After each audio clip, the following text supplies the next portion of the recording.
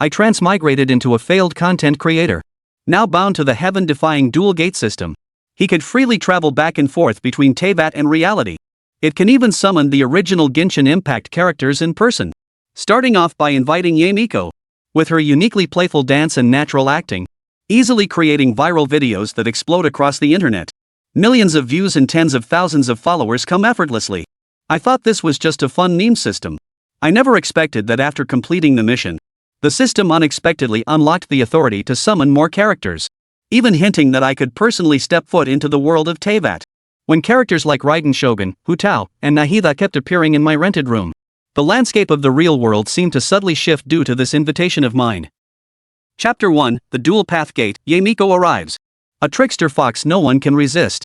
The four archons gather: the drunkard, the wanderer, the country bumpkin, and the little one. Let me have a taste of you all. Kyoto, inside a rented apartment. Wang Li picked up his phone and opened a video on Bilibili. In the scene, Yae Miko holds a tricolored dango, sneering mischievously as she attempts to seduce Raiden. A well-fed Raiden was found by the returning traveler, and comparing the images left her questioning her entire existence. Finally, all that remained was how cute.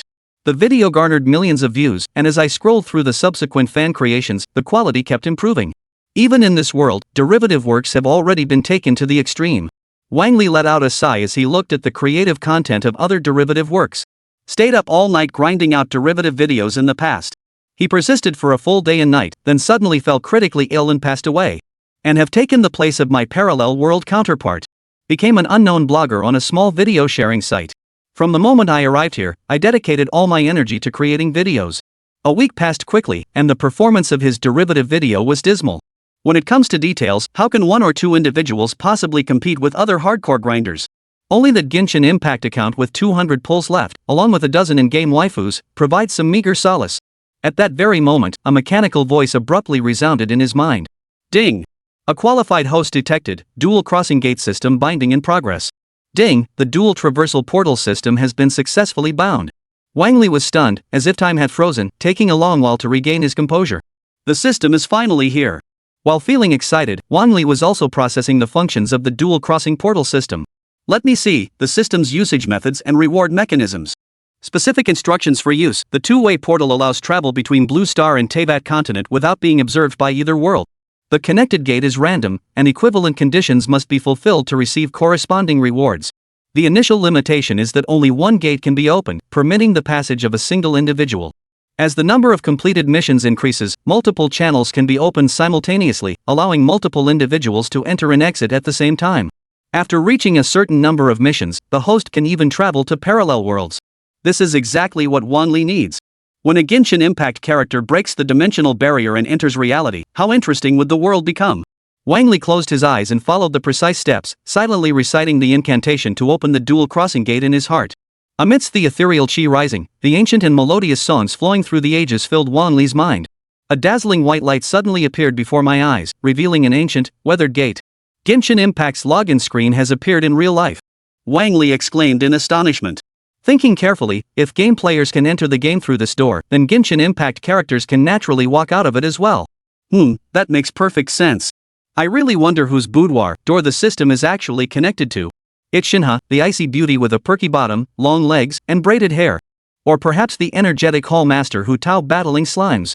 Or the adorable little white-haired loli, the Dendro Archon Nahida, who's about to make her appearance. Meanwhile, on the continent of Teyvat, Inazuma, Grand Narukami Shrine. Cherry blossoms fluttered down, drifting with the breeze onto the smooth, silken fragrance of her shoulders. The stunningly beautiful pink-haired shrine maiden turned her head and blew a gentle breath, causing flower petals to lightly fall upon the ground. Descending from the sacrificial stage, the shrine maidens worshipfully trotted forward, reporting the recent happenings at the shrine over the past few days. Her slender legs carried her forward as she greeted each shrine maiden with a gentle, radiant smile. His mind was preoccupied with how to deal with the impending crisis in Inazuma. The Fatui colluded with the three commissions to persuade the Raiden Shogun to issue the Vision Hunt Decree. Due to the Vision Hunt Decree, the conflict between Sangonomiya and Inazuma has escalated dramatically. The situation in Inazuma remains enigmatic, with relations with many factions growing increasingly tense. Being able to leisurely hold sacrificial activities has become a luxury. Walking along the quiet little path, wondering what interesting things might happen today. Suddenly, a mysterious golden light emerged from the mountain, transforming into an eternal white gate. Who put this here? The sudden appearance of the gate filled Yae Miko with curiosity and delight. Since gaining her strength, there had long been no historic site left that she hadn't visited. Only the power cast into the river of time by deities could possibly form such a gate. This couldn't possibly be a trap set by the fatuous Yae Miko is fully aware of all their movements. A glint of sharp light flashed in his eyes as he extended his jade-white fingers and pushed open the great door before him. Just push it open and you'll know.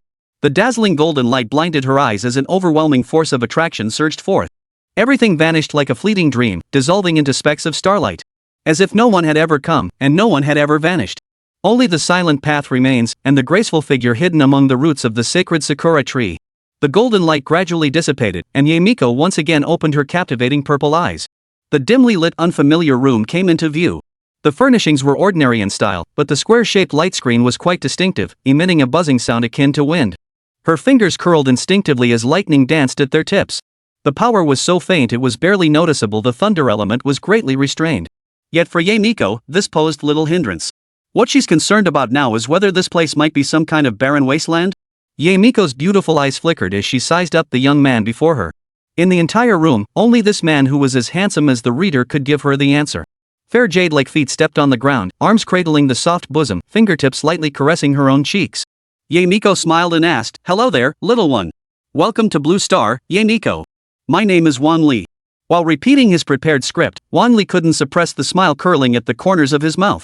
As a character transitioning from the virtual to the real world, Yae Miko represents high popularity and massive click-through rates. No matter what other characters do, Yae Miko remains ever present in fan creations.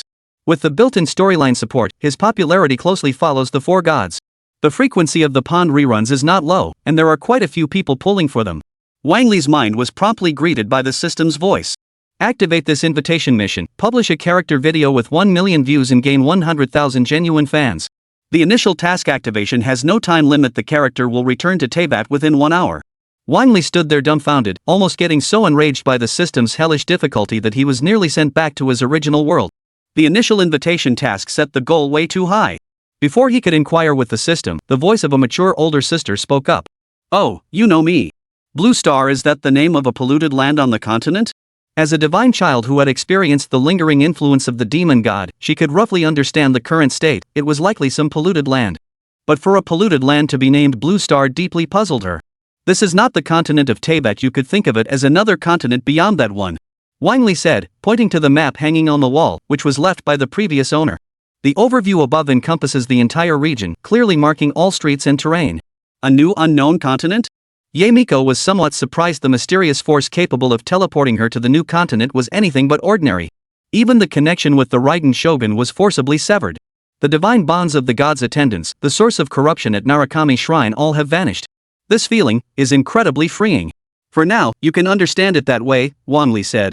Yae Miko stepped forward slowly, her fingers lightly gliding across Wang Li's cheek. "Since you were the one who invited me here, you must know how I can return, right?" Chapter 2, Let's make a mutually beneficial exchange. Feeling the divine child's hand on his cheek, Wang Li couldn't help but tense up. After steadying himself, he replied, "Of course, you can return anytime if you wish." Hearing that confident and sincere voice, a faint smile appeared on Yae Miko's face. This made her feel even less need to hurry. Looking carefully, there were many sketches and drawings on the surrounding wallpaper, including some of myself. No wonder you could call out my name right from the start. There are even pictures of General Darren wearing a strange bodycon skirt. The general's illustrations are absolutely amazing. Do you have more with different outfits? I really love them. Yae Miko gently stroked the phone screen, trying to memorize every detail of the sketchbook in her heart. After returning, I'll have the Shogun try it on. Me too. There are many more here. When it came to Raiden Shogun, Wang Li instantly became excited. No one adored Raiden Shogun more than him. Maid outfits, slip dresses, widow's pencil skirts, black bikinis, everything you could want. Yae Miko took the thin, lightweight black brick with touch controls from Wang Li's hands. Attracted by all kinds of Raiden Shoguns above, there are simply too many. Her beautiful eyes grew increasingly bright, as if shimmering with a faint glow. So excited, I can't wait to see the Raiden Shogun like this. Do you have such clothes? I really need them. A soft, mature woman's voice, carrying a warm breath, whispered next to Wang Li's ear. The scent of cherry blossoms almost overwhelmed Wang Li. Stay calm, maintain your composure in such a situation. Yes, but we need your measurements, and it must be custom-made. Standard-sized clothes won't fit you properly, General. As he spoke, Wang Li searched through the most detailed encyclopedia to find the exact measurements. Yae Miko idly played with her hair ribbon, her eyes fixed on the phone Wang Li was operating. Wait a minute. A sharp reprimand made Wang Li's body tremble. Before he could react, Yae Miko's delicate and graceful figure had already pressed close, her skin intimately touching Wang Li's body. She focused her gaze entirely on the description of the Raiden Shogun before her eyes. The information is incredibly detailed, even more thorough than the plan I prepared. This is called a smartphone, sharing most of the world's information, with the Raiden Shogun's data being just one part of it, Wang Li explained earnestly. The purpose of locating photos related to the Raiden Shogun was also to make Yae Miko lower her guard. But now the issue is how to get Yae Miko's consent to film a video. And to have her fully cooperate with all her heart, creating a phenomenal masterpiece with genuine dedication. At this very moment, Wang Li came up with an idea. Perhaps through the exchange of information, Yae Miko could be persuaded to cooperate. In Yae Miko's mind, if you want to understand me, trade it with your own secrets. This is the most fundamental principle of all things. With the story of her and the Raiden Shogun as a bargaining chip plus a dash of interest, Yae Miko would likely agree. Wang Li said earnestly, if you want to know Inazuma's future, you'll have to trade yourself for it. As the ever-changing mischievous fox, Yae Miko has long mastered the art of manipulating the emotions of those around her to perfection. Yae Miko said with alluring charm, it sounds like you're more interested in seeing me dressed as a shrine maiden. At this moment, Wang Li's mind was filled with images of Yae Miko, but his reason told him he absolutely must not yield. I'll first show you your entire future in detail, then we'll make the deal. In the near future, the traveler meets Yae Miko for the first time regarding the Vision Hunt decree. And Yae Miko had already sensed the presence of someone from another world the moment she arrived. Next, it was the traveler who was struck down under the demonic grudge within the delusion factory. Before falling unconscious, Yae Miko stood before the traveler, facing the divine-made harbinger Scaramouche. In exchange for the traveler's life, Miko offered the Electro Archon's Gnosis. To meet the general who was resting, the traveler went to the Grand Narukami Shrine and sought help from Yae Miko. Regarding the storyline of the Raiden Shogun, Wang Li didn't say much. The truly detailed information was something he no longer remembered, as it belonged to stories from several versions ago. Yae Miko's beautiful eyes flickered with mischief as she mulled over the recent turn of events. The little fellow now has a clear understanding of his future preparations. That is to say, I will arrange for a traveler in the future to clean up all the problems hidden in Inazuma. That's right, Wang Li said. The issues in Inazuma were deeply rooted, and the accumulated conflicts among its people couldn't be easily resolved. This kind of accumulation will lead to trouble sooner or later. It could have been regulated, but the Raiden Shogun and the puppet's indulgence left no outlet for the contradictions. In the end, all of this will backfire on the Raiden Shogun. Yae Miko carefully pondered and realized this was indeed her style. The best way to break this cycle is to introduce another controllable force to change everything. And Yae Miko wouldn't make unnecessary changes, just give it a push and remove the tumor once and for all. This way, we can easily achieve a peaceful and stable Inazuma. It's simply the most ideal outcome one could hope for. Wang Li spoke until his mouth was dry, then took out his phone. Record the 4K game storyline from Bilibili and play it for Yae Miko to watch. Brother Ring wields an ordinary sword, resonating with the local statue of the Thunder God, and gains the power of Electro. The plot gradually unfolds until the first confrontation with the Raiden Shogun, when that milky sweet strike comes down. The traveler was no match for the buff-enhanced Shogun and ultimately met defeat. The video ends here. Subsequent content requires segmented clicks to proceed. However, Wang Li wasn't in a hurry to click further. Instead, he turned to Yae Miko, quietly awaiting her response. All matters in this world require mutual benefit. State what you wish to exchange. A smile appeared on Yae Miko's face, satisfied with the current outcome while eagerly anticipating the next piece of news. So, as an exchange, it's time to offer something in return. Actually, it's quite simple. I just want to ask Miko to film a few videos. Yae Miko, with a smile, asked, film videos? Wang Li rummaged through the nearby items and pulled out a Sony vlog camera. This moving image can be preserved, Wang Li added in explanation. Having reviewed the mission, Wang Li had already devised the filming plan for the next steps. First, prepare some simple videos, just very basic waist-twisting movements. As the foundational video for initial fan accumulation, it doesn't need to be made exceptionally well.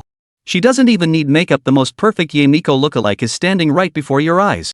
There's no need for filters or beauty effects, they'd only ruin Yae Miko's natural facial features. Wang Li also learned photography from friends and became familiar with many subtle posing techniques. Use reasonable poses to accentuate Yae Miko's slender and beautiful legs. All sorts of simple, twisting dances come naturally to the Grand Priestess. Yae Miko sways her slender waist, her shrine maiden outfit clinging to her hips as she moves to the music. Her alluring, voluptuous curves are outlined, leaving one utterly captivated. Then came the trending videos on Bilibili, where the fluctuations in views and duration were much more pronounced. Yae Miko's rosy lips took a bite of the Sakura mochi, revealing a delightful smile. I still want to see how the story unfolds. Without a phone, I can't keep up with the trends. Wang Li wasn't angered but instead pondered seriously, carefully weighing the pros and cons. If a certain view count is truly achieved, the incentive rewards obtained can be fully converted into cash. Just buy another one when the time comes, no big deal. Alright, I agree, but it must be done according to my requirements, Wang Li said. That's more like it, little one. Yae Miko's beautiful eyes narrowed slightly, her smile growing even more radiant, exuding a mature charm that made hearts flutter. Wang Li even felt tempted to provoke her anger, just to endure a kick from her bare feet. How exhilarating that would surely be. Chapter 3, I need that slick, sleazy feeling. I need that trashy, sleazy vibe. Wang Li declared as he launched into the final and most crucial video. Purity? Beauty? Those aren't the focus of fan creations. Yagaki Kimiko has to be trashy. Otherwise, it'd be utterly bland and wouldn't stand out on Bilibili. These were two different concepts. Short videos were all about being visually appealing, while Bilibili craved chaos. Two trashy elements combined unbeatable. Yagaki Kimiko doesn't want to be forced into marriage by that trash fox. Yagaki Kimiko reached out her delicate hand and picked up the phone from the table. Before even opening the video, she was already overjoyed. Even on this unknown continent, my popularity remains sky high. Lost in thought, Yagami Shizuko began to play with her phone, her beautiful eyes blinking rapidly. Of course, she was browsing the content Wang Li had searched up on that little station. Every single one was about Yagami Shizuku, each with at least hundreds of thousands of views. There are so many videos about me? Looks like I've come to the right place. Such an abundance of content related to herself was what truly satisfied her. Wang Li thought to himself, his tone calm. Here, you have a massive fanbase. Your popularity ranks among the highest of all characters on the Teyvat continent. Though this characterization leans a bit toward parody, amplifying Yagaki Shizuku's quirky charm. But this approach also made the character more vivid and relatable to everyday life, sparking greater interest in fan creations and naturally boosting her popularity. Coupled with the association with the Thunder God's followers, it further broadens the scope for creative content. While these videos look pretty good, if they happened to me, they wouldn't be very interesting. What do you think? Yagaki Shizuku glanced at Wang Li beside her. I think it's just playful banter about Shizuka. More fan-made content is exactly what brings characters to life. As he spoke, Wang Li pointed to videos featuring less popular characters in Genshin Impact. Whether in terms of combat strength or fan-made content quality, they pale in comparison to the four Archons and Yagaki Shinko. They were easily overlooked, losing the luster of Genshin characters. They gradually fade into obscurity, sometimes going long stretches without a single related video. Yagaki nodded with a smile. You have a point. Without their creations, where would all those interesting stories come from? Wang Li finally persuaded her to film this final video. She even agreed to fully cooperate, rather than just wiggling her hips like before. Getting Yagami to film a video was absolutely brilliant, for she possessed the ability to transform into countless forms. Transforming into the likeness of Raiden Shogun was effortless for her. When the real-life Raiden Shogun appeared before him, the impact on Wang Li was unprecedented. It was pure bliss for both fans. The subsequent dance routine was child's play for Yagaki. The ritual dances of a shrine maiden require precise control and years of training far more complex than these performances. A shrine maiden like her couldn't possibly survive at Narukami Shrine without some dance foundation. After watching just once, she rose to her feet, ready to try. As the music began, every movement hit the beat perfectly. Outstanding. First take. Wang Li was utterly stunned by Yagami Shizuku, who had nailed the perfect take after just 2 attempts. Moreover, the first run was merely for familiarization, while the second was the actual take. Her mastery of the dance was nothing short of extraordinary. Wang Li set down his camera and watched the playback with satisfaction. Yagami Mikoto crossed her arms with keen interest, watching the finished footage Wang Li had captured, her anticipation palpable. Although the absence of elements on Blue Star made it slightly challenging for one person to portray 2 roles. The final result, however, turned out far better than anticipated. Yae Miko transformed into the Thunder General, whimpering and pretending to cry. It was absolutely perfect. Combined with the pre-recorded footage, it seamlessly tied the entire story together. Someone bullied Raiden Shogun, prompting Yagaki Shizuka to step in and confront them. Turns out Raiden Shogun was the real jerk. He had a fixed price but tried to haggle with a dragon-slaying sword. After hesitating for a long time, she finally added an even more outrageous line. So, are you selling it? It unleashed all the humor it could possibly hold.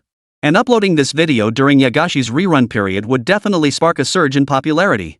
Well now, you can hand over that little thing called a phone to me. Yae Shizuku, seated at the bedside, inquired as she inched closer, her cherry blossom scent intoxicating. In exchange, Wang Li handed over the phone. Yae Shirko took the phone as she wished. What followed was the continuation of the story she had long anticipated. Who would resolve the crisis within Inazuma? Could the traveler's abilities truly stand against the Thunder God General? Under the Fool's Conspiracy, how would the Coral Palace resistance adapt? All these answers would be revealed through the reflective square tile in her hand. But before she could examine it closely, an ancient-looking gate slowly materialized. Is it time? Yagami also understood that the gate's appearance signaled her return to her original world. She had lingered too long on this unknown continent, it was time to stop playing around. Yet, her curiosity about the unfolding story made her reluctant to leave so soon. It felt just like when her favorite novel suddenly stopped updating, utterly agonizing. It is time to return, Wang Li reminded her again. The system had also issued a warning earlier, the time available each day to summon Genshin characters was limited. She must return to her original world and wait until the next day for the cooldown period to end before she could summon again. Alright. I'll head back for now. I'll study this prophecy more carefully later, see if it's really as miraculous as they say. Yagaki Shinko couldn't tear herself away from the phone in her hands. The information stored within held immense importance to her. The threats posed by the Fool's Conspiracy could be minimized as much as possible. Finally, there was the blonde traveler from a distant land. Having completed so many tasks in Inazuma, could she unlock even more potential? If she could mold him to her will, the filth in Inazuma would diminish. More importantly, this would make things even more fun. As for that rebellious stray, let's give him the divine heart for now. It's useless anyway. The divine heart is merely a tool. Having him take it is far more reassuring than letting someone else get their hands on it. For the traveler to confront Sanbin, they must possess not only sufficient strength but also a cautious heart. Rogue has endured immense suffering, lowering his moral threshold far below that of ordinary people. His most dangerous trait is his cunning and ruthlessness. Most people wouldn't stand a chance against him. However, the information from my phone supplemented the plan, allowing me to make the arrangements more perfect. More importantly, it contained pictures of the Thunder God wearing various outfits. Once I return, I'll show these pictures to the general. She'll be thrilled, I'm sure. Chapter 4, Kikohana's shock, I've become a stand. Shortly after Yagashi left, Wang Li began importing the video footage. Though there were only 2 videos and a dozen photos, the editing process took quite some time. Post-production proved far more challenging than anticipated. Every subtitle and background music choice required careful consideration. By the time everything was finalized, over half an hour had passed. Thankfully, I didn't need to add filters or special effects that would have wasted even more time. When it came to the crucial task of naming the project, Wang Li hit a snag. In today's fast-paced world, whether it's news or videos, the most important thing is a catchy headline. One that makes people click without thinking, guaranteeing views regardless of the content. Coming up with names is the most agonizing task, even more so than shooting and editing videos. At least with Bilibili videos, the footage comes from Bilibili itself. If it works, it works. My unlucky sisters, Yagaki Kamiko Raiden Shogun. This is a fan-made intro video from Bilibili, and Wang Li's task is to bring this video to life. Once created, adding a live-action version would make it even more compelling. As for the remaining footage of Yagaki dancing and photos, Wang Li will composite them into a single video for release. As for the title, no way, Yagaki Kami can't even take you down? Following trending titles ensures it won't flop like previous attempts. Moreover, the carefully selected cover art is so stunning that even casual viewers will be compelled to click in. Both videos were quickly uploaded to Bilibili, enduring the rigorous test of the platform's algorithm. Meanwhile, Wang Li had already prepared the short videos for the platform, making minor adjustments. Still 2 videos, but stripped of all narrative, just images and dance clips. He also shortened their duration to suit the fast-paced nature of short-form video consumption. Shortly after submission, all videos passed review and entered the recommendation phase.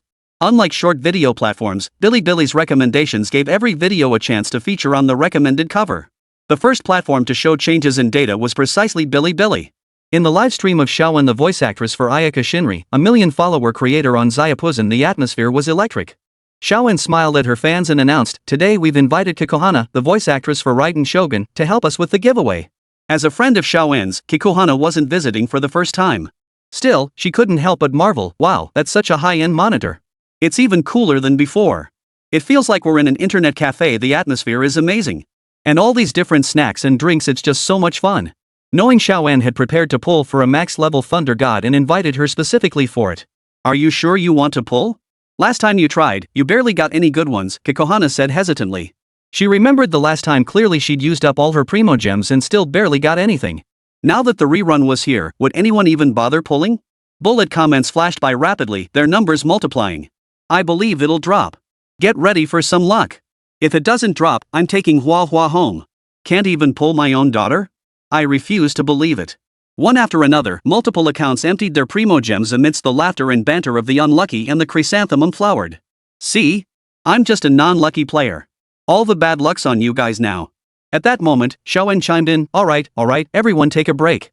If you want to see anything, just say so. The bullet comments flew again, all about Thunder General fan creations after all, this was his special event. Xiaowen also wanted to watch some fan-made videos to kill time. Alright, let's watch the fan creations. The game screen faded out, instantly switching to Bilibili, where he searched for Raiden Shogun. The overall rankings featured numerous outstanding fan creations. Xiaowen clicked on one of them. The title read, My Unlucky Sisters, Yagaki Shinko Raiden Shogun. This one feels promising. The title has that certain something. It just updated a few minutes ago and already has 5,000 views. The quality should be solid. But the cover looks pretty good. Let's click in and check it out. Holy crap, this cover looks exactly like the game character. The fans in the livestream had a point, at least the quality wouldn't be low. Xiaowen also loved eye candy, and the vibe she got from the cover featuring Yagaki Shinko and Raiden Shogun, well, how to put it? The one in the video wasn't exactly like them, it was identical. The elegant Raiden Shogun hung her head dejectedly, tears welling in her eyes. Spotting Yagaki Shizuko approaching, she excitedly pointed beside her. She's the one who insulted me. As the owner, Yae Kagura steps forward with hands on hips, her tone firm. But the truth was quite the opposite. After a long, awkward hesitation, Yagaki finally smiled and spoke. Did you sell it? The intriguing creation and Raiden Shogun's appearance instantly brightened the mood for the previously heartbroken little N. Holy crap, Raiden-sama! Did you guys see that? Upon seeing it, Kikohana also let out a surprised, questioning exclamation. Ha! Is that me? Then who am I? Where am I? Xiaowen chuckled, the voices are identical. Oh no, you've been replaced. As a professional voice actor, Xiaowen was highly sensitive to vocal changes. The moment it played, she recognized both voices perfectly matching the original voice actors. It felt as though they had truly traveled from Teyvat to film this video. The bullet comments exploded in a wave of excitement. Yagaki Shinko was one thing, but even Raiden Shogun sounded so uncannily similar. Who could resist that? I'm gonna loop this at least 100 times. This is too good. My bro's already foaming at the mouth. This general is kinda weak. One punch from me and she'd just kneel beside me, crying don't kill me. I wanna be slashed to a milk-scented slash. Reading the fans' comments, Kikohana also demanded to hear it again. She even mimicked the lines perfectly, it was uncannily spot on. I don't remember doing any voice acting? Kikohana muttered under her breath. She was plunged into self-doubt after all, the voice was identical. But Kikohana had absolutely no recollection of ever doing voice acting for anyone. I must be mistaken, but what about the money from the PY transaction? Teacher Juhuahua, don't do this. Don't do this. The dramatic effect was off the charts, even the person involved started doubting her own memory. Xiaowen quickly took over the livestream, pushing through the remaining segments instead of just watching the video. But now, every single viewer was begging for a replay. She felt helpless too, clicking the video to watch it again. The more she watched, the more she loved it. Honestly, it was absolutely delightful. If only I could cosplay like that and have the exact same voice. She absolutely loved it. She clicked into the comments below the video, dying to see what others thought. Gothic style, can we get a gift pack of her expressions? Dun Xiong S, did she use the price of a single stroke from Wuxian? Dumb bag with no bag on head, I'll sell. I'll sell. Only 2 left. Can't make more, but I'll give them both to you. Everyone's minds are blown. Making it into an emoji is understandable, it's hilarious. But that selling 2 thing, did you just naturally have 2? I thought I was already pretty dirty, but the comments are dirtier than me. Fine, give me 2 to try. Xiaowen hurriedly stopped him, can we even broadcast this? We'll get banned. Chapter 5, no way, even Yagashi Kami's here and still can't take you down. Faced with fans' enthusiasm, Xiaowen dug through past works and found a unique video. A graceful pink-haired woman danced elegantly to light, spirited music. As she spun, she turned her head with a radiant smile, exuding an enchanting charm that felt like Yae Miko herself had descended. The scene left her gasping in awe. Kikohana was equally stunned. She understood fan-made Genshin videos, as they used 3D models for the movements. But the Yagaki Shizuko before her eyes was clearly not a model, it was a real person dancing. The bullet comments were already filled with awe, flooding the screen with praise. Truly, a smile that captivates 100 charms, this is the goddess of my dreams. No way, from this moment on, I'm Yagaki Shinko's loyal dog. I'm starting to doubt if this is even a real person, it's just too perfect. Thought it was clickbait, but the blogger's legit. Typing with both hands to prove my innocence. I just compared it to the official PV video, and aside from some background differences, the entire outfit is spot on. The characters' costumes and movements are so faithfully reproduced that they look like real people. It's so uncannily lifelike, comparable to that 3D Tifa render we saw before. Xiaowen said earnestly, if this video doesn't go viral, I think everyone involved shares the responsibility. The account named Yagami Shinko Honko suddenly saw its follower count skyrocket. In just over 10 minutes, the video's view count skyrocketed from a few thousand to 100,000. Bilibili noticed this trend and manually increased its recommendation frequency. More and more people watched, and the numbers kept climbing. Seriously? Even Yagami-sama's personal appearance couldn't take you down? Viewership climbed steadily. As a seasoned secondary creator, Wang Li didn't pay much attention to the video's performance. Right now, he was at KFC with friends, chugging Coke and gobbling chicken wings, one bite after another. Others wondered why they were eating so enthusiastically. Turns out it was Crazy Thursday. "This is so good, thanks a lot," Wang Li said, his mouth dripping with grease. Zhang Jian rolled his eyes, nearly punching his buddy. This guy was such a show-off. "I'll definitely make a video later called, next time, remember to tip me 50 and fill my belly. Cut it out, like I'm guilty of something. Just eat your food." As they chatted, a new video refreshed on their phones and started playing. "Check this out. AI tech has gotten this advanced lately? It looks so real." Wang Li recognized the voice. He turned his head and froze in place. This was the very video he had posted, and it had already been recommended to his brother. It's already gone viral? 990,000 views? How long has it been up? Like 5 hours. Wang Li frantically pulled out his phone to check the back-end data. The Resentful Sisters video had 870,000 views, just shy of your 999,000, and the follower count had reached 137,000. From just me at the start to 137,000 followers now. It only took 5 hours. At this viewing rate, only million-up creators could achieve this. Wang Li could only attribute all this to Yae Miko. After all, without her, forget about a million views or tens of thousands of followers. How much longer he could keep this up was still a question. He glanced at his private messages again. All sorts of people were reaching out to Yagaki Shizuku, expressing their admiration for her. Some asked if they could see behind-the-scenes footage or get a glimpse of her daily life. Others were more direct, hoping to buy her used stockings and shoes. Please don't wash them. Damn it, elemental power, Yae Miko's used stockings? Nope. But hairy dudes' used socks? Plenty of those.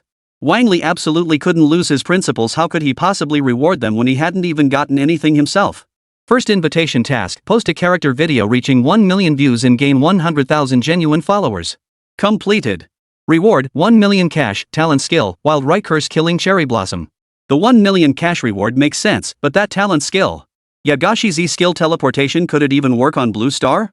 Yet Yagami Shizuku had once stated that Blue Star was a land depleted in decaytive elements. Wang Li was deeply skeptical.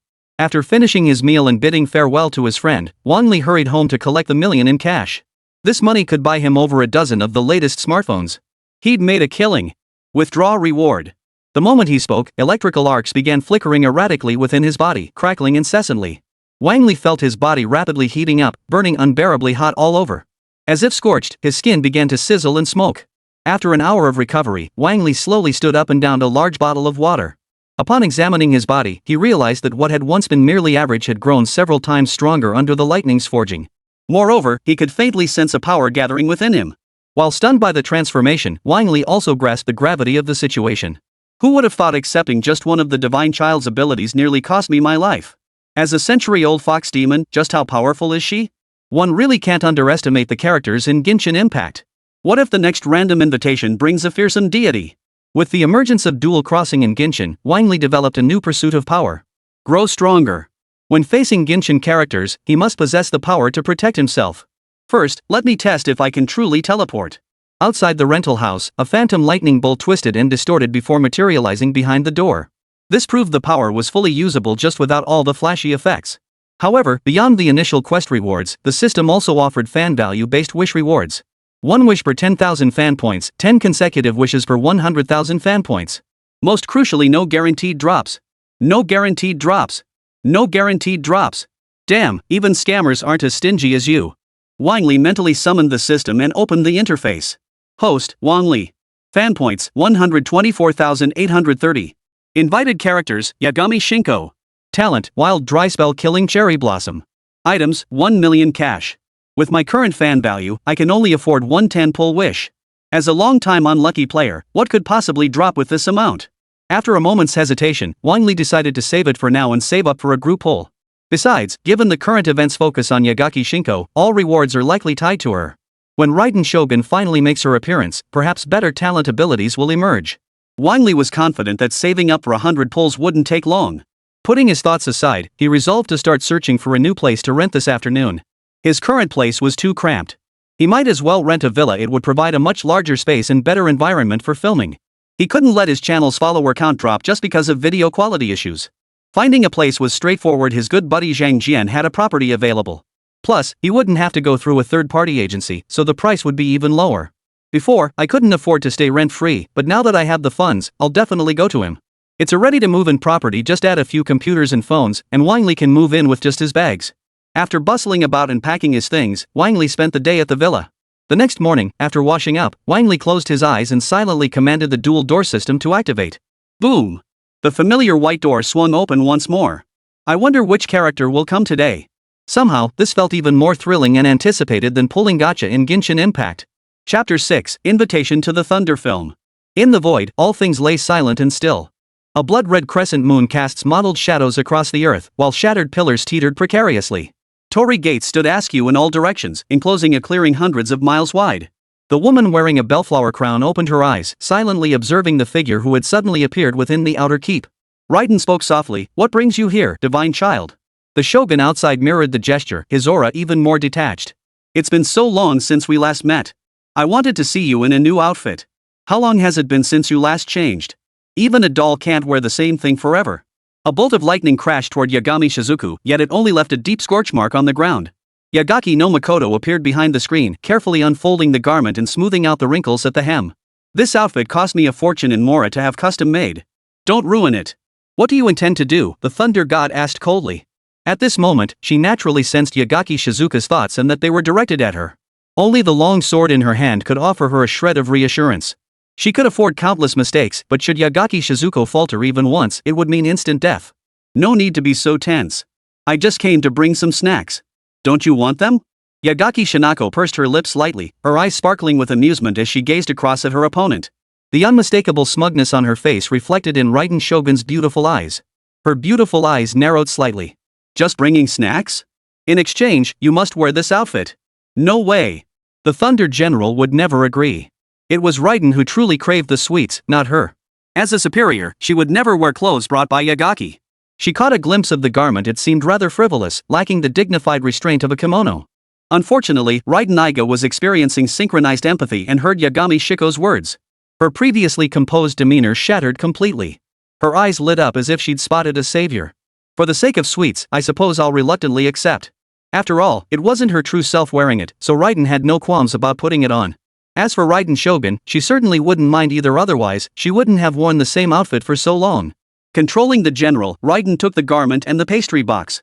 Moments later, Lei Dianying emerged, wearing a ribbon-trimmed skirt, her expression one of profound shock.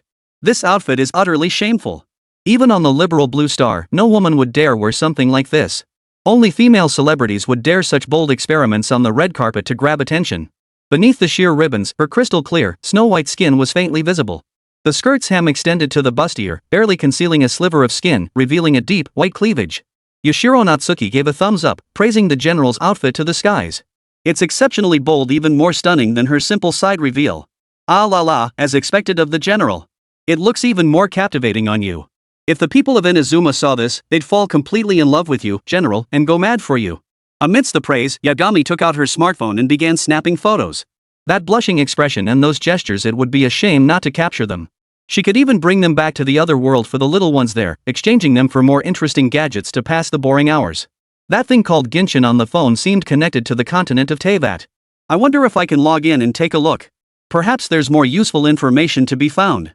After Yagaki left the castle tower with a cheerful smile, the thunderous roar in Inazuma's sky never ceased. Only after indulging in delicious sweets did the thunderstorm finally cease its fury. Indeed, only sweets could soothe her spirit. Before the void, a white gate abruptly materialized. Accompanied by an eternal, dazzling radiance, it illuminated Raiden Shoki's vision. Is this the power of heaven's will? Though Lei Yingfilm was ancient in years, she was remarkably young compared to other deities. He had never truly ascended to the Sky Island to witness the true heavenly principle. He could only roughly surmise from this power that it represented the unchanging eternity. The gate slowly opened, and with a pulling force, it surged toward Lei Yingjie. For such a force, Lei Yingfilm easily suppressed it, causing no effect whatsoever. After careful consideration, Lei Yingfilm decided to enter and explore, seeking the possible presence of eternity. The white light gradually faded, and Lei Dianying could now clearly see his surroundings. It was ordinary. Not remotely connected to eternity. In fact, everything felt brand new. So new that even she wondered, had she come to the wrong place? Before her stood only a young boy, staring blankly at her. Lei Dianying said, "I thought this was the end of eternity, but judging by your surprised look, it definitely isn't." Wang Li nodded blankly and replied, "This isn't the Teyvat continent, it's Blue Star. You can think of it as another continent." "I see. Looking at the objects arranged around us, they do seem completely different from what I remember." Lei Dianying ran her fingers over the table and chairs. The convenience brought by industrial technology felt novel to her. After observing for a moment, Lei Dianying noticed the breakfast on the table, ham and avocado toast rolls. The rich aroma of avocado and cream made her reach out instinctively. The moment she took her first bite, Lei Dianying's delicate frame began to tremble slightly, a blissful smile spreading across her face. Her pink lips moved slightly as she savored the lingering creamy sweetness in her mouth. The filling of avocado and milk burst open, enveloping her pink tongue like a baptism. The aroma and sweetness filled her mouth. It was absolutely delicious. "This is my breakfast. Help yourself," Wang Li said politely. However, he was still surprised and delighted by Raiden's appearance. He had only just invited Yagami from Inazuma, and now he had successfully invited the Thunder God as well. Happiness came too suddenly, leaving him utterly unprepared. Immediately, the system's voice chimed in. Invitation quest activated. Establish close contact with the invited character in the designated environment and complete the comic convention participation task. Task duration, 30 days. The character will return to Teyvat within 1 day. Under the system prompt, Wang Li quickly regained his composure and swiftly shifted into action mode. He casually pulled out candies and lollipops from his pocket. Sweets were Raiden's weakness, using them as bait was the perfect approach. Delicious. This really cheered me up. Thank you. You're welcome. I've got plenty more if you'd like some. As he spoke, Wang Li produced another batch of sweets, their varied flavors catching her attention. Her divine composure allowed her to gather her thoughts before speaking. "You've done quite well. From now on, you're my personal chef. Royal chef." While it sounded impressive, for Wang Li it was merely an empty title. The real task he needed to accomplish might be too much for Lei Ying to handle. Wang Li carefully chose his words before whispering softly, "Could I receive some kind of reward? Like a hug, or maybe a dance?" Impudent brat. Chapter 7, The General's Wild Charge. A bolt of lightning crashed down, striking with lightning speed. All Wang Li could see was the blinding light, the terrifying threat growing ever larger. His brain buzzed, the world spinning until he could no longer tell which way was up. Instinctively, he activated his Divine Sun teleportation ability. After teleporting, Wang Li tripped over something beneath his feet, sending him crashing face first to the ground. Thud! His head and upper body didn't hurt too badly, as if he'd fallen onto something soft. The sensation was like a giant bouncy ball, comforting and sweet, with a milky fragrance. Wang Li froze in place, pinned beneath Lei Dianying, who was equally stunned. At first, she had only intended to show a little strength, to scare off the rude fellow before her. But the instant she released her elemental power just now, the strength within her body had weakened to its absolute limit, leaving her with barely a tenth of her original power. There was no elemental power on this blue star at all. She could even feel the elements slowly draining away, her ethereal form beginning to warp. To preserve her physical state, Lei Dianying had reined in her power the instant she unleashed it. As a result, she was caught off guard and couldn't react at all, her beautiful eyes filled with utter disbelief. "My apologies. That was rude." Wang Li's heart raced with panic. If it had started as a joke, it had now crossed the line. Mission completed, intimate contact with invited character. Acquired the heart of the thunder elemental god. The generous rewards made Wang Li momentarily forget he was still on Lei Dianying's body. Lei Dianying's beautiful eyes narrowed as she coldly demanded, "Get off me already. How much longer do you plan to stay?" Wang Li scrambled to find something to brace himself against, pushing himself up to escape the embrace of the bed. The moment he touched the dining table, the slippery fruit milk caused his body to lose control again, sending him tumbling back down. A pair of fair, jade-like hands caught him, preventing further embarrassment. "Phew, that scared me to death. I thought you were going to kill me." Without a moment's hesitation, Wang Li seized the initiative, turning the tables and leaving Lei Dianying speechless. "You mustn't use elements carelessly from now on. Elements don't exist on Blue Star. Such consumption is a burden on you too." As she spoke, a chess piece radiating thunderous energy appeared in her hand. "The heart of the gods?" Lei Dianying exclaimed in shock. Wang Li offered the divine heart to Lei Dianying with a hint of amusement. Truthfully, Wang Li wanted to keep it for himself. Possessing the heart of the gods meant having a stable source of power. The immense energy it provided was sufficient to handle most enemies on the Teyvat continent. By the time he arrived, he could likely master its power. But what if, upon reaching the world of Genshin, Tianli discovered it? The heart of the divine was a wellspring of power, but it was also an extremely conspicuous beacon. What might have gone undetected before would now draw Tianli's immediate attention. That would be the end of him. "Your elements seem unstable. Do you need it?" Lei Dianying didn't reply immediately, instead closing her beautiful eyes to sense the power. "No problem. My power is suppressed, but it doesn't affect normal movement. But skipping a step is absolutely impossible. That's the divine line. Then could you cook me a meal? Wang Li asked. Lei Dianying, what kind of dance do you want to watch? After rummaging through his phone for a moment, Wang Li found the most suitable video. General's Wild Collision. This one. Lei Dianying watched it carefully once, then shot Wang Li a suspicious look. Once filming wraps, I'll treat you to all the other worldly sweets you can eat, Wang Li offered temptingly. Lei Dianying, who had been slightly annoyed, immediately straightened her attitude. A smile graced his mature, icy beautiful face, and the watery glint in his stunning eyes seemed almost melting. Desserts. All the sweets I could eat? I love sweets the most. Filming videos had almost become a ritual for Wang Li whenever he invited a character. It was also for views and fan points, aiming to reach 100 wishes as soon as possible. Though Lei Ying isn't a professional dancer, she is a professional martial artist. Her movements possess undeniable beauty. After a few hiccups, it took over an hour to complete just 1 minute of footage. With that, Wang Li set down his latest Sony camera and breathed a long sigh of relief. The next task on the agenda was to complete the comic convention mission assigned by the system today. True to form, the system had tailored its suggestion to his needs. A Genshin Impact convention was currently underway in Kyoto. Without hesitation, Wang Li hailed a ride-hailing app and headed to the location marked on the map. Come on, I'll take you somewhere great. You might see plenty of people studying and imitating you. A good place? Imitate? Is there dessert? Probably, yeah. Wang Li wasn't entirely sure either. Lei Dianying nodded without objection. For the chance to eat delicious pastries, anything was worth it. Besides, people copying me just proves how awesome I am. Desserts from another world must be made so differently. I can't wait. Wang Li and Lei Dianying quickly boarded the car, one holding a camera, the other wearing a purple kimono. They immediately caught the driver's attention, a man in his 30s who knew his Genshin Impact and anime. You two are heading to the comic convention, right? The address is over there. Wang Li nodded. That's right. We're heading to the expo for some fun. We've got everything ready. The driver glanced at Lei Dian through the rearview mirror and exclaimed, he looks just like him. I thought you'd only see someone this similar to Raiden in short videos.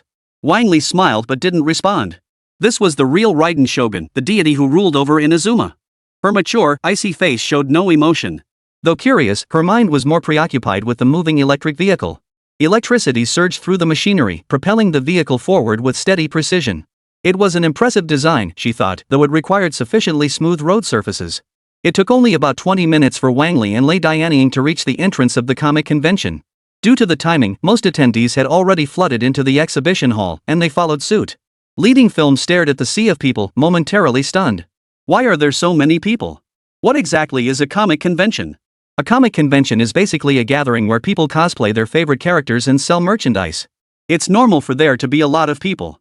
Amidst the crowd, scattered figures clad in purple appeared, startling Lei Dianying into taking 2 steps back. Is that me? And the divine child? In her eyes, several people dressed in identical clothes and hair accessories walked down the street. The feeling was strange, unlike anything she'd ever seen in Inazuma City before. Those are cosplayers, Wang Li explained. They mimic their favorite characters through similar outfits. I see, but they don't look much like the characters they're supposed to be. Just as Raiden had said, the cosplayer portraying Raiden didn't quite capture the essence. But that's just how enthusiasts roll. It's what they enjoy. They want to try becoming you, it's that simple. Lei Dianying observed the people around her, and they, in turn, observed her. A girl covered her mouth and gasped, oh my gosh, this cosplay of Raiden is spot on. Excuse me, may I take a photo? A photographer approached and asked. The man scrolling through videos watched the clip playing on his phone and declared with certainty. This looks like the guy from that Bilibili video interacting with the Yae Shinsher cosplayer. She looks like she stepped right out of the game. Lei Dianying felt the crowd around him growing denser, with someone even tugging at his clothes. Looking down, he saw a white-haired girl barely 1.4 meters tall, yet she felt strangely familiar. He whispered softly, little grass goddess? Chapter 8, The Temptation of Sweets. When you fall for someone at first sight, you tend to like them for a long time. At least for Little Rabbit Dumpling, the tall, handsome older sister before her was the one who made her heart skip a beat. She came to the comic convention today to take photos and gather material to post on Bilibili. Since the grass goddess Nashia was about to debut in Sumeru, she had specially cosplayed this Genshin Impact character today. At just 1.4 meters tall, she was the perfect legal age lowly. Cosplaying as the grass goddess couldn't be more perfect. So she deliberately prepared her grass goddess look and came to the convention to film videos. But she got separated from her friends. Being so petite, she could only drift along with the crowd. Drifting along, she ended up beside a cosplayer dressed as the Thunder Goddess. When she looked up, the stunningly beautiful face was also looking at her, and their eyes met. Hearing the name Grass God, Little Bunny was completely dumbfounded. Ah, right, are you cosplaying Raiden Shogun? Raiden studied Little Bunny closely. She still fell short of the real grass goddess. Cosplay? That sounded like, well, role-playing, I suppose. How should I explain this? Wang Li never mentioned it. Instinctively tugging at Wang Li's sleeve, Lei Dianying asked, how should I respond? Wang Li chuckled softly, of course you are. Don't you look just like him? That confident, proud look was practically bragging about himself. Xiaodu Tuanzi nodded earnestly. Even the voice sounds remarkably similar, almost like Lei Dianying himself. She was, of course, a devoted Genshin Impact player, otherwise she wouldn't be cosplaying. She had even drawn the Thunder God card, and the voice she heard matched the older sister before her perfectly. Can we add each other on social media? Maybe we can collaborate on videos together someday, she said. Wang Li immediately pulled out his prepared phone and handed it over. Sure thing. This is Wakewan. We can follow each other on Bilibili too. Little Bunny pulled out her phone in confusion and asked, but I want to follow this sister back. Wang Li, holding the latest model of the fruit phone, pointed at the kimono Lei Dianying was wearing and explained. There's no place to put my phone in the cosplay outfit, so I'm keeping it with me for now. She finally understood. Oh, I see. Well, okay then. Just then, the crowd grew larger and larger. It was the first time anyone had seen so many cool and distant-looking Laitian lookalikes gathered together. As time passed, the crowd grew denser and denser. Soon, there wasn't even enough space left to take photos. Everyone, please don't crowd together. Wang Li shouted helplessly. If you want to DM me, follow the official account for Raiden General on Bilibili. You can also send me your finished photos later. The crowd gradually dispersed, largely because the cosplayer portraying Raiden was too aloof. His icy expression seemed to say, don't even think about touching me, which finally dissuaded most people. Still, everyone knew exactly which creator to follow, Raiden Shogun's shadow. The most crucial part of any convention is its activities, and Kyoto's event was no exception, with extensive preparations made for gaming-related events. The objective was to complete convention tasks, whether that meant simply taking photos for check-ins or participating in the gaming activities. Wang Li wasn't sure which one it was, so he just completed all the tasks. But Lei Dianying's expression wasn't good, he even looked a bit angry. The enthusiasm around him seemed to have reached a breaking point. It's fine to be considerate of ordinary people, but don't crowd around her like this, chasing the spotlight with adoring stares. What she truly wanted to experience was the life of an ordinary person. Not this still high above everyone else, unable to see the masses clearly, just like before. Wang Li was sharp, of course, and immediately sensed something was wrong. Here's the phone I prepared for you. You can buy any sweets you want. Lei Dianying finally calmed down, focusing all her attention on the takeout menu. Tiramisu cake, strawberry bubble milk tea, cream puffs, blueberry tarts, each item appeared before her eyes. How do I use this? Lei Dianying asked. After Wang Li gave a brief explanation, Lei Dianying immediately placed her order, only satisfied after placing over a dozen orders. She ordered 4 portions of each item, with the delivery address set to her newly moved-in neighborhood. The orders would arrive shortly. Alright, now we need to complete the Comic Expo mission to earn this final reward. What do you need me to do? Lei asked again. Follow me. The crowd was too dense, and Wang Li feared Lei would get lost, so he reached out and took her delicate hand. In that moment, Lei felt her heartbeat suddenly quicken, a strange sensation washing over her. Now paired with Lei, Wang Li began working diligently on the convention game tasks. Who would have thought the general would join us? Please greet everyone. Host Mohan, dressed in a pink Lolita dress, asked with a smile. Hello everyone, I'm Lei Dianying, not General Lei Dian. Please don't confuse us, that would make me very sad. Lei Ying handled the conversation with ease, leaving Wang Li beside him stunned he was this close to cursing. I never expected even the voice to be so similar. I thought the real person was here in person, Mohan marveled. She then began explaining the tasks and rules for the convention game. Just as she was wrapping up, a mature female voice sounded from behind. Finally, I see you. My stand-in. Lei Ying instinctively turned her head. That voice and playful tone were all too familiar. But upon truly seeing the person, her bright eyes dimmed like a gloomy sky, losing all their light. Somehow you seem even more like General Raiden than in the videos. Juhuahua stepped forward and glanced up, catching Lei Ying looking down at her. Their gazes met, and the overwhelming sense of pressure sent a chill down Kikohana's spine. Is it really this big? I don't recall seeing it during the voice recording session. Hearing her words, Wang Li instantly realized who stood before him. The voice actress for Raiden Shogun True Shadow, known as Dirty Chrysanthemum. No wonder the voice sounded so familiar. From your tone, are you teacher Kikohana? Wang Li smiled as he stepped forward to greet her, casually shielding Raiden's body behind him to prevent any overreaction. Kikohana gave a subtle, faint smile and nodded in acknowledgement. Want to speedrun the game? I can help you clear it. But here's the thing, I'd like to take a photo with General Lightning. How about that as payment? Ah. Wang Li wasn't sure if the system required this process. He felt a bit conflicted. No problem. That's a fair trade. I'm happy to make that deal. Lei Dianying spoke up first, already secretly delighted inside. If he could finish the mission early, maybe he could enjoy dessert sooner. This isn't cheating, I just want to finish the mission sooner. Wang Li hadn't heard the system's response either, so he ultimately decided to set off with chrysanthemum flower to complete the mission. When Juhuahua spoke, she had a casual, neighborly charm, like an older sister next door. But sometimes, what she said was genuinely frustrating. Besides mimicking my voice, do you have any other tricks up your sleeve? Like, say, cooking noodles for me to eat? Hee. If a guy said that, it might be annoying. But coming from chrysanthemum flower, why, did it sound so smooth and effortless? It even feels perfectly reasonable, as if this is simply who chrysanthemum truly is. Lei movie, I've never imitated anyone. This is me. I am the thunder god. Wang Li immediately added, it's character immersion. You gotta bring something unique to a comic convention, right? Oh, I see. Let me try the sword. Fall down. Chapter 9, The Unthinkable Slash at the Comic Convention. As the event's invited guest, Chrysanthemum breezed through every challenge.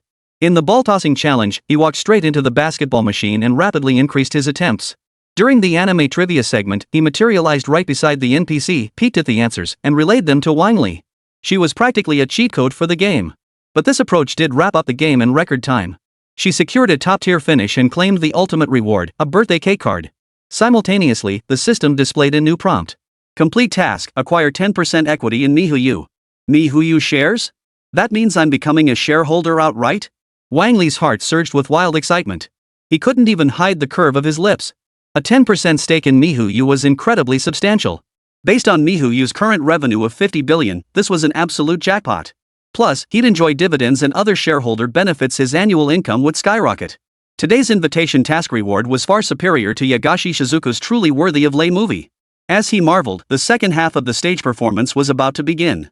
Got some time now? Can I invite you up on stage? Kikohana extended the invitation. On stage, will there be sweets? Lei Dianying inquired. Kikohana patted her chest. Of course there will be. After all, this is Mihu's anniversary celebration. The cake will make its grand entrance shortly. Alright, Lei Dianying agreed. What about your friend? Just then, Wang Li recovered from his excitement. Feeling cheerful, he readily agreed. This anniversary event was no small affair. Nearly 1,000 people were watching offline, and the online livestream had easily surpassed 10,000 viewers. As the invited guest, Chrysanthemum grabbed Lei Dianying's hand and hurried backstage to tell the event planner, Xiaoyuqing. Can we add one more person to the interactive segment later? As she spoke, Chrysanthemum Flower gestured toward the calm-faced Lei Dianying beside her. Look at this incredibly realistic cosplay. Adding him to the interactive segment would be absolutely hilarious. Xiaoyuqing was also pleasantly surprised by Lei Dianying's performance, which felt like a video game come to life, and she was thoroughly satisfied. This would make the interactive segment even more engaging. Enhanced program appeal meant increased viewership and attention, which would translate to higher future profits. Alright, I'll make the arrangements. Xiaoyuqing felt a surge of anticipation for the upcoming interactive segment. Before long, the cosplayer talent dance segment concluded. Next up was the highly anticipated voice actor stage interaction segment. Host Emo Han and Juhuahua stepped onto the stage, drawing the audience's collective gaze toward Emo Han. She felt quite confident about this. Her striking looks and today's dazzling Lolita dress were undeniably eye-catching. With a smile, she announced clearly, our special guest today is Ms. Juhuahua, the voice actress for Raiden Shogun. The previously calm atmosphere instantly erupted into fervor. The live stream viewership skyrocketed, hitting 100,000. They actually invited Juhuahua? I've seen her videos with Xiao and they're hilarious. That line, I can draw a sword from my chest, can you, is just too classic. Just then, Emo Han added, let's hear a few lines from our guest, Ms. Kikohana. Juhua cleared her throat and began, don't make me cook. I can handle anything, but cooking? I really can't do it. Mohan, having done his homework, immediately recognized the difference. Looks like Teacher Chrysanthemum is testing us, but I know that's Lei Movie's voice. Juhuahua nodded, microphone in hand. Exactly. Plus, I've got a surprise for everyone today. Oh, what could it be? Emo Han was genuinely curious. This segment had been added later, and she didn't know the specifics of the surprise either, only that it involved a special guest. It's something some of you have already seen, the original form of General Lei Dian. Wang Li watched Kikohana on stage and motioned for Lei Dianying to come up and assist with the performance. Looking worried, Wang Li said to Lei Dianying, just go up and listen to Chrysanthemum Flower. Remember not to make any excessive gestures. As he spoke, he slipped a few candies and a microphone into Lei Dianying's hands. This was to temporarily keep Lei Dianying occupied, as her craving for sweets was overwhelming. With confident, light steps, Lei Dianying stepped to the center of the stage before the crowd. "Say hello to everyone, my stand-in," invited Chrysanthemum Flower. Lei Dianying calmly surveyed the crowd, radiating an air of authority. Yet, there was also an approachable warmth about her. This was her greatest difference from Raiden General, serene yet not cold-hearted, aloof yet not arrogant. Lifting the microphone, she murmured softly, "Hello, everyone. I am Lei Dianying. Getting to know all of you is something I never imagined before." The entire livestream audience erupted in excitement. No wonder she lacked that queenly aura. Turns out it's Lei Dianying. Her voice sounds exactly like the voice actress for Kikohana. Oh no, I'm hooked. Who can give me this cosplayer's WeChat ID? The already rapidly growing livestream audience exploded to 300,000 with Lei Dianying's appearance. With 300,000 concurrent viewers, even Bilibili pushed notifications. Juhuahua immediately launched into an interactive segment, reenacting the battle scene between Raiden Shogun and Raiden movie from the storyline. Lei Dianying froze. When had he ever fought a puppet? Unfamiliar with the lines, her interaction with Chrysanthemum Flower felt a bit forced, and the atmosphere didn't heat up as expected. Kikohana resorted to small talk. "Can you pull the sword from your chest? Show us a sword drawing pose." Ta-da-da-dee. Lei Ying halted in her tracks, a flicker of hesitation flickering across her otherwise expressionless face. In the end, she decided to show off a bit she couldn't very well back out now. Losing the delicious cake over this was absolutely out of the question for Lei Ying. "I am Ying. I do not possess the ability to draw a sword from my chest. However, I can attempt to summon it." As she extended her hand, a dazzling bolt of lightning erupted, enveloping Lei Yingming with an unflinching gaze. Thunder elements surged, and a blade born of lightning materialized out of thin air. The clear sky abruptly darkened, swirling with ominous black clouds. Everyone froze, momentarily dazed. Wang Li felt his scalp tingle with fear. Oh no, this time I've really messed up. Just moments ago, I was relieved that Lei Dianying couldn't draw his sword. How did he summon it now? What happened to the power restriction? I didn't notice a thing. Wang Li was frantic, his mind racing in mere seconds before settling on a solution. This was the only way to mitigate the potential consequences. As everyone in the livestream room erupted with excitement and the live audience stared in stunned silence, Wang Li immediately grasped the heart of the thunder elemental god, pushing his teleportation ability to its absolute limit. In an instant, the lightning film on the stage vanished. As if she had never been there at all, she vanished from her spot. Chapter 10, Audience in Shock. Milky-scented one-hit wonder? What just happened? All the spectators present stared blankly at the stage.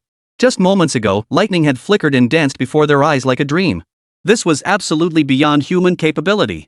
It was as if the thunder god himself had truly struck a blow right before their eyes. Though most of the scene was obscured by the lightning, it still left everyone utterly speechless. Element, that was so freaking cool. What kind of special effects could pull that off?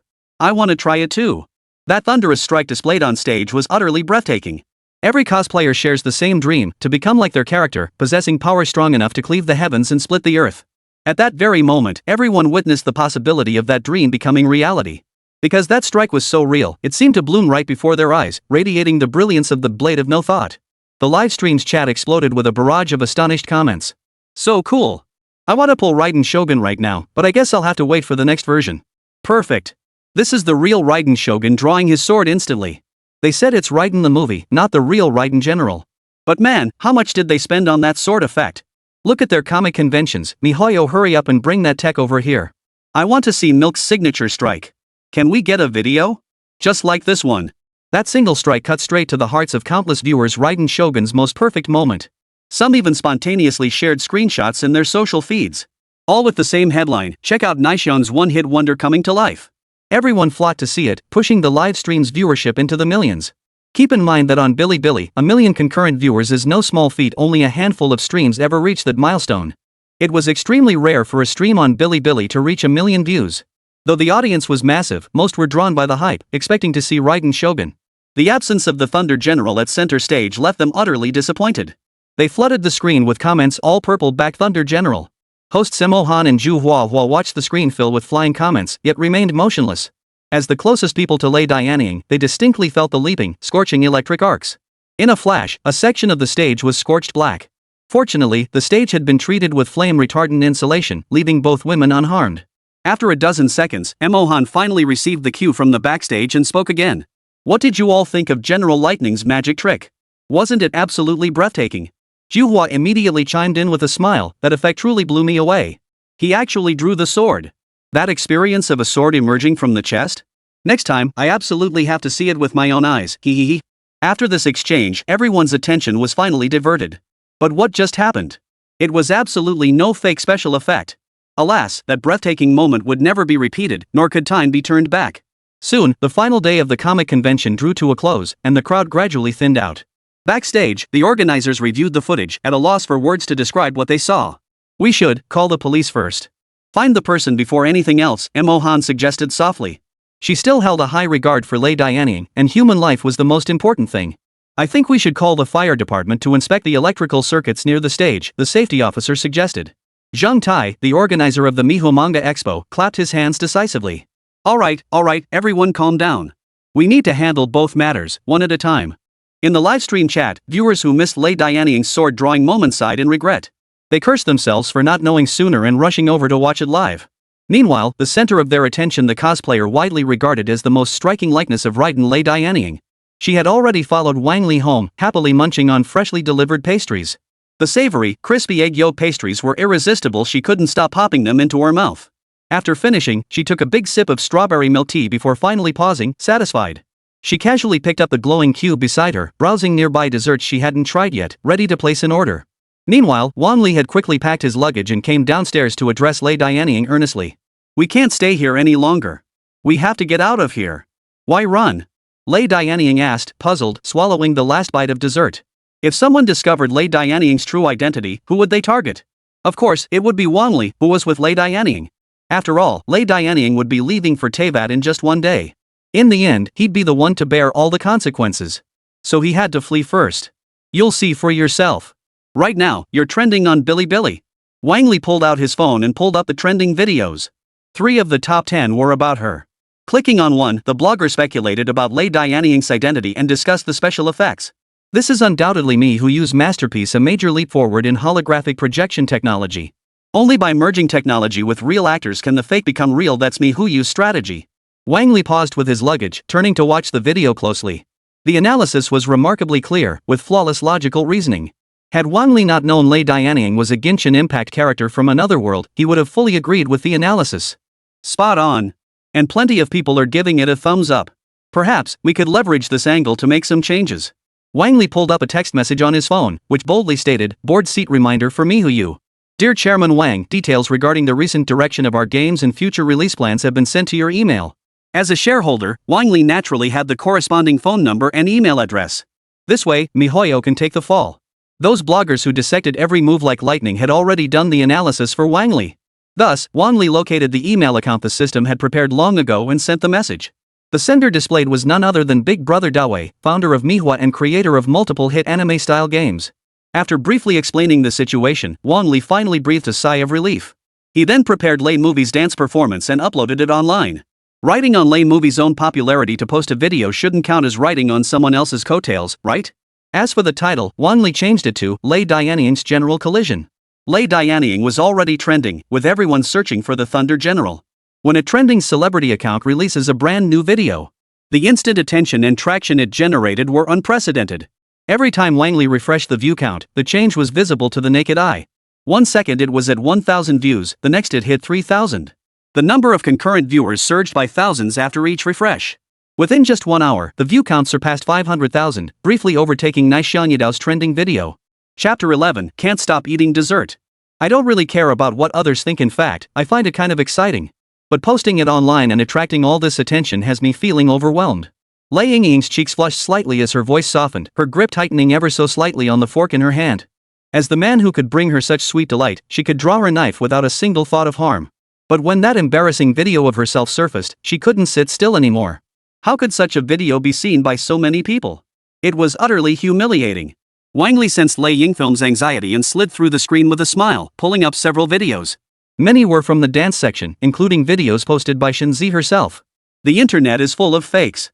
People just want to have fun. Don't worry too much. Taking the phone seriously and confirming it was Shenzi herself, Lei Dianying instinctively hit the triple tap. Because it was truly amazing. To her eyes, it felt like seeing a different side of Shenzi. Has Shenzi been here too? Wang Li nodded. Of course she has. This is Shenzi's dance video, along with others dancing. Looks like everyone needs to take this step to gain people's attention. Lei Dianying acknowledged Wang Li's approach, the blush fading from her face as her expression softened. She wasn't slow to accept new things. If posting dance videos was just an everyday occurrence, she could handle it.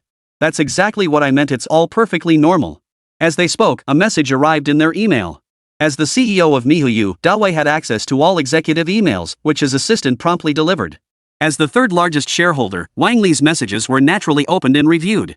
Dawei fell deep in thought before finally speaking up. Holographic projection, is that real? He had already heard about the sensational incident at the comic convention funded by Mihoyu. The special effects during the livestream and subsequent updates left brother Dawei utterly astonished. What kind of magic allowed the cosplayer on stage to actually draw the thunder blade? And then, after the performance, vanish right before everyone's eyes. It was more bizarre than any sci-fi movie. Before he could make a decision, he received an email from Wang Li, the third largest shareholder. It briefly explained that the commotion had been caused by him testing a brand new projection system. The fusion of reality and illusion achieved a perfect illusion. Dawei let out a long sigh of relief, finally putting the comic convention incident behind him. In that case, we'll wait until tomorrow to release an official clarification through our account. Although Genshin Impact had consistently maintained high popularity, this incident presented another opportunity for Mihoyo to attract a fresh wave of attention. With free publicity at hand, why rush to dampen the hype? Precisely because of this, Genshin Impact's popularity continued to surge that day, with related video views climbing accordingly. A blogger with the handle Raiden Shogun's Shadow became everyone's beacon of hope. Her videos bore the strongest resemblance to Raiden Shogun, and she was also the cosplayer who had interacted with Yagaki Shizuku. Comparing the footage, she was undoubtedly the cosplayer who unleashed blinding bolts of lightning. With just one video, her views surpassed 1 million, and her followers exceeded hundreds of thousands. Wang Li chuckled softly, holding the latest generation camera as he filmed Raiden eating sweets. Consider this the final reward for inviting her. Lei Dianying, however, remained utterly unfazed, completely immune to the camera's presence. It was just a motionless machine, while she only needed to keep eating sweets until she was satisfied.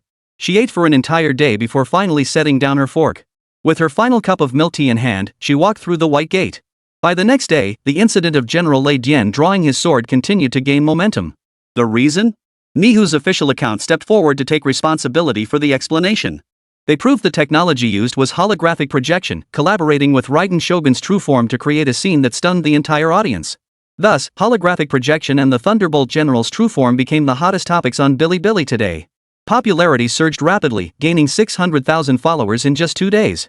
Even the number of followers for Yagaki Shizuku began to surge dramatically. In a remarkably short time, she gained nearly 300,000 new followers, and this was merely a secondary effect.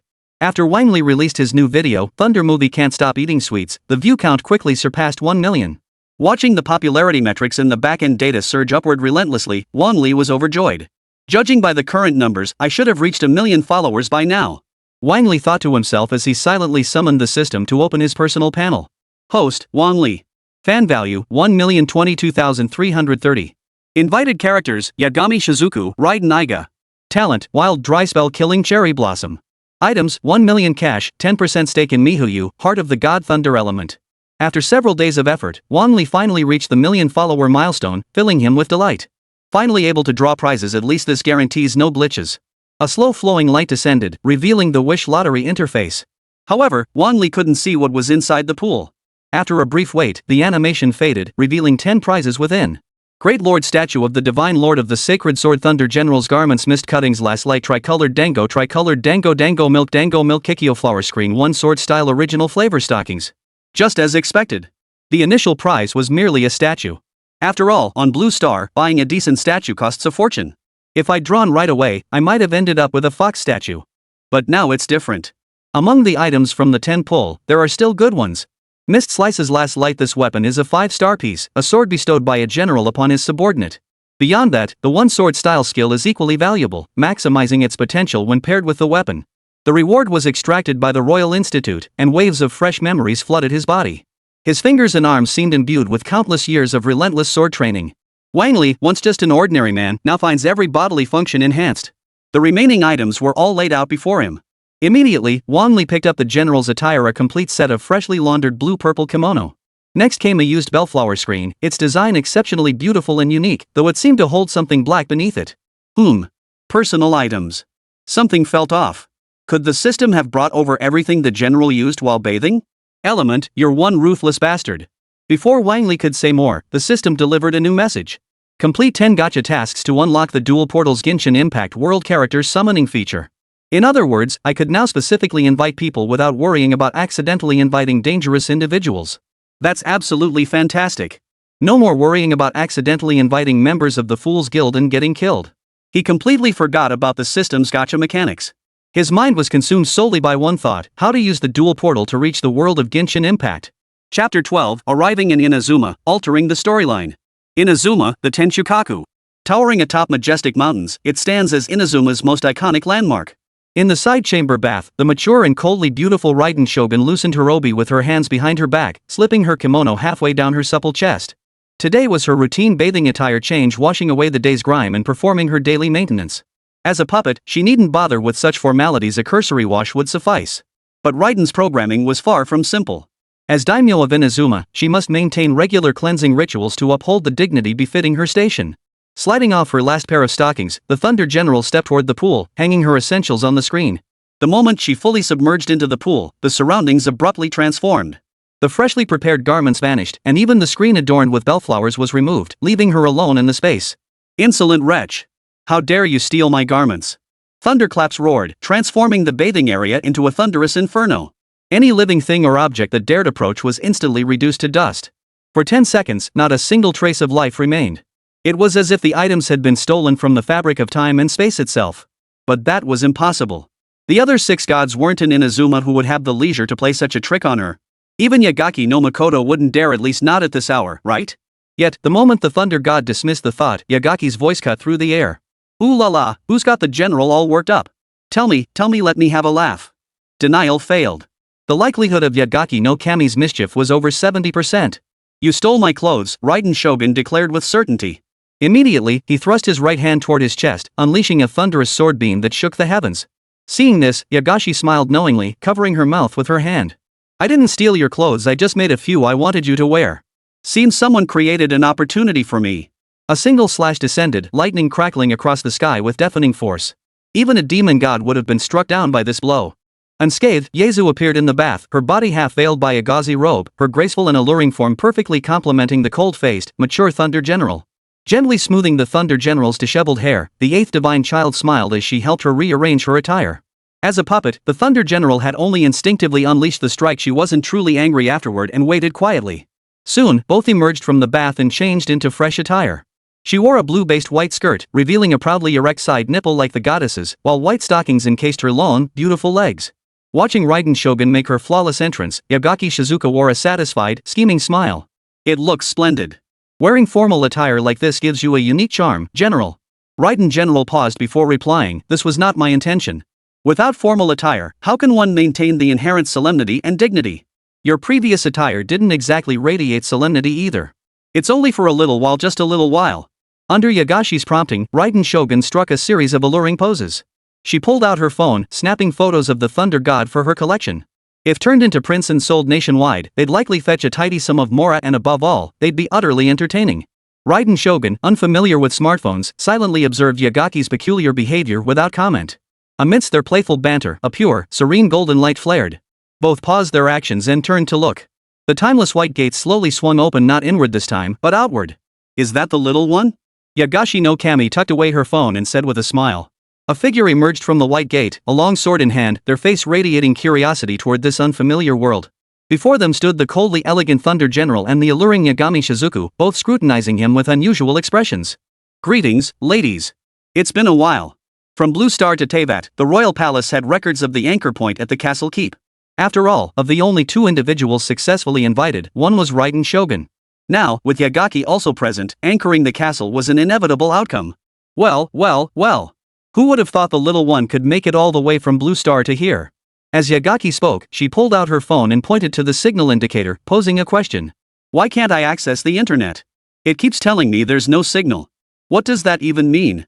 A phone without internet becomes rather useless. Wang Li nodded, understanding Yagaki's confusion.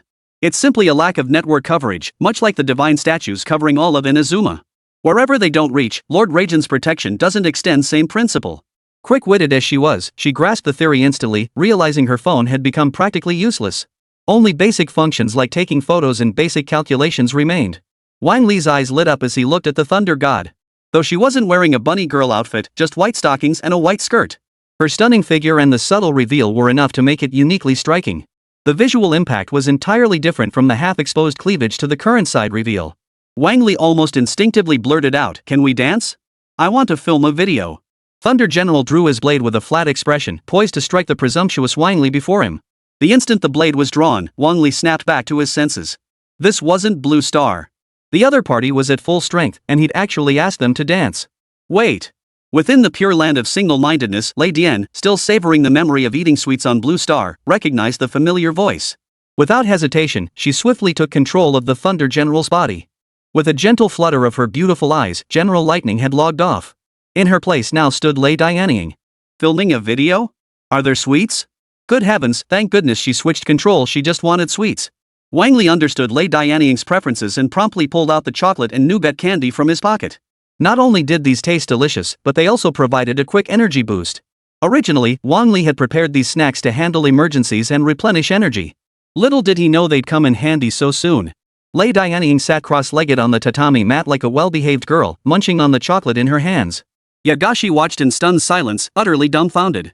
This was smoother sailing than when he trained her himself. Only after Wang Li finished filming did Yagaki take him away from the castle keep. "Did you come to Inazuma today just to shoot this video?" Wang Li put away his camera, capturing the surrounding scenery, and spoke leisurely. "Of course not. You should know better than I do what the real issues plaguing Inazuma are. Resolving those problems, stabilizing the people's hearts, and steering Inazuma back onto the right path, that is my true purpose." These words warmed Yagami's heart. They were precisely the goals she needed to achieve. It seemed he had come to help her accelerate this process. Besides, the Thunder General's divine heart is in my possession. If I don't resolve what needs resolving, the original trajectory will collapse.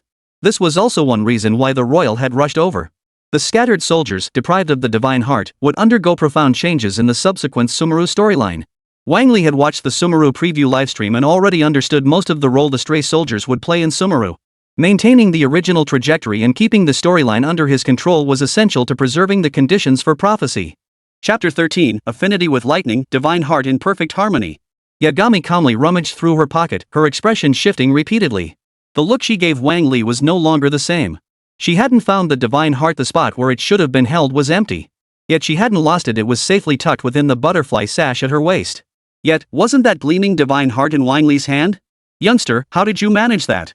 Wang Li didn't answer the question. Instead, he pulled out his phone and positioned the downloaded follow-up video. "This is the plot you wanted to know. It contains the precise location of the Evil Eye Factory. It also shows the solution you devised afterward and your guidance for Raiden." Yagami Shinko tapped the screen, and the long-awaited follow-up video began playing. The aftermath differed slightly from her expectations, but the outcome was sound. It achieved the original objective. Simultaneously, she learned of the events unfolding between the two generations of Thunder Gods following the Kanria campaign. Everything she needed to know, she had already learned in advance and even made corresponding adjustments. "Very good. I finally understand what I must do now." "Thank you, little one," Yagashi said with a smile. "Good. That's good," Wang Li nodded, glancing around. He was contemplating who would be the most suitable candidate to invite to Blue Star next, and how many more days he could spend on the continent of Teyvat. The system soon provided an answer. Time was unrestricted, and the flow rate remained largely consistent. Time on Teyvat might pass slightly faster, but the difference wouldn't be significant. After making his decision, Wang Li looked at Yagaki and asked, "How do you plan to deal with the Thunder General's mechanism and the Fool's conspiracy?" "Taking matters into my own hands isn't really my style," Yagaki said, her gaze softening as she looked at Wang Li. "I'll leave it to you, young one." "I knew it," Wang Li sighed helplessly. "After all, winds from afar bring new changes to Inazuma. And you, young one, are the fresh breeze destined to transform everything." As she spoke, Yagashi's finger lightly brushed Wang Li's cheek, her confidence in him unwavering. To silently take the divine heart from her grasp without her noticing proved his formidable strength. Moreover, her earlier mention of the divine heart revealed she had been fully prepared all along. Since he was so eager to prove himself, she would grant him a small opportunity. She believed that with the strength Wang Li had demonstrated, he should be able to handle the stragglers of the 12 executives with ease. But Wang Li's purpose in coming here wasn't merely to resolve the issues caused by the divine heart. There was still the invitation quest assigned by the system that remained unfulfilled. Though time was not strictly limited, someone still needed to accept the invitation. A safety net was necessary. Moreover, the subsequent invitations weren't restricted to inviting only one person. Wang Li had even decided to invite 2 or 3 people to create some entertaining fan-made videos. Such videos would attract higher view counts, reach a broader audience, and be more effective at gaining followers. Helping you out is no problem, but I also need to invite someone to Blue Star. After a moment's pause, Yagashi Shinji replied, no problem, but I'll be taking the clothes I prepared with me. The system's notification chime sounded immediately afterward. Invitation completed. Activating invitation quest, invite 2 or more characters to Blue Star to clear the Evil Eye Factory and defeat the rogue troops. This was the first time Wang Li had seen quests entirely tied to Teyvat. Perhaps because of the different locations, the quests varied accordingly. Still, this was fine. At least he wouldn't have to worry too much about time constraints before completing the quests. For the other invitee, Wang Li chose Lei Dianying the most suitable choice. 3 seconds later, the system relayed another message, bringing Wang Li further peace of mind. Quest completed, gained 100% lightning element affinity. Divine heart perfectly aligned. The instant this elemental affinity was attained, the divine heart in his hand immediately began to glow. Like the divine eye, the divine heart could only be truly wielded by its true master. Otherwise, alternative methods were required to unleash its power. But Wang Li no longer needed such troublesome methods. With his lightning element affinity reaching 100%, it signified complete adaptation to the divine heart. At this moment, aside from being unable to unleash power beyond his limits like the unthinkable single strike, he was indistinguishable from a god's eye bearer, perhaps even stronger. Let's test your strength first. It wouldn't be good if you couldn't beat me. Wang Li casually agreed to the 8th divine child's challenge, confident in his own strength. Having mastered the one-sword style, the sword techniques Wang Li could unleash should be equivalent to Nishang's slash after her one-sword activation. Sure enough, after a simple test, Yagaki's expression shifted slightly. Possessing teleportation abilities akin to her own, capable of 3 consecutive instantaneous shifts, and wielding sword techniques of considerable power. Combined, his combat prowess surpassed that of most generals. Assigning the mission to him would undoubtedly be problem-free. Moreover, both Wang Li and she possessed foresight into the plot. Targeting the Evil Eye Factory early might allow them to deal with it sooner. Yet Wang Li didn't set off. Instead, he turned to the 2 women and asked, which one of you will accompany me? I don't know the way. Lei Dianying, seated quietly on her cushion, hesitated. Having the general accompany you could provoke greater conflict. I don't think that would be a favorable outcome. Lei Dianying was right. The general was the backbone of all Inazuma. If she were to head to Atsuro Island, the repercussions could be direct war. For both Inazuma and Atsuro Island, it would be a devastating blow that leaves both sides worse off. Lei Dianying sought only to preserve the eternal balance, not to inflict unnecessary casualties upon the people of Inazuma. Thus, severing the divine heart entirely was the best choice. Yagami approached the king's ear and whispered softly, if you wish, I can certainly accompany you. She genuinely had nothing else to do, otherwise, she wouldn't have the leisure to craft the Yagakudo light novel. Besides, Raiden had already emerged, there was no need to pull her out of Ishin's pure land. This moment was the most leisurely time for Yagaki Mikoto, with ample spare time to deal with the Evil Eye Factory. Having a seasoned veteran by his side naturally put Wang Li at ease. Battles required time to adapt, otherwise, one could easily get sliced to bits. Therefore, Wang Li planned to find someone along the way to practice swordsmanship. Once you've gained enough experience, then go challenge the stray soldiers. As for whether he could defeat him, Wang Li still held some confidence, at least in the power of the divine heart. The power granted by the divine heart might not be enough to defeat the 7 gods, but it was certainly sufficient to stand against one of the 12 seats. And defeating the stray soldier, who hadn't yet obtained the divine heart, was still quite manageable. Chapter 14, we can take our time interrogating. The 2 journeyed together for a long time before reaching the factory's outskirts. It was a factory built near the direction of Sea God Island, constructed along the remains of the demon god. It was through this facility that the evil eyes were endlessly produced and implanted into ordinary people, forming the vast ranks of the fools. Though they had arrived, neither hurried inside. Instead, they began searching along the beach. What are you searching for? Asked Yagami. An opponent suitable for my current skill level. Challenging the scattered soldiers right away isn't prudent. Within minutes, they spotted a shining maiden patrolling the area. Her figure was gracefully curvaceous, her blue high-slit, low-cut cheongsam revealing a taut, defined abdomen beneath. Standing well over 2 meters tall, she possessed a depth no ordinary person could withstand. Her mission today was to contact the outpost and confirm the Evil Eye Factory remained undetected. Even if someone did find it, she would need to arrange for personnel to lure them away. She had performed this task countless times before. No one could approach within miles, and most were lured away long before reaching the vicinity. It was impossible for anyone to reach the vicinity, let alone discover the Evil Eye Factory. Just as she prepared to rest, she heard 2 figures approaching with clear intent. I heard you. The familiar voice rang out the expected reaction of a winter maiden in the game. Wang Li felt no discomfort, rather, it felt strangely familiar, much like the game. Only the enemy's detection range was far broader than in the game. With a casual flick, Wang Li drew the mist-cutting afterglow. His gaze shifted. Electric arcs danced erratically along the blade's edge as lightning elements rapidly coalesced in the air. In that moment, he seemed possessed by the thunder god himself. The one-sword style of Raiden's sword technique flashed through his mind. With a burst of speed, Wang Li vanished in an instant, transforming into a streak of purple ink flowing with the wind. He touched the void, flowing downstream until he stood before the Winter Maiden. The Winter Maiden felt a sudden chill, followed by an electric sensation surging through her body, as if she had been electrocuted. Her body collapsed to the ground. The numbing paralysis robbed her of any ability to resist, leaving her utterly defenseless. Unlike in games, the negative effects of such a powerful blow would persist in her physical body. The lightning element possessed an effect absent in other elements, paralysis. Combined with the already formidable power of the lightning element, it easily subdued her. Impressive strength, Yagami Shinji remarked confidently. Dealing with that troublesome fellow should pose no problem. After all, instantly defeating a noblewoman of the Winter Kingdom proved everything. In both strength and skill, Wang Li was in no way inferior. By comparison, Scatter Soldier relied more on petty cleverness than genuine combat prowess. Entrusting troublesome matters to straightforward individuals was the most fitting approach. Wang Li was confident that, given his current combat strength, facing the 12 seats of the Winter Kingdom wouldn't pose much difficulty. Of course, the rank wouldn't be too high, just something simple like rogue would suffice. Without any external power to bolster him, his greatest asset was his intellect. Unfortunately, all his tactics were predictable, and there was no need to kill him at all. An unstable future would cause the plot to twist wildly. The goal was simply to correct it as much as possible and keep it on a normal course. In short, defeat him and let him escape. I won't eliminate him at most, I'll drive him away, Wang Li stated bluntly.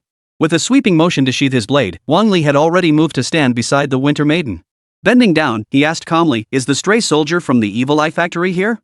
"Oof. You'll never find out." Wang Li chuckled. Running into a stubborn one was just too entertaining. "No problem. We can interrogate him slowly. For instance, leaving behind unforgettable images to spread throughout the entire Zidong kingdom. How does that sound?" Fury flashed across the Zidong court lady's deathly pale face as she gritted her teeth. "The stray soldier is inside the Evil Eye Factory. Today's batch of evil eyes is ready. The Lord is preparing to distribute them to ordinary people nearby, granting them immense power." Wang Li snorted, "What a madman. Those who obtained the evil eyes did gain power, but at the cost of draining their very lives. Jiping was one of countless victims of the evil eye and the one Wang Li regretted the most. Sacrificing one's life for fleeting power was utterly worthless. Perhaps, this time he could change his fate, even if it was just for himself. Deep down, Wang Li knew that even if he spared Sanbing, the subsequent events would likely unfold differently. Everything would spiral toward uncontrollable directions, potentially triggering a butterfly effect. But then again, his very arrival in this world, the spoilers he brought with him was itself a butterfly in that very butterfly effect. Precisely because of this, Wang Li would never do such a thing for Lei Dianying had his own convictions. As revealed in Yagami Shizuku's voice recording, it was Reimai's hesitation, his unwillingness to destroy his own creation that led to this outcome. Reimai's feelings toward the stray soldiers were gentle. After eliminating the Winter Maiden, Wang Li and Yagami entered the Evil Eye Factory, activated the elemental charging system, and initiated the process. As the wooden machinery slowly began to operate, the interior scene became fully visible. A thick aura of malevolence permeated the factory, and several figures emerged. In the distance, 3 members of the Fools Guild emerged. Clad in uniform heavy armor, they moved in perfect unison. So there are outsiders here after all. Since you've come this far, don't even think about escaping. One of them, his fists encased in heavy gauntlets, spoke with a steady, calm voice. Let's get this over with quickly. Wielding a heavy hammer with intimidating force, he launched his attack first, brimming with arrogance and confidence. The hammer crashed down with full force, shattering the ground. Terrifying lightning elements transformed into shockwaves, shattering the wooden floor as they surged forward. "Stranger, you're done for." A man with a bulging belly, holding a device resembling a water sprayer, approached slowly, step by step. He unleashed a blast of icy mist from the sprayer, hurling it toward the intruder. Wang Li remained unhurried, gripping the divine heart in his left hand while standing poised with his sword in the right. Thunder elements were drawn and gathered, then he swung his blade down with force. A rainbow-like sword aura erupted, shattering the shockwave formed by the lightning element. Without losing momentum, the sword energy blew away the ice mist, striking the ice cannon heavy guard and sending him flying several meters away. A man weighing nearly 1,000 jin, clad in thick armor, couldn't withstand this strike. The other 2 advanced team members immediately swarmed forward, unleashing the elemental power in their hands. Wang Li moved instinctively, his figure abruptly vanishing from before them. Before they could react, a sword beam plunged from behind, slicing horizontally across their backs. The blade sliced through the air, shattering everything within the void. In an instant, 2 consecutive slashes. The advanced team's armor shattered inch by inch, flesh and blood torn apart by the exploding lightning. The armor offered no protection whatsoever, utterly helpless against the sword chi of the lightning element. Both men collapsed to the ground, numbness spreading through their bodies, rendered helpless as fish on a cutting board. Chapter 15, The Paragon of Maternal Devotion and Filial Piety. What do you plan to do with these two? Wang Li asked softly. Hidden in the darkness, the eighth divine child opened her luminous peach blossom eyes and spoke with a smile. Useless pawns. Do with them as you please. Wang Li was no saint. He could easily bring himself to be ruthless with the three before him, granting them a swift end. Perhaps inheriting the sword techniques of the Thunder General, Wang Li felt no discomfort in killing. He even felt it was only natural, as commonplace as eating or drinking. Oh my, this side of you makes me feel nostalgic. It even reminds me of the General's former style, rational and decisive. If there were a likability meter right now, it would definitely be climbing steadily. Wang Li felt a quiet thrill of satisfaction, finally earning some praise from a girl. The two continued walking forward, entering a new room after just a few steps. Numerous screens blocked Wang Li's view, but he could faintly sense the flow of elements around him. Several enemies were present, though their strength wasn't particularly formidable, likely mostly wandering warriors. But the biggest problem wasn't them. It was the toxic gas that might be released. Wang Li halted, reaching for the gas mask he'd dragged along behind him and pulling it over his head. After sealing all gaps, he rearranged his blades and prepared to advance once more. Watching this, Yagami's eyelids twitched. Was this even possible? Can this really protect against poison gas? She asked doubtfully. The gas mask was definitely reliable. It was equipment brought from Blue Star, and Wang Li had full confidence in it. Don't worry, it'll definitely work.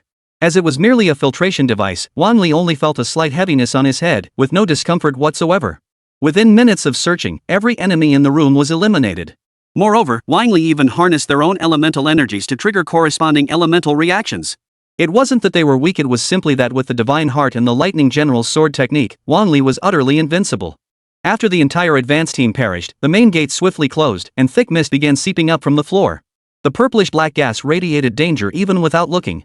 It must be said, the rogue truly lived up to his reputation as the ultimate schemer, the master of underhanded tactics. His methods against enemies were so treacherous and cunning. Unfortunately for him, Wang Li had seen the plot unfold and knew the poison gas was coming, having prepared thoroughly in advance. He stood completely unaffected, silently waiting for the stray soldier to reveal himself. A black wooden-topped conical hat crowned his head, purple hair fell to his ears, and a thin purple robe draped over his frame. Step by step, he approached the platform, looking down at Wang Li trapped like a beast in a jar. His tone was light and cheerful. You attack without so much as a greeting on my turf? That's rather disrespectful, don't you think? Wang Li, wearing a gas mask, merely shook his head and sighed without reply. Because it was pointless, a waste of time that only gave him more chances to escape. Only by thoroughly teaching him a lesson could he feel the pain and learn to respect me. I could be the man who becomes your father. After all, I am the one who loves missing the most. He's here specifically to teach you, you disobedient child, a lesson. Yagami Mikoto's fingers lightly traced her pink lips as she glided toward them with every graceful step. How arrogant! A smooth-talking demon, utterly detestable. Scatterbrain had initially found this oddball uninteresting, but now someone else had followed him. The figure before her was no ordinary foe, one of the people she despised most. You fool, you truly don't know your place. Yagaki's beautiful eyes narrowed slightly. She detested people like this, with their foul mouths. Tension flared between them, leaving Wang Li flustered. After a tense standoff lasting over 10 seconds, Stray Soldier finally turned to Wang Li, her expression filled with confusion for a moment. Why aren't you reacting at all? Didn't the stuff around you affect you? Wang Li fiddled with his gas mask as he replied, Of course not. I didn't inhale any of it. How could it affect me? Stray Soldier, you saw through me? Purple slowly gathered behind the Stray Soldier as he spoke, coalescing into a 10-jan-long phantom. As the phantom solidified, two massive puppet arms descended from above his head, merging with the apparition. Now witness my true power. The puppet's right hand twisted into a purplish-black hue, lightning dancing along its surface. His left hand glowed an icy blue, bone-chilling cold, the power bestowed by the Ice Empress, unleashed to its fullest extent. At this moment, Scatter Soldier unleashed every ounce of his power. He even unleashed the unfinished mecha puppet to join the fight against the man before him. Let this power utterly crush everyone before me. Accept my final farewell on the path to godhood. Wang Li was stunned by the scene before him. He never imagined that Scatter Soldier, known for underhanded tactics, possessed such formidable combat prowess. That puppet arm, it should appear in the later stages of the plot in Sumeru. Yagami also noticed this, swaying her hips as she stepped forward. If you're going to go to such lengths as deploying a puppet arm, I can't just stand by and watch. A faint peach blossom glow flickered in her eyes as the shadowy forms of 9 tails swayed in the air, as if ready to devour anyone. Stray Soldier's expression froze, utterly captivated. Wang Li didn't care about that now. Defeating this guy first was more important than studying later. Sword drawing technique, charging was one of the foundational techniques of Inazuma swordsmanship, yet also the most difficult to master. By channeling power, it unleashed a blow surpassing normal limits, potentially deadlier than the two swords in 1 second technique. Well versed in elemental reactions, Wang Li chose the ice-attributed arm draw. The divine heart glowed with dazzling purple light, its blade coiled with potent energy, swirling with dense currents of air. With a sword draw that tore through the air, a purple blade aura pierced the heavens. The celestial fox thunderbolt pierced the heavens and descended, joining the purple blade energy and charging toward this scattered soldier. This strike carried a hint of the thunder god's might, instantly shattering the massive puppet arm into pieces. The stray soldier was sent flying backward, crashing through a nearby wooden beam before finally coming to a halt. Coughing up dust, he spoke slowly, truly astonishing strength. And that unforgettable sword technique. Wang Li hadn't anticipated this outcome either. He had merely recalled the Thunder General's techniques to the best of his ability. Yet it had instantly defeated the mecha puppet stray soldier. Truly worthy of the Thunderbolt General, the delight his swordsmanship brought me surpassed all expectations. Admit defeat already, demanded Yagami. No choice then, I'll have to. Before he could finish, stray soldier spun and fled. He wasn't sure he could take on both of them. Therefore, retreating for now and seeking revenge later was the sensible course of action. But Wang Li wasn't about to let Scattergun slip away so easily. Trying to run? Wang Li unleashed another flash step. The fox's aura should have lingered where he stood. But this time, the technique had evolved. The elemental energy was channeled into distance. Evolving from the original teleportation ability, it now resembled a new fusion of the one-sword style combined with teleportation. It was a sword technique comparable to the Thunder General's devastating consecutive strikes after drawing the Musou. After 2 consecutive strikes, his body would vanish abruptly, unleashing a series of slashing blows. Wang Li felt precisely that sensation, his body vanishing mid-air while simultaneously extending the teleportation distance. 2 flashes later, he materialized beside the stray soldier and delivered a brutal strike. Chapter 16, The Real Deal Scandal, Tech-Enhanced Effects. Scatter Soldier felt a chill run down his spine, every hair on his body standing on end. His subconscious screamed, "Dodge!" If struck by this blow, he would surely die. Lightning crackled along the blade's edge, yet it missed Stray Soldier's body entirely, striking only his straw hat. The blade sliced down along his neck, severing the flowing cloak draped behind him in 2 clean halves. The straggler staggered 2 steps before halting, his hand reaching for his back. "Next time, it won't be just your clothes." Wang Li sheathed his blade as he spoke, letting the panicked man flee without pursuit. For at that moment, the mission completion notification chimed. Mission complete. Reward, 1 divine artifact doll. The reward made perfect sense. The divine puppet was connected to both the Thunder General and the stray soldier. Perhaps it could be used to forge a new vessel for a soul that had lost its body. Aren't you going to pursue him? Or are you saying everything has changed now, that those people can be saved? Yagami's voice was gentle as she asked the question while also stating her own answer. Of course, everything has changed now. Teppei, who strives to better himself, and those who perished in the civil war, they can all survive. Wang Li was certain that as a stray soldier, he would never reappear. He had no chance of obtaining the divine heart.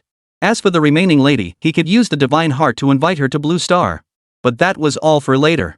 The protagonist hadn't even arrived yet. His arrival had been hurried, but Wang Li walked back at a leisurely pace. The passing scenery could be captured as real-life images to upload. The lifelike scenery would attract many viewers and enhance the credibility of the holographic projection.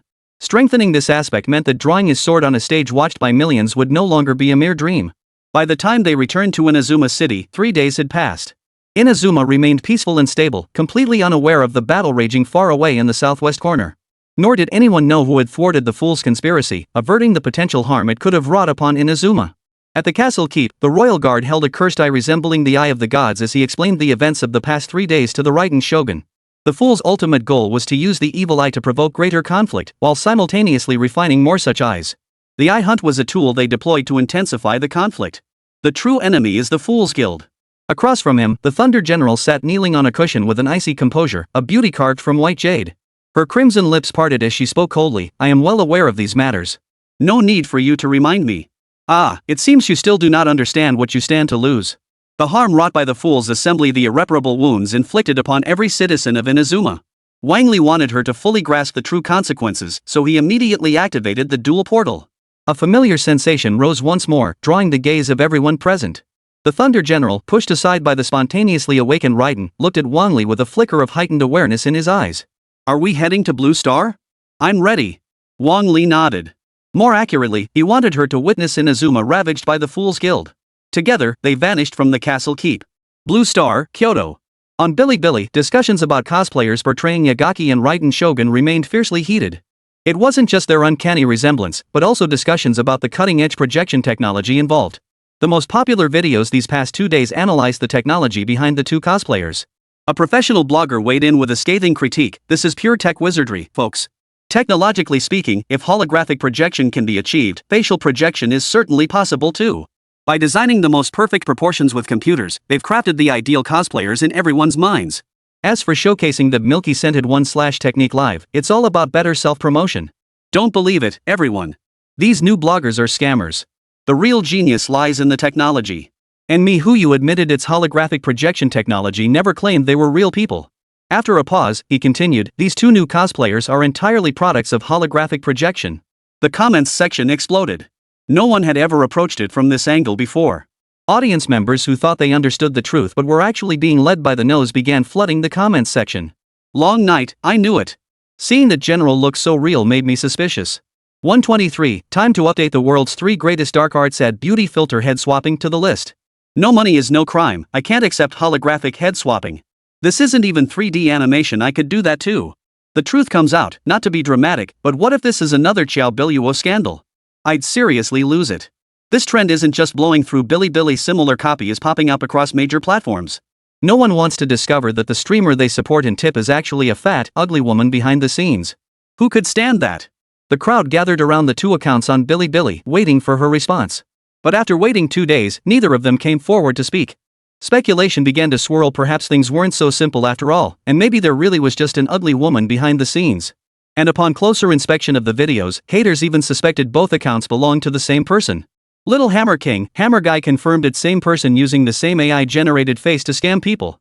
Popcorn Eater, no way, I can't take this anymore, I'm their top spender. Sassy Guy, can we get some real proof? Not doubting, just curious if the face behind it is ugly enough to make you puke. Everyone's thoughts are brutally honest, that's just how the internet rolls. Just going with the flow, watching the show, it's all about tapping fingers and shooting mouths. The Hammer Gang, also known as Hammer Brother, is the blogger who released a series of damning videos. Watching hundreds of thousands of views pile up daily, he clicks upload new video with satisfaction. This one video alone will gain me tens of thousands of new followers and rake in at least 100,000 in product sales.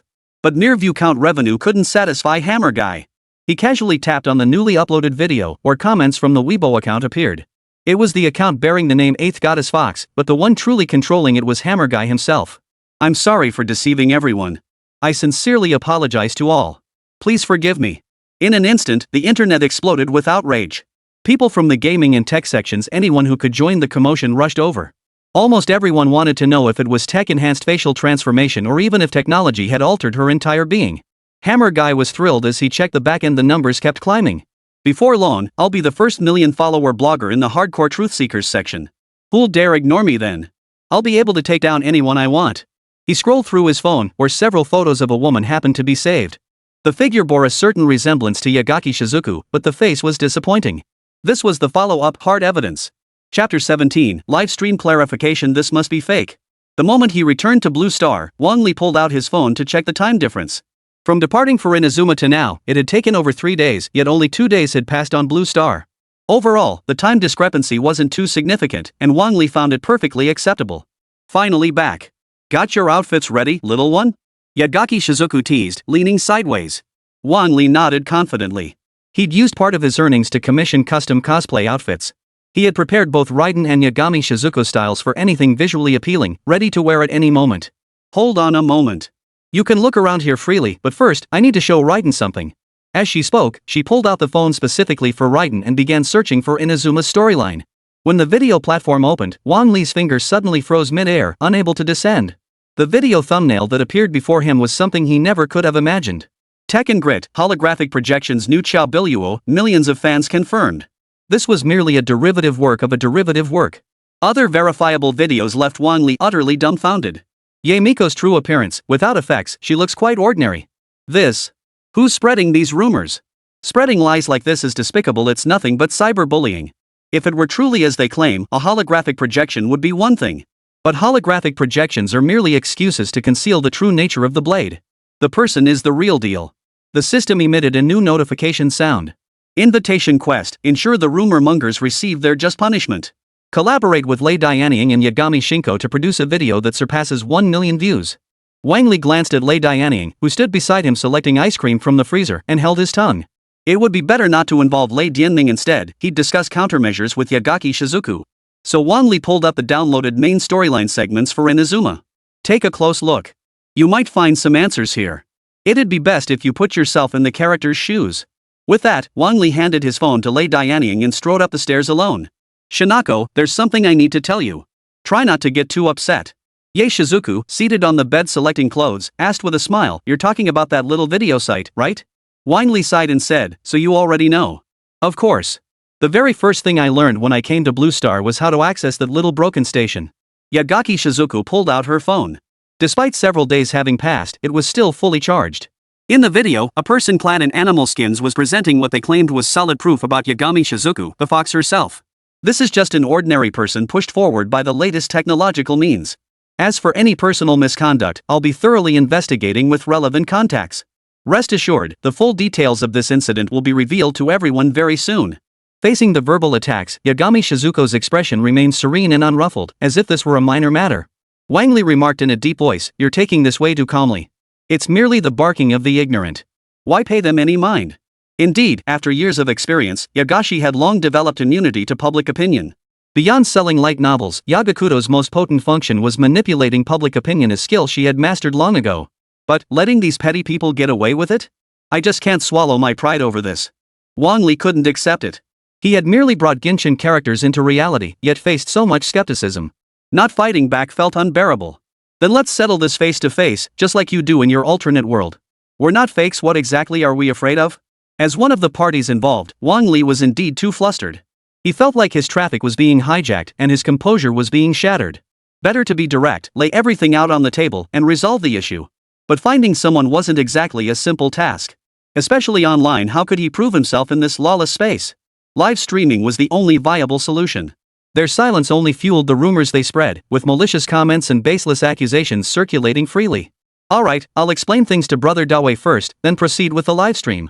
After all, as one of Mihuyu's shareholders and the one who had the holographic projection technology officially promoted, it was only natural to clarify things with them to prevent anyone from deliberately attacking Mihuyu. This time, he called directly to his private number. The ringing stopped quickly. Brother Dawe, have you seen the recent public backlash? Has it impacted the company? Dawe's voice sounded relaxed as he replied, our stock has skyrocketed these past few days precisely because of the holographic projection technology. People are saying it's so realistic it's indistinguishable from the real thing. Wang Li nodded. This was entirely expected. Good. I plan to clarify the special effects face issue today. The company should also prepare contingency plans. Don't worry about that, and it won't cause too much disruption. After clarifying the situation, Wang Li immediately went live, focusing his camera on Yagaki Shizuka as she browsed through clothes. Netizens, already with nowhere to vent their frustration, could only latch onto rumors. Rushed to the livestream to seek answers from the person involved. Before going live, Wang Li deliberately uploaded a screenshot of his equipment selection, a standard camera. Finally decided to show your face? This has been brewing for days. Is it really a tech-enhanced face? Are those online rumors true? So beautiful. I think it's just level 10 beauty filter, no tech involved. The comments streamed rapidly, quickly propelling the livestream to the homepage of Bilibili's trending section. Almost all viewers caught wind of it and flooded into the livestream. The viewership surged from tens of thousands to nearly 1 million. Yae Miko found one of the outfits a uniquely distinctive maid costume. She turned to face the camera, flashing a tender smile as she asked, now that we're all friends, feel free to ask anything you've been curious about. She paused, gave a teasing wink, and added, anything I know, I'll tell you. The audience's comments instantly transformed into a flood of lecherous remarks. Sis, I'm all yours, I'm devoted to Yagaki Shizuku, my wife is back. Yagami Shizuku spoke softly, I believe what everyone is most curious about is the holographic projection technology. That technology, you see, is still quite immature. It can only produce flashy special effects. To ease Wang Li's concerns, Yagami even bounced around a few times and pinched her own cheeks. It can't match special effects to real faces, and it doesn't support clipping through objects. As she spoke, she reached out and grabbed Wang Li's hand. Come on, let the camera operators see for themselves if it's real or not. Wang Li felt only the smooth, warm skin in his hand, leaving behind an intoxicating scent of cherry blossoms.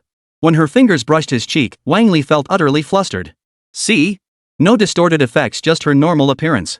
The comments below were flooding with, whoever says it's a special effects face, I'll be the first to fight back. Real special effects faces last mere seconds at most, they could never match the lifelike movement of Yagaki Shizuku. The livestream clarification proved effective on Bilibili, quickly quelling most suspicions. But as a blogger in the hard evidence section, Hammer Guy wasn't about to give up so easily. Iron Hammer Gang, fake. This has to be fake. Chapter 18, Who's the pet here, hey? At Mihuyu HQ, Big Brother Wei watched the clarification livestream. He turned to his assistant and said, "Go send that Iron Hammer gang a cease and desist letter." As a shareholder facing injustice, he couldn't just stand by and do nothing. The livestream continued unabated. Yagami even introduced her home, casually proving her lifestyle. Netizens asked whether the apology letter and new evidence photos were genuine. Yagashi naturally denied it, stating outright that she never had a WeChat ID. As a Genshin Impact character invited to Blue Star, Yagaki no Makoto never possessed a WeChat ID. The apology letter posted on Weibo was entirely fabricated evidence created by others, infringing upon the individual's portrait rights. But it didn't end there. Relevant lawyers also stepped forward to comment on the current plot twist. If the evidence initially released by the Hammer Gang was fabricated and slandered the individual, Ms. Yagashi, it constitutes defamation and libel. Given the intensity of the backlash, the circumstances are particularly egregious, warranting a prison sentence of 5 years or more. Under the dual pressure of the lawyer's letter and legal consequences, Hammer-san began to panic, unsure how to respond. Because all of this was indeed fabricated by him, and he orchestrated the entire scheme. All for the sake of riding the wave of attention, gaining the focus of unknown viewers, and ultimately monetizing it. I refuse to believe there's no real Yagaki Kamiko on Blue Star. The evidence might be flawed, but the conclusion can't be wrong. Gritting his teeth, Hammer Brother refused to concede defeat. How could he possibly admit defeat? But the tide was already turning. The biggest problem now was how to counter the accusations. Other members of the Hammer Gang started urging Hammer to back down and just post an apology video. They didn't want to ruin the channel, it was their livelihood. Yagashi Kamiko wasn't even from Blue Star to begin with, there was no way she had any scandals. Even if there were, it would only be the voice actress's past scandals and embarrassing videos. You couldn't possibly use in-game storylines as evidence, that would be utterly ridiculous. Hammer reluctantly apologized in the end. He had no other options left, apologizing was his only way out. In his apology video, he downplayed the severity and distanced himself from the situation. He never mentioned spreading rumors, insisting he was deceived into making the hard proof claims. Overall, it seemed like he just jumped on the bandwagon of a trending topic to cash in on the attention. After ending her livestream, Yagashi Makoto watched the Hammer Gang admit defeat within hours, smiling silently. Though they've conceded defeat, this punishment is so trivial it might as well be nothing. How could Wang Li possibly let it go? Such individuals must be eradicated completely. The cost of spreading rumors is far too low, a simple apology ends it all. Who bears the burden of cyberbullying and negative repercussions? Allowing them to spread lies repeatedly would only harm future Genshin characters. Moreover, perhaps it wasn't just the divine child whose evidence had been fabricated, others might be perpetrating similar cyberbullying. We must file an official investigation. Besides, the severity is already evident, it's nearing 1 million views. Without Yae Miko needing to intervene, Wang Li had already contacted Mihuyu to resolve the issue. Mihuyu also mobilized the necessary resources to track down the individual spreading rumors about Genshin Impact and tarnishing its reputation. After confirming the situation had stabilized, Yagashi and Wang Li descended to the lower floor. Lei Dianying sat at the dining table, his mouth dripping with cream, cheeks puffed out like a steamed bun. What did you see, General? Did you notice the impact within the plot's content? Yagami teased. Lei Dianying swallowed the sweet treat in his mouth and replied, I understand what the true meaning of eternity is. I failed to grasp this in time. Dream is the yearning for a better future, it's what drives them forward. Yagami covered her mouth and chuckled softly.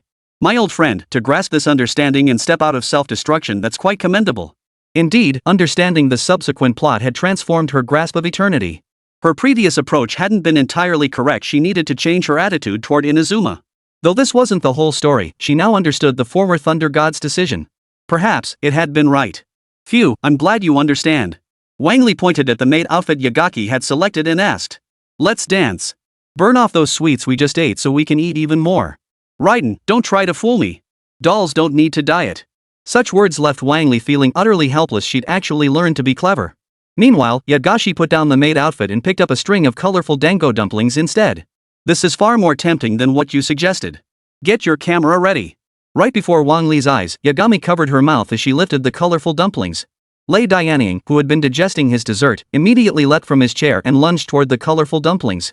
Snatching them away, she devoured them in huge bites, eating at an astonishing speed. Once she was nearly finished, Yagami Shizuku covered her mouth again and picked up various milk teas, handing them over. How could Lei Dianying possibly resist? She started eating again. She was already completely at the mercy of this little fox. Who the heck is the pet here? Even so, Lei Dianying hadn't completely lost his elegance, he'd just gotten a bit plumper. Yagashi Makoto stood nearby, suppressing a giggle as she admired her handiwork. He may be eating with great delight, but he's still that general. From another perspective, it's kind of adorable, isn't it? Wang Li was speechless. This version of Lei Dianying was just too adorable at times. From that aloof, haughty face to this plump, round bun-like face, now it's just perfect. This is the real Lei movie, so adorable and beautiful. As the thunder goddess, she was furious at that worthless fox for teasing her like this. But why couldn't she resist wanting to take the milk tea and the 3-colored dumplings? Wang Li remembered reading this part before, so he reached behind him and picked up the light novel he had purchased. Yagami Shinomi understood immediately, took the light novel, and handed it over, saying, "Here you go, a light novel from another world. It's quite good, you know." As if the sugar had sparked her laziness, Lei Dianying reached out to take it and began reading. Without any trace of his usual murderous intent, he turned the pages gently and peacefully, quickly becoming engrossed. Beside her lay sweet treats and milk tea, while in her hands was the popular light novel, a life so comfortable it was enviable. With that, Wang Li replayed the video in his hands, a perfect recreation of the Genshin Impact fan creation. Remember, that original video had over 10 million views. This one wouldn't be too shabby either, it might even rival Raiden Shogun's total views. Wang Li confidently edited the video and uploaded it to Bilibili. Hopefully this twist will bring more attention. It should be fine. After all, the special effects face incident had just happened, and the dumpling face was the perfect counterattack. And that's exactly how things unfolded. The stuff to the brim bun-faced Thor quickly went viral within the community. So freaking adorable. The pet teasing its owner daily, so well done. Chapter 19, The Thor Feeding Plan. Within the small platform, already embroiled in a public relations storm that hadn't fully subsided. Netizens who hadn't watched the livestream remained unaware, still voicing support for the Hammer Gang. When they spotted the new video, "Thunder God, how could you be this cute?" they clicked in droves. As the center of the controversy, they were sure this video would be explosive. Perhaps it was meant to clear his name, proving he wasn't just a special effects face. But once the video started playing, everyone realized it was just another interactive fan-made creation. The ICI general showed a tender side, while the serious fox couldn't stop teasing. Everyone was stunned. What kind of special effects could be so lifelike, moving so swiftly without a single glitch? And not a single flaw, stunningly beautiful yet utterly natural. I can't take it anymore, I'm switching sides. Even if it is a CGI face, I'll accept it. Oh my. The Thor Feeding Project. My devotion to eternity couldn't possibly be swayed by dumplings and milk. Delicious. The portrayal is spot on, especially Yagaki's playful gestures, love it. Special effects? I don't see it at all. The way her face puffs up looks natural, definitely not CGI. Everyone's attention was once again drawn to the interaction between Thor and Yagaki. They were playing themselves, and it was even more vivid than fan-made cartoons. Riding this wave of popularity, the video's view count skyrocketed at an alarming rate. The reach of this attention was incredibly broad, drawing in many industries to join the buzz. Everyone assumed it was an explanatory video, so the influx of viewers was massive. Within just 1 hour, the view count was about to surpass 1 million, its popularity soaring higher and higher. Simultaneously trending was the Hammer Gang's apology video, which offered a superficial evasion of the entire incident. With both videos side by side, the truth became crystal clear. The so-called special effects faces are all fake. With current technology, it's incredibly difficult to achieve. Even if achievable, the movements wouldn't be that fluid, the subjects wouldn't even dare to speak. In contrast, Thunder General was seen eating in the video, with his mouth and cheeks moving completely naturally. Members of the Hammer Gang who saw the same video were left speechless.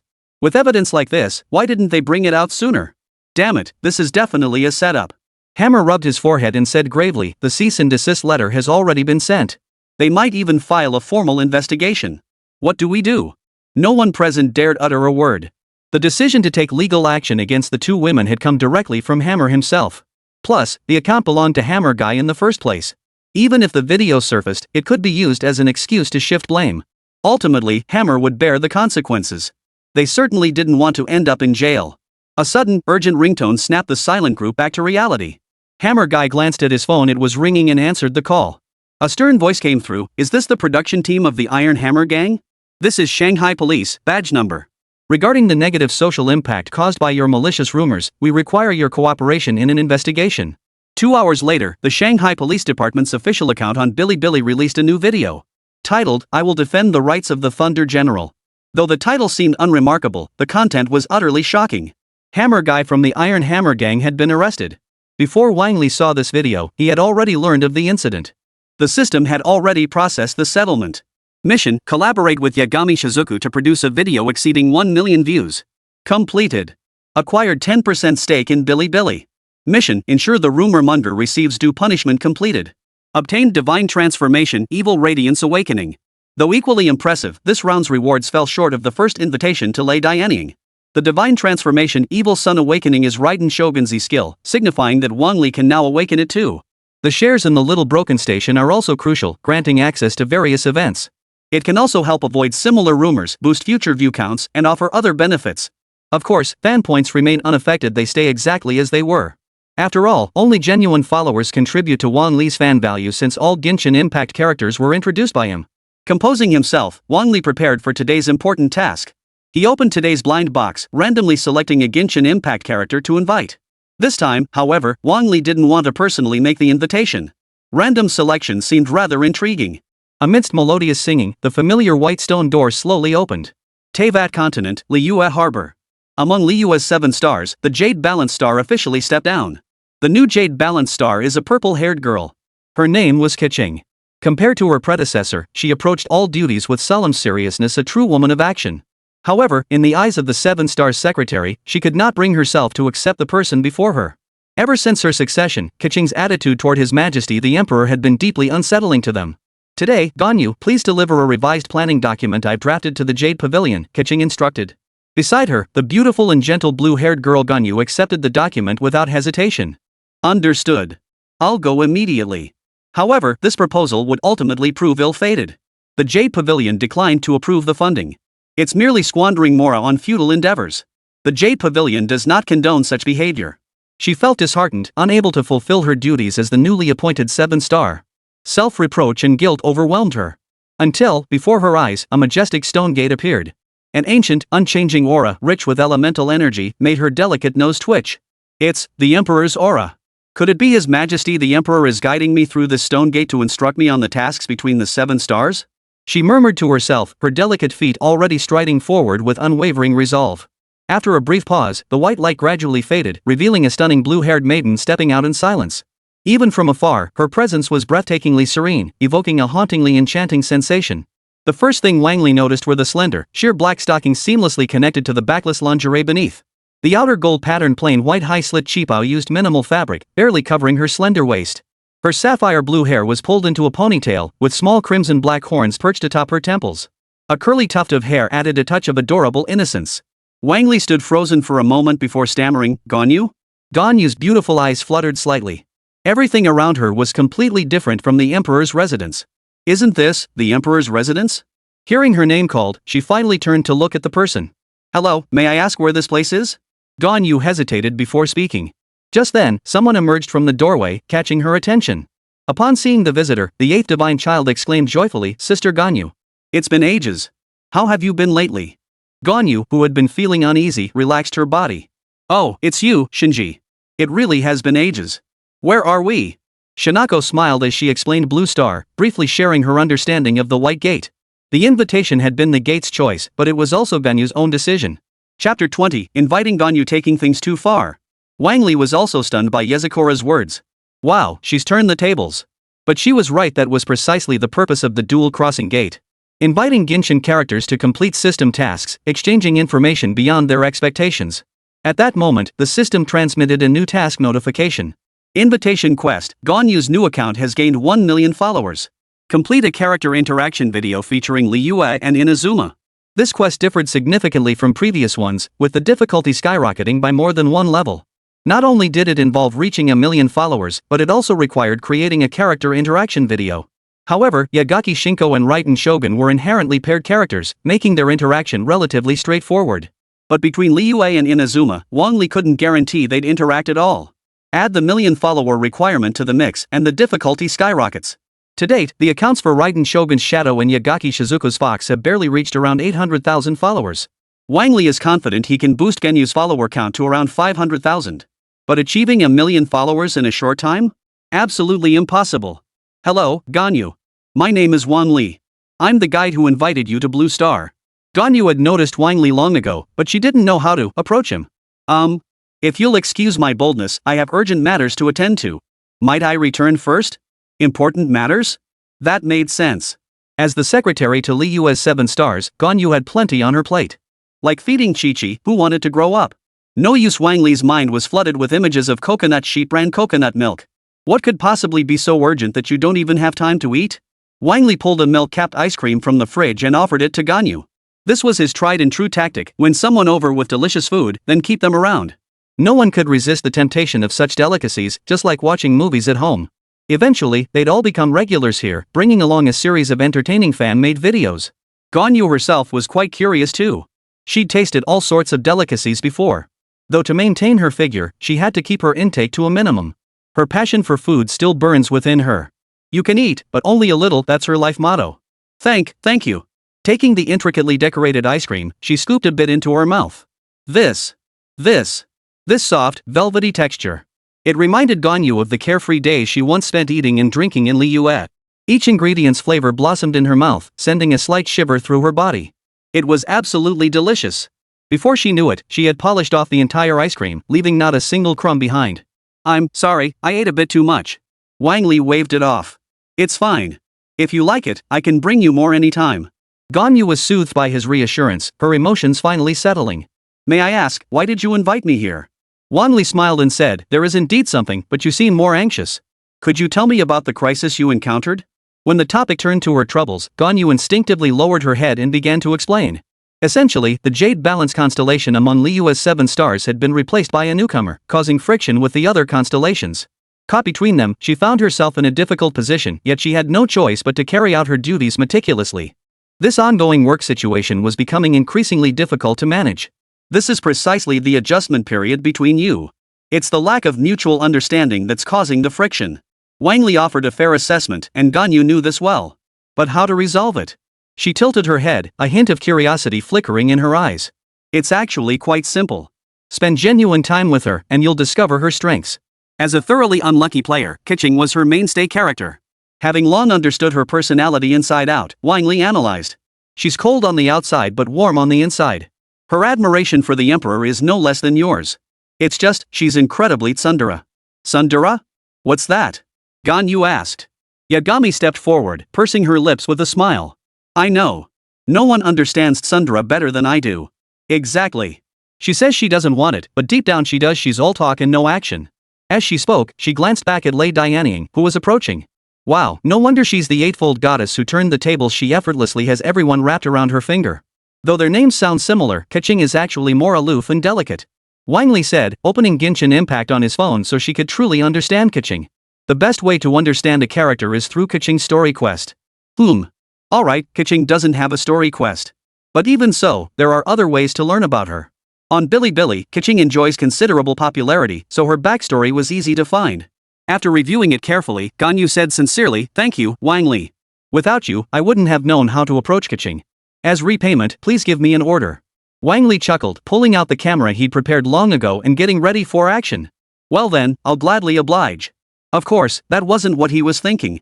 Wang Li simply wanted to create a truly outstanding video. Ideally, he'd leverage collaborations first to build up his follower count before making his move. Step 1, as always, was to set up a brand new account on Bilibili. Then came changing the profile picture and organizing the back-end settings. We need Ganyu to dance here, so Shinji will assist and guide the movements. Yagami Shinko said with a smile, if it's for Ganyu, I do have some insights I'd be happy to share. As Wang Li met her gaze, she playfully winked, her smile blooming like a flower. That deliberate expression directed at him, she was definitely up to something. Absolutely. Without a second thought, Wang Li opened the camera to record. He had plenty of storage space anyway. Sure enough, Yagami Shinko appeared behind him, holding a pink sacred banner. First, you need to draw the bowstring back, keeping your body tense and ready, she instructed. The innocent Ganyu actually believed her and drew the bowstring, aiming skyward. Yagami Mikoto gave a wicked smile, swung her stick, and whacked it right on Ganyu's head. Her delicate hands released the arrow. Ganyu's mouth fell open in utter shock. Oops, got a little carried away. Yagaki Kamiko feigned innocence, sticking out her tongue with a look of pure guilelessness. Ganyu's cheeks flushed slightly, puffing out adorably. Wang Li could barely contain himself. Ganyu flushed like this? Absolutely perfect. Seriously, Shinji, stop tapping my head while I'm drawing my bow. Yagami really knows how to have fun, Wang Li thought to himself. Then Wang Li finished preparing the video, ready to take it back and edit it properly. Chapter 21, How Dare That Scum Fox Bully Sister Ganyu? This video was trending on Bilibili, and Wang Li had just discovered the game collaboration footage. Ganyu, charging her arrow, perfectly overlapped with Yagaki Shinko waving her sacred banner. It looked as if the arrow had struck her right on the head, utterly hilarious. The video had already racked up millions of views, gaining significant popularity. Yagaki Shinko must have seen the video to come up with this interaction. The edited clip is much shorter than others, lasting only about 10 seconds. Yet within those brief moments lies the profound affection Genshin Impact players hold for its characters. Wang Li also adored it and eagerly joined in, watching together with everyone. On Bilibili, Yagaki Shizuku, already at the peak of her popularity with hundreds of thousands of followers. Today, she released a new video titled "How Dare That Little Fox Bully Sister Gonyu," drawing fans' attention. Here it is. Snagging the top spot finally updated. +1. I've looped the last video over 100 times, I'm sick of it already. Wait, isn't that someone other than the general interacting this time? Those who rushed to the comments section immediately clicked play and began watching. Then they froze because the scrappy fox was back. The opening BGM was a snippet from Memories of Two, perfectly fitting the scene. Gonyu drew her bow, while the fox chuckled eerily behind her, pulling out a stick to whack him on the head. Damn it, Element, why does Gonyu look so much like her again in this collaboration? Basic move. Even if Gonyu really came to Blue Star, I'd believe it. Look at those effects, the bowstring's glow is perfectly even. They really put in the work. I came just to see the cosplay, but that fox's ridiculous expressions, what an amusing soul. The divine child was so cheeky and adorable at the end. Audience, this sheep's been aiming forever, when's it gonna shoot? Fox, doesn't matter. I never come back empty-handed. Everyone thought Yagami Shizuka would team up with Kikohana. They could even picture the interactions between the voice actress and Yagami.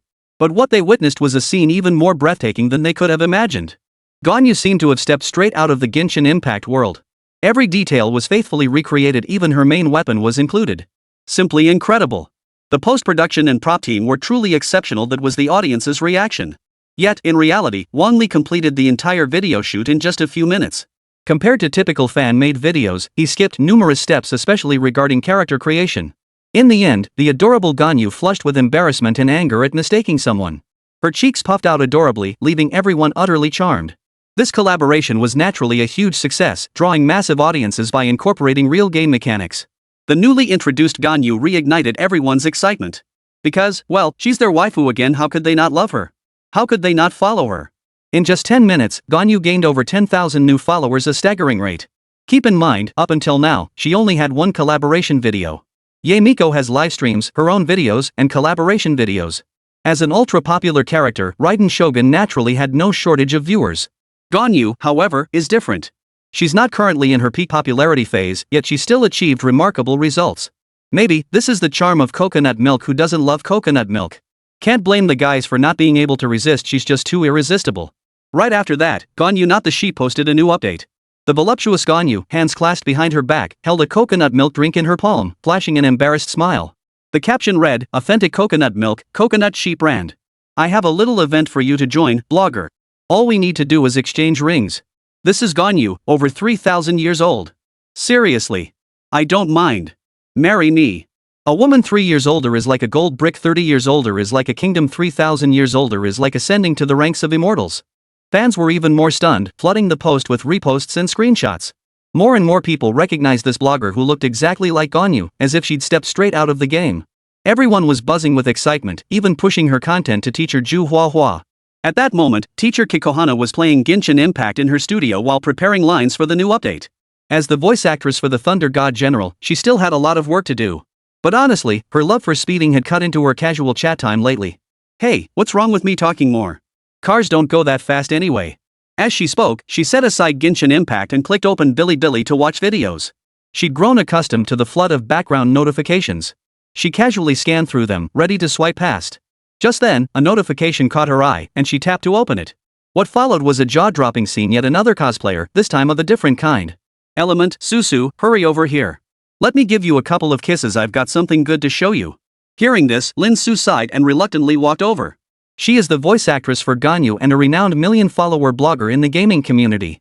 When voicing Gonyu, she channels the tender warmth of a next-door neighbor, yet in real life, she's quite the free spirit. Here, let me give you a little taste.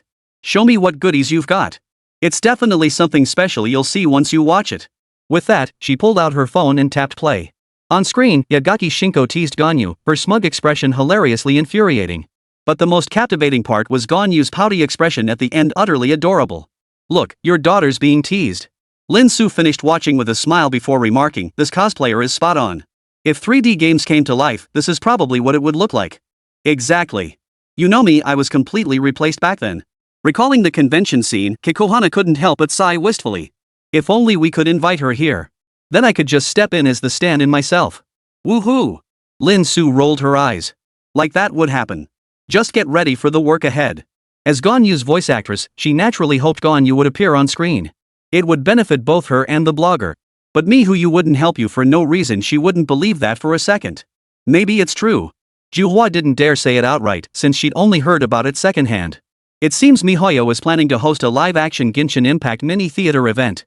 It seemed they were planning to invite these two cosplayers. Gonyu might even show up. Just as Chrysanthemum had said, there was indeed such a proposal circulating within MiHoYo. Just moments ago, Dawe, the boss of MiHoYo, received a new proposal from his subordinate. It explored the feasibility of having a blogger previously officially endorsed by MiHoYo participate in the Genshin Impact skit. All that's needed is Dawe's signature to put this plan into action.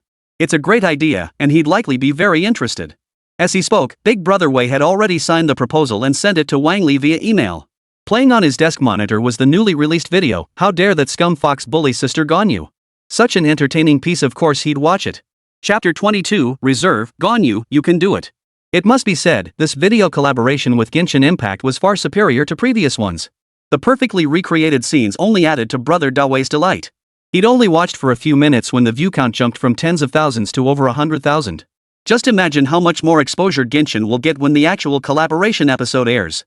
Big Brother Dawe was eagerly anticipating it. Just as he was about to shift his focus to MiHoYo's business and check the progress of the new game's promotion, the email notification sound snapped him back to the present. Wang Li had responded to his proposal. Absolutely no problem. I've already consulted everyone involved. If schedules permit, they're welcome to join the Genshin Impact mini-theater anytime. Great. Big Brother Dawe immediately instructed his assistant to send out notifications, especially to the voice actors. Perhaps this time would bring a whole new viewing experience. As one of the invited preview guests, Lin So and Juhuahua received the news first. It's actually happening? Lin So was stunned. Shock gave way to delight. Meeting her own daughter would be such a joyful occasion. Perhaps this opportunity could genuinely boost both Genyu's and her own popularity. Lin Su turned to ask Juhuahua, they actually invited them officially? What should we do? Juhuahua smiled and replied, it's fine. They didn't say we couldn't go. Let me think. This must be a virtual reality crossover event. I'm definitely trying out the sword then. Huahua, I'm talking about serious business here, could you please not make it sound so suggestive? Lin Su said helplessly. Their discussion caught the attention of other voice actors, who quickly gathered around. Almost simultaneously, they pulled out their phones, played the brief 10-second clip, and began liking it. So for future collaborations, can we just do the voice acting directly? Huahua's eyes lit up. Ha, I'm definitely doing the voiceover. Let you taste the power of my blade. By then, I might not be able to see anymore, your blade's too big. You really know me, little N. Come here, let me give you a kiss. Inside the whimsical studio, the girls laughed and chattered, filling the space with lively cheer. The video went viral fast, racking up nearly 200,000 views within an hour. With official endorsements and shares from MiHoYo, its spread accelerated even further. Gonyu, come take a look. So many people are loving this collaboration video. Yagaki Shinko held her phone, pointing to the comments section with a radiant smile. She adored being the center of attention. It offered a completely different sensation from her life in Inazuma. The comments section was absolutely buzzing with excitement. Coconut milk is best, yo? Is Ganyu's head hollow? Zero Dimension QWQ, the housewives are showing off their skills. Yagaki Shizuku's dog, true to her name as the divine child, she knows to go out and hunt for her own pup. Raiden Shogun's dog, even though I adore Raiden Shogun, that doesn't stop me from loving Coconut Lamb too. My Wang Xiaomei, you guys can bicker all you want. I already took Wang Xiaomei home. She's right here on my face. This coconut milk is so good. Gonyu was different. Her pretty face flushed crimson, her hands clenched into fists in confusion. Nervousness mingled with delight, shame intertwined with curiosity. My head isn't hollow. My wife? No way. That Shinji girl, even the dog ran out to blab. Coconut milk? That's the juice from coconut trees. I'm no coconut sheep. Ice chillin aren't sheep. These people are so strange, Gonyu said shyly. The things they say are hard to bear. Shinonome Yagaki chuckled, they're just all tough talkers. It's not nearly as exaggerated as you think. The true nature of our adorable fans is much like Wang Li's. Wang Li beside her smiled in agreement and nodded earnestly. Honestly, most people just type online. There aren't that many actual perverts out there. Of course, a tiny minority are perverts in real life too. Some even resort to physical advances. Wang Li doesn't represent that crowd, he represents the vast majority of normal fans. Fans? Ganyu tilted her sheep-like head, looking at the two with puzzled confusion. Could it be, besides you two, there are others here who know me? Suddenly, she recalled Kaching's video and seemed to grasp something. Wang Li and Yagami nodded, showing Ganyu the Genshin Impact game. So I'm a character in a game. Everything was designed this way. Wang Li shook his head earnestly. It's not what you think. Teyvat is far from static. The fact that you know all this means you're a variable. The game exists within the Blue Star world, but your world is shaped by your own choices. Wang Li was right. Ever since altering the events involving the fool's stray soldiers in Inazuma, everything in Inazuma would be different. Especially since Raiden Shogun remained on Blue Star. Exposed to new influences, she too would change. Ganyu would naturally evolve too. Once she truly understood Liyue's crisis, what actions would she take? Wang Li found himself looking forward to it. Perhaps this would become one of the future quests he'd undertake. Meanwhile, the system beat one of the invitation quests had been completed. Invitation quest, character interaction video between Liyue and Inazuma completed. Reward obtained, bloodline of the half-immortal and fox spirit. Is that even a thing? What am I then? A product of Yuri? Something just feels off. Before Wang Li could finish his complaint, his body began transforming at an astonishing speed. The sensation of bloodline awakening surged through him, as if his body possessed boundless power. In an instant, the teleportation ability once familiar yet not entirely under his command became effortless and fluid. The restless lightning element was completely subdued, fully mastered, and contained within his body. Even the divine heart, which had initially possessed only 100% affinity. Now, he felt an illusion that he could command it, unleashing its full power. Wang Li could sense that he was now approaching the level of a divine child, the gap in power narrowing to its absolute limit. Perhaps with a few more invitation rewards, he could completely surpass this centuries-old fox spirit. Then, he could easily handle her. The eighth divine child approached with a smile, pinching Wang Li's cheek as she spoke. Your skin feels smoother now, and the power within you has grown significantly. Have you found something good? Wang Li grew wary. This fox spirit had likely figured out most of his ability to pierce through doors. She must suspect something about me now, having seen through something. Of course there's a difference. With you all around me, how could I not change? Oh? Is that so? Yagami looked skeptical. Ganyu, a demigoddess, also sensed the aura emanating from Wang Li, making her yearn to draw closer to him. That restless energy captivated her, making her heart race. It was a strange, blushing sensation. Why was this happening? Why was she so nervous and embarrassed? What was this feeling? But as a millennia-old elder, she managed to restrain herself. Compose yourself, Ganyu. You can do this. Wang Li quickly brushed off their suspicions, only to feel anxious again.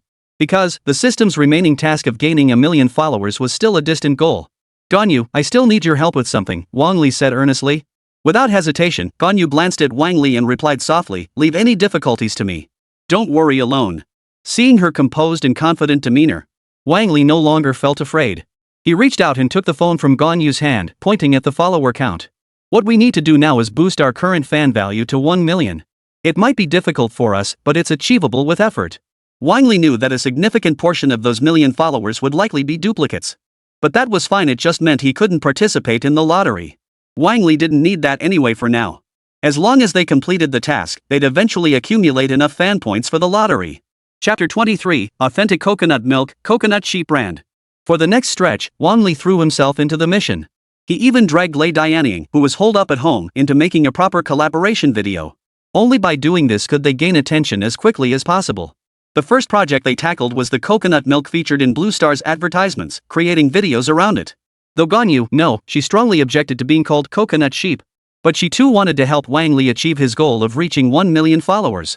Ganyu's cheeks flushed slightly as she held up the coconut milk with stickers attached, her voice faltering. Coconut. Coconut goat brand, coconut milk, curves that captivate, white and tender.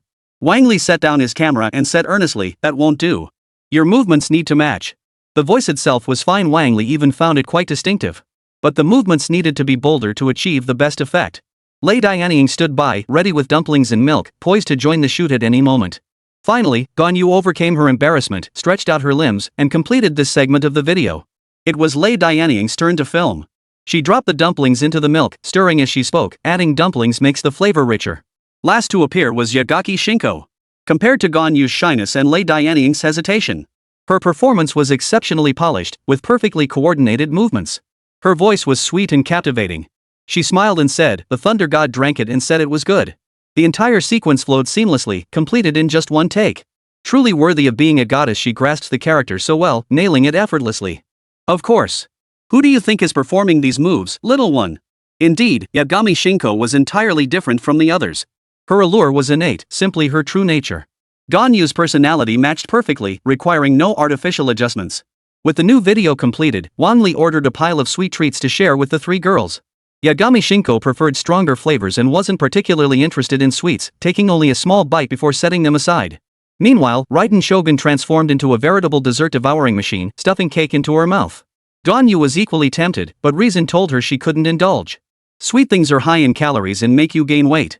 Wang Li chuckled beside her. It's fine. See? There's no ingredient list. It's safe and won't make you fat. The sweetness must come from erythritol, all the flavor, none of the calories. I swear it's 0 calorie. Gonyu was torn, wrestling with her inner conflict. Though unfamiliar with the erythritol Wang Li mentioned, she knew of a herb that offered sweetness without calories. It must be that these sweets are made with herbs, so they have no calories and won't make you fat. Well, I'll just have a tiny bit, like a teeny bit. She bent down slightly, picked up the plastic cutlery beside her, and began to feast heartily. A sweet smile blossomed like spring ice cracking open, pink lotus petals unfurling before her eyes. Was this Gonyu's true smile? It was utterly soothing. Bite after bite, she savored the delicious pastries, the bittersweet chocolate with its velvety smoothness. She loved it all. There was no moment happier than this one. Perhaps it was the release of long-suppressed emotions. Gonyu ate with profound contentment. Within minutes, she devoured every last sweet treat, and they cost a fortune. Any more? Gonyu asked, her cheeks flushed, her voice almost demanding. Only then did Wang Li set down the camera in his hand, thinking he should prepare some more sweets. Just then, Yagaki Shinako glided over with a catwalk stride and took hold of Wang Li's hand as he reached for his phone. She breathed softly into his ear. We can't keep eating like this. Gonyu has things to do. Wang Li nodded. The 0-calorie snacks mentioned earlier weren't all 0 calorie. Eating too much would make Gonyu's figure completely out of control. We'll have chances to eat again later. Gonyu, you should head back first. Make sure to get along well with Kiching from now on. Gonyu smiled and agreed, no problem. I've come to fully understand Kiching now. I get where she's coming from. From now on, I'll work twice as hard to build an even better Liyue together. The gate swung open, and Gonyu left Lansher, glancing back every few steps as she returned to Liyue. Meanwhile, she had witnessed Liyue's crisis clearly through the game and videos. Inside Liyue Harbor, Gonyu returned to the office where Kiching worked, holding the official approval document in her hand. Upon reading the contents of the approval, Kiching's mood soured. How could this happen? Why won't they approve my proposed improvements? Are they unreasonable? Pressing her forehead, Gonyu couldn't fathom what the person at the Jade Pavilion was thinking. Please don't be upset. This disagreement likely stems from differing philosophies. Gonyu's voice was gentle, a stark contrast to her former self who would voice her grievances openly. Kiching lifted her head, her twin ponytails bouncing with her movement, staring at Gonyu before her with disbelief. Then how do you think we should resolve this? I believe the most appropriate approach is to address the situation by working with them individually. For instance, Kiching, who had been overwhelmed with worry, suddenly felt enlightened upon hearing Gonyu's words. Perhaps this approach could indeed resolve the problem before her. Alright, let's proceed with that plan. After speaking, Kiching immediately gathered her belongings, preparing to blend completely into the sea of lights. Only through first-hand experience could she truly understand the hardships of the common people. Gonyu, too, offered a faint smile before departing for other 7-star locations. Through her actions, she accelerated Liyue's original course. Moreover, she understood that the greatest crisis lay beyond this. The fools were the fuse igniting Liyue itself. They had ignited the crisis that had been buried deep within Liyue for centuries. To resolve the impending crisis with the least possible pain. But what should she do? Should she seek counsel from His Majesty the Emperor? No, this could not be what the sovereign desired. Could it be? I should seek out the traveler? Gonyu pondered anxiously. It might be a good solution, as it aligns with the original storyline, but she hesitated. No, I should be doing something to stop the fool's assembly. The video on the phone holds the key to victory. Gonyu held the phone, the very one Wang Li had bought for her, and instructed her to bring back. With her millennia of wisdom, understanding, and mastering the phone was a simple matter. With a full 512 gigabytes of storage, it contained games, detailed storylines, and even prank videos. As she scrolled through, Gonyu found herself outside the Jade Pavilion, gazing upon a pond rippling with emerald waves. From the lofty pavilion, one could survey the world, oversee Liyue, and scrutinize commerce and industry. Though lacking direct control over the Thousand Rock Army, it maintained oversight over most of Liyue's affairs. Simultaneously, the Fools Guild operated within reasonable regulatory boundaries. The threat the Fools pose to Liyue will affect everyone. I urge Lady Ningguang to reassess their merits and demerits. Ningguang, seated at her desk, lifted her head to meet Ganyu's earnest gaze. She had never imagined Ganyu would harbor such deep apprehension toward the Fools. After all, the Fools Guild remained hidden beneath the abyss of rock, exploring the mysterious subterranean palace. At present, the people of Liyue still regarded the Fools Guild with normalcy, even admiration. Chapter 24. It's not that kind of relationship. The people of Liyue trusted the Fools Party so deeply because their contributions to Liyue were undeniable. It was simply inconceivable that they could ever harm Liyue. I'm not lying, Lady Ningguang. Please believe me. Ningguang remained unconvinced. Ganyu, I know your contributions to Liyue, but you cannot falsely accuse others without cause. So present your evidence. I will make the right decision. As one of Liyue's 7 stars, Ningguang understood well that the Fools Guild's existence inherently carried both advantages and disadvantages. But Liyue could not, without cause, renege on agreements and expel people. Therefore, Ningguang believed Ganyu would present evidence to substantiate her claims. Ganyu pulled out her phone and presented it to Ningguang as evidence. Displayed on the screen was footage of the Fools Guild attacking the traveler within the Genshin Impact game. Is that all, moving pictures? Ningguang asked. Ganyu clenched her jaw, agonizing over what could possibly persuade Ningguang to change the Seven's decision. Please keep your distance from them. At the very least, stay vigilant. Otherwise, they may become our enemies in the future and undermine our strength against the Archon of the Vortex. Oh? Ningguang understood Ganyu's meaning perfectly well. The Fools would unleash the Archon of the Vortex in the future. This was clearly impossible. No one could break a god's seal. The seal established by the Emperor of the Rock confined it to a mere existence within the confines of the Vortex. How do you know this? Ningguang asked. The wear of time, and one of the 12 seats of the Fools' Assembly will use the power of the Ice Empress to break the seal. Ganyu practically poured out everything she knew in one breath. She hoped these words would move Ningguang and prompt her to prepare in advance. Millions of watchful eyes for the sake of His Majesty, and for Liyue. She refused to witness Liyue destroyed by enemies while she stood helpless. Just like in the Genshin Impact game, where she hadn't even made a significant impact or offered much help. Actually, I've already heard about your suspicions. Ningguang set down her paper and brush. When she lifted her head again, a radiant smile blossomed across her exquisite face. Her confident, knowing demeanor instantly calmed Ganyu, replacing her anxious expression with relief. The Fool's little tricks are indeed hard to guard against. But the logical thread has become clear. It's easy to deduce. Is it because of the taboo-free codex? Ganyu blurted out. Ningguang gave a soft and nodded. It is indeed because of the taboo-free codex. How did you know? Ganyu made no attempt to hide her source. Because of the person who invited me. The person who invited you? Ningguang grew even more puzzled. What did they mean by invited? Where did the invitation come from? What actions were taken? As the thought crossed her mind, a knowing smile spread across Ningguang's beautiful face. Ganyu, unaware of this, continued earnestly, his name is Wang Li. He's quite formidable somehow. I feel an involuntary closeness to him. Oh. Ningguang wore a knowing smile as she rose and moved beside Ganyu. Sometimes, when you meet the right person, you have to act promptly. Only by spending time together and growing closer can things develop. Ha? Ganyu waved her hands and shook her head, stammering, we're not that kind of relationship. Today, Yagaki Shinko had returned to Inazuma, ready to make some arrangements. She eagerly awaited the arrival of the traveler, the working traveler, to help resolve some difficult matters. At home, only Wang Li and Lei Dianying remained. Even the Thunder General had departed. At that moment, Raiden was still on the reward doll Wang Li had obtained, munching on sweets while scrolling through her phone. Our video seems to have hit 1 million views already, ranking second on the trending list. Lei Dianying pointed at the screen playing on her phone. Sis says it's 0 calories. Though the collaboration went smoothly, the view count ultimately plateaued just over 1 million. Wang Li glanced briefly at Ganyu's backend stats. Her follower count had just hit 800,000, leaving plenty of room for growth. What truly frustrated him was that, Sis says 0 calories, was genuinely lacking in buzz right now. It was nowhere near yesterday's numbers for, how dare the trash fox bully sister Ganyu. That one was nearly breaking the 2 million view mark, approaching the recent views of the Yae Shinko videos. As expected, regular videos alone won't boost followers. We need to participate in some events. Just then, Wang Li pulled out his email to check recent messages. First was a read message from Big Brother Wei, containing his greetings and an invitation to a preview livestream. Next was one from Mihoyo's Genshin Impact team, also an invitation to the preview livestream, hoping both Raiden Shogun and Ganyu would attend. They also mentioned that if convenient, they'd love to invite everyone for an offline chat in Kyoto. Wang Li was naturally moved.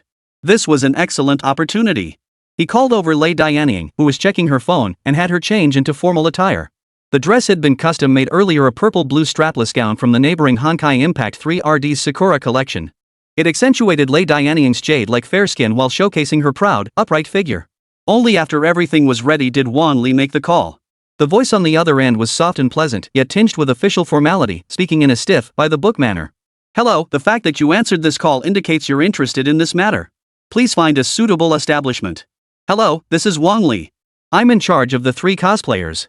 After a pause, Wang Li added, you might know who I am, but let's discuss it in person first. 30 minutes later, Wang Li arrived at a cafe accompanied by Lei Dianying, who was dressed in full costume. In the private room, the other 2 were already waiting. Hello, Mr. Wang. My name is Song Qingyu, and I'm in charge of this Genshin Impact event. They had done their homework in advance and were well prepared. Wang Li waved his hand and smiled. No need for formalities among family. I'll discuss the event details with them.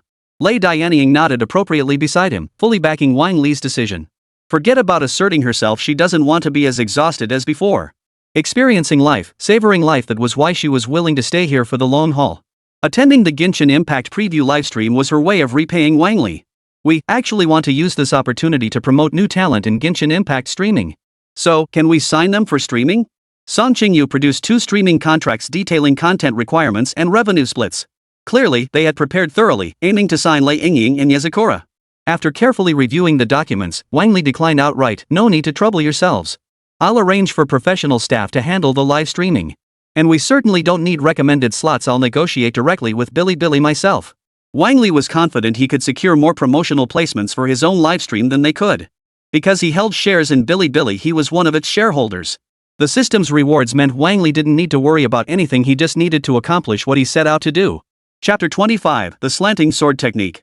The Genshin Impact mini-theater hosted by Mihu was scheduled for 3 days later. This worked out well, as it left ample time to invite new Genshin characters to appear. As for who exactly to invite, Wang Li himself hadn't made up his mind. Now he had 2 regions to choose from for his guest characters, either the newly opened Liyue or the highly popular Inazuma. In addition to Raiden Shogun and Yagaki Shinko, Inazuma also had Ayaka Shinri available for invitation. However, Liyue had fewer options. Inviting Keqing seemed like a more fitting choice.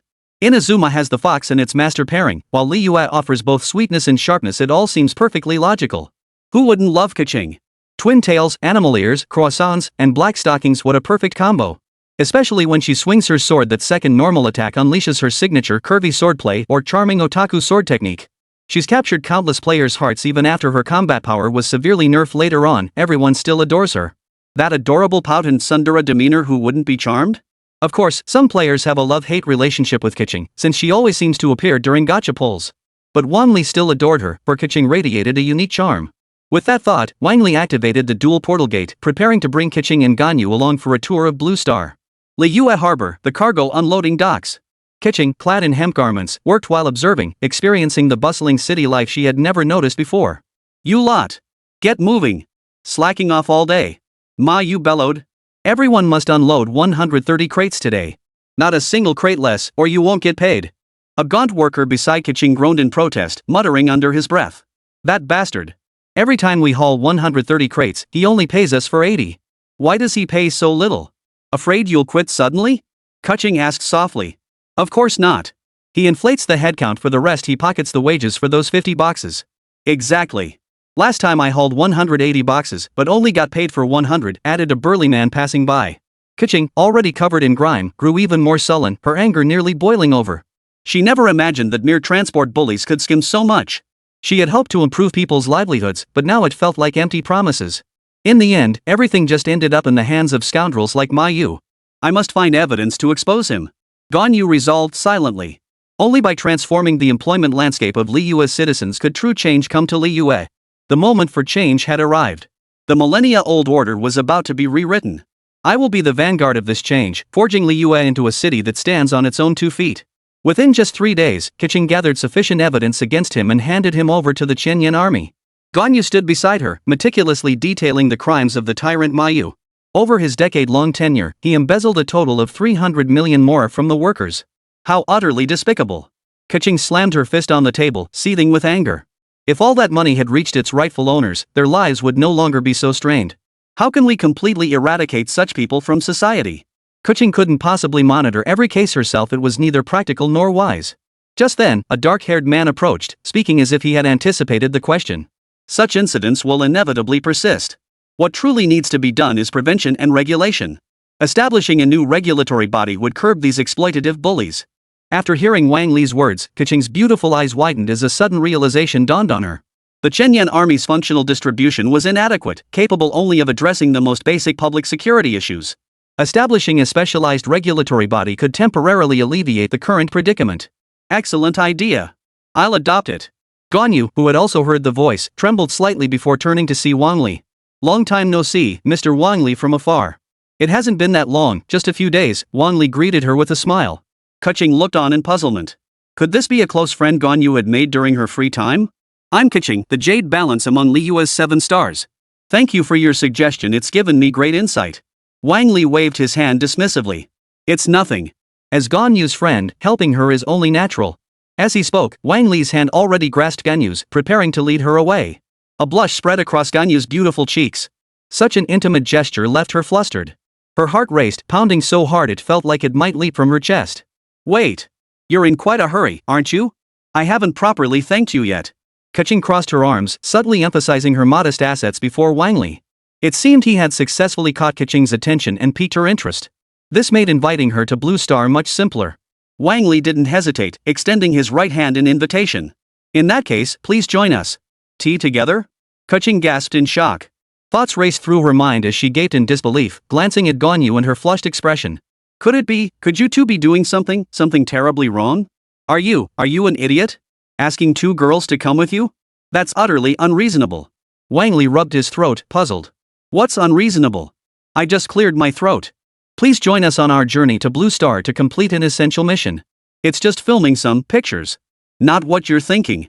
Keqing finally released her grip, her body relaxing as she turned to Wang Li. What kind of pictures do you need us for? It's crucial. Wang Li's ultimate purpose in coming here was to enlist Keqing's help and film footage in Liyue to take back with him. He had a new idea: if one character couldn't reach 1 million followers, then 2 would.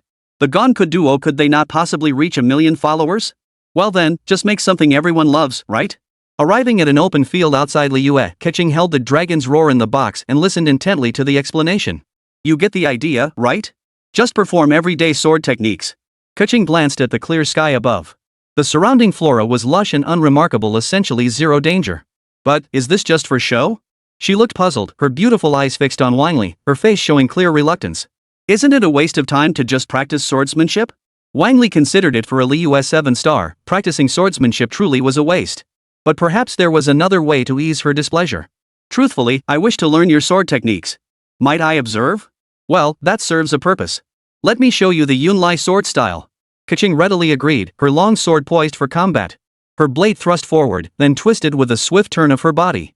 A gentle breeze stirred, revealing glimpses of beauty that couldn't be concealed. Crouching low as she swung her sword, the air lifted her skirt completely, revealing her pert, black-stocking buttocks to Wang Li. Her body shot upward, the sword in her hand unleashing a golden blade of light before vanishing abruptly. Finally landing on the ground and lunging forward, every inch of the black stockings was laid bare. So, did you get it? Keqing turned to look back. Wang Li nodded earnestly, scrutinizing the footage in his hands. He was thoroughly satisfied with this recording. Chapter 26, Sweet and Sharp, Clang Clang. Strength is fleeting, beauty lasts a lifetime. At least in Wang Li's eyes, Keqing embodied the perfect blend of a young maiden and a flawless figure utterly perfect for his tastes. Different ages offered different experiences, and Keqing was at the peak of her youth. Alright, the next part can't be done in Liyue. Wang Li gestured toward the white gate that had abruptly materialized beside the pavilions and towers, stating, Next, we're heading to the Blue Star to complete the next phase of our work. Also, there's a wealth of new experiences over there that can serve as reference material for us to bring back and utilize. Ganyu nodded in agreement. Her phone was nearly out of battery. If they didn't return soon, she wouldn't even know where to find a charging station. She even felt a pang of regret that she wasn't a lightning elemental like the Thunder God and the Divine Child. Then she could charge wirelessly anytime, anywhere. The misty haze hung over Blue Star's capital city, and Lei Dianying had fully adapted to life here. Pulling the curtains closed, she clicked the TV to power on her PS5, logged into Genshin Impact, and entered the game. She found many of the game's intriguing storylines fascinating. When she wasn't eating, she'd open the game to explore and learn about the customs of different regions. Liyue seems to be transitioning from divine to human governance. Perhaps I should do the same, change my governance model. She had come to understand that even eternity needed dreams. Therefore, the plan to optimize Inazuma required a more comprehensive system. Neighboring Liyue served as the perfect reference point, though clearly, Liyue hadn't yet reached the stage of truly breaking free from divine influence. That's Liyue? A young girl's voice rang out, startling Raiden from his thoughts. How could it be in the frame? A figure in a purple dress trimmed with phoenix feathers, someone vaguely familiar, stepped beside Liang Dian. You're Keqing? Keqing looked utterly perplexed. She was certain she had never seen her before. How do you know me? She asked warily. Liang Ning turned away in frustration, opening the Genshin Impact character interface. There, a character identical to her appeared. Keqing froze. There she was, highlighted in the glowing frame, her full character information displayed. How is this possible? Wang Li approached and explained earnestly, this is a television. What's inside is a game called Genshin Impact. Blue Star reflects the world of Genshin, which is why this game interface appears. With that, Wang Li seized Keqing's delicate hand and led her to another room. We need your help over here. It's important. Keqing naturally followed Wang Li without hesitation, arriving at the villa's dance studio. I imagine you two are curious about what task is so urgent. After a pause, Wang Li sighed helplessly. The previous results were simply too poor, failing to meet the required standards. That's why I need your assistance to complete this mission. Upon hearing the words overtime and task, Gan Yu and Keqing both lifted their heads, listening intently. Li Yue's hard-working employees. Wang Li was moved to tears. The dance choreography was inspired by Ding Ding Dang Dang's dance videos and popular fan-made content on Bilibili. As for other fan-made videos, they'd have to wait until the traveler made an appearance before creating new content. Without delay, they began rehearsing the dance and quickly got the hang of it. After several hours of effort, the piece sweet and sharp Ding Ding Dang Dang was finally completed. Thank you both for your hard work. Gan Yu, drenched in sweat from exhaustion, took the ice cream from Wang Li's hand and took a bite. The creamy sweetness blossomed in her mouth, sending her taste buds into a joyful dance. Her upright bangs bounced back and forth in rhythm with her cheerful head. In that moment, Gan Yu transformed into an ice cream licking machine utterly unstoppable. Keqing, however, remained composed. She casually took the cola and gulped it down in big swigs. The sensation of bubbles bursting in her throat and that distinctive taste made Keqing's eyes sparkle with golden light. It felt as though she were spiraling within the bursting bubbles, the icy sensation washing away fatigue and heat. The taste was so extraordinary, Keqing nearly burst with delight. Thank you, this bottle is absolutely delicious. Wang Li, unfazed, took the footage back, edited it quickly, and uploaded it online. Less than a day after things had calmed down, some fans were thrilled once more.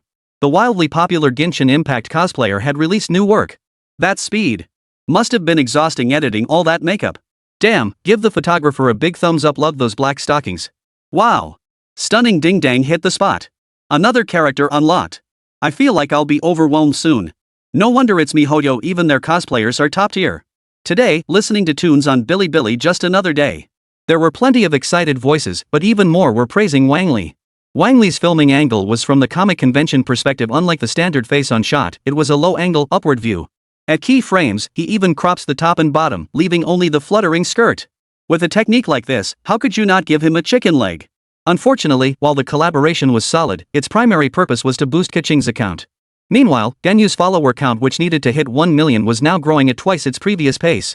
In terms of popularity, she doesn't match the likes of Shrek, Fox Yagaki, or the Thunder movie.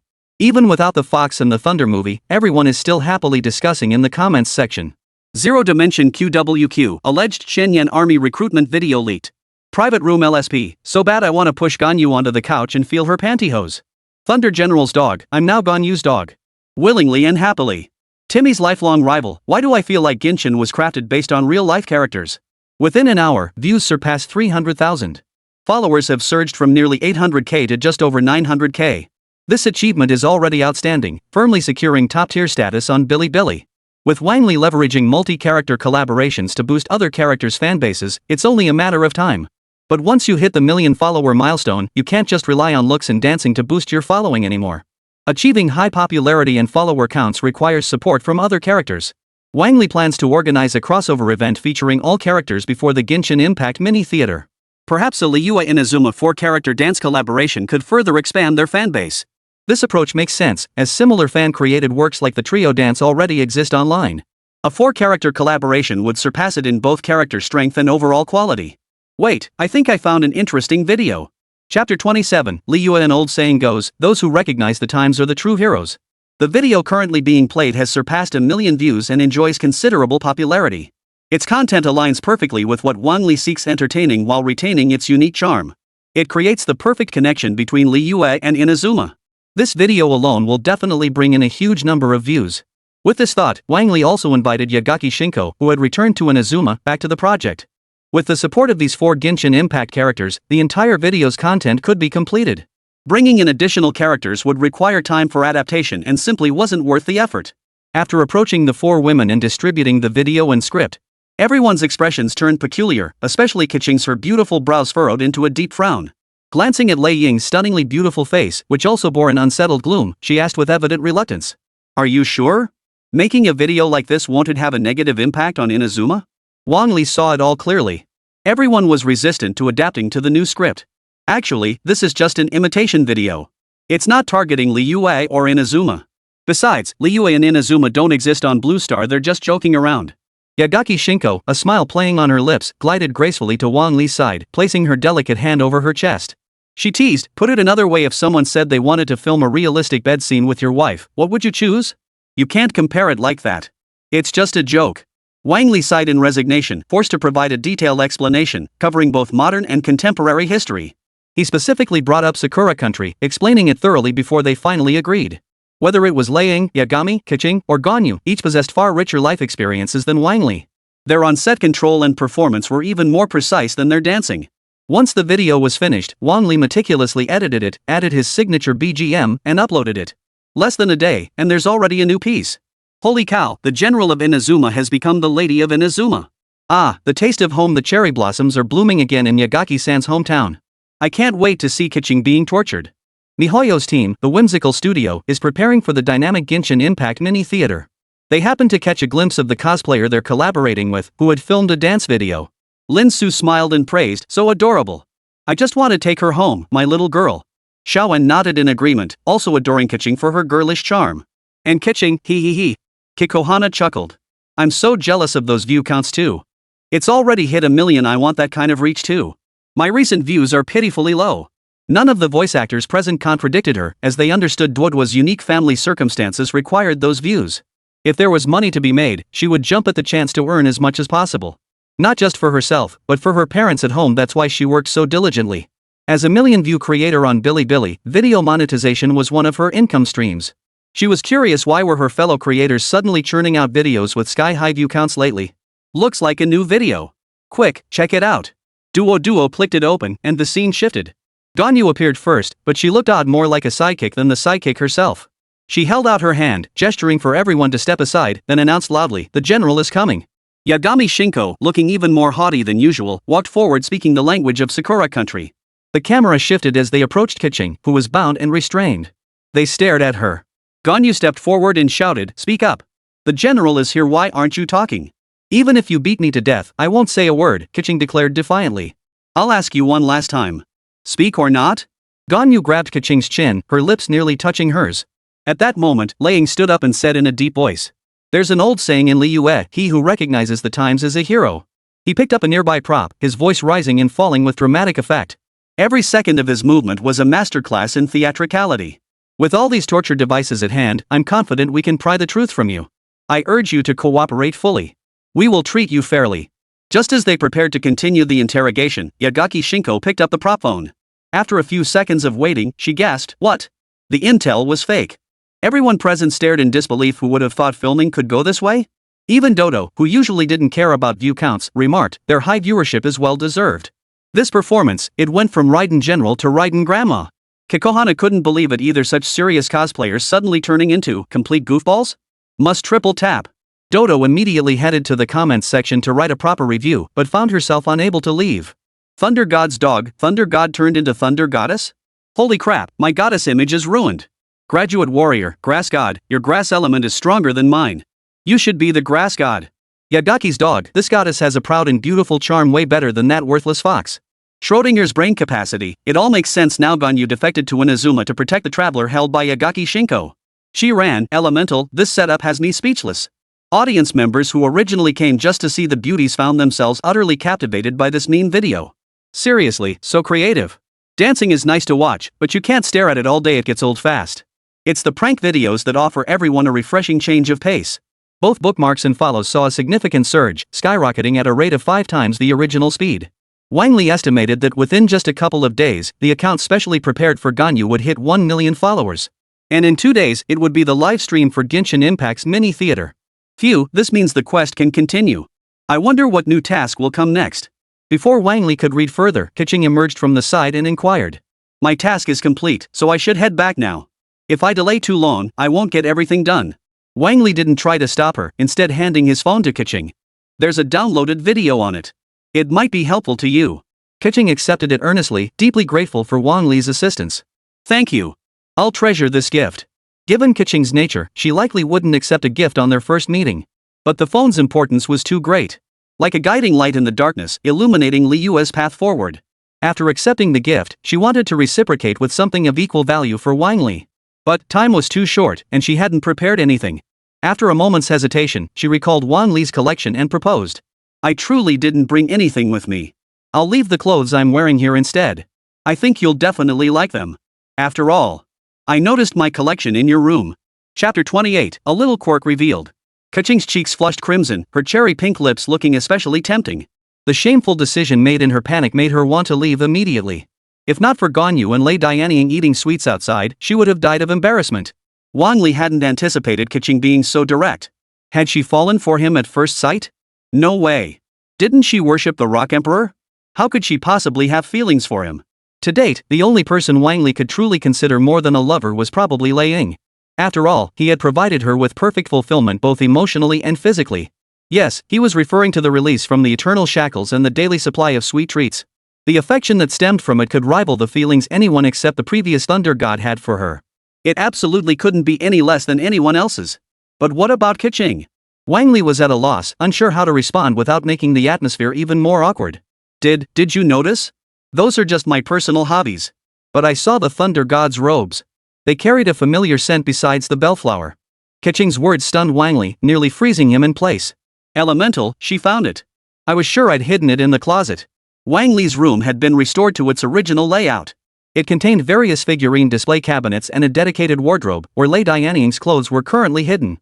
To bind Keqing with red string, Wang Li had rummaged through his own cabinets. Unexpectedly. That red string is gone, you put it back where it belonged.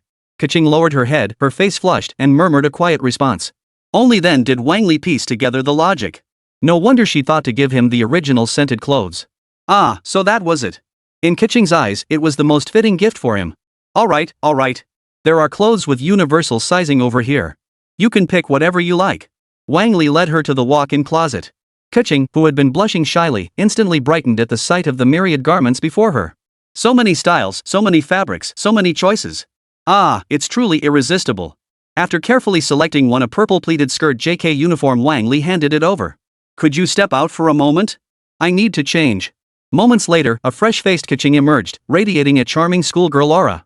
The skirt's hem was narrower than the original leather version, a little trick Wang Li had planned, buying only the ultra-short editions.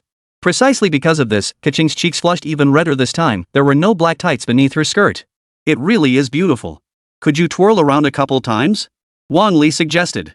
After a moment's hesitation, Keqing spun around once, letting Wang Li get a good look. Click, click, click. The continuous shudder sounds captured every expression and every flutter of her skirt as she spun. Finally, Keqing said nothing more, merely glaring at Wang Li. Then she turned and stepped through the dual door portal, leaving Blue Star behind. Upon returning to Li Yue, Keqing didn't immediately change out of her school uniform. After all, aside from feeling a bit chilly under her skirt, it wasn't uncomfortable. Her first move was to pull out her phone and meticulously study Li Yue's critical development needs, new positions. In Keqing's view, she had fully grasped the importance of oversight but lacked the corresponding strategy. Modern departments employed regulation, while Li Yue relied on Ningguang's oversight. This had led to many unnecessary issues, such as price gouging and the looting of items when the Jade Pavilion collapsed. Merchants seized opportunities for profiteering, seeking to amass wealth more swiftly. I need to establish a department specifically to manage these individuals, rather than directly overseeing merchants' finances. Keqing understood clearly that among Li Yue's 7 stars, it was Ningguang who truly held the reins of financial governance. Yet she also harbors a merchant's cunning, even auctioning off her own dining time. These were minor concerns, however. The most critical issue was the occurrence of price gouging. This is rather clever, the Commerce and Industry Inspection Bureau. In truth, Keqing preferred a new department operating above the 7 stars, dedicated to overseeing workers and merchants. It would reduce corruption while boosting incomes for laborers and small-scale merchants. This is all we can manage for now. We'll discuss further with the Emperor later. She composed herself and hurried back to her workstation, but first, she'd go home to properly store her clothes before returning to work. Getting them dirty would be most unfortunate. Within a day, news spread throughout Li Yue that the newly appointed Star of Jade Balance had established a new department. The Commerce and Industry Inspection Bureau. They would have their own forces, dedicated to cracking down on wage theft and eliminating underground operations. As a commercial titan, Ningguang was naturally among the first to learn of this development. Oh, her idea is sound enough, but she'll face plenty of obstacles in exercising that authority. After carefully reviewing the details, Ningguang realized this department would target profiteering merchants with focused crackdowns. It would indeed affect many, even dealing a significant blow to her own interests. But none of that mattered. For the sake of Li Yue's future, sacrificing some profits was a price worth paying. But could it truly succeed? Her crimson lips lightly touched the jade-carved mouthpiece in her hand, and a faint fragrance wafted from her breath. Amidst the swirling mist, ripples stirred within her captivating crimson eyes. This is going to be quite interesting. Keqing's actions sent shockwaves throughout Li Yue. In less than 2 days, the newly formed department launched operations, precisely apprehending merchants. Each routine raid uncovered irrefutable evidence. Ningguang's behind-the-scenes support for Keqing's reforms amplified their impact. Finally, it worked. Keqing felt deeply gratified. The assistance her inspection bureau provided to Li Yue now far surpassed that of the Chenyan army. Before long, the commercial practices of Li Yue would be thoroughly overhauled under her leadership. Next, what I will change will be the 7 stars of Li Yue. Keqing's gaze fixed on Ningguang. She intended to thoroughly discipline the unprincipled Tianquan star.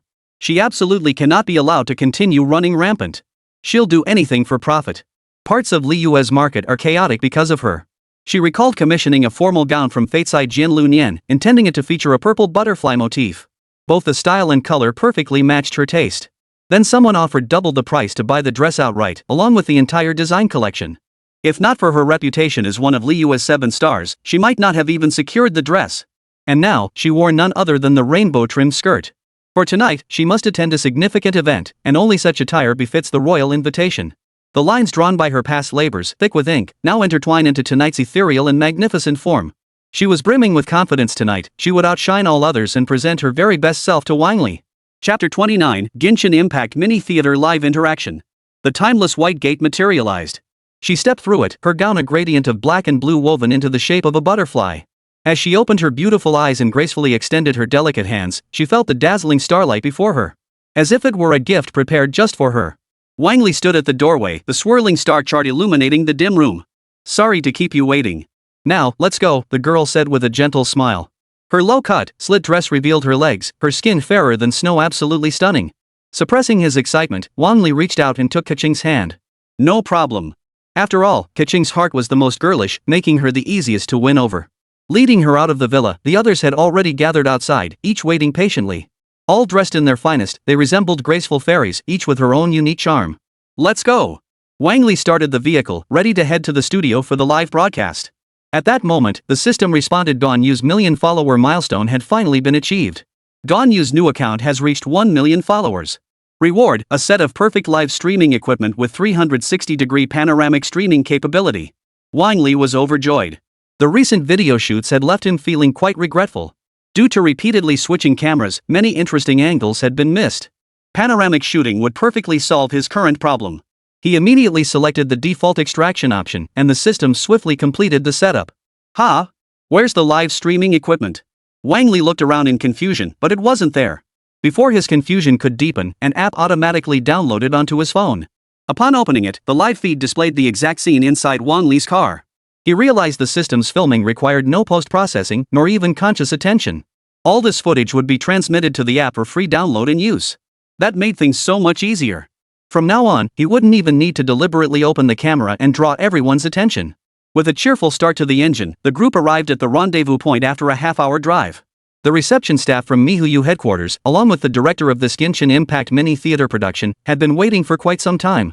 Upon learning that Wang Li was MiHoYo's third-largest shareholder, they immediately elevated their level of attention. Their demeanor grew even more deferential and courteous, arriving over an hour early to await his arrival. Chairman Wang, everything is ready. The livestream begins in 30 minutes. Song Qingyu, the planner and director, hurried forward and presented the prepared materials. Wang Li took the materials and immediately headed toward the studio, followed closely by the Genshin Impact characters. In just over 10 seconds, they had already overlooked Mihuyu's subtle attempts to manipulate the situation. Wang Li's voice was calm and casual as he remarked, overall, there are no major issues. The key focus remains the chat segment. If you have any suggestions, please feel free to share them. We'll make adjustments as much as possible. No need to discuss their daily routines. Remove all those little props and whatever little tricks they prepared. Lin Xia immediately understood. Are you suggesting we increase the Genshin Impact characters' screen time? Exactly. Don't worry about the voice acting, their voices match the characters voiced by the professional voice actors. Seriously? Before Lin Xia could ask more, Wang Li continued. Rest assured. Focus all dialogue and questions on the characters and the Genshin Impact world setting. Lin Xia nodded and crossed out the meticulously prepared livestream segment. Also, this time we'll incorporate character skill effects using holographic projection. The presentation will be identical to comic conventions, no special preparations needed. Wang Li quickly showed Lei Dianying and the others the new QA dialogue and carefully considered his responses. On the dot, the Genshin Impact mini-theater commenced. The opening sequence remained the usual lighthearted mini-theater segment, with the livestream interface unchanged from previous broadcasts. Eager players flooded into the livestream room, only to find no sign of the cosplayer promised in MiHoYo's teaser. Kind of disappointing. What happened to the general himself coming? Damn it, why is my beloved Fox only in cartoon form? But soon, everyone was captivated by the live stream content and turned their attention to the comments. Oh no, the general's persona is crumbling? Bull. The general never had a consistent character to begin with. This time it just collapsed even harder. Wow, is this the first time scrapboxing met? I don't buy it. Me neither. The story started off perfectly normal until the preview segment wrapped up after 10 odd minutes. The voice actors then declared in unison, break the fourth wall. Since we can't go to Genshin, let the Genshin characters come to us. No sooner had the words left their mouths than the livestream interface began shattering, turning into a pitch-black void. Holy crap, I thought my phone broke. Don't worry, I poked it with my finger, it's not a portal you can't go through. Damn, this is some wild creativity. New fragments appeared around the edges of the stream, reassembling themselves. The spectacle was so dazzling it left everyone speechless. Compared to the previous effects, this one must have cost well over $1 million. The new scene quickly materialized, revealing a meticulously prepared setting. Yagaki Shizuka, radiating mature beauty with a hint of mischief. Raiden, cold and aloof yet carrying a gentle warmth.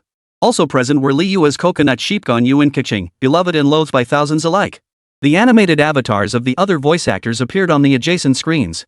Today, we are honored to welcome 4 new guests, Yagaki Shinko and her old friend Raiden Shogun, along with Li Yua's secretary Ganyu and the Jade Pillar Keqing. Voice actor Lin Su declared enthusiastically, his voice brimming with excitement. I never imagined this would happen, to have the real people standing before me. Kikohana didn't miss the chance to tease either, see? Your girl Ganyu's here. Let's see who's the real deal. I know the general can draw a sword from her chest, but nothing beats our sweet coconut milk Ganyu, Lin Su retorted. Hold on, you two. Can this even go live? What are you two talking about?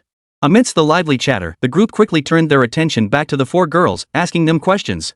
It's your first time streaming Genshin today. Is there anything you'd like to share with everyone? I'll go first. They're both a bit flustered, Yagami smiled, pursing her lips. Kikohana's eyes lit up. I remember seeing something about Kajiho crying because she couldn't see light novels.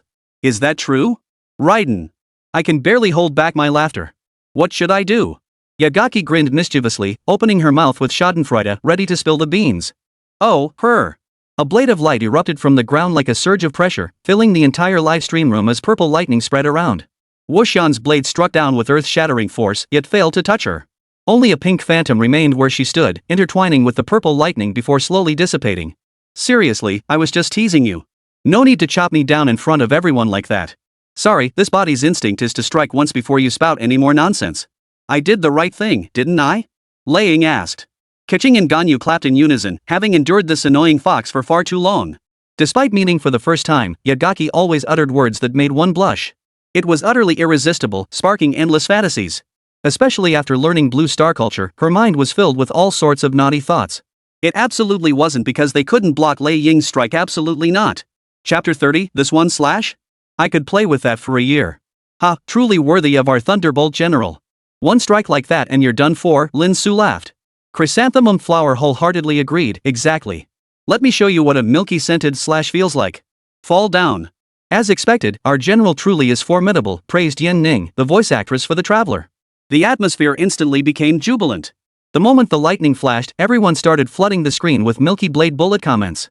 Everyone had developed ample resilience against this strike, easily withstanding it. In fact, they found it unsatisfying and wanted a more detailed version. Subsequent bullet comments consequently veered off course. I could play with this one slash for a whole year. Fine, you play with the slash, I'll play with the milk fragrance. Ouch, the holy light's too bright to see clearly, could we get another shot? Damn it. Don't let that foxy bastard outshine Raiden Shogun's aura. The playful banter kept everyone in high spirits, unable to stop. Yagami Shinko wasn't about to take this lying down. She teleported to Ganyu's side, feigning a pitiful expression. But as she turned, her expression shifted to smug and spiteful, ready to strike back. You can't walk past food without stopping, eating non-stop all day. What's wrong with what I said? Just don't let anyone steal your traveler like they say on that little station. Raiden Shoki's blade seemed to sharpen in that instant. The urge to strike was utterly unstoppable. Lin Su noticed the tension and interjected, the Inazuma duo might be formidable, but Ganyu and Kuku aren't exactly pushovers either. Oh really? See if they can even draw their swords? Kikohana's competitive streak flared up, and she couldn't hold back, blurting out without hesitation. My daughter can throw balls. How is that inferior? Lin Su retorted without hesitation. Ahem, regarding cosplay techniques, might the four of you share some insights with everyone? Yan Ning stepped in to diffuse the tension, redirecting the conversation back to Keqing and the others. Keqing thought he meant the clothing, pointing to her formal gown as she smiled and explained. This gown was crafted by Li Yue's finest embroiderers, inspired by the grace of butterflies, truly elegant and beautiful. I see. So that's how it is. Yan Ning, the voice actress for the traveler, clapped in admiration. This detailed description practically covered every single excellent aspect of the outfit. And indeed, the gown subtly softened her demeanor, lending her an air of refined elegance befitting a noble lady. Her fair, delicate face bore a faint smile, her exquisitely pink lips curving upward. In this moment, she was truly happy. Juhuahua snapped out of her daze. You've got me thinking about spending real money. This skin does have its perks after all. Ganyu hesitated, unsure whether to speak up. Lin Su, standing nearby, noticed this and steered the conversation elsewhere. So, what about Ganyu do we not know? Lin Su asked. Ganyu clasped her hands nervously and murmured, I don't know what to say. She really loves ice cream. The cream flavor is so sweet and delicious. I hope everyone needs me. Even Lin Suwa couldn't help but feel touched. She truly is my daughter. When you're farming, don't forget Ganyu throw a little extra mora her way. She wants everyone's approval.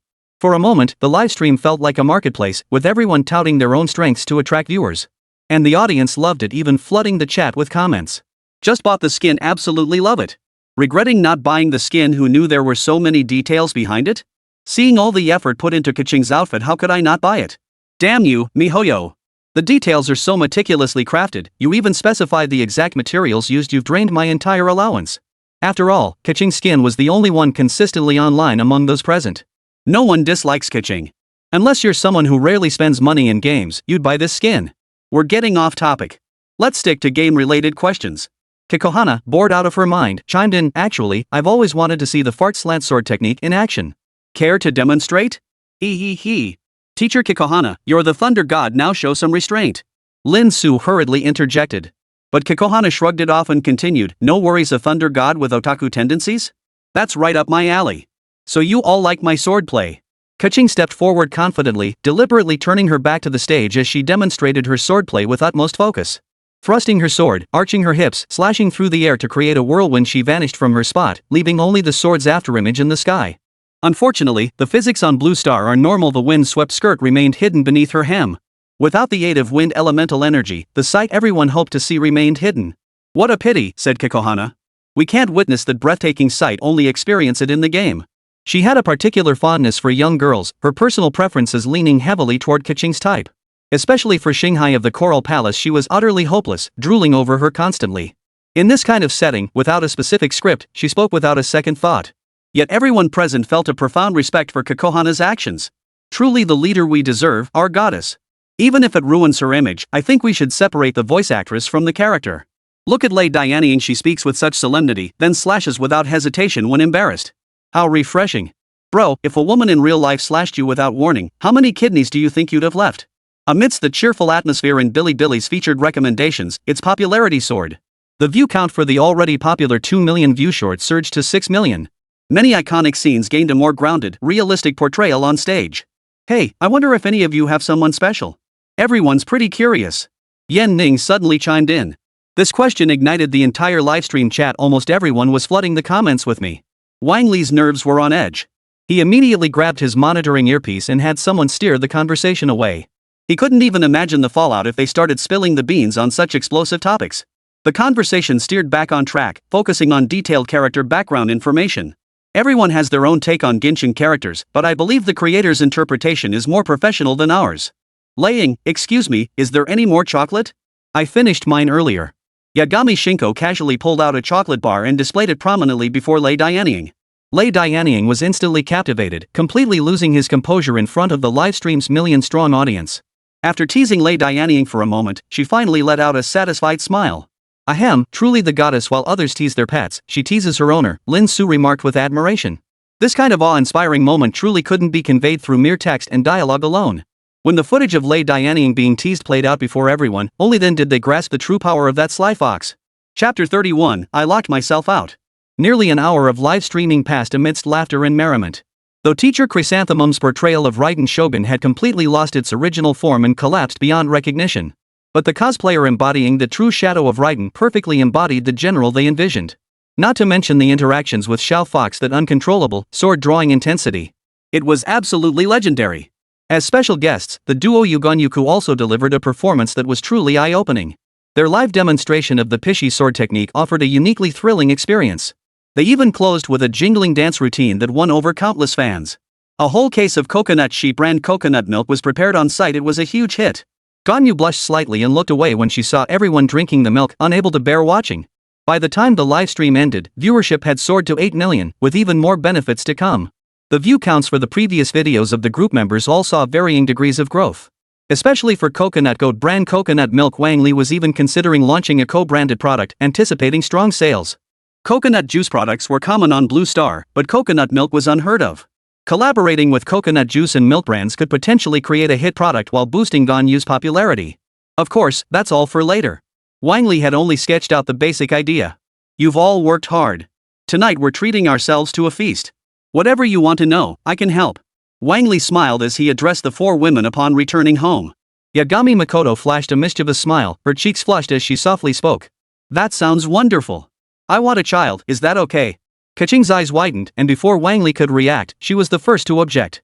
No way. Having a baby is absolutely out of the question. Don't say things that could be misunderstood like that. Ganyu also spoke softly. Shinji, don't put him on the spot. Having children isn't something to joke about. Lei Dianying, hold on, let me draw my sword first. As the person involved, Wang Li knew full well that the sly fox was just teasing everyone and didn't take it seriously. He turned and returned to his room, uploading both a video of the perky but slanting sword technique and, post-rain clear skies, superconducting reaction, to the internet. Simultaneously, he recorded the entire process in full HD for meticulous editing. It must be said, system-produced content is always top-notch. Whether it was Lei Movie's sword drawing scene or other amusing meme moments, the video clarity was top-notch. This saved Wang Li the time of upscaling low residential footage to high-res, allowing him to quickly edit several clips. These were released under their respective accounts to boost follower growth. Viewers who hadn't had their fill watching past episodes immediately found an outlet for their excitement. Damn, the post-production is seriously impressive. Even the sword drawing is crystal clear, love it. Slurp slurp. So satisfying. Shut up, or the general might test his sword on you. Sure enough, this world is full of perverts. Wang Li couldn't help but feel grateful to be one of them. Meanwhile, the collaborative videos featuring Yugon and Cuckoo also went viral, gaining nearly as much attention as Nai Xiangidao. Dance videos, of course, were everyone's favorite. Dinner time began quickly, and the girls started compiling issues from their respective regions. I'm currently playing through Genshin Impact story and have only reached Li US so far. I'm not entirely sure what specific issues exist in Inazuma. Lei Dianying had spent the past few days either eating or playing Genshin Impact, driven mainly by her desire to uncover the story's progression. Whenever she had free time, she played Genshin, but she never managed to reach Inazuma. She'd even considered sneaking in before, but it was impossible. Did I lock myself out? Regarding the closed sea. I deeply regret it, Lei Dianying said. You bet. When Wang Li played the game, he absolutely hated the isolation policy on the Inazuma map. All sorts of restrictions trying to sail a ship would get you labeled an illegal immigrant, forcing you to keep moving along. There are many specific problems, rooted in the Fool's Guild, but internal conflicts are also numerous. Wang Li briefly outlined the plot, naturally explaining it from the traveler's perspective. I see. So the Maiden of Storms used the traveler to ally with the Kamizuki and Kuju families against me, right? Wang Li. Yagami. Why does her interpretation feel so different from what I said? Raiden swayed her pert hips, each slight movement stretching her lilac-colored skirt taut and voluptuous. Wang Li saw her serious expression for the first time, utterly captivating. Her brows furrowed slightly as she declared sternly, in my eyes, both the traveler and the 3 magistrates are resisting my decisions. But such defiance puzzles me. The 3 magistrates' collaboration with the fools only deepens my disgust. Truthfully, was Lei Ying's assessment incorrect? Not at all. Her decision during the Lost Era was the best course of action available, governing the people of Inazuma from the highest position within the shogunate. This stabilized the restless populace and held together Inazuma, which had lost much of its yokai support. She presented to outsiders a stable and relatively united force. Should the Fool's Company infiltrate Inazuma under the guise of emissaries, they could only operate covertly. It was precisely Raiden Shogun's formidable authority that prevented the Fool's force from fully infiltrating Inazuma, thus preserving the city. Wang Li re-evaluated the situation from Raiden's perspective and discerned a crucial difference. After a moment's contemplation, he declared, "In my view, we must dismantle the three magistrates and establish a new governing body." A flicker of approval crossed her exquisite features. Yet she remained silent, listening intently as Wang Li elaborated, weighing his words against her own internal resolve. "As for the matter of the eye hunting order, I find it difficult to decide."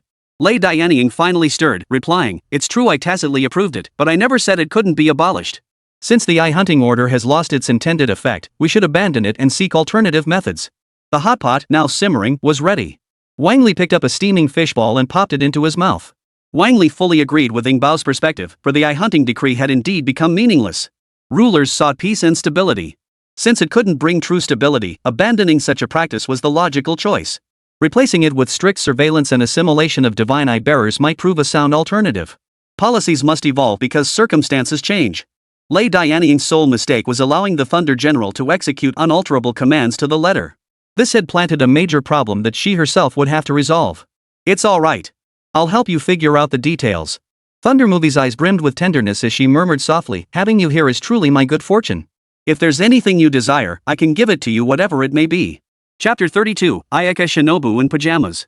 Although Wang Li found Lei Dianying's words intriguing, even tempting him to voice some lecherous thoughts. But with so many people present, he held back. "I'll decide once I've thought it through." Lei Dianying nodded. "Fair enough. If you ever need anything, feel free to come find me." Oh my, a shut-in living off others' food and money, yet still has the nerve to say such things. Her long, pearly white legs stretched out beneath her skirt, forming a voluptuous curve. Yagami Shizuka's face beamed with smug satisfaction, effortlessly drawing Wang Li's gaze back to her. Lei Dianying snorted coldly but said nothing. She didn't sit up to attract attention, it was simply a habit. The matters of Inazuma were temporarily settled, resolving the upper echelons of the political structure. Only Ganyu and Keqing remained, the two young women of Liyue still harboring doubts. "I know little of Inazuma's affairs. But from General Raiden's words, it seems Inazuma faces circumstances similar to Liyue's." Keqing understood this deeply. Ever since learning of the Rock Emperor's impending death, she had been contemplating it. "I wonder how Liyue's difficulties should be resolved." Wang Li sat nearby, holding a steaming bowl of mutton, lost in thought. Liyue's situation was both similar and different from Inazuma's. Liyue's power transition had already been completed. It wouldn't be long before it emerged from divine governance and completed the transition. Yet the deep-seated issues remained, waiting for someone to burst this bubble. Then, within a controlled scope, minimizing the threat to the lowest possible level, that was their task. Beyond standard precautions against the fools, there's little else to do. The Emperor of the Rock has long had countermeasures in place. Keqing frowned at Wang Li's words and said nothing more. Though she hated to admit it, the Emperor of the Rock had indeed prepared a foolproof plan. All her efforts had merely been carried out in the shadow of the Emperor. Keqing's eyes gradually lost their sparkle, her once strong aura fading into listlessness. Fortunately, Ganyu noticed this and steered the conversation elsewhere. "Besides us, can the gateway between the two worlds carry others?" This question held great significance for her. Should she ever wish to bring Ningguang here in search of answers to heal Liyue? Would she be barred from entry, or could she pass through? Actually, it is possible. But for them to enter the Blue Star, they'd need my invitation.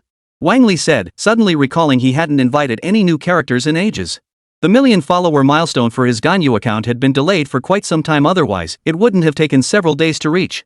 Once everyone had eaten their fill and their spirits lifted, Wang Li finally escorted everyone back one by one, awaiting their next visit. They had to leave now. Whether it was Ganyu, Keqing, or Yagaki Shinko, each had duties to fulfill. Well, it seemed only Ingbao had the most leisure time. But even she couldn't stay. Inazuma's policies required adjustments, and she had to return first. Once the most fundamental matters were resolved, she could return to savor more sweet treats. Wang Li knew this would be an extremely difficult task, one that might even lead to the kind of crisis seen in the Genshin Impact game. When that time comes, he would have to go himself to rescue her from the fire and water. And now, the clock had struck midnight. What if it was nighttime on Teyvat at this hour? Wang Li was torn. In the end, he decided to wait until tomorrow to draw again. There was still plenty of time. However, the passage of time between the two worlds was clearly not synchronized. By noon the next day, the white gate arrived as promised, radiating a brilliant golden glow. Inazuma, Kamiyashiro residence. Today, all the high-ranking members of the Kamizuki household gathered to discuss countermeasures against His Excellency the Shogun. Kamishiro Ittō took a sip of milk tea to steady his nerves before speaking slowly. This development has caught us all off guard. I urge everyone to remain calm. The decree abolishing the 3 magistrates has already been issued. How can we not panic? Kamishiro Tanichi rose to his feet, his voice passionate and unrestrained. The silver-haired maiden, still as a maiden, opened her folding fan and spoke softly. It's not just the 3 magistrates. The eye hunting order that's been causing everyone headaches has also been halted. It's a mixed blessing. Her delicate feet curled behind her, and the slight twist of her body betrayed her anxiety. Aya Shinri was far from the carefree demeanor she portrayed. True enough, but new edicts are being issued one after another. They'll greatly impact us. The retainers erupted into chaotic discussion, their voices as disorderly as a bustling market, utterly lacking any sense of order. Enough! Aya Shinri's voice carried a hint of anger, silencing the room instantly. Then, his tone softened as he continued, the general's vision is one of reform to purge the filth that has accumulated upon Inazuma. Yet you all argue that the general is incompetent. Are you all filth? The double meaning hung heavy in the air, silencing the room completely. Please do not be anxious. The general's actions must hold profound meaning. We understand Princess Bailu's meaning. But what exactly should we do to avoid being misunderstood by His Excellency the General?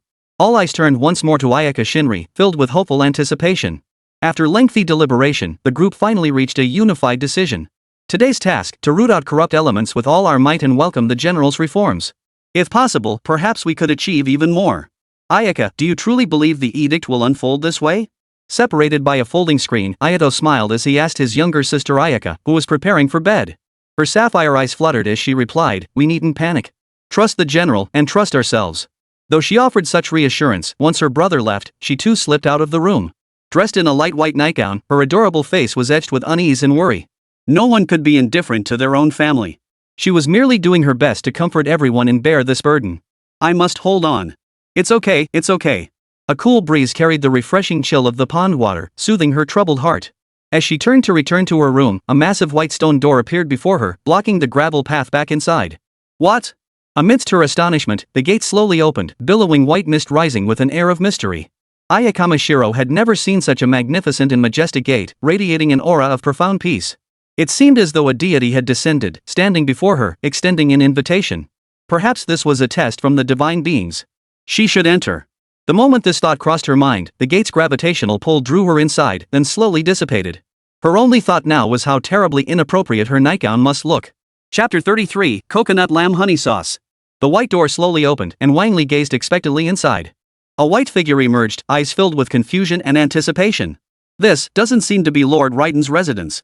Her silver hair fell in long, slender strands, her sapphire eyes clear and luminous, her cheeks as pale and delicate as jade. Like frost crystallizing in the air, like a heron perched on a pavilion, only such imagery could do justice to the maiden before him. Wang Li looked at the newcomer, a radiant smile lighting up his face, for it was Ayaka Shiranui. The Thunder God's residence? While this isn't the pure land of one heart, it is where the Thunder God currently dwells, Wang Li replied. Aya Shinri bowed her head slightly, her voice soft and youthful. Thank you for your guidance. It is a pleasure to meet you. I am Aya Shinri, inheritor of the Shinri Ryu style of Tachi swordsmanship from Inazuma. I present myself. It's a pleasure to meet you. Wang Li extended his hand in equal courtesy, attempting direct physical contact. Soft and warm to the touch, a sweet fragrance lingered on his palm. Welcome to Blue Star. You are the 5th character from Teyvat to arrive here. My name is Wang Li. I am the owner of this house and the one who invited you. Aya Kirasaki nodded earnestly and smiled. I see. Thank you for the invitation. May I ask if the Thunder God is present? Not at the moment. She's returned to attend to her duties. As Wang Li spoke, the system delivered a new message. Invitation quest, assist Ayaka Kamishiro in resolving the crisis at the Society of Devotees and create a transformation video for Ayaka Kamishiro. Unlike Ganya's quest, this one didn't demand such high requirements like reaching 1 million followers. After all, reaching 1 million followers on any account was an incredibly difficult feat. It took Wang Li an immense amount of time to grow Ganyu's fanbase to 1 million. Thanks to his appearances in live streams, other accounts also saw significant follower growth. After careful calculation, he estimated he had accumulated nearly 1 million follower points. That should be enough for a 10-pull gacha soon. Wang Li pondered this internally, yet his words flowed uninterrupted. Accepting my invitation suggests Miss Shinli must be facing a crisis that requires resolution, correct? After a moment's hesitation, Ayaka Shinri nodded. He could transport her to another timeline. It couldn't just be a joke, could it? Since he offered his help, I should accept it. Perhaps this could truly resolve the crisis facing the Kamishiro family. She lowered her head, about to reach for the letter presented by a family retainer, when she realized she was wearing pajamas. It was summer, so she wore only a white spaghetti strap tank top and lace-trimmed shorts. With someone staring at her so intently, Ayaka Kamizato's cheeks flushed crimson, and she felt utterly flustered. This wasn't her home, and there were no clothes to change into. Actually, I was just about to ask, do you need something more appropriate to wear? She obediently lowered her head and nodded softly. Wang Li wasted no time, entering the room to search. He quickly found a suitable option. Aya's height was actually quite similar to Ganyu's, so Ganyu's clothes would work perfectly. He picked up Ganyu's casual outfit bag and handed it to Ayaka. Here. Put it on. While Ayaka changed, Wang Li opened the attribute panel. Host, Wang Li. Fan value, 1,187,190. Invited characters, Yagaki Shinko, Raiden Shogun, Ganyu, Keqing, Ayaka Shiri. Talents, Wild Dry Roll Curse-Killing Cherry Blossom, 1 Sword Style, Bloodline of Demi-Immortal and Fox Spirit. Items, 1 million cash, 10% shares in Nihuyu, Heart of the God Thunder Element. It was time for the lottery again. After saving up for so long, he was finally ready to make a good pull. After a brief wait, the animation faded, revealing 10 prizes within. Kamishiro-style swordsmanship. Ayaka Kamishiro's original private garment, coconut lamb honey sauce ice element affinity divine heart ice attribute 10 million Moriganyu's dust song jar, a pair of festival fox masks, Yayoma's pet leash, forgotten fox shrine palace offerings. This time the rewards were far more substantial. The Shinri Ryu sword technique would enrich her knowledge and add new moves to her repertoire. Perhaps, wielding her Shinri style, she could even counter Raiden Shogun's creamy slash. Private storage, here we go again. Better keep this safely tucked away. Wang Li blushed, carefully stowing them away while Linghua changed clothes. Coconut lamb honey sauce? This. Could it be some secret recipe? Wang Li's eyes lit up. He extracted a drop and placed it on his lips, savoring it himself. A grassy fragrance with a hint of sweet richness, truly unforgettable. True to its system origins, Wang Li downed it in one gulp. The rest were all normal, but the one surprise was the ice attribute divine heart. By all logic, this divine heart shouldn't have appeared in a place that wasn't meant for it. There might be a reason, but it doesn't matter anymore. After casually organizing the items, Wang Li returned to his seat. He studied the dust song jar while looking forward to seeing Ayaka wearing Ganyu's outfit. It must be said, true to Liyue's magical technology, the interior of the dust song jar functioned as a perfect space. If crafted well enough, it would be like carrying an entire home with him wherever he went. I'm ready now. Ayaka Shinri covered her chest, her face flushed with embarrassment as she stepped into the living room. Ganyu's outfit accentuated Linghua's beautiful legs perfectly even beneath black tights. Their slender grace remained undeniable. Even though less skin was exposed, why did it feel even more alluring? Wang Li smiled and praised, "You look absolutely stunning. This dress is so tight and embarrassing. Are there any other outfits?" It was only natural she disliked it. Such attire was never meant for the eldest daughter of the Kamishiro family. It was beautiful, but there was simply too little fabric. And I'm not wearing undergarments. The nightgown is too thin, it can't cover anything. Under his gaze, something beneath her clothing began to stir. The owner of this place was the man before her. What else could it be besides this outfit? She felt helpless, trying her best to act oblivious. But she was being naive. Wang Li had already noticed the hint. But he absolutely couldn't say anything. If he did, the beautiful sight would be gone. Regarding matters concerning Inazuma, Wang Li said, "Would you be willing to share the details with me?" Of course. After Ayaka's explanation, Wang Li finally understood the situation. Wow. Raiden's moving fast. He's already launched a full-scale reform. This dealt direct damage to the Kamishiro family and rippled through the upper and middle echelons of all of Inazuma. But for the common folk, this was actually a blessing in disguise. How to resolve this situation? This is a bit troublesome. There's not much room for maneuver. But I can just speak directly with Raiden Shogun, so it's not that difficult. Kamishiro Ayaka? Is the crisis resolved just like that? Chapter 34, Ayaka Shinri's Return Gift. This was the last thing Ayaka Shinri had anticipated. The Shinri household was still in a state of anxious turmoil. They even suspected the shogun intended to purge the 3 commissioners, sweeping them into the dustbin of history. But now it seemed they'd merely been bluffing. The situation wasn't nearly as complicated as they'd feared. I'll agree to this matter. Does Ayaka have any further questions? Wang Li inquired. As the featured guest for this invitation, Wang Li was already prepared to start filming the video. As soon as she agreed, they could begin immediately. Ayaka Shinri bowed deeply, her gratitude evident. Thank you, friend from afar. The future of the Shinri family rests in your hands. Wang Li waved his hand, hastily deflecting her gratitude. If their relationship remained solely one of gratitude, their future connection would inevitably take a different form. What Wang Li hoped to see was a closer bond with Ayaka. Otherwise, the invitation would lose its purpose. Truthfully, I only know the general personally. We get along well. She often visits my home, and we have conversations. What will truly change the Kamishiro household is your effort and persistence. After offering a few simple compliments, Wang Li began scheming about how to get her to try on different outfits. By the way, would Miss Kamishiro be interested in going shopping with me? After all, you'll need some everyday clothes to wear. Wang Li's suggestion stirred a flicker of interest in Ayaka Shinri. Truthfully, she too wanted to explore this world. If possible, relaxing on Blue Star and experiencing a leisurely, peaceful life would surely be delightful. Her mood lifted, and she even lowered the delicate hands that had been covering her body. Her sweet, gentle smile sent ripples through Wang Li's heart. She was utterly adorable. A young girl at this stage was like a bud yet to bloom, pure, delicate, and spirited. Her heart opened more easily than that of a mature woman.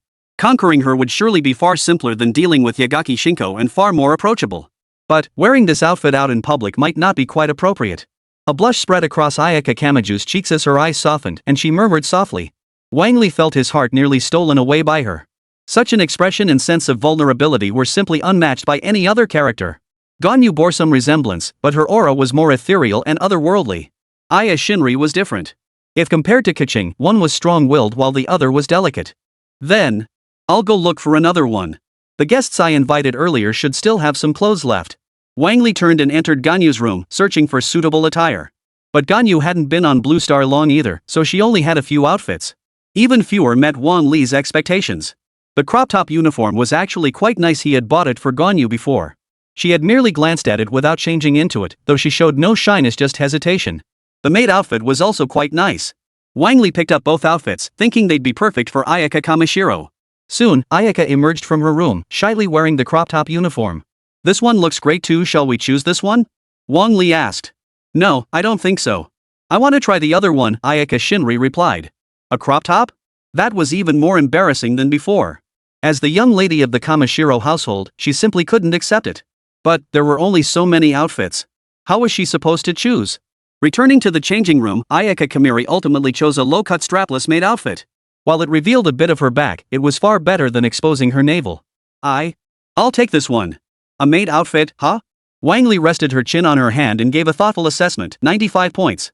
While having Kamiri wear a maid outfit was nice, she really suited a kimono best. Still, the novelty of the outfit caught Wang Li's eye, giving her a different kind of appeal. Wang Li had long anticipated maid outfits. He planned to have every invited character wear one. Stepping out of the villa, Wang Li guided her into the newly purchased car as they headed toward the mall.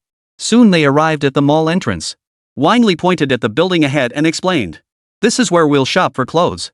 Feel free to pick anything you like, I'll cover it. Stepping into the lavishly decorated mall, Ayaka Kamiju was immediately captivated by the novelty of her surroundings. Neon lights cast a soft yellow glow, illuminating the display cases filled with dazzling jewelry. Elevators rose and fell ahead, marvels of architecture she had never seen before. If you want to buy clothes, we'll have to go inside. Guided by Wang Li, the two arrived at a fashion boutique. They quickly began browsing, though Ayaka took her time, clearly deliberating carefully. It took her 2 hours to finally choose 3 items. What about this one? Wang Li immediately gave it a thumbs up. The white strap top paired with a pleated skirt exuded a simple, youthful innocence. It suited Ayaka's temperament perfectly while retaining a hint of sensuality. The other 2 pieces were equally lovely, both perfectly suited to a young girl. As a token of my gratitude, would you care to watch me dance? Ayaka Shinri asked earnestly upon returning home. Perhaps this was the only thing she could do. After all, Wang Li had helped her resolve every problem and even provided her with clothes. Not repaying him would go against her very nature. Sure, but could you change into different outfits for the dance? That way, I'd feel a bit more involved. Wang Li's request, of course, had its own ulterior motive. For a new video, simply relying on costume changes wouldn't generate high view counts. It would gain very few followers and offer no help for his future gacha draws. Ayaka didn't hesitate and agreed immediately. Outside the villa, by the pond, the two began a dance that would remain unforgettable to Wang Li. Ayaka Shinri slowly stepped into the water, the crystal clear pool soaking her white stockings. Her expression remained gentle. Her steps were graceful and light, her voice as sweet as birdsong. Her long, beautiful legs shimmered with a pure white glow under the moonlight. Ice elemental marks crystallized beneath her feet, freezing the pond water into dancing fluorescent orbs in the air. Her swaying form was utterly captivating. This breathtaking scene left Wang Li utterly transfixed. What he'd seen in the Genshin Impact game was astonishing enough, yet the scene before him felt far more real than anything in the game. She had been pondering how to build up Ayaka's character, but now such thoughts were utterly unnecessary. Everything before him was enough to make her the center of attention. "So, how was my dance? Was it okay?"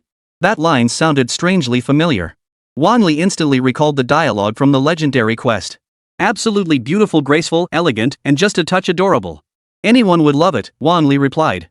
Ayaka Shinri exhaled in relief before smiling and explaining, "I'm not very good at this kind of dance. I'm so relieved I didn't embarrass myself. Today, because of you, I'm in such a good mood.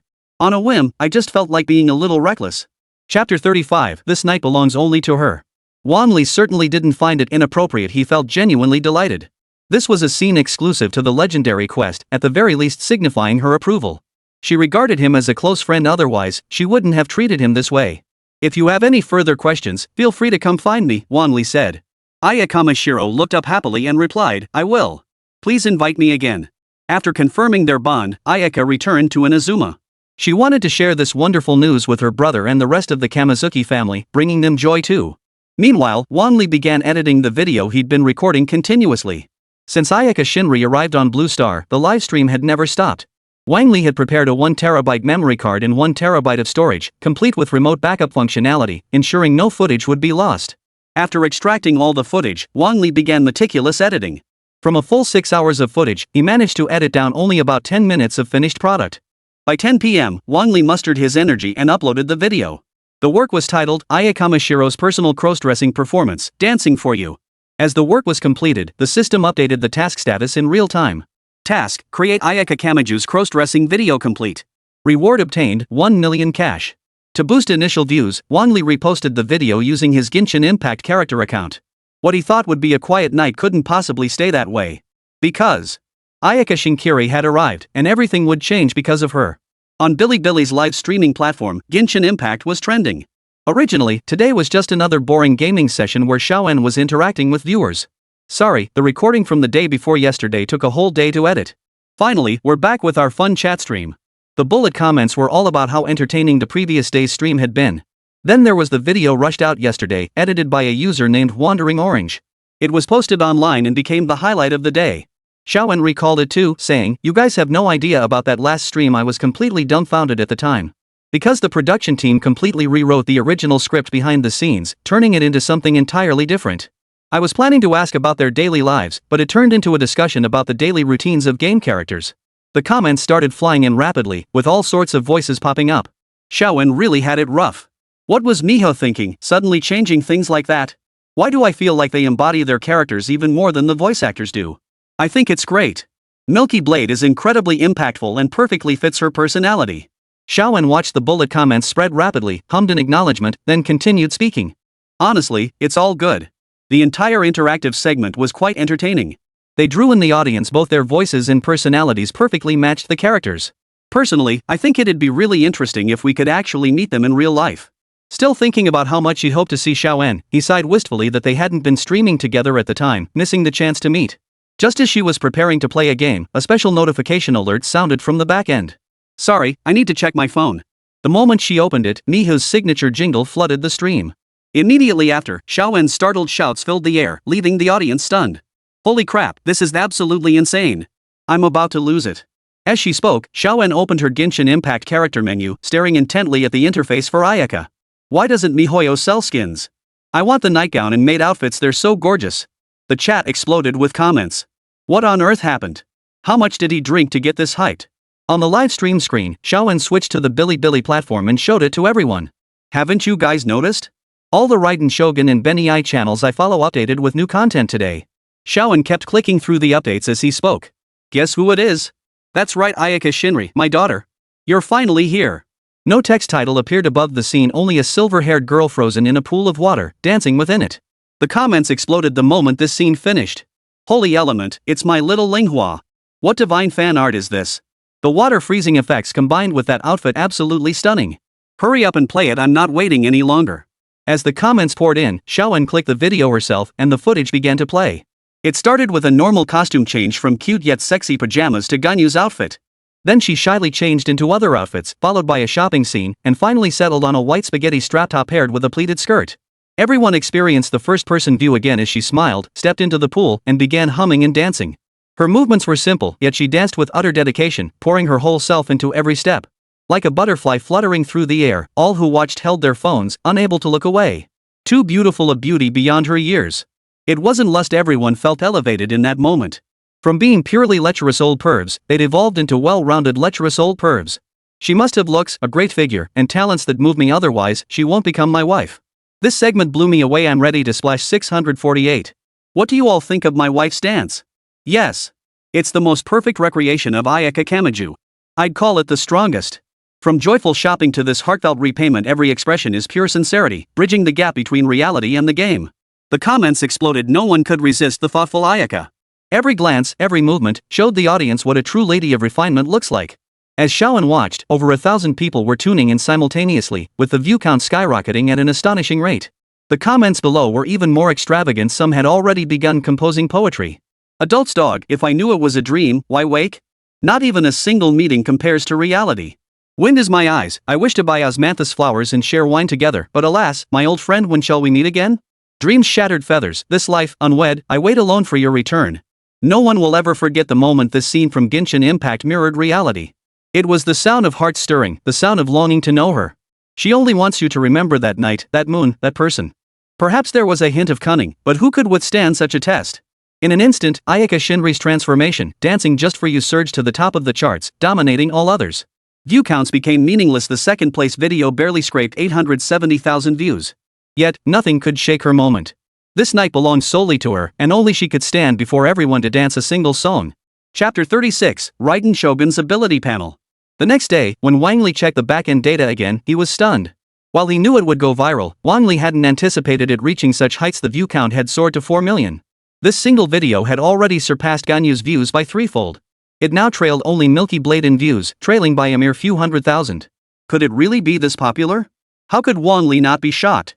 If the invitation quest for Ayaka had required 5 million views, he would have been confident he could achieve it. Unfortunately, that wasn't the case. Still, the system had lowered the difficulty, making it easier for him to accomplish. Phew.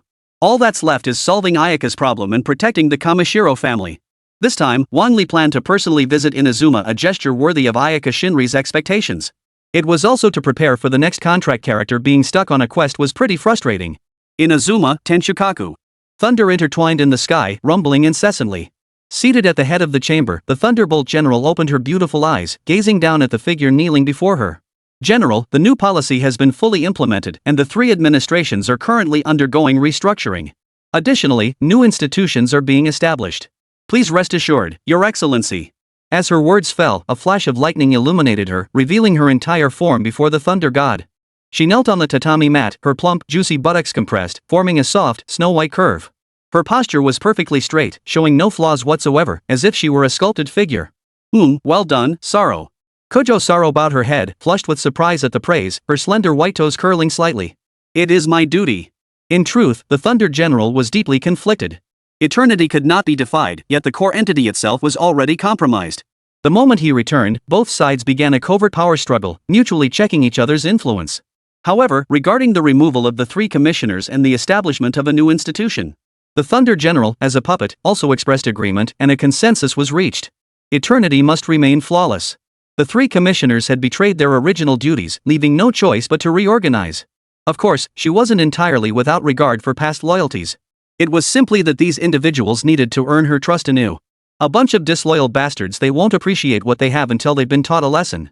With this thought in mind, Raiden spoke in a softer tone, raise your head.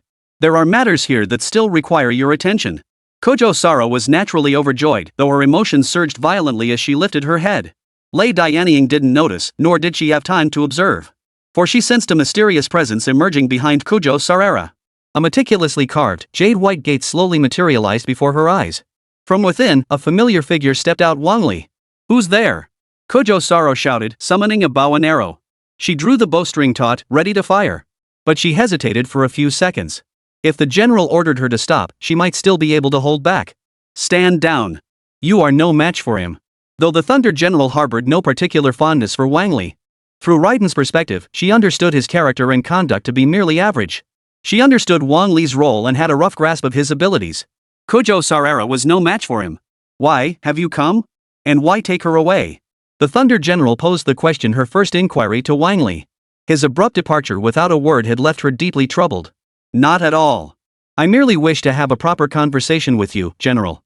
Wang Li had his purpose clearly defined this time. There was no need to deliberately seek out Raiden Shogun to resolve matters. Speaking directly with the general before him would equally allow him to issue orders to protect the Kamishiro family. It concerns the Kamayari family, one of the 3 magistrates, Wang Li stated. Oh? Raiden's interest piqued, and he listened intently. Wang Li didn't beat around the bush, getting straight to the point. I believe you must agree with my previous strategy and have begun implementing it, correct? The Thunderbolt General affirmed, of course. Then you should also understand the principle that a towering edifice rises from the ground up, preserving part of the management to maintain normal operations. A nation is like a machine, and each person is a gear. Without upper and middle management to issue and execute orders, Inazuma would collapse. Do you think the Shibujio is without issue? The Thunder General countered. As a ruler, she had long seen through everything, understanding what truth truly meant. The truth is that there is no such thing as eternal loyalty, only eternal deterrence. Power alone is the ultimate method of governance. After viewing the footage, the Thunder General knew all 3 magistrates were compromised. None of them were loyal to her. In fact, they had turned against her, the very person who cared for the people of Inazuma. Such betrayal could never be forgiven. She even resolved to purge the Kamigami clan entirely, sending these traitors to their graves. Of course. Wang Li remained utterly confident. For him, it posed no problem whatsoever. The Thunder God's beautiful eyes narrowed slightly, her expression shifting from its usual calm to one of seriousness, even anger. At least in my eyes, Ayaka Shin reacted appropriately, aligning with the current situation in Inazuma. Oh? The situation in Inazuma? General Raiden felt a flicker of curiosity at Wang Li's words. What circumstances could possibly make Wang Li, a stranger from afar, deem them reasonable? Because she went to the grassroots and changed everything. She didn't just control the people and let a huge tumor grow. Present-day Inazuma is like a sick person. Refusing medicine will only worsen the illness. The Thunder General fell silent, not because she agreed with Wang Li, but because Raiden had stirred. She was negotiating with Raiden Shogun, exchanging perspectives before reaching a decision. Perhaps, you are correct. I can preserve the Kamigami family's current glory, but their internal affairs also require my oversight. Auditing was also Wang Li's idea, presented to Raiden Shogun and accepted by her. By all accounts, this represented the greatest concession possible. Wang Li agreed without hesitation. Alright, no problem. A faint flicker crossed her icy face. Though still devoid of emotion, her lively eyes betrayed her astonishment. As if to say, you just agreed like that? I haven't even exerted myself yet. General Raiden fell silent for a moment before picking up her brush and ink to draft a new decree, effectively granting the request. Mission to assist Ayaka Shiranami in resolving the crisis at the Society Administration completed. Reward obtained, the Sword of No Thought Enlightenment Edition. Automatically fusing combat talents. Acquiring Raiden Shogun's ability panel. Host, Wang Li. Fan value, 187,190. Invited characters, Yagaki Shinko, Raiden Shogun, Ganyu, Keching, Ayaka Shiri. Talents, Raiden Shogun ability panel, bloodline of demigod and fox spirit. Items, 10% stake in Mihuyu, heart of the god thunder element, and what actually appeared was the blade of no thought. Could it be that I can draw my sword now too? It's truly unimaginable. The unthinkable slash is one of the thunder god's ultimate techniques, a strike no ordinary being can withstand. Now that I possess it, doesn't that mean I can completely rise above all beings, second only to the 7 gods? That's absolutely fantastic. Finally, I won't have to worry about how to handle things after summoning the primordial demon. But, should I draw the blade from my own chest, or from Raiden Shogun's? Chapter 37, The Contest for the Future. I faintly sensed the power within me, but the sense of enhancement didn't feel particularly strong. But none of that matters now. At least I can draw the sword. Time to test it out. Pulling it out right now felt a bit premature to Wang Li. He'd wait until he was more familiar with the situation before attempting it. Time to experience what it feels like to get stabbed in the chest. This mission was finally complete, but the system's immediate follow-up task left him feeling helpless. Initiate the invitation quest, invite 3 or more characters to Blue Star to rectify Lei Dianying's regret. Regret. I have a pretty good idea what that means. Wang Li was all too familiar with this aspect, for Lei Dian's story was incredibly heartbreaking. Her regrets were overwhelming former confidants, once beloved kin, and comrades in arms she'd fought alongside. But what was most unbearable to witness was the helplessness of the previous Thunder God. Everything had already been too late hundreds of years ago. But Wang Li refused to believe the system would assign an impossible task. There must be a connection here. She'd tackled the prerequisite quest first. Got any free time lately? Take a stroll around Inazuma and see how they're living.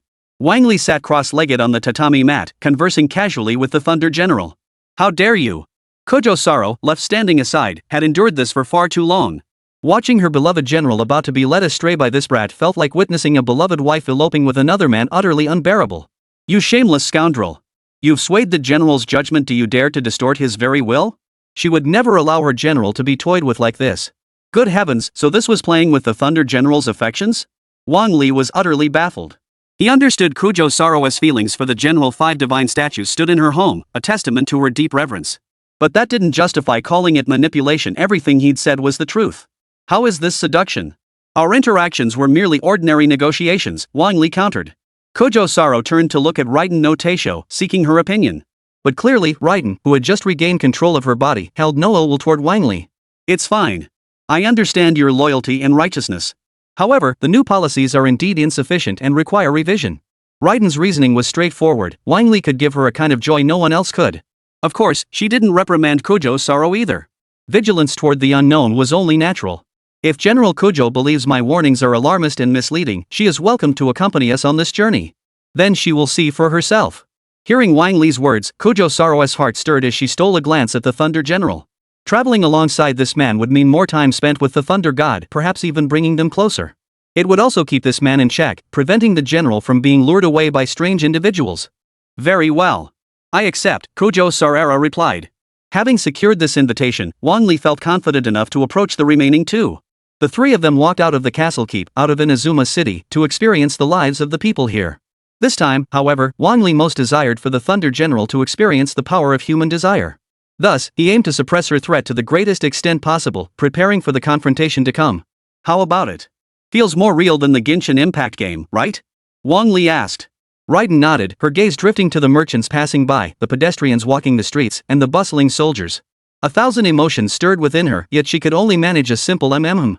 The sights and sounds of the journey had eased Lei Dianying's mood considerably, allowing her to fully relax. They walked on until they reached the vicinity of Mount Meishin, where the roots of divine cherry trees spread everywhere. A faint purple glow emanated from them, slowly dissipating into the air. The sacred cherry trees were damaged. The cause of the damage was far from simple. The aura emanating from them carried the power of the abyss. Gradually materializing around them were strange, wolf-like beasts suspended in midair. They were all Beast Realm hounds, appearing ferocious and utterly ethereal. How could Beast Realm hounds appear here? Kujo Saro immediately drew her bow, ready to shoot. Though swift, her speed was no match for the overwhelming numbers. One arrow felled one beast, yet several more had already closed in. Wang Li drew his sword and swung it casually. All the enemies before him turned to ash, vanishing into thin air. Impressive strength, Lei Dianming praised. That single move was indeed stronger than anything Kujo Saro had displayed, unleashing a level of destructive force she couldn't match. Even holding back and not unleashing his full power, Wang Li was formidable. Kujo Saro lowered her head, her eyes dimming. She hadn't expected Wang Li to be more reliable than her in combat prowess as well. Would he abandon me because I'm no longer useful? Her mind began to race with wild thoughts, her composure completely shattered. Lei Dianying noticed her anxiety and spoke softly. I've seen your efforts, but remember to dodge too. The general's construction is quite sturdy. Even if damaged, parts can be replaced. Kujo Saro was deeply moved, her gaze growing even more resolute. I will protect you, General, and not let you suffer even the slightest harm. Lei Yingfilm responded calmly, then turned to look at the roots of the divine cherry tree. After the abyss aura faded, the sea blue energy of the divine cherry tree gradually brightened. Images from the past emerged, stepping out of history. They upheld their convictions, guarding Inazuma's future, unwavering in their belief that the Thunder God walked among them. Not a single soldier retreated, not even a faint shadow or a glimmer of light. They still gave their all, striking with their final strength. They were Raiden's current regrets, and the most unforgettable souls. Her renewed response finally brought true peace to these souls, allowing them to slowly fade into the void. Their sacrifice caused Raiden immense anguish, yet she had overlooked the dazzling radiance they emitted as they burned themselves out. The result was that, over the centuries, she had failed to honor their will. She understood this agony. She had experienced it before in Genshin Impact's game and videos. Yet nothing compared to this, the raw, present reality. Inazuma will see new changes and possibilities, but it will take time. The pain the past has brought us will be soothed by the passage of future time. This line from Genshin Impact had long faded from Wang Li's memory until he heard it again. When she spoke it, Wang Li remembered once more. The sensation of repeatedly chewing over that past pain must have been agonizing and torturous. Yet Raiden now seemed fully at ease with it, though a hint of sadness lingered. Taking a deep breath, Wang Li said, I hope Raiden Shogun can also understand this faith from humanity. I share her visual field, but her operational mechanisms are fixed. It's impossible to move one, well, what you humans on Blue Star call a program. Lei Dianying was right. The moment she finished speaking, she clutched her forehead. A powerful mental assault was relentlessly clashing with Lei Dianying. Even the physical strength she could muster plummeted significantly. How are you holding up? Need to rest for a moment? Wang Li hurried forward, reaching out to support Lei Dianying's soft, slender arm. No need. Now is the best opportunity. Wang Li grasped the plot's direction and asked, you mean, competing for the future? Exactly, Lei Yingfilm replied. Chapter 38, this far, you win. As the plot unfolded, Wang Li prepared to lead Lei Yingfilm to the stone cave beneath the divine cherry tree. Only there could this crisis be truly resolved. But before departing, he must first invite all the necessary characters. I wonder what goodies the system will give after completing the first task. At Narukami Grand Shrine, a graceful young woman stood perched on a branch of the divine cherry tree. Her slender legs extended, swaying gently in the breeze. Suddenly, she turned her head and smiled, you're here. Of course. It's almost time to head to Blue Star. Once I wrap up the Thunder film business, I'll take you both there. Wang Li replied with a smile, extending the invitation. The number of invitees on the system screen changed from 1 to 2. Just one more person, and the task would be completed, earning the corresponding reward. Using lightning elemental energy, Lei Dianmiao swiftly arrived before the stone cave and unleashed a surge of elemental power. The drifting cherry blossoms coalesced into a towering, crimson torii gate. Clutching his head against the intense sense of resistance, Lei Dianying said, let's go. A vortex swirled, sucking Wang Li and Lei Dianying into the torii space. The azure blue space bore a striking resemblance to the pure land of one mind, ancient stone platforms seemingly weathered by the passage of time. Standing on either side were identical women, purple-haired, ponytailed, clad in kimonos embroidered with bellflowers. The Thunder General, weapon in hand, spoke with a heart as still as water, devoid of joy or sorrow. This form serves as an inner assistant and guardian of the law. Should the inner self seek to defy the law, this form shall become a demon. Wang Li remained unshaken by this declaration. The only one visibly shaken was the nine-tailed Sarah who had followed him.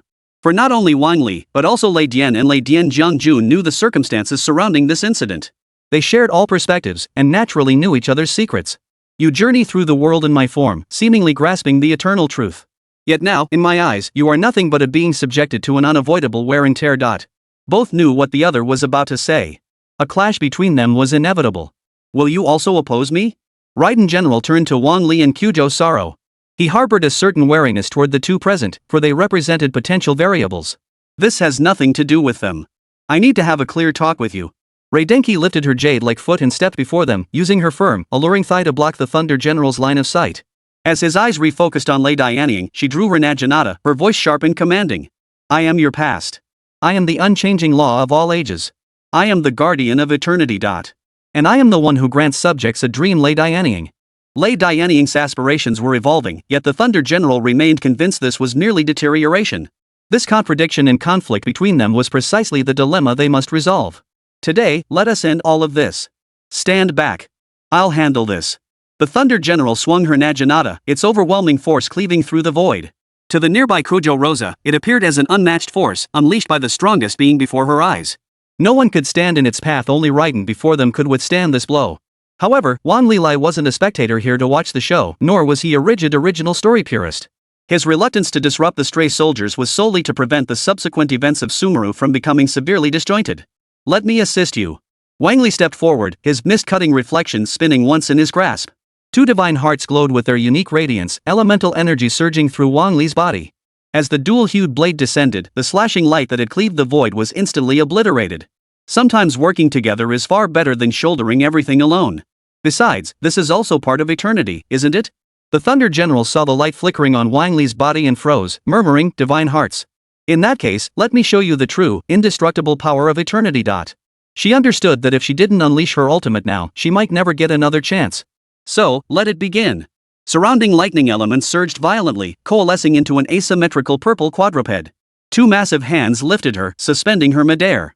Her phantom arms swiftly drew swords, striking out. A power even more terrifying than before erupted from the blade of the phantom arm.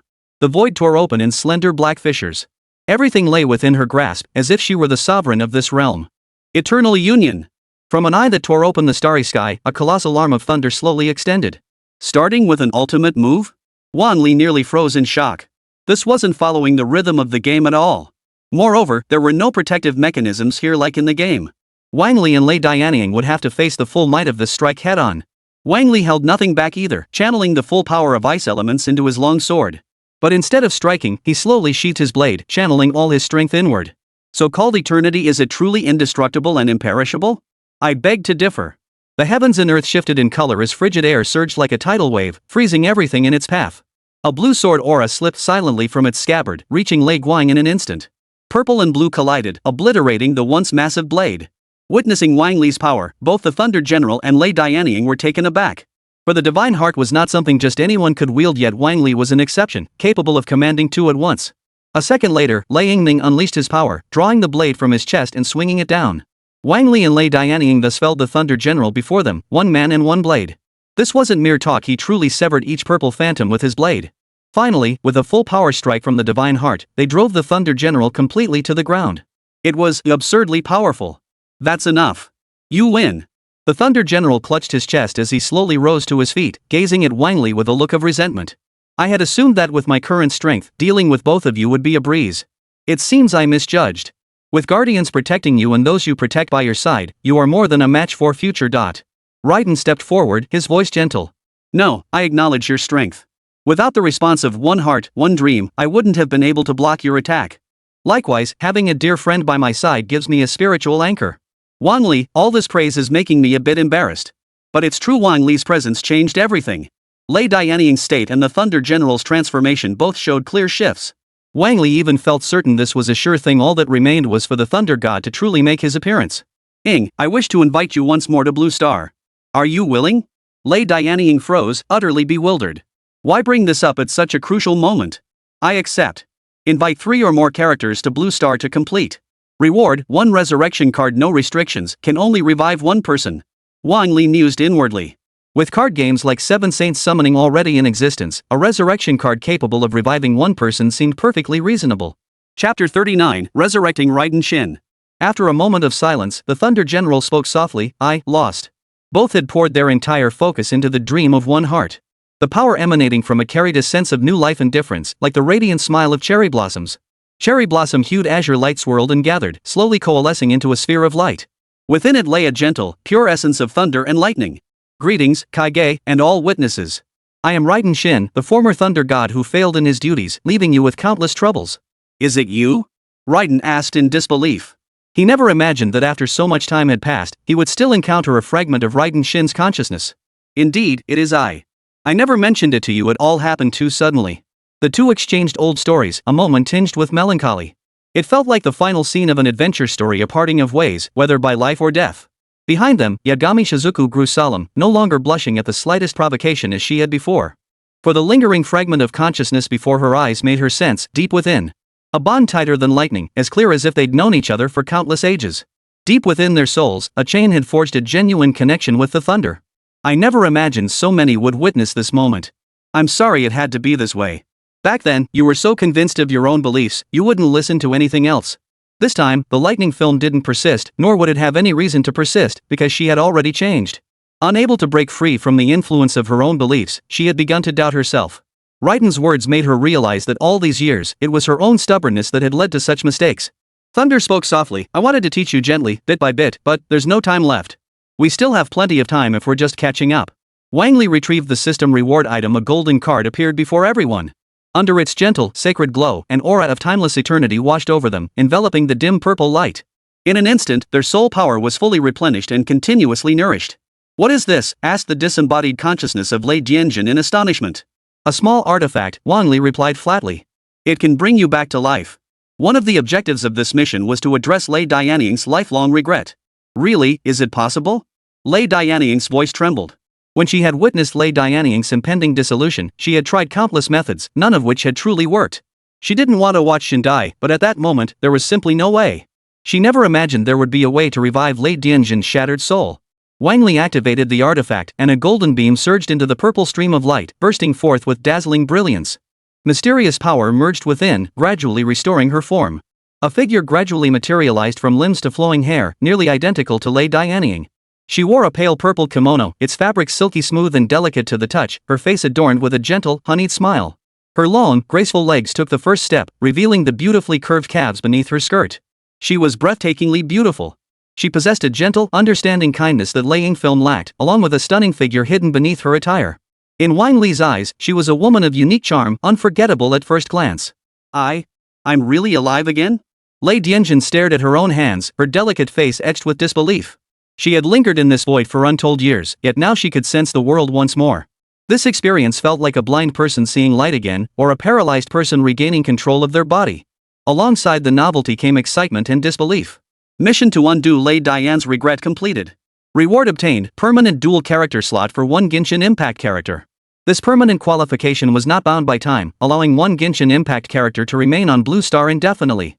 This proved highly valuable to Wang Li, who needed someone capable of anchoring her livestreams. Naturally, the chosen worker would be a popular character who could return to Blue Star for live streaming anytime, anywhere. Congratulations, Jin. Lei Dianying stepped forward to offer his congratulations. Yagaki Shinko then stepped forward, poking her head out for a pat. Her lips curved into an intoxicating smile as her left hand gently caressed the grown Yagaki, while her right arm pulled Lei Dianying into an embrace. This was their happiest moment, the very dream moment Lei Dianying had longed for. Wang Li didn't join the commotion, instead walking over to General Raiden and Koju Sara. This scene is exactly what I've dreamed of seeing. Raiden General nodded and said, this is the best interpretation of dream. In Blue Star's terms, it's called a grand reunion. Kojo Sara was on the verge of tears, her eyes brimming with emotion. She, who had always believed Raiden had never changed, learned the story behind it for the very first time. Wow, what an enviable sight. Once they had composed themselves, Wang Li and the others stepped out of the space and returned to the Narukami Grand Shrine. Wang Li opened the dual passage gate, preparing to return to Blue Star. Raiden Shin, I'd like to invite you to Blue Star. Would you be willing? Raiden Shin hesitated for a moment, thinking he seemed to have outlived his usefulness in Inazuma, then gladly accepted. Together, they stepped through the massive white stone gate and vanished. Within the Blue Star Villa district, Wang Li guided the group around to familiarize them with their surroundings.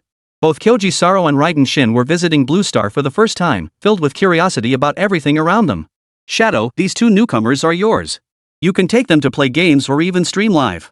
Once he was alone in his room, he pulled out his phone to check the videos on the app. Wang Li had activated the video recording function at the very start of this mission.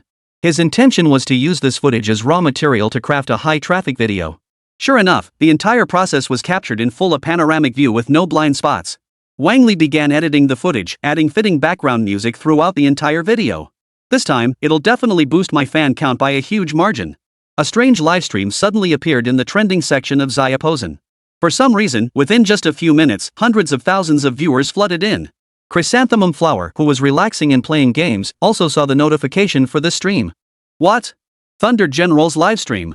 She clicked in, determined to see if it was real. Recently, there have been quite a few Genshin Impact cosplay livestreams, but most only mimic the appearance without capturing the essence. The live feed displayed Genshin Impact's opening screen. In the lower right corner of the stream, a woman in a purple bellflower kimono sat. Two others stood beside her, staring at the screen and chatting. So this is Blue Star's game? We're all characters within it. Looks pretty fun. Who knew Ing got to play such entertaining stuff every day? Makes me jealous. It's just something I play in my spare time. Kikohana's face was filled with confusion and shock. 3 Thunder Generals? Chapter 40, 3 Thunder Generals. Kikohana never imagined a single livestream could feature 3 Thunder Generals. And each Thunder General looked exactly the same, so identical that even standing right in front of them, you couldn't tell them apart. Only when they spoke could one sense the differences between them. The one seated appeared gentle, the one standing on the left exuded confidence, and the one on the right radiated calmness. The chat was equally stunned. How could so many Thunder Generals appear? It was utterly unbelievable. But soon, one of the Thunder Generals grew bored and turned to leave. Through the shared vision, the Thunder Generals had already experienced every game in the Thunder film library. Boring. The satisfaction derived from illusion pales in comparison to the joy found in pursuing reality. She turned and headed straight for Wang Li's room, refusing to play along with these two anymore. Comments began scrolling rapidly, mostly instructing them on how to play the game, though some were clearly just trying to disrupt.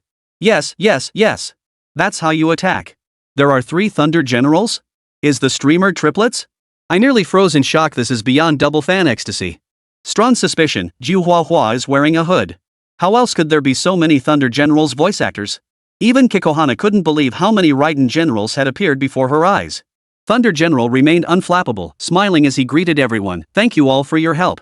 Kikohana stared blankly, taking a long moment to process what was happening. How adorable is this? Is this really the serious Raiden General? Watching alongside her was Comrade Xiaoen. Though she wasn't doing her rounds, she was checking out the latest video release. Let me see what kind of video they'll release today. Scouring for cosplayer videos in collaboration with me, who you had become part of Xiaoen's daily routine. Almost every day, a new hit emerged from among them, drawing viewers from Bilibili. But today, the new video seemed different, not another comedic fan creation or dance parody. The video opened with Raiden Shogun no Raiden movie, to be precise.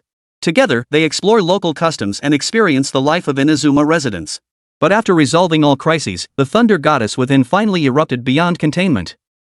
This is way too similar to the Raiden Shogun questline. It's practically like filming a movie, just made into a video really fast. But this is amazingly well done. Is this MiHoYo's holographic projection tech? Impressive. Xiao En was equally stunned. Both the environment and the familiar storyline perfectly recreated the legendary quest. I could almost believe it was a real documentary.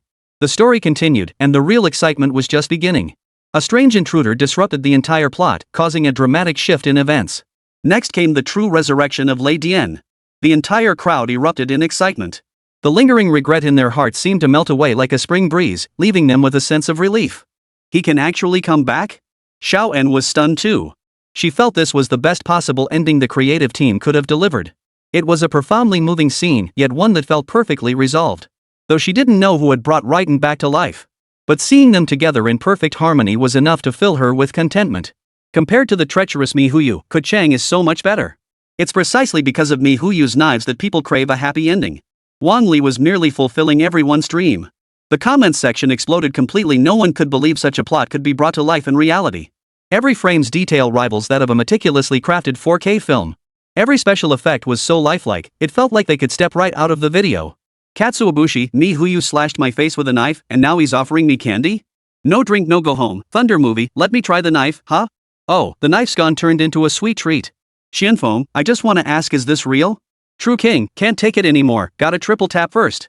This is nothing short of a medical miracle. A single card revives the previous Thunder God. Unbelievable.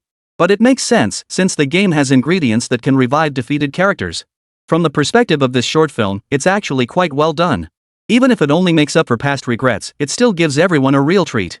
I have full confidence in this team. Who knows, maybe they'll resurrect other gods in the future. Take the upcoming grass god, for instance. According to leaks, weren't they all supposed to be dead? Perhaps they could be resurrected and reborn in this manner too. Little N chimed in, maybe we really will get to see that moment. No way, I gotta share this video with my friends. Soon, the video's view count skyrocketed, propelling it back to the top spot in no time. Why again?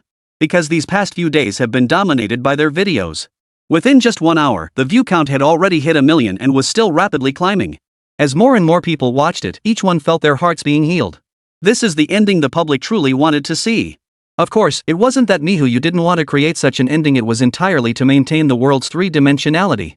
As their popularity skyrocketed and propelled the video onto trending lists, Wang Li also opened the dashboard, watching the fan count steadily climb. From around 800,000, it quickly hit 900,000 and kept climbing. Based on the conversion rate, gaining at least another 100,000 followers was a sure thing. The constantly jumping numbers served as proof of this. Host, Wang Li. Fan count, 100,000. Invited characters, Yagaki Shinko, Raiden Shoin, Ganyu, Keching, Kamashiro Ayaka, Kyujo Sarara, Raiden Shin, Raiden Shogun. Talents, Raiden Shogun's ability panel, Bloodline of Demi-Immortal and Fox Spirit. Items, 10% stake in MiHoYo, Heart of the Goddess Thunder Element. The moment his follower count hit 1 million, Wang Li initiated the gacha draw. The system responded swiftly, casting down a beam of wishful light. Yagami Shinko's Blue Star ID, Raiden Shuji's Blue Star ID, Kojo Sara's Blue Star ID, Raiden Shogun's Blue Star ID, Kamashiro Ayaka's Blue Star ID, Raiden Shin's Blue Star ID. 1 Refined Iron Sword, 1 Refined Iron Bow, 1 Refined Iron Spear, 1 Refined Iron Greatsword. Over half were Blue Star Idaho cards, casting a hint of disappointment over Wang Li's long-awaited expression. Still, it was fortunate that most of them served some purpose, allowing their identities to be justified. At least they wouldn't trigger future population investigations revealing these individuals were missing. For him, once he gained their goodwill, he could genuinely organize small-scale activities for 2 people. He could present valid identification, ensuring the activities wouldn't be denied. Looking at it this way, it was actually a good thing. Chapter 41, Dodge and Shake. In Lei Dian's livestream, the online viewership had already reached nearly 1 million. She had fully adapted to the game and understood all the necessary controls. While following the storyline, she was preparing to take on the Mondstadt Wind Dragon boss. Playing Genshin for the first time and fully immersed in the experience, Lei Dianjin paused before speaking. Why does it feel like Genshin's story is the wind god making the traveler fight his own pet? Bullet comments began scrolling rapidly, all agreeing with this succinct summary. Mondstadt was indeed like that, and even Liyue followed suit, only Inazuma did things the opposite way around. Raiden Shin nodded. No wonder it always fell off, so that's why. At that moment, a comment from a user named One Lousy Life caught her attention. From Raiden Shogun's perspective, why would Barbatos' divine heart be stolen? That's an excellent question. From my perspective, he was toying with the Fool's Guild. Or rather, he couldn't care less about the divine heart, it's merely a key to Sky Island. Many agreed with this reasoning. Otherwise, how could the Wind God have become so weak in just a few years? At a deeper level, the Wind God clearly didn't think losing the divine heart was a big deal. Before long, Barbatos resumed acting as if nothing had happened. His normal interactions and movements showed no difference whether he possessed the divine heart or not. In status, he remained the Wind God. Thunder Gaijin took a sip of the milk tea prepared nearby and used playful words to make everyone understand. The Wind God Barbatos was simply acting this way on purpose, perhaps this was his very survival strategy. The Ice Empress was no pushover, provoking her would be unwise. Besides, avoiding trouble was also part of Barbatos' approach to life. This outcome is perfectly reasonable. Not only did she find it reasonable, but Lei Dianying beside her nodded in agreement as well. When I played through this part, it felt perfectly logical to me too. It fits the Wind God's character. The game continued, but Raiden didn't rush to the next map. Instead, she tackled some side quests. Through this, she gained insight into the differing circumstances of the two travelers. The Abyss and Teyvat, one each? That doesn't quite add up. Raiden Shin noticed the inconsistency. Why wouldn't they meet when they clearly could? That was strange.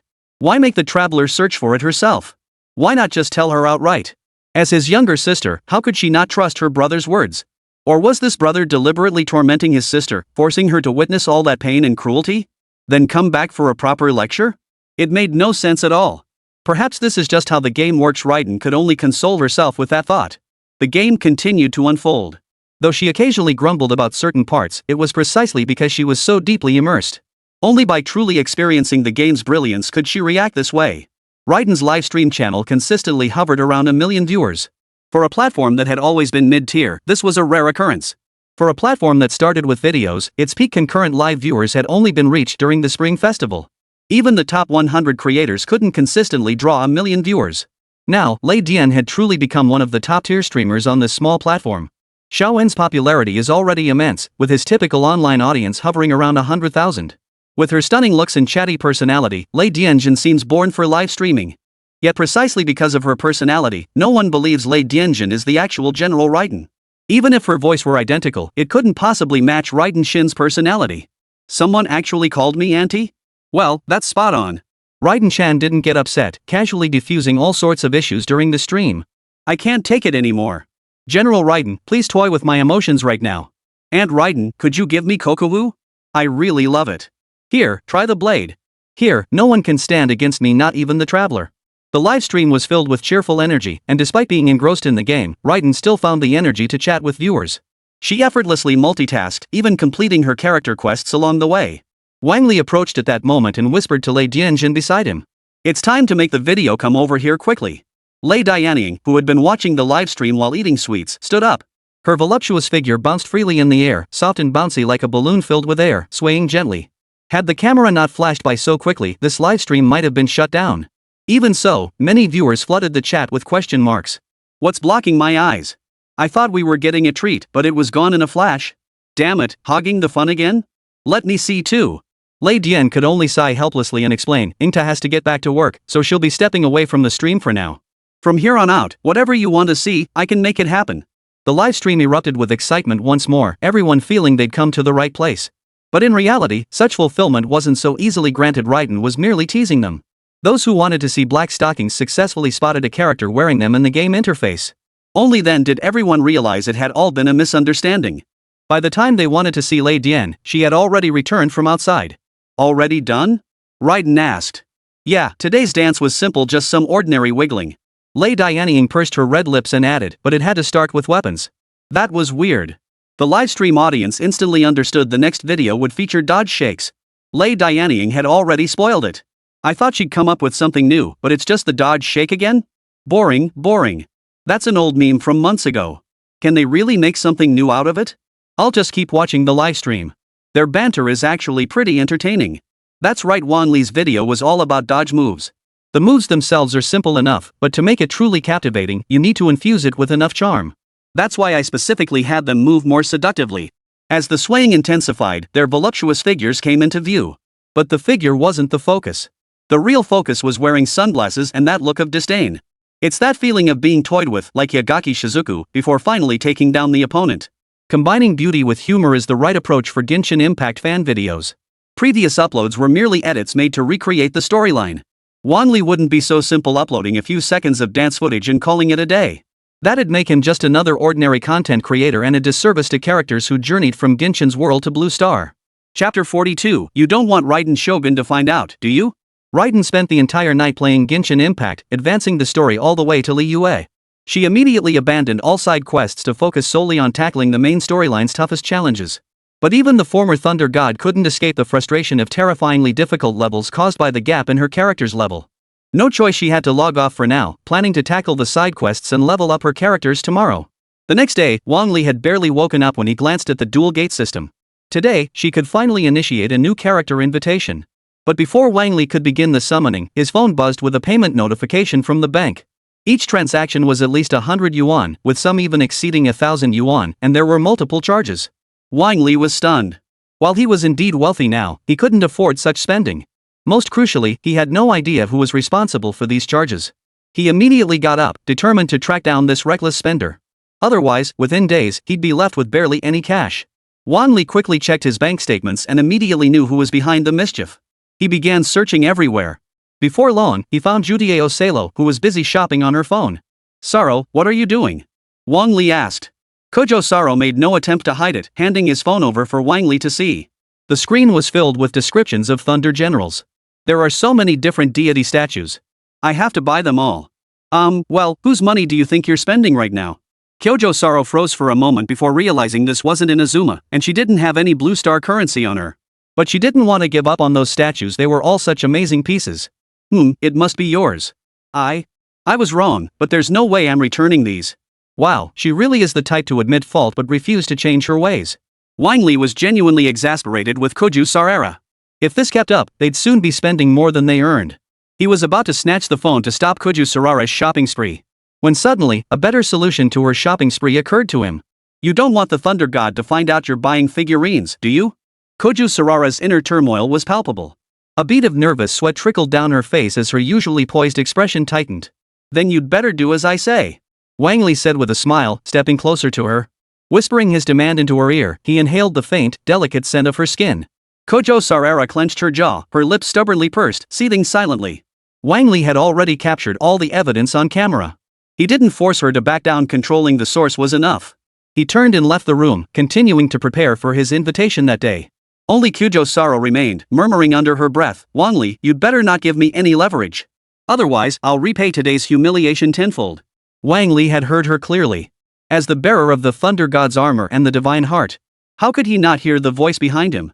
He didn't react at all. He merely found it more entertaining this way. It added a touch of amusement, preventing the day from becoming utterly dull. Liyue, Stargazing Terrace. Today marked the annual invocation of the immortal ceremony. Countless offerings lay before the great cauldron, prepared solely for one person. Presiding over the ceremony was Yu Hong, the newly appointed 7 stars of Liyue Kitching. Her voice rang out, the emperor has protected Liyue for 1,000 years. But will the next 1,000, 10,000, or even 100,000 years be the same? All present were stunned. Never had they imagined a member of Liyue's 7 stars would utter such words. The Rock Emperor was, in their hearts, an eternal and indestructible deity. To utter such blasphemous words was tantamount to courting death. How dare you? Outrageous. Have you lost your mind, Yu Hong? Even Ganyu frowned, her gaze turning hostile toward Keqing. Just as the crowd was erupting in heated debate, ready to demand an explanation from her, a dragon's roar captured everyone's attention. White clouds rolled across the sky, bathed in golden light. Golden lotuses bloomed from the earth, creating a scene of serene beauty. From the clouds, a golden dragon spiraled downward, landing steadily before the altar. It then transformed into the ethereal form of a young man, smiling as he looked toward Keqing, coming to her rescue. This is the person I need, and the person Liyue needs. The Emperor of the Rock had believed his importance to Liyue was an irresistible force. Yet today, upon meeting her, someone dared to question him and voice it openly. Perhaps, this is proof of Liyue's growth, and proof that I can retire. From this moment onward, the thought of retirement took root within him, sprouting and growing like a spring bud. With the Emperor's words, the crowd fell silent, awaiting his new policies. Yet before he could begin his announcement, a white gate bathed in golden light slowly materialized. Its aura felt ancient and timeless, as if it had existed alongside the gods themselves. What is this? Kaching's face lit up with delight, her smile curving like a crescent moon. Only the Rock King Emperor remained serene. He recognized this power as akin to that of Sky Island. Wang Li emerged slowly from within. Spotting the crowd preparing for the grand ceremony, he felt a touch of awkwardness. My timing seems a bit off. The Emperor of the Rock laughed and said, No, you've come at just the right time. Why do I feel like I've been dumped and by a guy, no less? Ningguang's composure, honed by years of experience and trials, faltered. Her cheeks, like exquisitely carved jade, betrayed an uncontrollable flicker of emotion at this exchange. Yet the alluring charm radiating from her remained unchanged. What on earth is His Majesty talking about? Why does this feel like some strange illusion, like he's being a jerk? Among those present, only the Emperor of the Rock maintained the best composure, though he too was puzzled by Wang Li's sudden appearance. Why are you all wearing such expressions? Did I say something wrong? The others waved their hands in unison. No. Hearing this, he turned to Wang Li, mysterious stranger, it is my honor that you could be invited to today's grand ceremony. The ability to wield power like the White Stone Gate was rare even in the eyes of the Rock King Emperor. At the very least, he would maintain proper etiquette as long as the others showed no hostility. Having established Wang Li as a specially invited guest, the immortal summoning ceremony proceeded. Once all activities concluded, Wang Li wasted no time, pulling Gan Yu and Kuching as he prepared to depart. Let's go home. Her long lashes fluttered like a sensitive plant, and she hurriedly lowered her head, clasping her hands behind her back and rubbing them nervously.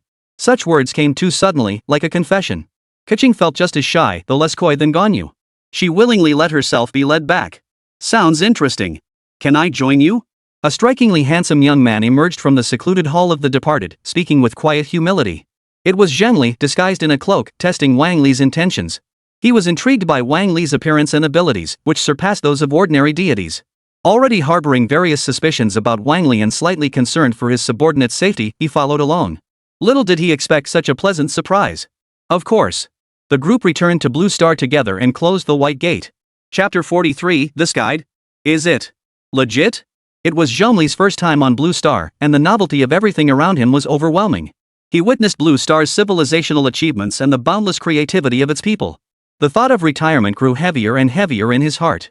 Perhaps he could truly retire early and enjoy a peaceful retirement life. Kujusarara, dressed in a maid outfit, was dusting the room as part of her part-time job to pay off debts.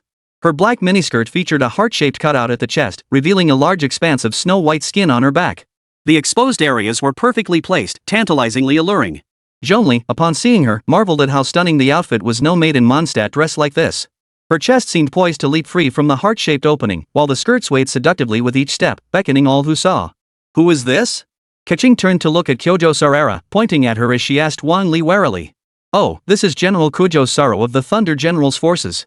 She's someone I recently invited. She's working as a maid to pay off debts after secretly spending some money. Wang Li naturally explained clearly Kujo Saro's actions absolutely must not happen again. Otherwise, if every newcomer ran up charges on his tab, it would be drained dry sooner or later. As for Lei Dianying, who ate freely, at least she was earning money, and her abilities weren't low either.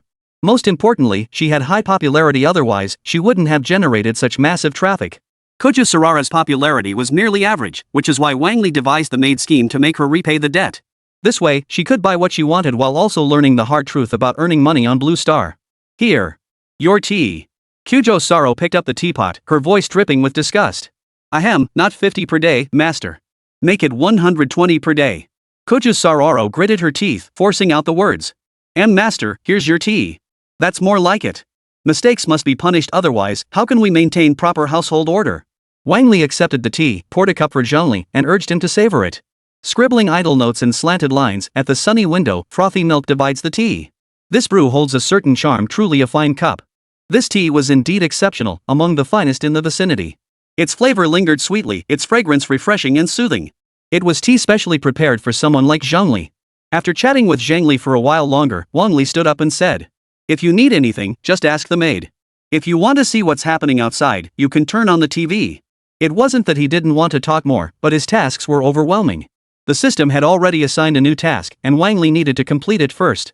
Invitation quest, achieve 1 million views for a 5-person collaboration video. Court 1 Genshin Impact character. The first task was understandable, he'd filmed collaboration videos before, so it wasn't difficult. Even reaching 1 million views was achievable by capitalizing on trending topics.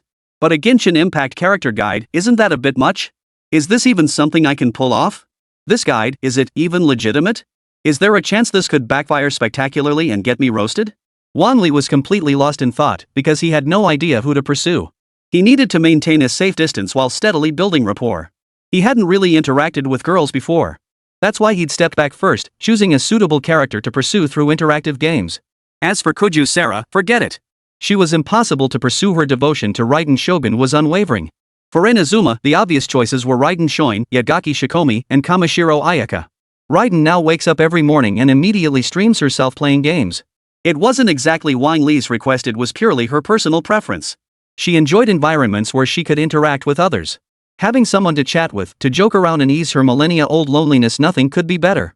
Although Inazuma has broken free from her shackles, she endures solitude and rarely speaks much. Without friends by her side, she could only rely on her online friends to ease her gloom. You guys have no idea, the old Ing used to be such a sweetheart. She'd do anything for me too. Big sis is forever the best. Just as she was about to spill more dirt to satisfy everyone's curiosity, a man approached and sat down in the seat behind her, quietly watching Raiden play her game. Why does he look so familiar? Raiden Shin's bright, beautiful eyes blinked repeatedly, as if searching her mind for a face identical to the one before her. The already lively comments exploded the moment they recognized him. Element, the Emperor of the Rock. Is this the secret base of the Seven Gods? How come there are so many cosplayers who look exactly like Genshin characters? I seriously doubt these people's true identities. Please state your account details. Your Majesty, did you bring money today? I did, he. Even I'm getting flustered watching this, my fingers can't stop tapping to send gifts. Amidst the flood of comments and gifts flying wildly, Zhong Li spoke calmly. I never imagined we'd meet again, Thunder God. That worldly detachment, that serene composure, that aura that inspired goodwill. You're Morax? Raiden never imagined he'd encounter his old friend here. Almost instinctively, he reached for his current wallet and tucked it away into his chest. The bullet chat fell silent instantly. Everyone was at a loss for words. Then the barrage erupted, a frenzy of multicolored comments streaking across the screen. Instinctively protecting his wallet. It's all instinctive now. Former Thor, you bastard, I know you never pay for meals. Modern Thunder God, same here. But as long as one of us is broke, no one has to pay. This really is instinct, because all the money at home was personally managed by the Thunder God, only to be fleeced in every possible way. By the time he passed away, they'd nearly drained him dry. Fortunately, Lei Dianyi has no concept of money and thus doesn't fear being fleeced by them. I don't have any money. You can ask Wang Li for it. I really don't have any. Oh, I wasn't asking you for money. I was just curious what you're doing. Zhong Li inquired. Lei Dianjin pointed at the game footage playing on the screen. A frenzied demon god burst forth from the water, unleashing a blood-curdling roar filled with boundless fury. The sealed demon god? But when I was here, the seal hadn't been broken yet. After thousands of years, how could he possibly misremember the timing of his own sealing? Yet here, Ozer lay submerged beneath the water. Yet here it was, appearing before him as if to slap him in the face. Zhong Li raised his right hand to his chin, sinking into deep contemplation. Could this be the prophecy? That I would release the demon god Ozer and attempt to kill her? Perhaps, because I am retiring, I am prematurely triggering the issue and seizing the opportunity to resolve it. That was the only possible explanation. Zhong Li couldn't fathom any other reason that might lead to the demon goddess Ozel's premature release. Chapter 44, Grandpa Marries Yagami. The livestream was buzzing with excitement. There were simply too many new twists. And then Raiden actually pulled out his wallet, tucked it into his chest, and pretended he had no money. How adorable. The revenue stream that night proved far more substantial than during the initial livestream featuring the 3 Raiden generals. Meanwhile, Wang Li was preparing for today's video and had summoned all 5 of them. Since it was for a strategy guide, this time the preparation involved topics that would make them blush. And sure enough, a wedding video was the perfect choice. Weddings are the ultimate bonding activity and the perfect way to gauge how resistant they might be. Yet when it came time to execute the plan, a problem arose. Kaching's cheeks flushed bright red all the way to her neck as she shook her head vehemently in refusal. Marriage? How could that be? I absolutely refuse to agree. Ganyu lowered her head, her voice timid as she murmured, marriage, no. Lei Yingying also shook her head.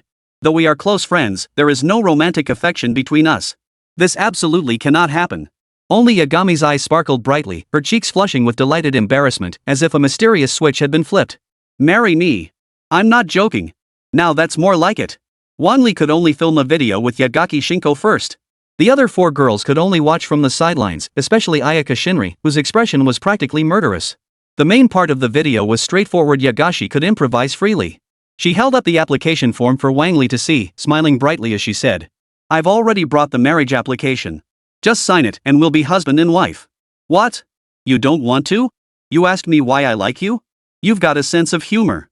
Do you need a reason to like someone? Her eyes sparkled with hearts, cheeks flushed as she stuck out her pink tongue, making a wet smacking sound. I could just eat you up right now.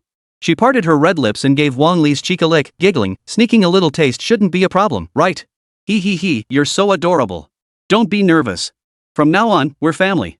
I'll take good care of you. The crowd watching nearby couldn't hold back any longer. One by one, they rushed forward. Marrying someone else? No way. Shinri Ayaka shouted. Raiden even drew his sword, ready to slice through Yagashi's tongue and teach her a lesson.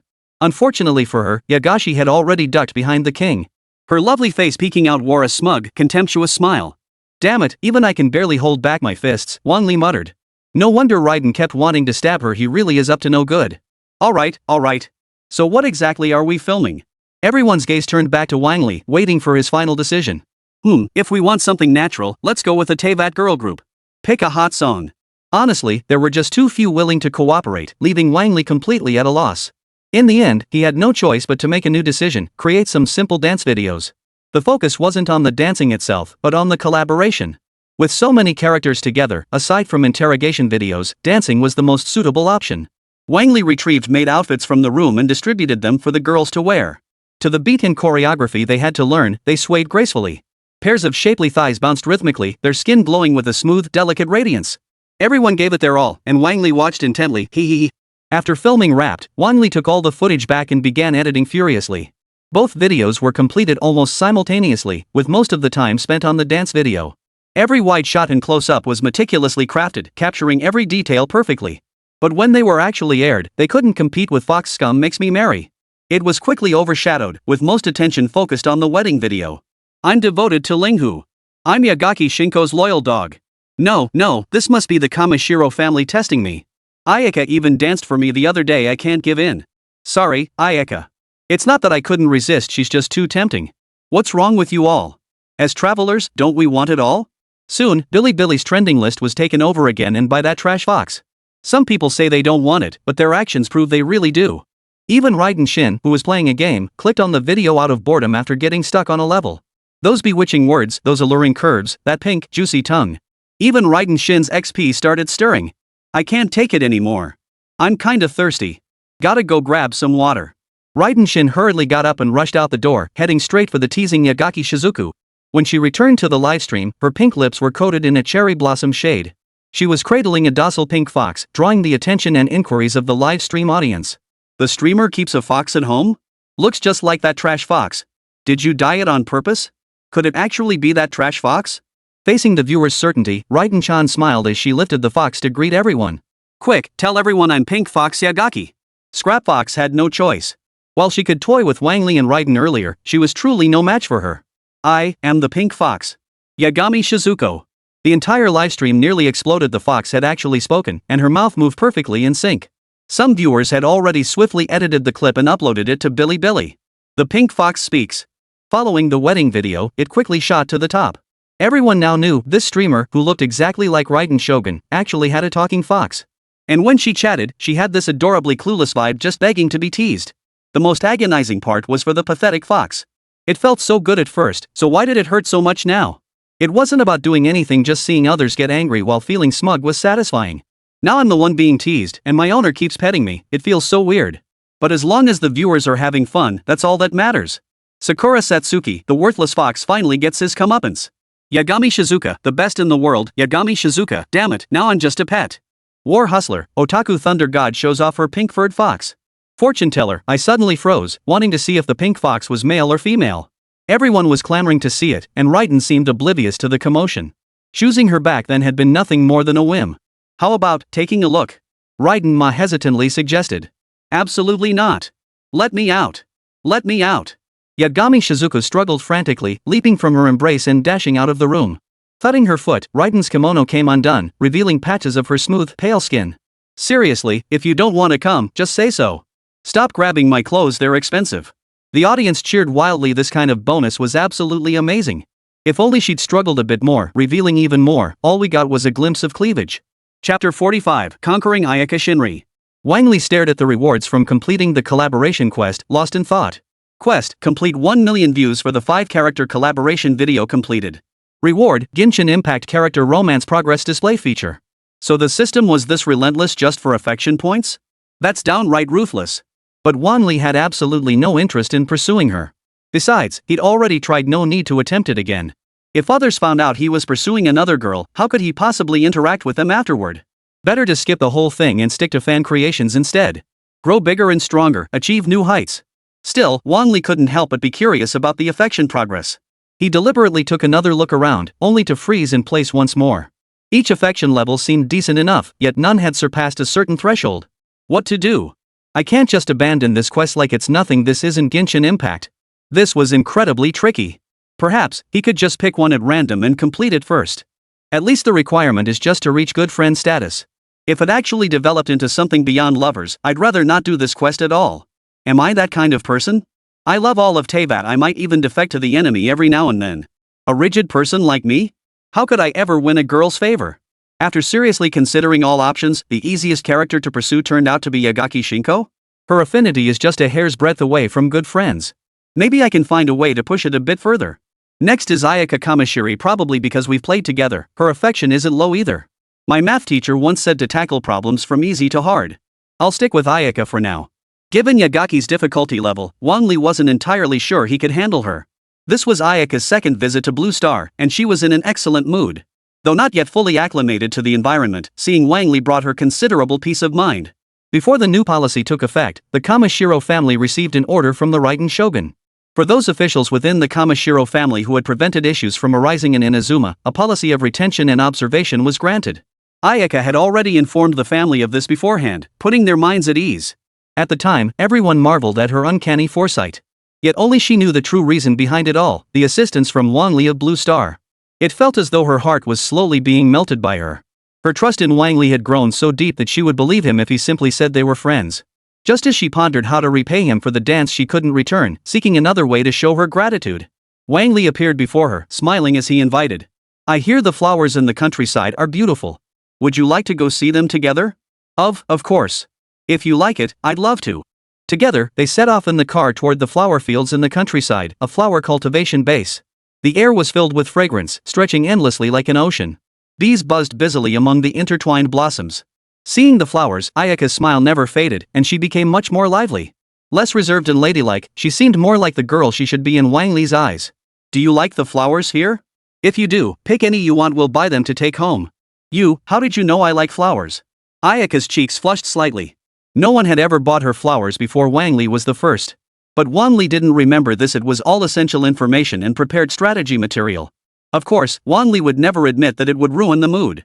He smiled and said, because I knew you'd love a sea of flowers like this. I just couldn't help but want to bring you here. You guessed? Ayaka Shinri asked. It was intuition. I trust my sixth sense, Wang Li replied. Ayaka Shinri smiled, lips pressed together. It was the first time she'd heard such an intriguing answer. Having you here to share this beauty with me truly lifts my spirits. Then, before the flowers fall, please allow me to express my gratitude. Gratitude? Wang Li spun around abruptly, eager to see what it was. But darkness engulfed his vision. A young girl's face drew closer and closer, almost touching his own. Her affection rating surged rapidly, far surpassing mere friendship. Damn it, this isn't right. The reward for reaching friend status was supposed to be here. Where is it? System, damn it, I didn't want to ruin your moment. Quest, guide a Genshin Impact character to completion. Reward obtained, Ayaka Kamiju's child. Wang Li, system, you're out of your mind. Nothing even happened yet. Reward, the underwear Ayaka Kamiju is currently wearing. Damn it, didn't even get her pregnant, and now it's just underwear? Wang Li was speechless. The system's rewards seemed to be getting worse and worse. Could it be time for a change? Aya Shinri abandoned her offensive, covering her chest and lower body with her hands. Blushing, she whispered softly. Can we go back first? Of course. Seeing their affinity level hovering just above friend and not quite reaching lover, Wang Li felt considerably more at ease. Though he could betray the Raiden Shogun, betrayal of the heart was one thing, betrayal of the body was quite another. Such things were impossible unless she wore black stockings. It wasn't that he didn't want to, but such things were incredibly hard to hide. Fan-made videos were one thing, but real life wasn't that wild. But Wang Li was disappointed with the rewards again. Why were they always these weird, random things? Even that Yaeong brand honey syrup from before felt off to him now. If it weren't for the delicious taste and the fact that Liyue didn't have bottles like that, Wang Li would never have touched it. Back home, Wang Li dashed straight to his room and edited the footage from earlier.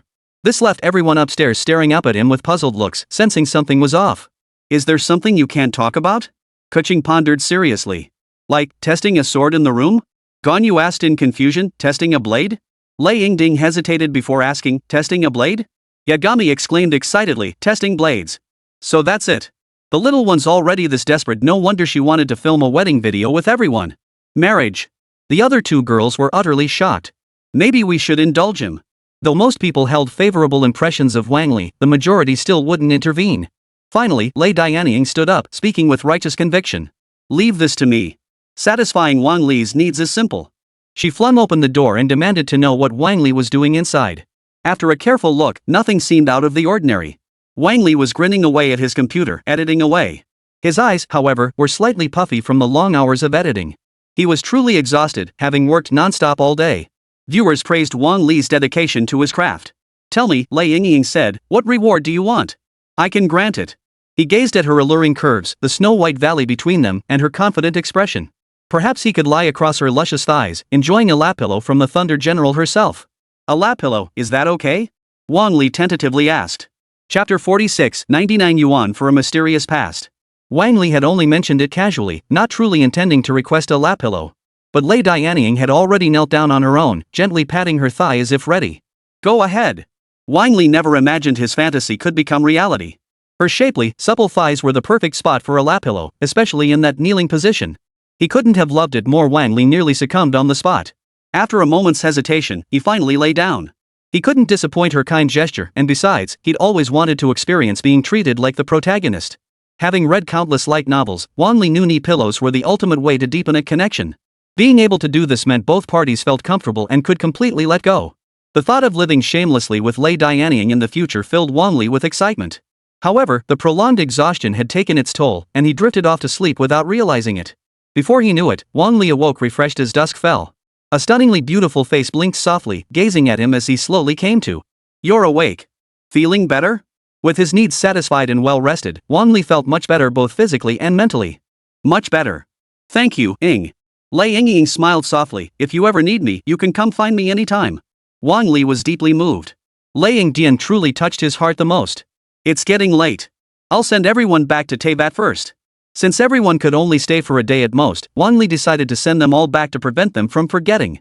Even Raiden Shin was no exception. She hadn't confirmed yet that she definitely wanted to stay on Blue Star permanently. Once all the Genshin characters had departed, leaving only the Emperor of the Rock, Wang Li finally spoke. You must have seen what happened in Liyue. Is there anything you wish to say? Flowing water changes, but mountain stones remain unmoved. Simply watch it quietly until it turns to dust. Zhongli had fully prepared for Liyue's fate, and he himself was one of the contingency plans.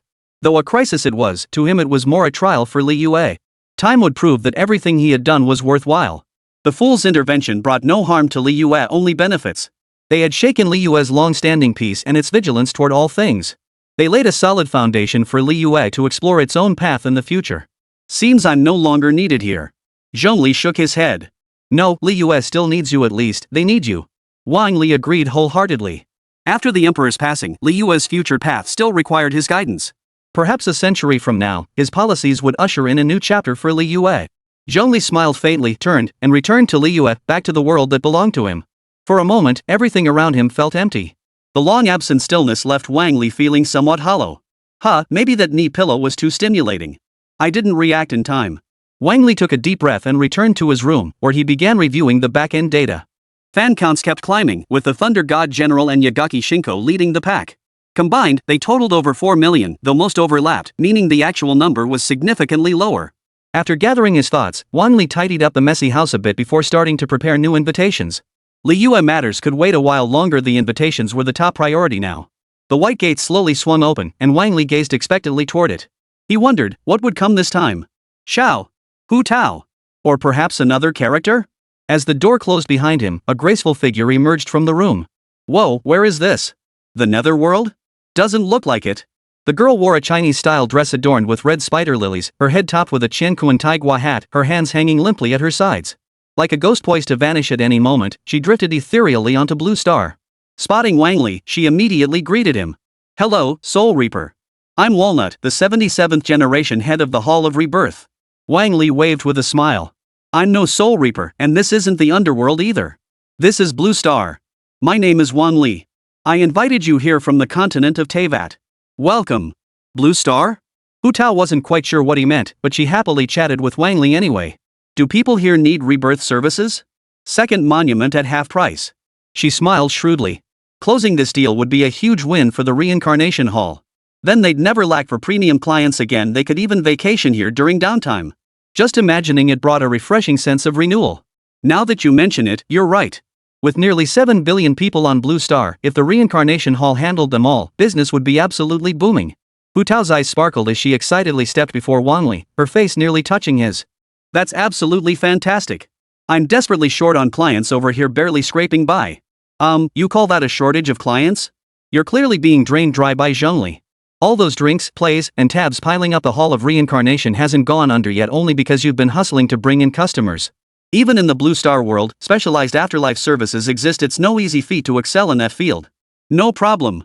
Creating differentiation? That's my specialty. Hu Tao patted her flat chest, her expression earnest and confident. Wang Li didn't want to crush her confidence, but he still showed her every single service they offered. Good heavens, your place is way too competitive. Hu Tao was utterly shocked by what she saw. From embalming specialists who prepare the deceased's appearance to full-service packages. While the Hall of Eternal Life had its share of skilled professionals, they could never match this level of service. If they actually came here to operate, they'd likely only be able to run a basic shop. There's no way they could compete effectively and comprehensively with local rivals. Wang Li shook her head. She was still too green. She had to remember that not long ago, her fan-made videos garnered no views, with dismal play counts. In the end, it took the original Genshin characters stepping in personally to finally gain significant attention. To grow big and strong, you can't just follow the script. Hu Tao fell deep in thought, silent for a long while. Wang Li recognized her seriousness and the weight she placed on the Blue Star market. He too began pondering how to differentiate themselves, to make people recognize the uniqueness of the Hall of Rebirth. He suddenly recalled a book he'd read that described a similar scenario. Perhaps we could charge fees for special services. What kind of special services? Hu Tao was puzzled. For example, for 99 yuan, we could arrange a light drizzle, with people dressed in suits holding black umbrellas standing in a row to pay their respects. Hu Tao frowned, seriously considering whether they should go through with it. Perhaps this approach could truly open up an entirely new market. Who knows? Alright, I'll give it a shot. There was no other option anyway. The reincarnation hall needed to make a living too. Soon, the system issued a new task, alerting Wang Li.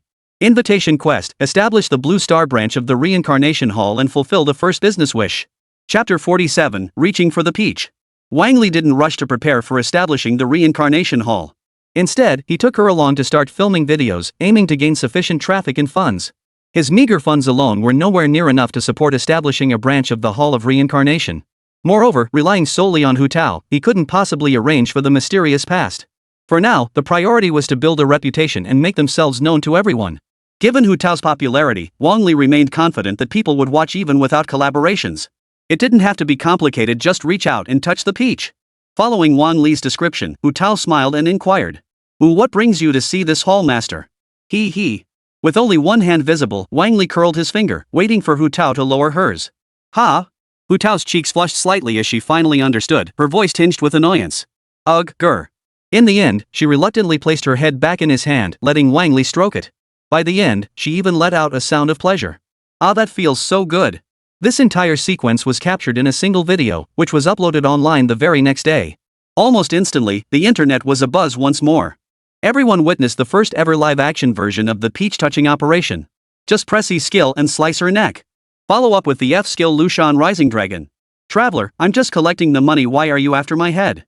Why are you blushing? Just throw her over your shoulder and hand over the money. Fame had indeed spread, drawing many enthusiastic viewers. But strangely enough, it didn't seem like the best kind of fame. After all, Hu Tao was just a diligent shopkeeper who loved attracting customers. The comments below quickly picked up on the inconsistency, with people leaving messages asking questions. Lost Dream and Bridge, that hand doesn't belong to a traveler, does it? Looks more like the later Wandering Orange to me. Non-champion, my fists are clenched.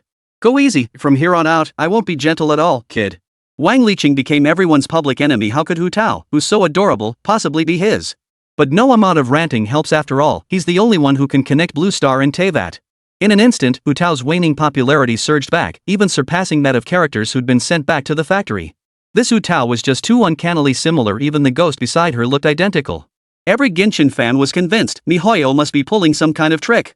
These meticulously recreated characters left them utterly hooked, desperate to pull 10 pulls right then and there. This isn't exaggeration, it's the genuine feeling they experienced. Unfortunately, Hu Tao couldn't care less about her fans.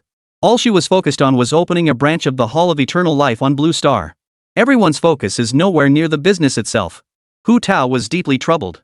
She was determined to establish the Blue Star Reincarnation Hall, guiding the deceased through the cycle of rebirth. If she can't even get the business off the ground, doesn't that mean there's no money to be made? It must be a lack of recognition. Maybe I should do another dance. With just a few 100,000 followers, it was impossible to launch the business. She had to keep boosting her visibility. Wang Li pulled out the short video platform again, simultaneously promoting the cause. Combined, both platforms only garnered a small number of followers, nowhere near enough. Ultimately, he still needed to rely on dance to gain massive views. Wang Li had already chosen the BGM, the soothing track Great Joy. It suited Hu Tao's personality and vocal tone, and the choreography for the fan-made dance was already available. The key was how to imitate it. As the martial arts-trained head of the Rebirth sect, her grasp of dance was anything but lacking. She quickly grasped the key, dance with power, stay locked to the beat, and match the lip-sync perfectly. Plum Blossom's eyes fluttered open, her face radiating youthful smiles and passionate sweat. After countless repetitions, the dance was finally completed after nearly 6 hours and uploaded online. Is this really acceptable? We're dealing in the business of rebirth, after all. Hu Tao's beautiful eyes narrowed slightly. She felt that while it might make her popular, this wasn't the outcome she desired. Just as Kurumi had anticipated, this video went viral far more than any previous one. The dance section was already a hotspot, filled with all kinds of girls dancing and posting videos. But truly adorable dancers who made a striking impression were few and far between. That was until Wang Li entered the scene with Genshin Impact characters, completely transforming the landscape of the dance section. Though Mado was also stunning, she hadn't quite captivated everyone. At this moment, Hu Tao's breathtaking dance performance overshadowed all other dance creators and claimed the top spot. It wasn't just that she danced exceptionally well, but her relentless practice and martial arts background gave her remarkable expressiveness. Combined with her IP's appeal, drawing an audience was effortless. Hu Tao used this music and dance to amplify the festive and joyful atmosphere. It sparked couples' desire to marry, indirectly boosting Wangshan Hall's business volume. Her follower count rapidly climbed to nearly 500,000 and continued to grow steadily. Simultaneously, Hu Tao continued posting updates promoting the Blue Star branch of the Hall of Reincarnation. Though she hasn't disclosed a specific address or purchased a physical storefront to open a branch. But opening a store online was her chosen path. Some curious fans thought it was just a joke between the blogger and her audience, and they started asking about the store. Upon entering the store, they discovered it was real. Wang Li spent some money to establish an online branch of Wangshan Hall on Blue Star. For now, it only handles funeral services within the capital. For just 99 yuan, we'll give you a mysterious past after death. The page contained no detailed information, only a brief description and a purchase interface. What an interesting concept, but at that price, I doubt many will buy it. It doesn't even include a photo album. What's the point of buying it? Exactly. I know I should say that, but I still bought it. Hu Tao stared gloomily at the comments. All sorts of reactions appeared, but not a single one took it seriously. Why? My side business just can't get off the ground. Wang Li sighed helplessly. Maybe because not many people believe in it. So don't worry. As long as we get off to a good start, people will definitely come. Wang Li was right about that. After all, he could film from every angle, showcasing the full power of the mysterious force. Our priority now is still getting the word out. If no one even knows about it, how can we proceed with implementation? Hu Tao sighed in resignation, having hoped for a promising start. After experiencing it firsthand, she realized it was nothing short of a hellish start, having to build attention and popularity from scratch.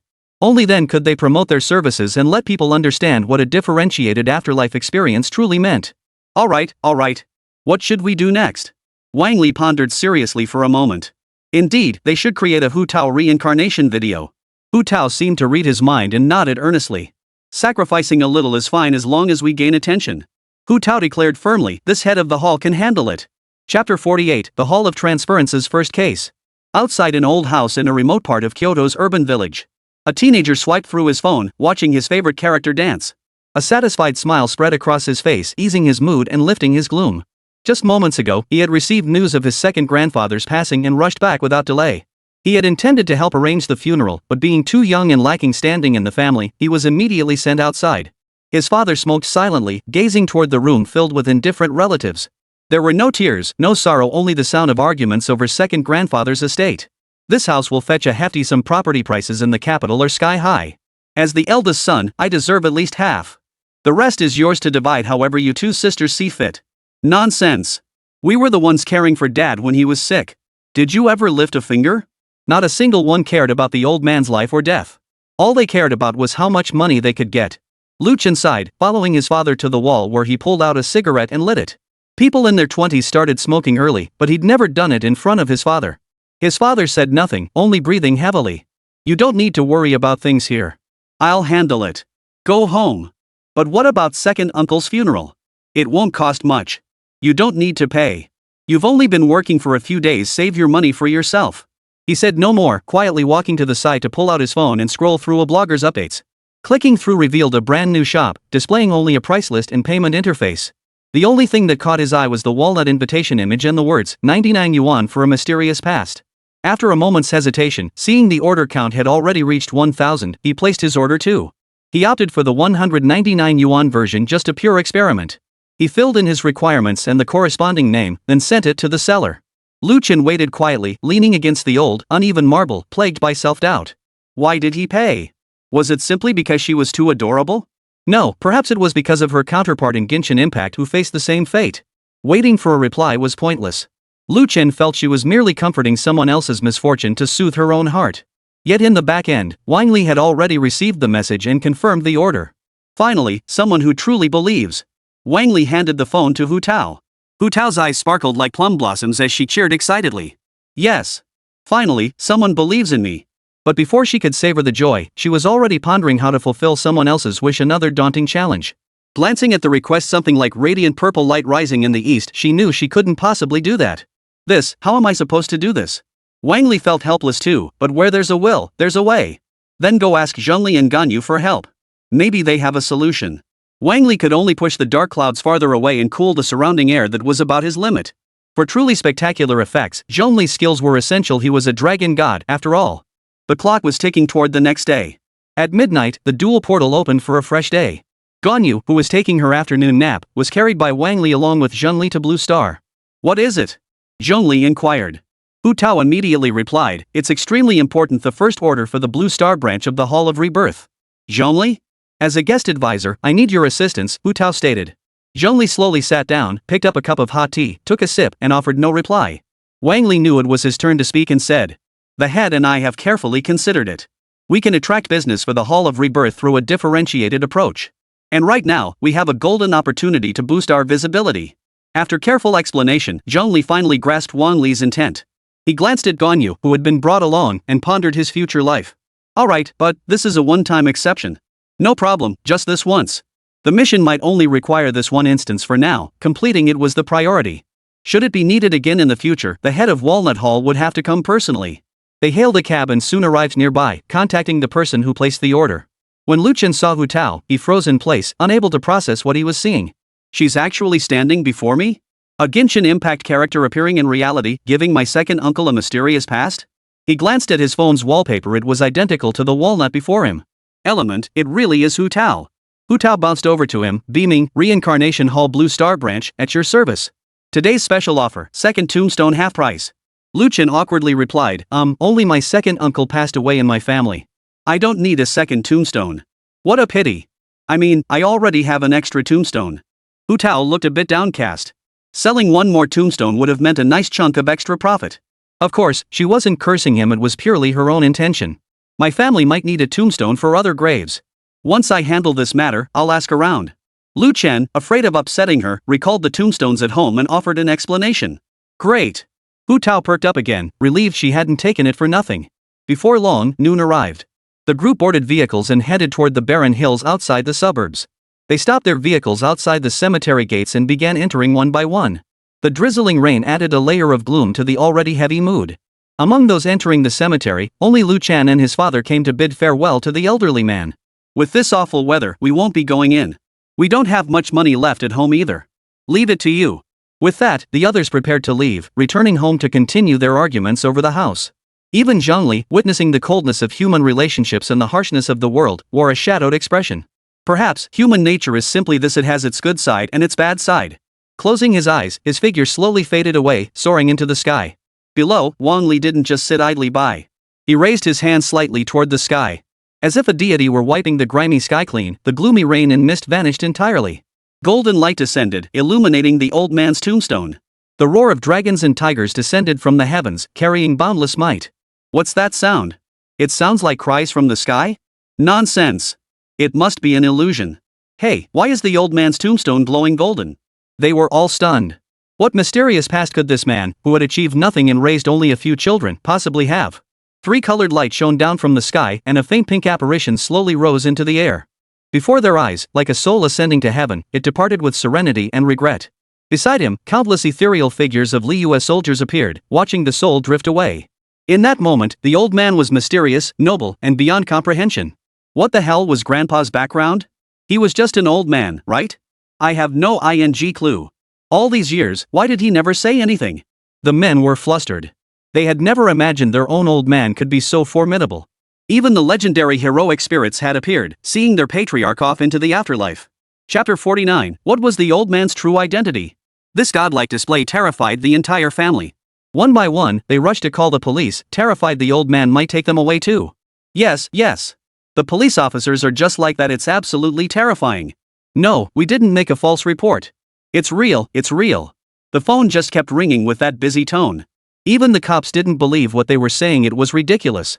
In the end, everyone felt the old man must have some mysterious connections that could cause trouble later.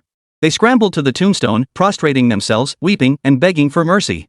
Beside them, Lu Chen gaped, staring blankly at the sky. Had second uncle ascended to heaven? As the soul ascended, all the strange phenomena vanished. It seemed as though everything that had just happened was merely an illusion, as if it had never existed. Yet this moment remained etched in the hearts of the old man's descendants, lingering long after. Task: establish a branch of the Hall of Afterlife completed. Reward obtained: 1 reincarnation hall shop. Completed the first employer's wish. Reward obtained: special effect enhancement for the Wheel of Rebirth. Wang Li and the others arrived outside the cemetery. As the client, Lu Chen expressed his gratitude to them all along the way. Thank you all. Without your help, they wouldn't have rushed to pay their respects. It's nothing. We were just doing our part. Hu Tao waved her hand with a smile. Though they only earned 199 credits, the impact was truly astonishing. If this video were released online, it would surely cause a sensation. I'm sorry. I didn't contribute anything. Ganyu sat with her head bowed, her bangs falling over her face, revealing only her slender figure and a waist that looked like it could be grasped in one hand. Her delicate, petite appearance filled Wang Li with pity. It's okay. It was our first time working together, so coordination wasn't perfect. We'll do better next time.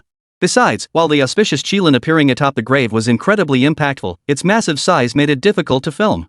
It would be more suitable to have it fly into the air like Zheng Li did, manipulating the phantom projection. Upon returning home, Wang Li immediately retreated to his room to begin editing. Ganyu prepared desserts and tea for the emperor and Hu Tao before following him into his room. Is there anything I can help with? She asked hesitantly. Wang Li glanced at the shy, lovely face peeking out from beneath the blue hair beside him, and his mood lifted considerably. Having such beauty to look at was certainly a pleasant thing. Don't do anything. Just sit quietly beside me. Really? Just sitting beside you is enough? Ganyu wasn't quite sure she understood. As a workaholic, the ultimate purpose of life was work and napping during leisure time. A day of doing absolutely nothing would make her feel frantic, like she'd lost her job. No one wanted her, and in the end, she'd have to slink away.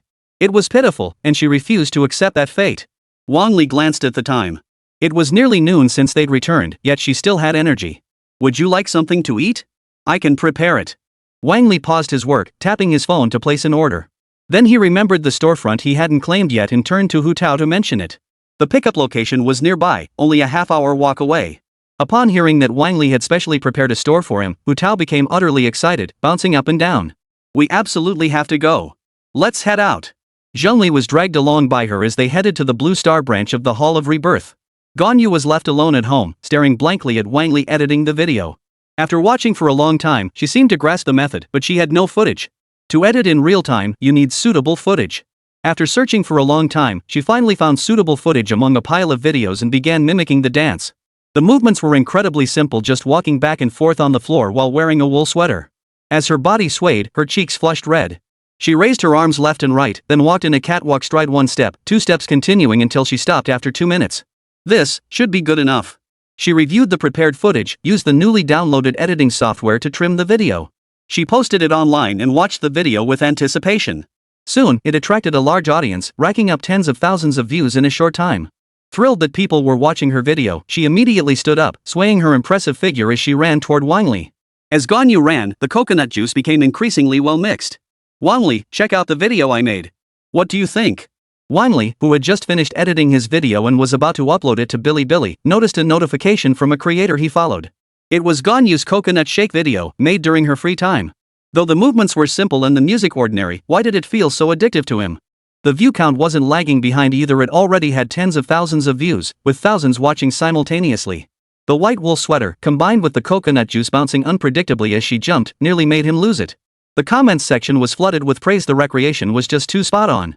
Grass-eating evil dragon, I thought it'd be pure and cute, but wow, what a surprise. Hoedown at noon, look. Coconut juice's coconut milk is shaking, it's all mixed up. Beastly giant, Shichi drooled over it, Kelly couldn't walk past it, and Naxiata gave it a thumbs up.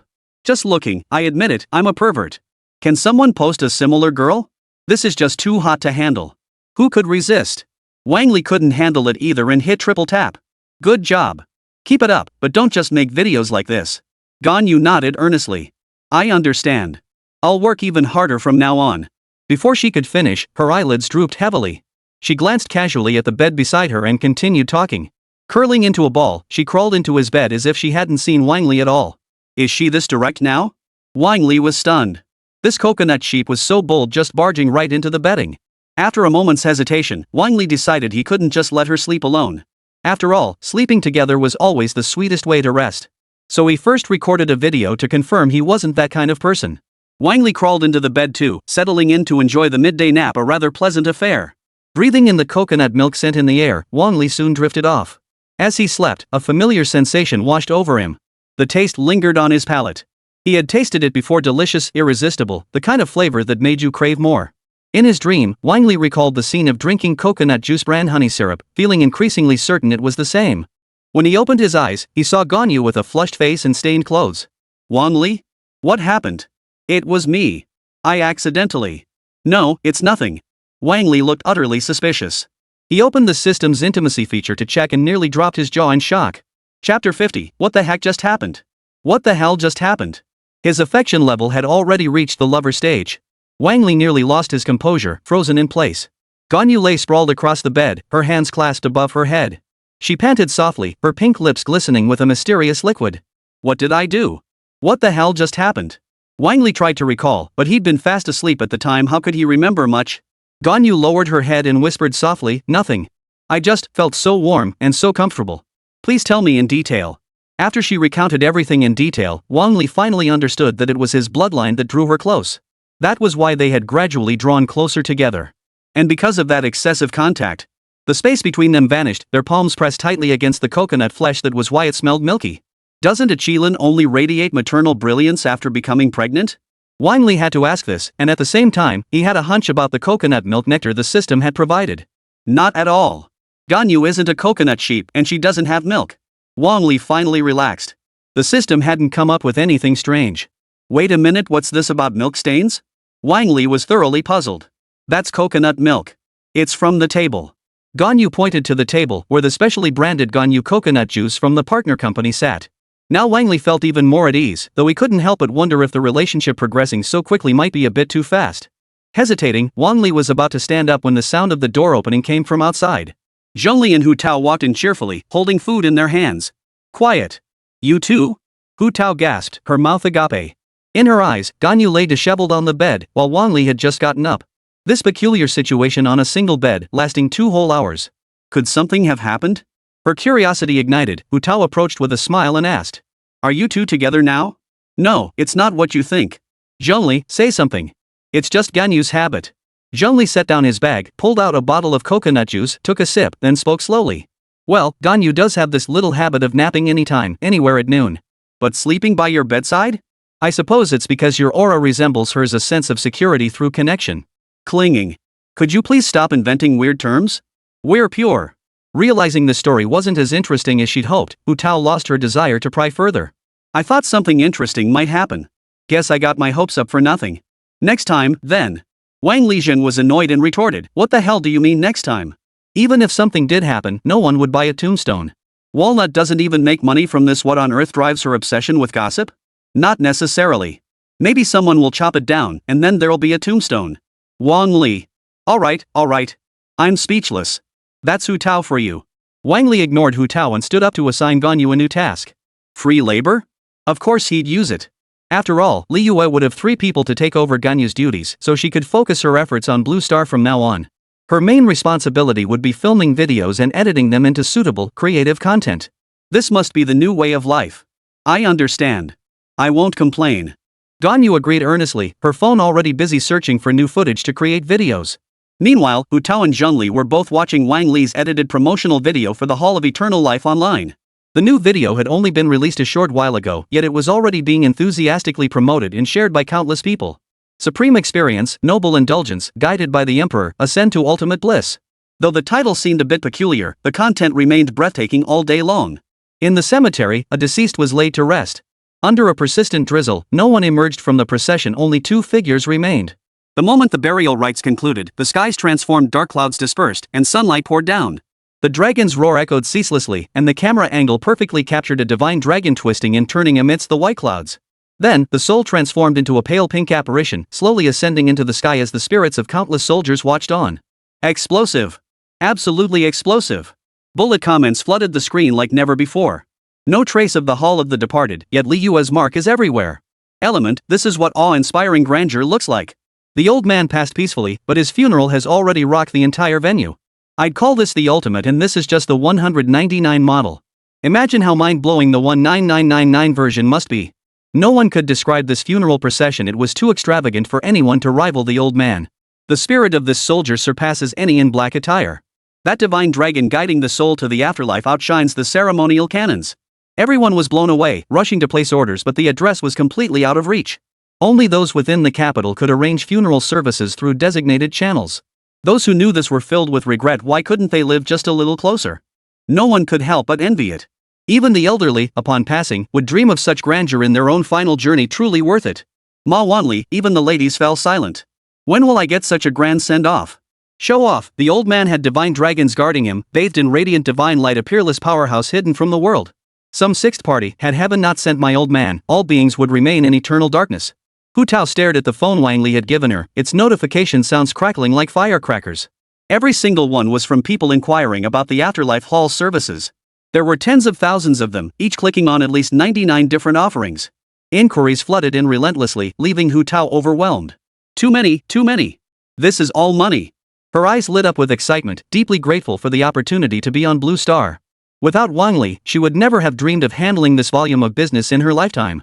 1, 2, 3, it was simply too many to count. She could only respond to them one by one, slowly. Suddenly, her excited, fidgety body froze. She stared blankly at her phone. What's wrong? Zhengli asked, setting down his teacup. With so many people, when will I ever finish? Hu Tao finally grasped the problem. Even if she worked non-stop day and night, she couldn't possibly take on all these jobs. And the rates she'd set were far too low, there wasn't much income to be had. Even this promotional campaign was a money-losing venture. In ordinary times, who could possibly afford to hire the emperor? And there was no one to dispel the lingering gloom around them. The business at the Hall of Afterlife seemed destined for trouble. Hu Tao fell deep in thought, racking her brain for a win-win solution that wouldn't exhaust everyone. Ideally, they could earn money while doing less work. You should get back to work. There are several orders waiting for you. Hu Tao, painfully resigned, grabbed her tools and prepared to head out, diving into the busy routine of funeral services. Meanwhile, Wang Li happily enjoyed life. Ganyu could now produce and distribute videos independently, so he didn't need to worry about her at all. Chapter 51, Kaching, you don't want the emperor to know either, do you? The biggest problem now wasn't a lack of business at the Hall of Afterlife, but a shortage of manpower. To do things properly, you need enough people. How much business can one person handle in a day? It seems we must return to Li Yue first, Hu Tao said earnestly. We need reinforcements to tackle this challenge. To grow and strengthen the business, they couldn't rely solely on Wangshan Hall's existing offerings or even just incorporate Li Yue's unique features. Ganyu sat beside Wang Li, her dress clinging to her hips, outlining her voluptuous curves. She hesitated before speaking. Actually, I should probably head back too. I can film much better videos in Li Yue. Zhengli, however, didn't mind. He could enjoy tea anywhere. Thus, returning became the unified goal for everyone present. Familiarity breeds comfort. With a single step through the portal, they entered the continent of Teyvat. At a stone table amidst the mountain bamboo grove, a pot of clear tea and 2 cups stood ready. Li had chosen this hidden gem, a lush, fragrant sanctuary perfect for rejuvenation. Li arrived first, watching Wang Li glide gracefully through the sky. He descended as lightly as a feather, his arms wrapped tightly around the voluptuous and proud Ganyu. For Wang Li, possessing 2 divine hearts, flight was entirely natural. After all, even the young master could transform into a blue light and take flight, how much more so for him? Li's brow furrowed slightly. A preconceived notion stirred within him, a twinge of discomfort as if betrayed. Why did it feel so suggestive? Like the distance between newlyweds. If Wang Li knew Li's thoughts, he'd surely curse him. The well-fed man knows nothing of the hungry man's hunger. Even if he hadn't invited Ganyu earlier, Wang Li would have sought her out anyway. Who wouldn't want a love affair they'd never regret? Who wouldn't want to savor coconut milk meant just for them? Who wouldn't want to experience the blushing innocence of a pure young girl and the exquisite sensations it brings? This is a belief. Li invited, please sit down. Shall we handle the matters at the Hall of Rebirth together, or can Walnut manage alone? Wang Li asked calmly, even more composed than Li. She'll handle everything, Li replied. He casually picked up the tea, sipping it lightly to savor its flavor. Compared to Blue Star's teas, Liyue's possessed a uniquely refreshing fragrance, whether nurtured by the power of the gods or some other reason. It felt truly unique. After a moment, Wang Li couldn't help but speak up. You asked me to come alone, was it just for afternoon tea and a rest? Li finally waited for Wang Li to speak, then set down his teacup with a satisfied smile. Would you like to hear a story? No, I don't. Wang Li refused outright. What kind of story? I fast forward through everything when I play games. Who watches the opening scenes of a movie? They're not exactly gripping. Of course you skip straight to the good parts. Get to the point. Don't waste my time. Fine. How about we resolve Liyue's issues first? This suggestion was outrageous. Did he think he could just use me as a traveler? Just then, the system chimed in with a notification. Invitation quest, recruit 6 Genshin Impact characters to resolve the Rock Emperor's concerns. I'm about to lose my mind. Are you kidding me? Why are all these troubles being dumped on me? Wang Li felt helpless, but he had no choice but to agree. Solve which one? Your minions, or the ones you sealed away? Li hesitated slightly before replying thoughtfully. Solve one of them. Preferably Asuran, our elements clash. That made sense. Rock and water elements had a natural counter-relationship. Were it not for the Rock Emperor's immense power, his fury would be difficult to contain. It was clear that among all the rulers of the mortal realm, the Rock Emperor was the strongest, effortlessly overcoming elemental weaknesses. As for the thunder and ice elements? Against the demon god Ursay, they were nothing short of a dimensional strike. Combined, they deal devastating damage with truly top-tier effects. Li was already exhausted. All he wanted now was to be a hands-off boss, playing with his phone and chatting with Blue Star. Having a reliable worker labor for him was the best arrangement possible. So what compensation are you prepared to offer? Wang Li inquired. After all, resolving the Rock Emperor's troubles while safeguarding Liyue from destruction deserved proper compensation. I see you're collecting God's hearts. I can give you these. Wang Li chuckled. These divine hearts weren't exactly given to him by the deities themselves. Still, such terms were quite generous, and Wang Li readily agreed. A broken Archon, this was his first encounter with one. I wonder how Ursay will handle this. How could Wang Li possibly worry about himself? His strength spoke for itself. After settling everything, preparations for another mission began. There were 6 invitees in total. It wasn't feasible to travel to distant regions to seek them out, so he naturally began with those nearby. Since that's settled, Mr. Li, would you still be willing to go to Blue Star? Li nodded. Of course. With the first task completed so easily, Wang Li prepared to head to Liyue for some sightseeing. Ganyu stood before him, guiding Wang Li as she walked and said, "Please follow me." Passers-by greeted Ganyu warmly as they walked. "Ah, it's Ganyu. What work are you up to now?" "This is a traveler from afar. I'm introducing him to Liyue," Ganyu replied. Like a couple strolling through the streets, she bought fruit for herself and introduced the lantern boats. Though the Lantern Festival hadn't yet arrived, preparations were already underway throughout the city. Wang Li found it all quite novel.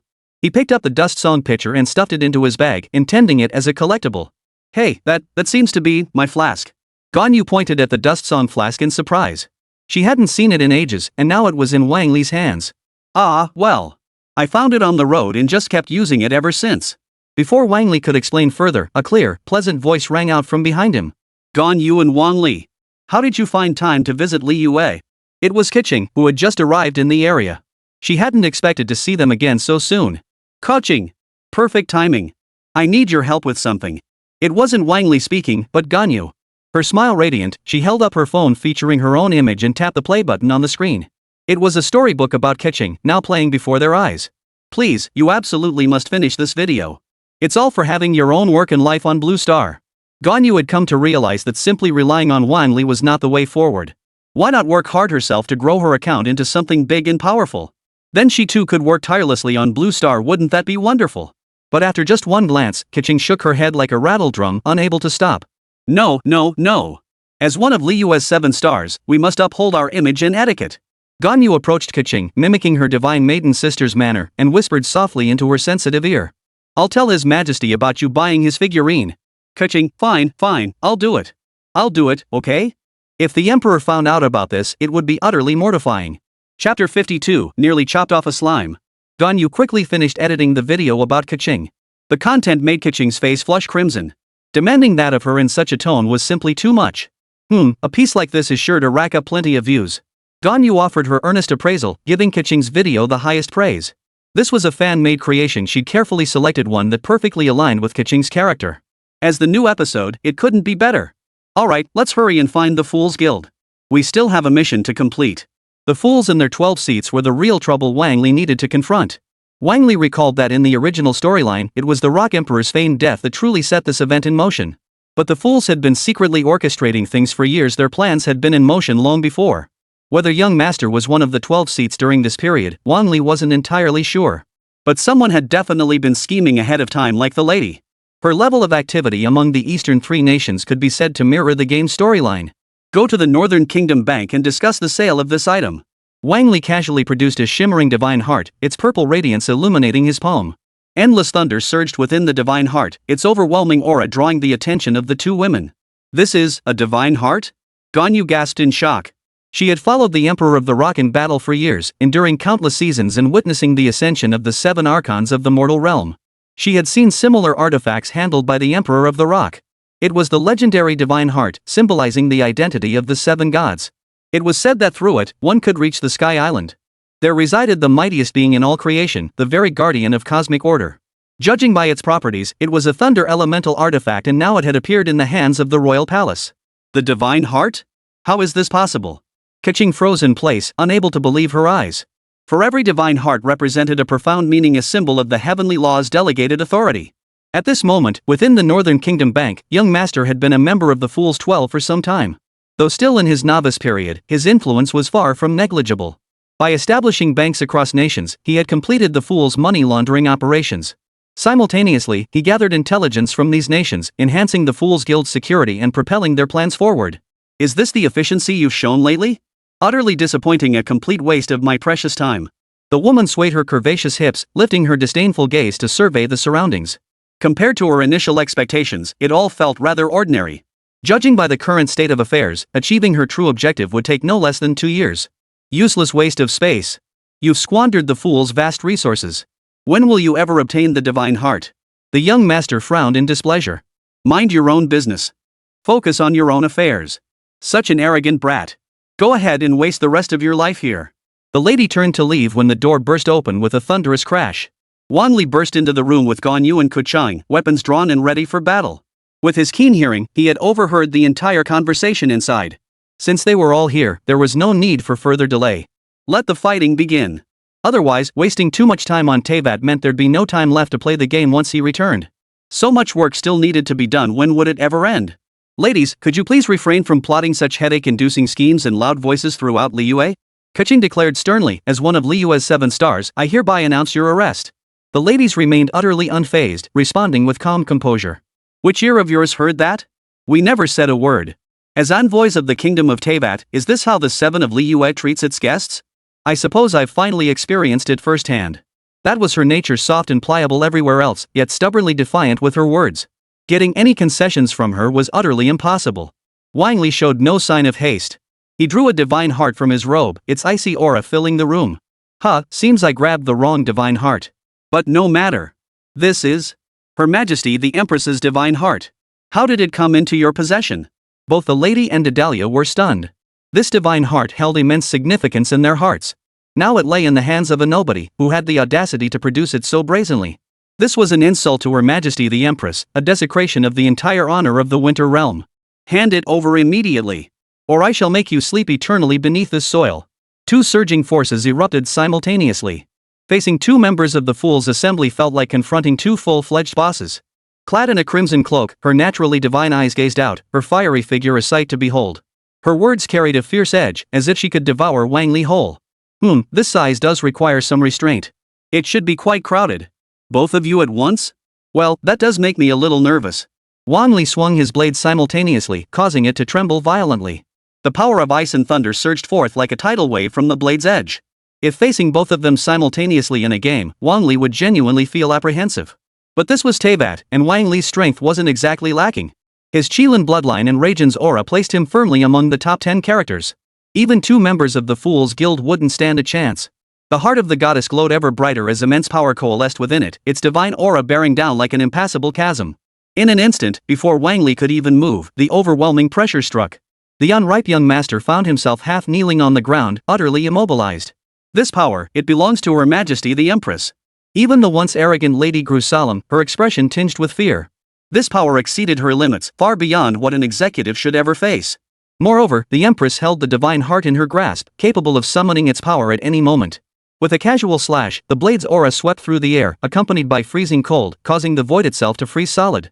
Countless ice crystals materialized from thin air, transforming into an endless rain of arrows that plummeted downward. The lady felt a momentary blur before her eyes, her hands belatedly spreading to form an ice wall for defense. Yet this barrier, unfurled only before her, proved utterly inadequate against the royal's abilities. His figure vanished abruptly, reappearing behind the lady in an instant. Lightning crackled along his blade's edge. Though it erupted as a mere slender purple thread, its power was compressed to its absolute limit. Its speed, too, was compressed to the absolute limit. Like a streak of violet light, it reached her snow-white, proud face in the blink of an eye. One strike, and that beautiful, massive slime would be severed from her body. The lady's face turned pale as she thrust both hands forward to shield herself, igniting a raging inferno around her. Wang Li had completely forced her to unleash her full power. Chapter 53, The Married General's broadcast begins, guaranteeing catching.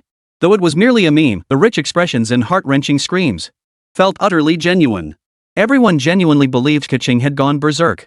That expression of cutting through all distractions, genuine emotion mixed with the fury of a defeated dog, it was performed brilliantly.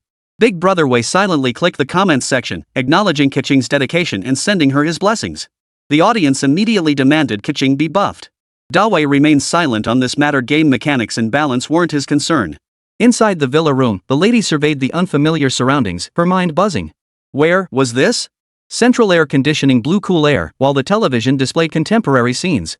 Zhong Li sat nearby, quietly watching a historical drama about the Ming dynasty. An interesting concept, a story that caught the eye, but an unreliable leader nearly brought the nation to ruin. For Zhong Li, it served as a cautionary tale: never put all your eggs in one basket. Fortunately, after Li Yue left him, 7 decision-makers now presided over different domains, maintaining a system of checks and balances. There was no need to worry about a similar situation arising in the future. Awake! The woman rose slowly, gazing at the man before her with utter disdain. Swaying her pert hips, she stood astride the peak and asked from above. Where is this? A safe place. Safe for you, too, Zhong Li replied. She frowned, turned to leave the room, intending to return to Li Yue. Just then, Wang Li descended the stairs and addressed the now sober lady. This is Blue Star, not Teyvat. Leaving won't do you any good. The lady halted in her tracks, glaring fiercely at Wang Li before remembering the vast disparity in their strength. In the end, she could only abandon that thought and consider other ways to escape. Why capture me?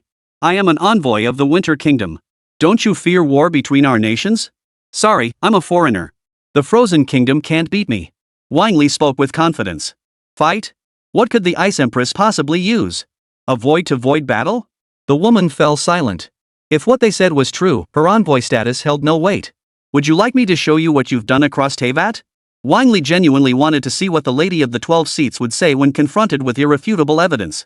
After reviewing the events, the lady's expression remained composed, though her inner shock knew no bounds.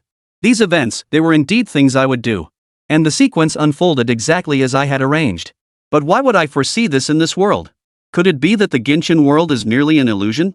Plunged into self-doubt, she remained outwardly calm as she asked. These are merely sketches, potential actions I might take in the future. They prove nothing. Wang Li nodded. She was right, and it didn't matter at all. After all, bringing her here was purely out of curiosity, just for making amusing meme videos. Oh, and I'll have Ganyu teach you dancing properly. Work hard, okay? After handling her affairs, Wang Li flipped through his contacts to ensure he hadn't missed any messages. It was precisely then that Wang Li spotted the live stream notification from Bilibili. Thunder General's livestream had been inactive for over a day. If no one logged in soon, the viewership would likely start dropping. As the head of live streaming at Bilibili, Lu Nannan had long recognized the immense popularity of the Thunder General streams. If she could keep it up, it would be a huge boon for Bilibili's live streaming. Unfortunately, a whole day had passed and she still hadn't seen that stream go live again. How could this happen? Why isn't she streaming yet? Lu Nannan was on the verge of tears. The streaming section was finally poised for a breakthrough. Why did it have to end in such a crushing defeat? Damn it! She even sent a message asking if the stream could still go ahead. To her surprise, she received a reply stating that everything was already prepared for tonight's stream. Thunder General's live stream room reopened, drawing a massive crowd once more. It's live! It's live! The married woman general is live. Finally. Wait, what? Why is it someone else? The audience realized that sitting in Thunder General's usual spot was a purple-haired girl. Beneath a hairstyle resembling a bun with animal ears and horns lay a fair, commanding face. Well, good evening, everyone. I'm filling in for today. Viewers who had just seen Keqing's video felt like children finding their way home, and the livestream quickly came alive. Heard the streamer lost it and posted a video ranting about the traveler. Keqing's lips twitched slightly as she read this. It's not what everyone's saying. This is just a video shoot. I'm a professionally trained Li US 7 stars. Unless I can't hold back, I won't break down. As Keqing spoke, tears welled up in her eyes. Returning to Lantian today and discovering the video on Xiaopozen. She felt truly heartbroken. Gan Yu and Wang Li were actually that close. Worst of all, she'd stumbled upon footage of Wang Li strolling through Inazuma with Ayaka Shinri. Though she and Wang Li were only friends, what if things had developed? Didn't they say travelers all liked her type only to abandon her in the end? Damn it, why can't I stop these tears from falling? Everyone chimed in. She was clearly crying out of frustration. Calm down. What's so great about travelers? They're nowhere near as awesome as us.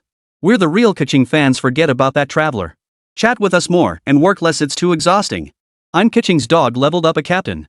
And gifted them a speedster supercar. Some sixer got a captain. Aya's loyal follower got a new admiral. Raiden Shogun's loyal follower presents a super carnival. Yae Miko's dog sent a star train. The entire live stream room was buzzing with high energy and many viewers sent gifts. We couldn't just watch Keqing keep crying like this. Receiving the gifts, Keqing's complexion visibly brightened and her mood completely stabilized.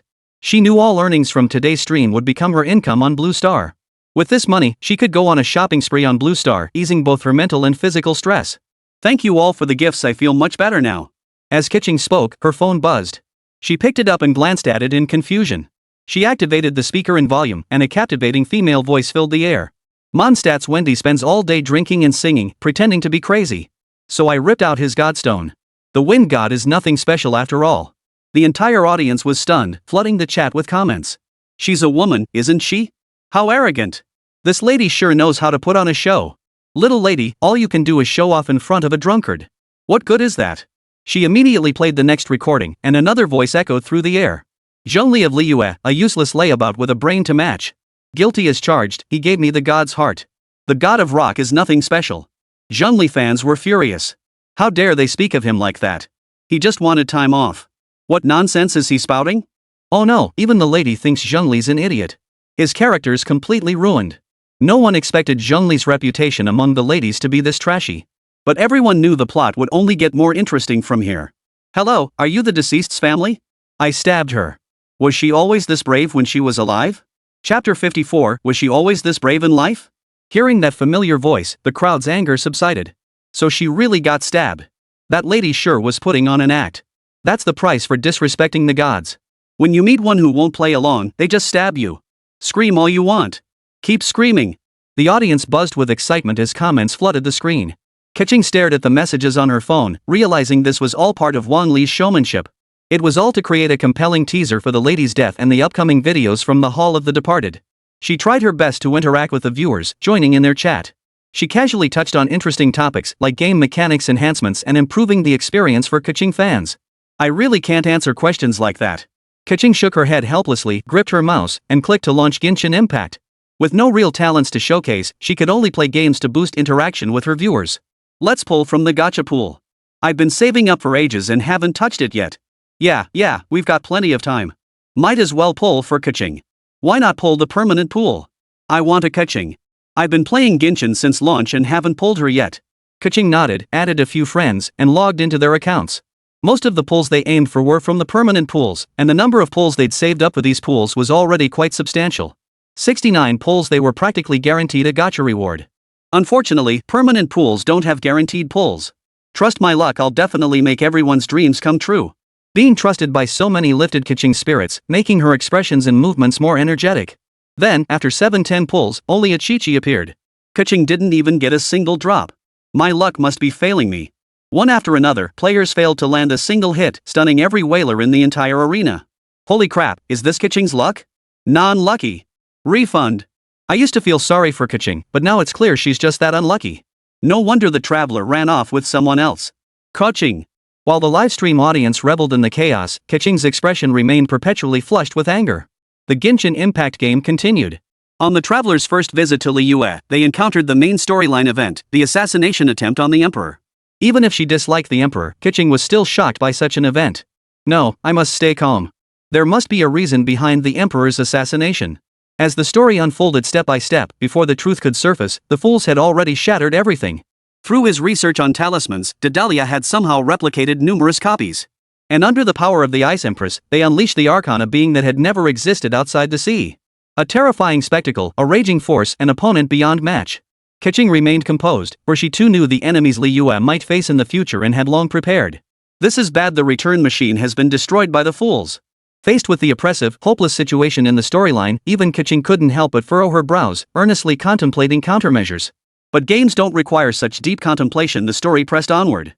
Keqing made her choice, and within the narrative, Ningguang's actions and demeanor earned her admiration. My previous judgment of her was indeed somewhat biased. I shouldn't have judged someone before truly understanding them. But before she could say anything, Liyue was already safe. Everyone had given their all. Facing such an enemy, everyone stood together through thick and thin, warming Keqing's heart. Phew, that wraps up today's livestream. Stay tuned for the next video. The viewers weren't having it. The stream had barely lasted 3 hours, and she was already signing off? That's some seriously lacking professionalism. Even when she saw the donations pouring in, Keqing didn't give anyone a chance to keep chatting and smoothly signed off. Shortly after she signed off, a brand new fan-made video surfaced on Bilibili. At the same moment, Duo, Xiaoen, and Juhuahua all received notifications from Bilibili.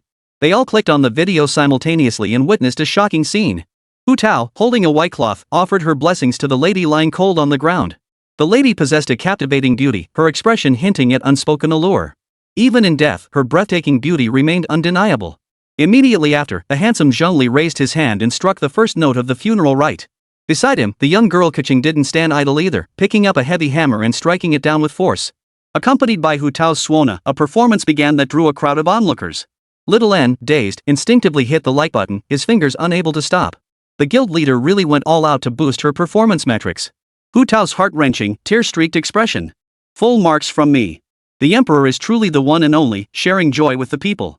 Naturally, this performance video garnered countless likes. It was simply too dedicated not to. Within just 1 hour, the video climbed to the trending list and spread rapidly. The professional team's expertise showed viewers what the Hall of Rebirth is all about. Their services span the entire Teyvat continent, backed by preferential policies. Just pay up and it's done. But some viewers weren't here for the Hall of Resurrection. Wang Li was the real draw. Seeing Wang Li's earnest demeanor, Ganyu couldn't help but give it a thumbs up. After all, she's also a Bilibili user. As expected, His Imperial Majesty is the most diligent. As a guest scholar of the Hall of Rebirth, one must fulfill their duties to the hall. Wang Li happened to wander into Wang Li's room, watching Ganyu's admiring gaze with puzzled confusion. Did I do something? Not that I can recall. It's been thousands of years now. I wonder when she'll finally get married. It's enough to drive one mad. With Liyue's troubles resolved, it seems their marriages are the next concern. So, did anyone say anything interesting in today's livestream? Wang Li approached with a smile. Ganyu nodded and recounted the highlights. The most popular topics were the lady and the Wangsung Hall. The lady, so I'm just your entertainment now? Why else would we invite you over? Did you think it was all free food and drinks? Ganyu retorted coldly. Her attitude toward the lady had always been this stern. She disrupted Mondstadt's peace, destabilized Liyue, and threw Inazuma into chaos. She was truly detestable. She couldn't muster a shred of pity. The lady collapsed. She'd been nothing but a clown from start to finish. To continue living like this was nothing short of an insult to her, the envoy of the Winter Kingdom. A slap in the face to the Empress. You insolent fools. This is an affront to Her Majesty the Empress. Sorry, we only meant to blaspheme. You didn't mean to drag the Ice Empress into it. Madam, I really want to thank you properly.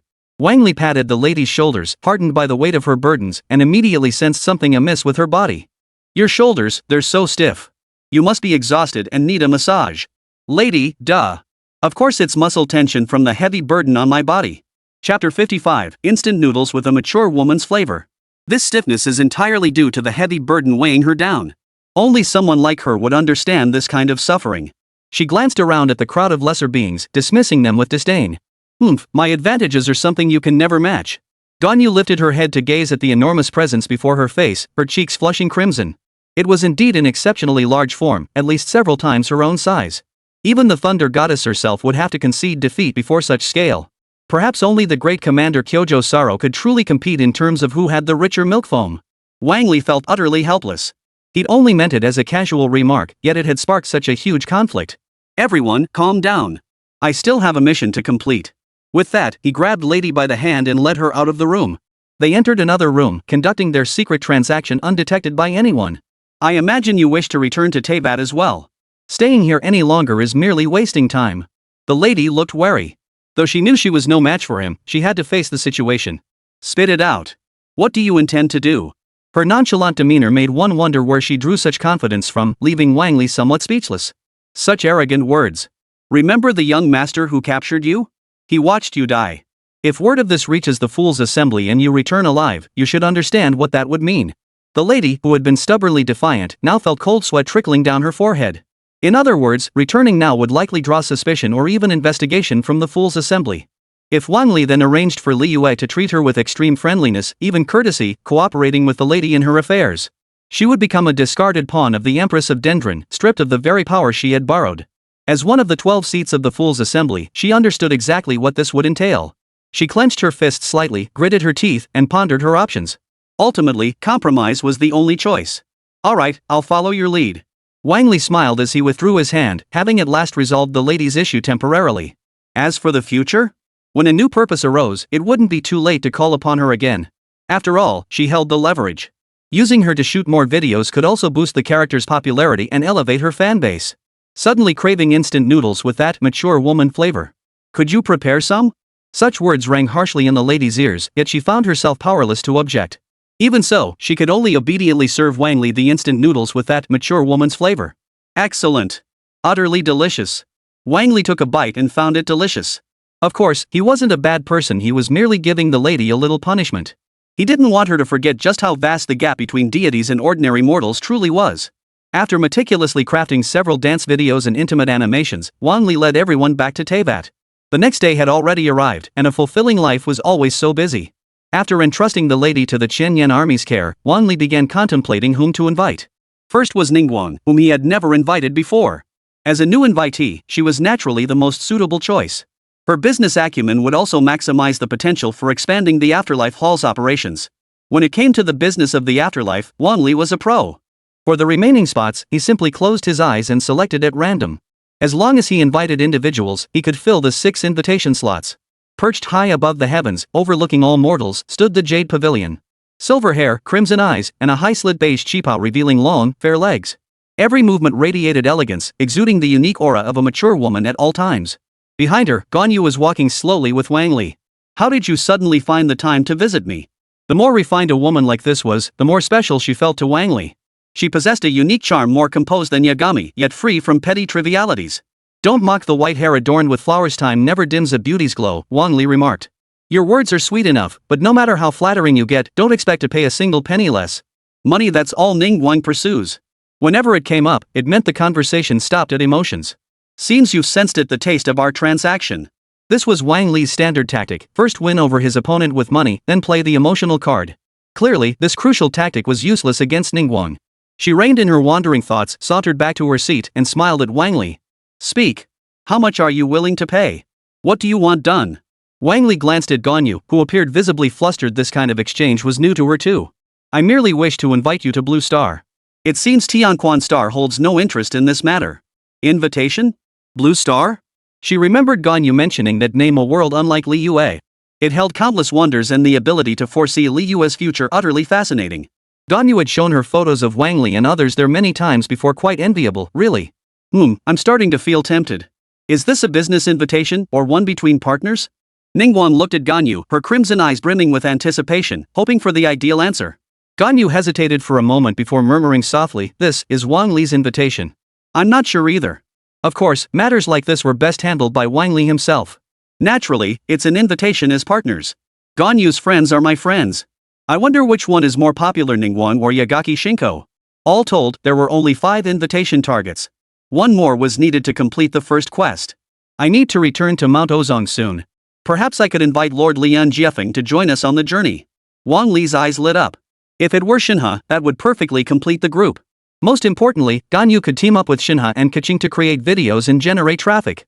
Alternatively, inviting Barbara from Mondstadt would be more fitting since she can sing. Though their routes overlapped, Barbara didn't know Wang Li personally and had no existing connection. It was far more practical to invite Ganyu's master, the true lord of cloud borrowing wind. Wang Li was also eager to meet this mysterious figure who could split a single garment between 2 people and still radiate such a peculiar aura. What kind of surprise could this possibly bring? The two set off together. Wang Li channeled his internal energy, achieving effects similar to Ganyu's. Sharing the bloodline of the Ice Qilin, they reached Mount Aozong in just under half a day. At the summit stood a cave dwelling, its stone door tightly sealed, seemingly uninhabited. Following Ganyu's lead, Wang Li soon approached the cave entrance. Ganyu unlocked the door using a special method, rotating the key in the designated direction. With a rumbling sound, the stone door slowly swung open. Before the two could enter the cave, 2 figures emerged from within, one resembling a crane, the other diminutive in stature. "Ha! Chi-Chi." Wang Li never imagined he would encounter Chi-Chi here. "Who are you?" Chi-Chi tilted her head, asking blankly. Ganyu smiled as she introduced, "This is Wang Li, a traveler from Blue Star. We've come today to invite someone to Blue Star." Chi-Chi, okay. Task completed, invited 6 Genshin Impact characters. Reward, Archon Ossel Panel. Chapter 56, Seal Broken. While Wang Li was still completely baffled, the quest had already been completed and Chi-Chi was the one invited? "Ha! This isn't quite what I expected. Where's Shinha? Is Shinha here?" Wang Li couldn't help but blurt out. The true lord of clouds and winds opened his bird-like beak and chuckled, "Oh, her? She just found out she still has relatives alive and went to visit them. If you wish to invite her, you might have to wait a few days." Wang Li waved his hand with a smile. That wasn't necessary, and Shenhe's presence wasn't essential either. As for Chi-Chi, she held greater value for the Hall of Rebirth. Together, they could absolutely establish the Hall's foothold on Blue Star. The reward for completing the mission, a panel for the Demon Godozer, surprised Wang Li.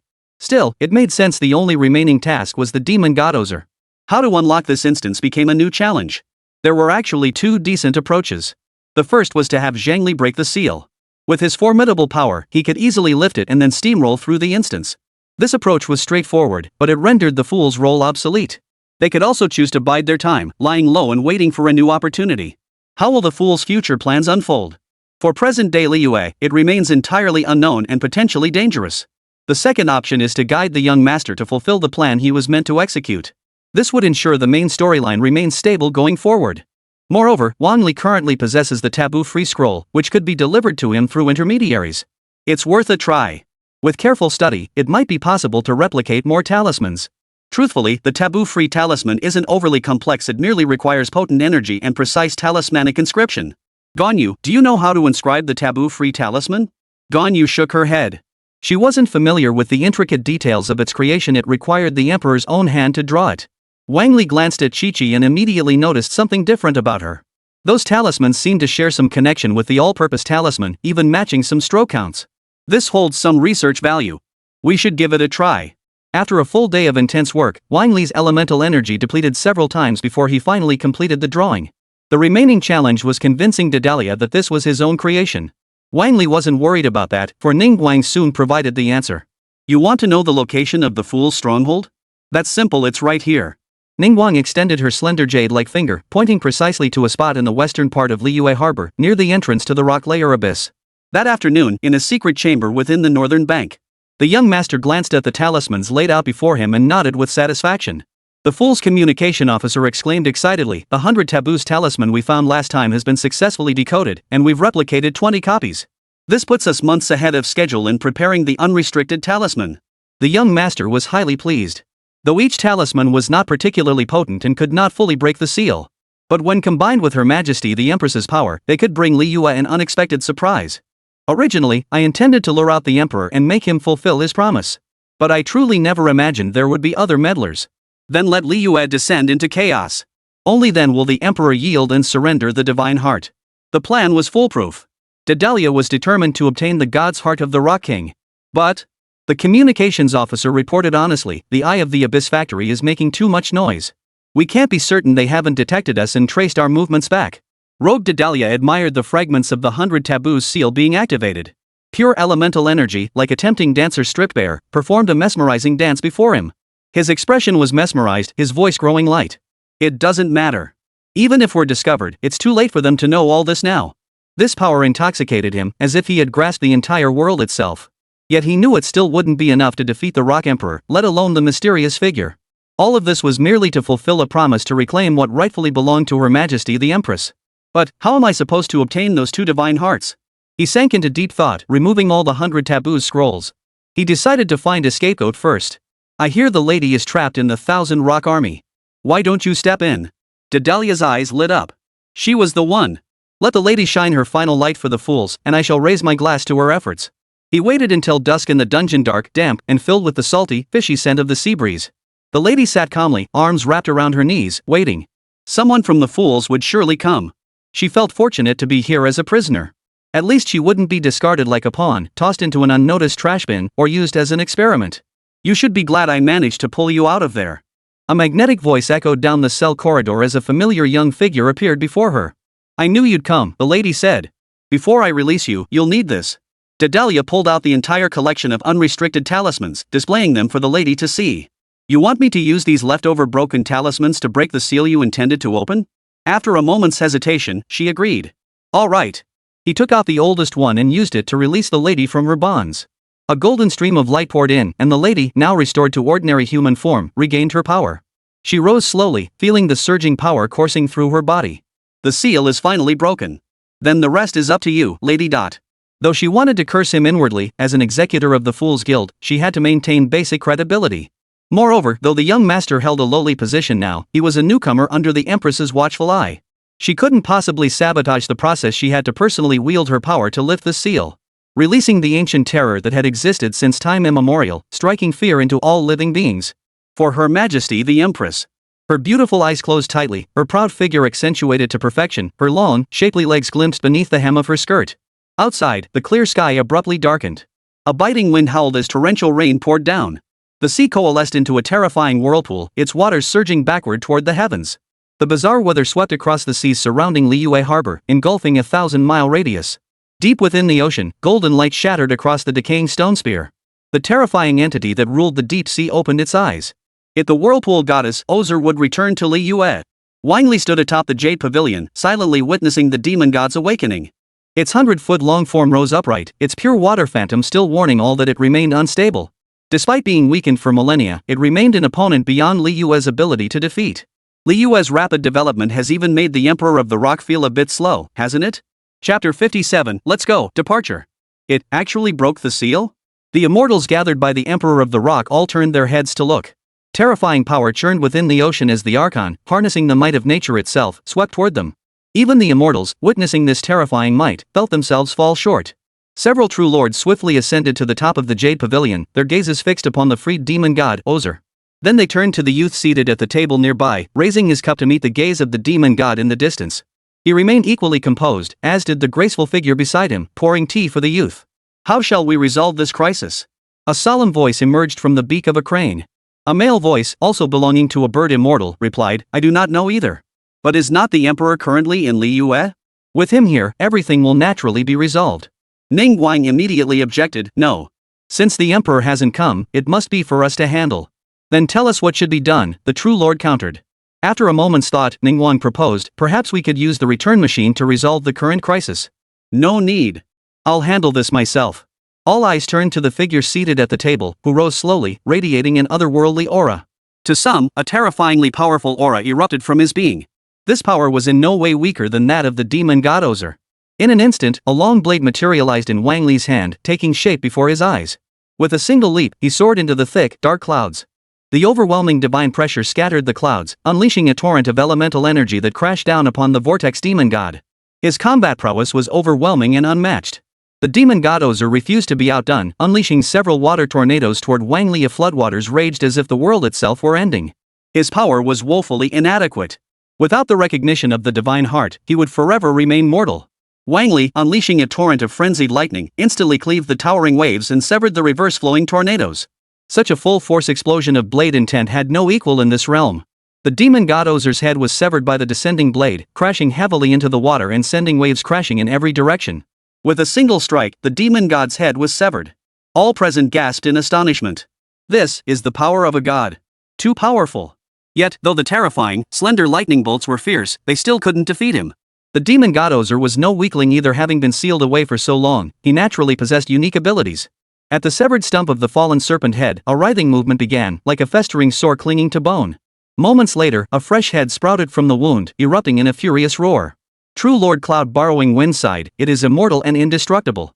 To completely kill it is exceedingly difficult. Even an emperor at the peak of his power could not achieve it." Wang Li's brow furrowed slightly. That strike had embodied the authority of the thunder god. A demonic serpent god would have been shattered into dust, yet this Ozer before him remained unscathed? It was bizarre, stubborn, and an opponent impossible to resolve. "I am the Lord of the Sea. You wish to kill me? Dream on." Ozer, whose mind had been suppressed for a millennium, finally regained some clarity and sneered at Wang Li before him. The boundless ocean was the wellspring of its power. With it, I am immortal and indestructible. Within the ocean, I am invincible. It seems a single power alone cannot overcome you. No sooner had the words left his mouth than thunder covered a radius of 30,000 li, illuminating the area as bright as day. The raging sea instantly calmed, and a 10,000-mile-wide ice sheet descended in an instant. A single strike shook heaven and earth. The sea froze solid, the sky was shrouded in thunder, no place remained where the demon god Ozer could stand, neither in heaven nor on earth. No. The seven gods possessed unparalleled power, standing as the mightiest beings on the continent. Yet the overwhelming pressure that made Ozer tremble, utterly powerless to resist, was far beyond what any ordinary seven god could muster. Even the mightiest of the seven gods had their limits, at least, limits visible to the eye. Thunder rumbled down, extinguishing the water whirlwinds as they plummeted. The tsunami transformed into a breathtaking spectacle, standing before the crowd. In moments, only a pile of mud remained, spread across the mirror like ice. Wang Li, now imbued with countless powers and transformed beyond recognition, looked down upon Ozer, who lay defeated like a beaten dog. "It seems all issues have been resolved, correct?" Its power was diminished once more, and the terrifying force within it plummeted in rank. A millennium of wear had already caused it immense suffering, and after enduring this baptism, it was even more. "It's a pity I can't kill you outright. Otherwise, the troubles left behind by the demon god would only multiply." Surrounded by the divine heart, its physical elemental power surged forth at full force. Ice elements froze its body, lightning elements corroded its shattered remains, all coordinated with the sealing power of the rock spear. "I suppose it should be foolproof now." No! Ozer felt his newly reborn body being crushed and tortured once more. His flesh slowly sank into the ocean's depths, the eternal resting place prepared for him by the Rock Emperor. Wang Li intensified the erosion. In another 1,000 or 2 years, it would be completely consumed. By then, no remnant influence of the demon god would remain to cause destruction in Liyue Harbor. It was a truly perfect solution. Mission to resolve the Rock Emperor's troubles completed. Reward obtained, Dragon King's bloodline. Wang Li was somewhat disappointed that it wasn't a panel. After all, he had been quite eager to inherit the Rock Emperor's full power. For now, he'd only inherited a portion of the bloodline, but surely he was getting closer and closer to the whole thing. Pulling himself together, Wang Li turned and ascended back to the skies above the Jade Pavilion. Addressing the assembled immortals and the 7 stars, he declared, "Everyone, go home and find your own mothers. Disband, all of you." Still reeling in shock, their mouths agape, they hadn't even processed Wang Li's words. That power, terrifying, awe-inspiring strength was beyond the reach of ordinary demon gods. Could it be, he was the legendary, terrifyingly powerful demon god? How do we confront a fully formed demon god? "I'm waiting online, and it's pretty urgent." Ganyu stepped forward slowly and explained to the others, "This is Wang Li, a traveler from Blue Star. He has signed a contract with the Emperor of the Rock to resolve the crisis here." The celestial beings finally relaxed. So he was the Emperor's reinforcement. No wonder his moves were so swift, precise, and deadly. He'd taken down their unbeatable foe in mere moments. Ningguang also breathed a sigh of relief, swaying her slender waist as she stepped forward to express her gratitude. "Thank you for your assistance today, Lord. I truly don't know how to repay you." Wang Li didn't hesitate, stepping forward to grasp Ningguang's hand with a smile. "What are we waiting for? Let's go." "Depart? Depart?" Her vermilion pupils widened slightly, a faint blush spreading across her fair cheeks. For something like this, one should at least have a moment to prepare, like changing into a proper gown. Ganyu beside them looked puzzled. Why was she acting so shy when it was clearly an invitation to accompany Ningguang to Blue Star? Wang Li wore a look of pride. He was still charming after all. It must have been that dashing move earlier that made Ningguang's heart flutter. Chapter 58, Scum Fox Lollipop. Ningguang simply assumed the word departure must be some kind of secret code. Otherwise, why would Ganyu be so utterly enchanted? And why was Keqing always away from home? All the beauties among Liyue's 7 stars were about to be completely conquered by Wang Li. The scenes unfolding here were beyond her wildest imagination. Wang Li quickly found Zhongli and returned to Blue Star with them. This trip back was relatively easier since they'd finally completed all their tasks. As long as they could keep producing viral videos and boost their popularity on Bilibili and other platforms, they'd gain fan points. Wang Li had given this matter serious thought and decided not to put all his eggs in one basket. After bringing back all the characters from Liyue, Wang Li entered the Inazuma region. He had already delegated all the policies for this period to the newly appointed characters and brought them back. Finally back again. Staying cooped up in Yagakudo reading light novels was getting a bit boring. Yagaki Shinko flipped through the book in her hands, sucking on a cherry blossom-flavored lollipop. Her right hand plucked the lollipop from her mouth, pink lips still pressed against the candy and the sweet juice lingering there. She casually popped the candy into Wang Li's mouth, who was gazing at her with intense focus, satisfying his craving. Tossing aside the light novel she'd grown tired of, she flipped through her phone. She wore a sharp white suit, yet casually left the buttons undone, revealing a black lace camisole underneath. She exuded an even more sophisticated aura than Cui Ru, coupled with a unique air of dominance. She couldn't care less about others' opinions. What mattered was whether her phone would turn on. A phone with signal and one without were 2 entirely different entities. As expected, applying to be an editor is just too much hassle. Yagami Kimiko had her own ambitions. If she could become an editor, she'd be able to freely read other people's books. She could even offer constructive guidance, helping them craft more coherent narratives. Unfortunately, Blue Star was different from Inazuma. Even with a legitimate position, it wouldn't work. Raiden opened the door, took the delivery from the writer, and happily eyed the pastries. It was the mood-lifting tiramisu and cream puffs. But the most important part was the steaming hot yogurt chocolate. He dipped the 3-colored rice dumplings brought from Inazuma into the rich yogurt chocolate mixture. Then took a satisfying bite. An intoxicating flavor. This place was becoming their paradise for enjoying life, though it always had been. But without income, it could lead to a long-term deficit. Everyone, it's time you learned how to earn money too. Beside them, Walnut cradled the delivered 7-7, her face radiant with delight as she declared. Exactly. I think we should start a livestream to send Chi-Chi off. Chi-Chi's body stiffened completely. Her head turned with a creaking sound, locking onto Hu Tao's face, which now wore an evil expression. She was so startled she nearly jumped up, but couldn't move at all. Her body was already bound in perfect bondage, tied in a tortoise-shell pattern that accentuated her curvaceous figure. Every tense twitch only pulled the shameful parts tighter. Rest easy, Chi-Chi. I've prepared your grave. All that's missing is you. Zhongli watched the spectacle calmly, a hot tea in his hand surprisingly cool in the sweltering summer heat. Indeed, watching a play could never compare to the real thing. Wang Li clutched his head in disbelief. He never imagined Hu Tao would take her role this seriously. It was downright ruthless. Don't worry, I'll be gentle. With that, he lifted Chi-Chi entirely and carried her toward the door. Enjoy the view outside. There's a grave prepared for you in that garden. Chi-Chi, MMMPH. Chi-Chi trembled violently, her expression visibly haggard. Wang Li could tell she was thinking, I'm just a zombie, not a customer who's passed on. Outside, before the prepared earthen pit, stood a small coffin. Hu Tao smiled warmly as she reached out, pulling the receipt out of Chi-Chi's mouth and asking for her last words. All right. If you have any unfinished business, I'll make sure it gets done. Otherwise, you won't be able to pass on. That maniacal grin left a deep psychological scar on Chi-Chi. So terrifying. Before, it was just dislike. Now, it's fear. Come on. Just bury me this once, just once. Quickly tell me your dying wish. I'll catch it. Chi-Chi lowered her head, glanced at her notebook, and finally spoke slowly. I want to drink coconut juice. Coconut juice, it's delicious. No problem, I'll get you some coconut juice right away. Just wait a little longer. Hu Tao stood up, ready to buy some coconut juice from Wang Li to fulfill her wish. Wang Li lingered behind, hesitating as he asked Chi-Chi. Chi-Chi, where do you like your coconut juice from? From a coconut goat with 2 horns on its head. Freshly squeezed is the best. Hu Tao froze in place. Freshly squeezed coconut juice? Where on earth would she get that? And coconut sheep? Those don't even exist. Hold on, let me search for it first. Hu Tao pulled out her phone and started searching, quickly pinpointing the coconut sheep and coconut juice. So that's it, coconut lamb is right here. Easy to find. She spun around abruptly, her eyes glowing red as she fixed her gaze on Ganyu, who happened to be passing by. Ha? What's up? Ganyu asked, puzzled. She had come here thinking about how to create new videos and achieve high view counts. Beyond the small platform, she had discovered a larger market and now had a clear goal. She decided to bring Catchy along to conquer this new market and gain followers. After all, those who used Bilibili wouldn't be on other video platforms, so there would be no overlap in her audience. But now, Hu Tao suddenly wanted to find her. Could it be she wants to join us and create viral videos together? Hurry over. My guest has an unfinished wish that needs your help to fulfill. Catchy was pushed forward by Hu Tao until she saw Chi-Chi, her expression immediately changing. Chi-Chi, what are you doing here? Coconut milk. Chi-Chi loves to drink coconut milk. No, Ganyu shook her head frantically and blurted out, I don't have any coconut milk. No, you do. You absolutely do.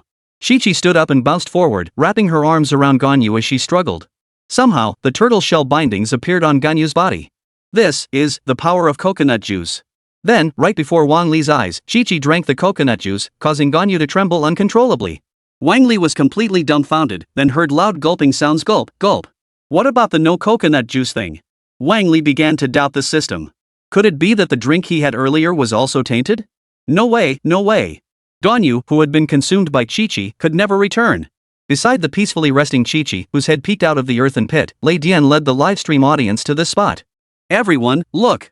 Chi-Chi is buried in the dirt now. You won't encounter her in drops anymore. Let me try my luck. A flash of colorful light from the wish vanished as the final piece landed, revealing a 5-star character. I am Catchy, the jade balance among Li Yue's 7 stars. Stream viewers. Chapter 59, The Thunder God Has a Child. Raiden Shin's stunningly beautiful wife-like face froze in place, speechless for a long moment.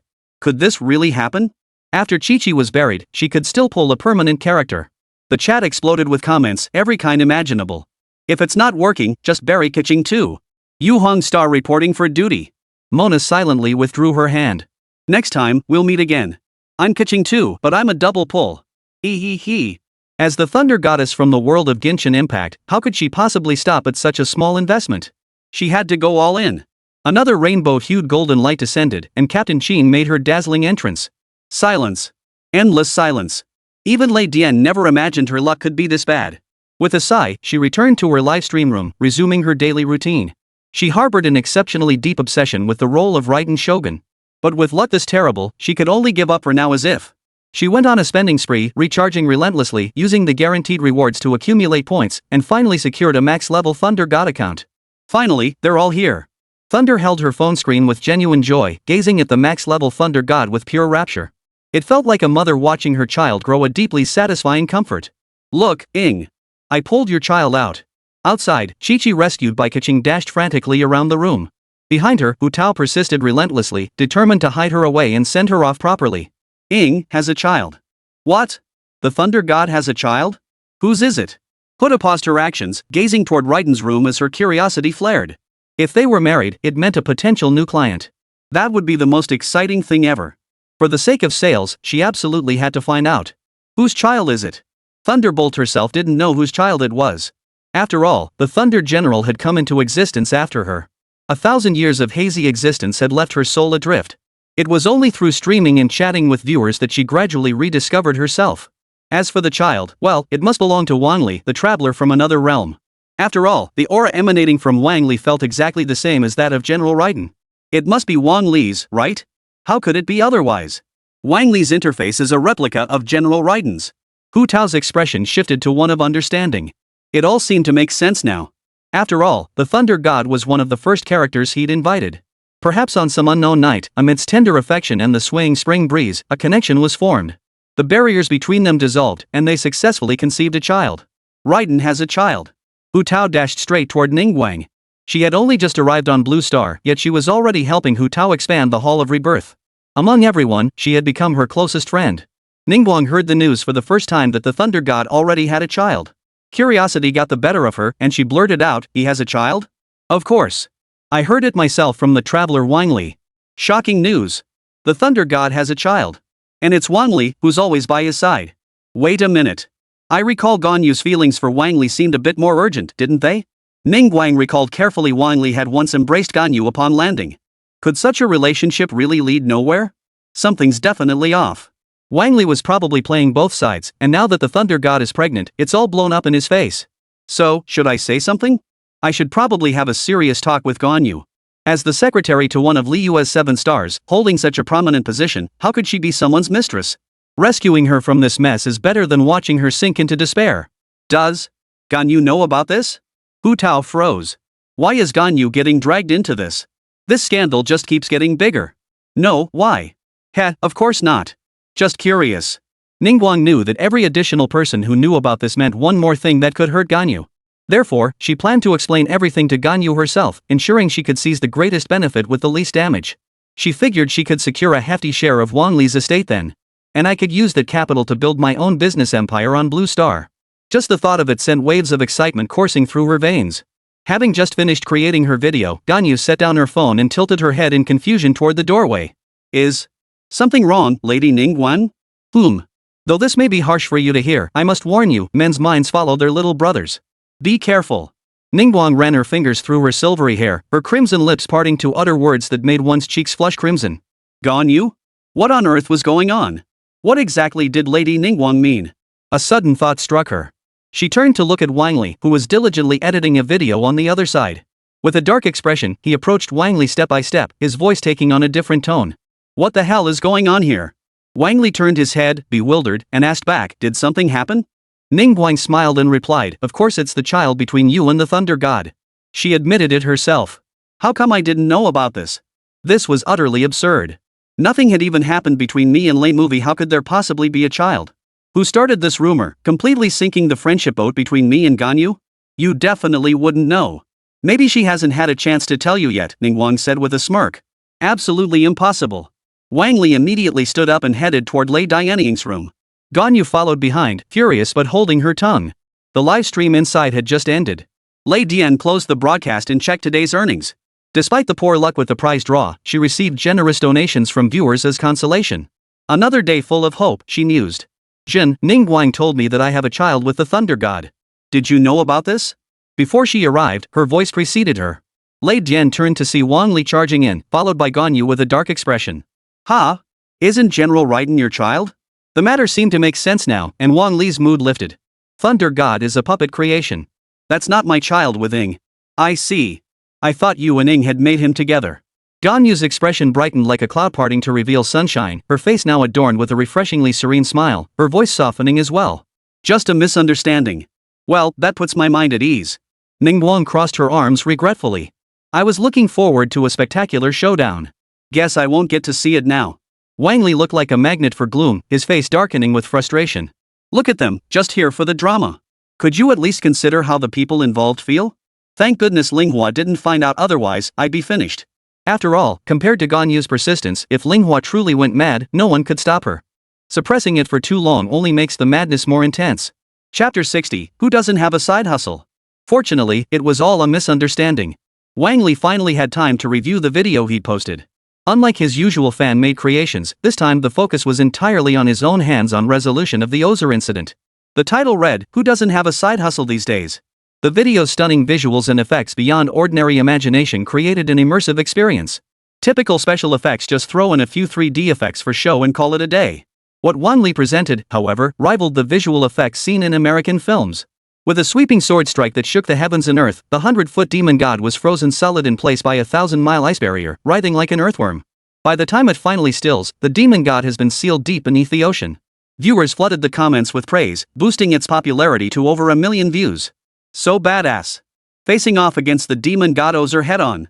This side project is in first-person view. The immersive feeling is incredible. What was that lightning effect? It looked just like Raiden's special effects. Finally getting a taste of fame, Wang Li savored the attention. The door creaked open as a silver-haired girl with a ponytail stepped inside. Her youthful, adorable face sparkled with excitement. So cool. This battle was so thrilling, my heart was racing. Hearing Ayaka's praise lifted Wang Li's spirits, and he responded with a faint smile. Really? Let me see just how fast your heart is beating. It's fast, warm, and smooth like being held in your embrace.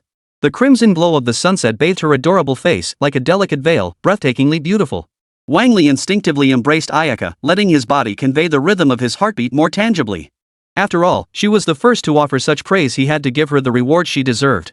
Aya's cheeks flushed even redder, yet she relished this comforting embrace. Wang Li took her hand and placed the ribbon he had prepared earlier into hers. We'll be spending more and more time here. You'll need extra ribbons to change into. I found this similar style during my last shopping trip. It should suit you perfectly. Aya's eyes sparkled as she smiled and replied, "Thank you. I'll treasure it." As for the misunderstanding she would hear about someday, she would likely laugh it off too. After all, someone like me could never have children. Entering the living room, it was time for lunch. Everyone gathered around the table. Fortunately, the table was large enough to comfortably seat over a dozen people. Yet everyone was absorbed in their own affairs. Raiden Shin didn't even speak to Raiden Iga. Yagami Mikoto wore a mischievous grin, chatting away on her phone with someone unknown. Zheng Li sipped his tea quietly, utterly unfazed by the surrounding noise. Hu Tao kept glancing at Chi-Chi beside her, muttering the promotional slogans of the Hall of Eternal Life. Aya and Ganyu sat beside Wang Li, almost simultaneously picking up different dishes and placing them in their bowls. Ahem, this isn't exactly the ideal dining atmosphere. Hu Tao looked over in confusion. Is there a problem? Wang Li had thoroughly researched the matter of traversing both realms. The original one-day timeframe had already shifted. Typically, characters could stay on Blue Star for about 2 days, meaning Genshin characters could remain longer. The problem was they hadn't prepared clothing, nor had they carefully planned each character's arrival time on Blue Star. We need to reorganize your arrival times on Blue Star. Hu Tao immediately raised her hand in agreement. Exactly. While the branch is important, Liyue's Hall of the Living is my home turf. So coming twice a week should be plenty. The others made their own decisions, each holding different perspectives. Even Ayaka Shinri had matters requiring her attention, such as the collaboration with the Grand Shrine of Manami. I have a permanent residency permit that allows me to stay on Lantian Star without restrictions. Anyone need it? Among the Liyue group, only Ganyu showed a change, her cheeks flushing as she hesitated to speak. Ayaka Shinri also had her own needs, but she remembered her role in Inazuma. The Shinri family needed her. Her eyes betrayed a hint of longing, yet her body gave no outward sign. Well. A permanent residency? Of course it should be mine. She swayed her hips, her snow-white skin clearly visible, utterly captivating. I know his heart best fun games, things that make your blood boil, anything goes. Kamui, sit down properly. Lei Dianian clutched his chest, drawing his blade in an instant. Though he drew his blade in mere fractions of a second, his speed couldn't match the godchild's evasion. Missed. I saw a fun game recently, you chase me. If you catch me, I'll let you, he. Wang Li abruptly stood up. This game was brilliant. Beside him, the girl slammed her hand on the table and declared sternly, Lord Yagaki, we're discussing our future livelihood here. If you have the time, please film a few more videos to earn some living expenses. Kamishiro Ayaka's attitude as the official girlfriend made Yagaki Kamiko abandon her plans to tease Wang Li further. The discussion continued. Raiden had her own affairs to attend to and couldn't be here often. Only Raiden Shin spoke gently, truthfully, among everyone here, I'm the one with the most free time. Meaning we could have Raiden Shin reborn as the Thunder God, allowing Raiden Iga to reside permanently, Wang Li stated. Raiden Shin, did you even hear what I said? Wang Li nodded. Of course he heard every word clearly, but Raiden Shin wasn't about to be so easily swayed. Her eyes narrowed as she stared at Wang Li, a look of realization dawning on her face. Oh. So that's how it is. Then it's fine for Shadow to stay here permanently. Raiden wore a breezy backless dress, her long legs crossed to reveal dazzlingly white thighs. With me here in Inazuma, the people will surely live happier lives. Raiden's ideology was inherently extreme. It was far better to let Raiden Shin lead Inazuma once more, guiding it down the path of human governance. This way, she could remain on Blue Star. This was also Wang Li's intention. Raiden Film lifted her lovely face, about to say it was for the sake of the people of Inazuma. But Raiden Shin beside her waved her hand, reminding Raiden Movie that the darkness had passed. No need to exhaust herself trying to be a perfect thunder goddess only to receive no gratitude in return. Could it be? Blue Star's sweets aren't tasty? Wang Li asked softly. Lei Dianian instantly lost her guard. Was Blue Star truly happier than Inazuma? Blue Star was definitely happier. Endless snacks, light novels you could never finish reading, and all the latest games. Though avoiding daimyo affairs doesn't exactly make the people of Inazuma happy. But given what I've done here, I doubt I'd improve their lives either. So I'll stay on Blue Star, and it's definitely not because of the desserts. Everyone nodded in unison, smiles lighting their faces. Wang Li smiled as he drew a card and activated it toward Lei Dianian. The card transformed into a golden light, merging into Raiden's body. Fresh memories rapidly surfaced her identity on Blue Star. The images contained comprehensive details, even extending to events at her birth. Chapter 61, Ganyu is actually this bold. A faint blush spread across Lei Dianian's mature, elegant face. She saw herself as a shut-in, struggling to make ends meet through painting, guided by Yagaki Shizuku. The handsome Yagaki Shizuku, just like now, wore a white suit that revealed her snow-white skin. Her figure was accentuated by a black leather outfit, a radiant smile gracing her lovely face. When she shed all traces of her petty nature and radiated pure coolness, the elegant Yagaki Shizuku was utterly captivating. However, since only she possessed the right to reside there, the information displayed was incomplete. The segment quickly skipped over this part, instead granting her more skill knowledge and corresponding academic credentials. I have actually integrated into the Blue Star world? Pen in hand, she effortlessly sketched a family portrait of everyone. Everyone was there, smiling happily together, a stark contrast to the current atmosphere. Ahem, the remaining tasks are preparing everyone's rooms and clothing. Clearly, even a 3-story villa couldn't accommodate so many people living together. People needed to be separated to have enough time to deal with different girls. No, it should be to accommodate different regional roles. They couldn't possibly go out dressed like this. They'd need casual everyday clothes and beachwear. Backless sweaters, ultra-short white dresses, all that stuff is needed. We don't have many of these outfits, so we absolutely must prepare them. Everyone should split up purchases by region. Since we'd already bought outfits for Ayaka, Raiden Shogun, and even Yagaki Shinko had clothes to wear. The biggest challenge remains the Liyue region outfits and pajamas for everyone. Throwing on any old hoodie as pajamas? That's something only found in those suggestive light novel plots. First, we need to prepare pajamas for everyone, covering all seasons from summer to winter. Ganyu and her group set off together. Hu Tao shielded her eyes from the sunlight and beamed with delight. Who'd have thought I'd get to shop for clothes on Blue Star outside of work? This is a first in my life. Zhong Li stared calmly at his phone, engrossed in the historical records displayed on its screen. Compared to clothes, ancient history was what truly captivated him now.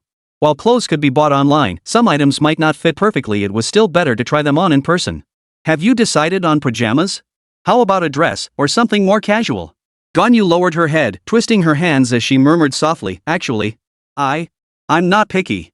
Hu Tao quickly found a summer dress she liked in the nightwear shop, a sheer lace dress. It was a charming little European-style dress that instantly caught her eye. This one it is. The fabric feels great and it's so Blue Star. Wang Li didn't argue as he watched her enter the fitting room. Soon, she emerged wearing the dress. Alluring white lace stockings hugged her slender, shapely calves. Beneath the short-sleeved lace dress, her delicate red spaghetti straps peeked through. Her hat was gone, replaced by a hairpin adorned with red spider lilies nestled in her auburn hair, a cute yet subtle nod to the Wangsun Hall. How about it? All me, right? Zhong Li nodded earnestly, praising, it suits you. Ning Guang, however, had no need for such compliments. She had her own preferences when it came to fabric choices. I still trust Li Yue's craftsmanship more. The products of Blue Star's technology make me feel a bit uncomfortable. Indeed, while many things on Blue Star reduced costs and offered perfect substitutes, they often lack comfort, falling far short of Li Yue's offerings. After packing up, Hu Tao tugged Zhong Li toward the Hall of Eternal Life to handle matters there. Ningguang followed along, determined to thoroughly review the Reincarnation Hall's finances and explore avenues for expanding revenue. By the time they were halfway there, only Keqing and Ganyu remained. They seemed quite concerned about Wang Li. I just can't be like Hu Tao choosing something so flashy, Keqing remarked. Keqing chose a pink spaghetti strap dress, adding a hint of allure that gave it a unique charm. She had to be bolder. Otherwise, Wang Li might be swept off his feet by someone else. Ganyu pumped herself up, determined to pick an absolutely stunning nightgown to outshine them. She was here first, why should someone else steal him away? Ganyu adored the scent on his body, it felt so comforting. Lately, it's become even more intoxicating, utterly irresistible. They all flaunt the Snow White on top or the Snow White on the sides, so I'll choose the Snow White on the inside. As she wandered, Ganyu arrived at the lingerie boutique and was instantly captivated by the garments displayed nearby. A lightning pattern jumpsuit, revealing the tempting Snow White beneath. I choose this one. Wang Li, element. This choice caught him completely off guard. Ganyu was surprisingly bold. But upon reflection, it made sense. If she didn't mind wearing half of the clothes given by the cloud-borrowing wind-lending immortal, why would she care about the outfit? Wang Li's mind raced. Maybe she just liked the breath ability? He couldn't think of any other explanation. Keqing's mouth fell open. She never imagined Ganyu would go this far. She was truly impressed. Truly impressed. The shop assistant, noticing a customer, shot her an odd look. She'd assumed it would be some guy buying it on a whim for his girlfriend. She wasn't even sure if it would fit, yet she approached with eager anticipation. But of course, when she saw who it really was, she realized it wasn't what she'd imagined. Instead, here was a woman selecting clothes to wear, willingly showing them to her boyfriend. Please come this way for a fitting. We have specialized sizes that fit perfectly. Ganyu nodded earnestly and quickly bought the outfit back. Honestly, you don't have to push it that hard. The videos being played have their limits, you should know where to draw the line. Wang Li handed Ganyu a set of clothes, a plain brown bear pattern t-shirt. As a seasoned veteran, he gained a whole new perspective on Ganyu's professional dedication. She'd actually gone so far as to wear a one-piece hollow-out lightning-themed outfit. How could the audience handle that? What if they traced the internet connection and came looking? That would be trouble. Besides, there's no need to show up like that. Maybe she should go buy some swimwear that'd be more appropriate. At least it's just summer fun, not a treat for the audience. Come on, let's go buy swimsuits. Posting the video should be fine then. Ganyu and Keqing both nodded in agreement. After all, summer swimsuits meant heading to the beach. Back in Liyue Harbor, they spent every day by the sea, yet never truly rested. Perhaps this wish could come true on the blue planet. Are we going to the beach? Keqing asked with a smile. Wang Li paused, then said, of course we can go to the beach and make a video while we're at it. Wang Li even had the title ready, Genshin Impact Summer Cool Breeze, Limited Edition. No need for a plot, just take photos as usual. He could even create separate videos for different minigames to boost his content volume. Chapter 62, Who Could Possibly Resist? The next day arrived, and a new video appeared on Bilibili's trending page. Even so, yesterday's video continued to rack up views, drawing massive audiences to click in. It was truly breathtaking. The special effects in Genshin Impact were already stunning enough.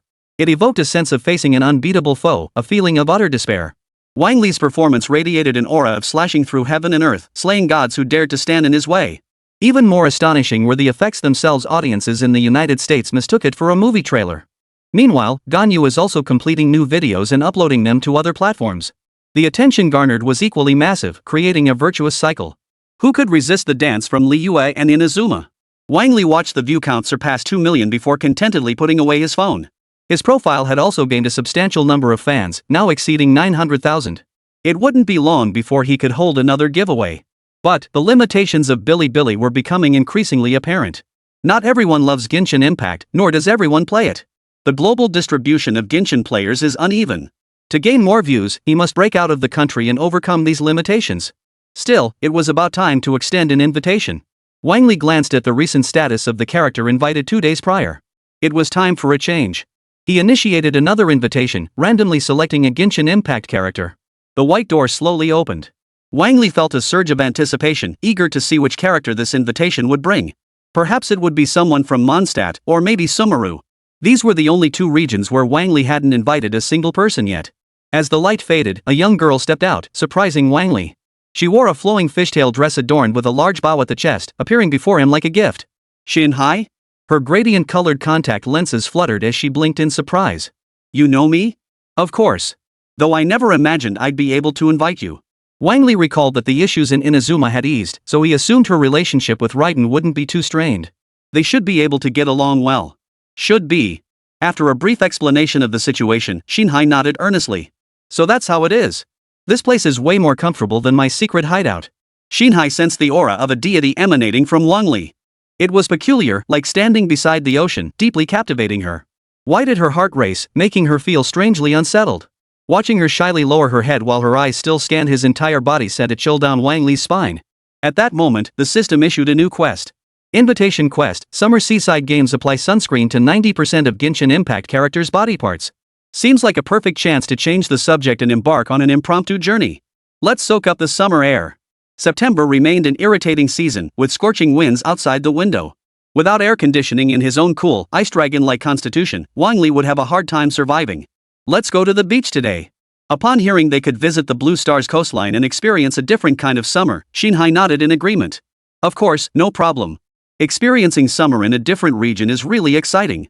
Besides, this was the first time a guy had personally invited her to the beach. She hoped it would be an unforgettable experience. Xinhai's heart was filled with anticipation. A faint blush spread across her cheeks, and her voice softened into a sweet, gentle tone. With that settled, she was ready to fully embrace the beach's charm. Wang Li naturally prepared diligently while also notifying all the characters he wanted to invite. He also pulled out a brand new phone and handed it to Coral Palace Shinhai. Use this to contact me and the previously invited Genshin characters, they're all stored here. It was her first time experiencing this novel technology. Under Wang Li's patient, step-by-step guidance, Shinhai gradually grasped the basic functions and input methods. This is your account. If you're interested, you can record selfies. Wang Li added, all the incentive rewards you earn here will become your funds for future use on Blue Star. You can use it to pay for anything you want to buy. Coral Palace Shinhai nodded earnestly. She disliked the feeling of being dependent on others.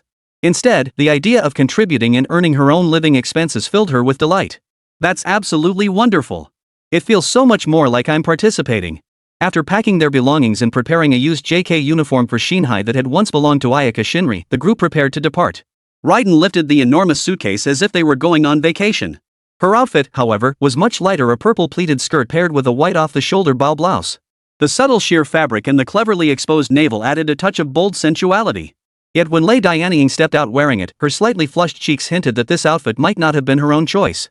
Beside her, Yagami Shizuku stunned in a different way, a black crop top so short it was practically a bra, revealing her midriff. Her snow-white skin and undeniably curvaceous figure were on full display. In comparison, Yagami seemed to have a slimmer waist, while Leiing projected a more mature, womanly aura. "Let's go, I'm ready," Wang Li, Ayaka Shinri murmured softly. Her outfit was considerably more conservative than the one I had selected for her. It was a modest, mid-length skirt with breathable fabric, featuring a semi-transparent effect. She loved summer best too. But who should she choose for the mission? It definitely couldn't be Koronami. She'd only just met me, and it was easy to mess things up or even lower her affection. Thus, Wang Li's final target was set on Raiden. Let's go. Wang Li's rented minivan was spacious enough for everyone to ride together and chat comfortably. But precisely because they were traveling by car, there was no opportunity for one-on-one interaction with Lei Dianying. "Wait a bit longer, we'll make our move once we reach the beach. Are you excited today? I dressed up just for you." From the back seat, Yagami Shizuku leaned close to Wang Li's ear, her breath warm and fragrant. "And Ingba, that outfit and those long legs showing? Pretty awesome, huh?" So it was her doing after all. Wang Li silently gave her a thumbs up. "Nice work." Leading the conversation from the passenger seat, Leiing joined in. "I just think we should treat this beach trip seriously, that's why Kamiko picked out her outfit. But seeing how happy you are, it seems Shinko really didn't lie to me." Not lying to her? Or maybe she was just toying with Leiing film. That fox really is a piece of work. Maybe. But you can't fully trust the divine child either, she's never been a good person. "I heard everything, you know. Wang Li really understands me." The sly fox let out a mischievous chuckle. Then, as Lei Dianying turned sideways, caught completely off guard, he reached out with a mischievous hand and gave the corner of the bow a gentle tug. Lei Dianying, who had been fully dressed moments before, suddenly revealed a deep blue swimsuit. Wang Li nearly dropped his hand. This fox really was a sly one. "Relax, it's just a swimsuit underneath. The little one is so adorable." Chapter 63, Things are getting weirder. Lei Dianying's eyes were hollow, teetering on the brink of losing control. Beside him, Yagami Shizuka continued to smile, not the slightest bit concerned about the blade of oblivion striking her. "How about this swimsuit? I picked it out myself." Shinko chuckled. Wang Li extended his right thumb, giving a thumbs up. A deep purple halter neck swimsuit with a plunging V-neck, paired with matching string bottoms. Absolutely stunning, incredibly hot. Fortunately, Yagaki didn't continue undoing the ties, otherwise, Raime would have seriously tested that blade. She might not be afraid, but this car would definitely suffer. Half an hour later, the group arrived at the beach. "Looks like no one's here?" Xin Hai, brimming with anticipation, tilted her head in puzzlement. Wang Li clapped his hands and said, "Of course not. This is a private beach my brother rented out." Given their popularity, if they'd actually played on a public beach, they'd probably have been mobbed by onlookers. Besides, applying sunscreen on a public beach like that just wouldn't be practical. The waters near Kyoto were crystal clear, but Wang Li didn't rush to play. Instead, he pulled out a sun umbrella. After arranging everything they needed, he finally let out a long sigh of relief. Nearby, Lei Dianying sat munching on pastries. Perhaps due to prolonged inactivity and the sweet treats, the doll had gained a bit of weight. Wang Li approached and pinched Lei Dianying's cheek as she ate. Her plump, elastic cheeks were filled with shock and disbelief. "See? Eating all those sweets has made you even cuter, so soft and plump." Lei Dianying froze, glancing down at her figure. It was indeed fuller than before. Her thighs were plump and rounded, while her calves remained slender and long. The fat had settled in all the right, comforting places. You're right." She nodded deeply, stood up, and reached down to adjust the position of her swimsuit on her pert bottom, even wiggling it twice.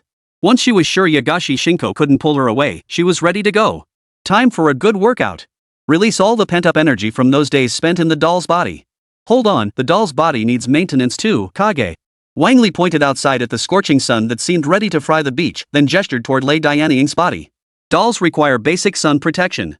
This isn't for combat." "Sun protection? Of course, no problem. That's the most basic maintenance." Lei Dianying agreed with this, as she had once handled such maintenance herself.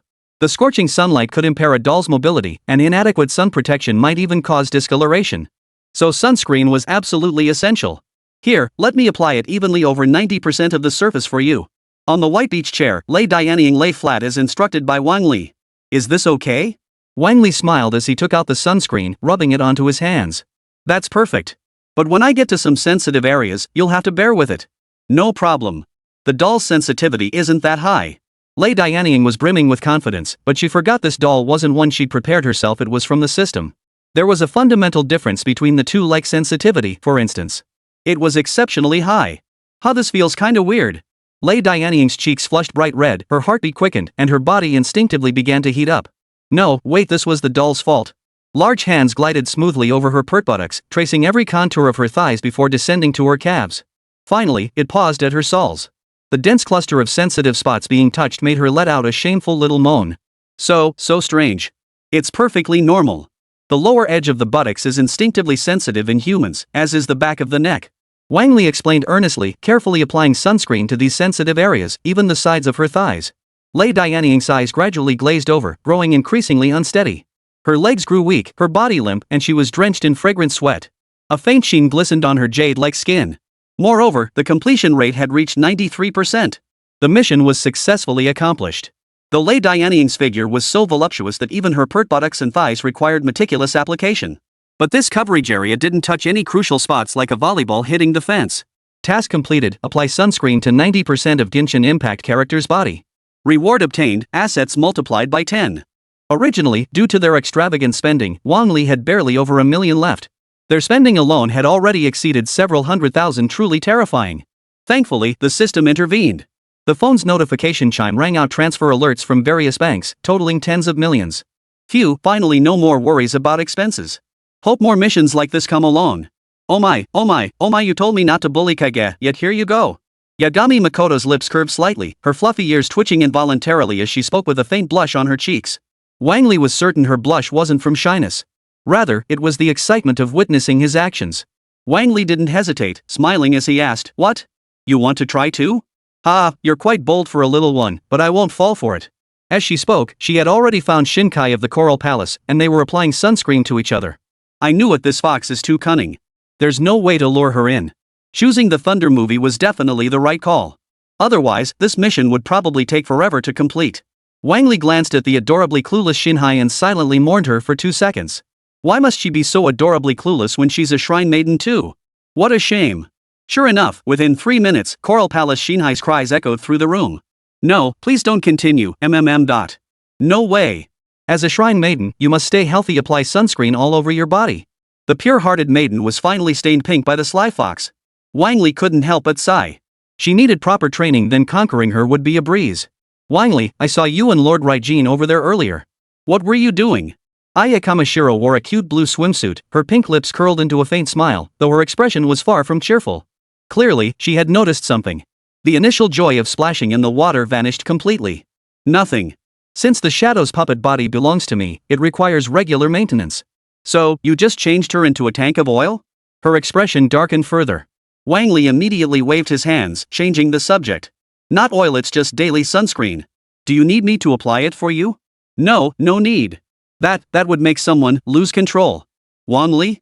How could even Ayaka become so strange? Damn that fox-like creature, give me back my pure maiden. Yae Kamashiro, engrossed in her dame, sneezed. Then, as if nothing had happened, she continued. Raiden pulled the lightning bolt toward her chest, a flash of thunder illuminating the scene. Get down. The sly fox's mischief ultimately came to an end. Chapter 64, Love Filled with Murderous Intent. Aya Kamashiro stood before Wang Li, head bowed and cheeks flushed, asking softly. Do you like my swimsuit?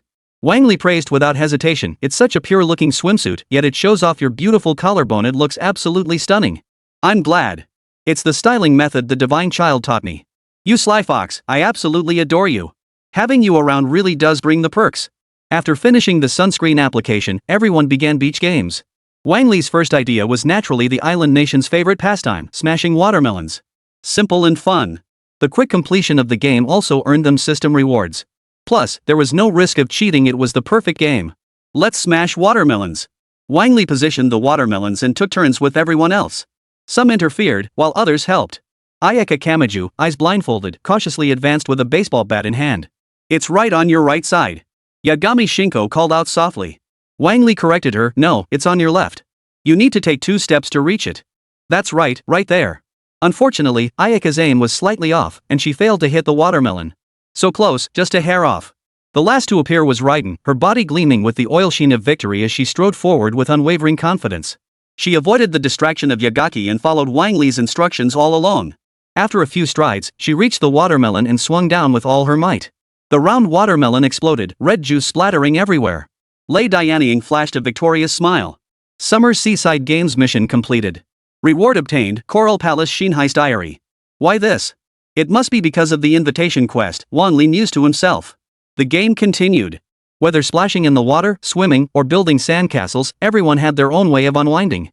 Sitting on a beach chair, Coral Palace Shinhai sipped the coconut juice Wang Li had brought, feeling utterly content. Her mood was better than it had ever been, as if she'd returned to a carefree past. Spent the entire day handling affairs at the desk. Energy 3. Today I arrived in a new world with delicious desserts and fun videos. Energy plus 5. Xin Hai, who had been in a good mood, heard Wang Li reading her diary aloud. Her gradient-colored contact lenses whitened in utter shock. Give it back to me.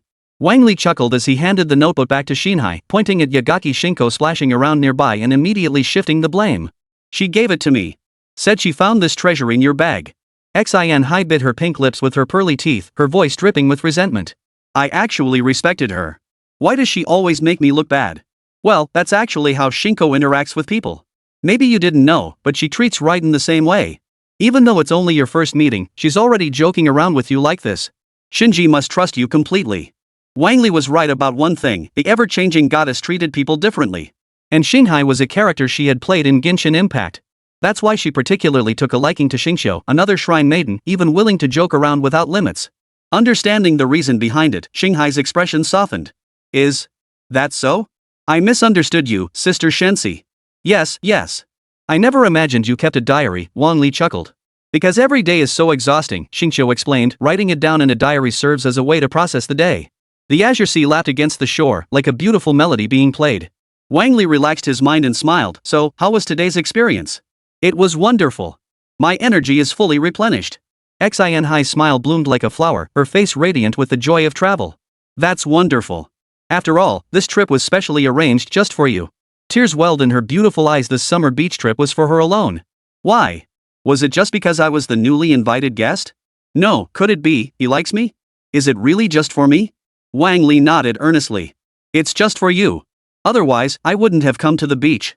Because I know Shinhai is mixed race, and her love for the ocean holds a special meaning. As he spoke, Wang Li raised his hand, and the sea surged with towering waves. It transformed into a dazzling, multicolored waterfall of fireworks, soaring high into the sky before bursting open, showering down sparkling droplets. The rainbow, reflecting sunlight, shone in Shinhai's eyes. In that moment, Shinhai's heart stirred. This extraordinary gift was a miracle no one else could bestow. In her entire life, it might only happen this once. By the time they returned to Kyoto after their outing, Coral Palace Shinhai's affection had soared to remarkable heights. All of them were bearers of the divine eye, either as century-old pink foxes brimming with energy. Even after playing for hours, they were still chatting as they headed home.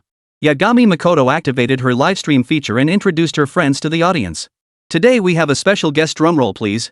Yagami Mikoto wrapped her arms around Coral Palace Kokoro's slender waist and shared her feelings with the livestream audience. This feels so slender and comfortable, so smooth. If you guys like it, I'll give it a proper feel for you. The chat room, once buzzing with anticipation, erupted in furious curses. Damn you, you worthless fox. This was supposed to be a fan service scene, but why does it feel like I'm getting cuckolded? My Shinhai has changed. Look at that flushed expression, she's blushing like a young girl coming of age. It was just playful banter between two women, but the goddess's actions and mannerisms had already crossed the fans' boundaries. This is unbearable. It was like that with Raiden Shogun, and now it's the same with Sengo no Miya Shinsei. It feels like Inazuma is going to be torn apart by her. Oh my, why are you all saying that about me? I'm just looking out for everyone here. As she spoke, she'd already grabbed Shinhai's pert behind. The live stream exploded. This is unbearable. Lord Raiden, come subdue this agent. Only the Thunder God can handle the Eightfold Goddess. Go summon Lord Raiden. The crowd flooded the chat with mentions of the Thunder General's true form. Soon, Lei Dianying noticed the commotion beside him and turned his head. That murderous love instantly drained the little fox of all courage. She abandoned her petty schemes, released the Sea of Hearts, and obediently bowed her head in apology. I'm sorry, I know I was wrong. Please forgive me, everyone. Xin Hai smiled and said, it's okay, Sister Shensi was just looking out for me. I don't mind these things.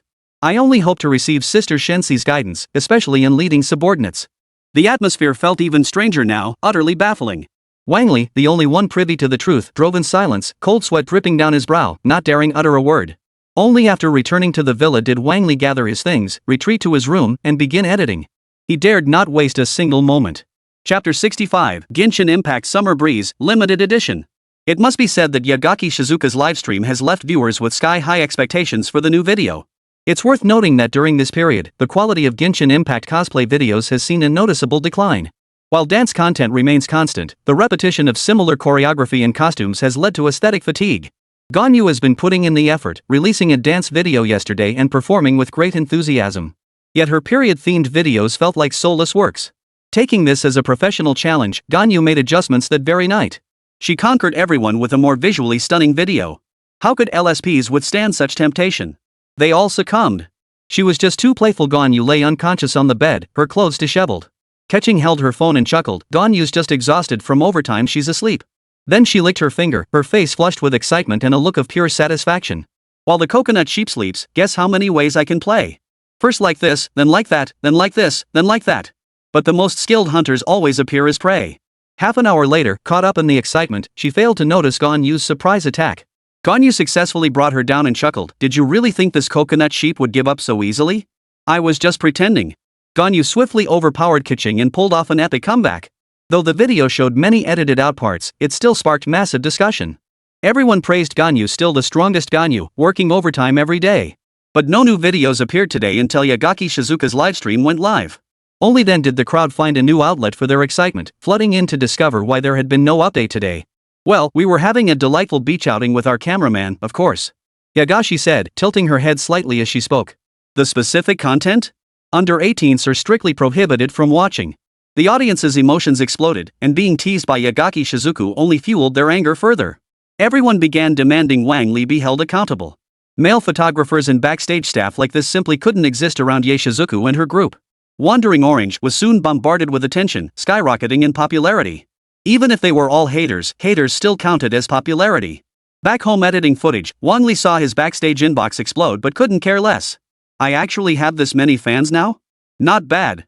Wang Li set down his phone and opened the video, watching it while working, killing two birds with one stone. Before long, Yagami Shizuku entered the room. With a seductive smile and alluring movements, she drew close to Wang Li and whispered softly in his ear. I'd like to use the computer. Is it okay if I edit a video? You can just use the one next to Ganyu over there, Wang Li replied calmly. Wang Li had developed immunity to Shinji's flirtations. He wasn't swayed in the slightest. Well, unless she sat on his lap, draped her arms around his neck, and pressed her curvaceous body against him. Otherwise, it wouldn't work. Just her voice? No way. You really are clueless about romance. Yagami Shinko bent forward, her voluptuous curves slowly becoming more pronounced. This constant flip-flopping is rather troublesome, you know. Wang Li, calm down, Kami KO. Get back to work. I have things to do too. With that, Wang Li clicked play again, and the video of oiling the doll began to unfold. You claimed you weren't taking advantage before, but it seems you've already taken every last bit of advantage, Yagaki Makoto said with a graceful smile. Of course not. This entire doll collection is my property. Wang Li argued his case, cutting out that segment of the video it definitely couldn't be shared.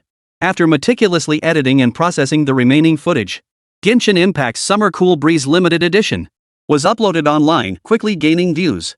On a scorching summer day, seeing such refreshing Genshin characters, especially in a major Inazuma crossover, was a treat.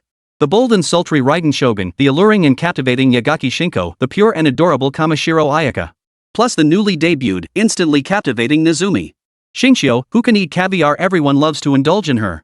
The comments section erupted as viewers scrambled to declare their favorite. Raiden Shogun's dog, I can't take it anymore. That swimsuit is absolutely stunning, I'm completely hooked. Distant Peach Blossom Village, emptiness is the loot is emptiness. Without emptiness, how could there be sensuality? Ayashinli's dog, with Ayashinli's adorable swimsuit, I'm wide awake. Who could resist the eye-catching visuals of Summer's refreshing outfits? Each figure so perfectly accentuated, it's impossible to look away. The video quickly shot to the top of the trending charts, drawing ever-growing crowds of viewers. Even Koju Sarah couldn't resist. She clicked the video and watched it over and over. Hee, as expected of the Thunder God, she looks absolutely stunning. As she spoke, she peered toward the neatly arranged display cabinet in her room. Sword drawing figures, umbrella holding displays, JK uniform outfits, lightning effect accessories, bust portraits, every variety imaginable. But there wasn't a single swimsuit figure among them, and that really bothered her. No way. I'm designing one myself. As someone who had researched such works before, Koju Sarera naturally had a dedicated custom blogger she could contact. After checking the money she'd saved up this week, she decided to place an order. She reached out to the figurine creator, who agreed to craft it personally a chance to ride the hype wave and shoot a video. Sure, absolutely no problem. She felt her excitement rise as she stood up to begin her maid duties. After all, this piece wasn't cheap, over 1,000 yuan even at a friend's discount, so she needed to work. Wang Li rubbed his aching back. Prolonged sitting had taken its toll on his body. As expected, more post-production is necessary. Doing it all himself was too time-consuming. Perhaps he could train one video editor from each region. Take Ganyu and Kaching, for instance. Having them edit together would be both convenient and creative. In Inazuma, that little fox might not be into editing, she mostly just posts whatever. Kojusara was more reliable, at least she worked diligently and with motivation. Shinhai from Coral Palace could also help, though she'd be here more for vacation. She could easily film food content or directly sell pearls for profit. Just think, each one's fist-sized, worth at least tens to hundreds of thousands. I think I've discovered a money-making scheme. And it's not just pearls, there are other renewable resources that could be sold too. Pearls just yield the highest profit.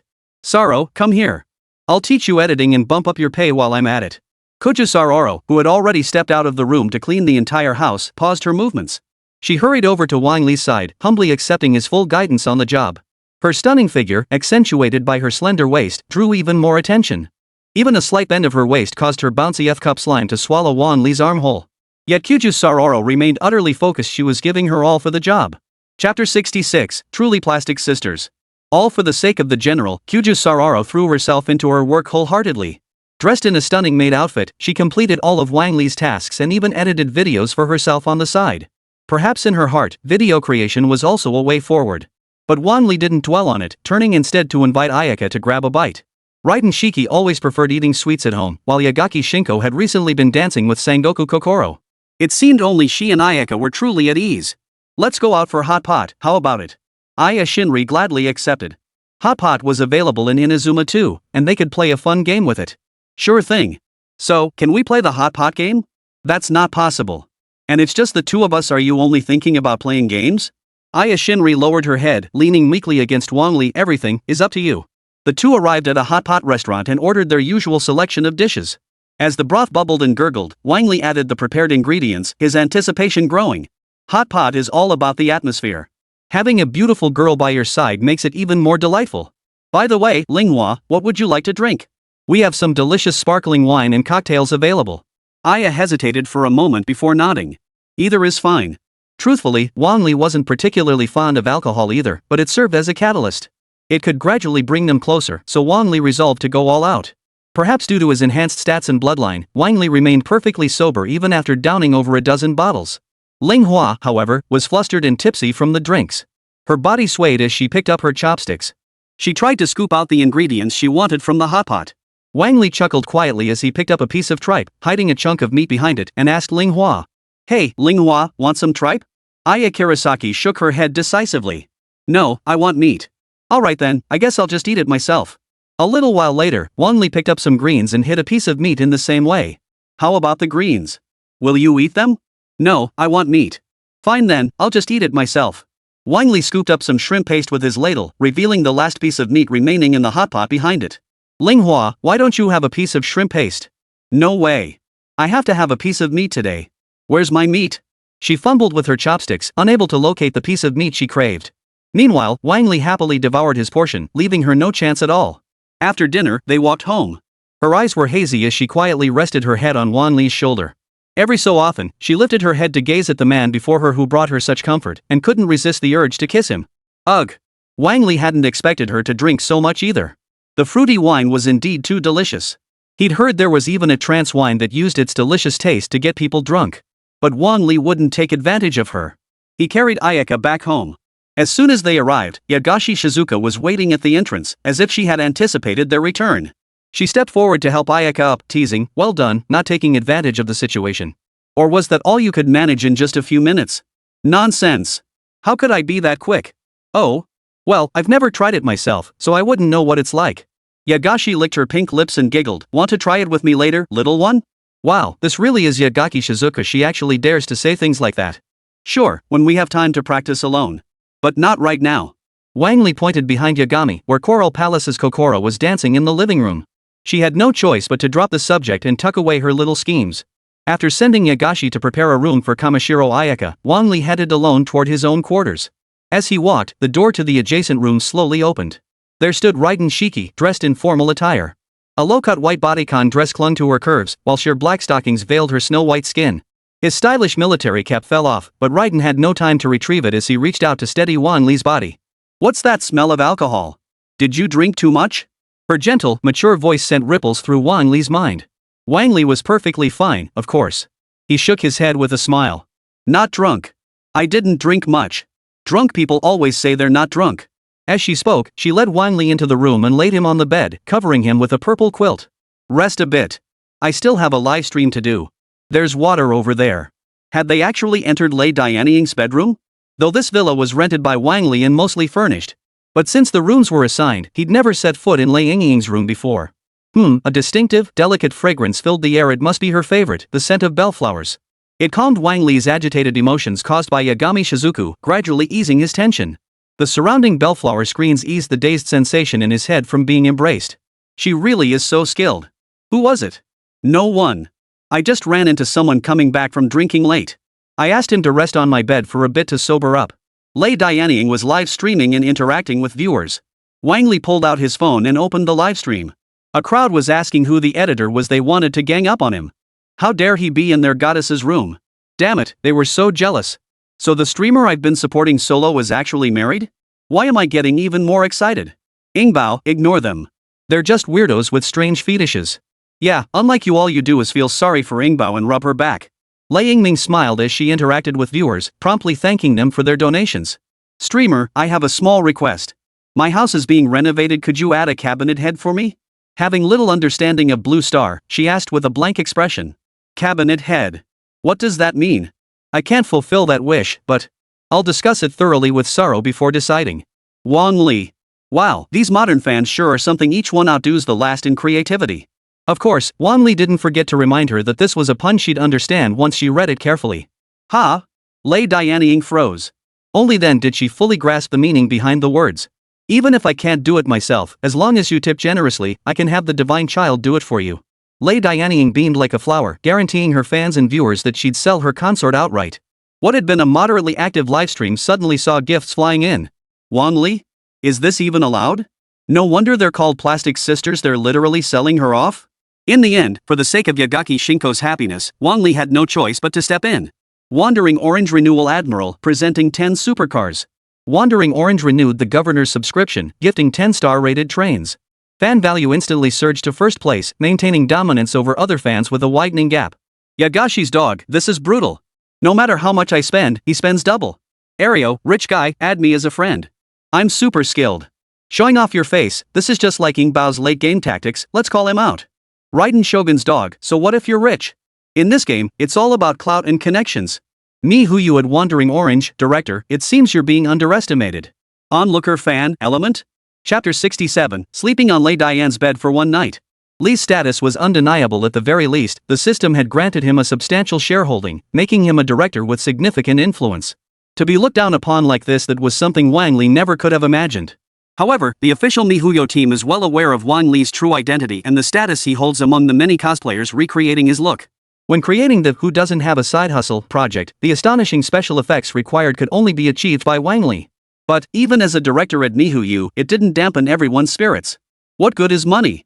Our beloved Ingbao's fans are what matter. Exactly.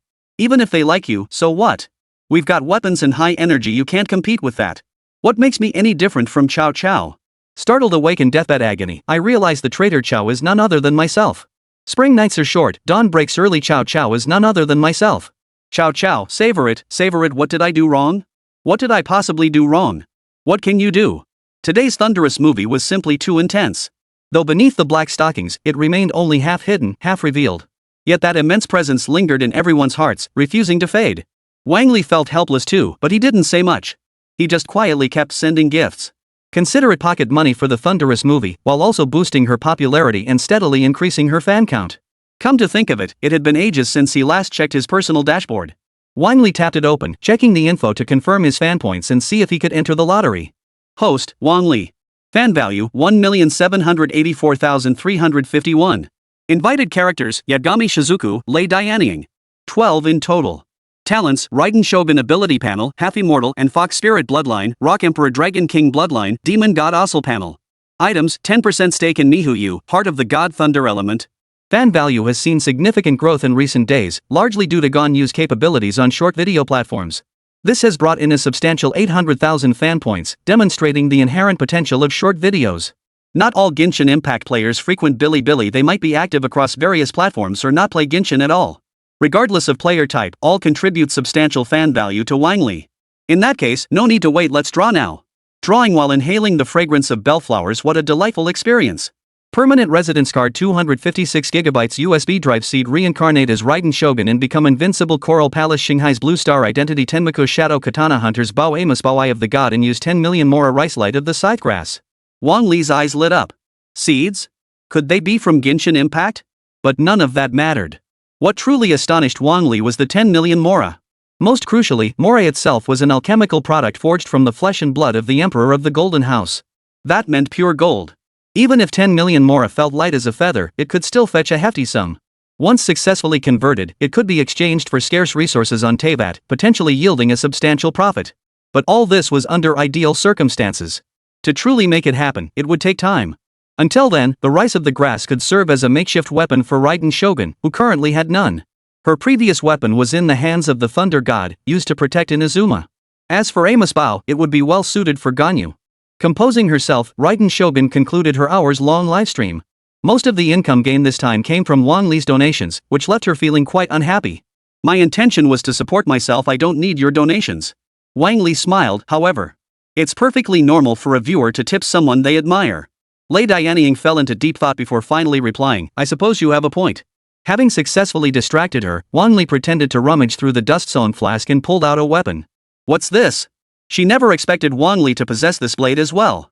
While it could be obtained through gacha in Genshin Impact, she was the only one on Teyvat who possessed it. The weapon's true power lay in its ability to withstand her elemental force without breaking. It was a divine artifact, eternal in nature, impossible to ignore. I found it in my flask just now. It's yours. Taking the lightning sword of ricegrass, Raiden felt a tangible sense of reality wash over her, as if returning to the past. Thank you. I truly cherish this gift. More than sweets? Wang Li asked with a smile. Of course. This weapon alone could buy me tons and tons of sweets. Good grief. If this weapon ever goes missing, it'll definitely be because she pawned it off to buy sweets. Wang Li made a mental note, he absolutely couldn't let Lei Dianying run short of spending money. Amid Lei Yingying's gratitude, Wang Li smiled. Since you like it so much, what should I give you in return? This question sent Lei Yingying into deep thought again, just like during her live streams. Often when confronted with unsolvable problems, her CPU would spin so fast it felt like it might explode. She could only counter, state your request. Since we've already done the knee pillow thing, could I rest with you? Wang Li asked. Lei Dianying? Her cheeks flushed crimson, her brain practically smoking. What kind of lewd words were these? Even Yagami Shizuku wouldn't, well, she might actually say something like that. But coming from Wang Li's mouth, it felt strangely off. It's not what you think. I've been severely sleep deprived lately and just want to sleep. The scent of bellflowers is so pleasant, I just want to sleep for one night. Just one night. Lei Dianying replied, in that case, of course it's fine. That alluring, pert behind, skin as white and smooth as snow, a face breathtakingly beautiful. She had taken a quick bath, her slender hair cascading down her back. What truly held Wang Li's gaze captive, however, was the belt accessory cinching her taut thighs. It was pure uniform temptation. But Wang Li had no intention of acting on it. Today was truly just about sleeping. The grueling demands of work and life had left Wang Li, already exhausted, utterly drained. Only the thunderstorm beneath the bellflowers could bring his body perfect relaxation. The two lay silently in bed, a night without words. The next day, Wang Li was fully recharged. It seemed even more effective than the last knee pillow session, as if the Thunder movie possessed some magical properties. But poor Lei really suffered. Wang Li, who loved tossing and turning, kept pressing her body beneath him, leaving her voluptuous thighs nowhere to rest.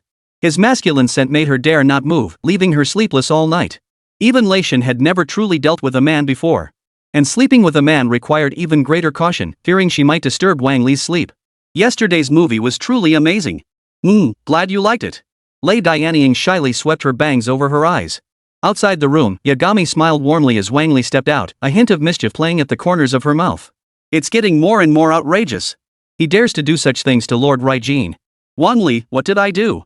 I just slept peacefully and recharged my energy. Alright, let me test your abundant energy. Yagami Shizuku said with a smile. Chapter 68, Inviting Kelly. That's really not necessary. You should just go find Shinghai. Wang Li wasn't buying Yagami's nonsense, still pretending to be clueless with a smug look. She must be thinking of snapping a photo of his embarrassing moment with her phone to blackmail him later. This wasn't merely Wang Li's speculation, it was undoubtedly her true intention. The sly fox always operated this way. She was the most eager to post videos, second only to Ganyu. She never used any tricks, just teased people and posted the whole thing online. Among her over 2 million followers now, half were drawn in by that sly fox's pranks. Oh dear, that's just so boring. Looks like the little one's both timid and useless. Woo woo woo, how pitiful. Yagashi no Makoto's smile faded. She merely brushed her hand lightly across Wang Li's neck before walking away at a leisurely pace. That fair-skinned silhouette was meant only to be admired from afar. Wang Li was never one to be toyed with, and he immediately grabbed hold of the divine child's lively, wagging tail. You're such a little rascal, aren't you? Her pink tail swayed leisurely, utterly content. Wang Li seized the moment, applying gentle pressure and launching his own counterattack, finally calming her down. Of course, it wasn't about playing chess, just a little pushback. After all this, Wang Li prepared to send the people of Inazuma back to Teyvat. They'd been gone for a full day and night, and time was running out. Once everyone had departed, leaving only Raiden in the room, Wang Li was ready to make his move. Another invitation, one day apart. Wang Li thought to himself, surely this time he'd be able to unlock new regions. Of course, if they could directly enter the Genshin Impact world, that would open up even more possibilities. But time was far too short. At the very least, he'd have to wait until relevant characters appeared. Otherwise, he'd easily be seen as an outsider, forced to walk a long road to earn trust. Wang Li never liked prolonged waiting, it always led to complicated explanations. Unless someone actually experienced it firsthand, who would believe Wang Li came from another world and trust him? The white gates slowly opened, a heart-pounding moment. Wang Li waited silently for the character arriving from another world. Westwind Knights, Spark Knight, Kitching, reporting for duty. Mondstadt, Knights of the West Wind, Captain's office. Acting Captain Sheen was packing her gear, preparing to patrol the nearby area. The Wind Dragon's troubles and the Grandmaster's expedition had her overwhelmed. Now, with the Choo-Choo uprising, she had no choice but to personally lead a team to eliminate the Choo-Choo. Rumor has it the Choo-Choo King has appeared. If she didn't act soon, the situation could spiral out of control, leaving Mondstadt isolated and vulnerable. Just then, someone knocked on the door outside and burst into the room. Captain Sheen, you must do something about Kitching. The soldier clutched his arm, sobbing as he recounted the events. What? Kitching, all by herself, buried massive amounts of explosives and blew up the entire landscape of Mondstadt? Yeah, rocks rained down from the sky and nearly took me out too. This was an outcome Sheen had never imagined. They had just used Kitching's explosive talents to wipe out all the invading Choo-Choo. Why did she go off on her own? Immediately, right now, have Kitching come to my office. Sheen was thoroughly furious this time. Even her previous merits were completely erased.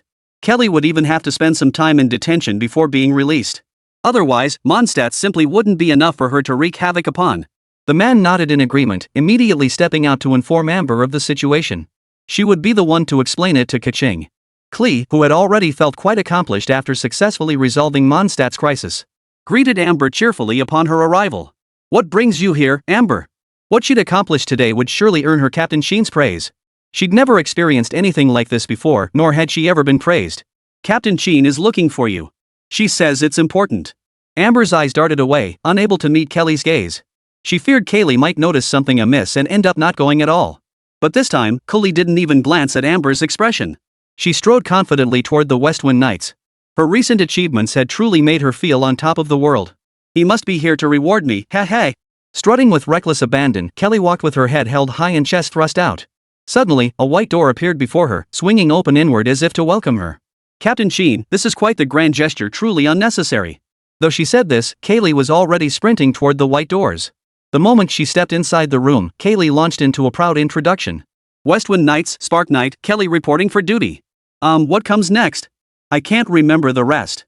Wang Li's eyes lit up. Could it be the adorable Kaylee? Though she loved to crack jokes, her adorable face and voice had captivated countless people. And she was a character from Mondstadt, meaning he could finally unlock the Mondstadt map. Hello, Kitching. Welcome to Blue Star. Blue Star, another world? Kylie tilted her head in question. Her mother had once told her that she had traveled the world, experiencing different civilizations. She had even ventured beyond the world to explore the path of fate. I think I heard Mom mention that. This time it was Wang Li who froze in surprise. He never expected Alice had actually been to Blue Star. If that's the case, do you still need me to introduce Blue Star to you? Kelly's soft, round face wore a serious expression as she replied, yes, I do. As a fireworks knight, one must be prepared for every unknown danger. Wang Li suddenly remembered Kelly was an explosives expert. Some things required clear ground rules. Decisions should only be made after establishing them. In that case, you must promise me you won't use explosives on Blue Star. Ha! Kaylee looked disappointed. She thought she'd come to a world where she could freely throw bombs, just like Mom said. It was a world that seemed perfect no matter how you looked at it. But if she couldn't throw bombs after all, it would be no fun at all. Why not? Mom said Blue Star is a place where you can throw bombs anytime, anywhere. Wang Li. How long has Alice been around? What era of Blue Star is she talking about? World War? Dropping bombs is definitely out of the question, but you can play games. Wang Li pulled out his phone and pulled up every game he had downloaded that involved bombs. There were still quite a few interesting storylines that could captivate a child. Wow, is this how you make bombs on Blue Star? I wanna learn. Sure enough, Kaylee loved making bombs the most. So the bomb-making method was the best way to grab her attention. I can show you this, but you have to do me a favor in return. Is that okay? Kelly nodded. No problem. If you'll teach Kelly how to make Blue Star bombs, I'll do anything you ask. Chapter 69, Little Kaching. Kelly, help me film a few videos. Wang Li ruffled Kelly's hair and pinched her cheek. That soft, smooth skin felt unbelievably comfortable, so delicate it seemed it could burst at the slightest touch. The system had already assigned a task concerning Kelly. Invitation quest, have Kaylee craft a Blue Star bomb and film a Kaylee collaboration video. Kelly lifted her head, listening intently as Wang Li explained. Gradually, she understood. Okay, Wang Li, I get it. Filming a video? That's easy, just speak with a fierce tone and say some tough lines. What Wang Li wanted her to film was that classic line, you can fight? What good is that? The title? Little diaper wearing cutie, my name's Kaylee, remember that. No one understood better than Wang Li, which is why he insisted on her doing it just right during filming. Kelly was nearly in tears, having to redo the shoot over and over. A sweet voice is fine, but the tone must be firm, and the gaze should be utterly contemptuous. After a long shoot, the entire video was finally completed. My big brother's the band leader. What's your deal? So you're just a low-level thug. Seeing Wang Li nod in satisfaction, Kelly finally relaxed. Finally, it's bomb time. Wang Li shook his head and said again, that won't do. There are other videos. More? How many are there? Kelly can't take it anymore. She collapsed onto the floor, her body thrashing wildly in protest. There's just too much. Keely can't handle it all. Keely's quitting. Wang Li picked Kelly up, set her backpack aside, and placed her little pert bottom on his lap. He pulled out his phone, found an entertaining game, and let her play. Only then did Kaylee's mood settle. I really can't handle kids, Wang Li sighed in frustration. If this kept up, forget editing videos, just taking care of the kid would wear him out. With no other choice, Wang Li activated the dual portal, summoning Ganyu and Chi-Chi to assist. One was a coconut sheep, and the other was a child just like her. They should be able to play together, maybe even discuss things. Chi-Chi, coconut sheep, want a drink. Ganyu crossed her arms, her face a picture of refusal and evasion. I really can't drink anymore. If I keep this up, my body will undergo secondary development. Wang Li felt incredibly fortunate that Ganyu had finally come to assist him. Ganyu, these two kids are yours to handle. Oh, and film a video of them drinking coconut juice. Wang Li turned and walked away, immediately returning to his room to start editing the video. It wasn't that he disliked Kuli and Chi-Chi, but when a child threw a tantrum, Wang Li was powerless. Fortunately, he could go back and make a good impression once they were in a better mood. Then, he'd cultivate an intense dependency until they couldn't live without him. After some simple editing, he posted the video online, Little Diaper Bag, my name is Kaylee, remember that. Soon, millions of fans captivated by Genshin Impact noticed her. Kaylee. The favorite of tough guys, the darling of maternal love. She's a wildly popular character adored by both genders, boasting countless fans and fan-made videos. Many have cosplayed as her, but few achieve a truly perfect match. Even cosplayers struggle to match her appearance perfectly. But today, the audience saw hope. They've finally done it, brought Kaching to life. Coley, you know what I mean, right? Come to the weird uncle here, I've got some tasty lollipops. This is the real deal.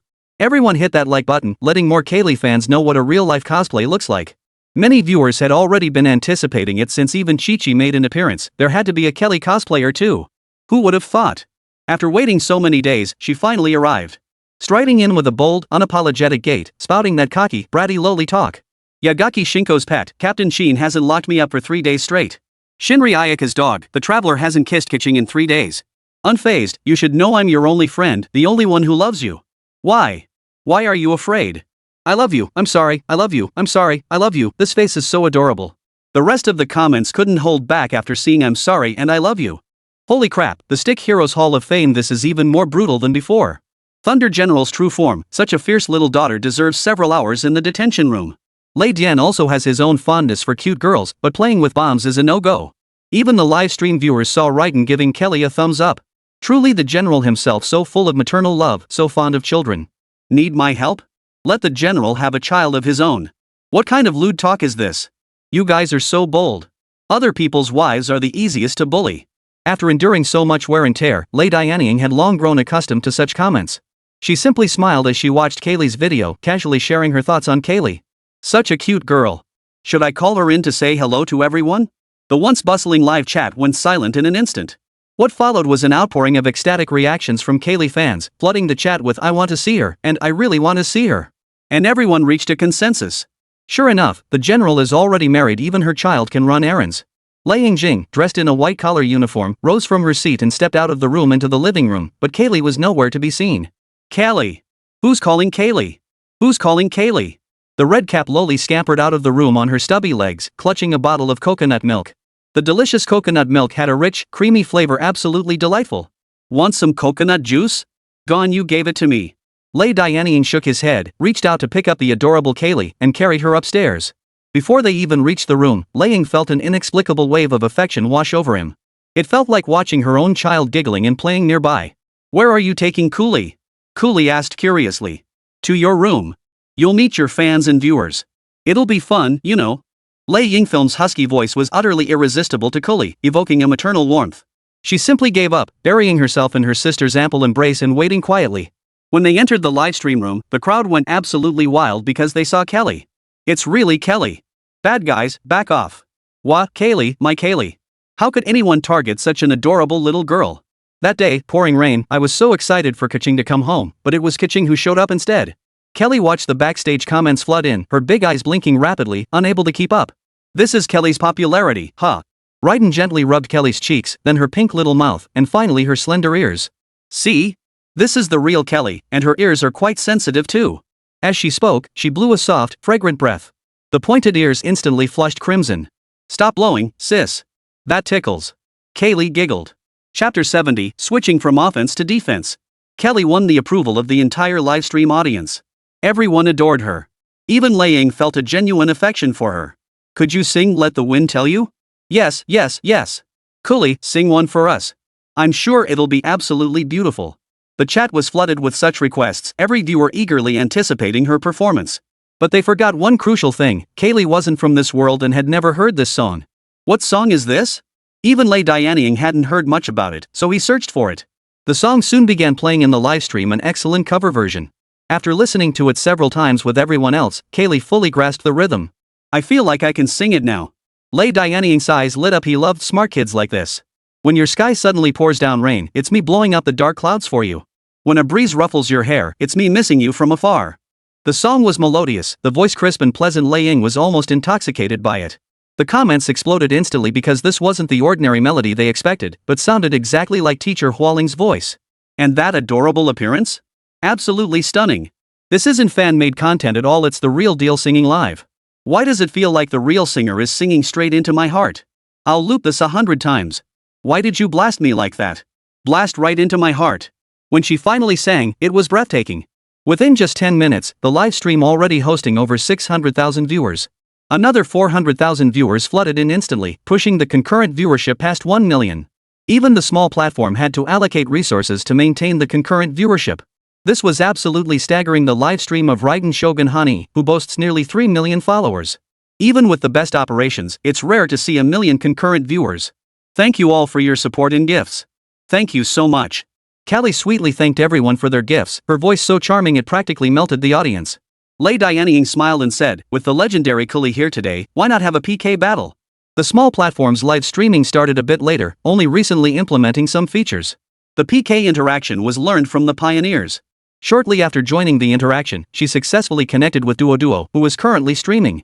As a professional streamer and Genshin Impact voice actress, she hadn't expected to randomly land in Lei Dianying's stream. Wow! My fans were just asking me to do a live link interaction, and now I'm matched with the general himself.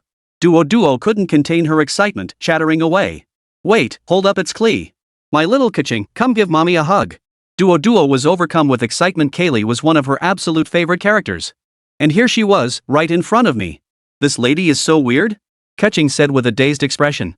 Oh my god, I'm dying, that voice is identical. Juhuahua's voice rose several octaves in the livestream, and he even pulled out his phone to send gifts. In Raiden Shogun's stream, a gift from Poi appeared, worth hundreds of yuan. Dodo's fans were stunned one by one, never expecting her to pull off such a surprise move. I'm not defecting, I just wanted to send a gift. Don't misunderstand me, everyone.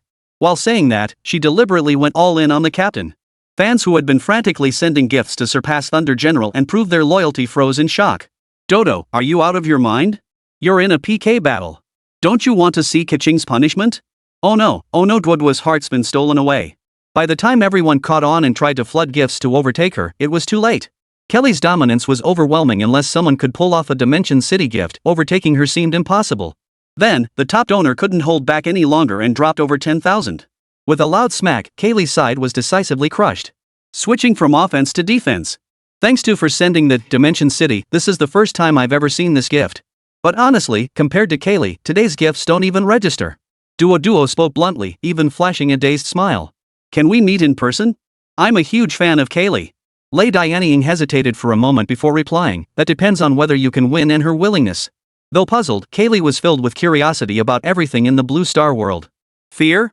She couldn't care less. Just face it head on and blast it away with a bomb. Of course it's fine. Even though sister is a bit strange, I believe she's a good person. I'm totally charmed by that good person card again. The PK results came in quickly, and clearly, Juhuahua's fans had the upper hand. To be precise, it was Juhuahua's fans who wanted to make her dream come true. Awesome! My fans are the best. Juhuahua shouted excitedly, then mentioned a fan perk. Don't worry, I'll send you all the photos from the shoot, plus autographs from me and Cooley. Oh, and I'll prepare cutout photos for everyone, just remove me from the picture. Fans thanked Juhuahua for her generosity, they'd all been waiting for this moment. Beside them, Wang Li lay beneath Ganyu, who pressed down hard on his sore spots. That sensation of relief was something ordinary people could never experience. How's that, Wang Li? Ganyu really knows how to do it so good. Ganyu's technique was exceptional, allowing Wang Li's body to achieve perfect release. Before he could utter another word of praise, Ganyu, you're amazing. The door burst open as Lei Dianying entered, clutching her phone and carrying Cooley in her arms. Come on, let's go over there. Ha? Wang Li looked utterly bewildered. Why were they suddenly leaving? Ganyu hurriedly climbed off Wang Li, flustered like a girl caught doing something wrong. Her face flushed crimson as she lowered her head, unable to speak. Ignoring her unusual behavior, Lei Yingning explained the whole situation from start to finish. Only then did Wang Li understand. So it's because you lost the live stream interaction and have to fulfill your promise. Exactly. Once I give my word, I never go back on it, Lei Yingning said earnestly. Though her identity had been imprinted with memories, her millennia of existence rendered such wear and tear utterly insignificant. Thus, when it came to promises, she would never go back on her word. This was a matter of her unwavering conviction. No problem. I trust your convictions. Wang Li didn't argue. He silently pulled out his phone and contacted Mihuyu. Then, he led them to the car and drove them to the studio in the capital. Meanwhile, Juhuahua had just finished her livestream and was rushing to the company with only her camera in hand. Everyone else looked at the frantic duo with strange expressions. What's wrong? Asked Juhuahua. As a close friend, Juhuahua paused, caught her breath, and declared. I'm meeting Kelly today. The real-life Kelly, the one with pointed ears, blonde hair, and twin ponytails. Juhuahua, huh? Lin Su, huh? Chapter 71, Cory just drinks milk. The real-life Cory was just too adorable, so cute. Her voice carried a childlike sweetness, and her pointed ears twitched involuntarily. Kelly, let your sisters see your ears. Are they real? Absolutely not. I have to take photos first to give back to the fans. Juhuahua and Juhuahua argued, both deeply fond of Kelly but holding differing views. Juhuahua scooped up Kelly, a dazed smile spreading across her pretty face. Hee muamua, slurp slurp. Though the sound was rather lewd, Chrysanthemum was merely mimicking the expression in the air. Dodo beside her nearly lost her composure. This was just too much, she was practically putting her mouth on it. Wang Li also saw this side of teacher Kikohana for the first time. Kelly quickly stretched out her little hand to block Kikohana's frantic sucking. Yet the more she struggled, the tighter Kikohana's embrace held her even. Her ear was licked by the chrysanthemum flower, sending a chill down her spine. No, Cooley, no. Chrysanthemum laughed as she set him down, crouching halfway to apologize. Sorry about that, Kelly. I was just joking earlier. I didn't expect to actually touch you. Kelly scurried behind Wang Li, her expression turning wary as she watched Kikohana. It's okay. Wang Li picked up Kelly from behind and smiled as he showed everyone her ears. But hey, these are real ears, so treat them with care. Kelly's ears flushed red as she whispered, Kelly's ears, no. Alright. If Kelly says no, then no. Let's just take the photo first. The speaker was Duo, who was eager to take a photo with Kelly, especially since Kelly had specifically sought her out. She'd planned to use her own camera, but Wang Li produced a better one. "Let me take the photo for you too. I'm a pro at this." After all, Wang Li was the post-production artist for the Genshin Impact characters. Photography was second nature to him. Kelly's smile was as radiant as a summer flower field. Her movements were adorable and charming, radiating the lively energy of a young girl. No sooner had the shoot wrapped than a crowd burst out of the studio, all gathering around Kaching. "Oh my god, she's absolutely adorable. I want a kid just like her. Blonde hair and blue eyes. Are you looking for a traveler to have one for you? Let me touch her. Those pointed ears are so lively." At first, Kelly was delighted, surrounded by smiling faces. But soon, she started feeling overwhelmed. There were just too many people. Hands tugged at hers from one side, while others reached to touch her ears and head from the other. Kelly wants to go home. Kelly wants to play with Chi-Chi, not with them. Duo couldn't believe it. She was the one who adored Kelly, so why were all these others here, looking so excited? "Look at what you've done. Kelly doesn't even want to play with us anymore. No, my little coolie. How can I live without you?" Unfortunately, Kelly wasn't about to turn back. The real Kelly never looks back at explosions. Sure enough, a thunderous boom echoed as the bomb detonated. Wang Li paled in shock. Damn it. Fortunately, in that instant, Wang Li summoned water elemental energy to form a barrier.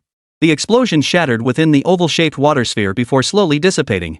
Thankfully, the panel of the demon Gatos possessed an extremely high affinity for water elements, suppressing the vaporization of water. Otherwise, this time would have truly been the end. Dodo and the other voice actors were only a few meters away from that bomb. "Are you out of your mind?" Wang Li grabbed Kaching by the shoulders, pinching her cheeks with a stern voice. Kale trembled in fear, tears welling in her eyes, on the verge of crying. "Bombs hurt people. Sheen comes looking for trouble at #bomb, bombs hurt people. Sheen at #% comes looking for trouble. Sniffle sniffle, QAQ. Wang Li firmly disagreed with Kaylee's reckless actions. "If it weren't for me, you'd be rotting in jail right now." Kelly was too scared to speak, but her expression clearly showed she didn't want to go to jail or have Sheen come looking for her. "Save me, Klee won't throw bombs anymore." Despite this, Wang Li still punished her, making her apologize to the other sisters. I'm sorry. I shouldn't have thrown those bombs."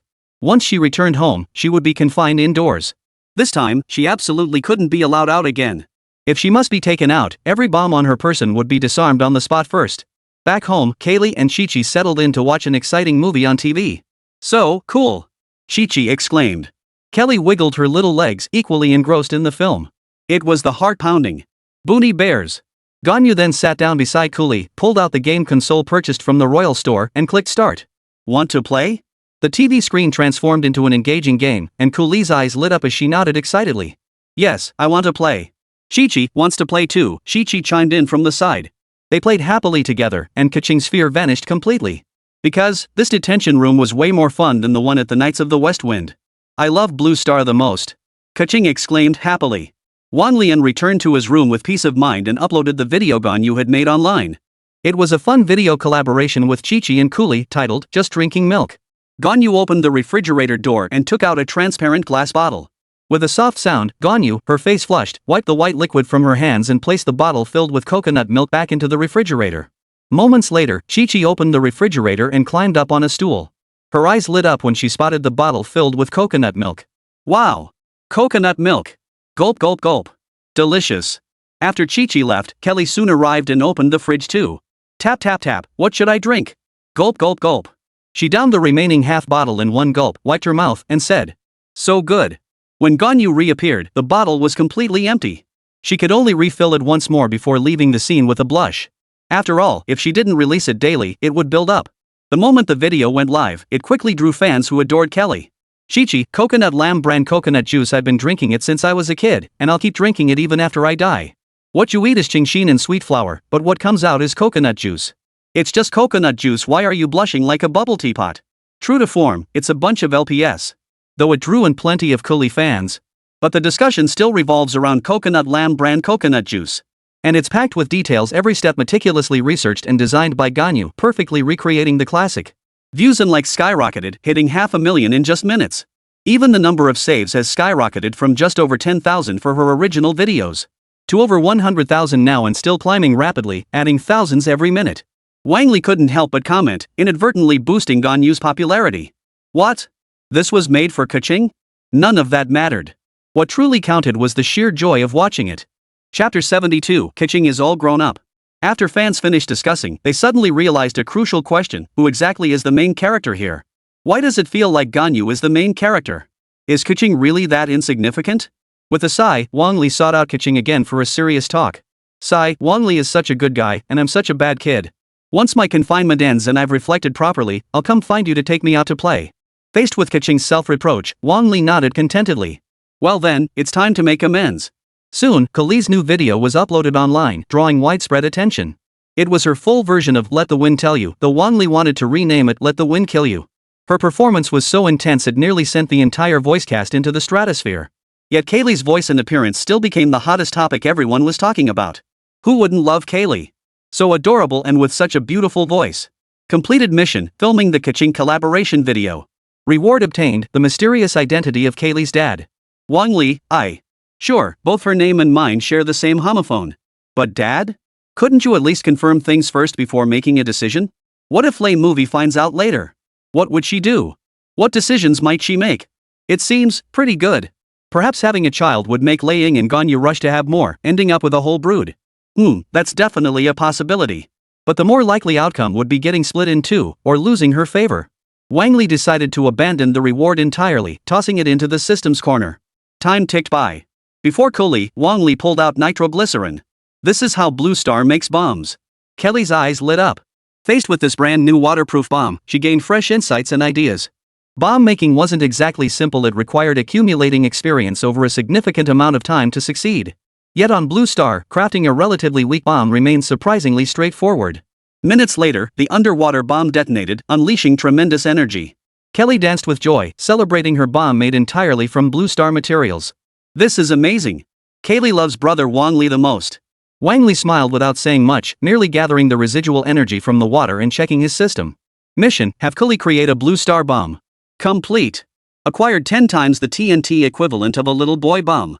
Wang Li was stunned, silently thanking the little boys multiple times. Next time he encountered someone who didn't know when to back off, he'd just toss out a little boy and see what the heavens had to say. But by the time that moment came, he figured his own strength would be formidable enough. He wouldn't need little boy at all, though perhaps he could let Catching experience the art of explosions. Boost her affection, then pull her into the dust song jar. Ha ha ha. Of course, Wang Li would never actually do that, he'd simply invite her over to play. It seems about time. We should head back to Mondstadt. Wang Li explained the situation to Kuli, preparing to take her back to Mondstadt while confirming the timeline. He vaguely recalled that Li Yue was set several years before the main story began. How long had the traveler stayed in Mondstadt? 2 years? 3? The use of years as a unit of measurement was entirely due to the game's design. But it was still difficult to pinpoint the exact timeline. Do you know the traveler? Wang Li asked, holding Catching's hand. The traveler? Could it be you? Sure enough, Catching had no clue about the plot specifics, she'd have to go back to find out. It was the perfect opportunity to visit Venti and gather with the 3 gods. The white gates slowly faded away. When Wang Li opened his eyes again, he found himself in a brand new world. Vast green grasslands stretched out before him, caressed by a gentle breeze, the very essence of freedom. So this is Mondstadt? It certainly feels different from Li Yue's bustling energy. It had been over a day since she'd returned, and Kay was now worried about being reprimanded by Qin. Why don't we find a place to hide? Wang Li shook his head. We must go to Mondstadt today. Besides, have you done anything wrong? Kaylee shook her head, then nodded. I haven't been home in a long time. That's nothing to worry about. Let's go back first, and I'll talk things over with Captain Qin with you. Though I've never met Captain Qin, her famous curves are the talk of the town.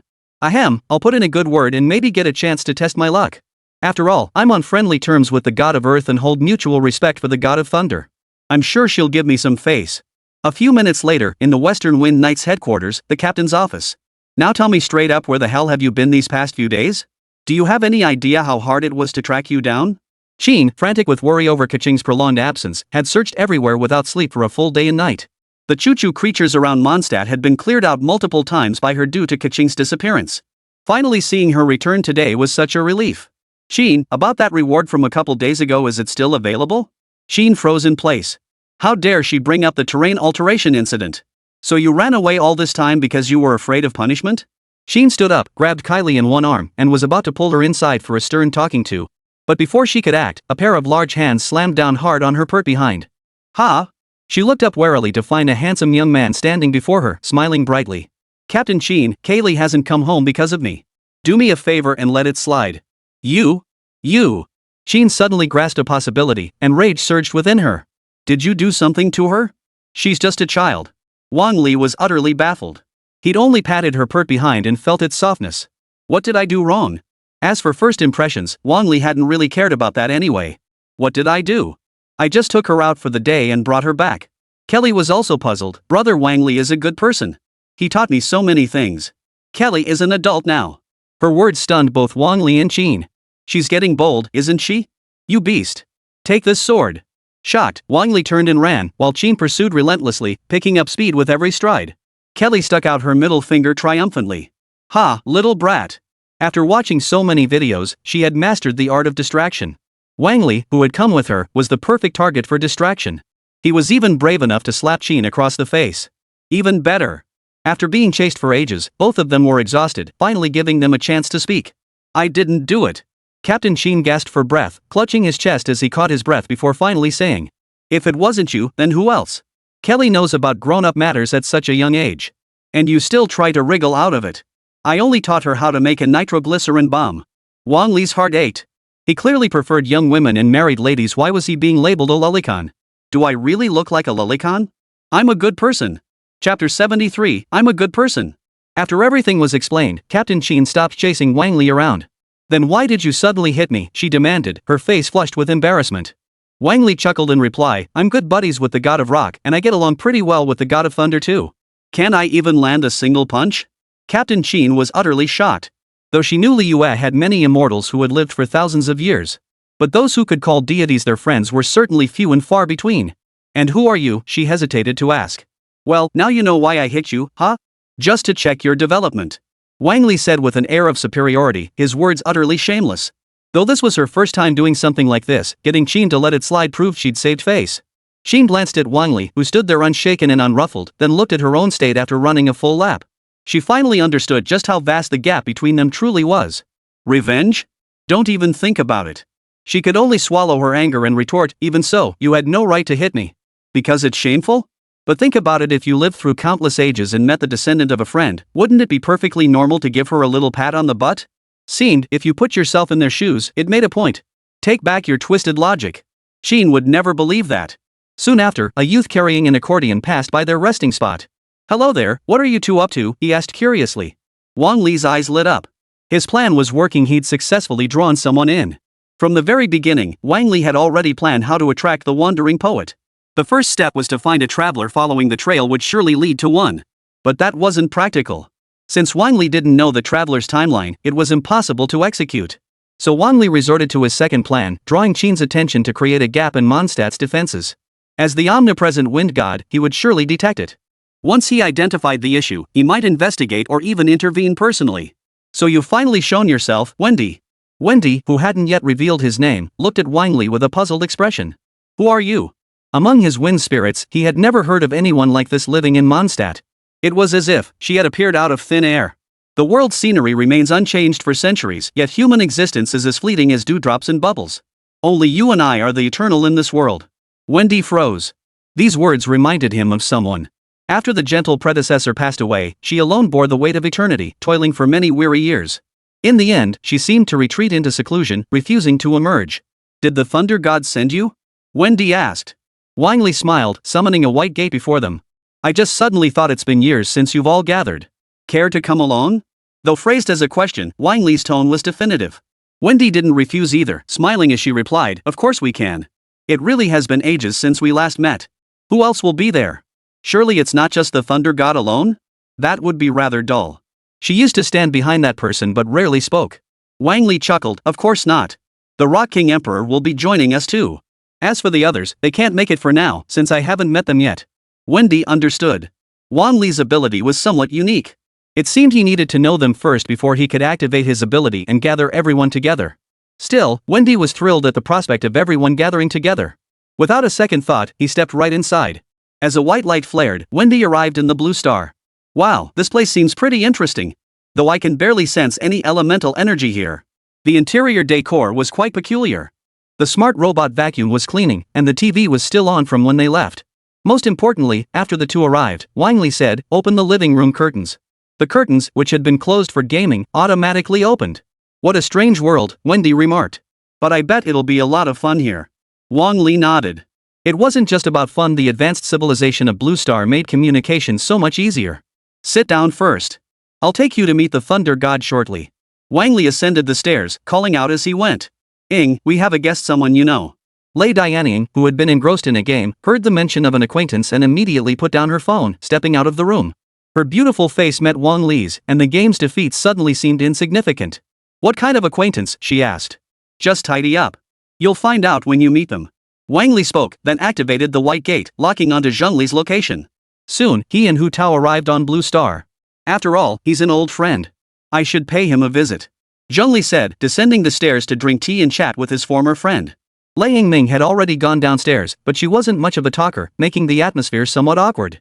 It wasn't until Zhongli arrived that the tension eased considerably. Long time no see. Let's grab a drink together. Wendy suggested with a smile. Lei Dianying hesitated for a moment before nodding, and Zhongli beside her naturally agreed as well. Wang Li drove them to the restaurant, then left them there. After all, the prolonged system missions and the troubles with the little station had kept him from seeing his brothers for quite some time. Hey, what's up? Come grab a bite at the usual spot. Laughter crackled through the receiver. You bastard, you really did call me on Thursday. The bar where the three gods drank wasn't far from where Wang Li ate KFC. Before long, Zhang Jian walked into KFC with his stunning girlfriend. Long time no see. Did you miss me lately? Zhang Jian chuckled. Wang Li glanced at the girl beside him and couldn't help but blurt out. You bastard, you've probably been too busy with your girlfriend to even think about me. He simply replied, pretty, huh? Met her at the last comic convention. She's really into cosplay. Wang Li observed that the girl didn't seem too old and definitely didn't come across as someone after his money. Her expression and movements seemed perfectly normal as they entered KFC, which made sense. Hi, I'm Zhang Jian's brother. We were close friends in school. After chatting for a bit, Zhang Jian suddenly remembered something. Oh yeah, you said you'd make that video for me, the one where you say next time, remember to send me 50, make my belly big. Why haven't you done it yet? Wang Li finally remembered he had indeed posted one before, but that account was no longer active. Fan-made videos were one thing, but nothing compared to having an actual Genshin Impact character appear in person. I'll make it. The thing is, I haven't found a particularly suitable belly yet, Wang Li said helplessly. At the nearby restaurant, Wendy picked up a bottle of wine and addressed the two. Old friends, long time no see. Let's raise our glasses and drink heartily. Zhongli offered no objection, raising his glass. By universal standards, the flavor is passable. Thunder God nodded in agreement. Cocktail fruit wine, though it's still alcohol, it's sweet. Excellent. I wish this moment could last forever. Chapter 74. Never mind, a friend's wife is off limits. The three gods drank merrily, reminiscing about their past experiences. Centuries pass like yesterday, truly nostalgic, Zhongli remarked. Thunder God Shadow fell silent for a moment before raising his cup again and drinking it dry in one gulp, his mood and state of mind shifting. With Jin in Inazuma, I feel at ease. Wendy stared at Raiden in shock. What? The previous Thunder God has been revived? He knew better than anyone that after that battle, the Thunder God had fallen forever. Back then, he had stood by, silently mourning her loss. Even with lame movies help to keep her consciousness from fading, she couldn't be saved. I never imagined she could actually be resurrected? It's true. I saw her appear before me myself. That real feeling couldn't be mistaken. Zhongli's words finally calmed Wendy. It wasn't just her delirious ramblings after all. Who could possess such miraculous power? Zhongli and Lei Yingming spoke in unison. Wang Li. It's him? I thought this little guy was just a minor demon god with some abilities. Never imagined. Wendy was already scheming about Wang Li. Perhaps I could harness his power to restore my family to normal. Should I ask him for help? Given our relationship, it should be fine. At worst, I'll give him what he deserves. After careful consideration, the group resumed their drinking and toasting. This wine is so intoxicating, it's impossible to stop. Once everyone was sufficiently tipsy, Wendy stood up, her tongue thick with slurred speech. My friends, let's head back, hic. The enthusiastic server nearby approached with a beaming smile. May I ask who will be settling the bill? Wendy looked at Zhongli, Zhongli looked at Lei Yingming, and Lei Yingming silently looked back at Wendy. The three of them just stared silently, not speaking for a long time. Wendy finally spoke up. Guys, shouldn't we pay and leave? I've got things to do. In her old mindset, she would have stuck out her tongue and walked away laughing. But since both were old friends, she didn't dare slip away casually. Zhongli said solemnly, indeed. I forgot to bring Mora when I left. A street singer has no savings. Might we run a tab? Or perhaps Miss Ng could cover the bill? We'd be most grateful. Lei Yingming had some income, but he'd spent it all on sweets and pastries. He was completely broke. Ha! Pay? That's unusual. Wendy couldn't help but tease, don't give me that malfunction act. Then he turned to Zhang Li beside him, stood up, and declared loudly. What? Morax has no Mora? This isn't about having Mora or not, you're the one who called us here. Zhang Li certainly had money, but it wasn't enough to buy tea leaves, let alone cover the bill. Besides, didn't this guy call for the gathering? Why should he pay? I said dinner, but I never said I'd pay, Wendy declared proudly. It was practically insulting to Zhang Li's intelligence, and he felt a slight surge of irritation. How can we have a gathering without paying? Even if we split the bill, you wouldn't have enough to cover your share. Can't you just cover it? I'm new to Blue Star, where would I get the money?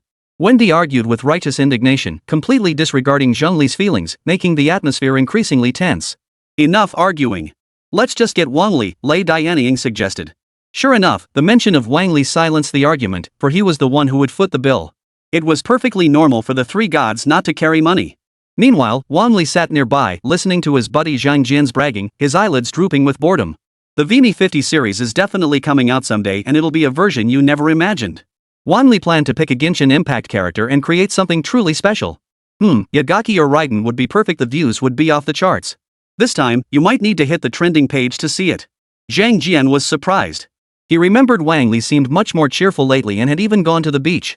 That's when he realized Wang Li must have a girlfriend now, that's why he brought her here. He seemed different somehow, more confident. The phone suddenly rang. Wang Li picked it up and answered. A voice familiar to Zhang Jian came through the receiver, General Thunderbolt's voice. Wang Li, hurry over. They're about to start arguing because they can't pay the bill. Wang Li. Zhang Jian chuckled, don't tell me it's your girlfriend? It's about a few friends. I need to go handle something. Want to come along? Zhang Jian had nothing else to do at the moment. After having his girlfriend drive off, he hopped into the passenger seat of Wang Li's car. Before long, the two arrived at the restaurant and met the trio. Element, these are your friends, they're all cosplayers. Their costumes were incredibly accurate. It was like the game had come to life, especially Lei Dianying. Though dressed in everyday clothes, that beauty mark and braid looked utterly authentic. Let me introduce you, Lei Ying, Zhang Li, and Wendy. Zhang Jian? Hello. The trio greeted him politely. Though puzzled, Zhang Jian figured it must be part of their character roles, truly dedicated cosplayers. Hold on, let me take a look. Zhang Jian sensed something was off. After pulling out his phone for a careful comparison, he turned to Wang Li in astonishment. Don't tell me, all those viral Genshin Impact fan creations lately were actually made by you. Others helped too, Wang Li replied. It's the result of everyone's hard work. His best friend hung his head, taking a long moment to process it all. He glanced at the phone too, stunned by the staggering number of characters featured in the collaborations. You bastard. I could beat the crap out of you. Ugh, this hurts worse than if I'd died. Then, right there in front of everyone, he delivered two swift kicks. Calm down. I can get you to meet Genshin Impact voice actors, hook you up with all kinds of gorgeous bloggers, I swear. Zhang Jian, who had been boiling with rage, instantly calmed down. My good bro really gets me. There are a few Billy creators I like, hook me up with them. True to form, his mood shifted faster than flipping a page. And judging by his reaction, he was somewhat familiar with Genshin Impact characters, but nowhere near as obsessed as those Billy creators.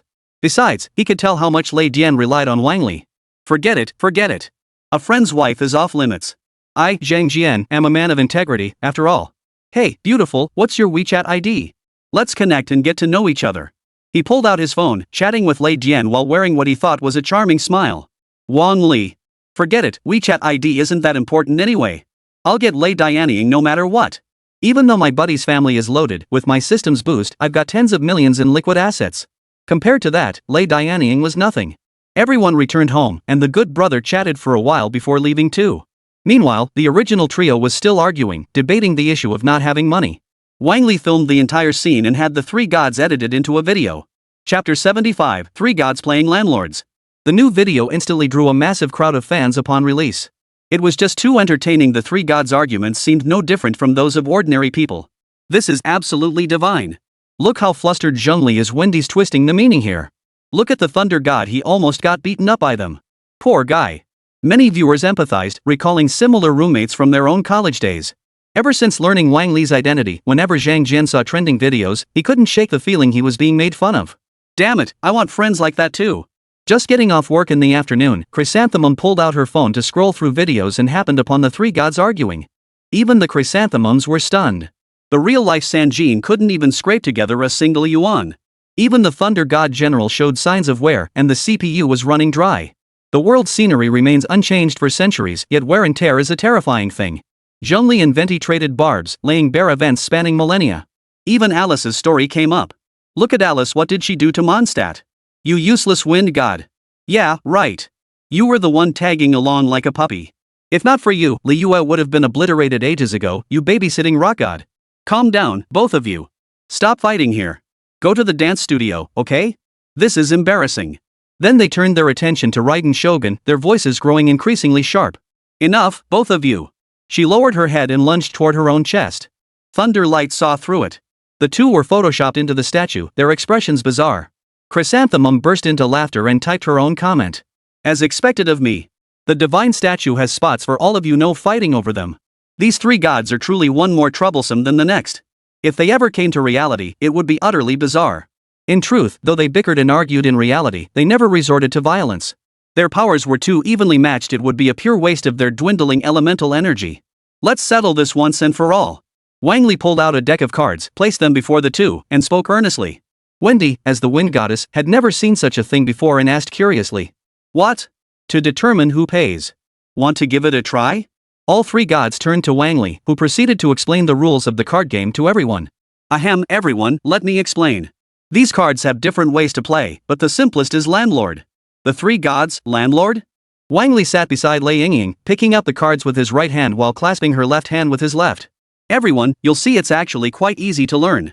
After walking her through every step, Lei Yingying's cheeks flushed slightly as she grasped the rules. This doll-like body, why does it feel odd? It seemed severely worn down. While Lei Yingfilm remained puzzled, Wang Li had already risen to his feet, preparing to return to the room. The filming equipment remained with the three gods, and he had his own tasks to attend to. V50 series time to prepare the props.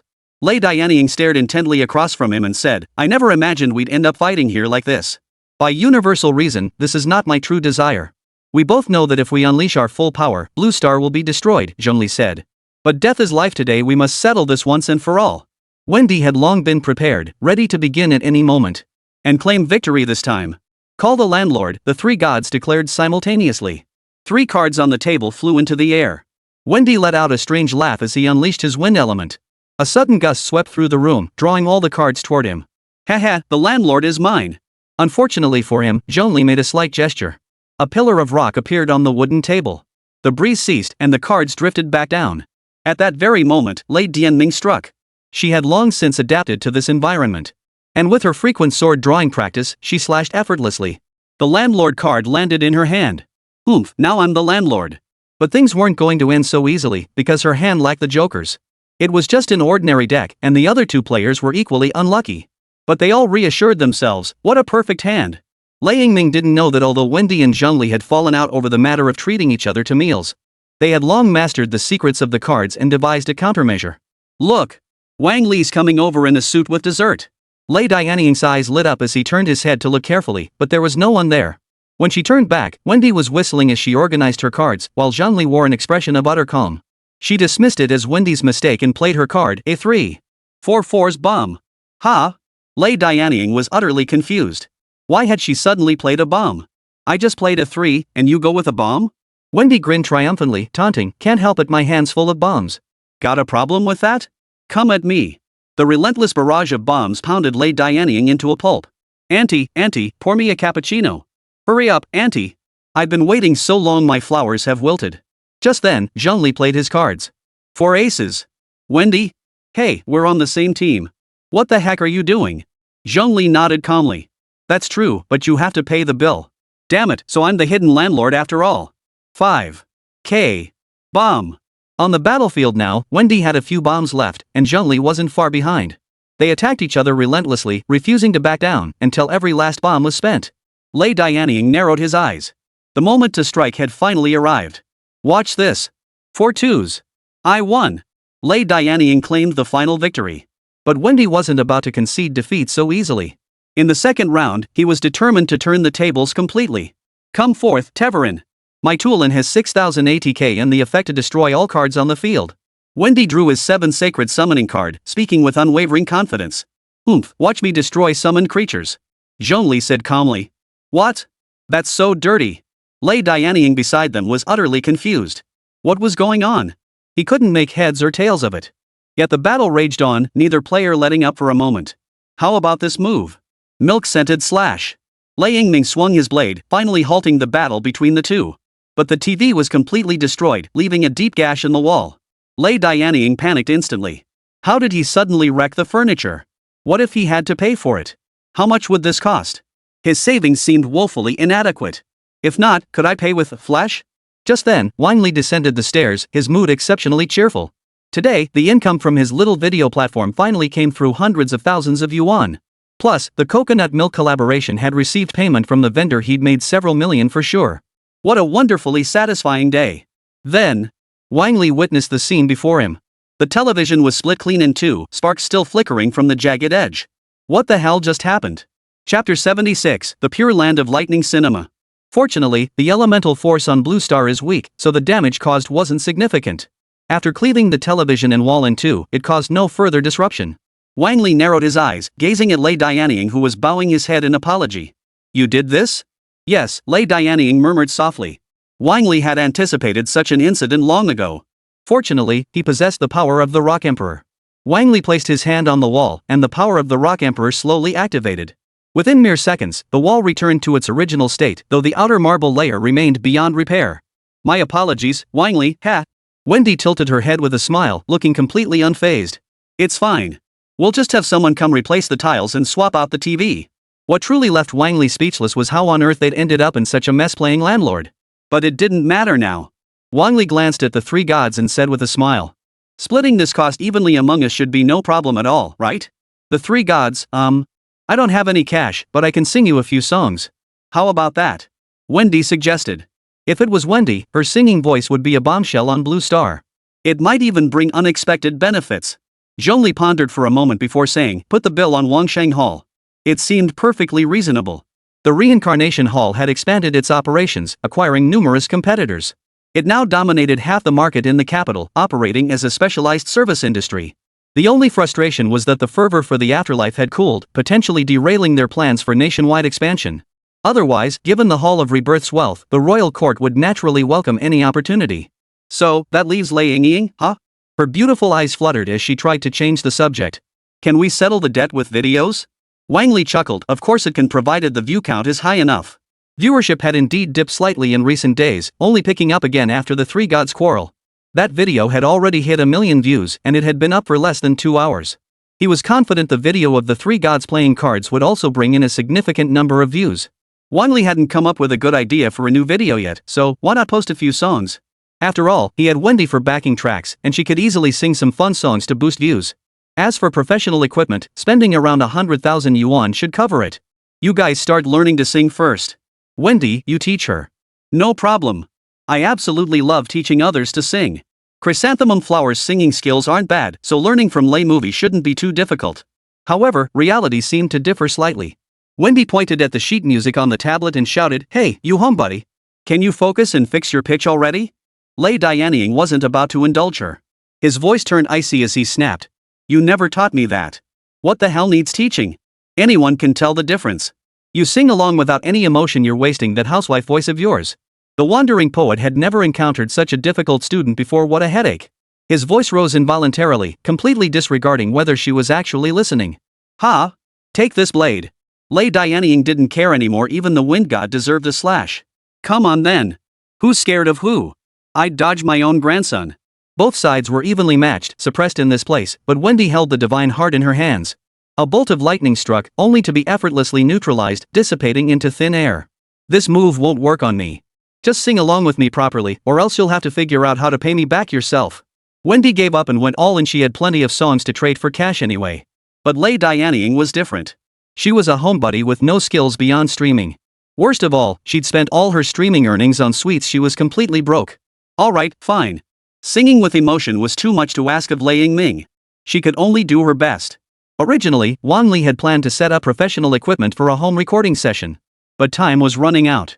Luckily, Ni had a studio under his control with equipment available. You've practiced enough. Let's head to the studio. Following the principle of free stuff is free stuff, the trio piled into the car, with Lei Dianying taking the passenger seat. They soon arrived at the studio and borrowed an unused recording booth. Wendy deliberately selected a song suited to her voice, rehearsed it a few times, and then began singing. She began with a couple lines of familiar poetry before launching into the song. I've taken your form, walking this mortal world for 2,600 years. Along this journey, stopping and starting, following the drifting traces of youth.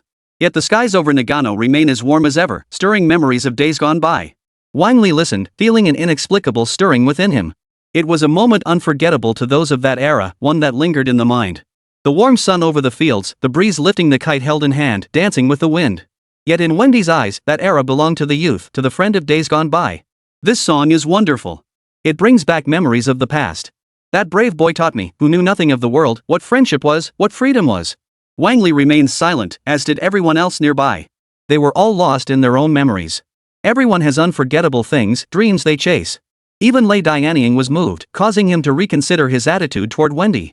It seems I was biased back then. Perhaps we all share similar experiences, similar lives. Alright, it's your turn now. Lei Dianying cleared his throat, summoning memories of the past once more, and sang the song with heartfelt emotion.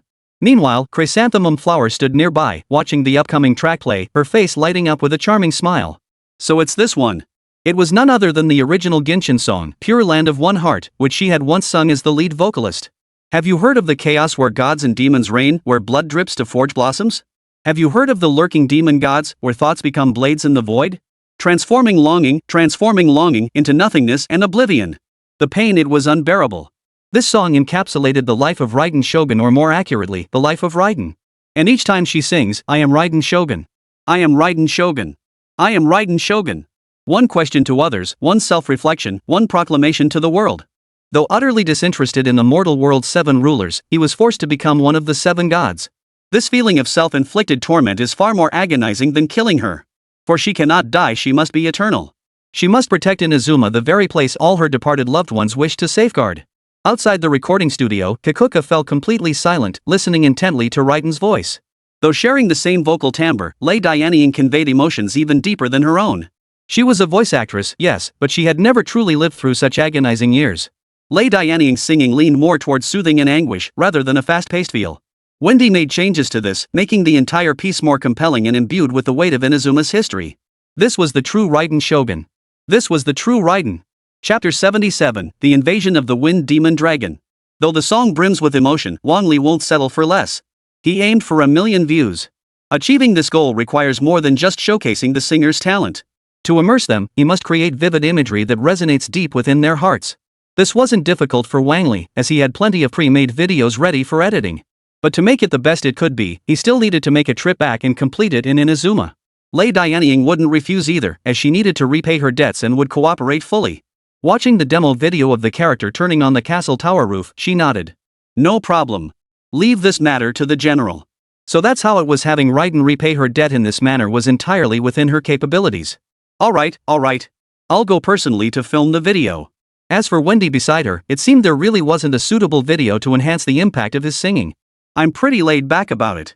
Worst case, I'll just release a few more songs. No big deal. It took Thunder General roughly a day to complete the footage Wang Li required. The scenery he'd casually filmed earlier worked perfectly for this purpose, saving a lot of time.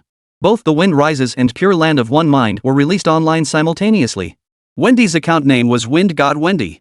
This name represented a longing he had held onto for centuries, never to be abandoned. Wang Li didn't want these 2 videos to fade into obscurity due to lack of engagement. So he deliberately activated all the Genshin Impact character accounts and reposted both videos. They quickly attracted a large following of fans. Collaboration accounts that were active daily were already the focus of attention, let alone videos featuring the Thunder God General. It's actually that song, Pure Land of One Heart, and it's a live-action music video. Turning back in a flash, half a year has passed. After this long wait, will you come to me? I know this song run, you fools. It's a knife. It's finally here. I've been waiting for this song forever. As the song unfolds, the true wave of excitement crashes over us. This body is a fleeting glimpse of thunder, a divine punishment from the heavens. This body is the swift flash of lightning, extinguishing the world's chaos. This body is a sublime vessel, sheltering thousands of households. In that instant, she turned her gaze amidst the lightning's flash, as if she alone existed within this thunderous storm. Yet what followed was heartbreaking beyond measure, laying bare the agony that defined Lei Dianying's entire life. Huan passing by, it is precisely because she lost her beloved that she wishes to hold on to this moment forever. Genshin hardcore player, the eternal path resounds with grandeur. The divine voice echoes through time. Raiden Shogun's dog, I wish I could be Miss Inazuma's dog. Yae Miko's dog, she transformed into the divine cherry tree, sacrificing herself to buy you time that's true love. Who could hold back tears? Her song, uniquely hers, sings of a lifetime. To grant Lady Inazuma's eternity, we'd all give everything. This was the shared conviction of every spectator present and the only thing they could do. This transcends fan-made content entirely. It's the protagonist singing her own story. After everyone watched it, they all rushed to Lay Movie's livestream, waiting for her broadcast to begin. As if knowing this video would go viral, Lay Movie started her stream earlier than usual. Viewers flooded the livestream, showering her with gifts and words of comfort. Lay Dianying thanked everyone, her voice trembling slightly. Truthfully, her emotion wasn't solely from being touched, it also stemmed from the excitement of using the donation money to buy sweets. And the joy of being able to repay Wang Li's debt. Wendy's video also drew considerable attention. The effect couldn't compare to Lay Dianying's, reaching only a few 100,000 views. Wang Li could only sigh helplessly. Wendy was just too carefree and unrestrained. Getting her to rehearse the script multiple times felt worse than denying her a drink. Maybe, forget it. This video I posted is already pretty good. Wang Li naturally wouldn't allow that. Even though the house was renovated by the next day, the matter couldn't just be swept under the rug. Unless you film a video and drag, there's absolutely no way this is over. Wendy sighed in resignation. Fine. But we don't have a suitable music video. Let's head to Mondstadt. Wang Li readily agreed, seeing it as a chance to invite several characters over. Then they rented the adjacent villa, dividing it among characters from different regions for their use. Mondstadt, a branch house of the Kes family. Two men clad in somber cloaks entered one of the rooms. The moment they opened the door, they immediately dropped to one knee. The man wearing a black mask spoke in a deep voice. My lady, as per your instructions, the members of the Abyss cult have all been lured out. The other, a woman holding a cage containing lightning elementals, added.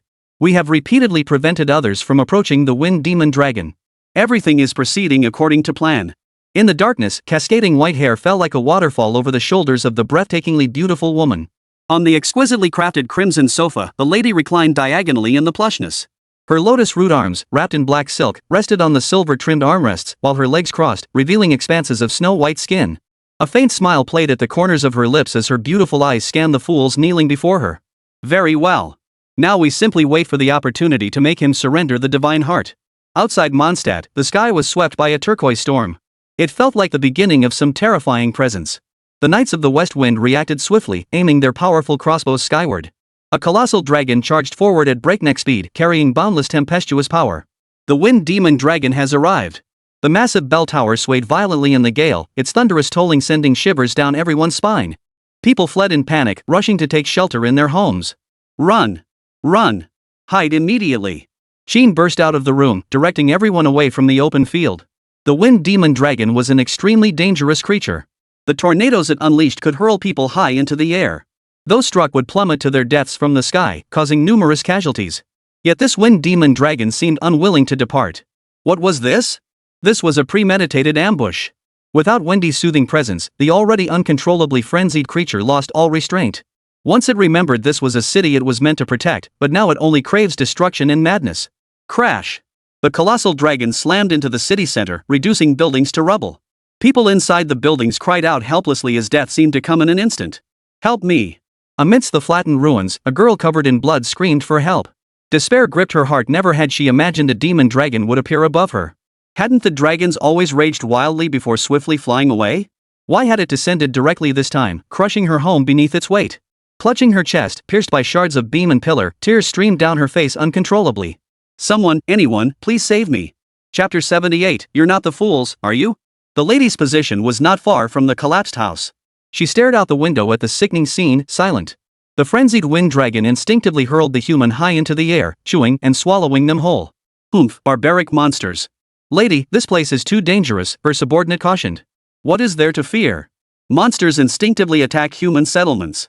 Just as she finished speaking, the wind demon dragon's tail struck with lightning speed, slamming both the lady and her foolish follower into the ground, sending them flying. In just a few seconds, more than half of his men were lost. Damn bastards, they've wrecked my house.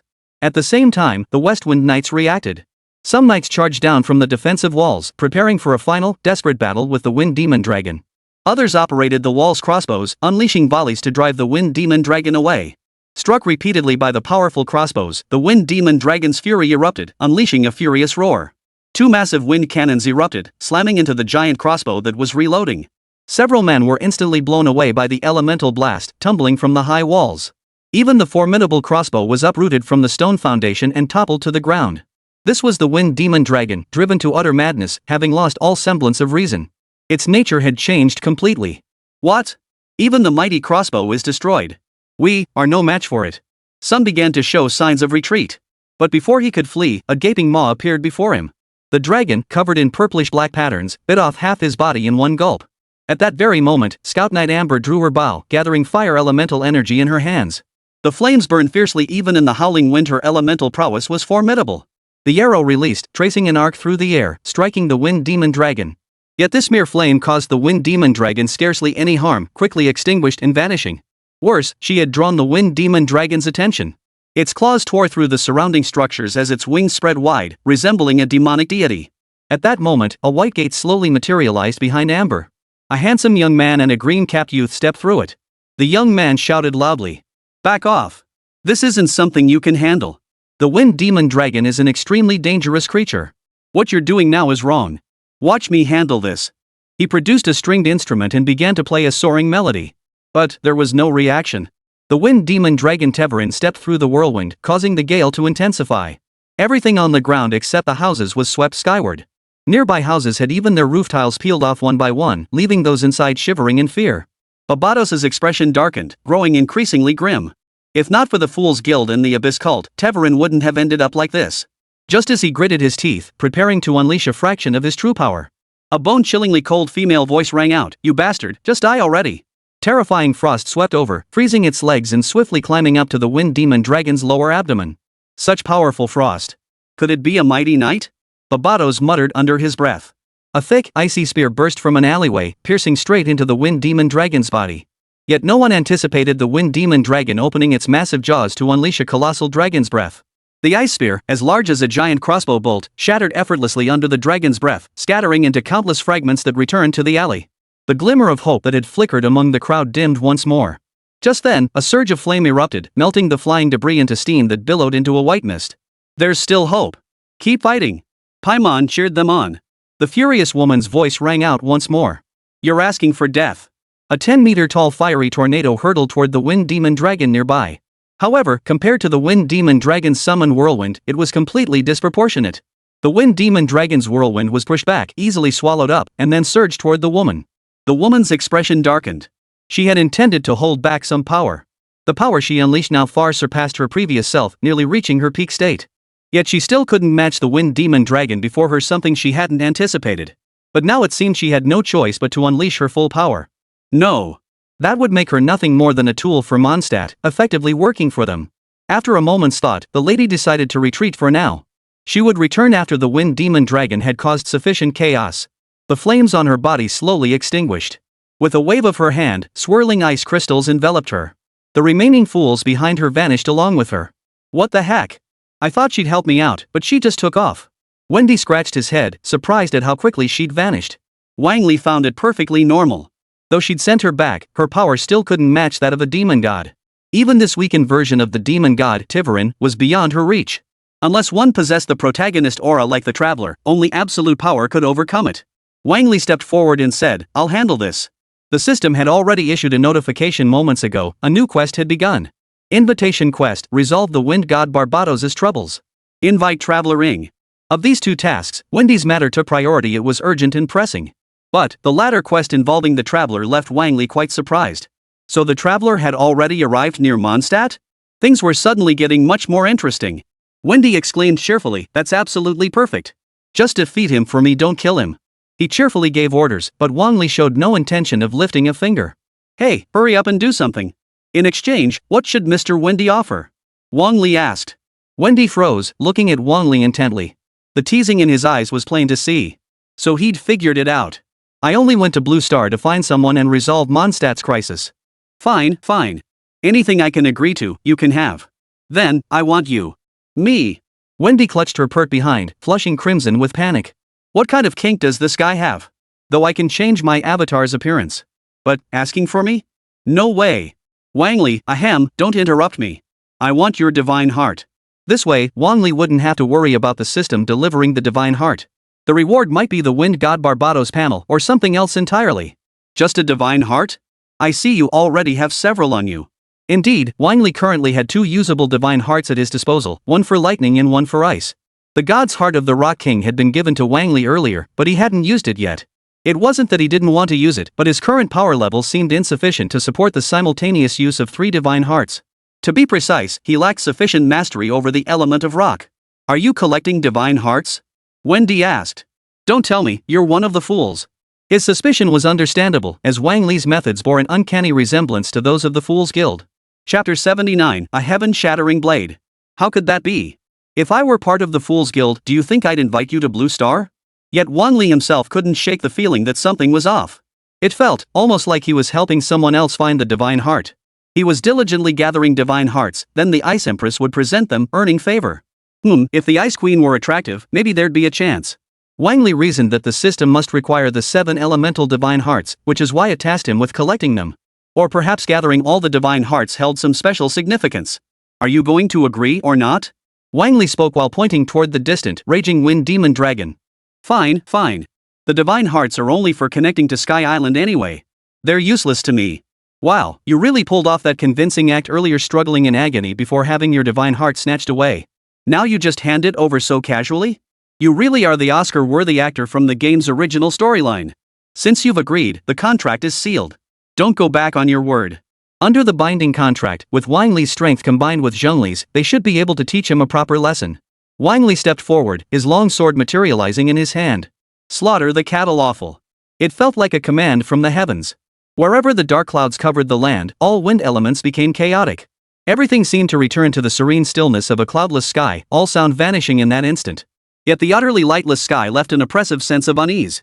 In the blink of an eye, massive waterspouts surged around Mondstadt, plunging into the dark clouds. Lightning flashed across the heavens, while even more violent rain and gales howled. Amidst endless thunderclaps, waves of seawater poured down like a tidal flood. Like a divine king, he stood before the statue and brought down a devastating blow. The world paled. All color faded in that instant, reduced to stark black and white. Wendy's mouth gaped open in shock as she witnessed the world's colors vanish before her eyes. This is insane. Am I in the Canria War or the Demon God War? Wang Li's power was too extraordinary. He effortlessly controlled both lightning and water elements, surpassing even the demon gods in strength.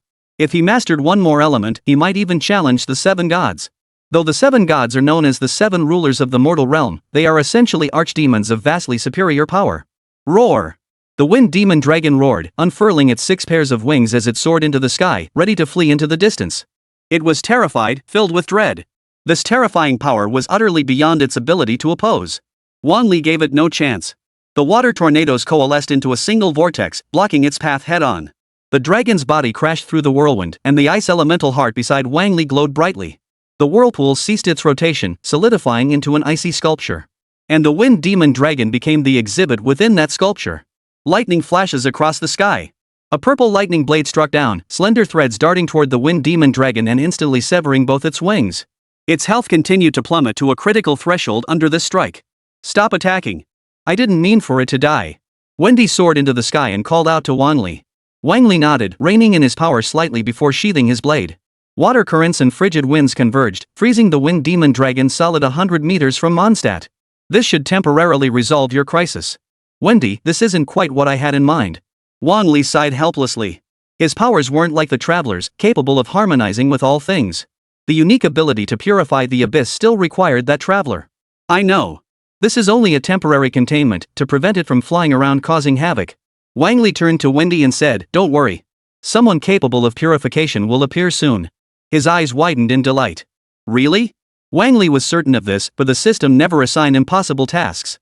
Therefore, the traveler was nearby. Finding her would resolve the crisis. Though it wasn't really a crisis to begin with, Wang Li's sealing ability could last for years. Leaving it here for a while would surely allow them to wait for the traveler's arrival. Who are you looking for to help? Wang Li chuckled. If you've played Genshin Impact, you'll know exactly who I'm talking about. Under his guidance, the two flew toward the game's starting point. It took only a few minutes to reach their destination. Wang Li said, Just wait here. Ah, that's it? Wendy couldn't believe it. But things unfolded exactly as Wang Li had described. A young girl was being pulled ashore by a flying creature. The timeline should be about right, but why did it happen a bit earlier? Wang Li didn't quite understand, but he wouldn't measure the Genshin world by the time concepts from the game. That wouldn't make sense, and time itself was fundamentally inaccurate. It must be because of my presence that it's accelerated. Wang Li murmured uncertainly, stepping closer to the girl. Who are you? Paimon flew vigilantly overhead, shielding the blonde girl behind him. So it's Ing. Not Kong, but that's fine too, Wang Li smiled. You know her? Paimon flew forward and asked. Of course. Why else would I call her by name? Wang Li replied before crouching down to begin basic CPR and chest compressions. Paimon covered her face with her hands, fingers parted slightly, her cheeks flushing as she exclaimed. What are you doing? Standard CPR. She swam here from the water, she must be severely oxygen deprived. Wang Li reached out, pinched the girl's nose, and blew a breath into her pink lips. With a faint cough, the girl slowly opened her eyes. Where am I? Holding her close, Wang Li smiled. Well, how should I put it? This is the continent of Teyvat. To be more specific, it's near Mondstadt. Venti chimed in. Listening to Wang Li and Wendy's explanation, Ingmei gradually grasped the situation around them. I see. But, how do you know me? That doesn't matter now. The priority is Mondstadt's crisis, Wang Li stated. First, let her use her power to heal Teverin, then invite her into the Blue Star world. Everything would become clear in time, saying more now would only complicate things. Alright, fine. But I need to find my brother. Wang Li understood her meaning perfectly and replied, I can help you find your brother. Really? We can make a pact. You help me heal the Wind Demon Dragon, and I'll take you to see your brother. In Ingmei's heart, Wang Li's favorability shot up instantly, even reaching the point of trust. Wang Li never lied, he truly could lead her to her brother. But the boy wouldn't give her the time of day. He could have simply explained it to her, yet he made Ingmei experience it herself. If her brother didn't care, Wang Li certainly did.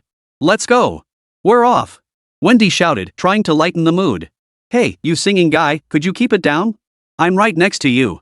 Paimon, hovering in midair, covered her ears. That earlier shout had startled her. Could you put me down? Ingmei's face flushed red as Wang Li still held her in his arms. No way. A patient who just woke up needs proper rest, Wang Li said sternly. Wendy chuckled, you're actually pretty considerate, aren't you? Could it be you've taken a liking to the traveler? Hearing this, Ingmei's cheeks flushed even redder. She tried to lower her head, but Wang Li held her tightly. There was a kind of heart-fluttering sensation. Chapter 80, about to be transformed into Ingmei's form. Wang Li didn't pay it much mind, feeling nothing special about Ingmei's blush. While Ingmei was indeed lovely, Wang Li had never been one to change his mind easily. His immediate task was to bring her back to Mondstadt. With Venti controlling the wind element, the trio, carrying their provisions, flew toward the nearby city. Within mere minutes, they arrived over the lake surrounding Mondstadt. The lake was completely frozen solid, with a massive ice tornado piercing the sky. At its center stood a colossal dragon, pinned fast within. Seriously, couldn't you be a little gentler with my kin? Wendy grumbled. Frozen solid like this, who knows how much agony it endured? It's just an ordinary wind dragon, how could it withstand the ravages of a demon god's power? Consider yourself lucky. If I hadn't held back, it wouldn't be impaled in the ice tornado now. Wendy's curiosity piqued by Wang Li's words, she asked. What would that have been? The ice tornado piercing its body, of course, Wang Li replied bluntly. As long as it wasn't a true demon god, Wang Li could annihilate any existence. The elemental reaction critical strike unleashed by his power was far beyond what ordinary beasts could withstand. It wasn't that Wang Li couldn't kill a demon god, but the devastation their death would unleash upon the region was simply too immense. Wendy shuddered at Wang Li's icy words, instinctively covering her pert behind once more. He couldn't help but envision a certain, unsavory method of insertion. You Mondstadters truly embrace freedom. With the wind demon dragon situation still unclear, you dare stand on the city walls to gawk. Wang Li pointed at the buildings of Mondstadt, where many young people were examining the ice sculptures. Loud discussions echoed from the crowd, each voice seemingly holding its own unique perspective. Ingmei, cradled in Wang Li's arms, gazed up at the ice sculpture piercing the sky, her eyes searching for a place to rest. She froze completely, overwhelmed by shock, astonishment, and disbelief. What is this? Wang Li smiled and said, the Teverin inside this is the demon beast that needs your purification. Ingmei never imagined that the very first enemy she would face in this world would be this powerful. Don't worry, you won't face it alone. Wang Li gently channeled his elemental power, causing divine hearts to slowly float from his body and hover before him. Thunder element, ice element, rock element, the divine hearts of these three elements shimmered faintly, bestowing their blessings. Touch one and see. Ingmei touched them lightly, feeling a certain power within her awaken once more. Though faint, this power was growing stronger at an astonishing rate. This person actually possesses multiple elements simultaneously, just like you. Wendy stared at Ingmei in astonishment. He hadn't initially thought there was anything special about the person before him. It was like being surrounded by countless girls, only to suddenly encounter an innocent maiden, nothing extraordinary. But to discover her secret was even greater than his own. How could he possibly bear it? And that was precisely the level of astonishment filling Wendy's heart. Of course, Wang Li said softly. Otherwise, why would I be so certain about her? Ingmei pressed her fingers together, hesitating as she spoke, but my power, it still isn't enough. Wang Li admitted this was indeed a bit abrupt, her current level was simply too low. But it didn't matter. While the combat methods in the game might not work, Wang Li had her own strategy. In that case, Ing, would you be willing to journey with me into the unknown world? Faced with this question, Ingmei's mind was in turmoil. She had met Wang Li the moment she woke up, and now things had fast-forwarded to this point. And now, this sudden proposal? How could she possibly process it? It's nothing serious. We're just going to a world called Blue Star. Maybe you'll find familiar sights there. Wendy gently coaxed her from the side, completing Wang Li's thought. In his eyes, Wang Li certainly hadn't invited this traveler without reason, there must be a purpose behind it. So he deliberately helped persuade her, hoping to see if it would yield any special results. Alright, fine. I'll agree to it. The system's voice chimed in instantly, and Wang Li smiled faintly. Mission, invite traveler Ing completed. Reward acquired, power of descent. As Wang Li drew it in, this power surged into his body, filling every fiber of his being. He was about to be transformed into someone else's form. Wang Li felt a peculiar transformation taking place. Originally, Wang Li possessed affinity for only 3 elements. But now, both wind and water elemental affinities had unlocked, as if a new world had opened within his body. Affinity for all elements, and it had been unlocked without needing to align with any particular deity. Could this power be precisely what was needed to purify the demonic creatures? Wang Li speculated inwardly, then reached out to Wendy beside him and said, "Give me the wind elemental's divine heart." Wendy froze, sensing an unfamiliar shift in Wang Li. He seemed different. Alright, here you go. He reached into his body, pulled out the divine heart, and tossed it to Wang Li. It was something he would have given sooner or later anyway, just a bit earlier than planned. No big deal. As the divine heart landed in his grasp, Wang Li could distinctly feel himself resonating with it. He reached out, using wind element to lift Ingmei, then flew alone toward Tulin. His long sword was readied at his waist. As wind elemental energy swirled along its blade, a mighty gale arose. The ultimate realm of gale force winds enveloped the body of the wind demon dragon, Teyvat. Wind blades, guided by Wang Li's command, slammed with full force into the dark purple toxic tumors accumulating within its body. Amidst the frenzied onslaught, the once immovable toxins were gradually being purged. This was Wang Li's most effective attempt since his icy imprisonment. It actually works? Wendy's mind was filled with question marks. So what was the point of bringing this girl here? Was she meant to be used as a strategy? Though Wendy had never truly understood this girl, the sheer power of this purification was undeniably astonishing. Impressive. Ingmei was equally astonished by the sheer power and explosive force unleashed. It had already matched her own former self. But why did this feel so off? Wasn't purifying the demon dragon supposed to be my job? She instinctively touched the dark red crystal swept away by the gale and scattered to the ground. With a flash of light, the crystal transformed into a pure, azure blue. What is this? Wendy was the first to notice the scene of the girl purifying the tear crystal. It seems she really does have an effect. Perhaps Wang Li's ability was somehow connected to the replication process. Wendy speculated silently. Otherwise, Wang Li would have purified the wind demon dragon from the start, not waited until now. That was the only possibility unless Wang Li had deliberately held back. But that makes no sense just to lure this girl here? The wind demon dragon Teyvat's body slowly recovered. His dragon eyes regained their clarity, and he could even speak. What happened? Wendy rushed forward with delight. You're finally awake, Teyvat. He shook his head, experiencing clarity for the first time in ages. Looking at Wendy, his eyes darted nervously. I am no longer your follower. I have no right to be. Perhaps being controlled by a deity is a painful bondage in itself. Wendy spoke, channeling a surge of power into Teyvat's body. This is my way of making it up to you. Take this power and fly more freely. Ingmei beside them, isn't this happening way too fast for me? Chapter 81, Three-Pronged Taunt, let go of it. Ingmei felt utterly disconnected from the experience. She hadn't been involved at all. But precisely because of that, she could relax and enjoy the spectacular battle. Surprising, Paimon said, folding her arms. This guy actually wasn't bluffing. Meanwhile, Wang Li took the opportunity to check the rewards displayed at the bottom of the system interface. Mission to resolve the troubles of the Wind God Barbados completed. Reward obtained, Wind God Barbados stats panel. Not a bad reward at all. Possessing his panel means my strength has taken another step forward. The day when I gather all 7 elements, conquer Sky Island, and take down the Celestial Guardian is drawing near. Wang Li pondered the future prospects without interrupting Wendy and Teyvat's reunion. He turned to look at Ingmei, who was floating in the air, clutching her skirt, her cheeks slightly flushed. Let's go. It's not convenient to talk up here. We should head down first. The two landed together within Mondstadt. Twilight seeped through the gaps beneath the eaves. Sunlight flowed like water, caressing her gracefully curved form. Her graceful form seemed to shimmer faintly in the light. Is something wrong? Ingmei's eyes flickered uncertainly as she hesitated to ask. Unconsciously, she felt a twinge of nervousness. Would he take her to find her brother? Before we find your brother, there's something you should know. Please come with me. Wang Li spoke, unfolding an ancient white gate before her. Meanwhile, Wendy had just finished her conversation with Tiverin and hurried back. Is it finally time to head to Blue Star? I can't wait. He hadn't had a chance to enjoy it properly before this time. He was determined to experience all the fun things Blue Star had to offer again. After a moment's hesitation, Ingmei decided to follow. The three entered together. After a brief loss of sensation, they quickly returned to normal. Wang Li, you're back. Lei Dianying, dressed in a maid outfit, waved a wooden shovel in her hand. Her slime bounced along with her body's movements. This is the modern thunder goddess. You can also call her Lei Yingying, Wang Li introduced Ingmei. Then, as he turned to introduce Ingmei to Lei Ying, he remembered she had played Genshin Impact. Ing, you should know this one, right?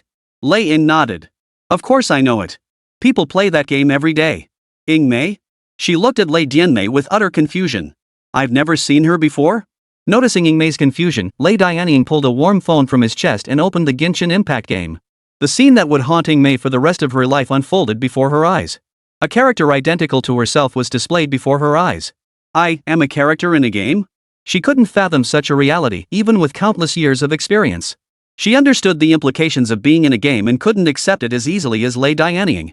Even playing as herself within the game, fully maxed out with perfect stats and a top-tier team. It's perfectly normal.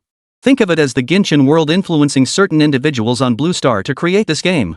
That was Wang Li's current understanding, otherwise, he couldn't explain the transition from Genshin to Blue Star. Is that so? Ingmei murmured doubtfully. Wang Li remained unhurried. He retrieved the phone he'd prepared for Ingmei from the drawer and handed it to her. Play the game. You'll understand once you try it. With a flutter of nerves, Ingmei took the phone, opened the game, and registered an account.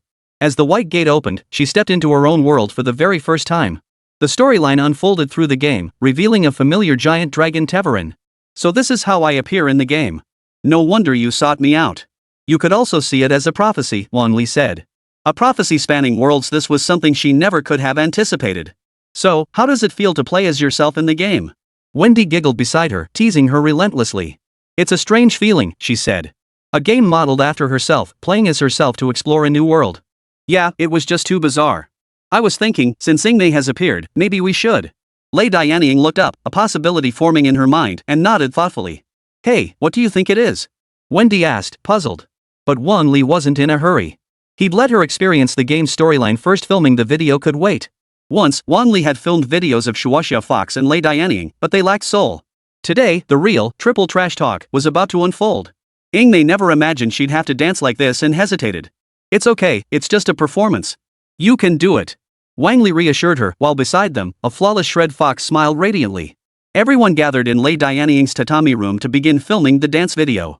But Lei Dianying, too concerned about saving face, couldn't quite get into the spirit of things. If you don't film properly, I'll eat your Sankai Dango. Wang Li threatened, holding the colorful dumplings. Lei Dianying's expression changed. His previously awkward facial expressions and movements finally began to improve. Hours later, Wang Li uploaded the video online.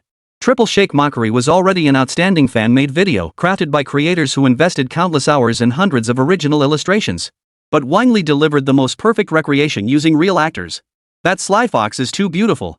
The general doesn't seem too bright. This is seriously addictive. It's so thrilling, addictive, trashy, and thrilling all at once. I can't handle it. The fans were trembling because they were walking barefoot on the tatami mats laid out by Lei Dianying. Once they took them off, Lei Yingying's full thighs and slender calves were prominently displayed. And when she jumped, her clothes twisted and turned, accidentally revealing glimpses of snow-white skin. What started as a prank session naturally turned into a sensual show. Lei Yingying's eyes welled with tears as she danced and wept. It was utterly bizarre. This feeling was so bizarre, it felt worse than being cuckolded. Let go of it. Lei Dianying drew her sword, her beloved Sankai Dango, right before her eyes. It was about to be devoured by Wang Li. She couldn't stand it. In a flash, Lei Ying mounted Wang Li, snatching the multicolored dumpling from his grasp. Her tempting pink lips parted as she opened her mouth and bit into the glistening, slippery surface of the dumpling. The juicy dumpling was wrapped around by her delicate pink tongue as she chewed it slowly. This new dumpling flavor is absolutely delicious. Her pretty face flushed slightly, her body enveloped in the slippery juices. Swimming in a rich sea of milk, savoring the sweet, satisfying dumplings, she couldn't stop. Beneath her, Wang Li felt the intimate contact between their bodies was utterly different. This sensation, this taste, he'd have to tease Xingbao properly about this later. She no longer cared about the physical contact, while Wang Li now only wanted to draw closer to her, deepening their bond. Oh my, it seems you've already mastered my techniques. Yagami Makoto smirked beside them, her claws already reaching for the little one. Let me see if this little one is as fun as I imagine. Wang Li and Yagami exchanged glances, both giving each other a big thumbs up. Now, the real fun was about to begin. Chapter 82, Yagami Shizuku wants more. Of course, it wasn't what you might imagine executing her on the spot. Instead, it was a normal conversation because Wang Li, just like Lei Dianying, loved reading light novels. Today, Ye's new work arrived. Want to take a look? Lei Dianying pulled out several volumes. Their style was completely different from before, and just the covers alone were fascinating. Hey, this is Magical Girl Raiden 6. Wang Li never expected to find the sequel to this book here, and with a cover by Yagakudo? A while back, Wang Li stumbled upon a great website during his free time and quickly became hooked. The works featured there were all of relatively high quality, with exceptionally detailed descriptions. The only downside was the slow update pace, making it feel less like web novels and more like Japanese light novels. Later works featured increasingly bold styles and wild ideas, making them utterly addictive. And this copy of Magical Girl Raiden 6 right before her eyes was the sequel story set to release this week. You read it too? Wang Li asked. Lei Dian also realized that pulling out her fan fiction like this seemed a bit inappropriate. Her face flushed crimson as she threatened, if you dare tell anyone about this. Forget it. I'll just have to silence you. Her hand reached toward her chest as the blade of no thought was slowly drawn. Wang Li reacted with lightning speed, instantly closing the distance between them. His hand pressed firmly against her delicate wrist. Before she could react, he slowly pushed the blade back into its sheath. Lei Dianying? How could the blade possibly go back in? And this feeling, it's so strange. She couldn't help but let out a soft moan. It felt so good. There's no need for that. With a relationship like ours, how could I ever say such a thing? Wang Li said, trying to find a topic to distract her thoughts. He finally settled on the other light novels in the package. Wait a minute, this one seems to be the hottest title on the website with steady updates. My little sister can't be a philosophy master. Hearing Wang Li's words, Lei Yingying withdrew the knife and glanced at the light novel as well. But she quickly drew her blade again. Don't try to change the subject. Wang Li reached out again, pressing his hand against Lei Dianying's chest. I absolutely love the black cat in it. That black cat is the best. The plot was incredibly amusing. It revolved around a sister's game disc featuring GHS content being discovered and picked up by her brother. A peculiar bond formed between them, gradually drawing them closer. Wang Li adored the black cat most of all. It had such a special charm, utterly adorable. Yeah, it's a really great work. Lei Movie lowered his head, his eyes flashing with hostility. But I prefer Karino. She's definitely the one meant to be the main character. Kajahisa, you're really something, liking forbidden love like that. This was the first time Wang Li had seen another side of Lei Dianying through light novels. How? There was a sense of mutual admiration, a kindred spirit, a feeling that they were meant for each other. Wait, how do you even have this ability? Could it be? A sense of foreboding rose within him as he turned his gaze toward the crack visible in the door. Yagami Makoto stood there, watching Wang Li and Lei Ying film inside the room with an auntie-like smile. It was you all along? Lei Dianying asked in confusion. Yeah, what's up? She might not know yet, but Wang Li was almost certain these light novels were connected to that fox. In fact, the entire new website had been meticulously prepared and developed by her alone. Looks like you figured it out. That's right, I moved the entire site over from Inazuma. No wonder it felt different from other web novels, and the new site had outstanding works right from the start. Combined with her traffic diversion tactics, it could attract nearly 1 million visitors in no time. Posting videos on short-form platforms would further boost traffic and accelerate monetization. What's the current revenue? Wang Li asked. Yagashi Kimiko pulled out her phone, glanced at it briefly, then smiled. Not bad, we've already hit hundreds of thousands this month. Generating hundreds of thousands in revenue within the first month of launching a website was already an impressive feat. As expected of Grand Priestess Yagaki, making money is just that simple for you. Yagami Shinko chuckled. Why not use resources that are readily available? My money comes from perfectly legitimate sources, you know. At that moment, Raiden's face flushed bright red, nearly turning away. Now 2 people knew his secret, and more might follow. I failed at biological death, but I've certainly achieved social death. I didn't die on the battlefield of Canria, but here I am, dying here instead. She covered her face and curled into a ball, too ashamed to show herself to anyone. It's okay, Ing. Only the 3 of us know now. We'll just eliminate the divine child to silence her. Great idea. Wang Li and Lei Dianying's eyes gleamed as they stepped forward toward the 8th divine child. Hey, why are you only targeting me? Within minutes, Wang Li had bound Yagami Shinko tightly and tied her up nearby. Easy work. Lei Dianying breathed a sigh of relief, at least she wouldn't be able to spread the word outside. Don't worry, Ing. Once we're educate the pet and strip her of her self-awareness, she'll obey completely. Lei Yingming nodded firmly at these words, while Yagashi struggled and whimpered. This time, Wang Li showed no mercy. He was determined to teach that worthless fox a lesson. He searched Lei Yingdian's room but found few useful items. Got a whip? Wang Li asked. Lei Dianying shook her head. Though she adored Kirino, and Kirino was a GHS game enthusiast, she played from a male perspective, and besides, she didn't play those kinds of games. Yagami Mikoto stuck out her tongue as far as she could and said, Ahem, there's a leather whip and candles in my room. Go get them quickly. Wang Li. Lei Dianying. Good grief, is this punishment or a reward? Both men fell silent, speechless for a long while. Meanwhile, Yagami continued wriggling her pert hips as she crawled toward them. Hurry up and start already, I can't wait. Wang Li nodded, pulled out his phone, and said earnestly, alright, I've recorded all of this. This time, Yagashi was the one confused. What did he mean by recorded everything? Where was the recording? Lei Movie gave him a thumbs up. Wang Li really knew how to handle things. Even if that sly fox trembled in fear, she couldn't withstand being exposed to the entire world. Really? There's a hidden camera here too, filming my body. It seems even more thrilling. I want more. What kind of lewd talk was this? Look at Yagami Shizuku, flushed and trembling with excitement. Did she have some strange fetish?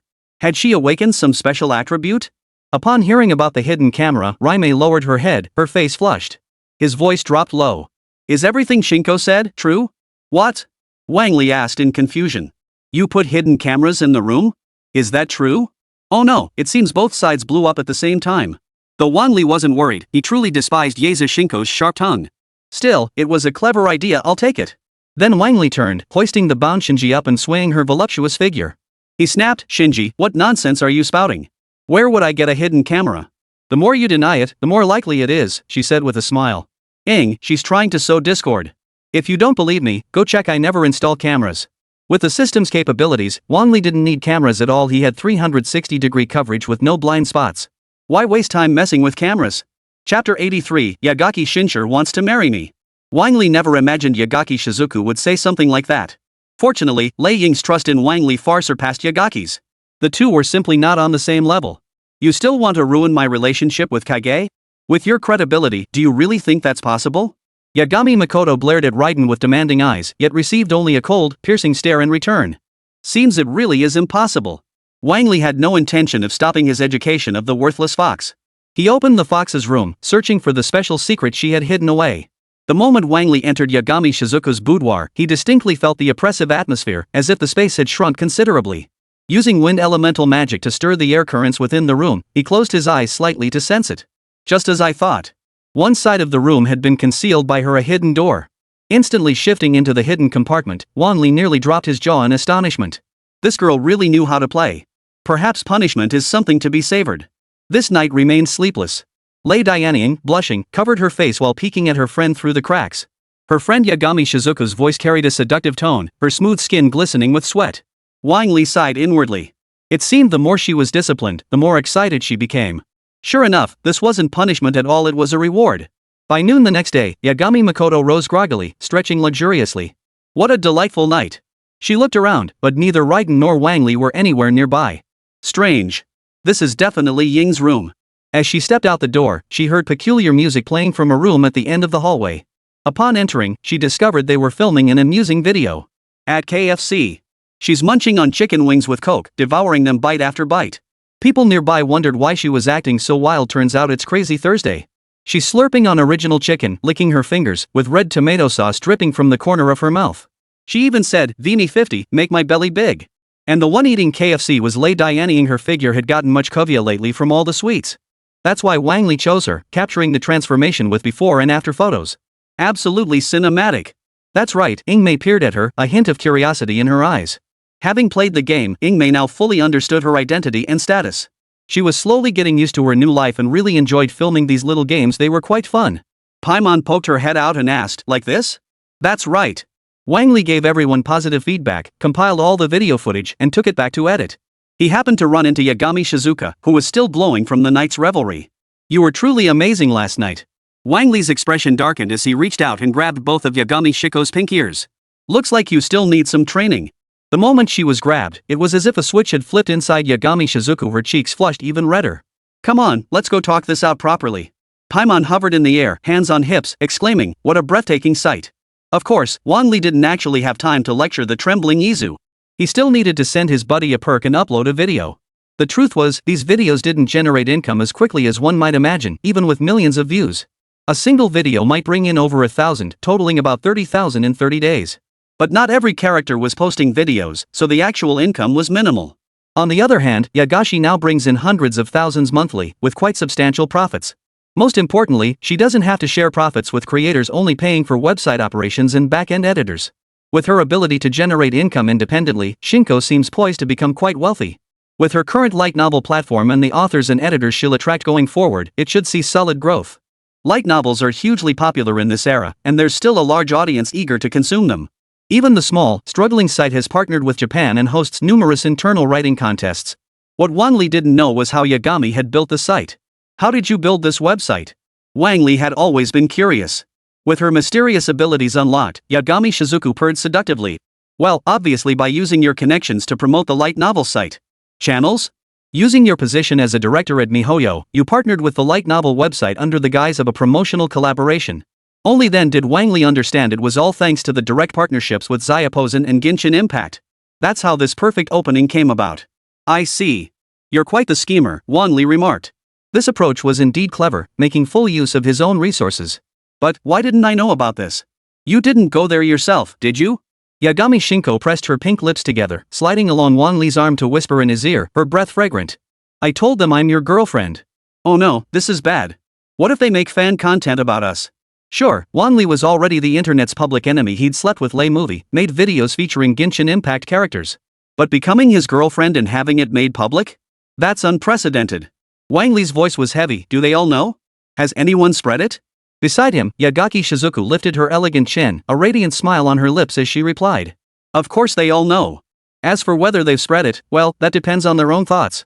Wang Li turned and entered Lei Dianying's room, wrapping his arms around her. "Ha?" Lei Dianying gasped in shock, her cheeks flushing crimson. Why was he suddenly hugging her? Wang Li held her waist tightly with one arm while his other hand reached for her chest.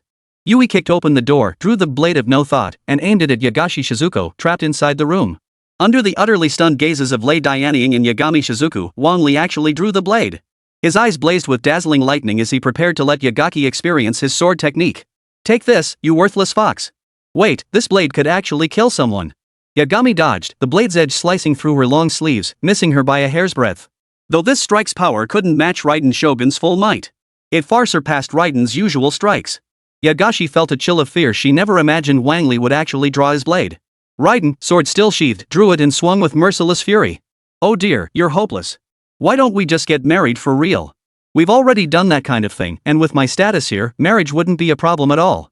Wang Li seemed like he wasn't losing out either, gaining a wife who'd warm his bed daily and put on all sorts of displays. But Wang Li's target wasn't the divine child, it was Lei Dianying. "She's right here in my grasp, and she's even drawn her blade. If I agreed now, I'd be the one who ended up dead. I only want to marry Ying. Don't even think about it." Lei Ying. Chapter 84, I Only Love Miss Kage. Hearing such blunt words, her eyes glazed over, her mind completely blank. Eternity had been worn away. She had completely transformed into someone else. Wang Li was utterly righteous. Not a single word from that worthless fox Yagaki Kamiko should be trusted. If he really let himself be led by the nose, that would be truly disastrous. Therefore, the truly advantageous target to pursue should be Raiden. Once I succeed, she'll be mine, and her followers will be mine too. That way, Yagaki would also become my follower. And then, I could do whatever I wanted with her. She'd be my familiar after all. Something like this. Raimei fell into hesitation. As expected, with my current affection level, success was impossible. However, Wang Li clearly saw that her affection level had surged dramatically at this moment. Was she too embarrassed to agree right away? Wang Li couldn't figure it out, but it didn't matter anymore. Time to continue his game. This unforgettable battlefield of chaos was finally drawing to a close. All right. It's time for you to head back, Shinko. Your time on Blue Star is nearly up, Wang Li said. The divine child nodded. After confirming all the light novels had been updated, she followed Wang Li back to Inazuma. Raiden had already sheathed his sword and donned blue light-blocking glasses. He watched silently as Wang Li opened the white gate to see Yagaki Shinko home. I took that a bit too seriously. A few minutes later, Wang Li returned to Blue Star with Sankai Dango and handed her the treat. Here, your favorite 3-colored dango and dango milk.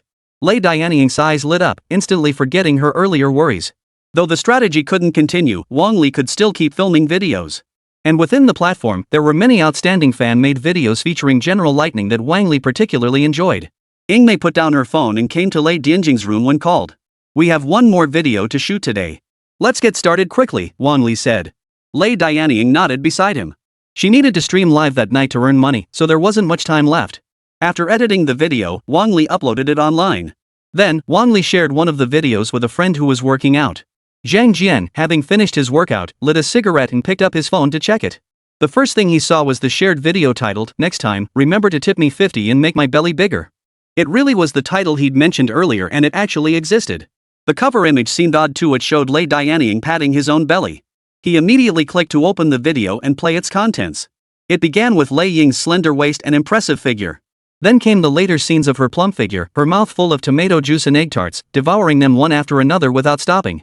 By the end, Lei Ying's thighs had thickened noticeably, and her pert behind had gained a whole new level of allure. But the most iconic moment was still that expression of tender affection as he clutched his belly, absolutely priceless. Expletive, Wang Li, I could kill you right now. The audience was equally stunned, all of them frozen in disbelief. Previously, the whole big belly thing was just an animation by the Traveler and Lei Dianying. Who would have thought they'd actually see this a cosplayer with a real pregnant belly? I almost lost it. Who did this? I'll make you feel what real pain is. It must be that wandering orange. Everyone, let's go after him. It hurts so much, my heart is bleeding. These were all irrational comments. Everyone thought the belly was Wang Li's fault. Later on, everyone could see Lei Dianying's belly was fake. Though she did gain some weight, that much was true. It's simply because she doesn't exercise much, leading to accumulated energy stored as fat by her body. Still, the cover and video attracted a lot of clicks and attention. The buzz skyrocketed rapidly, with views surging from a few thousand at launch to hundreds of thousands in no time. The number of concurrent viewers was staggering, reaching tens of thousands. The platform's backend was struggling to handle the load. Who could have imagined that a Genshin Impact fan video would draw such a massive concurrent online audience? Phew, I hope it's not real. Zhang Jian exhaled deeply. At least he hadn't witnessed Wang Li doing something despicable. But his relief was short-lived. A new video popped up, drawing his click. Yingmei's cheeks flushed slightly as she smiled radiantly, gazing at the lightning-scarred figure with severely torn sleeves. Her snow-white skin was utterly unforgiving, and her voluptuous figure simply couldn't be concealed. Shuiying wore a smug expression as she teased. Well, if it isn't Mrs. Thunder. Oomph. Lei Ying snorted coldly and turned her head away. Weren't you trying to arrest me earlier? What's the matter, not so tough now? Xia Ying continued to taunt. You're not afraid I'll seal you inside a divine statue? Lei Dianying threatened. Facing such a toothless threat, Xia Ying wasn't the least bit afraid. You think you can take me on? Do you even have that protagonist aura? Xia Ying scrutinized Lei Dianying's physique and features, then shivered and said. Come to think of it, you kind of fit my type now that I look at you. What do you want? Lei Dianying asked, trembling. Her eyes held hatred, yet also betrayed a helpless resignation. Shuiying reached out, pinched her chin, and chuckled. Nothing much. Just that my pot's pretty big, and I'll out of force, invite you to come live inside. Dream on, delusional fool. She gritted her teeth. This humiliation felt like something she would never forget for the rest of her life. Xia Ying parted her lips slightly, revealing a tempting scarlet tongue half exposed as she sneered. Oh? Still so cocky even after I've got you in my grasp? Well, I like it. Come here, let me get a good look. It's okay, don't be afraid. You. I'll call for help. Lei Yingming cried out. Scream yourself hoarse, no one will come, Xia Ying said. Scream your lungs out. Scream your lungs out. The story ends here. The final summary reads, sequel available for purchase. Zhang Jian froze in shock, and when he recalled the earlier big belly incident, he completely lost it. If Yagami Shizuka's sassy attitude made her a cool older sister type, then Yingmei was the epitome of a timid young girl. And it was a perfect portrayal, a seductive voice paired with a condescending expression. This video went viral instantly. It and Get Me Pregnant dominated the top 2 spots on the trending list, fiercely competing for supremacy. Seriously, why does this crossover video feel like it has a part 1 and part 2? It's like the general, stuffed after a feast and unable to move, got caught by the scheming Ying. The more I think about it, the more I can't stop watching one video makes me want to see the other. Yin's kitchen, no worries, the dolls are high quality, they won't break. Raiden Shogun's dog, thank goodness it's the little sister. Otherwise, it'd feel like I got cheated on. Yagaki's dog, hand over that QR code. I'm paying to see the rest. The feeling that Raiden Shogun's body is about to be completely wrecked just creeps up on you. Kikohana, who was also watching, couldn't resist triple tapping the screen and staring blankly. I'm just too awesome. Chapter 85, Shueying takes control of Raiden. It was Kikohana's first time meeting the Traveler, another cosplayer who looked just like the real thing. And judging by her appearance, her hair was naturally golden. The sensation of being pinned beneath Raiden General thrilled her immensely. If I could have an experience like this, it would be so thrilling. Such a great video, I'll definitely watch it multiple times. By the time Chrysanthemum Flower watched it again, the video's view count had already hit 1 million. This was a view count she never imagined, 1 million views in just one day. How many active fans must she have? Could a true million-follower influencer be right in front of her? Just as she put down her phone and prepared to start work, a familiar voice sounded beside her. It was the very video she'd just been watching. You were watching too? Chrysanthemum asked. It was Yen Ning, who was scrolling through videos. She looked up and explained. Nope, I was just watching short videos and happened to come across this one. This is so funny, it's just like you, Juhuahua. Juhuahua puffed out her cheeks in annoyance and retorted, I do exercise and diet, okay? She slowly moved closer, wrapped her arms around Yen Ning, and craned her neck to look at the phone. Let me see, what color are you wearing today? She started shivering as she spoke, then planted a kiss on Yen Ning's cheek. This made Yen Ning squirm awkwardly, pushing back at Chrysanthemum Flower behind her. Stop it. While exchanging playful banter, she didn't forget her original purpose. She tapped her short video platform account and saw the person who posted the video. Thunder General's true form. It was the real deal, apparently posted across multiple platforms. Only then did Chrysanthemum Flower relax. If her voice acting role had been stolen in a video, she wouldn't have been able to handle it. But before she could watch further, a Genshin Impact voice actor approached to record. Hey, Miao-chan. How come you have time to drop by today? Miao-chan beamed, it's for recording a new song. Apparently it's a collaboration with the Wendy cosplayer. Another collaboration? Both were thrilled, the last collaboration had been so much fun. Now they had another chance, and they were eager to get to know the new cosplayer. Not sure about the exact time yet, but it should be sometime in the next couple of days. Indeed, to boost Genshin Impact's popularity and expand its overseas market. This time, it seemed they were rolling out multilingual interactive content, which would be visible to players worldwide. This was the moment that truly got the blood pumping. She had to make a great impression. Wang Li had naturally received the information and was aware of the event. Naturally, he intended to participate. It would also attract attention from overseas markets. This should trigger another rapid surge in his fan metrics. This is precisely why Wang Li hasn't summoned the Genshin characters to join him yet. The three gods and numerous other characters all needed to attend. If they arrived early, it would only make the schedule tighter. The reason Ingmei hadn't returned was, of course, due to Wang Li's assistance. Wang Li pulled out a permanent residency card and handed it to Ingmei, saying, with this card, you can stay on Blue Star without any restrictions. We might even get news about your brother sooner here. Alright. Ingmei agreed without hesitation. This offer held significant advantages for her.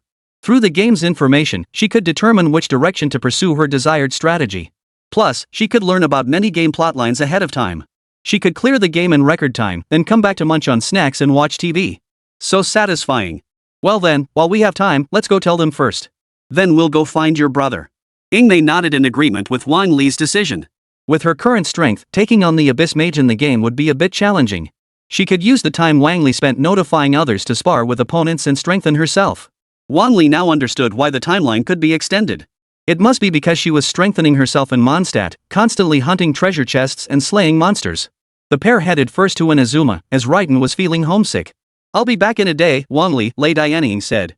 Without going online, she could only hold out for a day. Any longer, and it would break her.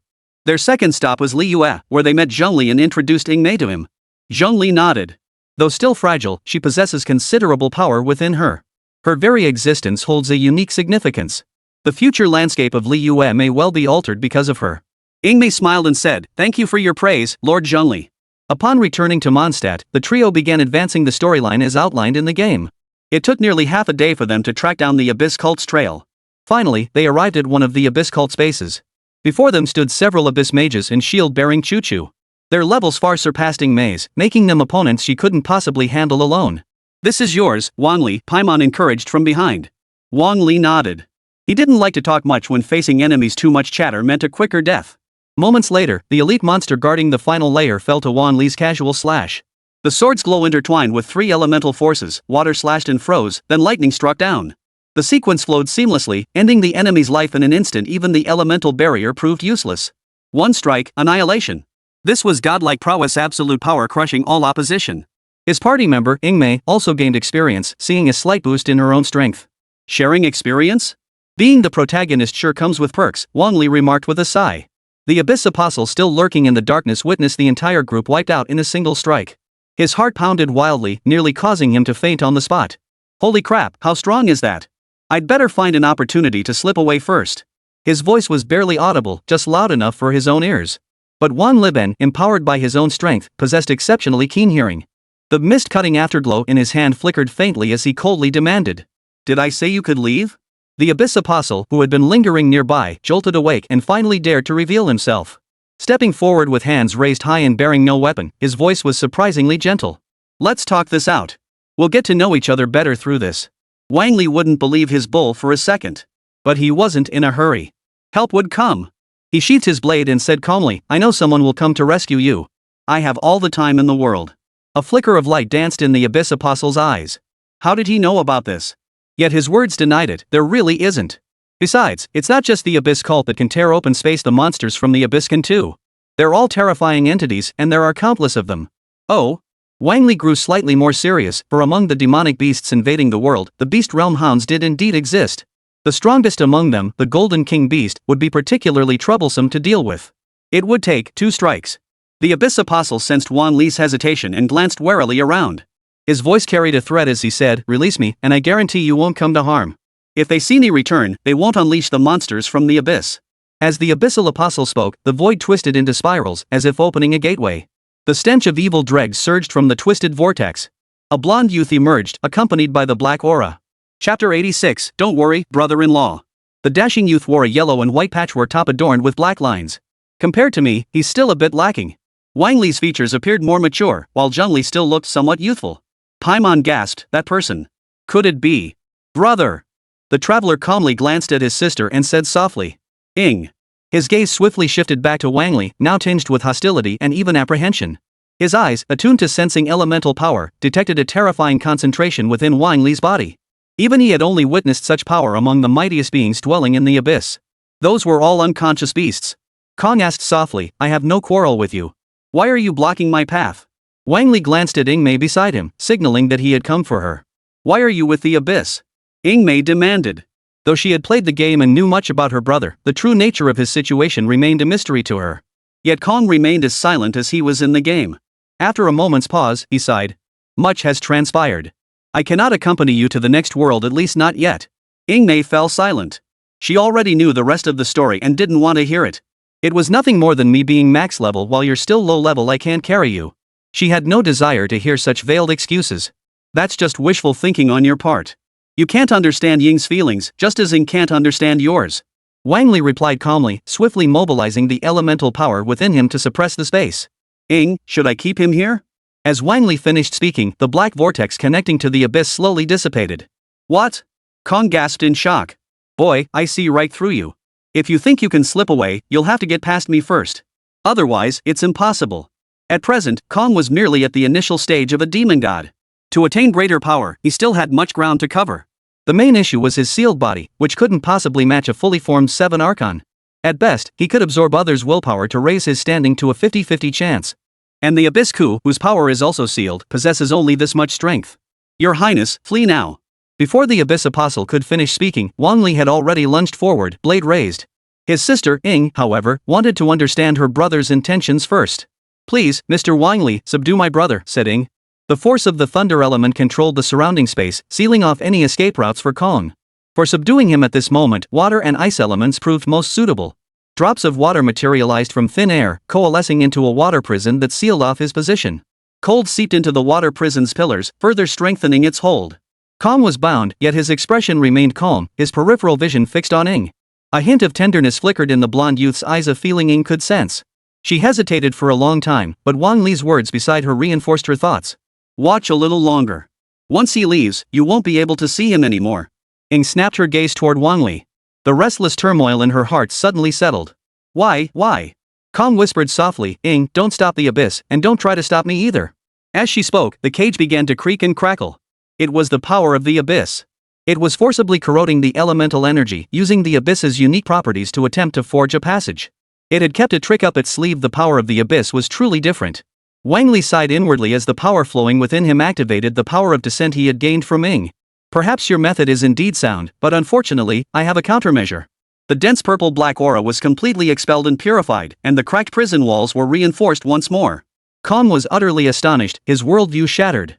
To expel the power of the abyss in this world, it seemed only he and Ing could do that. Yet he had chosen to embrace the abyss, tripling his own power. This was the legendary principle of becoming 3 times stronger through darkness. Yet unexpectedly, it wasn't his own sister who had acted against him.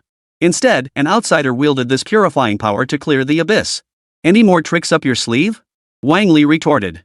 Kong remained silent, his mind racing with questions about the source of this power.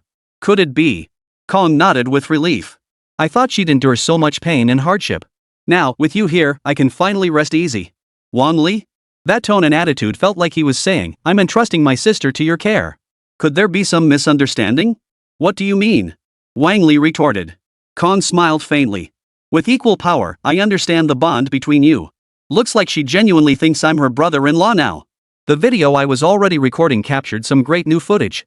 Though I won't acknowledge you for now, I still expect you to take good care of her, Kong stated.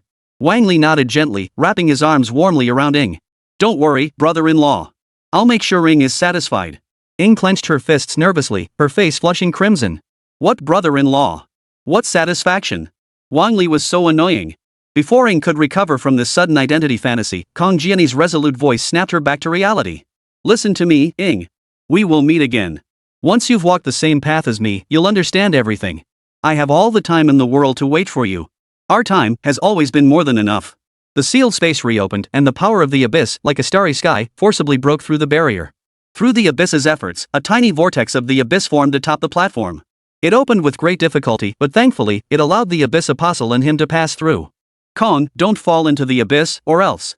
Wang Li hesitated to voice it, for the words were harsh. But if Kong were to threaten Teyvat in the future, or even harm others, he might personally eliminate Ku. This was no joke. Even with the protagonist's aura, he would absolutely kill Ku. Of course, as long as he didn't resort to extreme measures, everything could be resolved peacefully. I'll be careful. Wait. No. Ingmei cried out in anguish, still unable to accept it. The brother she'd just met was leaving her like this. Her legs lunged forward, ready to grab hold of the departing figure. Wang Li reached out and embraced her delicate frame, preventing her from following him into the abyss. Rest assured, there will be another chance to see him. Trust me. Without strength, everything is nonsense. To see her brother, Ing must gain strength. However, lacking many of the experiences from the storyline, her monster slaying and leveling up were progressing a bit slowly. Wang Li needs to give her intensive training to strengthen her abilities. Then, empowered by the 7 elements and equipped with top-tier artifacts and weapons, she will become the nightmare of every Archon on Teyvat. Chapter 87, Disheveled and Filthy, Death Stare revealed. Wang Li's plan was straightforward. By continuously harvesting the veins of the earth within the game, he could gather enough upgrade materials, then just slay a few more monsters. In a party, one strike was enough to instantly obliterate a group of high-tier elite monsters. In just one afternoon, Ingmei's strength surged from a beginner level at the Eye of the God stage to the very pinnacle of the Eye of the Gods tier. Wang Li cleared no fewer than 5 Chu-Chu tribes alone. He also secured the Earth Vein multiple times. After all, with only a handful of spawn points, it was easy to spot when it appeared. Various ancient machines were also swept clean. Countless treasure chests were plundered as well. Since the Genshin world differed from the game, Wang Li swept through it like a bargain hunter, clearing it out multiple times. For those requiring primo gems, there were no particular requirements for Wang Li. The ultimate in the game always manifests differently in reality. For instance, artifacts and various weapons could be traded. You can certainly use different weapons, but you'll need to relearn how to wield them. Resin limitations still existed, though they only applied to most players. After Wang Li extended his hand to channel elemental energy into the earth veins, the flowers naturally bore fruit. Simultaneously, he temporarily depleted some of his elemental energy, which would need to be gradually replenished. With your current strength, you should be able to roam freely across Teyvat, Wang Li said. Ingmei nodded, gripping her black sword. She had fully adapted to her current power. She also understood how to coordinate different skills, executing unexpected combat combinations. Of the 7 elemental forces, Ingmei had already mastered 4. Alone, she could unleash intensely powerful attacks. What if you faced Kong now? Wang Li countered. Ingmei didn't answer this question, for she didn't know if she could win. The likelihood of defeat was immense, not only due to the gap in strength, but also because of emotional ties. Wang Li said no more. Currently, Ingmei still lacked combat experience, particularly the caution needed in certain strategic maneuvers. But these were all issues that could be addressed later. It was getting late. It was time to gather the Genshin characters they needed to invite and return to Blue Star. They needed to prepare for the upcoming program and conduct rehearsals. Wang Li and Ingmei returned to Mondstadt together. There, Wendy, the street singer, was playing the organ. The melodious singing carried a joyful tune, finally easing the long-held tension in her heart. "Ah, you're here," Wendy exclaimed with a smile. Wang Li knew she had been waiting for him here all along. "Let's go. It's time." Tap tap tap, Kaylee's here too. The adorable little red figure burst out from the bushes, looking a bit disheveled. Wang Li was still puzzled when Captain Sheen came running up from behind. "Kelly, stop right there." Ah, so that's why she was in such a hurry. Captain Sheen had been chasing after her.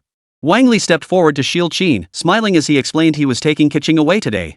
"If Kaylee has done anything wrong, I'll confine her myself." Sheen, who trusted Wang Li quite a bit, nodded and said, "Alright, since you say so."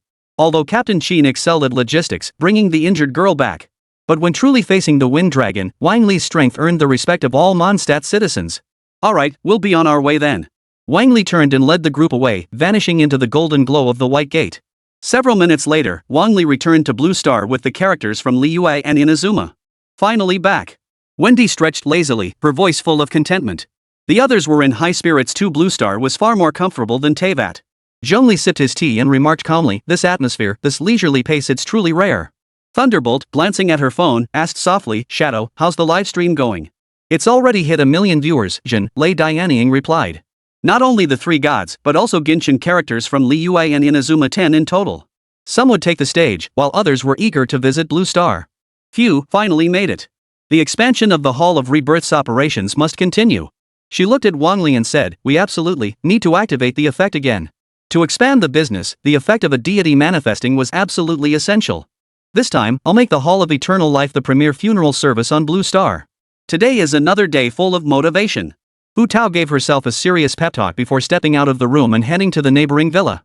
After changing into her everyday attire, she headed to the branch of the Hall of Eternal Life. "Let's go, we're off." Behind Wang Li, Zhongli was being pushed along by Hu Tao, a resigned expression on his face. It was like a kind father facing a child's tantrum, finally having to give in. "So we're together after all," Wang Li remarked with a sigh. This time, Wang Li didn't drive but walked toward the branch of the Hall of Rebirth. A vehicle was waiting there to transport the 3 of them to complete the ceremony as required by the Hall of Rebirth. But before they reached their destination, Hu Tao vanished with a whoosh. Wang Li? Beside them lay only an ordinary amusement park, complete with everyday fitness equipment and slides for children. "Is there something incredibly appealing over there?" Wang Li asked. Zhongli, who had been standing beside him with an indifferent expression, also fell silent.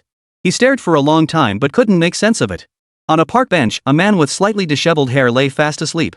Beside him lay a bicycle and a bundle, evidence of the recent cycling craze. The prolonged high-intensity exertion combined with nervous exhaustion had finally gotten the better of him. Even though it was only evening, he had already collapsed onto the bench and fallen into a deep sleep. Hu Tao's head slowly emerged from beside him, her cheeks flushed with anticipation. "Oh my goodness, we've got a new client." No sooner had she spoken than Walnut excitedly hoisted him onto her shoulders and dashed outside. She shouted as she ran, "New business! New business!" She excitedly pulled out a white cloth with one hand while reaching for her phone with the other to call the branch of Wangsheng Hall. "Hurry over. I'll send you the location, we've got a job." "Wang Li, are you sure you don't want to check his vital signs again?" Hu Tao stood there with her hands on her hips, looking utterly confident and declaring, "There's no way I could be wrong. He's a dead man walking disheveled and filthy." In truth, Wang Li could tell just by glancing that everything about him seemed perfectly normal. It wasn't about any special ability, it was clear just from his wide-open eyes and utterly bewildered expression. "Then take another look, Hu Tao." Hu Tao turned her head and saw the man waking up, startling her. "He's faking it. He's faking it. Could it be a zombie? But that shouldn't be possible. Blue Star doesn't have zombies, does it?" Her eyes were unfocused. How on earth did she manage to do something like this? Wang Li sighed helplessly. At least she still knew she was on Blue Star. Someone capable of traveling by bicycle couldn't possibly be dead. All right. He's a perfectly normal person." After Hu Tao apologized, the group slowly began walking again. But the man murmured, "Did she see that I am about to die?" Chapter 88, 9 Dragons Dragging the Coffin at the Hall of Reincarnation. The 3 approached the hearse, where a young man dressed for departure sat inside. "Hey, we're heading to Jigu City today, time to go." "Our business has expanded to other cities already?" Zhongli asked, somewhat surprised. Considering Hu Tao had only been on Blue Star for a few days, achieving this level of success was remarkable. Not only had the Hall of Rebirth become the premier funeral service provider in the capital, but it had also expanded into other cities. The capital required must be substantial. After today, she could visit 5-star hotels more often and savor their gourmet cuisine. What Hu Tao didn't know yet was that Zheng Li would drastically reduce the future income of the Hall of Rebirth. This time, Hu Tao's vision was radical, to create an entirely new service line and revolutionize funeral practices in Liyue. And it would be broadcast live for all to see. Wang Li was stunned by these words. He never imagined Hu Tao would go this extravagant. Live streaming funerals? Seriously? Aren't you afraid customers will come looking for trouble? Wang Li asked. Hu Tao remained unfazed, her expression serene and confident as she tapped her chest and replied. Don't worry, I've already made arrangements with all the clients here. This funeral was entirely different from the usual ones. Both Wang Li and Zheng Li were present. It will be so solemn that everyone will be amazed. Upon arriving in Jigu City, they met with the parents of the deceased. My child specifically requested you to conduct the funeral. He wished for the entire city to be amazed by his mysterious past. This was his final wish, conceived after viewing that video. In the final days before his passing, the youth repeatedly sent out this request. He told his parents, I don't want to die like an ordinary person. At least let me make a grand entrance after death. Though his parents felt conflicted, they ultimately agreed. Considering it their child's final wish, they knew they would live with regret for the rest of their lives if they failed to fulfill it. After extensive inquiries and video research, they finally brought in Walnut. Rest assured, we'll see our client off properly. The live stream began silently. Wang Li used the hidden camera sent by the system to capture the entire scene. The live streaming account on the chain was Hu Tao's. It was her idea. Fans quickly gathered to watch. Seeing Hu Tao dressed in Wangsheng Hall attire, they flooded the chat with comments. It's Hu Tao. The funeral livestream she teased earlier is actually happening. I bought the reservation first to check out the effects. Pre-booking your own funeral? That's just too much to handle. Rumor has it you have to pay extra to skip the lottery. What do you think? The people playing Genshin are young. Dying isn't really an option. They're just supporting Hu Tao by paying a little extra. And it was precisely this seed money that allowed her to secure half of Kyoto's business. The current special effects are designed to showcase their magic to the entire city. As time passed, the funeral finally commenced. At this moment, the live stream had already attracted over 500,000 viewers. Even Lane Movie refrained from streaming at this moment, instead promoting Hu Tao's livestream to his followers. As the funeral commenced, Hu Tao stood before the mourners. Yin and Yang follow their order. Fate is unpredictable. Hu Tao sighed softly, her divine eye blazing with dazzling light. Why is it suddenly self-igniting? The family exclaimed in shock. Fire is the bridge connecting the realms of the living and the dead. To communicate with the underworld and facilitate reincarnation, this step is necessary. Truthfully, this was also Hu Tao's way of saving money, avoiding the need to burn at a designated site and cutting costs. After all, this funeral was a complete money loser. Once everything was completed, the ashes, now reduced to fine powder, were swept away by Wang Li's wind element. The family gasped, fearing the strong wind had carried away their child's ashes. Sagwang. Before their anger could rise, the ashes coalesced into a mass in midair and slowly settled back into the urn. It's nothing short of a miracle. The onlookers gasped in awe. Under scientific principles, this was the first time they had witnessed such a miracle. It was as if a whole new world had opened its doors for them. The burial followed immediately, with the casket itself being exceptionally elaborate and unique. It was a pure white jade urn, coated with a special natural resin. One of the signature urns from the Hall of the Departed. It was an exhibit brought from Liyue that she had acquired. It added a touch of grandeur to the solemn livestream. After all, it belonged to the hall anyway. With all preparations complete, the family was about to step forward to carry Little Light into the cemetery. Hu Tao stopped them, saying, "You may follow from behind." The scene that would remain unforgettable for the rest of their lives was about to unfold. It made everyone realize that what had just happened was merely a small scene. The livestream viewers watched as the camera slowly panned toward the sky. The once clear blue sky instantly darkened with thick clouds, more breathtaking than any movie. Then, torrential rain poured down. Yet, not a single drop fell on the crowd. Instead, they coalesced into spheres. The massive water sphere slowly shifted shape, transforming in midair into the form of a 9-headed water serpent. Element, demon god Ozer. Wait, isn't Ozer supposed to have only 3 heads? What we saw in the game was its weakest form. This is clearly not that. The manifested 9-headed water serpent slowly shed its form in midair, transforming into a dragon as multiple elements became pronounced across its body. Its body was water element, its claws and horns rock element, its soaring power wind element, and the flickering purple light lightning element. The visual effects were absolutely maxed out. So dazzling it left everyone's jaws on the floor. Before, it was merely a divine dragon in the sky, guiding souls into rebirth. Now, 9 dragons arrived to pull the coffin. But that wasn't all. A gap slowly opened in the sky and golden light poured down. Amidst the stunned gazes of all present, the figure of the deceased youth, Xiao Guang, slowly materialized. The nine-headed dragon descended in a spiral, its extended tail solemnly lifting the urn. Under everyone's gaze, it soared upward, heading toward its destination.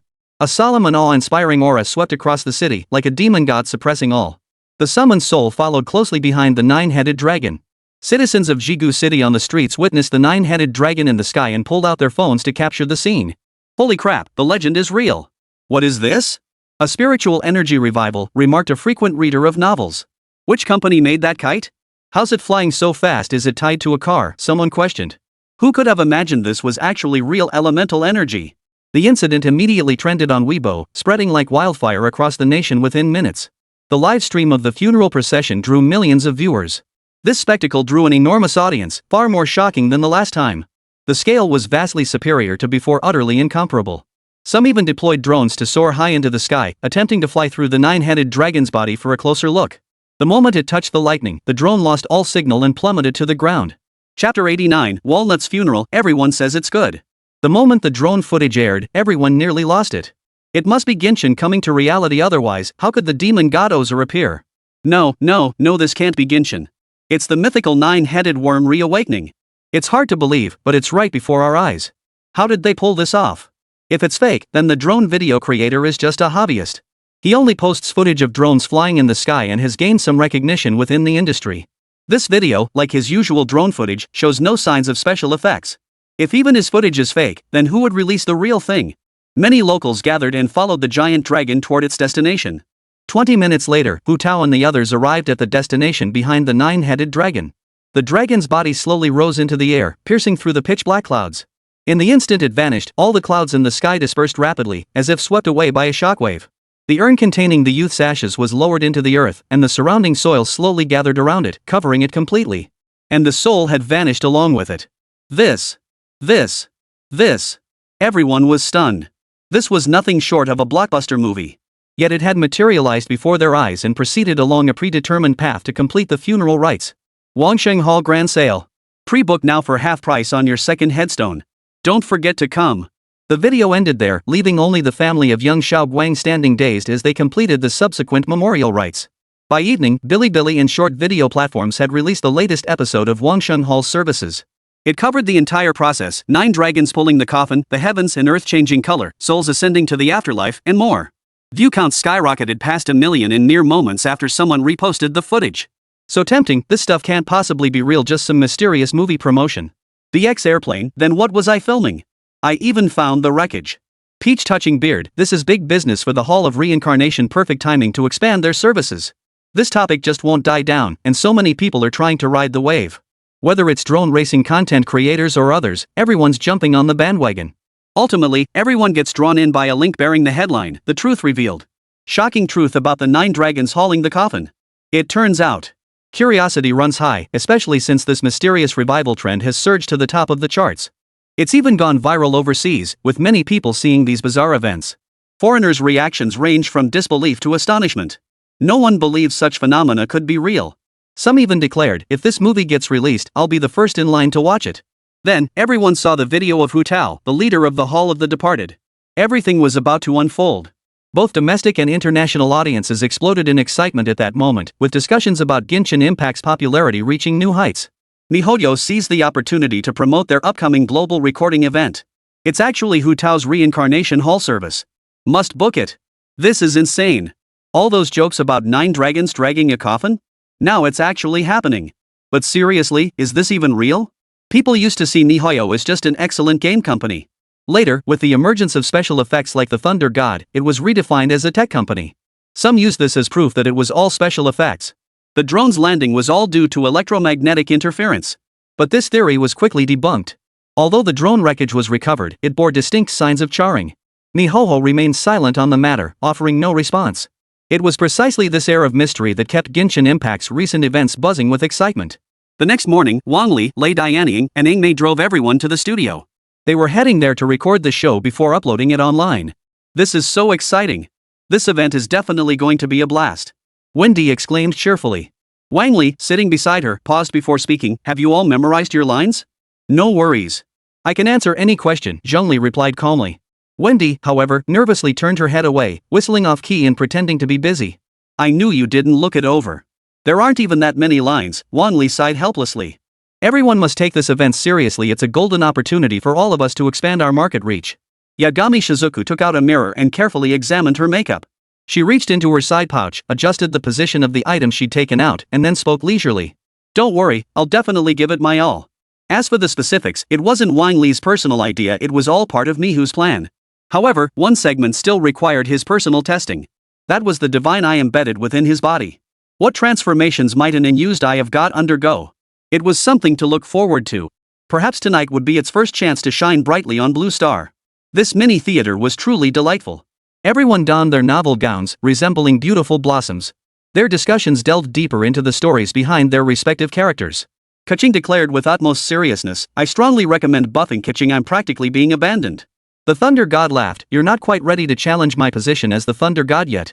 Yagaki no Makoto chimed in with a laugh, how about this, let me take the Thunder God seat instead. The host sat nearby, playing the latest video of the Fool's funeral procession. He chuckled, I wonder what everyone thinks of the Fools. Ganyu frowned and said, the Fools Guild. A truly despicable organization. Hu Tao, however, had a different perspective. How should I put it? I actually quite like the Fools Guild after all, funeral services pay well. The kingdom of Teyvat has its own stance. I reserve mine, said Venti. He had, of course, played Genshin Impact and understood its specifics. But his feelings toward the Ice Empress were tinged with something more. After all, she was a friend he knew well, one whose obsession with the Sky Island ran too deep. Otherwise, he wouldn't have gone along with the charade. Next up is the fan QA session. The host pulled out their phone and glanced at the messages sent from backstage. The 9 dragons hauling the coffin phenomenon has gone viral both domestically and internationally. What are your thoughts on this? Is this real or just special effects? The Genshin Impact characters hadn't prepared for this interactive question and exchanged bewildered glances, unsure how to respond. Hu Tao suddenly chimed in, it's totally real. Special offers at our Wangxing Hall branches. Want a funeral service with a twist? Book your appointment at the Hall of Resurrection now. The head priestess personally performs the cremation offering to the fire god above and honoring all souls below. Professional service guaranteed. The group fell silent. This promotional pitch felt a bit off. By the way, do you even know what you're doing right now? Kaching asked. Of course I know. Booking funeral services, it's a way to expand my business. Pretty clever, huh? That's fraud, isn't it? Hu Tao retorted angrily, nonsense. I've actually performed funerals. How is that fraud? Chapter 90, Global Collaboration Mini Theater. The Global Collaboration Mini Theater officially premiered that evening. While Zhongli and the others were recording the follow-up video, the earlier segments had already been released online. Voice actors from various countries were working at breakneck speed to dub the footage.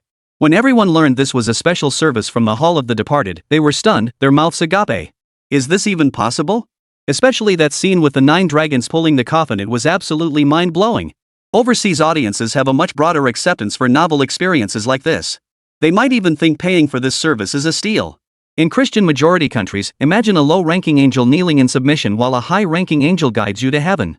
Wouldn't that make you the chosen one, immortalized in song for all eternity? These are all their wild imaginings, but the name Little Guang has already been etched into everyone's memory. During the subsequent QA session, many questions proved so perplexing that they were difficult to address. Regarding interactions with characters, is it true that Miss Yagami's ears are real? She was bold, completely unconcerned about her identity being discovered, her pink ears twitching twice. That's right. They really do move. Beside her, Hataru recalled a video she'd seen before and strode confidently toward Kami. She reached out, grabbed Kami's ears, and gave them a firm tug. Though Ingmei wasn't exceptionally strong, her power had increased significantly. With the aid of wind elemental energy, it was surprisingly effortless. Even Yagami Shinko's snow-white skin and voluptuous, pert behind were exposed. A mix of shame and strangeness made her cheeks flush crimson. This is just too embarrassing. It became one of the most iconic moments in today's Genshin Impact global skit. Though Yagaki Shinako desperately wanted to give Ingmei a lesson in love. In the end, due to the recording schedule, she could only make a few minor adjustments. From that moment until the recording ended, Ingmei remained flushed and couldn't escape. The graceful Yagaki pressed close to Ingmei, occasionally moving her slender, elegant arms. Ingmei's beautiful legs couldn't bear her weight, her delicate frame trembling slightly, a helplessly captivated smile playing on her lovely face. Everyone has witnessed Keely's smile lately, but some viewers still want to ask. Why did the videos released earlier all feel so petty and petty? The host's question left Kelly flustered. Did my voice make everyone feel uncomfortable? Well, I'm sorry. That line was absolutely classic. It felt like she was apologizing just for being asked. Kelly didn't do anything wrong, everyone just wanted to ask, Wendy chuckled. The other Genshin characters agreed Kelly was so adorable, no one would ever dislike her. Host Lin Su chuckled, everyone thinks this feeling of being teased by a kid is pretty amusing. In fact, everyone even found it strangely endearing in a contrasting way, so amusing. She immediately put her hands on her hips and declared, so that's how it is. You can, play, here, play. Wendy sighed helplessly beside her, I suppose you could call it teasing. Right, you guys, can tease catching. The audience was practically bursting with excitement. Who knew such a treat existed? Comments flooded in, and viewers showered the Genshin stream with donations. How adorable. Haha, so Cuddy, what do you think of Mr. Wendy?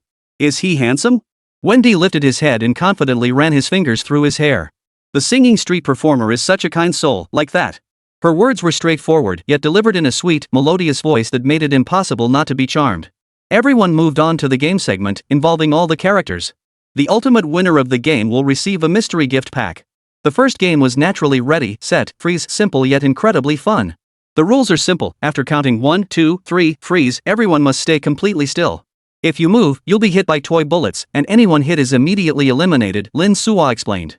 This was a piece of cake for Zhongli. He casually activated his ability, summoning a circular barrier before him that blocked the incoming toy bullets. Approaching with reason, that's the correct way to play. Everyone fell silent, even Hu Tao, who had been counting down, couldn't hold back. Mr. Zhongli, you're breaking the rules. I remain within the rules. These bullets' colors haven't struck my body, what's the issue? Zhongli's counter question left both Miho and Hu Tao speechless. Honestly, he seemed to be right. So that's how this game is played. Keqing realized. She drew a lightning mark with her hand, teleporting a great distance to appear before Zhongli.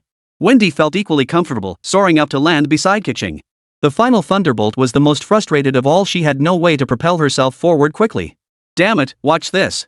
Lightning spread across her chest as Nanao drew her blade from within and swung it down. This is completely cheating. Everyone before her had no choice but to move out of the way to dodge that strike. In the end, nearly everyone was eliminated, leaving only Zhongli, Raiden Shogun, and Wendy among the few remaining. Looks like this is a contest between us three gods, Wendy chuckled. Zhongli crossed his arms, ready to unleash his power at any moment, while Liang was equally poised, his long sword already itching for battle. Three of you? This studio still needs to be used. Lin Su glanced at the iron rack split cleanly in two beside her, her heart sinking. If they really started fighting and caused this place to collapse, it would be a major live broadcast disaster. Even if they deliberately delayed the broadcast by half an hour, it wouldn't be salvageable. Wang Li stood nearby, pulling out a teleprompter to display the studio's rental price. The three gods finally let go of each other and stopped their fight. Finally, it's time for me to shine. Yagami Makoto stood behind Walnut, gently patting her shoulder as she completed her task. Phew, I still won. Raiden declared proudly. After all, the divine child was his subordinate, her victory was his victory. The next segment was straightforward, the winner of the candy stealing contest would advance. Raiden confidently faced the camera and stated his analysis. Once you understand its structure, cutting through this object becomes a simple matter. However, precise control proved utterly beyond Lei Dianying's grasp. The instant his sword strike activated, Kotu's mold shattered. In that moment, Lei Dianying wanted nothing more than to sink into the ground. It was utterly humiliating. This is the real Thunder General, who knows absolutely nothing about cooking. Those lightning flashes and skills earlier, could they have been real? The iron rack was severed cleanly. Kelly, my eyes only see Kelly come to daddy now. Chapter 91, The Awakening of Blue Star's First Divine Heart. Everyone absolutely adored Keqing. She was the undisputed darling of the entire game. Even during the final game segment, the tug of war, they let her win. Kelly can seek outside help, ask someone to assist you in completing the tug of war challenge. But Kaylee's first thought wasn't about the eliminated players. Her adorable big eyes turned toward Wang Li, who was watching the performance from the director's booth. Then let brother Wang Li help me. It seemed he would have to reveal his identity. Wang Li stood up without refusing her. Truthfully, he'd been going through a mental shift regarding revealing his identity. Initially, he naturally didn't want to reveal himself, but later he gradually developed the idea of filming his own videos. But most of the time, the footage was shot in first-person perspective. Wang Li felt that his non-Genshin-related self appearing in Genshin-style game scenes felt jarring and unnatural to him. The director glanced at Wang Li hesitantly. After all, he was one of MiHoYo's directors. Whether he gets called up on stage by Cooley depends on whether he agrees. Alright, no problem. Wang Li rose and waved his hand dismissively. With a light leap, a gentle breeze lifted his body as he jumped onto the stage. As the host for this event, Lin Su introduced him to the crowd. This gentleman is a director at our Mihu company and a close friend of brother Dawei. He's good friends with all the Genshin Impact characters here, and it's thanks to him we were able to invite everyone. Tug of war is fundamentally a contest of strength. The key lies not in elemental power, but in physical constitution. However, Wang Li's physique naturally granted him immense strength. With the blessings of the Rock Emperor and the Qilin bloodline, ordinary opponents simply couldn't match him. After consecutive victories alongside Yagaki and Ingmei, they reached the final showdown. Zhongli, Wu Tao, and Ganyu joined forces to face Wang Li's team. What a thrilling contest! Completing this match will determine the ultimate victorious team. Zhongli walked solemnly to the end and picked up the rope. Their strategy was simple: wear down their opponent's stamina, then pull them over to their side in one decisive move. Zhongli served as the team's anchor, excelling at stalling for time. But Wang Li wasn't one to be underestimated either. With so much power channeled into him, he posed a formidable threat. I'll reiterate, elemental powers are forbidden under the rules, Lin Suo stated. From the previous battle, she had already realized that this group, who appeared to be cosplayers stepping out of a game into the real world, were the real deal. That bolt of lightning from his blade had come within inches of her, the heat still palpable. This was absolutely beyond the capabilities of ordinary people, she was certain of it. Then Wang Li's entrance stunned her even more. That ethereal, otherworldly aura he exuded. When he spoke of elemental power, his tone carried such conviction. She had completely believed it that Genshin characters had come to life in reality. Both sides began to pull with all their might. As the Dragon King, Zhongli's power was not to be underestimated. Wang Li likewise unleashed his full might, and their standoff seemed to maintain a delicate equilibrium. This was largely due to the boost from 3 buff panels, allowing his power to directly match that of the Emperor of the Rock. Zhongli was surprised. Even though he'd held back, Wang Li's ability to endure this long was remarkable. By all rational standards, the true victors of this game are you. Ingmei's mouth twisted into a smug grin. This old man is pretty formidable, you know. Zhongli once again held back his power, allowing the traveler, Ingmei, to claim victory. The final reward was a collaborative SUV, a prize so thrilling it nearly lifted Ingmei off her feet. Now that she possessed permanent residency, the practical applications of a car naturally filled her mind. With it, getting around would be so much easier from now on. Alongside the prize came Primo Gems. Every participant received 10,000 Primo Gems. The next event stunned everyone present, drawing their eyes in unblinking fascination. Centered on the studio stage sat a dull, lifeless god's eye. This is the unactivated god's eye that our Lord Ningguang brought from Li Yue. Lin Su picked up the divine eye, showed it to everyone, then placed it back in its original position. Many have speculated and discussed the recent videos, and this divine eye will resolve those questions. Indeed, Wang Li's plan was to showcase the local divine eye to the entire audience. This would generate unprecedented attention. It could even draw the attention of most people worldwide, boosting his follower count. By then, pulling wishes multiple times would be no problem. After hearing this plan, the staff present assumed Wang Li had prepared a holographic projection. Only then did they agree to prepare this segment and invite numerous audience members to participate. However, the entire audience reacted with indifference, and no one gained any attention. This is so difficult. Is there anyone else willing to come up and try? Lin Su asked the audience below.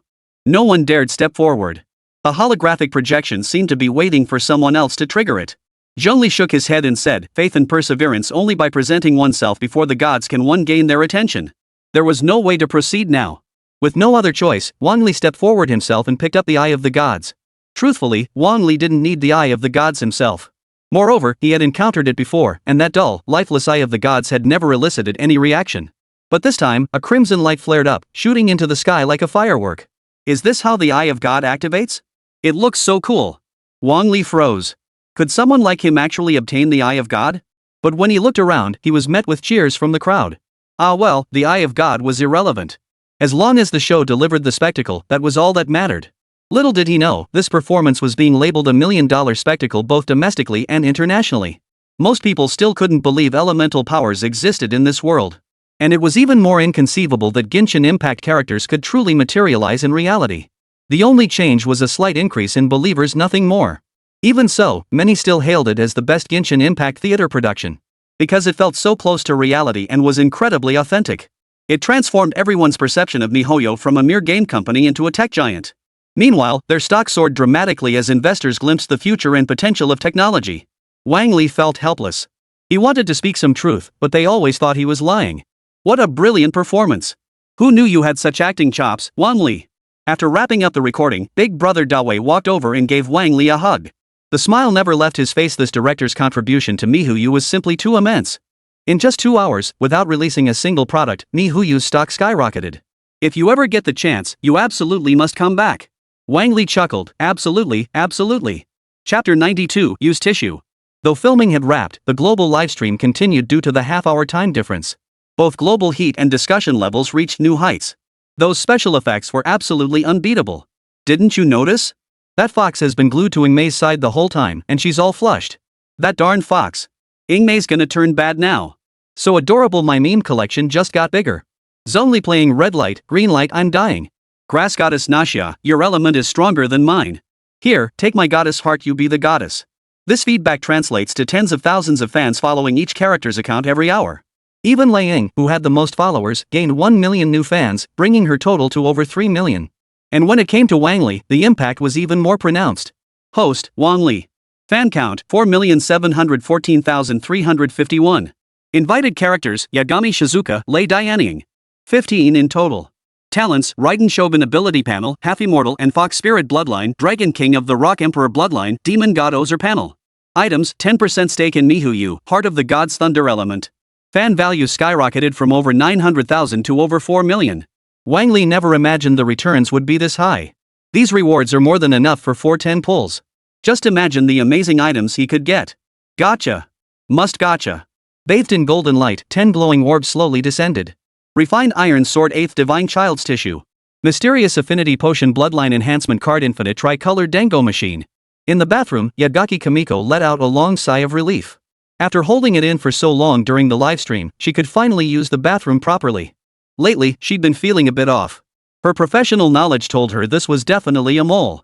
Indeed, even a beautiful fox couldn't escape such torment. Only after using the restroom did that unbearable sensation gradually subside. But this time, it took less than 2 seconds before the tissue vanished from her hands. Yagami? This was the last one. What should I do? Waiting online, urgent. Her gaze fell upon the high-tech flush button in the bathroom. Ah, that's better. Wang Li, standing in the room, stared at the used tissue in his hand and fell silent. What the hell is this tissue made of? It must be something the system got from Yagami Shizuku. Could it be that thing? Maybe. I could use this evidence to have a serious talk with Yagami. She certainly didn't want Lei Dianying to find out about her hemorrhoid-suffering girl situation. I'll give it a shot then. Wang Li produced a medicine bottle inscribed with mystical characters reading Mysterious Potion. No matter how he looked at it, it felt strange. Where did you get this from? Wang Li stowed it away in his flask for later use. His spirits lifted again when he looked at the final item. The only decent item this time was the Bloodline Enhancement Card. Wang Li activated the enhancement card, further strengthening the Rock Emperor bloodline he had previously obtained. Rock Emperor bloodline upgraded to Rock Emperor panel, 100% mastery of rock elements. His eyes lit up. Could it really be that good? Truly worthy of the system's reputation, only the finest items emerge. Another 10 pull wish. Wang Li opened it immediately. Cashflow doubled Klee's bouncing bomb, 1000 rock spear ice slime fire slime water slime. Wang Li. Wow, the system can't take a compliment. I was expecting something special. What the heck is this? Not a single thing I already own. At least that mysterious potion to boost affection was useful. I could have given it to them. Ahem, no, I meant for myself. Wait. Don't tell me it wants me to make a video of Walnut battling slimes? Given the system's twisted sense of humor, anything's possible. But I haven't even done the Kokomi Daddy thing yet. How could I possibly post weird videos? Tossing the 3 slimes into the corner of the system interface, Wang Li prepared to continue his gacha pulls. Just then, the wish interface shifted, revealing a new gacha pool. A limited time pool? Curious, Wang Li opened the pool, which displayed the multiverse wish pool. One draw costs 1 million fan points, granting a random reward. It could be an item, a creature, or even a person. Seems pretty interesting. Wang Li's eyes lit up as he tried to draw. Perhaps the system was particularly generous for the first try. The reward was quite splendid. Congratulations! You have obtained the Noble Phantasm Contract Victory Sword Revised. Compared to his previous 5-star weapon, Mist Cutting Afterglow, this Contract Victory Sword was far superior. This is the legendary holy sword known as the Sword of the King, which Arthur obtained from the Lady of the Lake. Also known as the Sword in the Stone, it possessed immense blessed power. The moment Wang Li picked up the sword, he felt his elemental energy being drained. Since Wang Li himself possesses no magical energy, this must be an alteration made by the system. It can absorb multiple elemental energies, not just one. By comparison, Mist Slice's last light could only withstand up to 3 elements at most. Any more than that, and it would disintegrate, losing its brilliance. This meant the sword's capacity far exceeded that of ordinary weapons, possessing an extremely high upper limit. Moreover, this sword is the Savior's Blade, endowed with special blessings. It's a weapon you can keep using forever. Then I'll give Kirasane to Ayaka. Time to earn some favor points. Wang Li smiled and pressed on, drawing another world wish. This time, however, the outcome fell far short, though not entirely disappointing. It simply held no use for Wang Li. In fact, it might even become a fatal weakness for him. Congratulations, you have obtained the Thunderclap fruit revised. Upon closely examining the modified version of this fruit, Wang Li realized the system had specifically addressed its previous inability to withstand seawater. The ability itself was quite impressive. The body could transform into lightning, rendering it impervious to most enemies. It also granted tremendous speed. Yet Wang Li already possessed most of these abilities. However, this fruit would be quite suitable for Inazuma to use, as its ability bears the name of Inazuma. After some thought, Wang Li decided against consuming the fruit himself. It could be given to others, especially when facing the enemies at the Abyss Palace. More power meant more ways to protect oneself. I'll give it to Shanghai. Not for any other reason, I just want to eat caviar. The lottery concluded. As Wang Li prepared to close the interface and inspect his contract victory sword, the remaining 700,000 fan points suddenly surged to 1.2 million. Did overseas fans contribute? Where from? Wang Li wasn't sure, but it didn't matter, he could draw again. With the final million points, Wang Li pulled the trigger decisively. All or nothing this time, I'm getting something truly powerful. Congratulations! You have obtained the Noble Phantasm, Distant Utopia revised. Perfect. He'd also secured the scabbard for the contract victory sword. Speaking of which, this scabbard's power seemed even more useful than the sword itself. It was like not needing a healer anymore. The healing provided by this sword alone is sufficient to maintain the body in pristine condition. Moreover, the scabbard itself generates magical energy, currently providing elemental power. It also nullifies any forced dimensional transfer, making combat far easier. Max level night gear. Combat power doubled instantly. Chapter 93, Lightning Flash, Trouble. The doll is bleeding. Swords and blades share a high degree of similarity, and their handling feels quite alike. In terms of pure sword techniques, Wang Li had studied the Pishi sword style before, so integrating it with the Inazuma sword arts wasn't difficult. After a few casual swings, he had already fully adapted to the weapon. The scabbard, however, Wang Li absorbed into his body, enhancing his natural healing abilities. He rose and stepped out of his room, heading toward the adjacent, antique-style chamber of Raiden. Aya Shinri lay on the tatami mat, a gentle breeze from the fan cooling her as she watched a video on her phone. When did I become so yandere, doing something like that to the traveler? Her cheeks flushed slightly as she reluctantly admitted to such thoughts. Besides, as the young lady of the Kamishiro household, she should have employed more conventional methods. But as this thought crossed her mind, Ayaka lowered her head and pulled a vial of potion from her pocket. It was the mysterious potion she'd obtained from Liyue, rumored to make someone fall hopelessly in love with her. More and more women will surround him from now on. I must change him. The crisis facing the Kamishiro family, the joy of playing together, and the delight of performing a dance for him. Ayaka felt profoundly fulfilled, her original heart unchanged even after witnessing her in-game self. Perhaps this was fate itself. But as more and more characters appeared, from children as young as a few years old to women as old as 1,000. With such a variety, Wang Li was bound to find someone he liked. This sent Ayaka, who held his highest affection, into a panic, sensing a threat. Perhaps she could seize this moment to resolve her insecurities once and for all, securing Wang Li completely. Meanwhile, Wang Li had already quietly opened the door. The hum of the fan masked his stealthy footsteps. Ayaka, you can do this. This time, you absolutely must win Wang Li over. Win over who? Aya Shinri jumped to her feet in fright, turning nervously to look behind her. It was Wang Li, smiling and holding the mist-cutting afterglow. You heard me, she demanded. Wang Li smiled without answering, his gaze instead turning curiously to the small vial in her hand. Oh no, if he finds this, how will I ever show my face again? In her panic, Ayaka didn't think twice, she downed it in one gulp. Hiding her hands behind her back, sweat trickling down her palms, she stammered, Did you come here for something? Wang Li extended the long sword in his hand and smiled, I thought I'd give this to you. Hope you like it. Ayaka's eyes turned into heart shapes, her heart racing as her body surged with strength. I'm sorry. I was actually thinking of capturing you. All those women appearing made me feel threatened, but you've treated me just as you always have. Tears welled up in her eyes as Wang Li completely conquered her heart. Sigh, it probably wouldn't have worked that well, right? Because in Wang Li's memory, even something as simple as buying clothes only made Aya's heart flutter. The thin line between lovers and friends now seemed vastly different. Her affection had surged dramatically, leaving Wang Li puzzled. This weapon isn't particularly valuable, but I hope it serves you well. It's very useful. I love it. I'll hold it close to my heart forever, just as if I were holding you. As she spoke, Ayaka's eyes brimmed with affection as she took step after step toward Wang Li. Wang Li? Something seems off here. Could she have awakened some kind of quirk? He took 2 steps back, swallowing hard. This kind of thing absolutely cannot happen. Just as she was about to lose control and lunge at Wang Li. Yagaki Shinko appeared behind Ayaka Kamashiro, smiling. A mysterious, humming artifact in hand, she charged forward with a radiant smile. Rock elements surged through it, amplifying the heart-shaped glow in Ayaka's eyes. This feeling, this is it. It's amazing. The scene was so intense that Wang Li couldn't help but close his eyes. This was seriously playing with fire. This has gone way beyond the free-to-play experience. After watching for a while, Ayaka finally snapped back to her senses, though the blush on her cheeks lingered. I can't believe Aya Shinri wished she could just crawl into a hole. This was utterly mortifying. Oh my, who knew Wang Li had some mysterious potion up his sleeve? Look what it's done to my Ayaka. The sly fox purred softly, her eyes fluttering suggestively at Wang Li. Wang Li quickly caught her meaning, chuckled apologetically, and turned to leave the room. Sometimes, saving her from awkward situations was nothing more than a way to boost her affection. Wang Li left the room with a smile, leaving the rest to Yagami Shinko. Yagami, however, wore a mischievous grin as she addressed Linghua. My dear little Linghua, you wouldn't want others to discover your secret, would you? So be a good girl and do as you're told. Maybe there'll still be a place for you by Wang Li's side. A look of fear flashed across Ayaka Kamiji's lovely, charming face. I just want to settle things with Wang Li once and for all. It's not what you think it is. Ha, it's alright, my little darling. Even if you said you just wanted to experience being a little man, I'd nod in agreement. Yagaki Shinko had completely manipulated Kamashiro Ayaka, turning her into one of her crucial tools. Then, all that remained was the Thunder movie. As long as she was bound to my side, no one else could succeed within Inazuma. I can only handle 3 people at most.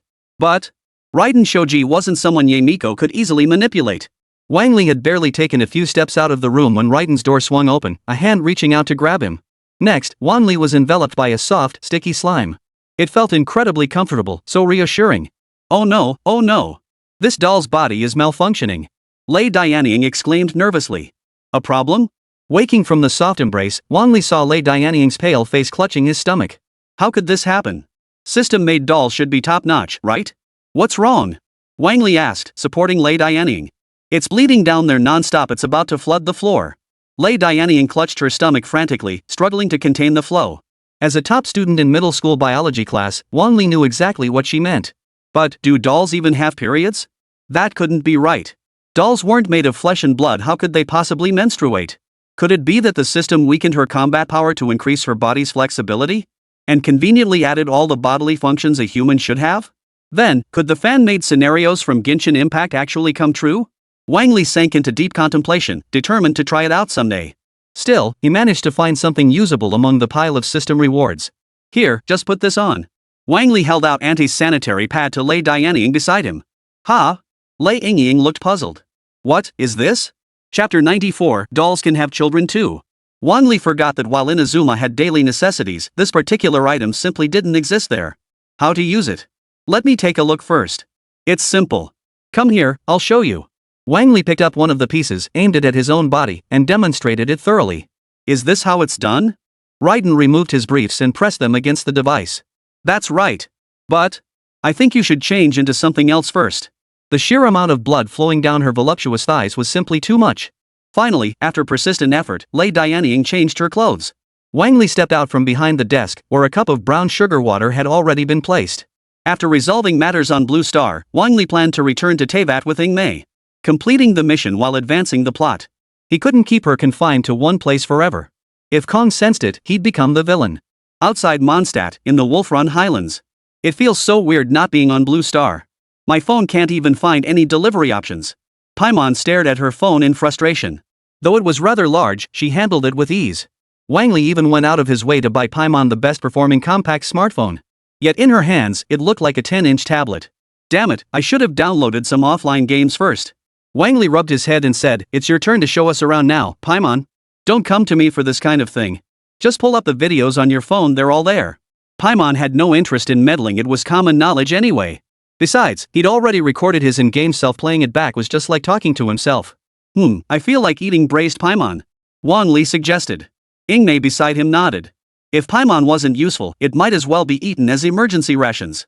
From Mondstadt to Blue Star, and in the end, there's only a few ounces of meat left. It just wasn't worth it at all. Forget it, forget it. Just eat it. Paimon is not emergency rations. Though Paimon protested, fear still lingered in his expression. Timidly introducing the area, it wasn't long before a swarm of slimes burst forth. Wang Li stood by as Mei charged at the slimes. After a long battle, they finally defeated all the slimes. Just then, a dark figure dashed in, a white-haired youth wearing a hood.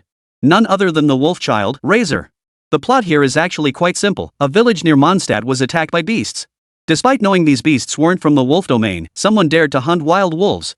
In Mondstadt, the Northern Wolf King holds a seat among the Four Winds Guardians. Reyes clashed with them, and Hina followed him to a massive altar. Just as the argument escalated to the brink of violence, a solemn voice emanates from the murals surrounding the altar. Such clamor has awakened me. Yet no offerings are made to the North Wind. To harm my kin and dare twist truth into lies, how audacious.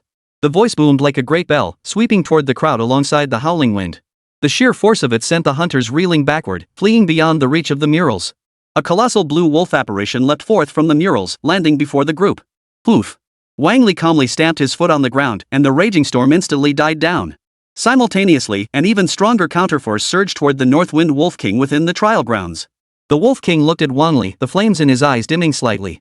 "It's you!" It remembered Wang Li, having heard of him from countless wind spirits. The man before him was the one who had defeated the Wind Demon Dragon and resolved the crisis in Mondstadt. Moreover, he was a terrifying being rivaling the gods, one whom even the wind god Barbatos treated with respect. "Esteemed guest, what brings you here?" it asked gently. Wang Li smiled and gestured toward Ingmei beside him before replying, "To help her with her training." As an immortal soul, it instantly understood Wang Li's meaning and nodded. "Oomph. Let me show you what I'm capable of." A few minutes later, Ingmei knelt on the ground, her face bruised and swollen, hands on her hips, looking perfectly righteous. "See?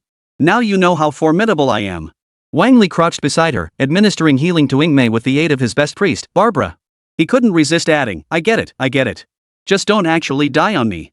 The true might of the North Wind Wolf King? How could someone like you possibly challenge it?" Wang Li was utterly speechless. After playing the game for a few days and clearing the Inazuma storyline, this Ingmei girl thought she was invincible. In the real world, the North Wind Wolf King's battles weren't nearly that simple. Its combat power was absolutely max level, bolstered by the Earth's veins and the protection of the Immortal's kin. Even if it wasn't at the level of a former Archon, it was still far beyond her ability to defeat. It's like a level 60 player in Genshin trying to take on a level 90 boss. Even with all four elements unleashed simultaneously, defeating such a formidable presence is utterly impossible. Wang Li sighed helplessly, rubbing his temples as he pondered countermeasures, re-evaluating her equipment and combat strength. "I still have the Tenmaku Shadow Katana and the Thunderfruit. They should boost your strength once more." As he spoke, he retrieved the two items and handed them to Ingmei beside him. As for the items originally intended for Xinghai, those plans would have to be shelved for now. There would be other opportunities later. "Here. Consume this fruit, then take this sword." Her trust in Wang Li made her swallow the thunderclap fruit without hesitation. Ugh! That peculiar taste was like eating Oreo cookies, only far more complex. A tingling sensation mixed in this wasn't meant for human consumption. "What the hell is this thing you gave me?" Ingmei nearly broke down. She never imagined someone she trusted so deeply would feed her something this disgusting. "Calm down. It may not taste great, but it has remarkable effects," Wang Li said, gesturing toward Ingmei's current state. A layer of lightning flickered across her skin, something she'd never imagined possible. "Traveler, your body is becoming transparent." For Ingmei, who lacked any transformation abilities and could only passively endure attacks, the thunder fruit was like a pillar from heaven. In her elemental state, Ingmei could almost completely ignore most attacks. Her speed underwent a revolutionary change, reaching near supersonic levels. In the blink of an eye, Ingmei appeared before the Northwind Wolf King as thunderous lightning erupted. The Wolf King twisted his body and swept toward Ingmei's position. Yet such an attack was effortlessly evaded by her. In the blink of an eye, she sliced off its furry tail. The battle resumed, but this time, Ingmei was a completely different fighter. The blade sliced through the Wolf King's body, distorting its very form, and its condition steadily deteriorated. This was the true power of the Thunderfruit. Even without full mastery, it proved overwhelmingly potent. "Now you know my power." The Northwind Wolf King's form slowly dissipated, its soul energy returning to the heavens and earth. Simultaneously, the trial's reward materialized as a treasure chest before Ingmei. "There's actually a reward." Yeah. Quick, let's see what's inside." Chapter 95, The Perfect Emotionless Girl. Upon seeing the contents, Ingmei's face fell with disappointment. The chest contained only a few low-quality weapons of varying types, nowhere near comparable to what Wang Li had given her. "I thought it would be something special." "Guess the Northwind Wolf King isn't all that after all," Paimon remarked dismissively. It wasn't that the Northwind Wolf King was inadequate, it was just that Ingmei's growth rate was exceptionally fast. A single devil fruit had instantly closed the power gap between her and the Northwind Wolf King. The subsequent battles proved quite easy for Ingmei. The pair fought their way from Mondstadt all the way to Liyue before finally stopping. "Wow, is this Liyue?" It was the first time Ingmei had ever seen such a sight, the watery southern sky stretching endlessly. Look up at the sky. Something seems to be flying among the white clouds. Paimon exclaimed. Having played the game, Ingmei knew exactly what it was. It was Ningguang, one of Liyue's 7 stars, residing and conducting affairs from her floating palace. It was a stark reminder of just how wealthy she must be to reside in a palace suspended in the sky. Everything around them differed greatly from Mondstadt, and the attire was vastly different too. Among the passing travelers, quite a few seemed to turn their heads and glance in the direction of the glowing girl. Look, they seem really curious about us. Wang Li couldn't agree with Paimon's words. Their focus probably wasn't on the traveler. The trio arrived at the city gate, where Chen Yan's soldiers guarded the passing vehicles. As Wang Li approached, they immediately snapped to attention. Mr. Wang Li, I presume? Lady Ningguang requests your presence, a Chen Yan soldier said respectfully. Wang Li frowned in confusion. You know me? Of course. Your portrait has been posted throughout the entire city. Wang Li? I'm wanted?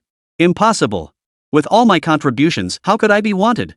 The Chen Yan soldier handed him the portrait, beneath which were written a few lines of small print. All soldiers in the city who see him are to inform him to wait for me at the Chuanyu Pavilion. So that's it. Do you know why Ningguang is looking for me? This clearly wasn't something ordinary soldiers would know, and they all shook their heads. Please, follow me. Just then, Gongyu passed by and overheard Wang Li's inquiry. She stepped forward and spoke softly. Perfect timing. I was just asking the soldiers here. The group then followed Gongyu as they made their way toward the staircase leading to the upper levels. Why did Ningguang seek me out? Is there another problem? Gongyu smiled faintly. Not at all. She just wanted to rest but couldn't find a suitable place. I heard last time that we could go to the beaches of Blue Star, so I thought I'd give it a try. Wang Li finally understood Ningguang wanted to visit Liyue. Come to think of it, aside from the Inazuma characters, Liyue's cast hadn't visited Blue Star very often. Maybe they could try something like beach volleyball. The person behind you is the traveler, right? I've seen you in the game. Ingmei nodded. I've seen you in the game and on Bilibili 2 coconut lamb brand coconut juice. Gonyu's pretty face flushed slightly the moment she heard the nickname. Though she'd long accepted the nickname herself, hearing it spoken aloud by someone else felt entirely different. No, please don't say that anymore. Gonyu lowered her head, trembling, unable to meet the traveler's gaze. As if she'd discovered a switch, the traveler happily approached Gonyu. Using her affectionate nickname, she reached out to touch Gonyu's horns. On the jade terrace, the gracefully poised Ningguang held a folding fan as she conversed with the woman across from her. Her silver hair cascaded over her shoulders, accentuating her voluptuous figure, yet her expression remained utterly detached. She was the very picture of a perfect emotionless girl. Hey, isn't that Shinha? She's here too.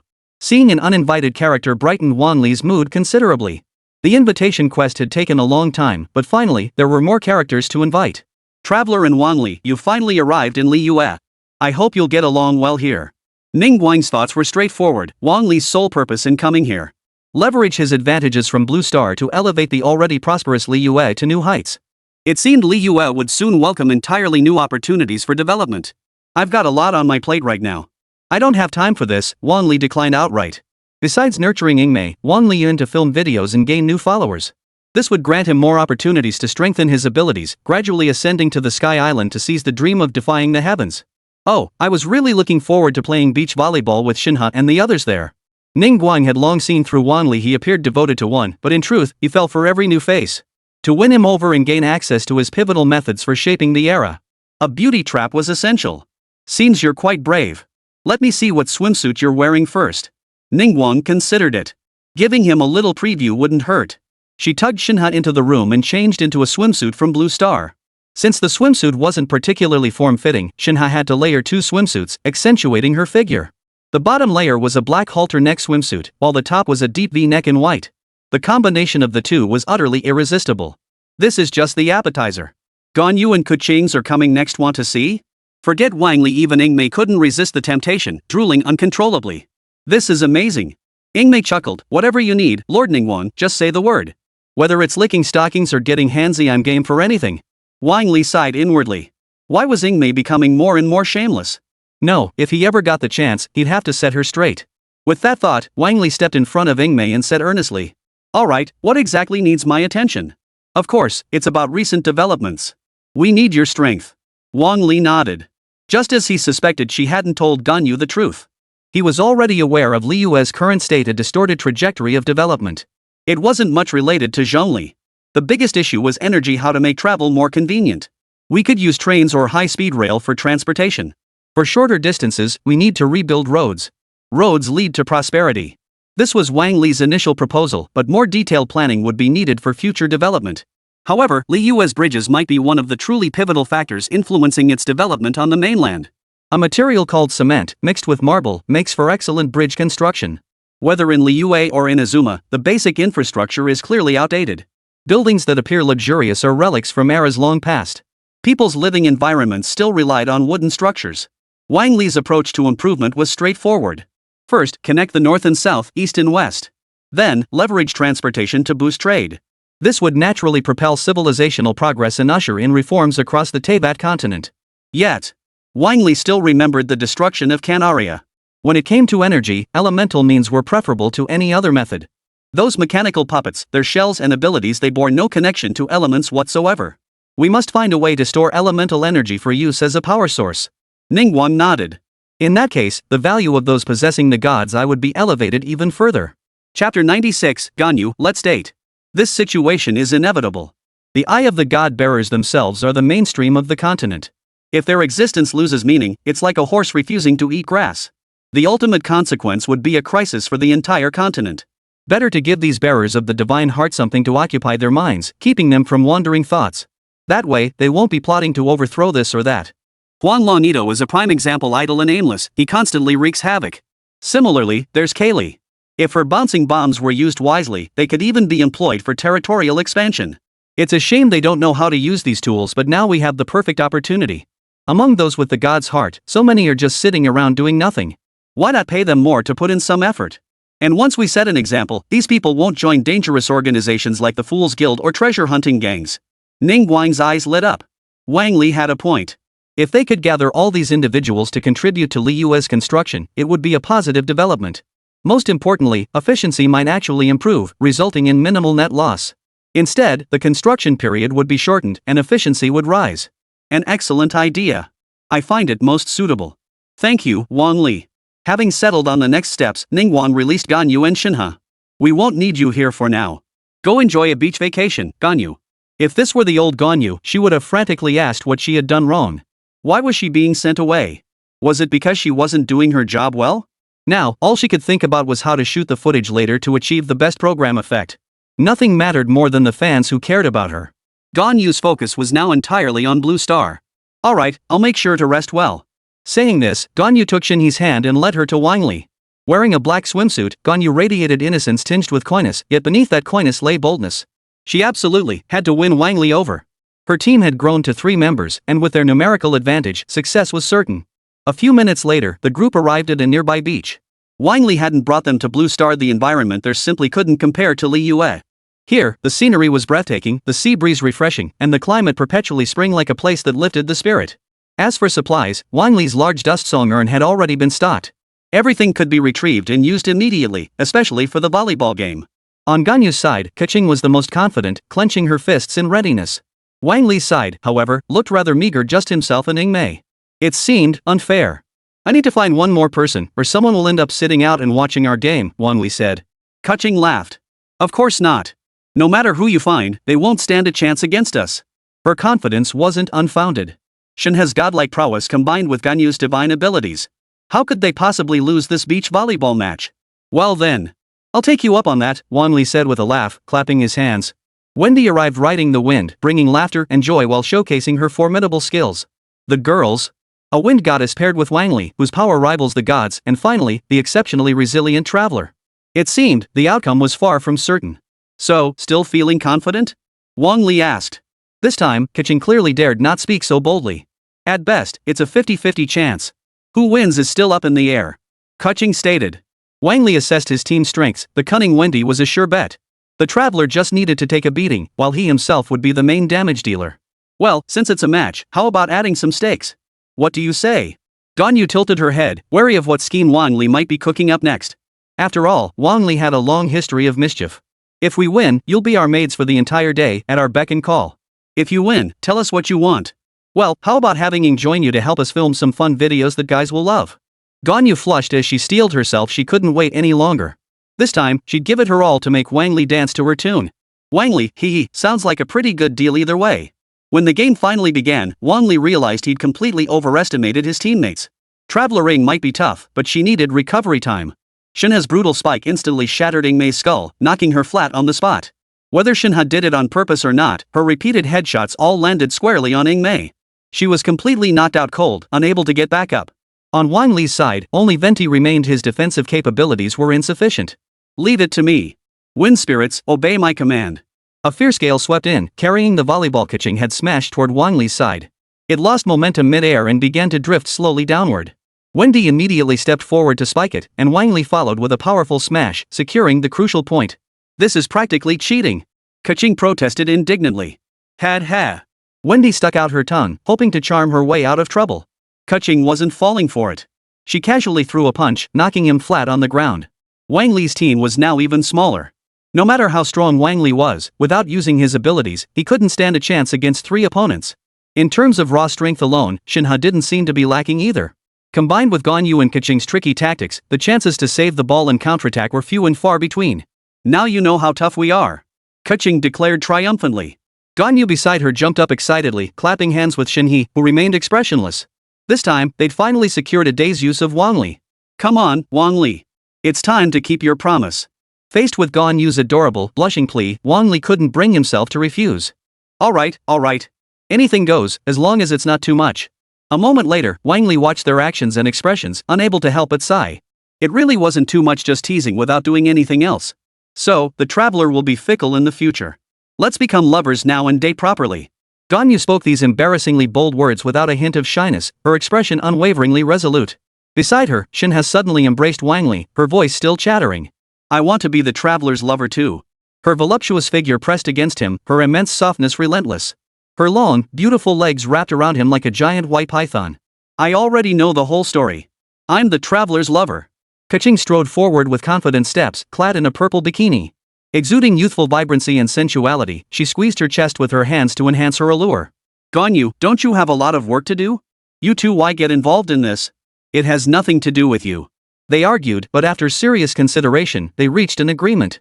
1 day per person, rotating shifts. Twice a week, and on Sundays, we all come together. Chapter 97, it's only a few thousand years old, yet it got slapped in the big battle. The results far exceeded Wang Li's expectations. Staring at the tempting images on his phone, he nearly lost control. Kaching flushed crimson and protested urgently, this is just for the video. I don't actually like you or anything, don't even think about it. Wang Li just chuckled to himself. Go ahead and deny it all you want. You were the most eager one just now, weren't you? Even Ganyu was excited. This video isn't over yet. Ganyu's voice was low and husky, her eyes filled with hearts. She had no intention of stopping. Hey, this isn't right. We can't keep going. It took Wang Li ages to escape their clutches. It was terrifying, they were going crazy, practically trying to kill him. Thank goodness for Ingmei. He. As for how to use Ingmei, that was beyond Wang Li's control. Seriously, I never thought playing volleyball would get so intense. Wendy rubbed her shoulders as she strolled alongside Wang Li on the road to Liyue, chatting leisurely. Wang Li suddenly remembered something and asked, hey, I heard deities themselves don't have gender. Can yours change? Faced with Wang Li's inquiry, Wendy immediately covered her pert behind with a guarded expression. Good grief, he wouldn't even let her gender be off limits. Was he trying to go all out? You, who told you that? Didn't you know? The Emperor of the Rock once transformed into a woman. As the god of wind, you should be fine with that, right? Wendy scratched his head and chuckled, well, if I may speak for myself, I suppose I don't really have a gender. As a wind spirit ascended to godhood, wind spirits themselves possess no gender. I merely borrow the form of an old friend to journey through the world. Wang Li's eyes sparkled with curiosity. Could this lead to an interesting activity? Like, bathing with the 7 gods, the blissful days of the 7 gods battlefield, or a day with a different god each day? You'd better not get any strange ideas. I cannot alter my appearance. Wendy's words left Wang Li deeply disappointed. What a pity, it was such a golden opportunity. Alright. Don't dwell too much on that time I used your followers for trials. Wendy had traveled all this way precisely because of that incident. That won't do. My Northwind Wolf King is barely a year old, and some little brat beat him in the grand tournament. Wang Li. By the look of it, he clearly intended to exact some payback from Wang Li. I'll buy you drinks. I really think he's got no sense, falling for your tricks like that. This complete 180-degree turnaround, that's Wendy for you. The moment she heard about drinks, she was a completely different person. If you could switch genders, I could provide you with a month's worth of booze. Wang Li gently coaxed Wendy, using the softest tone to say words he couldn't bear to hear. Me, Wendy? I'd rather jump off this building than cross over just for booze. Don't even think about it. Wendy looked utterly serious, as if he'd made up his mind. Yet the drool trailing from his mouth betrayed him completely. A month of unlimited drinking. Then make it 3 months, Wang Li coaxed gently. Wendy was torn, but before he could agree, they had already arrived at Liyue Harbor. Zhongli listened to the opera, where Yunjin danced gracefully on stage, her movements elegant and gentle. The story captivated him, truly an outstanding performance. Zhongli, we're here, Wang Li greeted him first. As the sovereign of the rock, he was naturally aware of Wang Li and the others' arrival. He rose to greet the two. It feels like ages since we last met. Let's discuss whatever matters bring you here. Wang Li nodded, clearing his throat before speaking. As you know, I've played Genshin Impact and am familiar with Teyvat's Chrysanthemum and Inazuma's Abyss Palace. I imagine many of your questions require someone to resolve them. And the traveler holds the key to it all. Zhongli, who had been listening to the opera, turned his head to look at Wang Li. You mean you want the traveler to clean up all of Liyue's problems? Wang Li nodded. We've already faced challenges like the Northwind Wolf King before. It should be possible. Wendy frowned in confusion. Aside from the cyclone at Mondstadt's ruins, what major problems did the city even have? The north was protected by the kingdom of Teyvat, the south was kept in order by Liyue, and the seas were restrained by Inazuma. It seemed like a perfectly safe place. What exactly was he here for? Wang Li produced a bottle of red wine. Wendy's eyes lit up as he immediately poured himself a full glass and began drinking. This flavor is absolutely amazing. The discussion between Wang Li and Zhongli continued unabated. What's your plan? I think the Dragon King of Juhuahua must be nearing his limit soon, Wang Li said. Zhongli lowered his head in silence, faintly sensing that the seal was slowly being broken. If this continued, it would inevitably awaken from its slumber and wreak havoc upon the land. But ultimately, the true cause of this disturbance was human mining. It may fall to you, Zhongli entrusted. It seemed the traveler had little else left to accomplish. The seal on the demon god Ozer had long been reinforced by the royal court. Combined with Zhongli's inherent power, it would remain sealed for another millennium without breaking free. As for the matter of the Dragon King of Juhuahua, it had become an unavoidable necessity. Further delay risked the Dragon King of Juhuahua losing even a shred of sanity, grinding him down until he descended into utter darkness.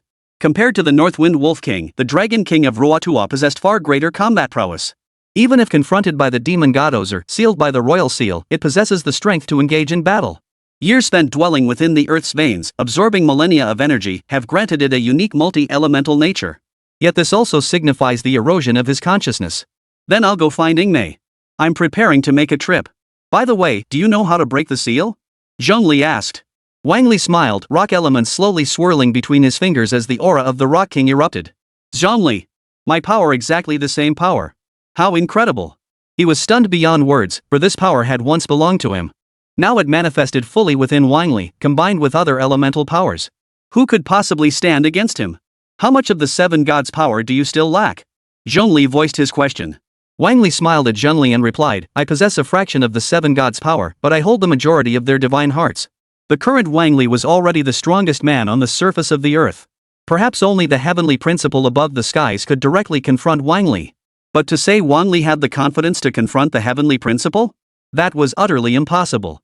Based on MiHoYo's design for Honkai Impact 3rd, the maintainers of heavenly law in Genshin Impact are certainly not limited to a single entity. The earliest entity in the game was a celestial lawkeeper possessing spatial abilities. Paimon has long been regarded as another celestial lawkeeper, merely manifesting as a guide to observe the traveler from afar. Perhaps it was the failure of another traveler that led her to guide this one. At the very least, they must stay on the right path and fulfill their destiny. Chapter 98, The Dragon King of Rewota at Full Strength. Wendy gazed at the wine bottle in his hand, savoring the moment once more. A bit bland, huh? Having wine without any snacks makes it pretty ordinary. His sole thought today was to have a proper drink and a bite to eat. Wang Li beside him sighed helplessly, reaching into the pot to pull out some instant food and handing it to Wendy. Hot and sticky? That's way too rich for me. I can't even swallow it. Zhongli turned at the remark, only to see it was just plain cheese. That sentiment sounded eerily familiar, like something the female lead might utter in a certain yellow-themed game. Wendy's tone matched perfectly, carrying a neutral beauty. Such words carried an air of suggestive allure. Once everyone had finished discussing, Wang Li turned and led the wine and Wendy back to the beach. At that moment, the beach still glistened with droplets of water, reflecting colorful shimmers. Ingmei sat crouched on the ground, flushed and exhausted from being thoroughly worn out. In contrast, the three women, fierce as tigers and wolves, were still checking messages on their phones. The view count is pretty impressive. If we post this video online, it's bound to go viral. Ganyu really is something else. Her ideas are just so different from ours. Ganyu accepted their compliments with a smile, only to catch Wang Li's gaze as she looked up. Too bad I couldn't get him this time. Guess I'll just have to find another opportunity. Ingmei, are you okay? Ingmei, lying on the ground, opened her eyes and raised her hands, signaling Wang Li to help her up. Wang Li used the power of wind to lift her up. Next time something like this happens, you handle it yourself. Ingmei rubbed her chest and wiped the lipstick from her face and neck. Wang Li scratched his head awkwardly, pretending nothing had happened as he glanced around. Once she had fully recovered, Wang Li temporarily opened the white door. After about 10 minutes, Yagami Shizuka and Raiden Iga appeared here simultaneously. Well, if it isn't our little cutie. What's got you looking so rough? Yagami Shizuka asked with a smile. Wang Li merely smiled without speaking, stating, to prevent you from running out of bursts, I brought you 2 companions. Ingmei glanced at Raiden and her retinue, her mood instantly brightening. Finally, my time to shine has come. Let's go. Face the demon god Ozer head on. It's not Ozel, it's the Dragon King of Ruotua. Ingmei? Wait, wasn't it Ozer? Why did it suddenly become the Dragon King of Ruotua? She remembered how brave she had been when facing the demon god Ozer in the game. With all the immortals supporting me, we repelled the attacks of the fools and ultimately sealed Ozel beneath the sea. Now, it's unnecessary? You don't need to complete Ozel's main storyline. I've already taken care of it for you, Wang Li said. Ingmei froze in place. This was completely different from the game? It's like I took off my pants, and you show me this? Of course it's different. Where else would that water elemental control come from? All that requires accumulation. If the traveler did it, how would Wang Li get stronger? Still gotta do the quests, huh? Wang Li sighed helplessly. Looks like we'll just have to pick up what Wang Li leaves behind. I was really hoping to witness the might of the demon god. They shouldn't even be called travelers anymore. Might as well rename them tourists. Paimon spoke with unabashed audacity, uttering words that provoked anger. But Wang Li said little in response. With her abilities, she could roughly guess Paimon's identity. Either the embodiment of the Time Archon, or her avatar. Truth be told, back with Archon Ozer, you were merely a participant at best. This time is entirely different, a direct confrontation with the Dragon King of Ruotua, whose might rivals that of an Archon. It seemed quite reasonable, even though Ingmei hadn't yet completed the legendary quest for the Dragon King of Ruotua. But she felt utterly confident about this confrontation. If even the Northwind Wolf King was defeated, how could a mere Dragon King be any match? Ingmei declared with righteous conviction, showing no regard for the Dragon King of Ruotua. Tuesday. Let's get started. Arriving at the sealed site of the Dragon King of Ruotua, 3 minutes later. Ingmei collapsed lifelessly onto the ground, gasping for air with each breath growing weaker. She was on the brink of death. Her body was covered in wounds, utterly overwhelmed by the formidable foe before her. Good heavens, this Ruotua Dragon King is ridiculously powerful. Paimon exclaimed. He's clearly a demon god like the Northwind Wolf King, so why is he so much stronger? He's practically a monster. Wang Li, however, remained calm as he lifted Ingmei into his arms. He channeled his elemental energy, slowly infusing it into her body. Only after she had fully regained her form and her life force was completely restored did he set her down. As expected, your cultivation still needs improvement.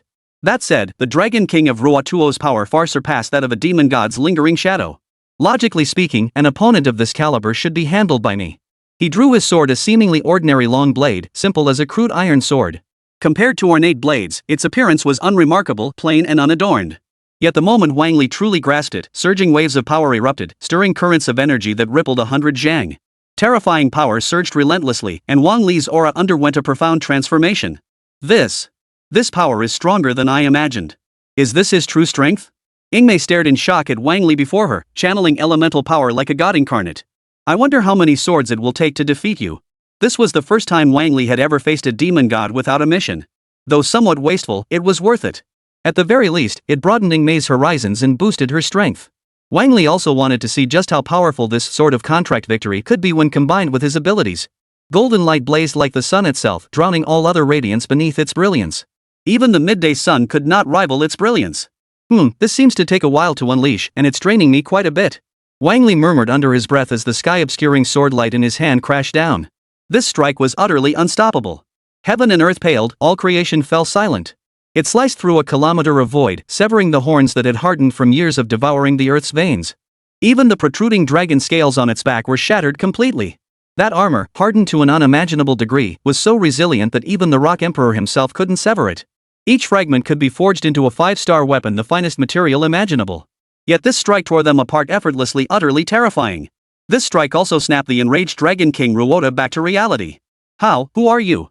The Dragon King of Rewota cried out in shock, his blood-red eyes flickering with a fleeting glimpse of humanity. Such power had never been wielded, not even by the former Emperor of the Rock. It wasn't that Wang Li was limitlessly powerful though stronger than the Emperor of the Rock, his superiority was finite. It was the power of the divine descent and the energy unleashed by the sword in his hand that the corrupted Dragon King Rewota dared not defy. Me? The savior. Wang Li felt a surge of secret delight within him. He had finally uttered that long-cherished, adolescent-sounding phrase. This feeling was even more exhilarating than teaching the 8th divine child a lesson, making her blush and stammer, "No, I can't." Chapter 99, Inviting the Dragon King of Rewota. The purifying force swept over the Dragon King of Juhuahua, gradually dispelling the darkness that had corrupted him. Maintaining his true will, he looked at Wang Li and Ingmei with gratitude. "Thank you both. My dark side is finally under control." Ingmei gasped, "Is it the duality of light and shadow?" "Exactly. After prolonged erosion, my consciousness has suffered severe fragmentation. It may never fully heal in this lifetime, but I simply cannot bear to watch myself wreak havoc upon the world." With his full Archon power intact, the immediate impact on Li Yue would be minimal. But after his death, his body would turn into pollution, a nightmare for Li Yue that could last for centuries. Actually, you could directly return your power to the earth to nourish Teyvat. Wang Li's suggestion was sound, but it hinged on one crucial condition: the ability to control his own body. My body remains controlled by the evil side. Gaining full mastery over it is a long-term struggle. The Dragon King's voice carried a hint of weakness. He was no longer the same as before. "It's all right. With this traveler here, you can entrust the task of reducing the dark side to her. By gradually eroding it, the traveler could enhance her combat prowess while simultaneously diminishing the Archon's threat. Once the demon god's power is completely severed, he should be able to transform into a normal being." For now, however, the immediate crisis had been temporarily averted, suppressing the Dragon King Rewota's chance to break free from his seal. Later, Ingmei could slowly grind him down, transforming him entirely into her power. Wang Li placed his hand upon the ground, severing the Dragon King Rewochua's connection to the earth with waves of rock-bound power. Colored runes flickered faintly, intensifying the suppression on the Dragon King and accelerating energy recovery. That should do it. With all these preparations, combined with Ingmei's purifying power, it would only take a few years to reduce the Dragon King Rewota's power to that of a demon god. Just like Waba, he would become an ordinary mount. At that moment, the system emitted a notification sound. Hidden quest completed, crisis in Li Yue averted. Reward obtained, Heart of the Water Elemental God. Wang Li froze. How did he obtain the Heart of the Water Elemental God? Wasn't that item in Fontaine? This was a part of Genshin Impact that hadn't been unlocked yet, with much of the storyline still shrouded in mystery. Yet on Teyvat, this was all part of the open world. Even so, how did the system obtain the god's heart through the Dragon King of Rewota? It defied explanation, but it didn't matter. It must have been stolen. Wang Li knew this all too well: mysterious tissues, potions, and outfits for various characters. Is the system trying to turn me into a pervert? I haven't awakened any strange fetishes, have I? After extracting the divine heart, it floated in the air alongside the aqua-blue one. The stunned Dragon King of Rewota gaped. "So you're the water god?" "No, wait, you're not the water goddess. She's still safe in Fongdan. How could this be you?" Wang Li smiled without speaking, forcing the other divine hearts out from within his body. One by one, dazzling divine hearts slowly materialized, leaving the Dragon King of Rewota utterly petrified in place. So many divine hearts within one person. Could something have happened in the outside world? I must go out and see for myself. Otherwise, I won't feel at ease. Why do you possess so many divine hearts? It demanded urgently. Wang Li sighed helplessly. The folks out there don't care for divine hearts.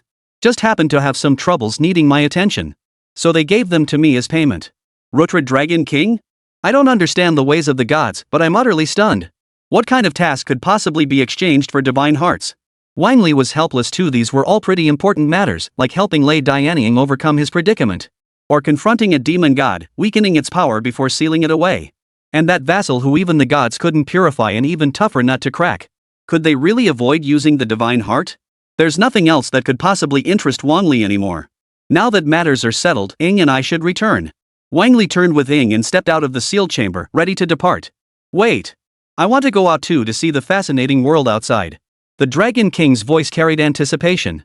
After so many years of slumber, he had grown weary and yearned to venture forth. But his massive form made leaving impossible. Wang Li paused, hesitation clouding his mind. He simply didn't possess any materials resembling those used for dolls. Allowing him to freely choose an infant to reincarnate into was also completely out of the question. After deep contemplation, Wang Li finally made his decision. He would attempt to invite him. If it was a demon god's wish, then a direct invitation would generate a new quest.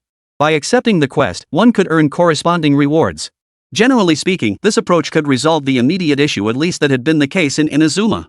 The system never issues impossible quests. Reviving Raiden's true power was also obtained through a quest. Perhaps no doll is needed at all. What kind of card might the system grant? Then, would you be willing to join me on this new journey?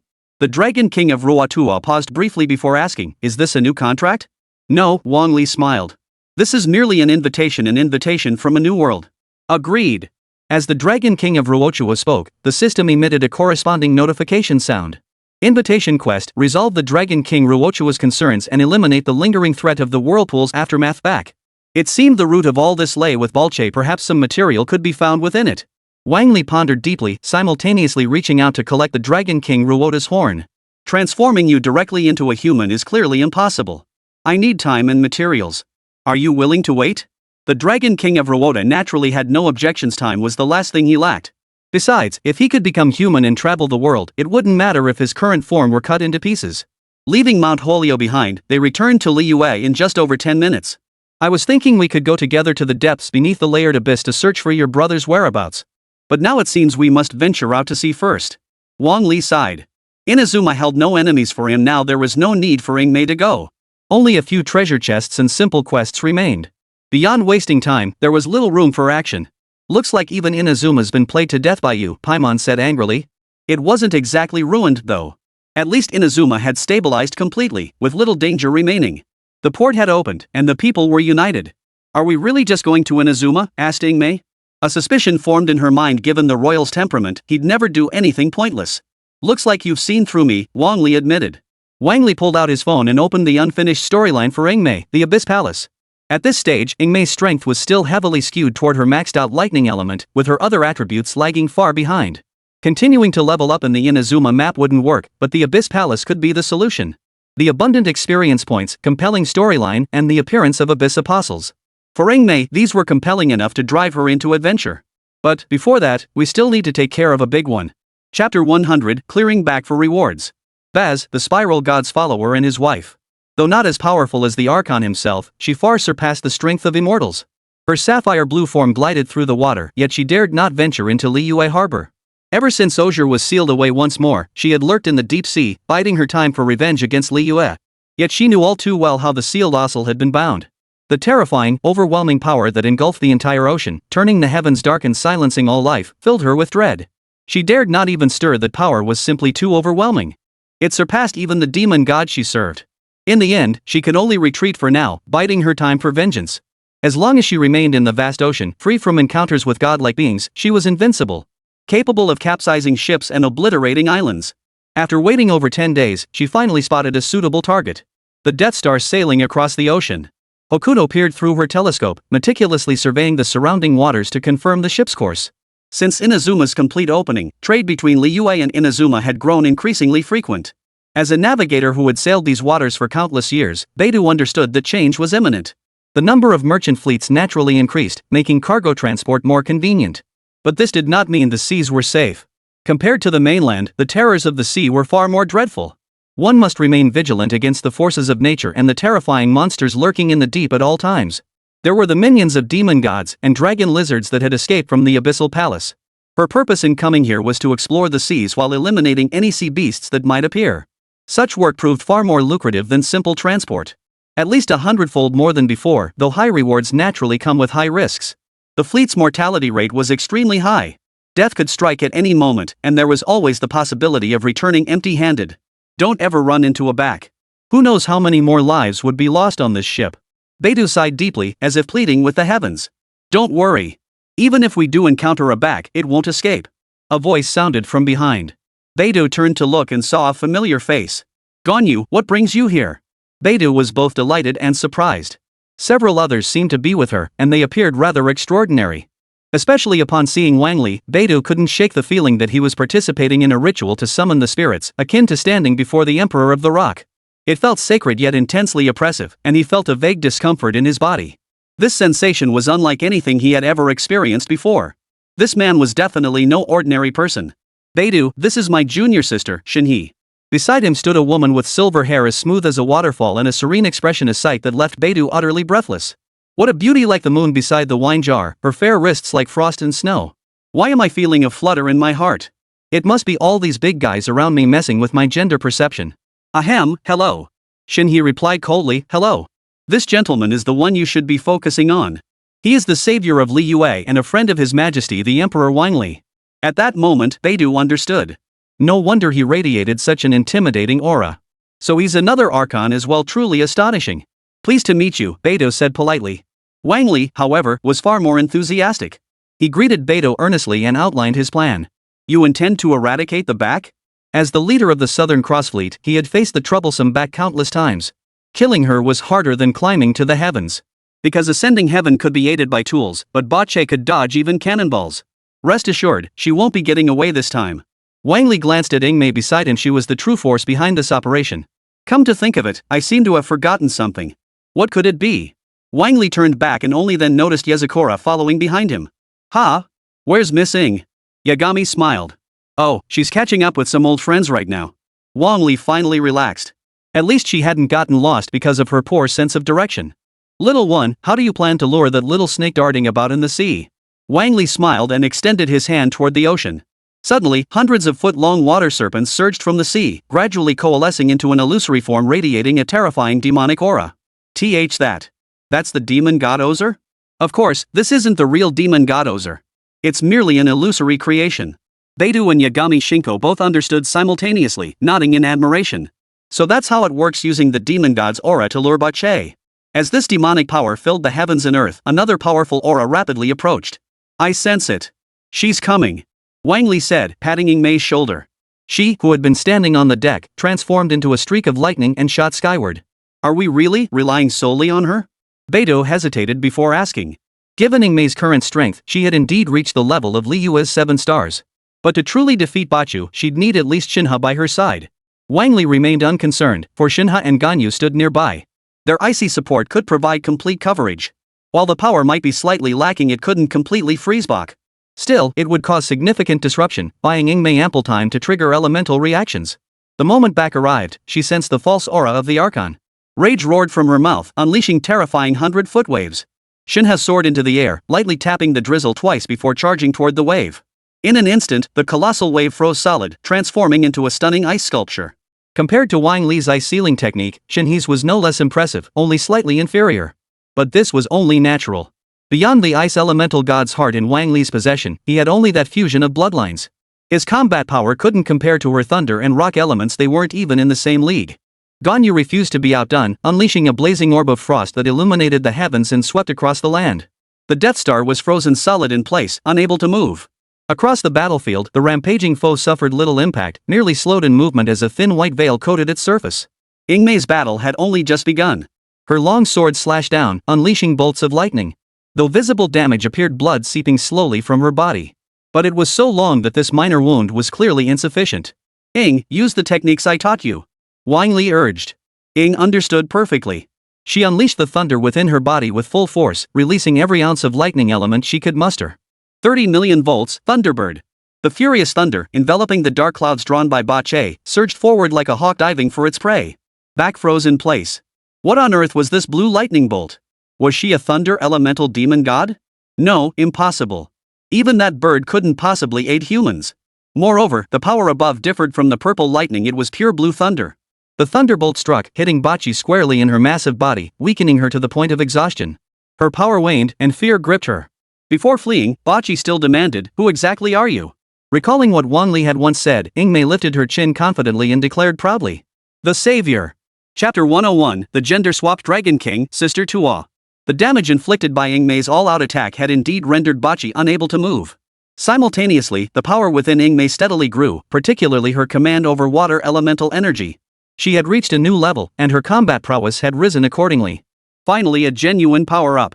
Keep pushing forward, okay? Paimon praised. Compared to her in-game self, the current Ingmei was immeasurably stronger. With continued cultivation, she could catch up to Archon tier power within 3 years. Then, when facing the scattered soldiers, she would be able to handle them with greater ease. That is, assuming the stray soldiers can acquire a divine heart from someone else. Clearly, that was unlikely. There were only 7 divine hearts in existence. Wang Li rose from the deck, gazing at the precariously swaying back in the distance. If we let her leave like this, and she recovers in a few decades, the seas will still face danger. His mission was to eradicate this threat entirely. Otherwise, he couldn't complete his mission or find a way to free the Dragon King Ruochuo from his shell. Hold on, everyone. Wang Li instantly appeared before Bocce, drawing the sword of contract victory, a blade of infinite potential. As thunderous energy surged through it, the world fell into sudden stillness. The raging storm, the surging waves all ceased in that instant. The night sky stretched azure and clear, hung with a crescent moon. The sword's power was unleashed to its absolute limit, yet it was merely the mastery of thunder. Wang Li now possessed a profound understanding of the Thunder Fruit's abilities. From it, he learned the Thunderbird sword technique and even more formidable attacks.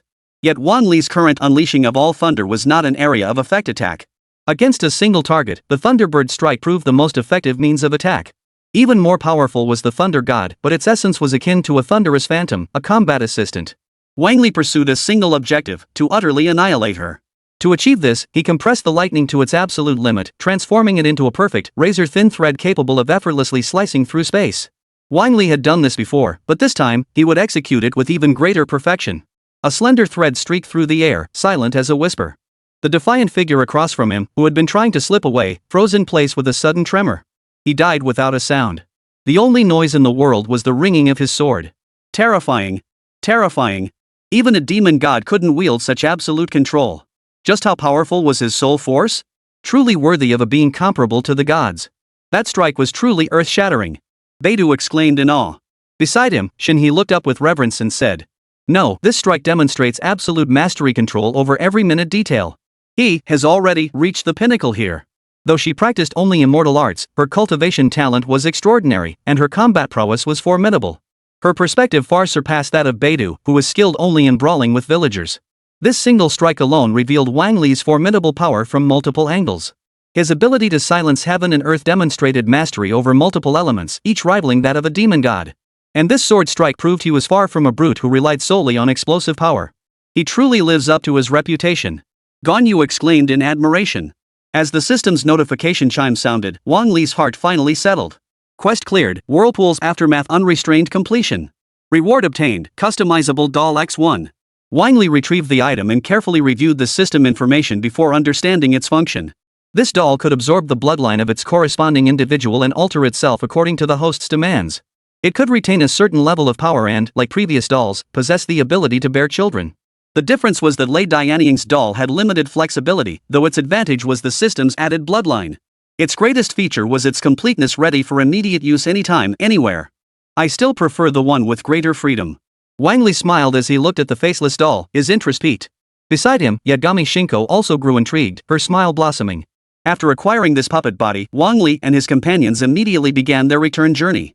After about 10 minutes, they arrived at the sealed location of the Dragon King of Rewota and met him. The Dragon King of Rewota looked utterly bewildered. How could they have found a solution so quickly? "How do you plan to save me?" it asked. Wang Li smiled, then placed the scales and horns he had severed from the dragon onto the doll.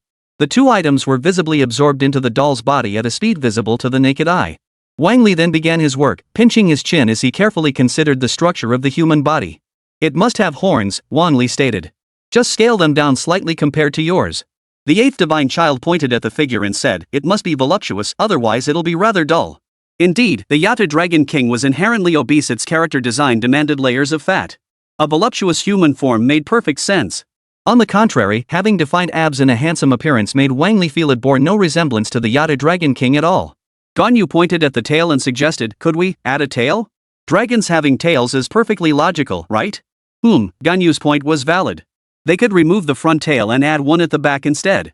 Shinhe stepped forward beside her and suggested, "Silver hair." I suppose that's not out of the question." The Dragon King of Ruochuo fell silent. "These people are talking about me, aren't they? At least give me a chance to speak. Wait, why is this form female? Though I possess no gender." Wang Li cut off Ruochuo Longwang's next words, waving his hand dismissively. "This is what we found, so naturally we'll proceed according to our vision. Rest assured, it'll turn out splendidly. Besides, if you're genderless, then male or female makes no difference." "Exactly. Females have the advantage," added Yagami. Rokuno Ryuo was rendered speechless by Wang Li's words, though he likely didn't care. But if Zhengli were male, how could they share drinks and laughter, or gaze upon the world together in the future? Most importantly, I've always dreamed of soaking in hot springs. Are they mixed gender? Eyes as crimson as rubies, flowing white hair cascading over her shoulders, a gracefully curvaceous figure. Plump curves adorned her thighs and chest, clearly a warrior built for strength. Quite impressive." Wang Li nodded with satisfaction. A low-cut brown cheepaw paired with that icy expression absolutely stunning. She could easily team up with Shinhee, a perfect trio of emotionless girls ready to debut. Everything is ready, Wang Li stated. The Dragon King of Rewhotsuwa sighed helplessly, regretting having asked Wang Li to handle this matter. But no one else could make him leave. Besides him, who else was there? With no other choice, its soul slowly descended into this body and rapidly merged with it. When she opened her eyes again, she felt the perfect fit, not a hint of discomfort. A surprised female voice escaped her lips. The compatibility is astonishing, not a hint of rejection. Wang Li nodded with a smile. This was the true terror of the system's creation. However, Wang Li offered no further explanation. This body was essentially the horn severed from its original form. The remaining materials were piled aside. It seemed a shame to simply discard them. We could craft several weapons from this. What kind would you like? Wang Li inquired. What about Morak? She asked. Oh, you mean Zhongli? He'll stick with his gun, of course. That's his specialty. After a moment's thought, Sister Tua declared, give me a greatsword. That physique wielding a pair of heavy swords just like Yura dancing with hers would be a sight to behold. Chapter 102. Do you know how I've spent these 1,000 years? Mission to resolve the Dragon King Rewhotsuwa's troubles completed. Reward obtained, Eternal Spear. This doesn't seem related to the Genshin world at all. Still, this spear is a formidable artifact for Wang Li. He suddenly recalled the multiverse wish pool he had activated. Perhaps it was connected to this. He dismissed further speculation and turned his gaze to the feminized version of Sister Tua. It was his finest creation to date, proof that he did possess artistic talent after all.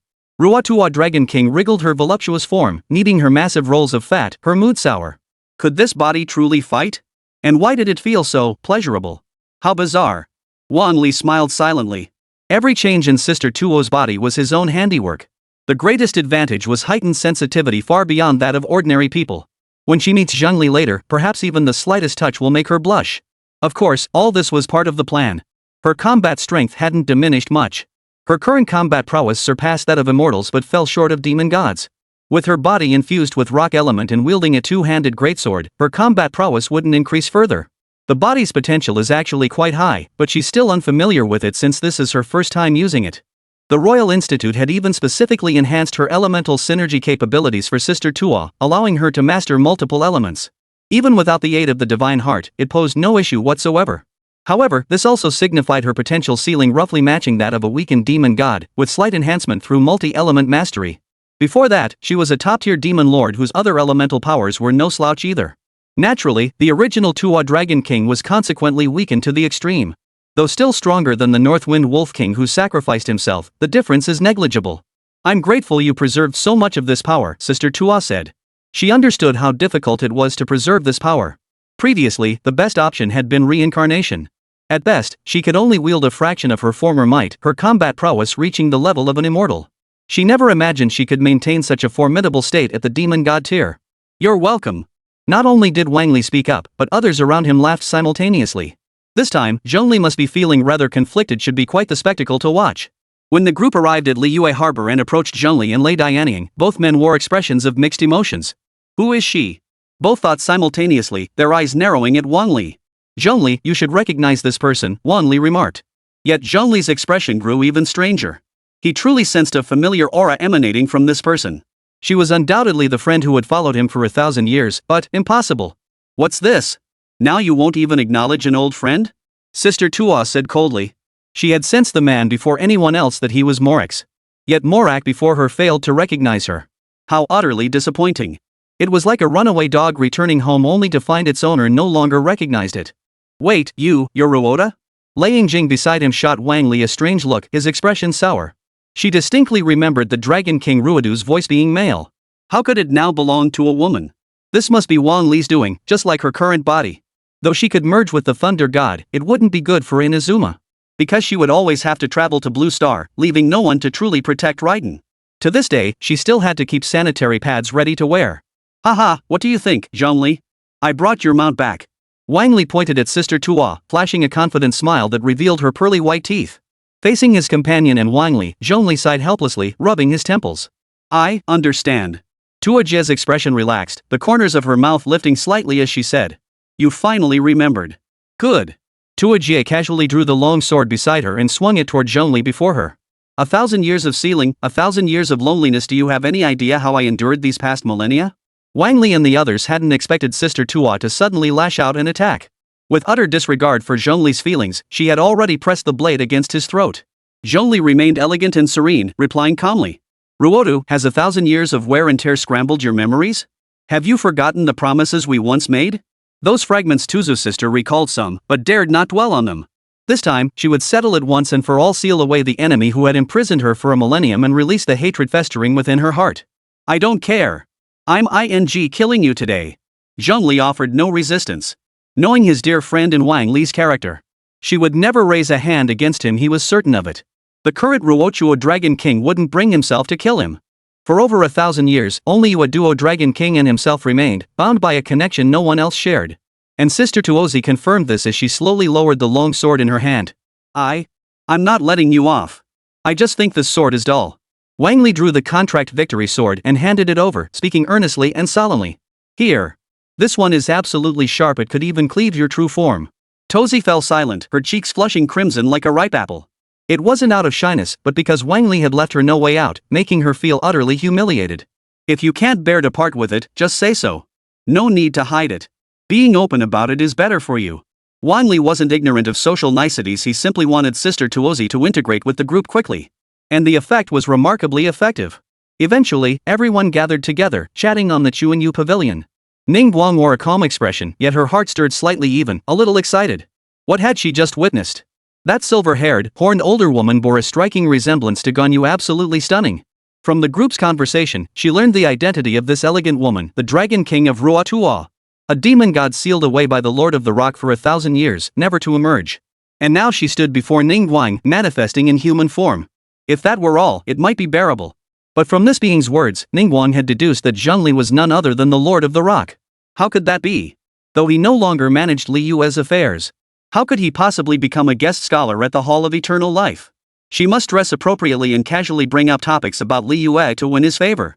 In no time, Ningguang stepped out of the room with dainty strides. Strands of silver white hair were artfully pinned up, with loose locks framing her form-fitting, cinched waist qipao.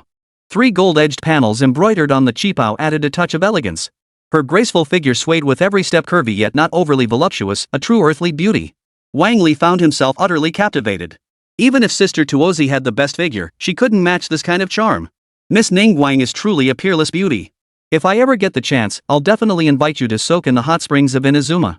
Ningguang shot Wang Li a glance, her chest swelling with anger. Teasing me on purpose, huh? You'll pay for this later. She deliberately sat beside Wang Li, unable to resist extending her leg to slowly brush against his calf. Wang Li picked up a pastry with one hand while the other quietly crept up her voluptuous thigh. He gave it a few gentle squeezes, a faint smile playing on his lips. The silky smooth feel of the white stockings combined with the warm, plump thigh was absolutely fantastic. Chapter 103, The Public Outcry Sparked by Sister Tuozi. Ningguang's expression darkened as she tried to slap Wang Li's large hand away. But no matter how she struggled, it wouldn't budge an inch. It felt as though the hand had grown attached to her leg. Wang Li turned his ear toward Ningguang's face and murmured softly, "What? Finished playing around and want to run off now?" Though flushed with anger and embarrassment, Ningguang knew how to handle such men. "Is it really wise to let others discover our relationship?" she retorted. Wang Li instantly released her, nonchalantly picking up the teacup and taking a sip. Though Ningguang was quite appealing, Wang Li's true target remained Lei Dianying. If he did something to upset her, who would bear the consequences of her diminished favor? Damn, she was even better at handling situations than he was. Besides the divine child, he now had another troublesome opponent. Regarding recent developments, I fear I cannot wait a full year to report to you. Ningguang produced a stack of documents, and Zhongli understood she had already uncovered his true identity. After carefully reviewing the documents, astonishment flashed in his eyes. In just a few days, the north-south roads were completely repaired, now several times smoother than before. With elemental assistance, aside from preparing the raw materials, the rest was manageable. Moreover, following the original road layout for construction was no difficult task. What was most astonishing, however, was the significant increase in north-south trade during this period. Clearly, the improved road surface had multiplied cargo transport capacity several times over. Wang Li nodded. This was the benefit of build roads to get rich, truly aiding local development. Moreover, sailors no longer need to fear sea beast attacks. Li Yue's future can only grow brighter. As you know, Mr. Zhongli, regarding Blue Star's technological capabilities, I have several intriguing proposals that could open new avenues for Li Yue's development. Wang Li wasn't exaggerating. While seasonings like sugar and salt were already available, there were still many things Li Yue lacked, like cement, for instance, and what Wang Li was about to propose. But Wang Li didn't want to reveal that he'd learned all this from his If he revealed everything now, how would he ever build his fortune later? Though, it seemed he'd already reached the pinnacle of power in this world. Oh? Tell me more. Zhongli inquired. Although he had studied Blue Star's history, he remained unfamiliar with much of its technology. Even if people could use phones, they couldn't possibly learn how to manufacture them overnight. Besides, what good would a phone do? Who would guarantee the signal? Perhaps, the solution lay with Wang Li himself. I suppose I could explain, but... Wang Li trailed off. This matter required their own initiative. Always trying to freeload off my skills? That won't do. Ningguang understood Wang Li's thoughts best. After a moment's hesitation, she spoke up. Considering the previous technology contributions, you deserve a share. How about an annual profit distribution at year-end? Wang Li nodded. That was a bit better. That's actually not bad. Ningguang frowned. Well then, hurry up and tell me. I still feel like something's missing. Like, maybe you could make a video for me. As Wang Li spoke, he turned to Zhongli and Sister Tuozi, his smile radiant and utterly sincere. Well, rationally speaking, your approach isn't wrong, Zhongli said. I haven't even thanked you for giving me this body yet. Let's settle that too, Sister Tuo added. Only then did Wang Li speak freely, allocating the remaining tech points to Li Yue. In truth, Li Yue's reforms and transformations had already achieved remarkable progress. The Chenyan army reorganized various institutions, completed rigorous inspections of industry and commerce, and formalized taxation. The most significant change, however, was the introduction of cement and steel reinforcement, which addressed the inherent instability of wooden structures. This allowed bridges to bear heavier vehicles, significantly boosting transport capacity. To further boost transportation capacity, the only solution was to adopt rubber materials. Another crucial advancement is batteries and light bulbs, which reduced the cost of carrying torches. Torches were easily extinguished, and even lanterns provided only limited illumination. Electric lights are a different story. In the Traversal Guide, electricity is also a crucial research focus. Especially in Genshin Impact, where elemental slimes exist, there are abundant materials that can provide energy for electricity. Wang Li merely provided the basic concept. It's more challenging than crafting simple items like cement. And with capacitors and voltage converters, you'll be able to purchase electronic devices from Blue Star too. This was also one of Wang Li's objectives, to create demand on the continent of Teyvat. With their abundant resources of various jade materials, it would be difficult for Wang Li to purchase them. Once they became dependent on electronic devices, acquiring jade would no longer be a problem. Electricity was indeed one of the crucial conditions they needed to develop, but it wasn't absolute. Certain items could be purchased outright, while electricity could be sourced from slimes. After explaining all this, Ningguang's eyes lit up. Tires represented more efficient trade, while electricity meant longer working hours. Then they wouldn't have to worry about workers complaining they couldn't see at night with electric lights. How could they possibly be blind? Li Yue worker, element. These scenarios hadn't crossed Wang Li's mind, as he'd focused solely on outlining the methods. He then led everyone back to Blue Star to purchase the necessary electrical equipment. Given the large-scale requirements, Ningguang made advance payments in gold and other goods. Of course, all transactions were completed under Zhongli's witness as contractual agreements. Blue Star, Villa. Tuzi's sister pushed her chest uncomfortably. This peculiar fat accumulation made her feel quite uneasy. Alright, stop worrying about it. Let's get started. After activating the recording function, Wang Li began instructing the two on filming techniques. The voice remained Sister Tuozi's current vocal tone, a very pleasant mature woman's voice. With both eyes intact, you naturally cannot comprehend the longing that haze holds for sight. But I will never forget that Morex granted me sight. Even the rock shall return to dust? I have forgotten many things, half out of hatred for you, half out of longing for you. Such words brought a sense of calm, as if even that cold, exquisite face held a trace of tenderness. Zhongli's voice softened. The thought of Ruoda returning to his side brought him profound peace. Though this was scripted at the royal court's request, he spoke with genuine sincerity, recounting the years gone by. Ganyu and Ningguang were still just girls. They haven't truly weathered the trials of time, so they can never grasp the weight of this bond. Even though it's just a bit of fun, this sense of tranquility forged by time is truly wonderful. It seemed to be a unique reaction triggered by the Genshin Impact interface within him. Wang Li felt a deep resonance too. When this profile was posted online, it sparked a fresh wave of discussion. The Dragon King Jotaro's gender swapped into a girl? No way. Gender swap, shocker. Hold up, the Dragon King of Ruoda doesn't have a gender either, and neither does the Rock Emperor. Zhongli has an avatar too. He loves transforming into an older sister. Ruodu, so what if I'm gender swapped? So what if I'm feminized? So what if I just want to have kids? QAQ. Chapter 104, is this even chess? Everyone's attention was focused on the anthropomorphized Sister Tuo. Her appearance was breathtakingly beautiful, and she also occupied one of Zhongli's legendary quests. Her background was nearly on par with a lady, making her a formidable regional boss. Her appearance only amplified the buzz already surrounding Genshin Impact. After all, audiences perceive these Genshin cosplayers as official collaborations. Each one looks exactly like the real character and represents the official vision. Collaborating with them to embody characters could very well be miHoYo's next move. I'd say this is miHoYo hinting at something like personifying the Dragon King of Ruoto. Exactly. Why else would they make this kind of crossover video? Speaking of which, will my sister Taolong manage to charm the emperor? Can't wait to see. Zhongli, we're all old friends and brothers, it's hard to make a move. As the star of this event, Zhongli naturally checked the video views first and gave it a super high rating. He gave a thumbs up to the one who said it was hard to make a move. Then, keeping his achievements and fame hidden, he quietly left the video to continue exploring the history and culture of this world. I'm quite fond of chess. Anyone up for a game? Zhongli asked. Tuzi's sister, who had rushed out of her room, heard Zhongli's words and excitedly approached. I'll play with you, she exclaimed happily. Sure thing. Zhongli's slightly narrowed eyes widened as the chess game began. Take this alone knight's charge. He charged his knight toward his opponent's pawn, nearly making Sister Tuozi jump out of her skin. Is this even chess? Sorry, got carried away by Wendy. Knight moves 2 squares. Zhongli explained.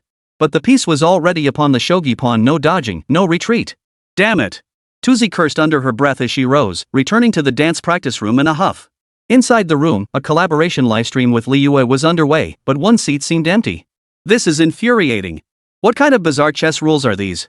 Wang Li looked at Sister Tuozi, puzzled. Why are you back already? It's all because of the Emperor of the Rock.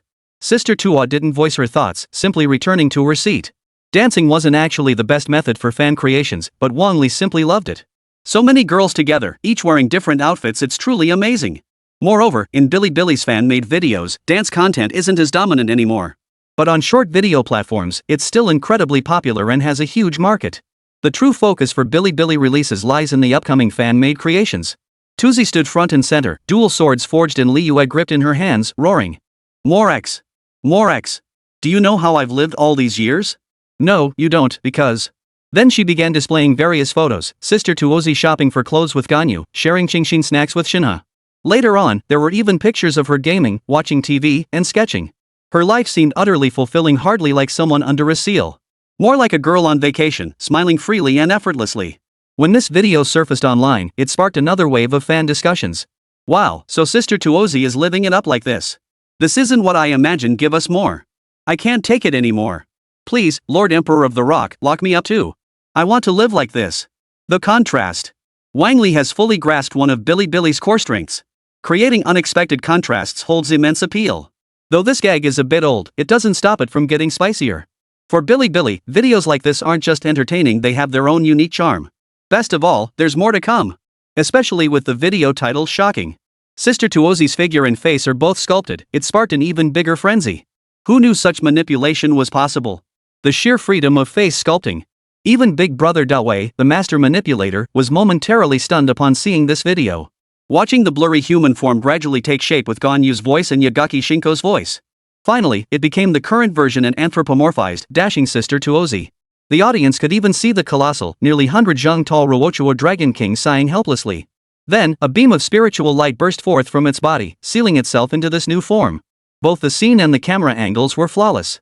Daowei chuckled, this Ollie sure knows how to have fun. Even though we can't sculpt faces in the game, making videos is pretty fun too. Lately, he'd been pondering something, should he create a character based on Wang Li's video persona, a sister version of Tuozi? This would fulfill Wang Li's personal wish while boosting Genshin Impact's popularity. But, he couldn't shake the feeling it wasn't quite right, though his team thought it was feasible. Opinions were split down the middle. Ultimately, he decided to ask Wang Li directly about his stance whether Sister Tuozi should be included as a playable character. Soon, the call connected to Wang Li's phone and he answered. Hello, brother Daowei? What's up? After listening carefully, Wang Li hesitated before making his decision. I think it's best not to. As a standard character, Sister Tuozi doesn't fit into the character pool.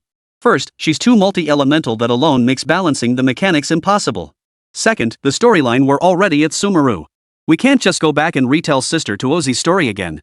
From every angle, Wang Li felt it was unsuitable. The current buzz was already quite strong, maintaining it as is would suffice. Wang Li then opened up the comments about Sister Tuozi and Zhongli. Xiao Shang's redemption, I'm on team feminization. Honestly, it's perfectly normal for the Dragon King Tuozi to have different appearances. 3 lifetimes, why not handsome guy x handsome guy? That's where the XP comes from. Aya's dog, technically, it's not handsome guy versus handsome guy, it's fat guy versus handsome guy. Chicken dinner morning and night, it's fan art, folks. Just here for the fun of it. Miss Shadow's dog, this isn't fan art anymore. The team led by director Me who you should be more rigorous. Wang Li felt a headache coming on. The videos featuring Sister Tuozi and Zhongli were incredibly popular. It even boosted subsequent videos, pushing them into the millions of views. But most of this buzz stemmed from arguments. People with differing opinions held conflicting views. The pressure of public opinion now fell squarely on Wang Li. Good thing I said not to put it in the gacha pool. Otherwise, it would have caused even worse repercussions. In truth, Wang Li was still being naive. The real problem was the rogue players who had entered the gacha pool. Sighing deeply, Wang Li embarked on his editing journey. Except for the video of Tuzu sisters face molding, everything else was recorded. And the footage of Shui Ying's pretentiousness getting exposed? That hasn't even been released yet. When it finally surfaces, it'll be an even more spectacular scene. Chapter 105, Wendy, who wants to freeload the heart of the god. As Wang Li had anticipated, discussion heat skyrocketed after the new video went live. Even Ganyu and other Genshin characters were amazed by Ing Mei's combat footage. Unlike ordinary people, they knew every battle Ing fought was real. They understood all too well the pressure and risks involved in challenging a former Archon. A breathtaking battle. Shinha exclaimed. If she were to face the Northwind Wolf King, it likely wouldn't be an easy fight. Yet in the latter half, Ing Mei's fighting style seemed to toy with the Northwind Wolf King. Equally memorable was the utter disarray at the start. Ganyu nodded in agreement. The traveler keeps growing stronger faster than we ever imagined. But not as strong as Wang Li.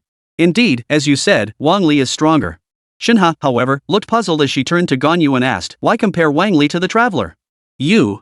Ganyu shyly lowered her head, unable to meet Shinha's gaze. She was genuinely afraid this emotionless junior sister might say something outrageous. After all, her master, the wind-borrowing true lord, was notorious for spreading her embarrassing stories far and wide. Better to slip away quietly.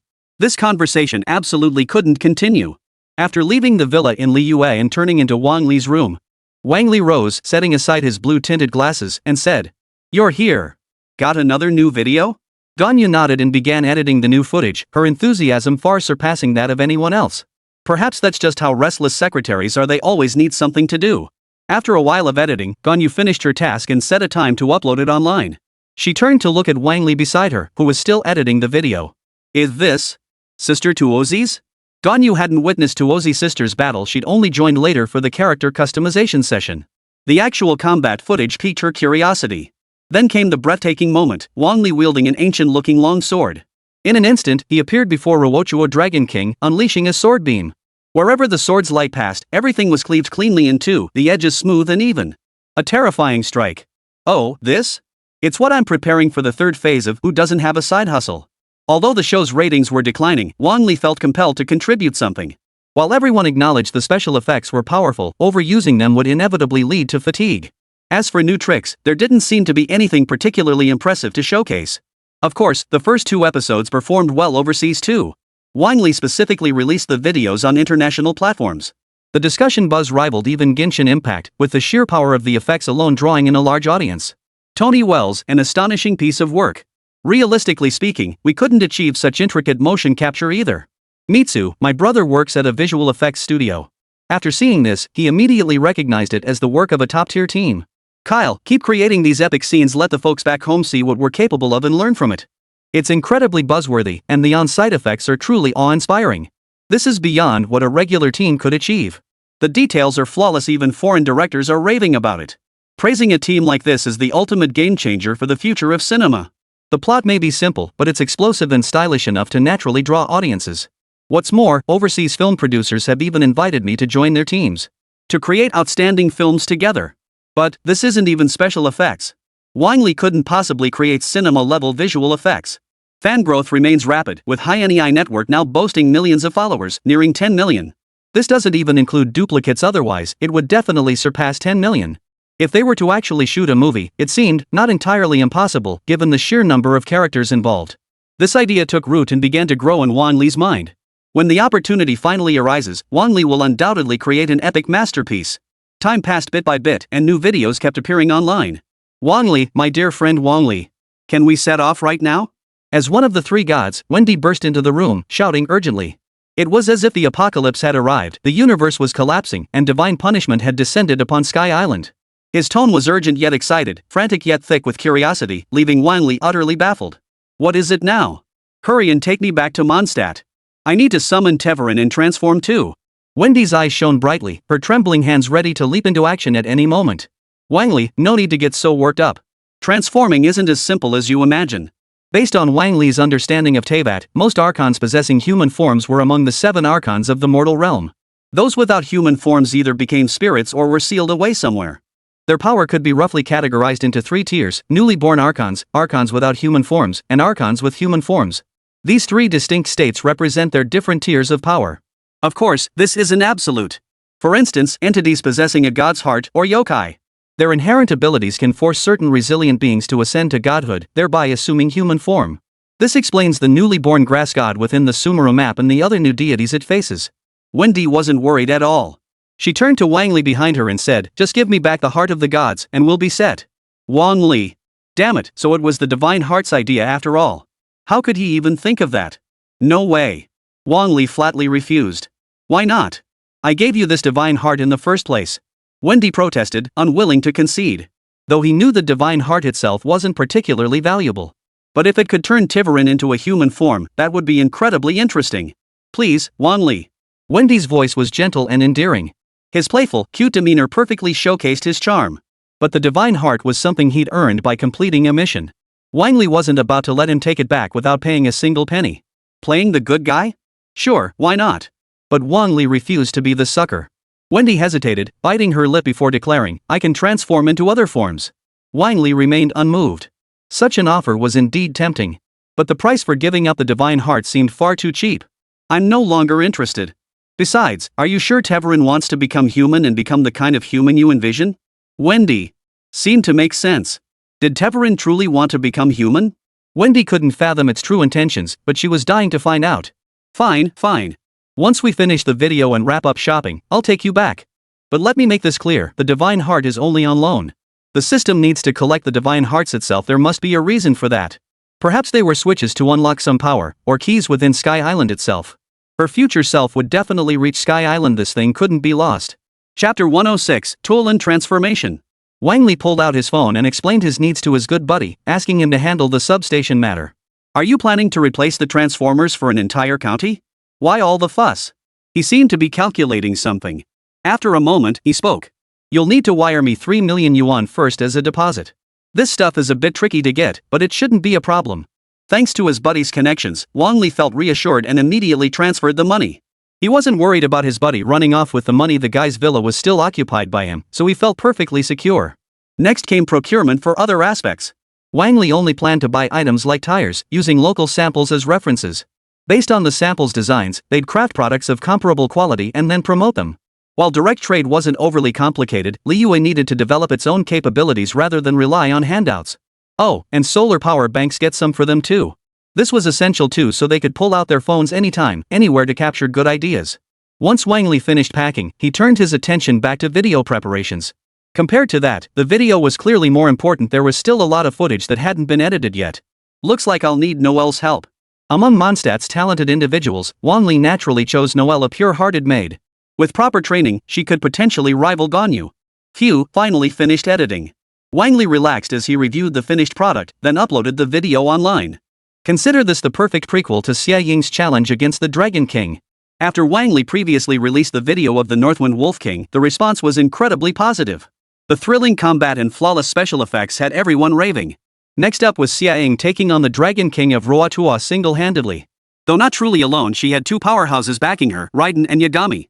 Even so, facing the fully evolved, millennia-old Roto Dragon King, a true demon god's terrifying might, Ingmei was still too weak to stand a chance. Moreover, the dragon's multi-elemental power made it even more vulnerable to lightning, which had minimal effect on rock. The battle lasted but a short while before she was utterly defeated. Slammed violently into the ground, the earth cracked and shattered beyond recognition. Ingmei gasped for air, barely able to breathe. "Oh my god, this is just too brutal. Tuzi-san is incredible. That one hit nearly wiped out the traveler. Game over, flowers scatter. Game over, life reset. Damn, you really took her down." Most people were discussing how Ingmei was finally knocked down, lying motionless. Who would have thought that under the protagonist's aura, Ingmei would be so weak against Ruochua Dragon King? Was it because Sister Ing was too weak, or Sister Tuo was just too strong? That's really up for debate. After 2 collaborations, Sister Tuo's popularity has soared, attracting nearly 800,000 followers. This surge is largely thanks to the synergy between Zhongli and Ingmei, both million-follower characters. Some creators even made fan art based on this, which went viral online. Tuzi's sister writhed her slender body, lashing her massive tail to smash into Ingmei. Ingmei lay motionless on the ground, foaming at the mouth. Add titles like "I don't understand a thing" or "Is this kind of reward acceptable?" After titles like these, it becomes vivid. Trends are always manufactured, and popularity follows suit. Sister Tuozi, who wasn't particularly popular before, has now reached the level of a standard character. She even has the potential to become a character like Yagaki Shinko, who is often paired with Zhongli. Wang Li felt deeply gratified by this. All his promotional videos hadn't been in vain. When are we leaving? Wendy held her phone, scrolling through videos as she impatiently urged. I'm so jealous of those two. With such amazing companions, I want one too. Alright. We're getting ready to go. Wang Li relented, granting Wendy's request as he opened the white, antique-style door. He transported them to the only anchor point in Mondstadt Klee's location. The surroundings were sparsely furnished, and Cuddy sat in the corner, studying an escape plan. Yes, this was the detention room Captain Sheen had prepared for Cuddy. She looked up at Wang Li appearing behind her and ran over joyfully. It's brother Wang Li and the Wind God. Did you come to play with Kaching?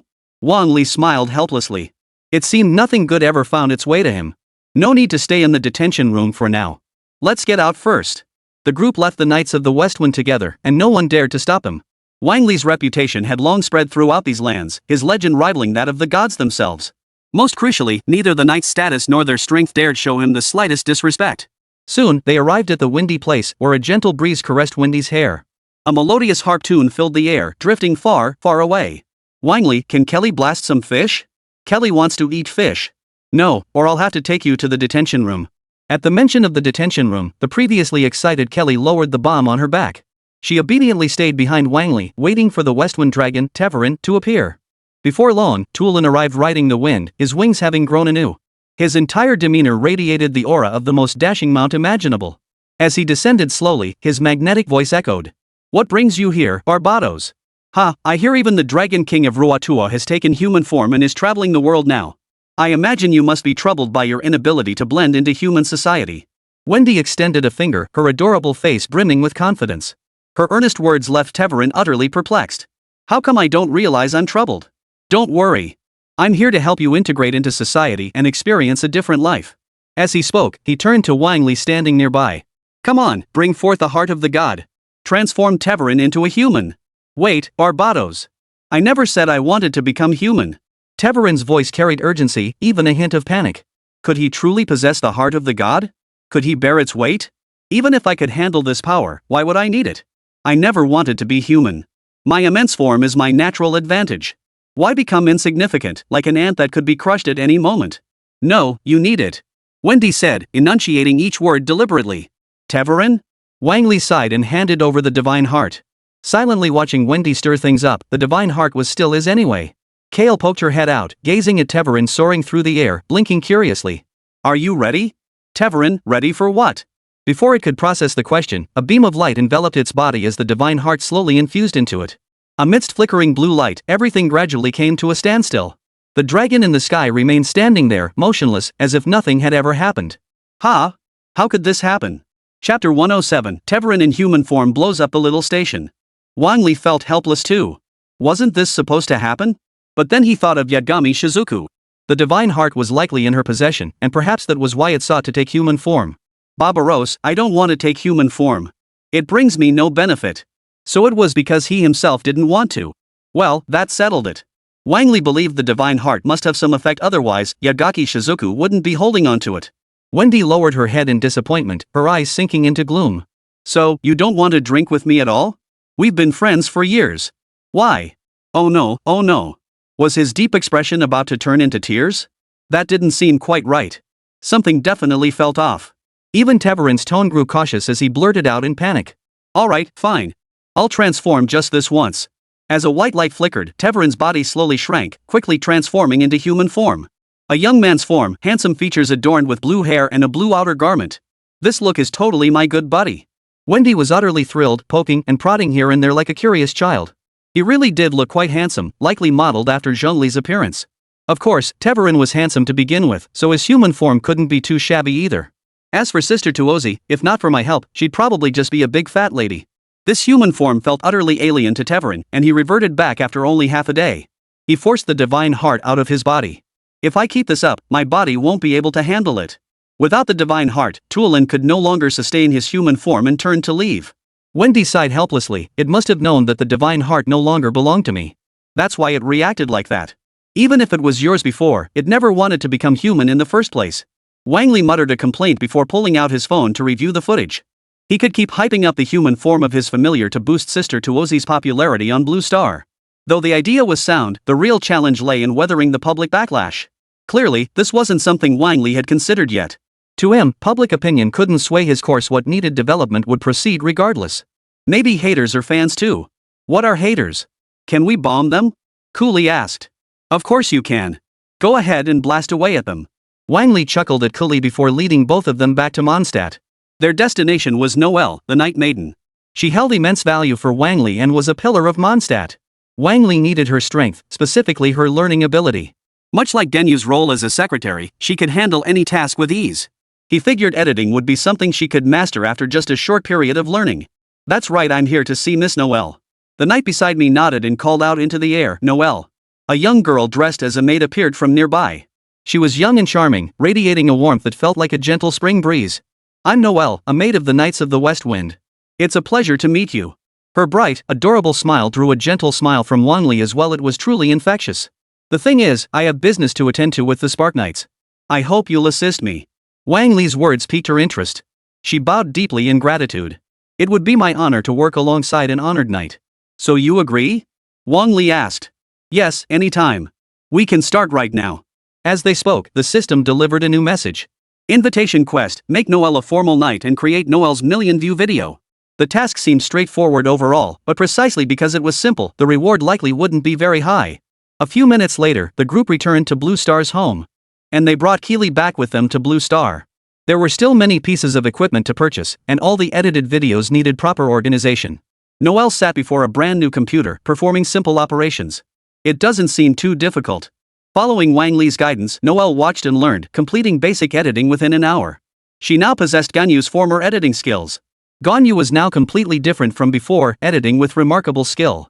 She handled special effects with effortless ease, and her collection of effects plugins was even more comprehensive than Wang Li's. While briefly explaining video editing to Noelle, he had already released a new video. Titled Your Companions Can Transform, So Can Mine. It begins with the three gods sipping tea and chatting, sharing stories and deepening their bond. But before long, Sister Tuozi returned with delicacies she'd bought from outside. Morex, this is what you wanted, she said. She even patiently unwrapped the packaging and meticulously rearranged the dishes on the plate. Wendy gritted his teeth, saying nothing, but his expression betrayed him. Then, from the other side, Yagami approached carrying a machine and coconut milk. Here, this is a 3-color dango maker. You can enjoy different flavors of dango. And coconut milk freshly squeezed, you know. Wendy felt tears welling up. Why were their familiars so perfect? Unwilling to accept this, Wendy rose and stormed out of the room. Where are you going? Zhongli and Raiden spoke in unison, surprised even themselves at their simultaneous response. They exchanged a look, but Wendy was already far away. The scene shifted to the wind-blown land. Across the vast grasslands, a distant speck approached. Growing larger and larger, it finally took the form of a colossal dragon, landing before Wendy. I wish to share a drink with you. Take human form. Wendy produced the divine heart, restoring it to Teyvat and merging it into his body. As light enveloped his entire body, it gradually contracted into human form, revealing a brand new character before her. The audience gasped in astonishment. Was this the Teyvat some had long awaited? This is way too cool. His hair color resembles Zhao's, yet he stands as tall as Zhongli and his appearance is breathtaking. As expected, human form familiars are one more handsome than the next. Why isn't it a feminized version? Damn it! Gendering him is just nonsense. Teyvat isn't a stone, nor is he purely elemental. He has a gender, just like those celestial beings. The difference is that no single immortal can match a Teyvat's power, otherwise, they wouldn't be one of the Four Winds Guardians. Tuolin's appearance reignited the debate about human forms. Especially the discussions about Sister Tuozi. It's even harder to accept than Tuolin. It's just too bizarre. The voice actor is clearly male, so why insist on portraying her as female? At least for certain CP fans with specific preferences, it totally ruins the vibe. The only option left is to ship Venti and Teyvat. It feels somewhat promising, yet lacks that certain spark. It lacks the masculine tension of Zhongli and Ruotua Longwang's pairing, that clash of two strong male energies. Wang Li is helpless too. There's no getting around Sister Tuozi's situation, right? Chapter 108, Hu Tao, paying respects to Sister Tuozi. While Teyvat's human form has steadily boosted the popularity of the family, even temporarily surpassing rerun characters, it could be said the rerun characters themselves are riding this wave of popularity too. Lei Dianying looked at the live stream audience and helplessly explained the situation regarding Sister Tuozi. Logically speaking, the gender Tua assumes when transforming into human form has no connection to its original intent. All of this stems from someone's imagination, and others built upon it to make her more appealing. These words exploded across the comments and bullet chats. Ingbao's right. Watching the video, Sister Tuozi seems pretty helpless too.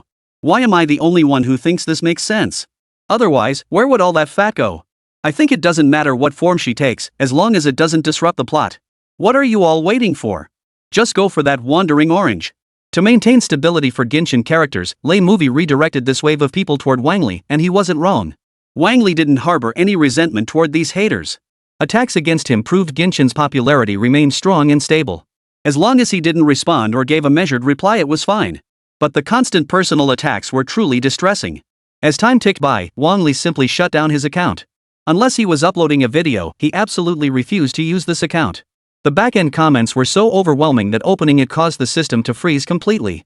So Wang Li calmly switched to a backup account that had never been used before. Looking at Genshin Impact's current buzz, Sister Tuozi's discussion heat still wouldn't subside. Wang Li was quite pleased about that, but what was going on with Hu Tao rushing over in such a hurry, clearly holding a grudge? What's up, Hu Tao? Wang Li asked, puzzled. Cheeks puffed out, Hu Tao pointed at Sister Tuozi's photo on her phone and snapped. That woman. Do you know what she's done to my shop now? She might as well turn into a man, at least then she could do more work. She's nearly ruined my branch store. Her loud voice drew the attention of several Inazuma characters. Especially Raiden, who had just finished streaming, and Yagaki, who was ruffling her fur. What's got our head of the household so worked up? Who crossed you? Yagaki walked with a cat-like gait, her voice laced with allure and sophistication. This calmed Hu Tao's anger considerably. Pointing at the video recording on her phone, she wailed. It's all because of Sister Tuozi. My branch is about to get demolished. In the footage, she was locked in a standoff with Zhang Li before unleashing a powerful burst of elemental energy. Within seconds, the room lay in utter ruin. Wang Li remained calm and asked, what started this? It's all because she doesn't understand funeral services at all. She can't integrate into Wangxing Hall's operations at all. If this keeps up, I'll have to send her back to you. Sister Tua can't handle the job, so she has to be sent back? Wang Li certainly didn't want that either. This villa was rented, after all. If this kept up, he'd lose the place. As a homebody, Sister Tuozi hasn't seen anything new in all these years. How should I put it? Even the affairs of Li Yue are unfamiliar to her, and she finds them novel. We must learn to be tolerant and make the best use of her by assigning her to a position where she can be useful. After receiving a lengthy lecture, Hu Tao finally calmed down. Alright, fine. With a sigh of resignation, she tucked her phone away and turned to leave. Wang Li lay on the sofa, watching her retreating figure, unsure if she had truly understood. This long-awaited rest allowed Wang Li's body to fully immerse itself in the sensation.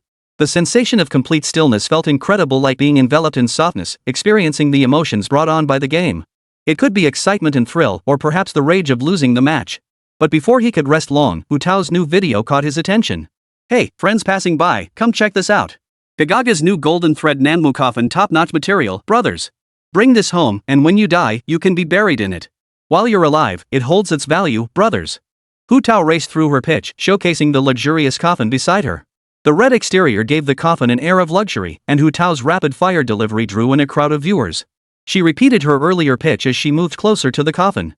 Check this out, a sliding coffin with pre-drilled holes.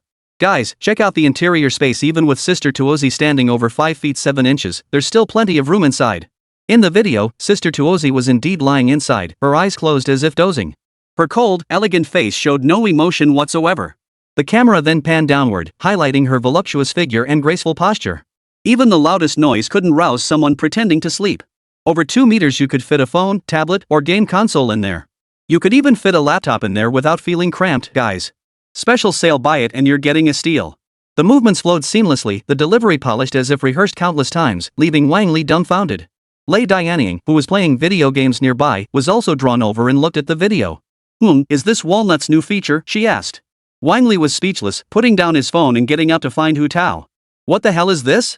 A live demo of Sister Funeral to Zizi, right? If she kept this up, the next one lying on top might be Zhang Li.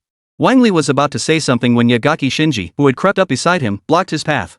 Oh dear, it's best not to get involved in something like this.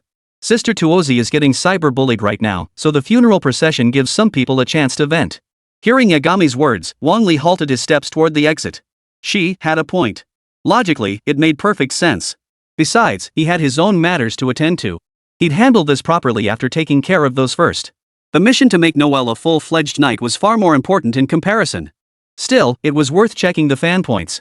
Perhaps there'd be some decent rewards to boost Noelle's strength.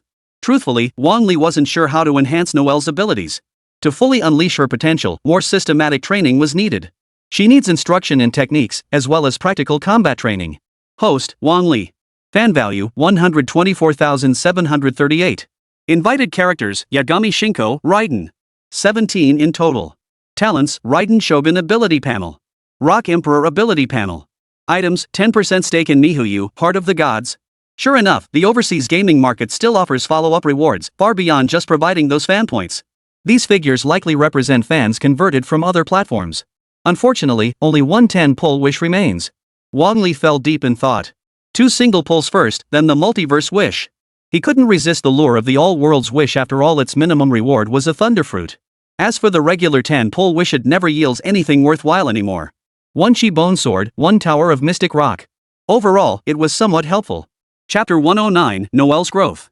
Both the weapon and breakthrough items were well suited for the maid Noelle, so boosting her strength shouldn't be a problem. But to truly elevate her combat prowess, these items alone would be insufficient. Try the multiverse wish. Wang Li tapped it, and soon a rainbow-colored light descended, revealing a brand new item. Congratulations! You have obtained the Dragon Blood of Fenrir, King of Earth and Mountains revised. This was the bloodline of the primordial dragon race, imbued with dominion over earth and mountains, a formidable power indeed. Perhaps it could raise Noelle's ceiling, allowing her to grow even stronger. As for completing the knight selection and becoming a full-fledged knight, that shouldn't be too difficult either. Wang Li retrieved the item, a test tube brimming with technological sophistication. Truthfully, Wang Li coveted either the stone fruit or the heavy fruit. Either of these could rapidly boost Noelle's power. Still, dragon blood was acceptable and would offer Noelle some benefit. The effect would likely be similar to that of a hybrid, merely maintaining the enhanced capabilities. Wang Li smiled at Noelle and said, "The first step to becoming a knight is enduring pain with courage and fearlessness." Noelle hesitated no longer. If becoming a knight meant enduring any hardship, she would accept it. A mere injection was nothing, a minor inconvenience at best. As the liquid slowly infused into her body, Noelle's expression underwent a dramatic shift. Agony spread throughout her body, gradually fortifying her already well-trained physique. As brilliant golden pupils blossomed within her eyes, Noelle achieved perfect fusion with the dragon blood. Her mastery of elements reached a level where she could control them even without a divine heart. "I can freely control the elements?" She was astonished. Though the process had been painful, the results were remarkable. Yes. The real training begins now. Prepare yourself mentally. As Wang Li spoke, he drew his weapon and led her to the secret base for intensive training. Inside the secret base, Wang Li wielded a long sword, parrying Noelle's attacks. With her Dragon King bloodline, her potential had surged to levels approaching Ganyu's, and her strength had also undergone a significant boost. Most astonishing of all was her physical conditioning. Her endurance far exceeded expectations. Impressive strength, though it hasn't been fully unlocked yet. Wang Li carefully recalled the sword techniques from his memories. Converting them to a two-handed sword wasn't without its options. The blade in his hands gradually thickened on both sides, transforming it into a form similar to Noelle's two-handed sword. "All I can teach you now are some basic techniques." In sword techniques, dual wielding significantly enhances slashing combat effectiveness. Noelle watched Wang Li's movements intently, her eyes bright as the full moon. "So cool, Sir Knight." Once she grasped the fundamentals and began swinging her two-handed sword, Wang Li noticed a crucial issue. Swinging a pure two-handed sword comfortably is still quite challenging. Among all Genshin Impact characters wielding two-handed swords, they could be counted on one hand. Among them, female characters were not particularly numerous, and it was unlikely they could wield two-handed swords as effortlessly as males. "We need a method suited for women." Wang Li thought of Yura. If it were her, she might be able to teach some excellent two-handed sword techniques. At best, he could compensate for Noelle's weaknesses, helping her better handle enemies. Strictly following the rules won't unleash the full power of a two-handed sword. Wang Li could handle any foe with a single sword, but she couldn't. Yura's dual swords boast the fastest attack speed and seem to move with the most grace. I don't quite understand. Still, even without Yura's sword techniques, the methods I taught her should be sufficient. Now, let's move on to a live combat session. Wang Li opened the portal to the young Master Dedalia, intending to teleport to his side. And while he was at it, he'd bring Ingmei along for a spectacular showdown. Paimon rubbed her eyes, utterly exhausted, but still trotted along. Where are we going? Can't you let a person get some decent sleep? Before she could finish, the group had already passed through the White Gate. Liyue North Country Bank. Though the Northern Kingdom Bank had lost many cooperative opportunities due to the previous incident, the Fools Guild remained active and they had witnessed Liyue's latest developments firsthand. Especially materials like cement, simple to produce and convenient to use. Though the formula might lack certain binders, its practical application shows little difference. Executive, the cement formula has been sent back to the country. I wonder. One of the Fools Guild members tasked with gathering intelligence knelt on the ground, praying.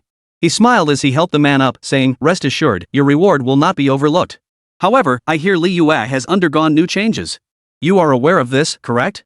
The man immediately volunteered. "Through my connections and methods, I've learned it involves the element of thunder. Please send me again."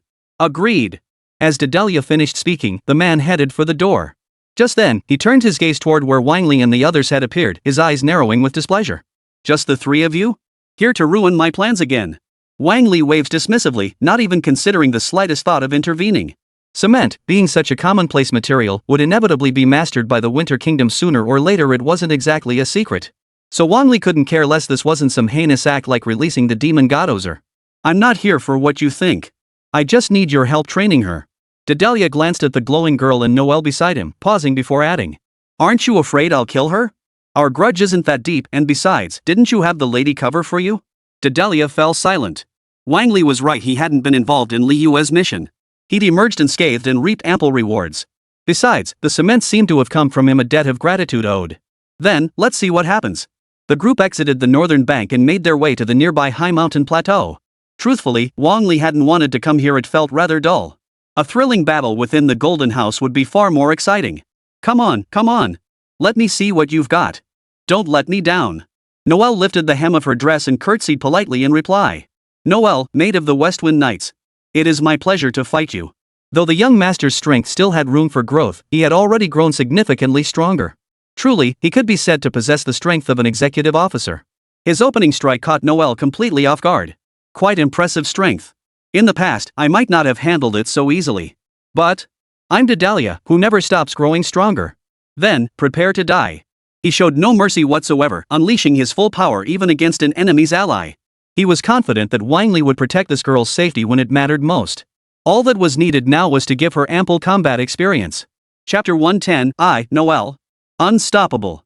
Young Master repeatedly teleported to Noelle's side, unleashing devastating attacks.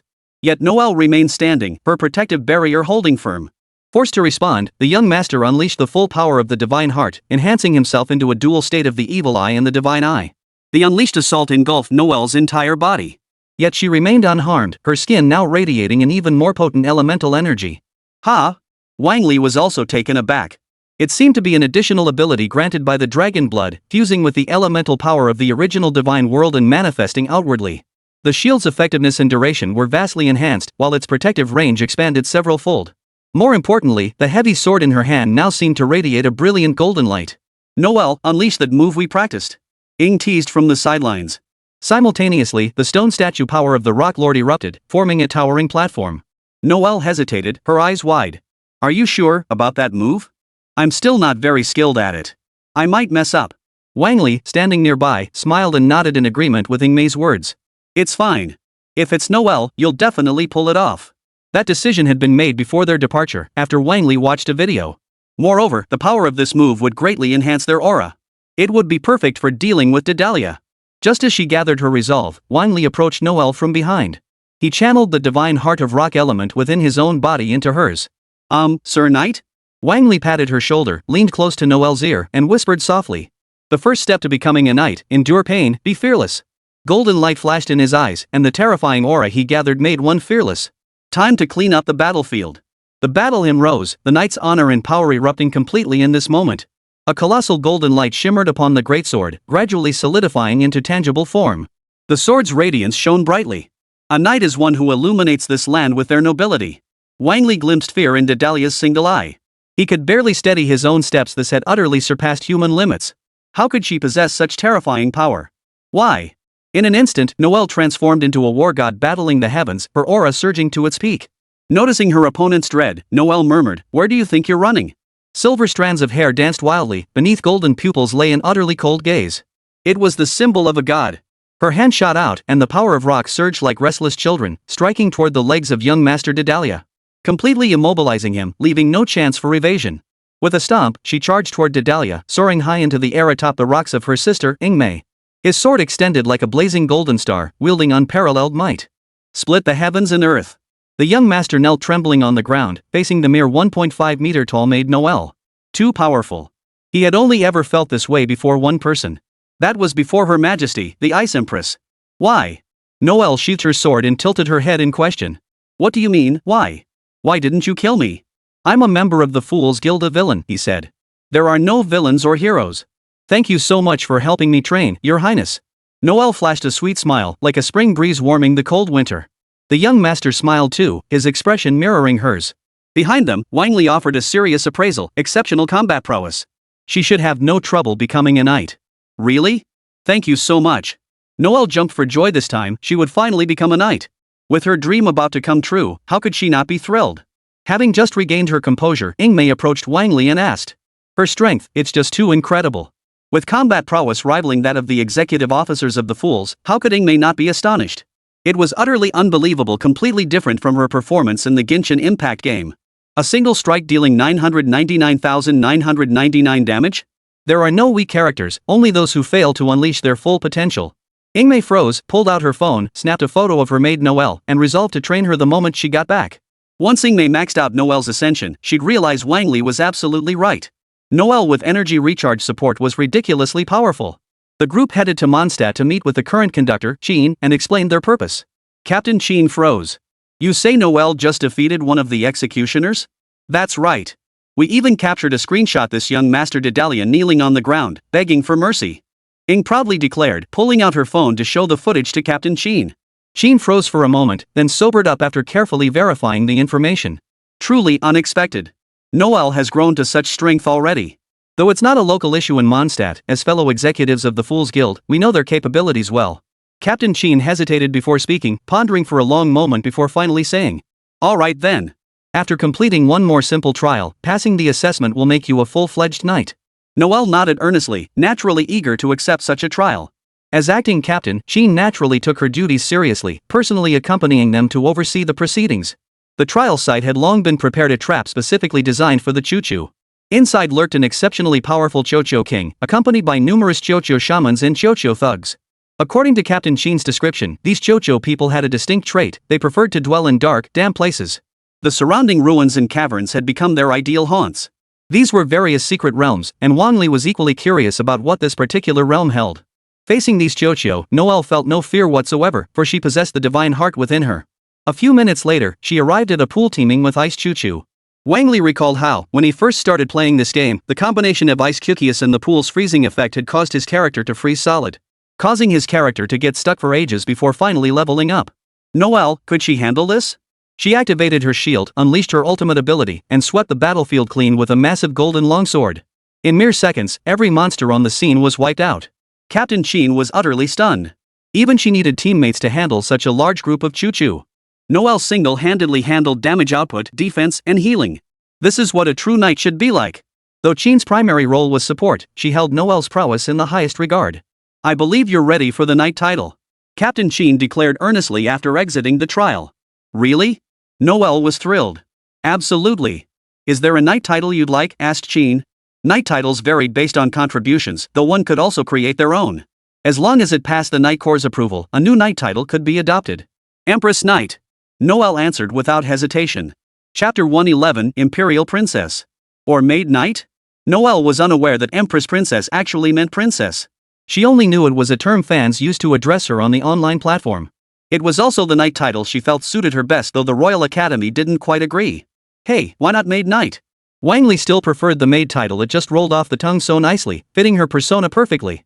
Not that Empress of the Rock was unsuitable, it was just Wang Li had intended it for Zhongli. Having him shift forms and appear before her like that would be absolutely fantastic. Then, my everyday life with the 7 divine maidens would surely become reality. Is that so? Then maybe I should switch to the Maid Knight. Noelle looked at Conductor Qin, her eyes filled with hesitation and uncertainty. She wasn't sure whether to switch to another title either. She noticed Noelle's discomfort and smiled, saying, I don't think Imperial Princess Knight is a good choice. It sounds like a low-level knight. If you'd like, the Westwind Knights actually have a maid knight title available. As she spoke, Captain Sheen retrieved an old insignia from a drawer, bearing the emblem of a maid. The maid profession has existed in Mondstadt for countless years, and many maids have advanced to become knights. That's precisely why we established the maid profession within the Knight Order. Captain Sheen smiled as she handed it to Noelle, her eyes brimming with expectation. At 16 years old, possessing such prowess, she will undoubtedly become a formidable knight in the future. The mission is complete, Noelle has become a full-fledged knight. Reward, the Gladiator's finale set of sacred relics. This item holds little value for the royal court. He simply regarded it as a gift for Noelle's knighthood. Noelle was utterly moved, never expecting Wang Li had already prepared a gift in advance. In that moment, tears of joy rolled down her cheeks.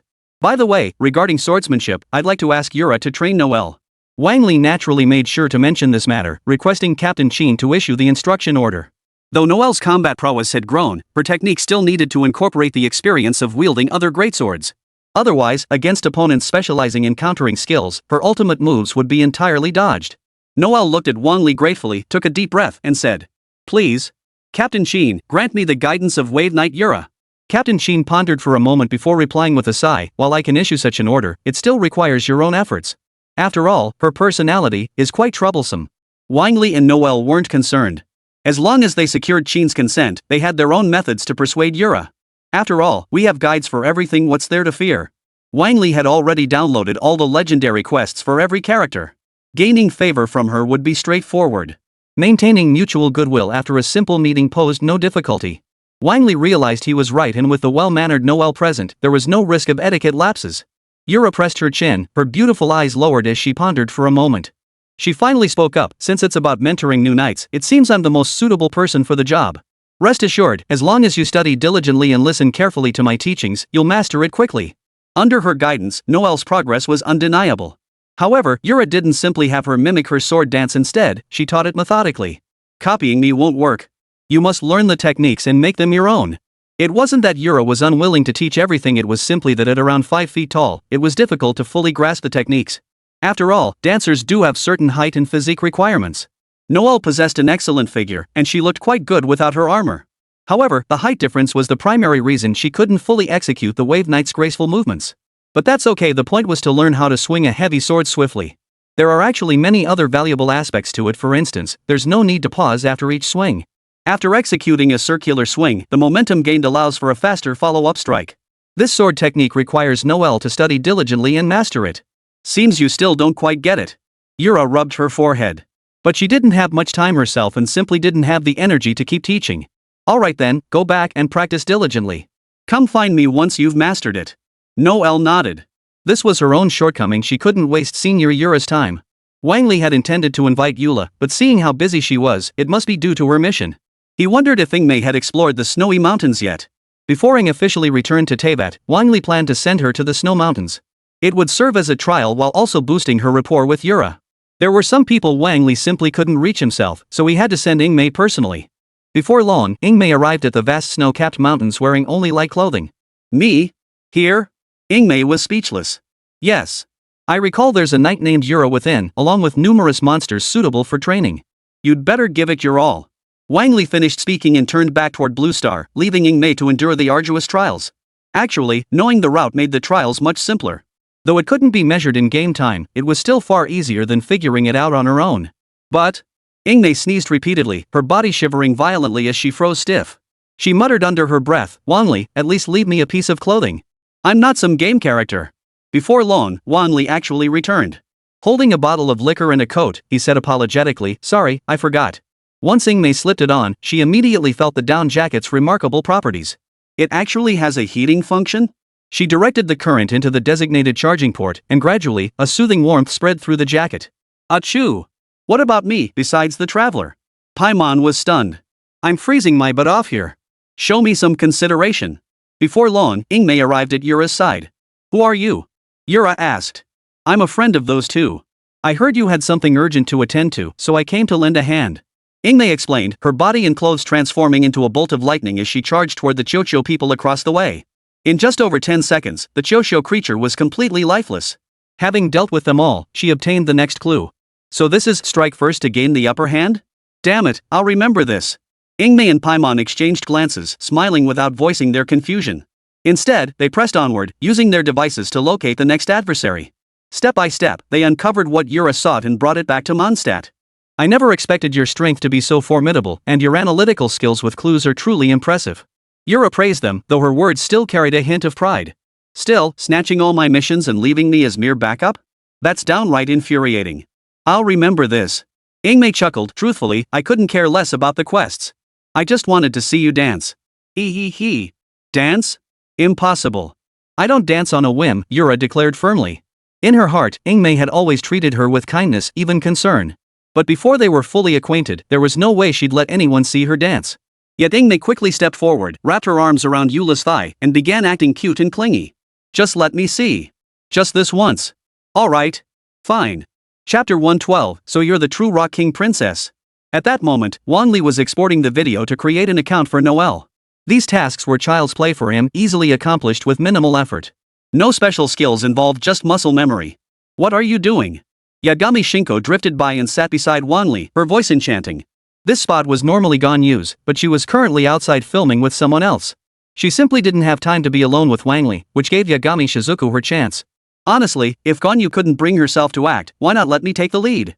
Her thoughts were spot on. Though Ganyu had repeatedly wanted to take things further, she always stopped at the surface.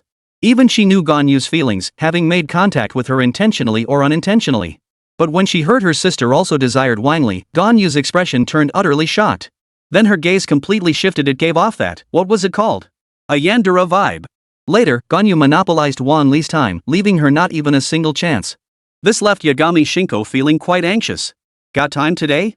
There's a great new movie out. Yagashi looked at the movie posters, all featuring thrilling horror films. Wang Li glanced at them and nodded without hesitation. Sure, I've been wanting to study film pacing anyway. I'm planning to shoot a Genshin Impact fan film that'll blow everyone away. If this film actually made it to theaters, just imagine how many people would know about me. And it would truly outdo the original. After all, even the official MiHoYo team hadn't considered making a movie. Instead, I'd beat them to it and make the movie first. Just the thought of it sent Wang Li into a frenzy of excitement. This was bound to be a blast. But this time, Wang Li didn't know Yagaki's true intentions. He assumed she just wanted to watch a movie. And since it was Yagami, he figured there'd inevitably be some cheesy movie moments. After all, they were bound together, so it wouldn't feel awkward at all. Without overthinking it, Wang Li checked the backend data of his new account and was quite satisfied.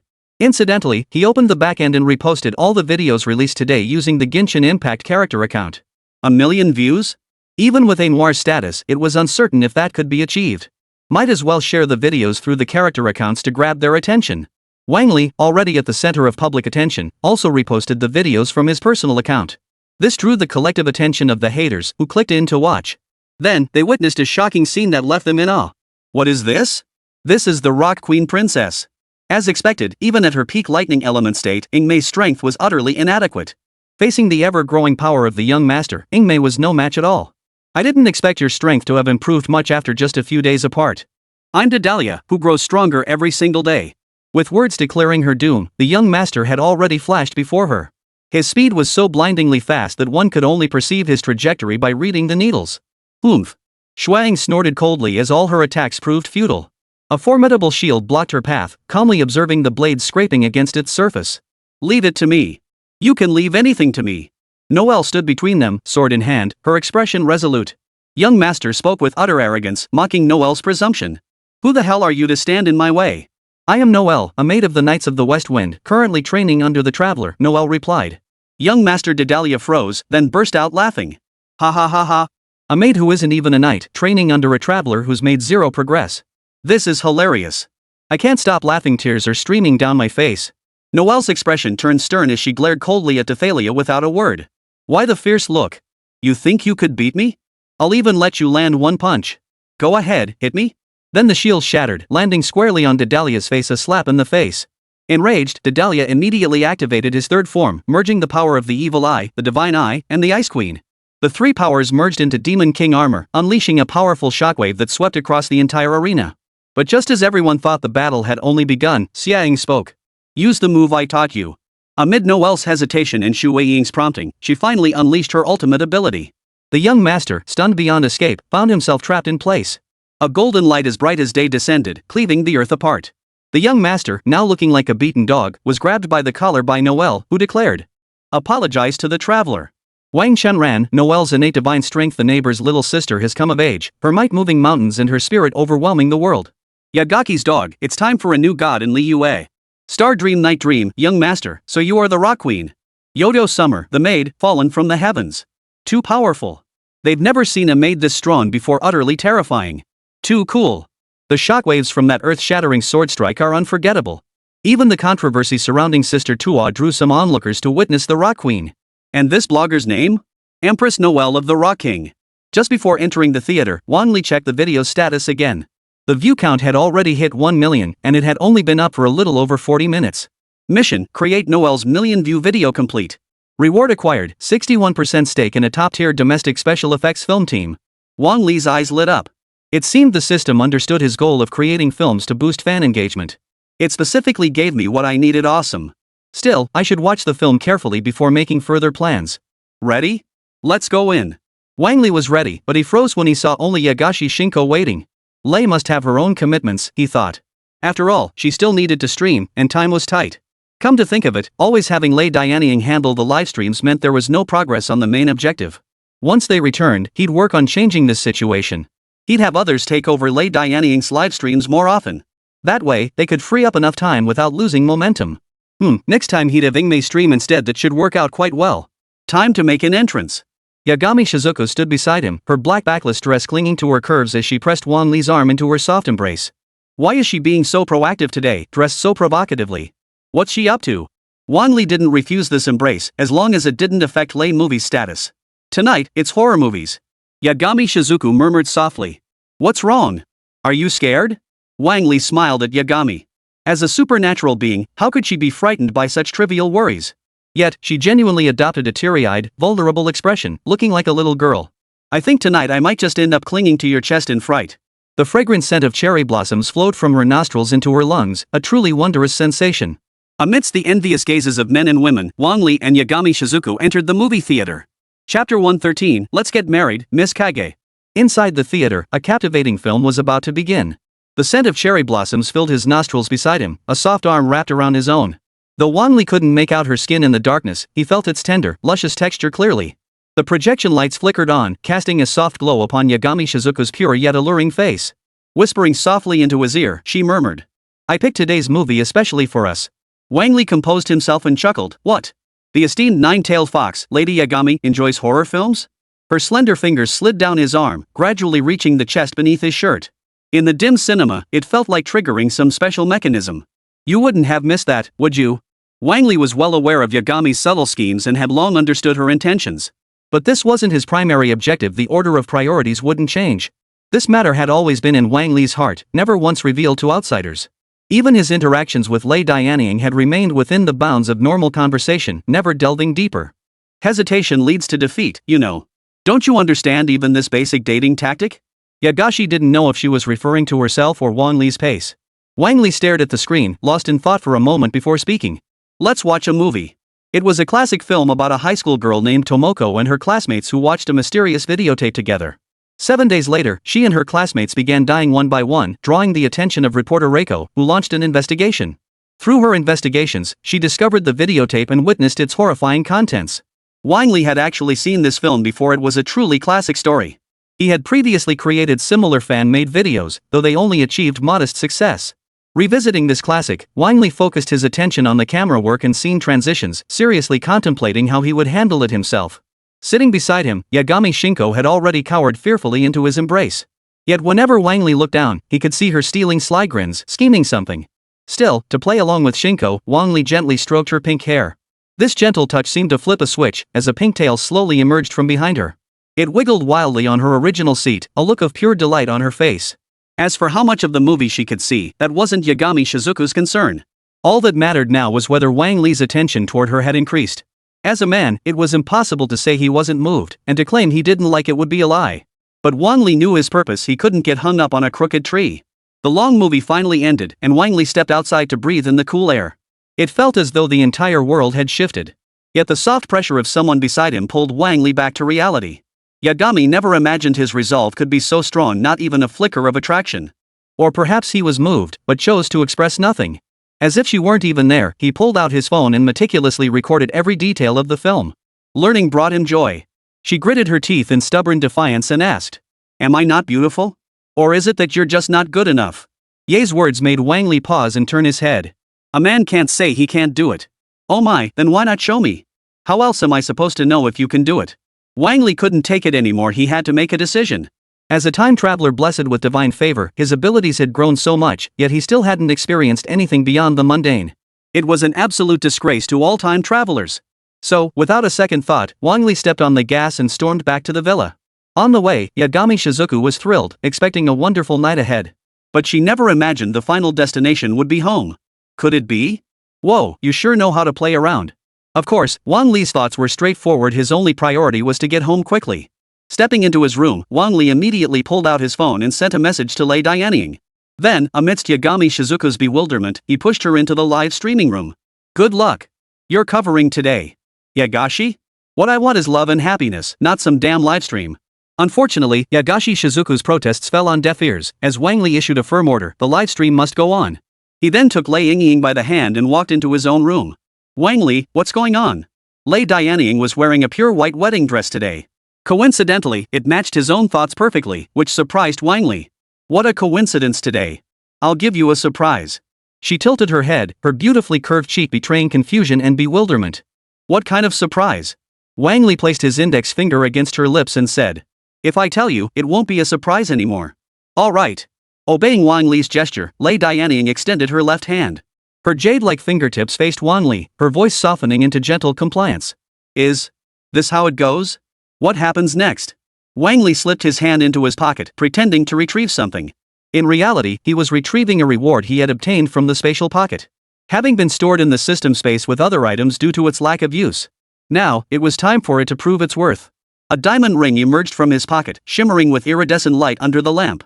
Wang Li smoothly slipped it onto Lei Dianying's ring finger in one fluid motion. A sound like a kettle whistling erupted from Lei Dianying's startled mouth. Forced to use Steam Princess's sound effect. Wait, what's going on? A diamond ring? Her pale cheeks flushed crimson as her mind went blank, scrambling for an excuse. No, it can't be, filming a video, right?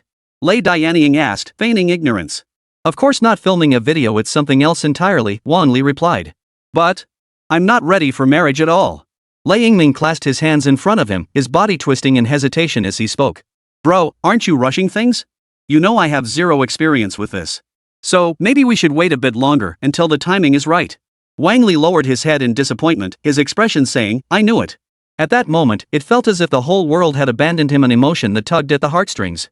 Wait, I didn't say I dislike you. I really like you. Before she could continue, Wang Li's entire body trembled. Instantly, he lowered his head and pressed his lips to hers. The room fell silent, filled only with the faint sound of gentle caresses. Moonlight, gentle as water, illuminated the corner where they stood. Reacting with the lightning element. Strong reaction with the lightning element. Replacing. Lightning element critical hit, 1 million. The next morning, Lei Dianying rolled out of bed and slowly made his way to the bathroom. Wang Li lay motionless on the bed, unwilling to move a muscle. Everything that had happened that night felt like a dream. His entire being felt as though it were floating atop thick coconut milk, swimming freely. You gotta admit, the system stuff is seriously smooth. Though saying that, felt a bit odd. Outside, Yagami Shizuku, who had long since completed her live stream quota, wore a satisfied smile. Finally succeeded. Chapter 114, Yae Shirko, the unsung hero behind the scenes. Wang Li could never have imagined that the mastermind behind this whole affair was none other than Yagami Shizuku. Truthfully, she had long since noticed Wang Li's little crush. Though she'd interacted with other characters, things never progressed further. It was like he was standing right outside the door, hesitating to step inside. He was indeed a man of principle in this regard, at least he didn't casually flirt with others. This made Yagami Shizuku start to think about pushing their relationship forward. She'd never seen such a little thing before. It made her want to devour him whole. But clearly, devouring her outright was impossible. The first bite had to be Reimai's. She understood this better than anyone, which is precisely why she worked so diligently to prepare everything and tease him thoroughly. When Wang Li finally couldn't hold back, he'd naturally turn to the one he'd been longing for. That way, everything would be so much simpler. You could say her role was to set him up, and she absolutely had to. Next up should be my turn. Yagami Mikoto stood before her custom wardrobe, meticulously selecting the perfect attire. Her tongue flicked across her pink lips as she settled on the most fitting white bridal gown.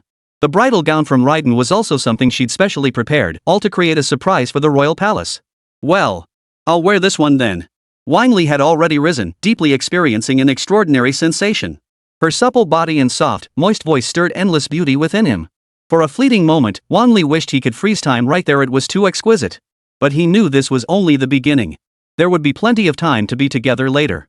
Moreover, Wang Li even wanted to hold a wedding ceremony, and he wasn't joking. A real wedding ceremony on Blue Star. Stretching his body, he felt surprisingly refreshed despite barely sleeping all night. The sound of running water in the adjacent compartment ceased. Lei Yingming's graceful silhouette was faintly visible through the hazy window. What's wrong? Need to sleep a little longer? Her purple hair cascaded down her shoulders, and she wore only a white bathrobe, reminding Wang Li of the previous night. Her gentle, warm words snapped Wang Li out of his daze. It's fine. My body is incredibly resilient. I could easily handle another day and night. Wang Li wasn't just putting on a brave front, the blessings of multiple panels and bloodlines gave him confidence. He might genuinely last a full day and night without losing his mind, something that would have been impossible before. Last night's experience had profoundly impacted Lei Dianying, an unprecedented sensation. The same held true for Wang Li. He recalled her body glistening with a fine layer of fragrant sweat. A few strands of jet black hair clung to her snow-white cheeks, like meticulously drawn musical notes. Last night, were you serious? Wang Li thought carefully. Was it the part about marrying you, or that you were truly beautiful, or perhaps that it felt good? Yes, of course it was true. He didn't dwell on it any longer, simply agreeing outright. A warm current flowed through Lei Dianying's body, the sensation of happiness. Her mood shifted accordingly, a radiant smile lighting up her lips. From their first meeting, to fighting side by side, to this moment of emotional connection. Feelings had long since taken root, though she hadn't known what they were. When Lei Dianjin revived, she had spoken to Jin about it, but Jin had only responded with a radiant smile, saying nothing. Later, through gradual learning, she finally understood much more. But she couldn't say it. Such feelings couldn't be expressed without preparation. So she focused on earning money, on improving herself and understanding Blue Star, planning to develop things slowly. This cost her precious moments enjoying sweet treats and time spent with Wang Li. Still, that 3-color mochi machine was truly excellent. Unbeknownst to her, Lei Dianying's feelings for Wang Li grew stronger by the day. Wang Li's sudden proposal caught Lei Dianying off guard, sending her affection skyrocketing. It had completely surpassed the level of a lover, reaching a point where he could take action. Finally, the rice was cooked into a done deal. After all these days, there was finally a result. Is there anything you'd like to eat? Lei Yingming asked softly. Wang Li neither refused nor agreed, simply picking up a 3-color dumpling nearby and popping it into his mouth. This is quite good. After chatting for a while longer, Lei Yingying and Wang Li finally emerged from the room. Oh my, oh my, oh my. Last night must have been quite comfortable. Yagami Makoto crossed her arms, her eyes sparkling with amusement as she looked at them. Her expression seemed to say, gotcha. Now you're mine. Wang Li. Lei Dianying. The scent of cherry blossoms and bellflowers lingered in the air, carrying a faint whiff of gunpowder to Wang Li's nose. But what could they do about it? He still had his ways. Wang Li retrieved an item from the system and placed it in Yagaki Shizuku's palm. You don't want your secret exposed, do you? Yagami Shizuku, who had thought victory was assured and could share Wang Li's secrets, was still smiling. But when she looked at the warm tissue in her hand, her eyes filled with disbelief. How did it end up in your hands? Wang Li shook his head gently without answering, but silence was the best response. No matter what she was thinking, she was no match for him. Gritting her teeth, Yagami Shizuko conceded helplessly, fine. I'll pretend I never saw it. You win. This sly fox had no weaknesses to exploit, truly difficult to subdue. And given her thick-skinned nature, this was the only way to shut her up. Finally got rid of her, Wang Li exhaled deeply. Come on, I'll take you to try every sweet treat in the entire capital. Lei Dianying's eyes lit up. She quickly changed into a fresh outfit before getting ready to head out. To look more formal, she deliberately chose a pleated skirt JK uniform. Grasping her handbag, she dashed out of the room. Let's go. Her pure, innocent face was lit up with an eager smile. Wang Li finally had genuine time to go on a proper date with her and spend quality time together. Their purpose after heading out was simple, to seek out the kind of delicious food you'd never find on food delivery apps. Wang Li was particularly intrigued by the establishments with the most glowing reviews. Their first stop was naturally the desserts from a star-rated hotel, reputed to be exceptionally delicious. Lei Dianying gazed at the menu, her mouth watering with anticipation. First up were cream rolls and Darjeeling tea-flavored chocolate tarts. The cream rolls came in various flavors, original, mango, raspberry, chocolate, and green tea. She tasted each one, every bite a flavor of pure happiness. The chocolate tart, with its relatively high sweetness, had a solid base. It was an irresistible treat she simply couldn't stop eating. The couple beside them were stunned. Is she a competitive eater? She can really eat, the man exclaimed.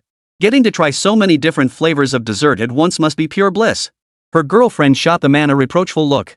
Look at my boyfriend, he only ordered one of each dessert. The man retorted, if you could eat that much, I'd get you one of each too. Chapter 115, Sweeping the Battlefield, Being Myself. Wang Li's sole thought now was to spend as much time as possible with Lei Dianying. This life with a fiancé was simply too wonderful. But it wasn't realistic. Just as he continued chatting, his friend called. Hey, there's been an issue with the electrical equipment you mentioned earlier.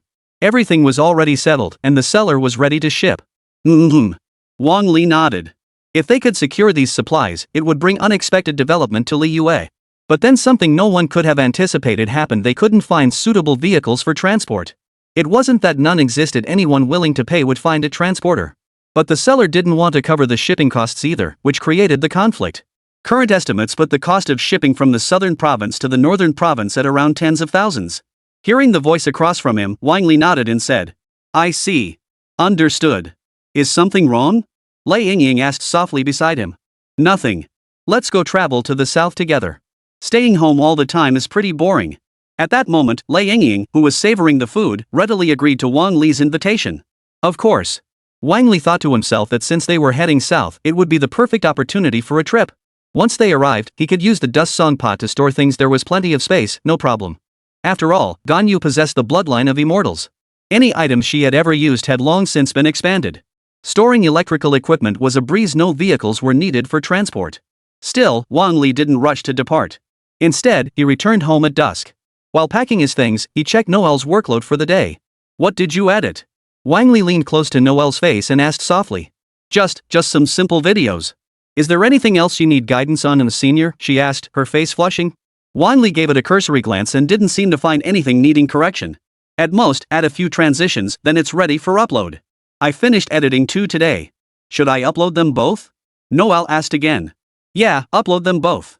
One of the videos featured a song Wendy had prepared to repay her debt. The content was quite elaborate. Wang Li had specifically filmed the live footage and incorporated some of Teverin's video segments. Combined into a single package, it was truly eye-catching. At the very least, it was far more captivating than her previous simple songs. A song without a story or music video is soulless.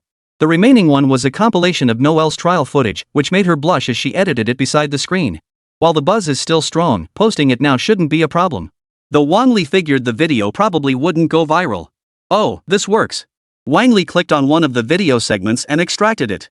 He sent it to his newly acquired team, letting them take the reins and hone their skills. Hey, is this Yihua Kai Tian? It's Wang Li. At that moment, Shenwei, sitting in his office, froze upon hearing the voice on the other end. He had always known that his biggest backer was a man named Wang Li. He never expected to hear his voice. Ever since Yihua Kai Tian's founding, Wang Li had never interfered in its affairs. Why was he suddenly calling? Hello, Chairman Wang. Is there something urgent? Or perhaps you wish to discuss the company's future direction? His voice remained steady as he waited for Wang Li's next words. Neither. I have a job coming up that I need your team to handle. A big one? Shenwei's voice brimmed with excitement. This was exactly the kind of order they needed. Although the company had consistently excelled in film special effects, it had always been small change, barely enough to help the company break through its limitations. That's why they took on the animation project and made a splash. But they hadn't anticipated this gap forming between the new follow-up project and the completed work. Wang Li's words gave him hope that they could expand into new business areas. No, it's just ordinary film special effects. Shenwei paused, calming his emotions before speaking. Please send it over. Alright, I'll send it to your email shortly. Oh, and it must be completed today. If you finish it, I'll give you a bonus. Wang Li's thinking was straightforward. Creating a popular character meant a chance to double their funding. A little extra money didn't matter much as long as they did a good job. When Shenwei received the video and opened it, he was completely stunned. This looks so real. Shenwei never imagined Wang Li could achieve this level of quality with just a casual video. The Chocho monster was rendered with such precision that every pore was perfectly detailed. Most importantly, there wasn't a single trace of artificiality. It was utterly lifelike. A hyper-realistic game? No way. How could current technology possibly achieve this? After scrutinizing it further, Shenwei handed the video to his team and instructed them to design accordingly. Several employees who had been preparing to clock out grumbled as they returned to their desks. We've already finished our work. Why do we have to do this? Wait, this is. Both instantly recognized it. Wasn't this the wildly popular rock queen from Billy Billy? More importantly, their team had interacted with Mihuyu and Billy Billy multiple times. Now, every cosplayer had skyrocketed in popularity. Who'd have thought they'd ask us to do the special effects? But when they saw the actual content, it seemed like special effects weren't even necessary. If they can create such amazing effects themselves, why did they even need us? Some were puzzled, while others began to wonder. Could it be this is actually real?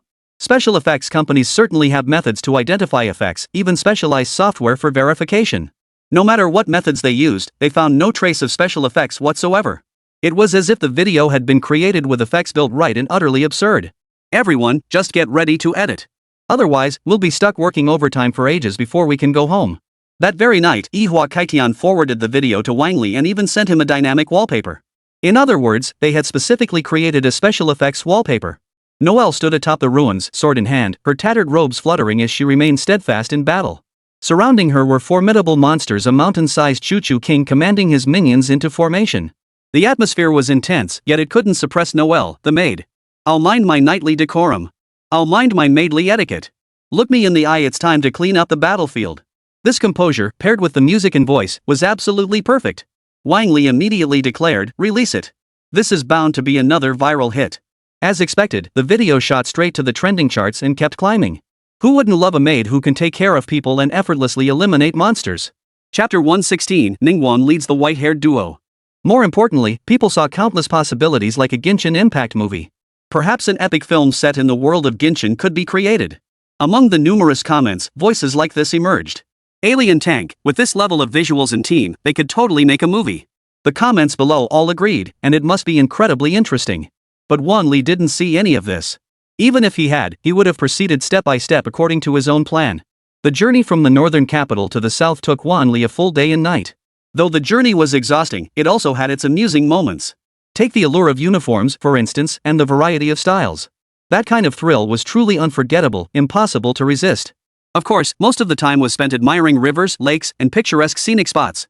Emerald mountains and azure waters, with white clouds drifting leisurely. Lei Dianying, radiating a mature, elegant aura, wore her hair loose. Her gentle smile and blissful gaze seemed like a vibrant painting. Beneath ancient pagodas and before bell towers, every stunning profile was captured by Wang Li. This way, he accomplished his goal while also having a great time with Miss Ing. "Hello, you're finally here." Though the voice on the other end was poor, Wang Li didn't say much. "Can you guarantee the quality?" Wang Li inquired. The middle-aged, balding manager fumed, "What's the matter? Do you think I'd sell you a defective product? I asked if you can guarantee the quality." Wang Li repeated with a smile. The man's face darkened with anger. "You're here to pick a fight, aren't you? Are you buying or not?" Wang Li smiled as he examined the transformer equipment, filming and photographing it for his brother. He compared it to the footage he'd obtained earlier. There were clear discrepancies, even cracks. Though minute and partially concealed by the paint finish, Wang Li was no ordinary man. His entire body had been enhanced. A careful inspection quickly revealed holes where the paint hadn't fully covered the surface. "If this thing is really flawless, I'll buy it, of course." The middle-aged bald man felt that statement sounded familiar, as if he'd seen it somewhere before. Then he composed himself, his tone softening slightly as he replied. "This thing is absolutely fine." Wang Li was blunt and straightforward, pulling out his phone to open comparison photos. "I think there's something wrong with it. It doesn't match the photo I ordered. That model is no longer available. You can buy this one instead, it's identical and comes with a 2-point rebate." Wang Li felt utterly helpless. This guy clearly wasn't telling the truth, the item must still be in the factory. "Cut the nonsense. My time is valuable, and you're not the only one selling this domestically." Even after everything was explained so clearly, the bald man still wouldn't give up. "This is the only model available right now." Wang Li called his brother Zhang Jian, but the result was that he didn't know either. Although he had connections that led him here, he'd actually purchased it through regular channels. "No problem. If there's an issue, we won't buy from him." Wang Li nodded and turned to leave. He wasn't bothered by the outcome at worst, he'd just have to visit a few more shops. "Young man, wait a moment. If you truly want it, we can arrange for it to be shipped in from elsewhere." But though the man spoke, Wang Li paid him no heed. "Let's go, Ing. Head back to the hotel to relax and grab something to eat." After the manager repeatedly tried to hold them back and haggled back and forth for a long time, a solution was finally reached. Additionally, Zhang Jian reached out to a friend for advice. They managed to purchase 2 power conversion units at a reasonable price. "This guy is such a pain." Wang Li chuckled but said nothing, instead sending the video to the relevant authorities. Someone would deal with such unethical practices, he had no time to spare on it. Perhaps, this was just an old problem plaguing traditional industries. That evening, Wang Li had the equipment placed in an open area before storing it away in the dust song vessel. By the following afternoon, Wang Li finally returned to the capital with Lei Dianying. Finally, everything's ready. Lei Yingying asked curiously, what exactly are you going to do with all these iron contraptions? Of course, to generate power for the city. These two transformers should be able to supply electricity for all of Liyue. After explaining the utility of electricity, Lei Thunder God of Inazuma found himself intrigued. Such tools would prove invaluable to Inazuma, a land plagued by frequent rainy weather. And what Inazuma had in abundance was lightning. I want some too. Wang Li immediately agreed, of course it's possible, but we'll need to test it in Liyue first. If it could be successfully implemented in Liyue, then Inazuma would naturally follow suit. Liyue, Jade Terrace. Wang Li set down the prepared equipment and handed it over to Ningguang for coordination and management. Among the items were numerous streetlights and electronic devices, particularly the novel televisions. Though most functions remained unusable due to the lack of network connectivity. But hey, you could still watch downloaded movies. They weren't entirely useless after all. Moreover, certain large-scale single-player games required the expansive screen of a television. Next, we'll need a sufficient number of lightning element slimes. Wang Li retrieved a slime from the system, connected it to a transformer, and converted it into suitable electrical current. We'll also need a container to hold it. After observing for a while, Ningguang remarked. Compared to Wang Li's focus on efficiency, Ningguang prioritized safety above all else. With the current power supply, supporting normal electricity usage for some users shouldn't be a problem. For tasks like lighting fires and cooking, Liyue residents would likely still use their traditional tools. Changing habits takes time, and Wang Li wasn't in a hurry. So how much will all this cost? Ningguang inquired. It's difficult to measure with conventional currency. What should we do? Wang Li thought of grain. Let's use the weight of grain in gold to calculate a suitable price. After some discussion, they secured a total of 500 million more from Ningguang. Converted directly into currency, that amounted to roughly 5 million.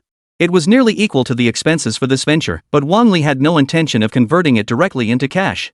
We can seize opportunities to make a fortune starting with jade items, then large pearls, and finally rare medicinal herbs. Among these, jade was the easiest to obtain. Pearls require a certain age to yield larger, higher quality specimens. As for rare medicinal herbs, their enhancements might not be too high, but they possess extraordinary effects. By the way, I heard Noel defeated the executive of the Fool's Guild. Is that true? For some reason, Ningguang suddenly brought up the incident from earlier. That's correct. I was present at the time. Is there something you need? Wang Li asked, puzzled. Naturally, I've developed a certain interest in this maid from Mondstadt. What a surprising young girl.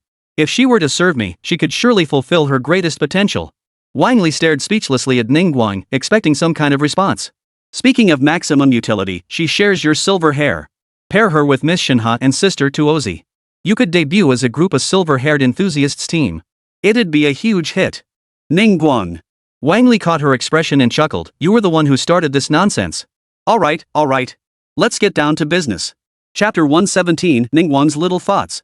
The two steered the conversation back on track and carefully considered the energy storage plan.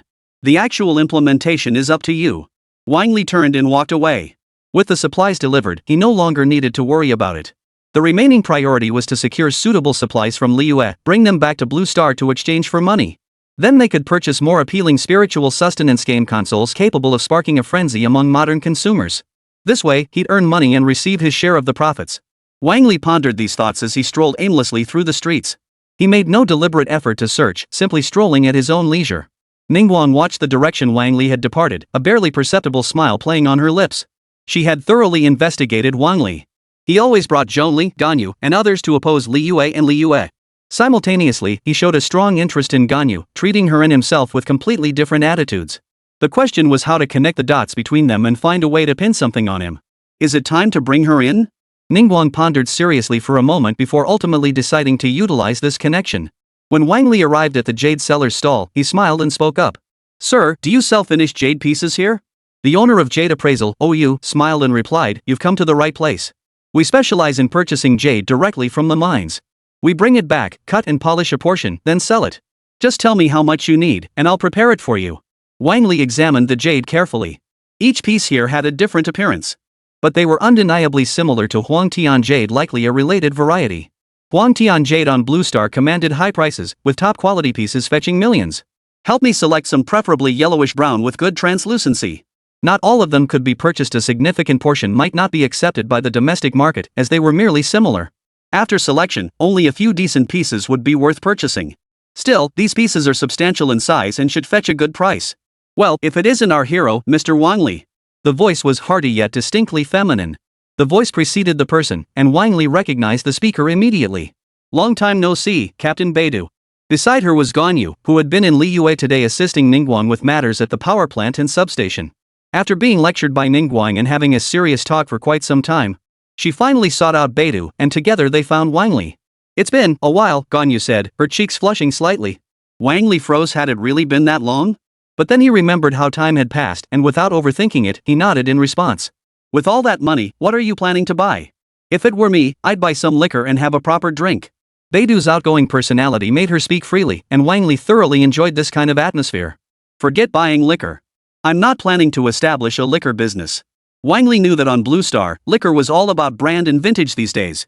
If he wanted Liyue to sell well on Blue Star, it would be better to focus on coconut juice products. They'd be much easier to market. Then do you have any liquor? As he spoke, Wang Li's drowsiness vanished.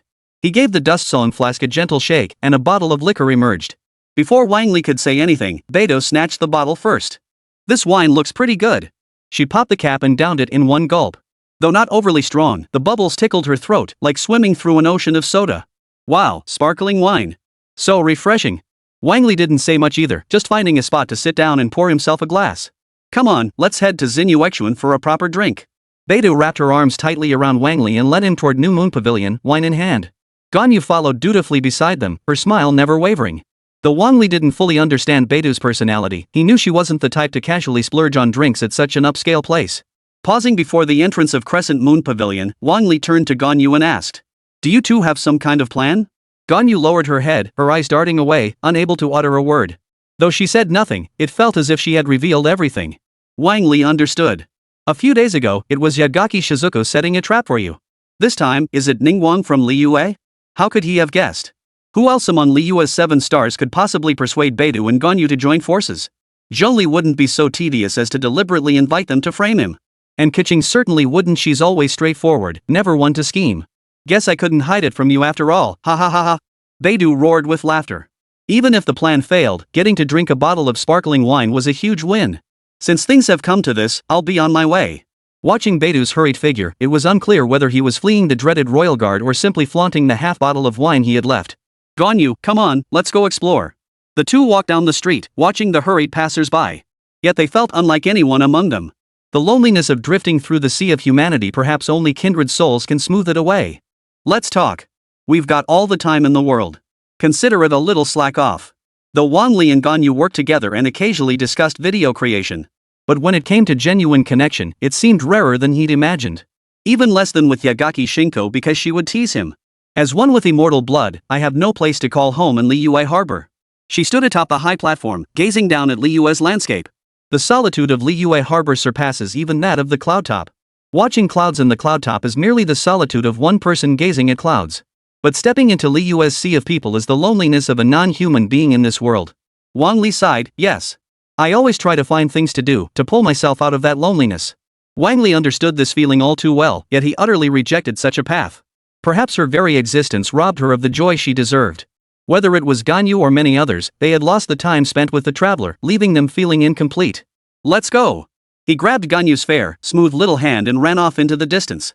He didn't know where they were headed, but he felt an urge to take her everywhere. Though they couldn't follow the game's path step by step.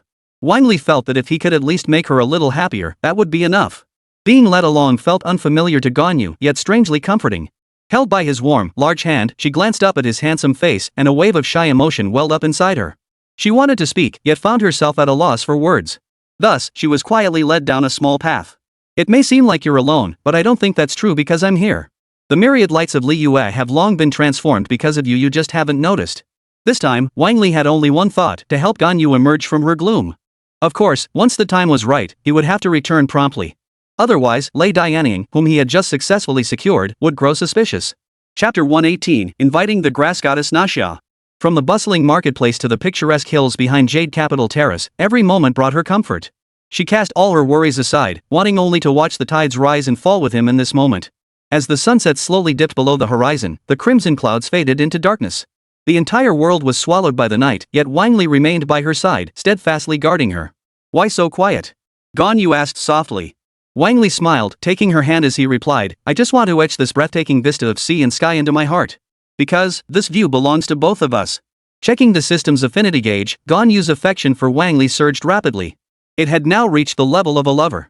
Simultaneously, the restless loneliness within her faded away with Wang Li's presence. She sensed the presence of a kindred spirit and felt at ease in this environment. Even just gazing at the sea view, it was a place she had never been before. Viewing the sea with a different mindset, everything seemed to become joyful. Even the waves seemed to compose music, lifting her spirits immensely. It was about time. Wang Li rose to return to Blue Star's home and said to Gonyu, "Let's go. It's time to head home." Though he didn't say it outright, she understood Wang Li's thoughts completely. She softly agreed, then rose to follow him back to Blue Star. She was filled with hope for the future. The whirlpool of self-doubt she had been trapped in had finally subsided.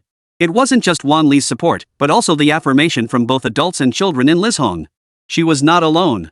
Upon returning to Blue Star, Wang Li promptly sent Liyue's character back to Teyvat. Time flew by, and Wang Li could scarcely recall how many times they had made the journey back and forth. "Noelle, this is Ganyu from Liyue. You should learn a lot from her in your future work." Anal hurriedly stood up, bowed respectfully, and smiled as she said, "Ganyu, it's a pleasure to meet you. I look forward to learning from you." Truthfully, I've only been learning for a few days myself. I'm hardly in a position to offer guidance.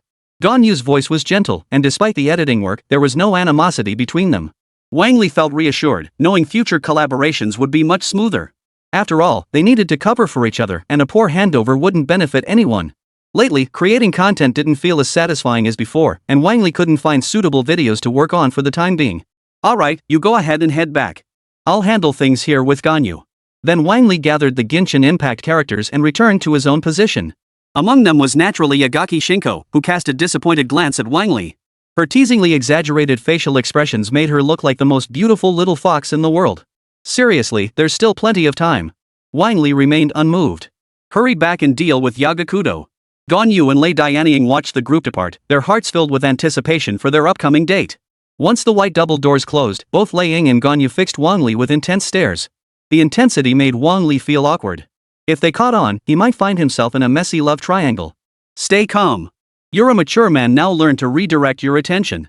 I need to invite a new character today, so I might be busy for a while." "Ing, don't you still have games left to finish?" Lei Ying felt a surge of anxiety. What mattered more to her, the game or him? Glancing at the time, it was already evening. Time to rest, right? Getting proper rest together should be the priority. No way. It'd be unbearable not to finish it. "Alright, fine. I'll finish the game first." Lei Ying turned and walked away. Compared to physical sustenance, spiritual nourishment held just as vital a place. Even Ganyu Wang Li didn't let her linger here chatting. It was indeed time for the dual crossing gate. He hadn't invited any characters in ages, but today he would resume the practice. The second day had already arrived, and the white, ancient-looking gate slowly swung open. Sumeru City, Palace of Pure Virtue. A petite, adorable girl with pointed ears swayed her feet in the empty palace halls. Her ash-gray hair swayed with each step, accentuating her graceful form. As a deity of Sumeru, she should possess boundless power and authority. Revered by all, honored for eternity. Yet the sages, seeing her as young and powerless, confined her within the Pure Virtue Palace under the guise of protection. Deprived of any chance to interact with her people, she could not experience anything beyond Sumeru. She was treated merely as a symbol, an annual mascot for display. She did not complain about the sage's confinement.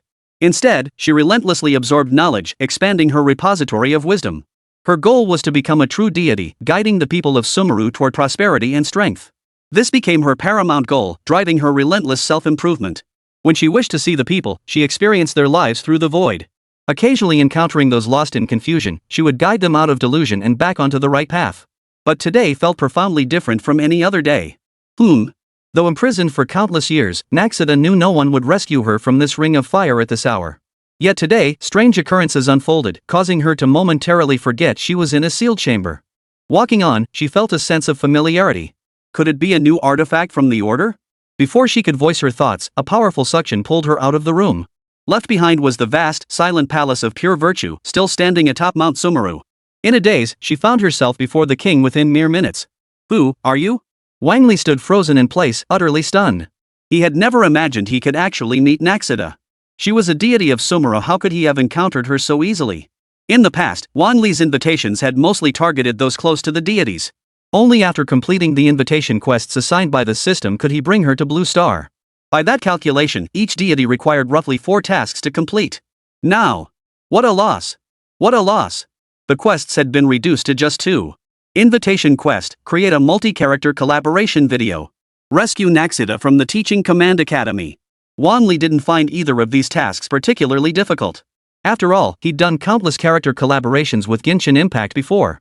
Given Naxiata's popularity, whether it's a collaborative performance with the 4 divine beasts or dancing alongside catching, would ignite the entire scene and quickly attract massive attention. The only slightly troublesome part was rescuing Naxiata from the Academy of Command. Killing them outright might provoke Naxia's resentment. Having to show mercy is such an infuriatingly frustrating thing. Naxia is so adorable, yet she's imprisoned in a room, forbidden to leave. They even plan to create a new god to replace her. Where is this place, and who are you, oh deity? Naxita faintly sensed the power and aura of a deity. She was almost certain the figure before her was a deity from another realm, come to rescue her. Chapter 119, Naxita steps back, so many divine hearts. Wang Li crouched down, gazing at Naxita's fair, youthful face. Her years of knowledge had taught her much, allowing her to roughly sense the location of the divine heart. This is Blue Star. Though I'm not a deity myself, it's not too different. As he spoke, Wang Li released the divine hearts within his body, 4 in total. The rock elemental divine heart was temporarily entrusted to Noelle. That power would allow her to absorb more elemental energy over an extended period, making her stronger. While reaching the level of a rock king was unlikely, it would certainly surpass most immortals, rivaling the demon gods. Naxita, you wouldn't want Sumeru to face a crisis, would you? Naxia, seeing so many divine hearts, froze in place. Her eyes filled with terror, she even stumbled back 2 steps, terrified of being seized by the king. Terrifying. Absolutely terrifying. I thought I'd encountered a deity, like the great compassionate tree king. But instead, it was a terrifying god hunter. In Naxia's eyes at that moment, Wang Li was nothing but a god hunter. Otherwise, how could these divine hearts possibly be gifts from the gods? That's utterly impossible. Rest assured, I won't harm you. Think about it, I possess so many divine hearts, yet I've never been hunted down. What could be the reason for that? Wang Li observed the girl with ash-gray hair. Her instinctive step backward told him everything. She undoubtedly regarded him as untrustworthy. But that was fine. Wang Li knew gaining the Grass King's trust would take time to cultivate gradually. That wasn't a problem, because Wang Li had other methods. He stepped forward, ruffled the little girl's hair, and smiled. If you're afraid and want to meet the other 7 rulers of the mortal realm, you can wait until tomorrow. Also, here, play with this, and you'll naturally understand matters concerning yourself. This time, Wang Li had taken a different approach than before, specifically commissioning a custom-made account. The primary customization focused on creating distinct, unplayed accounts for each Genshin Impact character. For instance, outside Sumeru, where Natsuda resides, whether in Liyue, Inazuma, or Mondstadt. Each region had been explored to 100% completion, leaving only the legendary quests unfinished. This allowed Naxia to explore Sumeru with a solid foundation already in place. As for playing his own account? Are you kidding? That would reveal my preferences. Can't let anyone see that. Moreover, team composition and such would only stir up strong resentment. It's better to keep it under wraps. Having grown by absorbing vast knowledge, Naxia quickly grasped Genshin's mechanics. How could this be? Sumeru, is it just a game? She couldn't believe it from the moment she was discovered until now. For the first time, she realized the harsh truth. Everything she thought was real was a lie. Was even she herself a fabrication? Then what was the meaning of my existence? It's not as complicated as you think. It's just that the immense power of the Genshin world has reflected into Blue Star. Though this explanation sounded far-fetched to Naxia's ears. But, it seemed like the only explanation that made any sense. The appearance of each character in the game gave her deeper insight into Sumeru's current state. Not merely through the connection of the void, but through the perspective of an omniscient observer. Would you like something to drink or eat? Though Wang Li had already offered, he had already researched her preferences. He'd specially ordered desserts through the delivery platform and even prepared coconut milk in advance. Really anything? She asked. Of course. Whatever you'd like. A radiant smile spread across her petite, charming face. Naxita beamed like a child of a few years old. I want some date palm honey. Just a little piece makes my brain crackle and race, and I play games faster. Wang Li readily agreed to her request. I've already ordered it for delivery. It should arrive shortly. Naxita gasped, takeout? It gets delivered right to your door? Wang Li nodded with a smile. Exactly. It's a service where things are delivered right to your doorstep. As long as you want it and have the money, they'll deliver it. Money, but I don't have any here, Naxiata said, looking dejected. No worries. You can earn money by filming videos, and participating in Genshin Impact events helps too. Wang Li's suggestion made Naxita nod thoughtfully, considering it seriously. But no matter how she thought about it, she still needed that initial seed money. Otherwise, she'd be stuck in Blue Star, unable to move forward. But first I need to finish the main storyline in the game. In the main quest, she gradually progressed through dialogues and challenges, eliminating enemy strongholds. Step by step, inch by inch, she finally arrived before the door to the room that had imprisoned her. She entered cautiously. Having lived there for a century, she knew every corner intimately. But the Order of the Divine Decree had no intention of giving up. They sought to forge a new deity. They were even willing to re-accept the doctor expelled from the order to create a new god of wisdom. Am I merely a substitute for the great compassionate Tree King, having inherited these abilities by chance? Naxida sank into deep thought, yet no matter how much she pondered, no answers came. Gradually, confusion took hold. Could her role truly replace the great compassionate Tree King? She didn't know. Yet a thought slowly rose within her heart. Becoming a deity, is that truly for the best? Yet witnessing her friends' relentless efforts, bit by bit breaking through the sage's blockade, the scene of their ultimate triumph reignited her hope. No, I cannot abandon the people of Sumeru City. Without me, the sage will only grow more frenzied. The crisis of deification will bring utter ruin upon all of Sumeru. Nasha dared not imagine what the future of Sumeru would hold. She must find allies. The traveler was one such ally, but the man before her was even more crucial. Acquiring so many god hearts must mean he possesses formidable strength. And no matter how she looked at him, someone like him couldn't be a bad person. Otherwise, this world would have long since collapsed into chaos from so many divine hearts. While the divine heart is merely a tool to certain deities, they can actually aid certain individuals in becoming newly born deities. Even an ordinary mortal member of the seven rulers wouldn't stand a chance against Wang Li with 4 divine hearts. Naxida, why are you staring at me like that? Wang Li asked with a smile, already forming certain possible conclusions in her mind. She wanted to use her own power to defeat the enemy and save Sumeru. Such thoughts were only natural for her. By displaying so many divine hearts, she had already demonstrated her strength. At the very least, no one else could bear so many divine hearts without causing conflict. If there's anything you need help with, just say the word. Naxida, please, help me. Save Sumeru, save the innocent civilians caught in this, save those who have suffered so much. Wang Li smiled and nodded. Of course, no problem. Chapter 120, is this how you rehearsed? But first, I need to earn some money to buy food, then I'll invite the 3 gods over. In Wang Li's memory, Naxida's popularity had never waned. Especially since starting at Sumeru, Naxida's popularity hadn't waned at all. Numerous fan-made videos had been created in collaboration with her, and Wang Li felt many of them would make excellent live-action adaptations. But time was limited, and Wang Li didn't plan to summon the 3 gods immediately. He'd start with Kaylee and Chi-Chi, instead merging them into a collaborative video to boost fan engagement. Start with a solo teaser video. Wang Li's approach was straightforward. While crossover videos were effective, they needed foundational content to build upon. Otherwise, after watching one video, if viewers want to find more similar content, only to find there were none featuring Naxiata, that would be a complete waste of resources.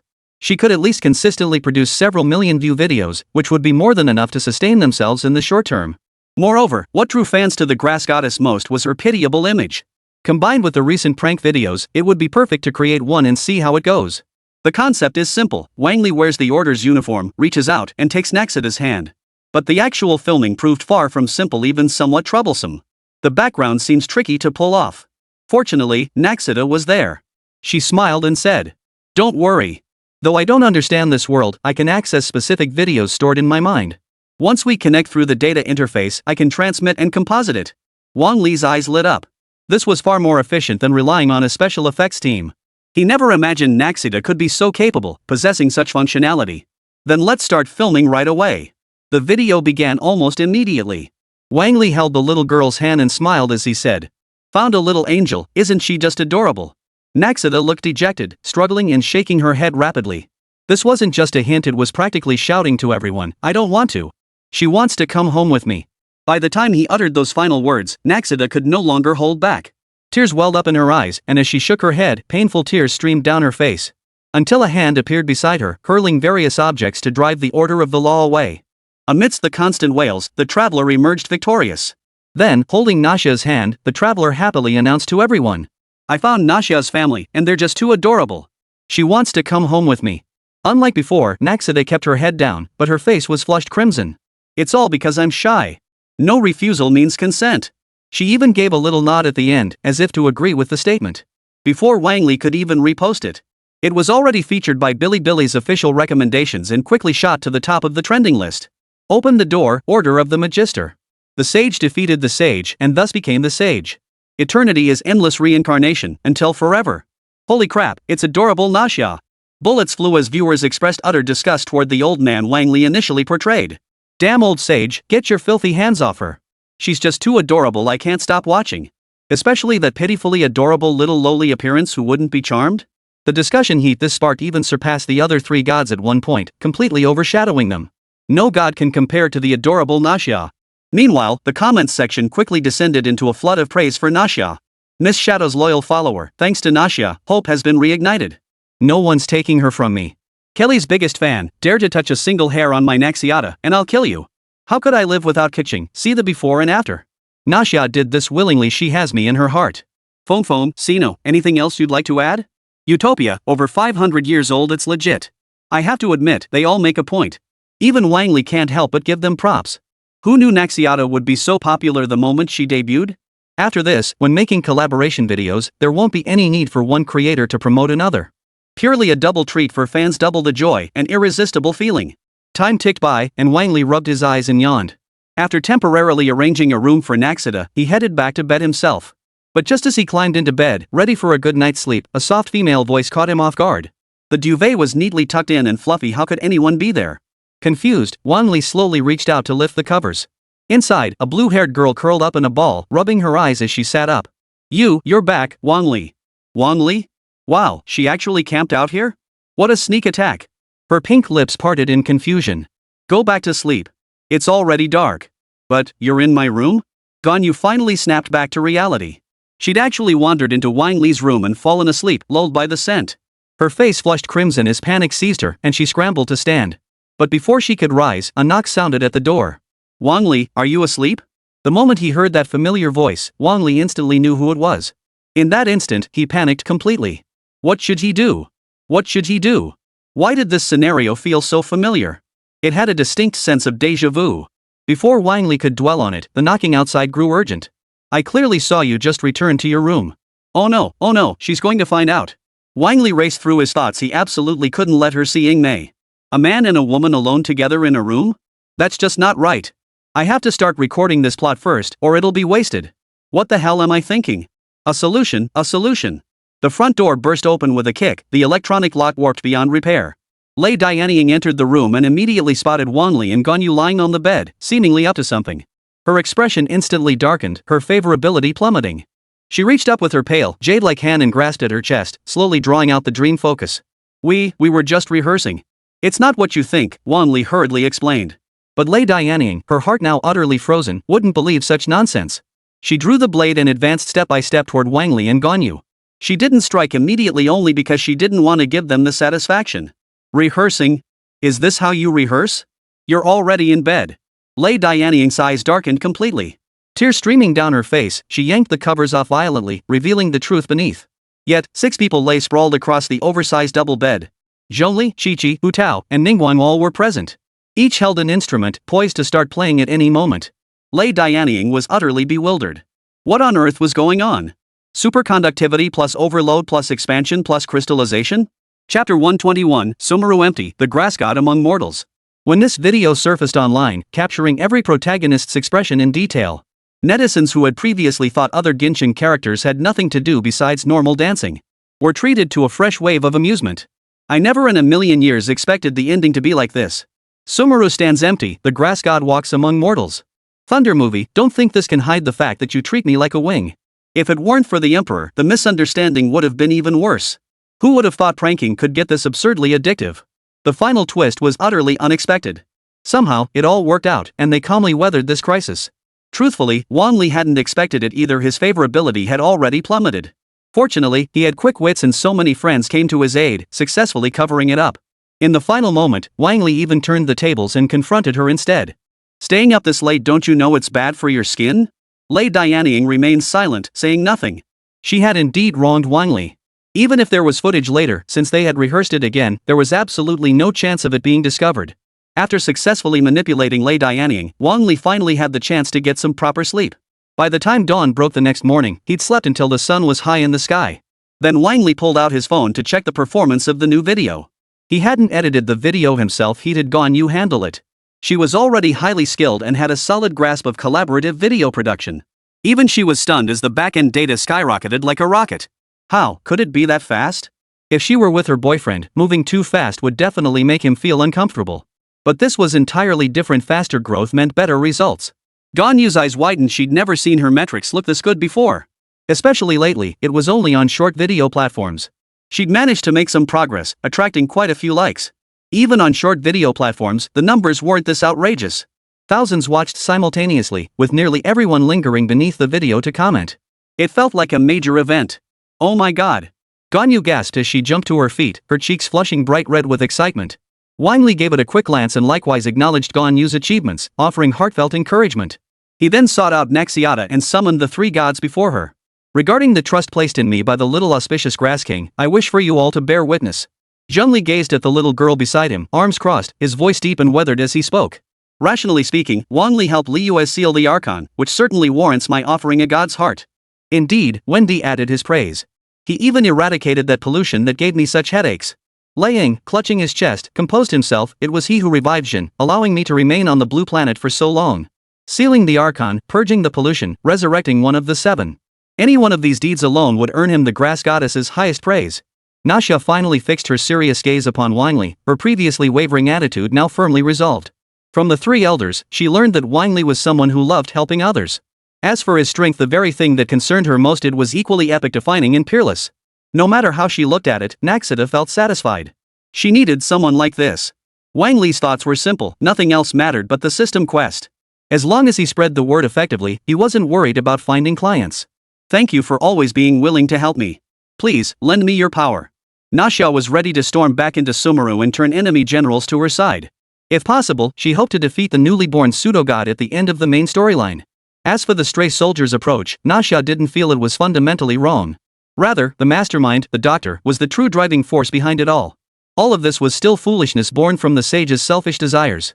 Liang crossed her arms and looked down at the little one. While this threat carried some weight, it still fell short.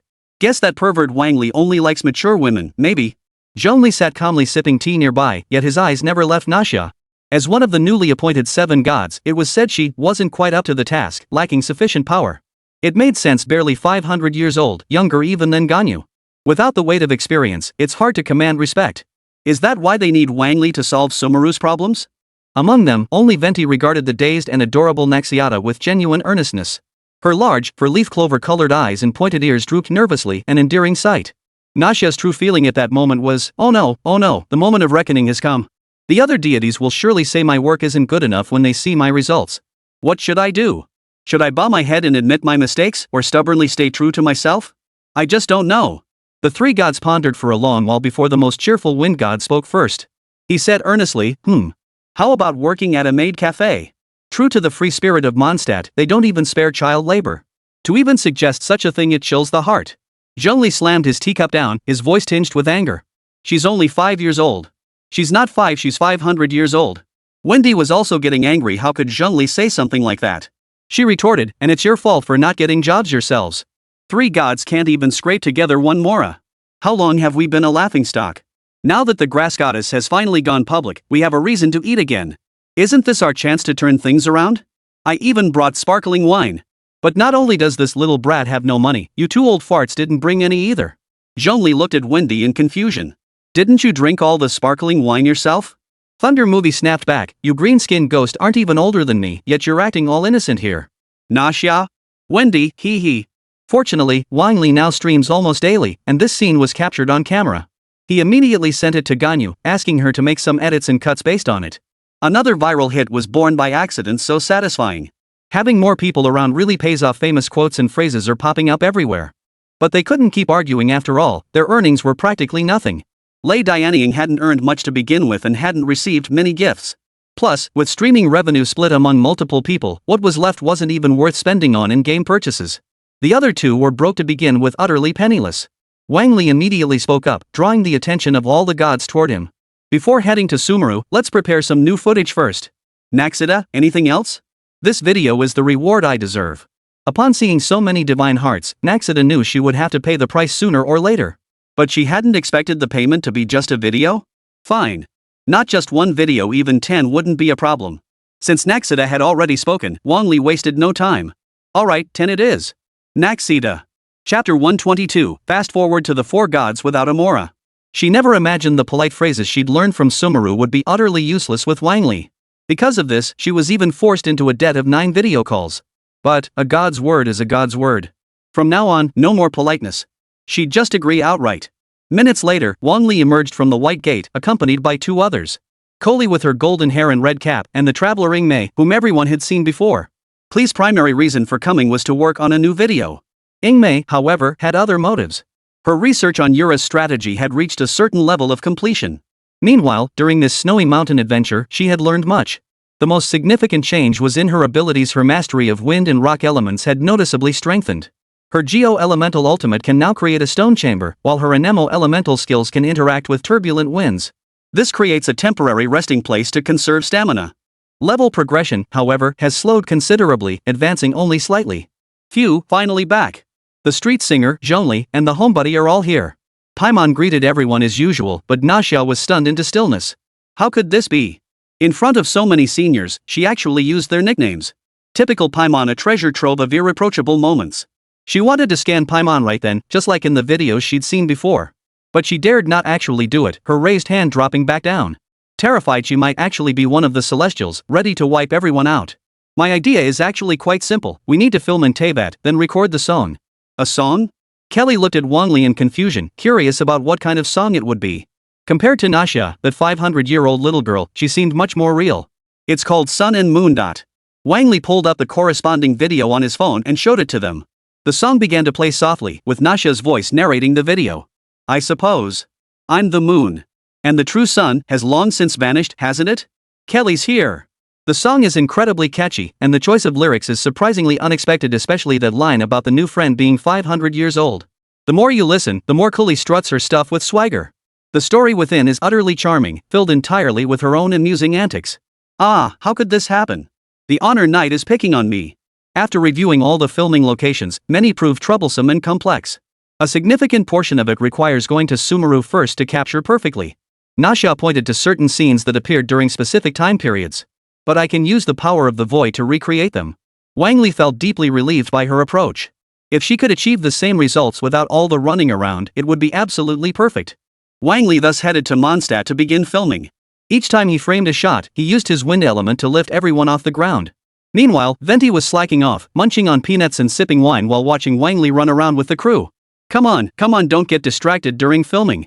Wang Li's temper flared. Wendy was treating this like behind-the-scenes footage. Just you wait, I'll show you what's what later. You'll regret this. But for now, the priority was finishing the project and uploading it online. Wendy, I'm leaving the song arrangement to you from here on out. Wendy froze, not expecting that she'd come just to watch the drama unfold, only for the task to land on her shoulders in the end.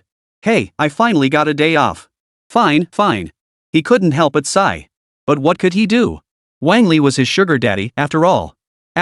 All his future expenses on Blue Star would have to be covered by the person standing before him. He couldn't pull a Zhangli and just run the tab through the Wishing Hall branch. It took nearly a full day, and by the time Naxiata was about to leave, the video was finally mostly finished. Phew, I thought we wouldn't make it. Wang Li opened the backend to check the edited and uploaded video of the current state of the 4 gods that Ganyu had prepared for him. The system had already responded, granting him a reward. Task: create multi-character collaboration video completed. Reward obtained, Bloodline Enhancement Card X1. This reward came at just the right time. Wang Li desperately needed to enhance his control over the ice element. The Qilin bloodline was the optimal choice, capable of significantly enhancing his mastery over ice elements and enabling the use of the divine heart. But before he could fully savor his joy, the scene before him left him stunned. On the video platform, the view count had already reached 2 million, overwhelming all other Genshin Impact fan creations. Even Wang Li hadn't anticipated such meteoric success within a single day. While promotion played a role, the video's inherent quality already surpassed most others. Who else could have cast characters identical to those in the Genshin Impact game?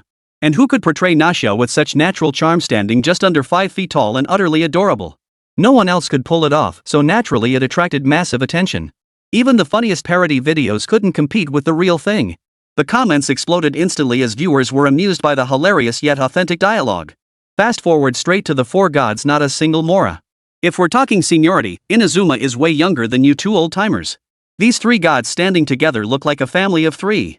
3 guys who've collectively lived nearly 10,000 years are trying to collect money from a kid who's been locked up for 500 years. The cheerful atmosphere bubbled up repeatedly throughout the video. Even Ganyu couldn't help but cup her face in delight at Naxiata's cuteness. She didn't even notice Wang Li entering the room. This was the state she fell into when fully absorbed, just like when she slept. How about it? Pretty spot on, huh? Ganyu scrambled to her feet, hands shielding her face, her pretty features flushed with panic and confusion. Oh, it's Wang Li. I thought it was someone else. In the villa now, besides the 4 gods and Kaching, there was only Wang Li, yet she was still so flustered. There's even more delightful footage here. Wang Li pulled out his phone and sent the video to Ganyu, making her eyes light up. This is just too adorable. It was utterly irresistible. The dancing was simply amazing. Even in its unedited state, Ganyu watched it twice straight before stopping. It was only after Wang Li reminded her that she finally closed the video. Edit the video first. Then we can watch it anytime later.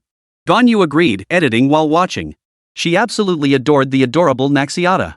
Especially since Ganyu was also playing Genshin Impact, using her own character and the Emperor's, along with her beloved Nashia. Recently, she had reached Sumeru and learned of Nashia's ordeal. This only deepened her affection for Nashia and fueled her resolve to destroy the Order of the Command. How could such an adorable Naxiata be imprisoned in a room? And to make matters worse, they've attracted villains who are now tormenting Sumeru. These so-called sages are utterly beyond reason. Chapter 123, Kaylee's shock, put on Sumeru. Quick, let Kaylee see, is the new video ready yet? Outside, the girl rushed in, bouncing excitedly beside the computer. It had been ages since she'd been involved in video production. She was dying to see how she appeared in the eyes of her audience. She hoped so many people liked her and that she had lots of friends. And indeed, many people genuinely loved Sun and Moon. But editing the video was only the first step. Voiceovers and music still needed to be added. Ganyu had only finished the first half and hadn't actually uploaded it online. Wang Li still had to take the 2 little ones and the edited video to Mihu's voice studio. He's practically a regular among the voice actors now. Many of them recognize Wang Li. Nashida, we're heading out for voice recording. Kaylee rushed downstairs again, bearing the good news. Her speed was so swift she could almost keep up with an adult, vanishing down the stairs in a flash. After exchanging a few more words with Ganyu, Wang Li decided not to disturb her work any further. In the living room, Naxiata and Kaylee sat together, each holding their phones. They pointed out their respective locations and introduced themselves to each other. So Sumeru is here. I haven't played this game long enough to reach Sumeru yet. Klee smiled happily, then held up her phone to Nashia. I absolutely have to unlock Sumeru's map, complete the main quest, and save you. This was her first time seriously playing the game, and she was getting more and more hooked, but she stopped quickly. Wang Li had deliberately set a limit for them: only 1 hour of Genshin Impact per day. Next time, I'm definitely going fishing with Nashia. Nashia shook her head. Though on the map, Kaching could easily reach Sumeru. On the Teyvat continent, the distance between them was an insurmountable chasm. Reality isn't like the game. Sumeru is really far from Mondstadt. Most people couldn't manage such a journey, especially children this young. Though Nashia looked young, she was already hundreds of years old, far from a child. Even if the royal family wanted to marry her right here and now, it wouldn't be a problem at all. The feel of a young girl's hands, the personality of an adult, seems like quite the delightful contrast. Of course, Wang Li remains devoted solely to Miss Ing. Even if you came, you wouldn't see me. Ha? Why not? Kelly didn't quite understand, tilting her head in confusion as she looked at Nashia. Across from her, the silver-haired Nashia merely made a few adjustments to the legendary quest on her phone. Her mood was rather sour, though she didn't show it on her face. Her expression, however, was distinctly desolate. Did I say something wrong, Kaylee? I'll apologize if I did. No, it's just that seeing myself in the game made me feel uneasy. She was trapped in a place that could drive anyone to despair. But what truly weighed on her heart wasn't being confined to a room. Nashia knew well that the game was just a game, not the real world. But if the traveler never came, how could she resolve this crisis? To change Sumeru, her strength alone was utterly insufficient. Only Wang Li could save Sumeru. Only through his power could she summon aid from the other 3 gods. Even without the 3 gods' aid, Wang Li alone could handle it. Klee pondered for a long time, her hummus stretching out endlessly. Until a possibility dawned on her. Her eyes widened as she asked. Could it be you were also locked in the detention chamber? Nashia suddenly lifted her head, gazing at Kelly as if seeing her former self reflected in the girl. Perhaps she had experienced something similar. You too? Yep, that's right. Captain Sheen always drags me to the detention room for reflection. Lately it's been especially bad. She locked me up for a full 5 days. Wow, calling the conductor excessive? What exactly was her reason for being excessive? It's because she herself went too far. Wang Li couldn't even bother to complain. She really started putting on airs the moment she arrived on Blue Star. Arms akimbo, head held high, looking down on the world. But I've been locked up for 500 years. Countless years have gradually made me accustomed to it, but the crisis of Sumeru requires a sage to resolve. Crisis or not, it didn't mean much to a child like Kelly. But being imprisoned for 500 years? That left her gaping in shock. 500 years? She could barely endure being locked up for 5 days herself. If it weren't for the older brothers who often visited and the games she could play now and then, she never would have made it through. She must have been so lonely.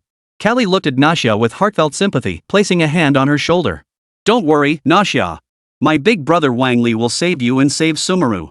Her confidence stemmed from witnessing the royal guard's confrontation with the wind demon dragon. That spectacle was no fairy tale of a knight facing a dragon. It was a god descending to earth, delivering 2 devastating blows to the wicked dragon. It had successfully awakened the dragon, finally resolving the year-long crisis. Though she hadn't witnessed the aftermath firsthand, she had seen the footage. Nasha was inspired, her heart warmed with a sense of reassurance. Moreover, Kaylee didn't just talk the talk, she presented the footage as proof. What of the terrifying demonic sorcerer? He was effortlessly crushed by Wang Li. Even if he was weakened by the seal, that might be understandable. But the later appearance of Sister Tuozi? That was her complete form, merely driven mad. This time, he even severed her horns and scales with a single sword strike. With such overwhelming martial prowess, how could one not feel reassured? All of this rests entirely on Wang Li and Kuli. Kelly placed her hands on her hips and looked up, brimming with confidence. Yet the moment she agreed, she immediately dashed toward Wang Li.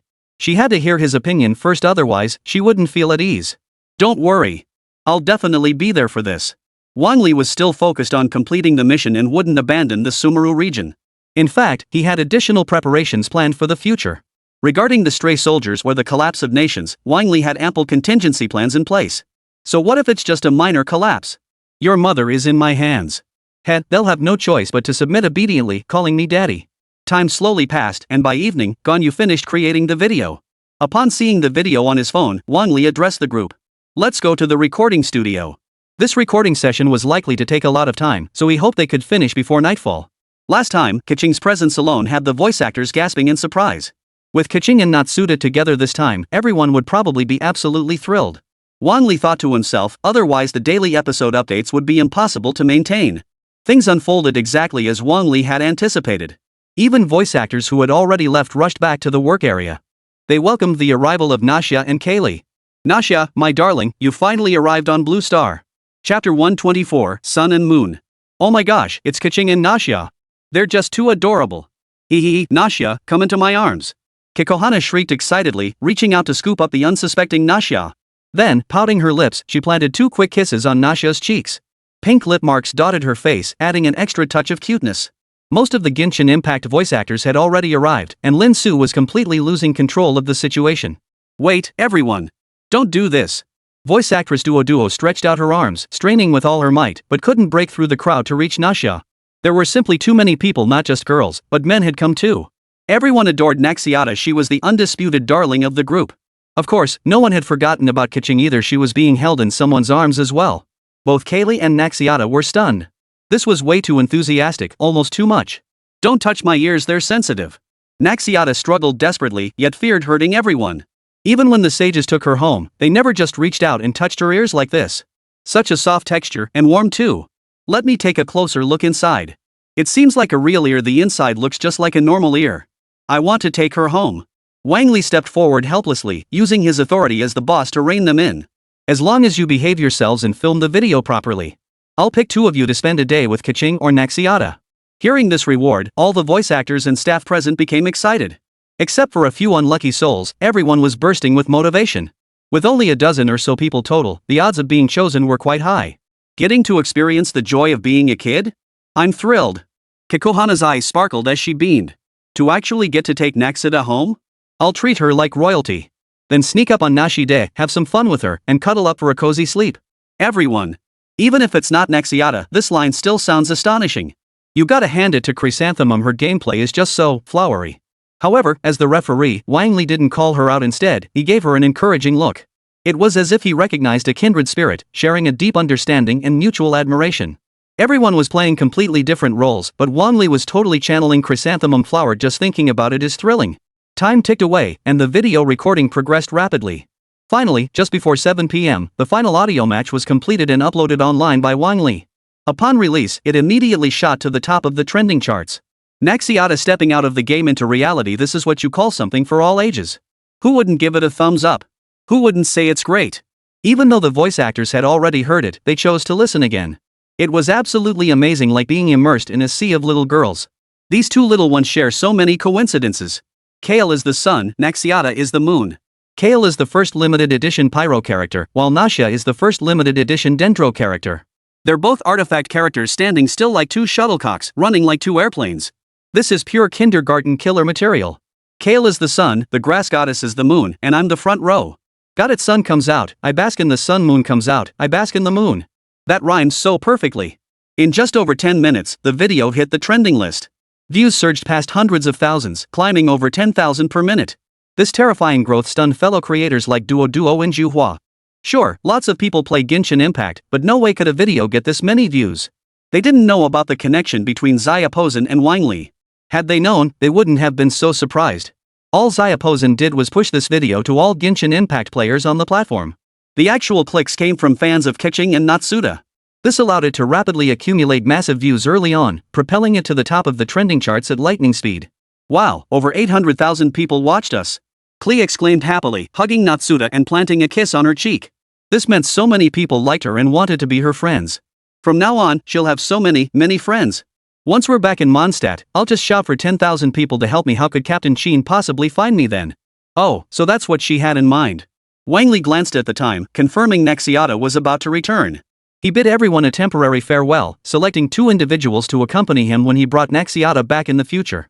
Hualing and Xiaoan jumped for joy, they were incredibly lucky. Naxiata, meanwhile, breathed a sigh of relief as long as it wasn't the person who just made those wolfish remarks. On the continent of Teyvat, Nasha bid farewell to Kaylee. The group then journeyed together to Sumeru. It wasn't just Naxiata and Wang Li, Lei Yingming and Zhengli were there too. Though they wouldn't intervene, they wished to witness how Wang Li would confront these foes. From a rational standpoint, this should be an intriguing confrontation, Zhengli remarked. Those ants who dared imprison my Nadia now presumed to defile the divine. Lei Ying was the most furious. Lately, she didn't know what had come over her. A peculiar feeling had emerged within her, a deep concern for the child. Though she hadn't reached out to touch Nasha, her small hands and expression were already beyond her control. Her hands cupped her cheeks as she gazed dreamily at Nasha. How she longed to hold her close and give her a good squeeze. Only her pride as the thunder goddess held her back. The teleportation destination was precisely where Naxida had been sealed. Before them lay a bubble of green liquid, beneath which a sapling, a symbol of her, stretched upward. So this is where you live? Though she'd seen it in the game, witnessing it in reality brought a different feeling. More oppressive, more helpless. Why were his fists starting to clench unconsciously? Was it a moral distortion or societal decay that made those old sages so twisted? Nasha, you tell us what to do. Should we kill them outright or just intimidate them? Wang Li asked. Nasha fell deep in thought, unsure how to proceed. After a moment, she spoke. Deter them, but do not harm the people of Sumeru. I believe the sages imprisoned me in the Palace of Pure Virtue solely out of their own convictions, not on behalf of all Sumeru's people. Wang Li understood perfectly well that true intimidation required a display of divine wrath. Only by making them truly feel the wrath of the gods could a lasting impression be formed.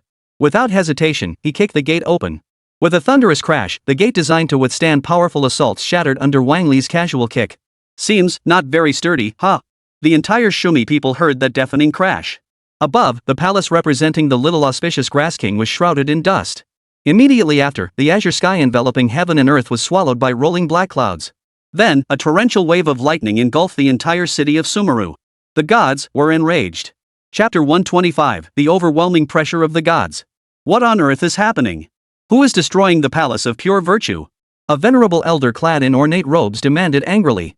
Those around him exchanged nervous glances, none daring to speak. Their research had reached a critical juncture. If they could fully fuse the divine heart, they could recreate a god. Sumeru would possess a complete god of wisdom. Wang Li, however, was puzzled. The main gate had been kicked open, and the seal had been broken. Why hadn't the system quest been completed? This was truly perplexing. Upon re-examining the system quest, Wang Li discovered the crucial flaw. The task wasn't simply to rescue Naxida from the Palace of Pure Virtue and call it done. It required rescuing Naxida from the hands of the sages within the Edict Academy. Clearly, the system judged that Naxida still faced the possibility of being recaptured, hence the task remained active. Then, let's make the world a little simpler. As Wang Li extended his hand, the skies darkened further, as if black clouds were pressing down upon the city, weighing heavily on the people's spirits. The sudden shift in the heavens caught everyone off guard, and this power seemed deliberately aimed at suppressing all present. Some, wary of this force, chose to step back. For many more, however, it ignited a yearning for this power, a yearning akin to that of a sage. A possibility dawned within them. Naxxida seemed to have encountered some sort of problem. Indeed, our experiment was correct. Go up first and subdue the little auspicious Grass King. Amidst the sage's rallying cry, a portion of the city defense forces was mobilized. Others remained where they stood. This was both to guard against external threats and because of their own decision. After several minutes, the group finally reached the elevated platform. "Ha! There are others here? Who are you?" demanded the great sage Azza. He had assumed it was the little auspicious Grass King's fury, thinking this would give him an opening to strike, plunging her, who already possessed considerable prestige, into an abyss of utter ruin. Preparing for the new god of wisdom, completing the process of the new god replacing the old. But who were these people before him? Even their clothing seemed peculiar. "Impudent! The ones before you are the eternal, unchanging laws of this realm." Lei Dianying seethed with fury, her gaze burning with rage as she addressed the figure before her. She had no desire to hear another word from this so-called great sage. Eternal? Could it be a god? Azar's heart raced with dread. Could another deity have come here? With Lei Dianying's milky-scented strike, the blade representing supreme power slowly drew itself from its sheath. Thunderclaps exploded in the sky, crashing down all around her. The terrifying might sent shivers down the spines of ordinary folk. The city guards exchanged glances, then retreated several paces. Absurd! Beyond the little auspicious Grass King, no other deity could possibly exist in Sumeru. Don't believe his nonsense. Charge! Wang Li hadn't expected this old man to be so stubborn. Even revealing his identity wasn't enough. Very well. Let me show you what a true god is. If thunder and lightning couldn't intimidate him, then something more direct would do. A divine heart, shimmering with white light, slowly forced its way out from within Wang Li. Snowflakes began to fall from the sky, transforming the atmosphere from crisp autumn air to the depths of winter. As the temperature plummeted, the extreme cold emanating from Wang Li's body gradually enveloped the surroundings. Each increment signified a step down in the surrounding temperature. This was the most effective method, and also the gentlest. Wang Li hadn't forgotten what Naxxida had just said: leave a path to survival. This. Azza recognized the form of the divine heart, his eyes widening in astonishment. When Wang Li fully unleashed the power of the heart of the gods, Azza was stunned. It was truly a god who could effortlessly command the heart of the gods. As a great sage, he understood better than anyone that the heart of the gods itself could only be mastered by a deity. Only beings of demon god level could claim to wield it perfectly. Such beings existed on a plane entirely separate from ordinary mortals. A single casual strike could end his life. In that instant, he panicked, utterly at a loss. He even forgot entirely how to address a deity, what manner of etiquette to observe. In their eyes, they were the agents of divine authority, the supreme rulers of Sumeru. Now, other deities had arrived, standing by Naxxida's side. I am willing to relinquish my power and step down from my position as the great sage. The other scholars knelt in unison, unable to meet the deity's gaze. Even though Wang Li and the others exerted no divine pressure, cold sweat poured from their brows in sheer terror. Mission accomplished, Naxxida rescued from the Edict Academy. Reward obtained, Great Compassion Tree King Ability Panel card. What is a card? This is the true card. Suddenly, Wang Li casually scanned the entire Sumeru and located the one daring to spy on him. Standing deep within the distant corridor, a figure wore a hook-nosed mask and a grayish-white fur cloak. A single glance was enough. The figure in the distance immediately averted their gaze, lowering their head. Then, narrowing his eyes slightly, Wang Li turned to the great sage and coldly snorted. You audacious Azza, daring to defy the divine and attempt to forge a false god. How do you wish to die? The words were as sharp as ice, sending a chill down Azar's spine. He trembled, unsure how to respond. He was a god, after all, here to judge me. Gritting his teeth, he thought, since death was inevitable anyway, he might as well speak his mind. What wrong is there in creating a false god? The great compassionate tree king perished in war, leaving Sumeru without protection. We needed a new deity to guide us all. What wrong is there in creating one? Wang Li wasted no words. He instantly appeared before him and delivered a sharp slap. The blow sent stars dancing before his eyes, left him dazed and disoriented, and stripped him of his courage. Azza truly regretted it now. He regretted not creating the new god sooner. Otherwise, he might have stood a chance against Wang Li. Given the current state of the new deity, it was uncertain whether it could even match Wang Li. Most likely not, for in his eyes, Wang Li was an elder deity with profound accumulated power. Alright, fine. If I reveal the location of the new, false god, will you spare my life? Azza seemed to expect Wang Li to scoff at the suggestion, but he hurriedly spoke anyway. It's not that I fear death, but I refuse to miss witnessing the gods ushering in the new era. At least, let me live to see that day. Wang Li fell silent, turning his gaze toward Naxxida beside him. At this moment, she alone held the greatest authority, for this was her domain. The crisis of the World Tree remains unresolved, and the remnant power of the Crimson King continues to erode this land. So spare his life. In the future, there may be a time when he proves useful. Was Naxida's reasoning that of making full use of resources? It wasn't entirely unreasonable. Wang Li nodded, then with a casual wave of his hand, dispersed the dark clouds that had been suppressing Sumeru City. Everything returned to its original state if only the snow hadn't blanketed everything. Chapter 126, Collapse of the Nation, Receiving Father's Guidance. Wang Li extracted the panel card of the Great Compassion Tree King and pondered deeply. Should he directly inject it into Naxida? Was that the right approach? Wang Li wasn't sure himself, but it meant one less elemental panel for him. If the system had ulterior motives, it would mean he'd have to cultivate that power on his own. Only after continuously growing stronger could he truly fuse with the Divine Heart and achieve his ultimate goal. Naxida, do you wish to become the new Great Compassion Tree King? Wang Li retrieved the card and turned to ask Naxida beside him. Naxida lowered her head, lost in deep thought. She knew the entire storyline of the game, her existence was a derivative of the Great Compassion Tree King. Me? I'm not the Great Compassion Tree King. I'm Naxida. Naxida spoke earnestly. Though she was a newly born deity, it didn't mean she needed the Great Compassionate Tree King's power.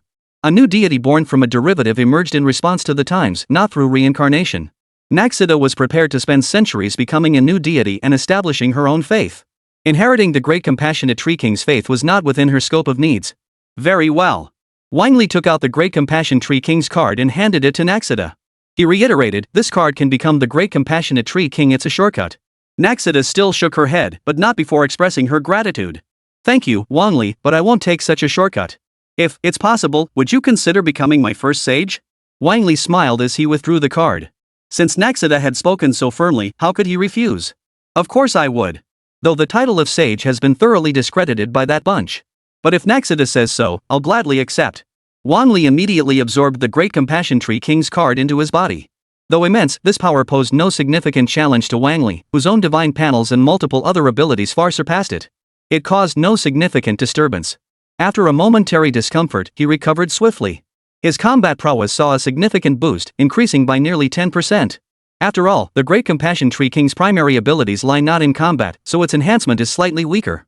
What her stats truly grant is boundless knowledge and spiritual power.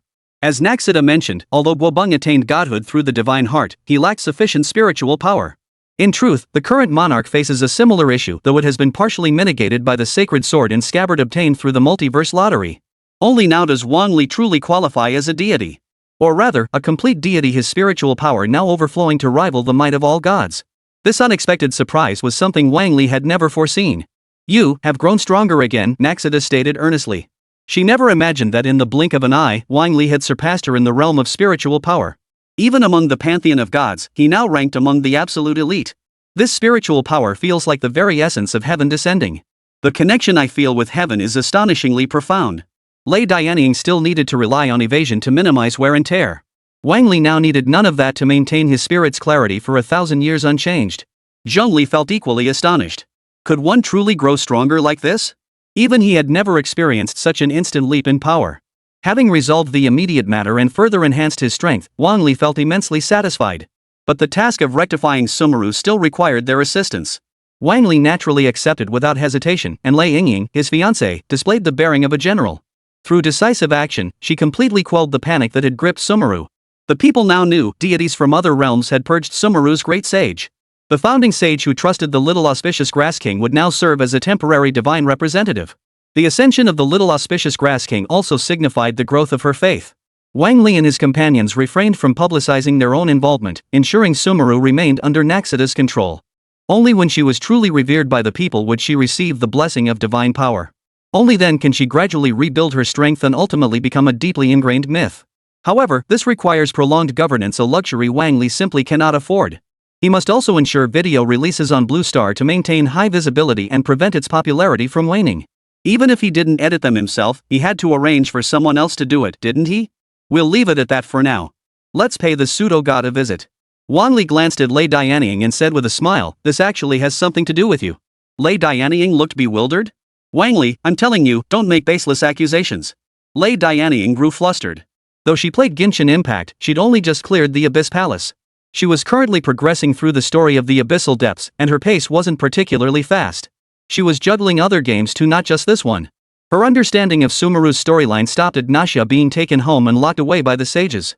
I'm not making this up. You'll see for yourself once you get there. Though he had lost the heart of thunder, Wang Li was certain that his desire to become a god hadn't vanished. In fact, he might become even more because of the pressure I've put on him. They rose and headed toward their destination, the divine workshop. The fools had made all manner of preparations specifically for Guobeng's deification. By allying with wealthy sages, they'd accelerated the process. But Wang Li and his companions had no time to follow the proper procedures step by step. Today was the perfect opportunity to let that brat Guobeng taste a father's love. A corpulent fool emerged, charging toward Wang Li and his companions. Before he could draw near, a massive counterattack struck him head-on. He was knocked unconscious on the spot, followed by the stealthy arrival of the debt collector. His movements were so stealthy that detecting him was nearly impossible for ordinary people. Yet Wang Li casually struck him, freezing him solid on the spot. Before Wang Li could pause, a bullet fired from a musket in the distance streaked toward him. A pair of hands halted before Wang Li, the bullet landing steadily between two fingers. Firearms. I wonder if they're an invention of Teyvat itself or relics from the past. Behind him, the erudite Zheng Li spoke slowly. Firearms have existed throughout history, though rarely unearthed. It wasn't until the advancement of civilization under the seven gods and scholarly research that they resurfaced. Even so, combining elemental power with firearms felt somewhat wasteful.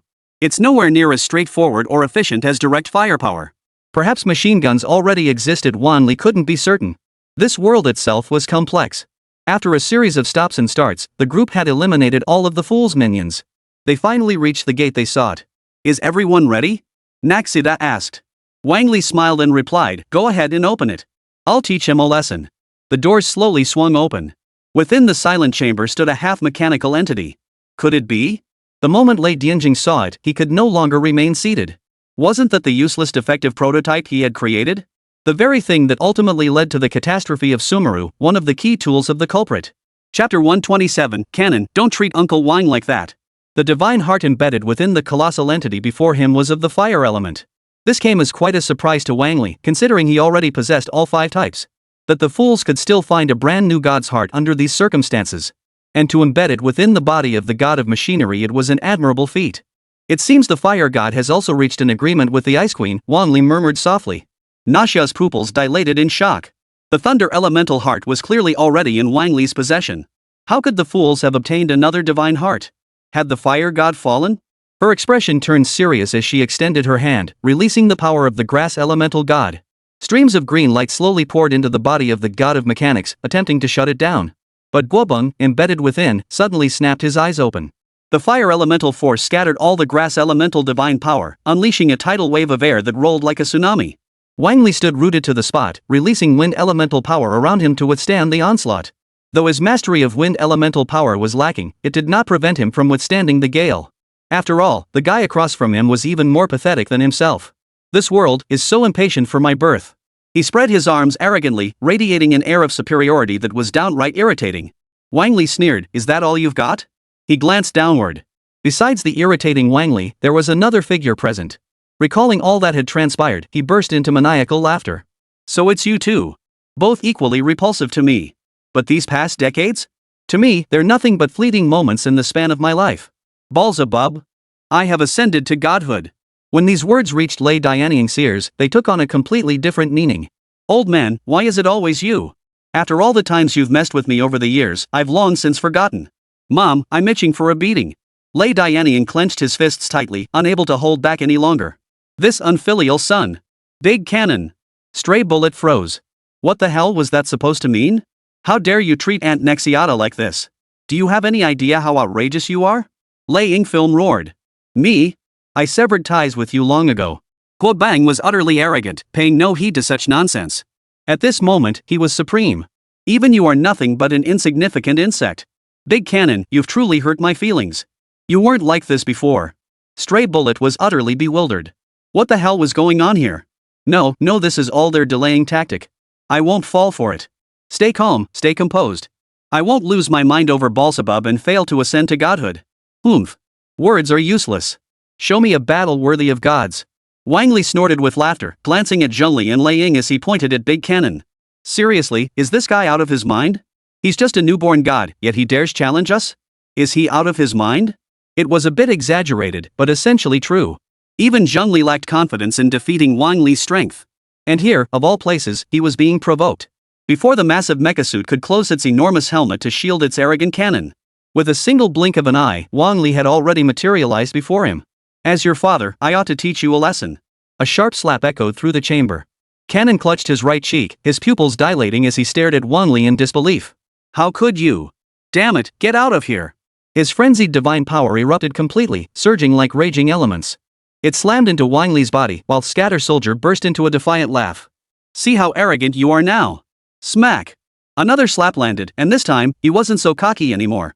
This time, Stray Soldier was truly knocked back to his senses. The series of blows made him realize one thing. I still weak? Originally, Wang Li had assumed he would simply concede defeat. But when the nation collapsed and bowed its head, the mech's arm reached out to grab him. Caught off guard from behind and with all his focus on the cannon, Wang Li was seized by this strike. Ha ha ha ha. You actually dove right into that tiny opening I left. You're such a little cutie. I remain a god, and you shall be the beginning of my demonic war. Well done, boy. You actually know how to ambush. Wang Li, slightly angered, slowly pried open the steel arm's grip with both hands. Impossible. Guo Bang gasped in horror. Still unwilling to concede defeat, he thrust out another hand, clasping both palms together to squeeze. I refuse to believe this won't kill you. But Wang Li, already prepared, vanished from his original position the instant the pressure hit. Though he could withstand such force, that didn't mean he had to endure it. Wang Li's purpose in coming here was simply to make him return to his former self and abandon his delusions of becoming a god. In an instant, he materialized inside the sealed chamber. Stray Soldier stared blankly, glancing back at Wang Li and the connected pipes. Wait, no! Wang Li reached out and yanked with all his might, severing the cannon from the tightly connected body. Deprived of his power, his body spun out of control, plummeting from the high-altitude mecha. His eyes lost all color. He crashed into the ground, leaving a large crater, and passed out completely. Mission triggered, defeat the god of the main unit. Reward obtained, 1 resurrection card. Sumaru, a lounge. Scatter Soldier slowly regained consciousness, looking around in confusion. Lei Dianying sat beside him, with Wang Li standing at her side. Power. Lei Dianying spoke with a heavy heart. Look at what you've become. He too hung his head in despondency, knowing his mistakes had led to this outcome. He looked up at Wang Li standing beside him and expressed his gratitude. Wang Li, thank you for bringing my mother to see me. Mom, your son isn't a child anymore. I can't take care of you in your old age or be there for you when you pass. While you're still young, find someone else. Lei Dianying spoke calmly, though tears streamed down his face. Don't worry about mom's affairs. Wang Li is someone you can trust. Guo Bang's sobs stopped abruptly, replaced by trembling and astonishment. Wang Li wasted no time, stepping forward earnestly. Power, I've thought it through. From today onward, we'll each go our separate ways. I'll call you Brother Pao, and you'll call me Dad. Guo Bang looked around frantically for a moment before finally spotting a cane. Wang Li hurried over, acting as if he hadn't realized he'd been the one to strike it. He asked with concern, Hey, what are you looking for? Dad can help you find it. Grabbing the cane, Big Cannon bounced toward Wang Li. He didn't even spare a thought for his own discomfort. He was determined to give Wang Li a good beating. And vent his own frustration in the process. Damn it! Outside the house, Naxida held a slice of watermelon, eating while eavesdropping on the conversation inside. Big Cannon, calm down. Be careful you don't hurt yourself. Her petite frame made hiding effortless. She was starting to appreciate her short stature. Inside, Lei Dianying stood up, blocking the path of Big Cannon as he raised his cane. His voice carried sorrow as he shouted angrily. DePeo, you dare treat Uncle Wang like this? His pupils dilated, his brain buzzing, and his body trembled uncontrollably. If not for the cane supporting him, he would have collapsed to the floor. He really couldn't hold it together anymore. Chapter 128, Resurrection Card, Resurrecting the Great Compassion Tree King. Once a rogue member of the Fools, now a deity. From now on, should he call the one who granted him the great battle? Father? Could anything be more absurd than this? The collapse of the nation is truly unimaginable. Earlier, Wang Li had merely spared him. His true state when he actually fought was entirely different. He stepped forward, effortlessly subdued him, then infused Healing Grass element. One of the great Compassion Tree King's most powerful abilities, healing magic. The hooded Stray Soldier felt his body slowly recover. This healing power was unlike anything he'd ever witnessed before, utterly miraculous. Not even the doctor possessed such an effect, immediate and leaving no trace. It was as if his body had never endured the great battle at all. No, this psychological shadow was impossible to overcome. His eyes widened, glaring at Wang Li with such ferocity it seemed he could tear him apart. Enough, Cannon. Stop tormenting your Uncle Wang. Lei Dianying was furious. As a creation born from his own hands, it should have inherited his temperament. Though he felt some remorse, it was no excuse for letting him run amok here. Uncle Wang. Uncle Wang. I really want to ask you straight up, am I more important, or is Uncle Wang more important? Of course it's Uncle Wang. So I was the one who was superfluous all along. I should have known. Stray Soldier was fully healed, but those words cut him to the core. He was so furious. A sorrowful BGM seemed to echo around him, soothing his wounded heart once more. A gentle breeze drifted down, transforming into a pale blue light that slowly descended, coalescing into an eye of the gods. What is this? After a moment's contemplation, Stray Soldier rose to his feet, his resolve now firm. Beelzebub, remember your words. I'll be back for revenge. Hey, wait. I wanted to invite you to Blue Star. Wang Li truly wished he could extend the invitation. After all, among the male characters on Blue Star, he originally known as Guobeng, now called Stray Soldier, and later ascended to godhood. He was quite popular, and it was said he had even made it into the wish pool. It was likely the blessing of the wind god, Barbados, that granted him the power of wind elements. Perhaps it was also because they recognized his innate talent for being emo. That was quick. Wang Li couldn't help but marvel. Though matters here had reached a temporary conclusion, Wang Li hadn't forgotten one crucial task. Having been invited here in the first place, he needed to resolve Sumeru's dilemma first. The pollution on the world tree and the great compassionate tree king Bor, also the original god of wisdom. Using the purest branch of the world tree, she forged a new life, Naxxida. She would now vanish completely from the Sumeru world, replaced by Naxxida as the new deity. In her vision, when all had forgotten the great compassionate tree king and remembered only the little auspicious grass king, it would grant her the true power befitting a deity. She would no longer need to rely on the divine heart or the strength of others to enhance her power. Yet reality dictated that this vision would not fully materialize until years later. With the king standing here, everything would undergo a new transformation. Even so-called death held the chance of revival, as long as a sliver of her consciousness remained. Naxxida, let's go. Wang Li stepped out of the room and addressed the girl crouched behind the potted plant. She immediately stood up, her height now barely matching that of the potted plant. Where should we go first? Naxxida asked. Truthfully, anywhere would do. The Crimson King's corruption needed cleansing, and the Great Compassion Tree King required saving. Then let's go save the Great Compassion Tree King first. That way, we can at least slow down the Crimson King's pollution. The rest of the plot can be handled by the traveler. The king wouldn't waste time on thankless tasks that only drained his resources. Better to let the traveler handle it, they'll gain strength and rewards. It's a win-win situation without having to worry about terrifying dangers. Keeping it within manageable limits also minimizes the risk of things going wrong. Take Wang Li's experience playing Genshin Impact. During the final battle against the Archon of the Primordial, the traveler collapsed unconscious. The doctor's appearance and negotiations with Naxxia posed immense danger to the traveler. So let her tackle safer missions and gradually increase her dungeon challenges. Focus on honing her combat skills against high-tier opponents, that's sufficient. After all, she won't be facing the Celestial Law alone in the end. Once her strength is sufficiently developed, she can just sit back and watch the show. I agree with your approach. But earlier, you mentioned saving the Great Compassion Tree King? This remark caught Naxxida's attention. She clenched her little fist, eyes wide, and pressed further. If it wasn't a slip of the tongue, then it must be true. Of course. Everything I said is true, Naxxida. Wang Li held the resurrection card. No matter how much Miho tried to twist the truth, it wouldn't matter. If this move could save Raiden Shin, it could absolutely save the Great Compassion Tree King. That's absolutely wonderful. Naxxida was overcome with emotion. Truthfully, ever since learning of the previous Thunder God's resurrection, she'd harbored this hope. Could the Great Compassion Tree King be revived too? Then Naxxia wouldn't have to work tirelessly around the clock. She could finally relax. She could even play with Keely, stay by the traveler's side, and support her. Anything was possible. It absolutely wasn't, missing her, loving her, longing to embrace her. But resurrecting a deity is no trivial matter. I'll need your help, Naxxia, Wang Li said. Whatever I can do, leave it all to me. The adorable and charming Naxxia stood on tiptoes, cheering him on with all her might. Wang Li smiled as he pondered the most suitable and swiftest method to revive her. Lei Dianying pondered the same question, and it was she who first offered an answer. Actually, the methods the seven gods use to preserve their power are quite similar. Compared to the true state of thunder and lightning, I believe reviving the Great Compassion Tree King Buir should be remarkably straightforward. Simply draw her out and then revive her. Unlike Thunder's true form, which had completely lost its ability to manifest, the Great Compassionate Tree King retained much of her power. At the very least, she can still manifest as the grass goddess, conversing with others within the dreamscape version of the void. Simultaneously, she maintains the suppression of forbidden knowledge, free from the erosion of heavenly justice. This indirectly proves that the Great Compassionate Tree King's spiritual power is truly unmatched among the seven gods. Let's depart now. Wang Li suddenly remembered a problem and sighed helplessly. We have no way to enter or exit the space. We must first enter the world tree space to truly find that power. The entrance lay within the memory fragment originating from the Great Compassion Tree King. But Wang Li didn't possess it. It was an item that could only be obtained through a series of quests. It's fine. This consciousness space resembles the one I use, so we can force entry without the key. Lei Yingdian's words, spoken as she extended her jade-like hand, kindled new hope within Wang Li. But what? Is there some hidden danger?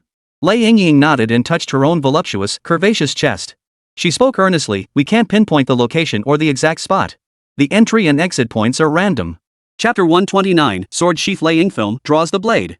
Wang Li understood Lei Yingfilm's explanation perfectly well. But to enter, one must pass this test, so it didn't matter. No problem. Let's begin immediately. Lei Yingying nodded. Though I can open a fissure, due to insufficient spiritual energy, it may be quite small. In terms of spiritual power, the Great Compassion Tree King truly stood at the pinnacle of Teyvat. Lei Ying's power was formidable, yet it still fell slightly short compared to the Great Compassion Tree King's spiritual energy. It's fine. I can handle it. As he spoke, Wang Li had already approached Lei Dianying and lifted her into his arms. Her soft, jade-like waist curved against his embrace, her high, firm chest pressed against his abs. This peculiar sensation was the second time he'd experienced it, yet Wang Li still couldn't get enough. It was far more interesting than simply embracing a beauty and letting things progress naturally. Lei Yingfilm flushed crimson, covering her cheeks with both hands as she nervously peeked through her fingers at the two gods beside them. Naxiata remained puzzled, unable to fathom the situation. Meanwhile, Zhongli's calm face held a hint of an intriguing smile. How utterly embarrassing. If only Yagami had seen it, that would have been bad enough. But now others had witnessed it too. Being carried under someone's arm like a sheath, I'll be looked down upon. Warm fingers slowly approached, and amid Lei Dianying's strange sensations, it was gently drawn out. That peculiar sensation was like scratching an itch yourself. It barely tickled, yet when someone else scratched it, it felt unbearably itchy. The sensation of the long sword being drawn was exactly the same. Hurry up and pull it out. Don't waste any more time, Lei Dianying urged, her face flushing with embarrassment. Wang Li didn't bother with any special effects. He reached out, drew the blade, and swung it forward. He remembered the location here should connect to the polluted land. After resolving some of the contamination, they could sail to find the Great Compassion Tree King. A purple fissure slowly opened. Wang Li scooped Lei Dianying into his arms and stepped through first. The surroundings were indeed a deep crimson, as if they had entered a sea of red. This is indeed within the World Tree's space, though we're still quite far from our destination. Facing these polluted entities, both Lei Dianying and Zhang Li proceeded with utmost caution. For that was the power of the abyss, these things must be purified swiftly. Wang Li smiled. No need to worry. Leave it to me. The contract victory sword slowly drew itself, radiating a dazzling golden white light that dispelled all traces of corruption. The group passed through effortlessly and boarded the vessel summoned by Naxia. How long will it take? Wang Li asked. Naxia sensed the distance briefly before replying, it's not too far. At the flying vessel's speed, it should take about 10 minutes. After a dozen minutes, the group finally reached their destination. Wang Li set down the water-filled lightning bottle in his arms and rose, walking toward the World Tree. It was breathtakingly beautiful, its pale purple roots stretching into the sky, crowned by a vast canopy radiating golden light. It wasn't the divine cherry tree, yet it carried a certain essence reminiscent of it. By comparison, the World Tree was vastly larger than the divine cherry tree. Look across, there's someone who looks exactly like Naxia. Lei Dianying exclaimed in surprise. But she quickly realized that the Great Compassionate Tree King's approach was similar to Jun's, yet different. Naxia approached slowly and asked, are you, the Great Compassion Tree King? That's correct. I am. After the Naxia, who looked exactly like he finished speaking, she turned her gaze toward Wang Li and the others. Thanks to the god's assistance, Sumeru has returned to its former peace. I exist only as consciousness now, and I have no way to repay your kindness. In this form, her power had reached its limit. The only thing she could do was heal the people. But this left her feeling deeply indebted to the other deities, a burden of shame she carried. There's no need to feel this way. Our purpose in coming here was to revive you. The Great Compassion Tree King froze, staring at Wang Li and the others in shock. She could scarcely believe such words, for at this moment, she possessed only a sliver of consciousness. Her options were limited, she could only muster her final burst of power. To shield the people of Sumeru from that agony. Yet Wang Li before her claimed he could revive her, a feat surpassing even the power of the gods. I mean, no offense, but this is impossible, declared the Great Compassion Tree King. No, anything is possible. Wang Li reached into his pocket and pulled out a resurrection card he had prepared long ago. Begin the ICU Resurrection Tournament. Amidst Zhang Li's detached observation and the Great Compassion Tree King's disbelief, the resurrection card emitted a blinding white light. Rising slowly alongside the white light was the Great Compassion Tree King. The card, now fully transformed into a ball of light, swiftly merged into the girl nearby. In that instant, the entire consciousness space began to shift. Mysterious forces contracted the consciousness space, causing everything within to collapse rapidly. How could this be? Shock spread across Lei Dianying's beautiful face. This wasn't how resurrecting lightning was supposed to happen. Wang Li, however, found it normal, for the World Tree's phantom had been corrupted. To reassemble the Great Compassion Tree King, a portion of it would inevitably be stripped away, causing the consciousness space to contract and collapse. It's normal. Let's get out first. As he spoke, Wang Li reached out, embracing Naxiata while holding Lei Dianying's hand and patting Zhongli. The distant fantasy land within him activated, transporting everyone out. More accurately, it forcibly exited the alternate dimension, preventing them from being sealed within. This was the weapon's greatest strength, preventing opponents from dragging them into domains favorable to themselves. The group returned to the hall where they had fought the stray soldiers, facing a figure slowly materializing before them. Starting from the limbs, it was as if a fading image was being reversed. A cascade of silver-white hair, like a waterfall, revealed itself before them. A gentle, intelligent, and stunningly curvaceous mature woman, clad in a white low-cut gown, extended her white feet and gently touched down. "You're actually back. Thank you, esteemed Mr. Wang Li." But Wang Li had already stepped forward quickly, propping his chin with one hand as he scrutinized her closely. He watched as the Great Compassion Tree King's cheeks flushed crimson, her eyes blinking shyly. Is something wrong? Her skin was smooth and delicate, swaying with the slightest movement, radiating an exquisite softness. Her eyes brimmed with affection, her gaze radiating unparalleled grace and charm. Wang Li was thoroughly satisfied with the Great Compassion Tree King's revival. Before he could utter praise, Lei Dianying, his face dark, leaned close to his ear. "What? You like it that much? It's not what you think." A slender jade-like hand reached out, tugging Wang Li's ear and pulling him aside. Beside them, Zhongli approached slowly and murmured softly. "Congratulations on your rebirth. God of Wisdom, Boor. It's a pleasure to see you, Lord of the Rock, Morex." They two had not seen each other for centuries. The days of sitting together, chatting, were gone forever.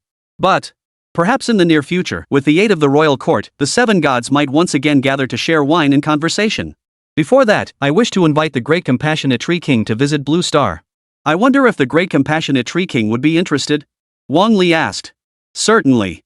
The gentle voice emanating from the Great Compassionate Tree King was matched by her soft smile. No wonder people worship her, she truly is beautiful.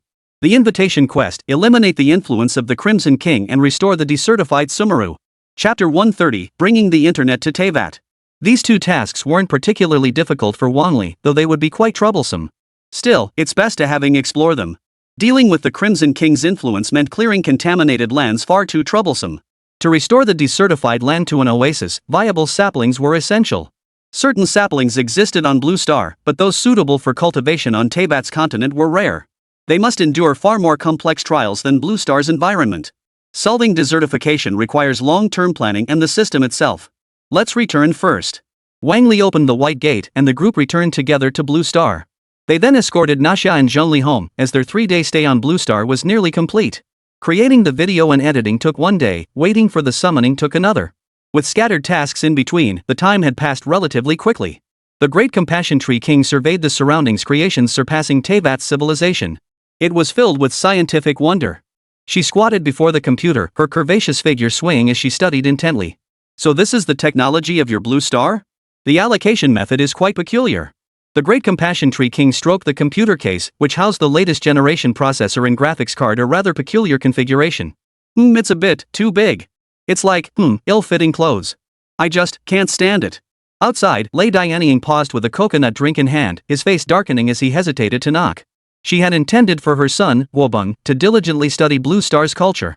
Through intellectual refinement, she hoped to correct his bad habits. But she never expected to overhear such explosive dialogue outside the door. This won't do. Wobeng mustn't come to Blue Star, he'll be corrupted into a scumbag. Of course. This kind of thing can't be taken out. If you want it, I can give it to you. Really? Please let me see it. Oh, and I actually have something even better and bigger. Lei Dianying couldn't take it anymore. He burst into the room and shouted. What the hell are you guys doing in there? Ha? Detsishu Wang and Wang Li turned around together, only to see the two of them hauling out a sun god case. It looked incredibly sleek, with an especially vibrant RGB effect.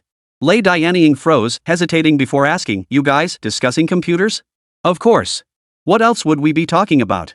King Desai is into tech, after all. At least in Wang Li's eyes, the Great Compassion Tree King was the person who understood him best. Wang Li himself was a huge computer enthusiast, and his best friend Zhang Jian was too. The Great Compassion Tree King's keen interest stemmed primarily from one question: how to replace the Divine Heart as the core component.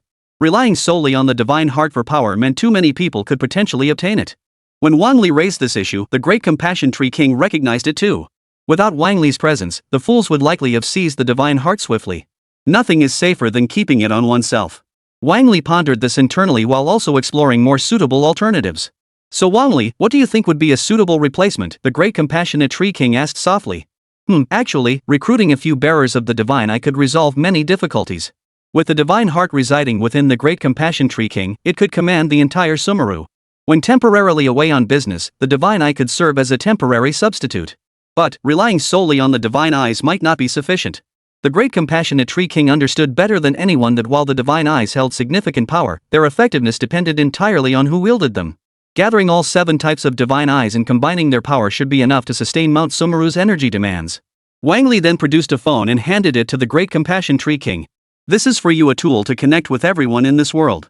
It transmits data to the platform via streaming. It can minimize the load on the void, ensuring its stability. The great compassionate tree king's eyes lit up as she watched Lei Yingming and Zheng Li wander around the world. They didn't look the least bit overworked like before, just enjoying themselves with ease. How enviable. If all these needs were met, she could finally retire and rest. You're absolutely right. But this acquisition would also demand significant time and matching components. Everything must be done gradually. By the way, what do you think about using Sumeru's void to transmit Blue Star videos to Teyvat? A mere 3-day delay in content creation wouldn't actually impact the viewing experience. Many content creators struggle to produce new videos within 3 days, and most updated films and TV shows follow a weekly release schedule. Unifying them wouldn't be difficult at all. Wang Li had long harbored this idea to expand his fan base across 2 worlds. This way, it wouldn't just be Blue Star gaining fan value.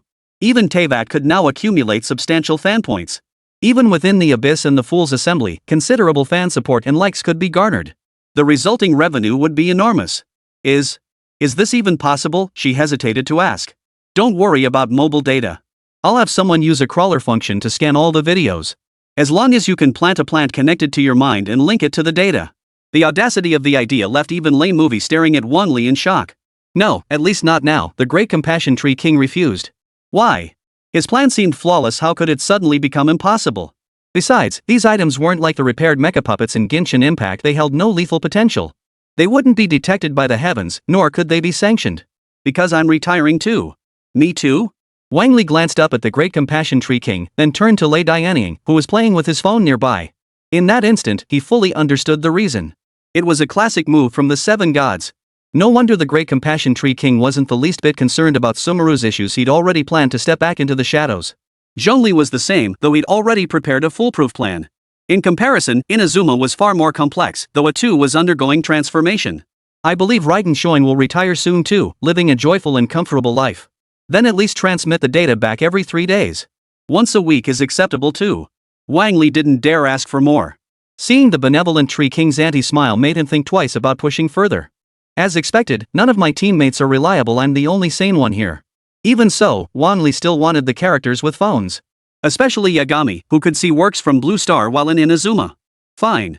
I couldn't think of anything better to do with my time after retirement anyway. After Wang Li's relentless efforts, the test was finally completed 3 days later.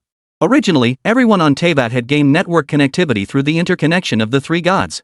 We actually have internet. 16. Wendy nearly jumped for joy upon receiving the news. Though the connection was a bit spotty at first, being newly established and prone to lag. But when the video finally played, he was utterly thrilled. Yeah, our 3 gods and Natamura is definitely the most popular. Wendy beamed with pride as Noelle smiled beside her, handing over a glass of coconut juice. Thank you, Lord Barbados. Now I have another chance to learn sword techniques. With the video, Noelle finally had the chance to witness the complete Yura sword technique. It would be immensely helpful for her growth. How is there internet here? Oh no, my phone's battery is dead. Across from Wendy, the airtight Paimon hurriedly flew over to the glowing girl and charged her fingers. Phew, I made it just in time. Chapter 131, The Glow Girl Conquered by Nashia. The latest episodes featured Nashia, whom Ingmei adored. Ever since getting internet access, Ingmei had re-watched the videos about the sun and the moon countless times. She's just so adorable, and her voice is absolutely lovely. Kelly also often raves about how wonderful Nashide is in front of her, especially her smooth, soft cheeks and delicate little hands. It's just too adorable. Nashia is her absolute favorite. Even Ingmei was wondering how to get her to obediently change clothes and show herself off. I absolutely must hold Nashia in my arms and give her ears a good taste. Hey, traveler, what naughty thoughts are you having now? Hurry up and get moving. Ing sighed. How she longed to return to Blue Star. If I could go back to Blue Star, I'd definitely visit Sumeru. She scrolled through videos again and came across one about the Great Compassion Tree King so interesting. She gave it a thumbs up while she was at it. Hey, wait up. Ingmei stared at the video, where the scene looked exactly like the Great Compassion Tree King, and nearly lost her composure. Did he just clear the main quest for me again? Isn't that a good thing?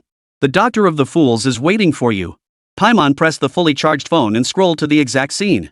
It showed Ing being overwhelmed by the music. If not for Nashia, she might have perished right there. Alright. Ingmei's plan was simple: rescue Nashia personally and earn her favor. That way, she could act without restraint. And even if danger arose, she could always call on Wang Li to handle it. Now, Wang Li had already neutralized the threat, sparing her the need to run around frantically. Now she had to face formidable opponents and the Doctor who had ambushed her. Ingmei specifically opened the Great Compassion Tree King's account, where she found the relevant videos as expected. It was a collaboration video, with Wandering Orange as the main host and other characters making appearances. The new episode of Who Doesn't Have a Side Hustle also successfully caught Ingmei's attention. He's just so cool. Ingmei was stunned by Wang Li's power and tactics, truly worthy of being her master. Facing his pseudo-god, she would likely struggle immensely if it were her. But Wang Li simply extended his hand, challenging his opponent to a grand duel. Seeing his son Scatter Soldier still disobedient, even attempting to crush him with a mecha, Wang Li countered with another grand duel. He stunned Scattergun and let Ingmei vent her frustration. Remember, in the game, Ingmei had also suffered a sneak attack from Scatter Soldier. But later, Wang Li's emergence completely transformed Inazuma, preventing this scenario from unfolding in reality. Finally taught this guy a lesson, give him a good beating. Paimon clenched his fists, equally disgusted by such individuals. Still, neither of them intended to kill him, just felt he needed a lesson. Yeah, Keqing really hates this guy too. If I ever see him again, I'll send him a massive bomb. Though Keqing wasn't fully invested, she'd experienced the chaos caused by the rogue soldier firsthand. He'd thrown Inazuma into utter chaos. Even as a mere pawn, he'd made quite the contribution. Sumeru suffered too. It couldn't just be brushed off with he's only a pawn. At the very least, he deserves a spanking and a stint in the detention room. Before their discussion could deepen, a massive white gate materialized before them. It's the gate. This guy finally remembered us. Yay, Cory can finally play with Nashia again. As Wang Li stepped out of the dual door portal, everyone realized it was finally time to return to Blue Star. Ing, you're finally back. I missed you so much. Wang Li's expression was a bit exaggerated. He'd been swamped with work lately and hadn't found the right partner for his projects. To create new videos, he still needed Ing. Oh, and he couldn't forget Noelle either. Wang Li had specially set up group chats for all 4 regions. They could see everyone's conversations anytime, anywhere. And Keqing. Don't forget Keqing. Wang Li crouched down, ruffled Keqing's hair, and greeted her with a smile. Noelle stood nearby, already preparing drinks and snacks for everyone, her maid instincts in full swing. Perhaps because she hadn't returned for so long, her work ethic was even better than before. Hey, Wang Li. How did you set up that terminal? It's really impressive. Wendy patted Wang Li's shoulder with a smile, clearly impressed by his achievement. Now there'd be something to look forward to. It's all thanks to the Great Compassion Tree King and Naxida. Wang Li briefly explained the method, finally clarifying for everyone why they could connect to the data. It turned out Wang Li had replicated the data and used Sumeru's void as the terminal, enabling the divine statue to radiate across the entire 4 gods domain. The new video project is now in your hands. As Wang Li spoke, he had already brought both Naxida and the Great Compassion Tree King into view. Using the Traveler and them as the foundation, they would create a video that would be utterly captivating. It should be, no problem. The group fell into deep thought, while Wang Li himself was uploading the video to foreign websites. The video's view count quickly reached levels Wang Li hadn't anticipated. It hit 1 million views and remained a hot topic, constantly being discussed. Even overseas, Naxida and the Great Compassion Tree King remain incredibly popular. His international account rapidly gained traction, amassing 100,000 new followers in a short span. Considering his own view count, the combined fan base was likely substantial. Host, Wang Li. Fan value, 1,209,001. Invited characters, Yagami, Raiden. 19 in total. Talents, Raiden Shogun Ability Panel. Rock Emperor Ability Panel. Items, 10% stake in Mihuyu, Part of the Gods. With these innate ability panels, Wang Li's combat prowess at this moment could be described as peerless in the world. His mastery of Geo, Electro, and Geo elements matched that of the 7 Archons. Combined with the heart of the god, who could possibly stand against him? Simultaneously, his mental prowess had reached the level of a deity, completely eliminating his previous weaknesses. Phew, just missing fire and wind now. Wonder what new plot twists lie ahead. Checking his fan count again, he'd accumulated another 1 million followers in just over 10 days. Most of this growth came from overseas fans, while domestic follower growth had long since slowed.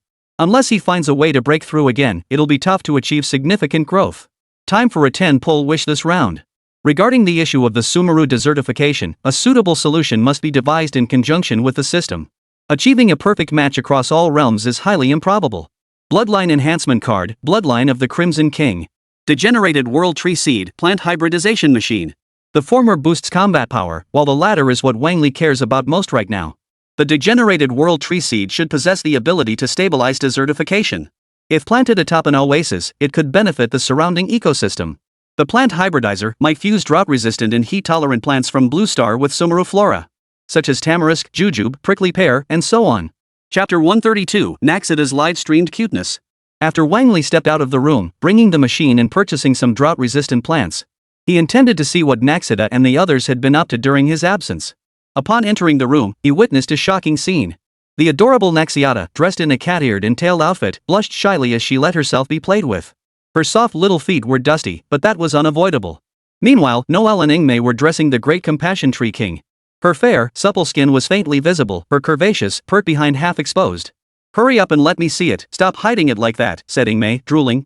But the Great Compassion Tree King glanced behind Ingmei. Her beautiful eyes widened as her body struggled, refusing to take it off. "Wait a minute. Wang Li, how did you get into the room?" Naxida was startled. After all, the door clearly had a boys-only sticker on it. But the door swung inward, and she quickly realized the sign had fallen off. "Hey, how did the sticker fall off?" Only then did everyone turn to look at Wang Li, their expressions tinged with irritation. "Get out already! What are you waiting for?" Wang Li replied calmly, "As the one who revived the Great Compassion Tree King, am I not entitled to check on her condition? Get out!" 3. Only the shy Great Compassion Tree King, upon hearing this, began to ponder seriously before speaking slowly. Logically speaking, he does have a point. Ingmei. Noelle, her face flushed, stared at the Great Compassion Tree King in shock. Then she looked down at her own, comparing them, and realized she really didn't have an advantage. Just as everyone stood frozen in place, Wang Li's phone suddenly rang, displaying the name of a voice actor. "Hello? Is this Xiao En and Duo? What's up?" The voice on the other end sounded hesitant, yet persisted with gritted teeth. "It's about that promise, Director Wang. You agreed to give us a day with Naxiata and Kaylee. When can we make that happen?" Only then did Wang Li recall that the matter had indeed been delayed for nearly a week. No wonder they couldn't wait any longer. If they kept waiting, they'd likely hear nothing and end up with nothing at all. "Don't worry, I'll send it over today. Even though it was already 10 a.m., it shouldn't be a problem. Naxiata, I promised someone I'd take you to play at a big sister's house." So? Before Wang Li could finish, Naxida eagerly agreed. She even tugged at Wang Li, urging him to hurry up, saying things that were embarrassing to hear. Sure enough, even 5 centuries couldn't withstand the ravages of modern influences. Especially someone like Ingmei, who always loved watching cross-dressing and even fantasized about playing with plugins. Purely torturing little kids, that's too much. What? There are plugins too? Naxiata remained silent, but her flushed cheeks and the small hands tugging at her clothes spoke volumes. Perhaps this was Naxiata's own torment. "I can no longer trust Ing at all. Kelly can't make it for now. Please forgive us, both of you. Next time for sure." Dodo and Little An's eyes sparkled brightly, seemingly unfazed. They just smiled and greeted Naxia. "Hello, Naxiata. Don't treat me like a child. I've lived for 500 years beneath countless ages." Naxia's tiny body spoke with such mature words it was utterly adorable. Like a little adult, Dodo exclaimed excitedly. "Perfect. We can prepare for a grand livestream." Duo and Little N had already planned it out. They'd take turns streaming for a few hours each. They could even make guest appearances in each other's livestreams. How fun!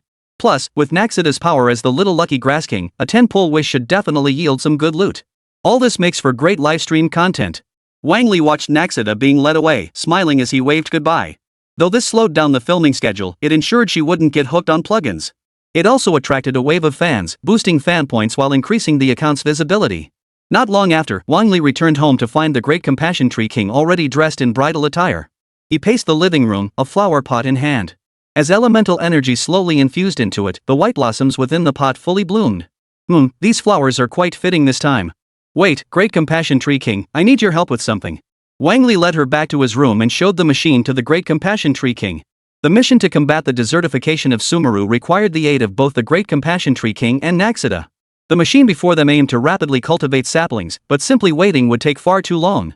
Wang Li possessed the capability himself, but he couldn't devote all his efforts solely to this task. "I'd like to ask the Great Compassionate Tree King to help plant suitable tree seeds. Particularly seeds native to Sumeru. Combined with these seeds." The Great Compassion Tree King nodded thoughtfully, finding this approach truly sound. If desertification could be reversed, it would mean greater living space for the people of Sumeru in the future. This would benefit both future population growth and development. No problem. For the people of Sumeru, I am willing to give everything. Though the experimental direction was set, cultivating suitable saplings would require multiple rounds of trial and error. Even without the sapling growth process, it remained a task that could not be completed in a matter of days. Wang Li and Naxita headed to the courtyard outside the 3 villa complexes.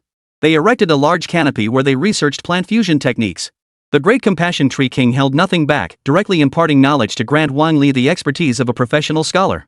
The two engaged in intense discussions, thoroughly dissecting their understanding of plants. Amidst their earnest discussions, Wang Li also made a point to watch live streams from Duo and Little N. He had to keep an eye on them, just in case they did anything too reckless. In the live stream footage, Naxita sat in her gaming chair, her tiny feet dangling adorably. Didn't everyone expect this? We've invited the little auspicious grass queen, Naxita. Give her a warm welcome. Duo clapped happily, then explained why today's early stream hadn't been announced beforehand.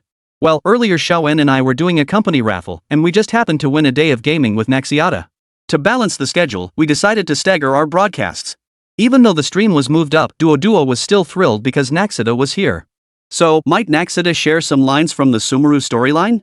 Naxita shook her head. That's not my experience, so recounting it might lack authenticity. The real situation has long been different from what everyone imagines. Though Naxiata's voice sounded like a little girl's, her words carried logical precision. It was as if a scholar in a childlike form was explaining theoretical knowledge to you.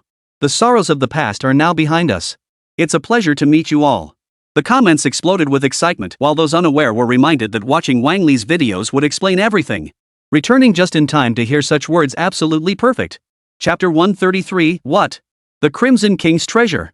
After Wang Li and the Great Compassion Tree King confirmed Naxita was safe and having a great time, they devoted all their time to botanical studies and meticulous analysis.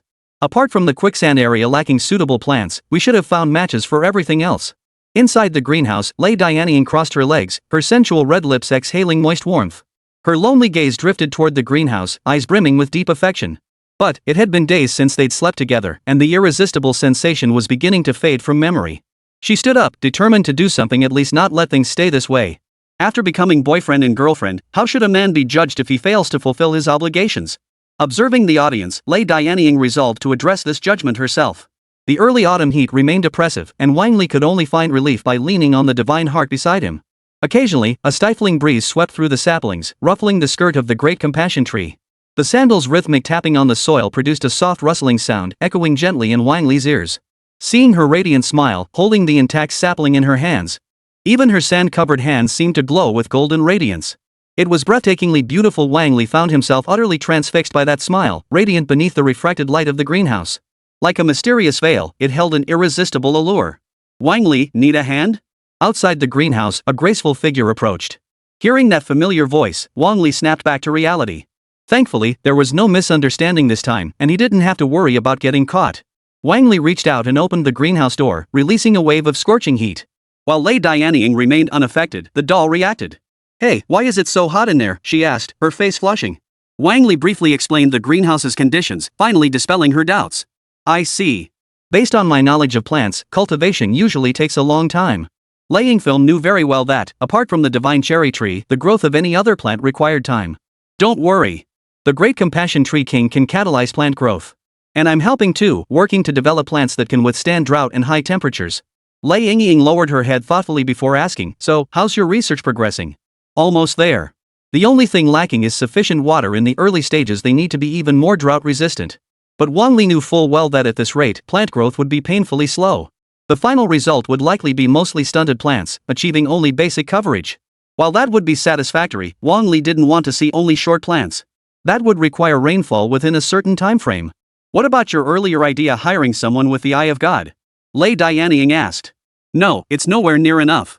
Even if we designated specific areas, it wouldn't work. No one would be willing to work around the clock.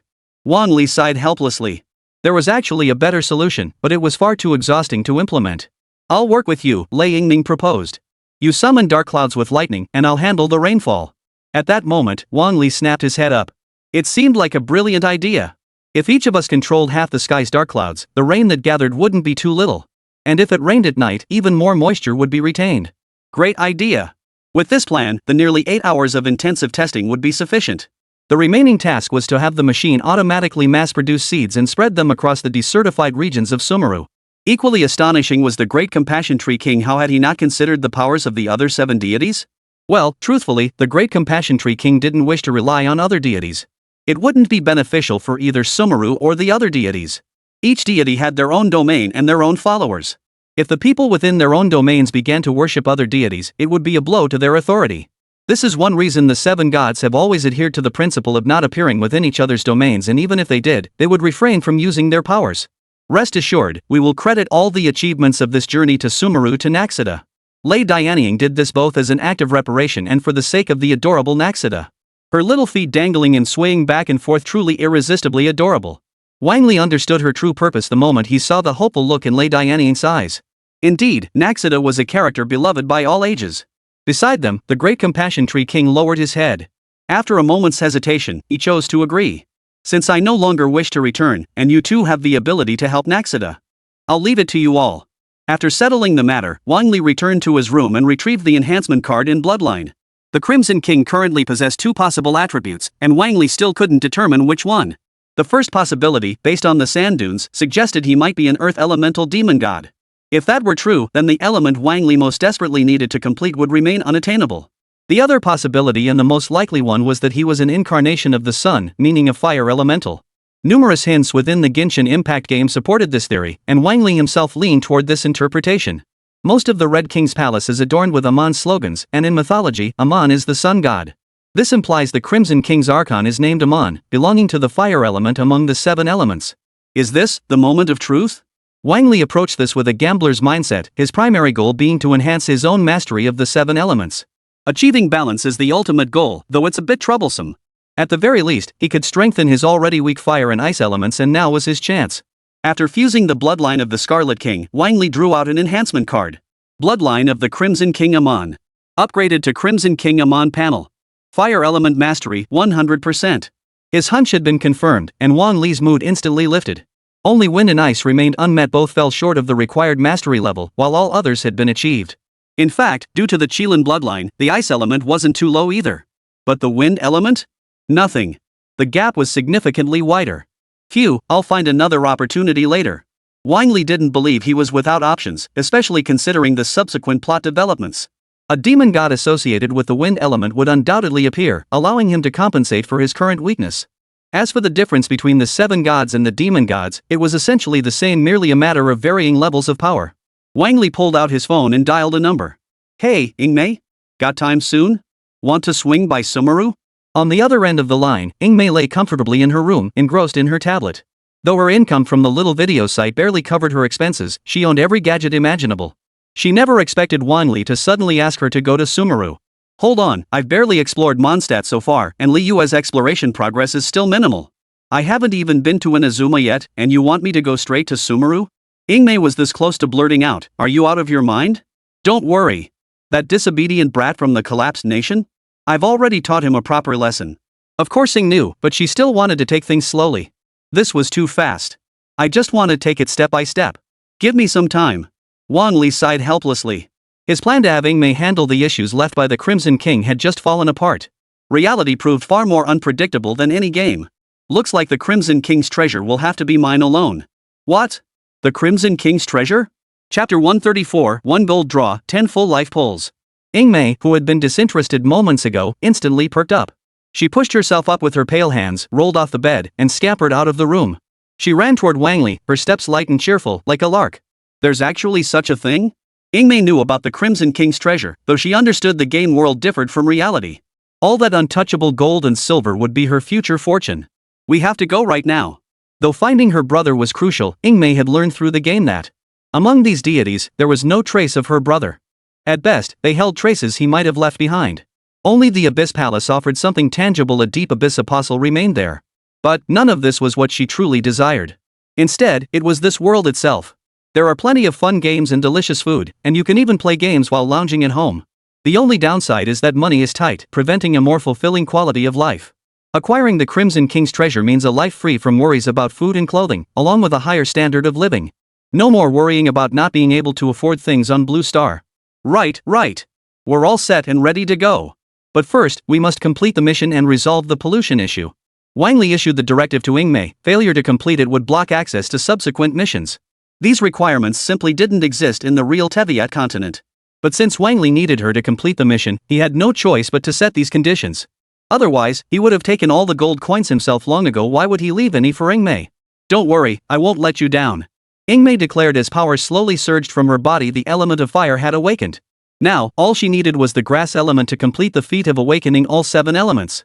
Then she could steadily enhance her power until reaching the pinnacle of her potential. With that, she might even gain the power to stand shoulder to shoulder with the 7 gods. After settling matters with Ingmei, Wang Li glanced at the time. He planned to prepare a lavish dinner before.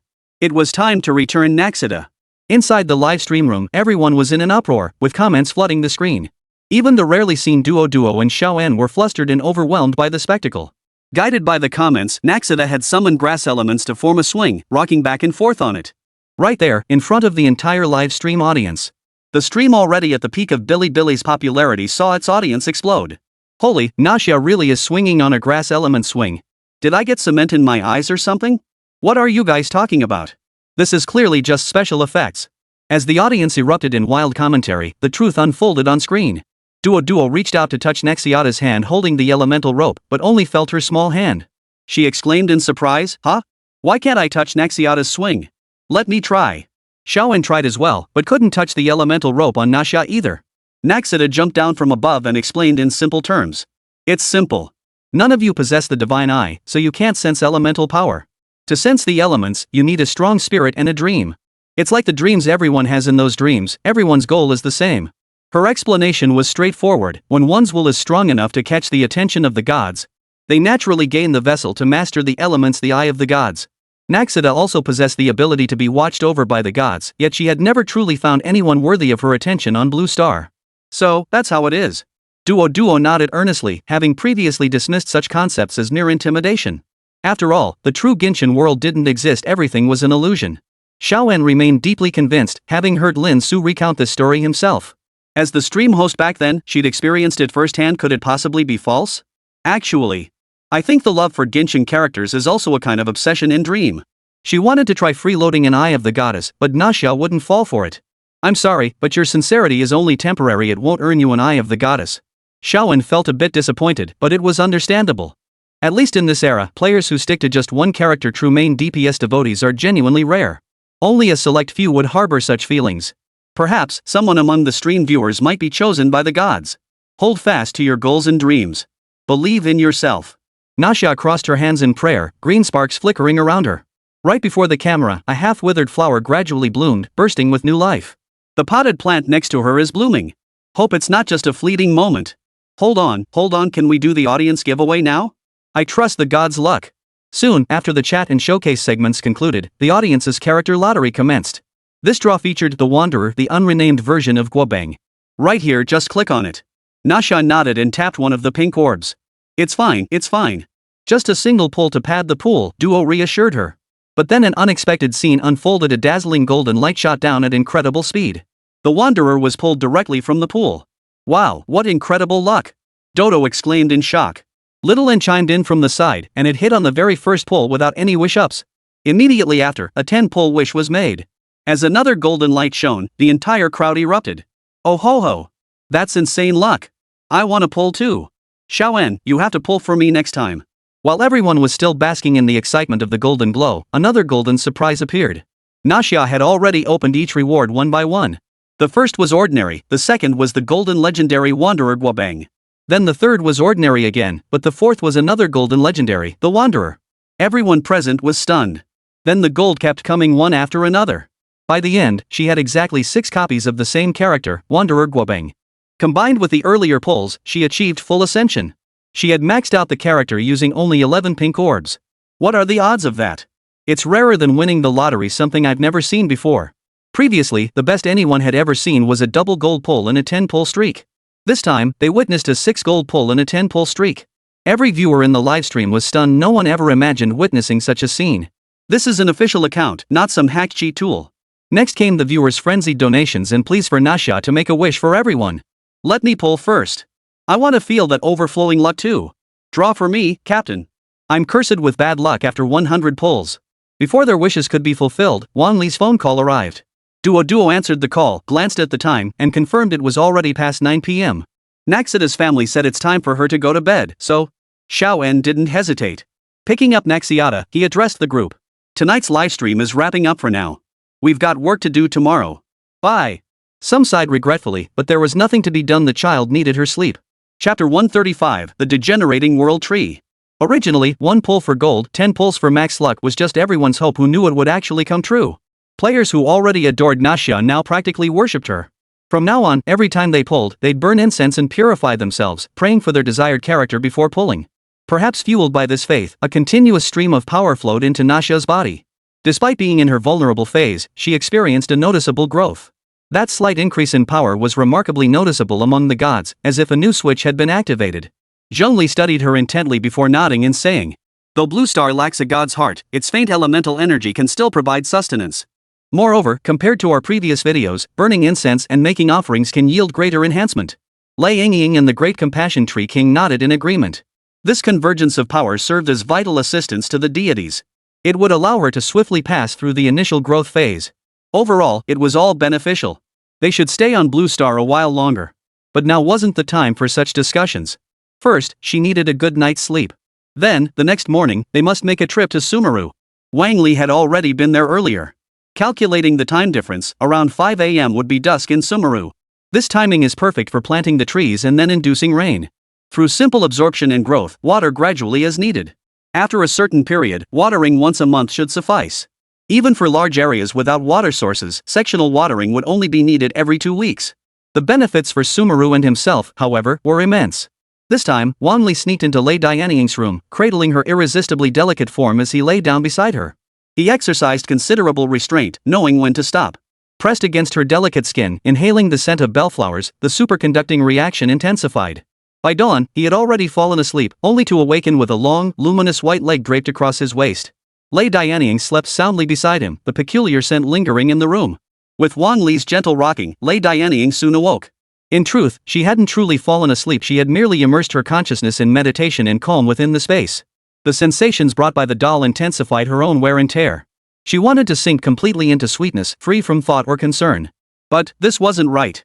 At least, it shouldn't be like this. No wonder Wang Li never came to my room. Even during the honeymoon phase, one mustn't forget one's duties. In truth, Wang Li could endure it too. His infinitely enhanced physique combined with the Great Compassion Tree King's healing abilities. He could sustain the enhancement for as long as he wished without any adverse effects. But doing this was truly unwise. Not only did it waste a tremendous amount of time, it also completely undermines the original purpose. Reaching Sky Island is now an unattainable goal. After sleeping for several hours, Wang Li returned to Sumeru with Naxida, the Great Compassion Tree King, and the others. Riding the wind, they soared through the rainforest before them, their vision opening onto an endless expanse of desert. Wang Li descended from the sky, brushing his hand across the sand eroded by years of wind. He remarked, "It's just as we imagined." The Great Compassion Tree King crouched down, the soft water sphere bouncing playfully around. Fortunately, the seemingly thin white silk tightly encased the water ball within. Reaching down, the Great Compassion Tree King didn't grab the sand but dug deeper instead. Finding sand that was still reasonably moist within, she felt even more reassured. Though severely weathered, it still holds sufficient moisture within. With our assistance. Paimon spoke up first, we can definitely turn this entire desert into grassland. Wang Li acted first, precisely guiding each sapling with wind elemental control to its designated spot. He then manipulated the sand to gradually widen each pit, finally blending fresh soil with the sandy earth. After gently settling, a vast expanse of planting was complete. After 4 or 5 consecutive plantings, the once desertified land now boasted a perfect green expanse. "Phew, looks like it should be fine," Ingmei remarked. She looked at her work with great satisfaction. Though the workload here was far less costly compared to Wang Li's efforts, it was equally vital. Naxida and the Great Compassion Tree King beside Ingmei exchanged nods. Before their eyes lay a small lake, surrounded by desert, a true desert oasis. Through this oasis and the newly planted seeds, they held hope of securing the sapling's survival. "Degenerated World Tree Seed, answer me." As the Great Compassion Tree King spoke, green grass elemental energy slowly flowed into it, infusing it with surging vitality. With this power, the sapling quickly took root and sprouted. The catalyzed World Tree Seed could fully withstand this power, whereas ordinary trees could not. It gradually grew to a height commonplace within Sumeru. Yet in the desert, such height was exceedingly rare. Moreover, it completely covered the oasis water source, shading it in shadow. This arrangement protected the oasis water source, preventing it from drying up in the short term, while also providing more moisture for the world tree. Meanwhile, Wang Li and Lei Dianying had already approached the trio, exchanging glances. Planting around this area is complete. Next comes the rainfall. Wang Li turned to Lei Dianying, took a deep breath, and clenched his fists. In response to this resolve, the sky gathered into rolling black clouds, shrouding half the heavens. On the other side, Lei Dianying likewise unleashed his power without hesitation. The two masses of dark clouds slowly merged, enveloping the entire landscape in their shadow.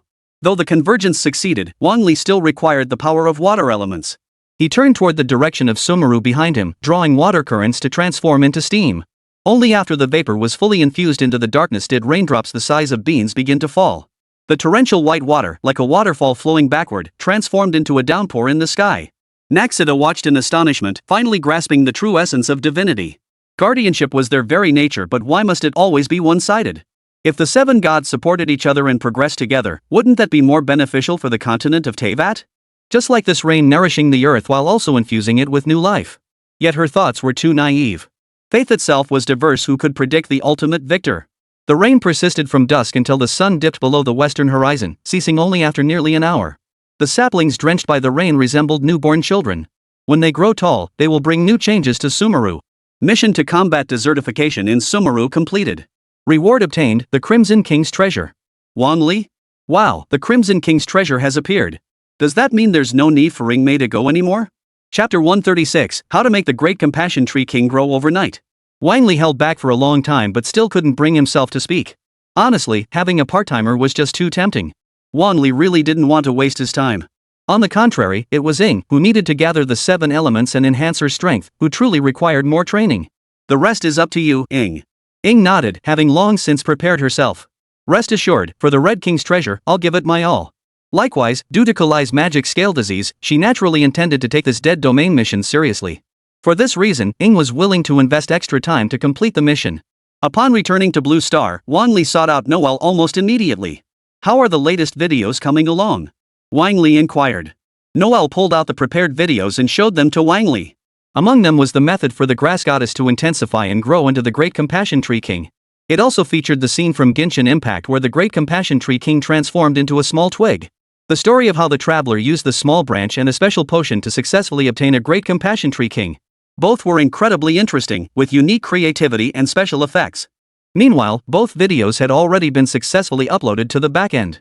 With Liu as golden fertilizer, even a lowly can become a mature woman. Sumeru absolutely needs golden fertilizer. With golden soil, Sumeru's phosphorus and potassium won't leach or evaporate. The grass goddess yields 1,800 per moon, no more need for guaranteed returns.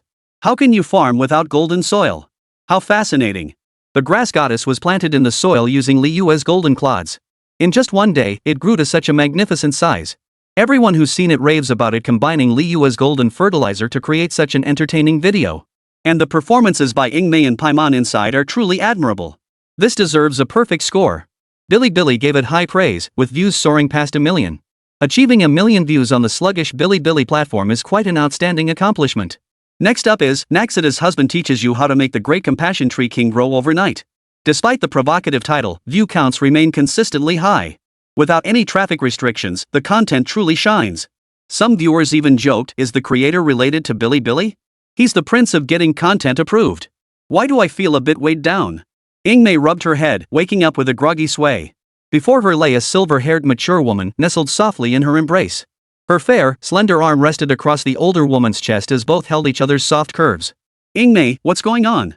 The graceful older woman beside her slowly rose, yawning as she licked her pink lips, revealing the fair skin of her abdomen. She smiled gently, "Good morning, traveler from another world. What a long and wonderful night it was.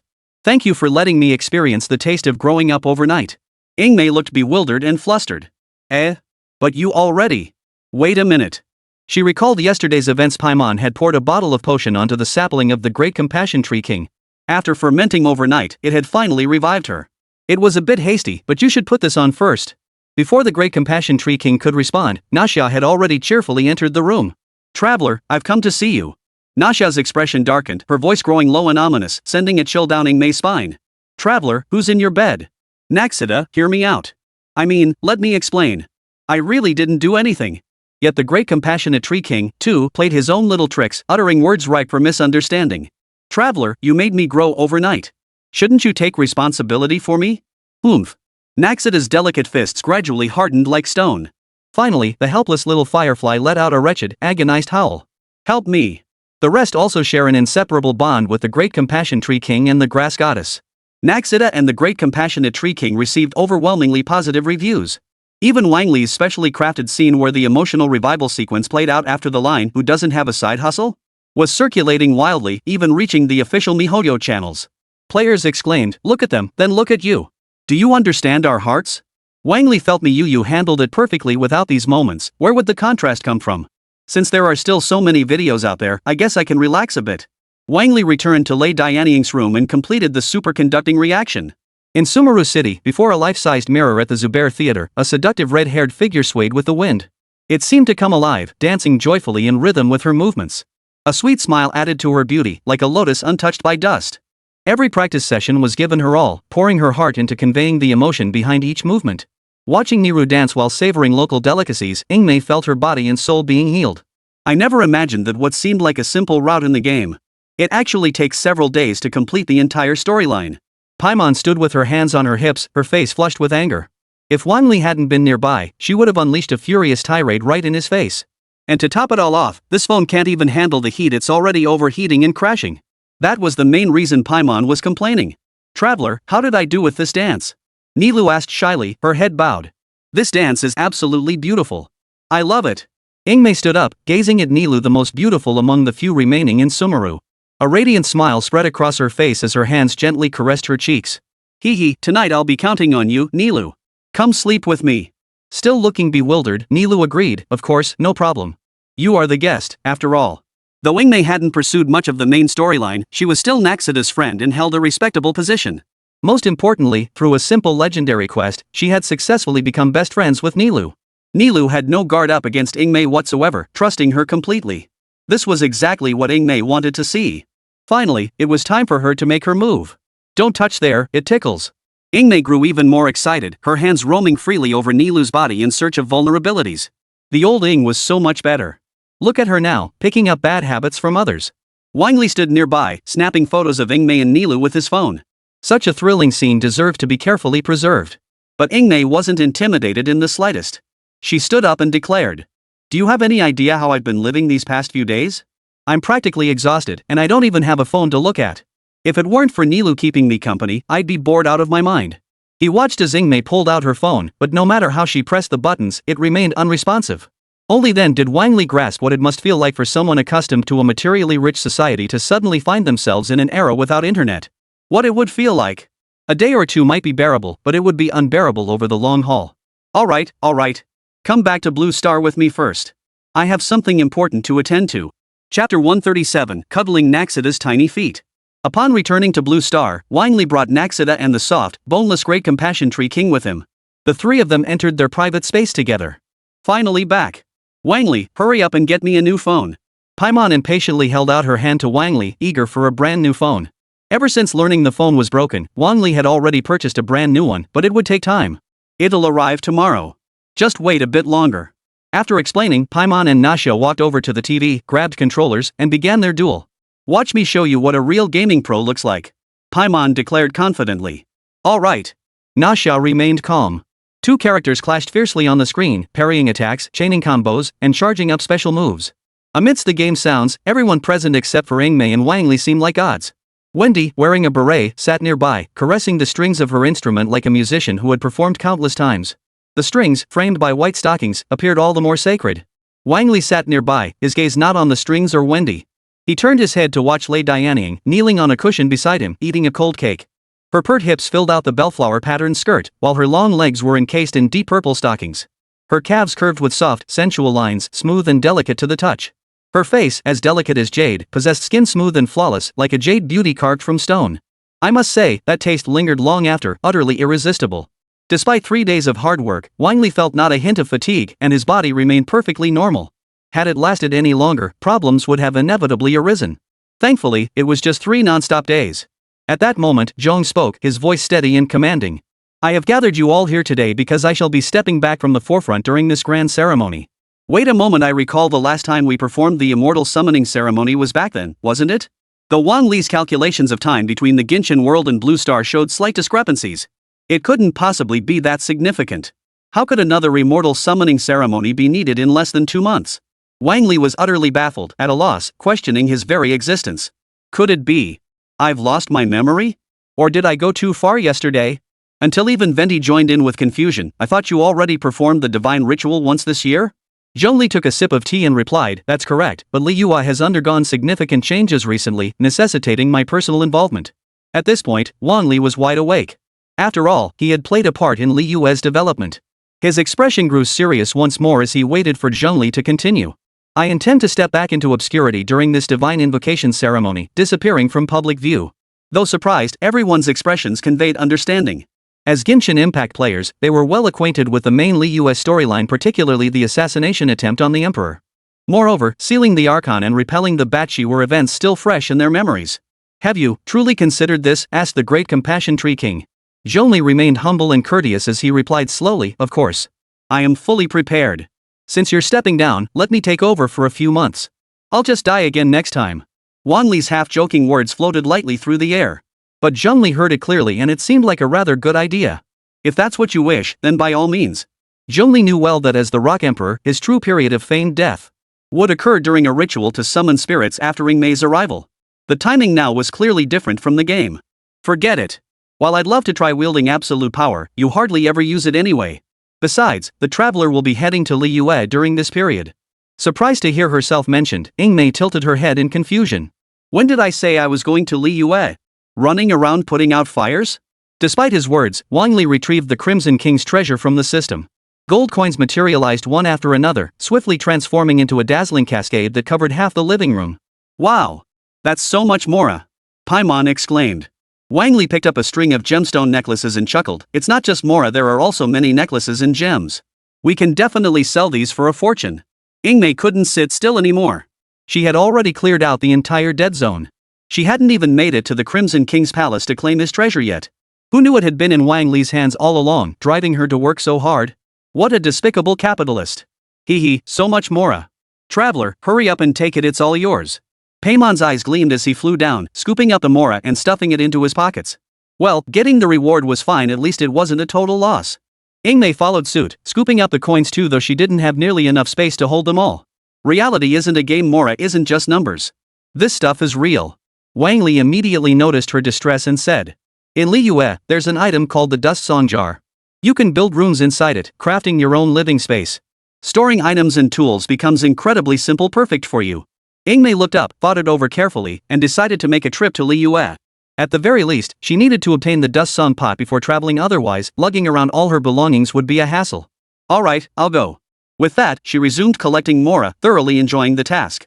Whether by design or chance, her scavenging eventually led her to Naxiata's feet.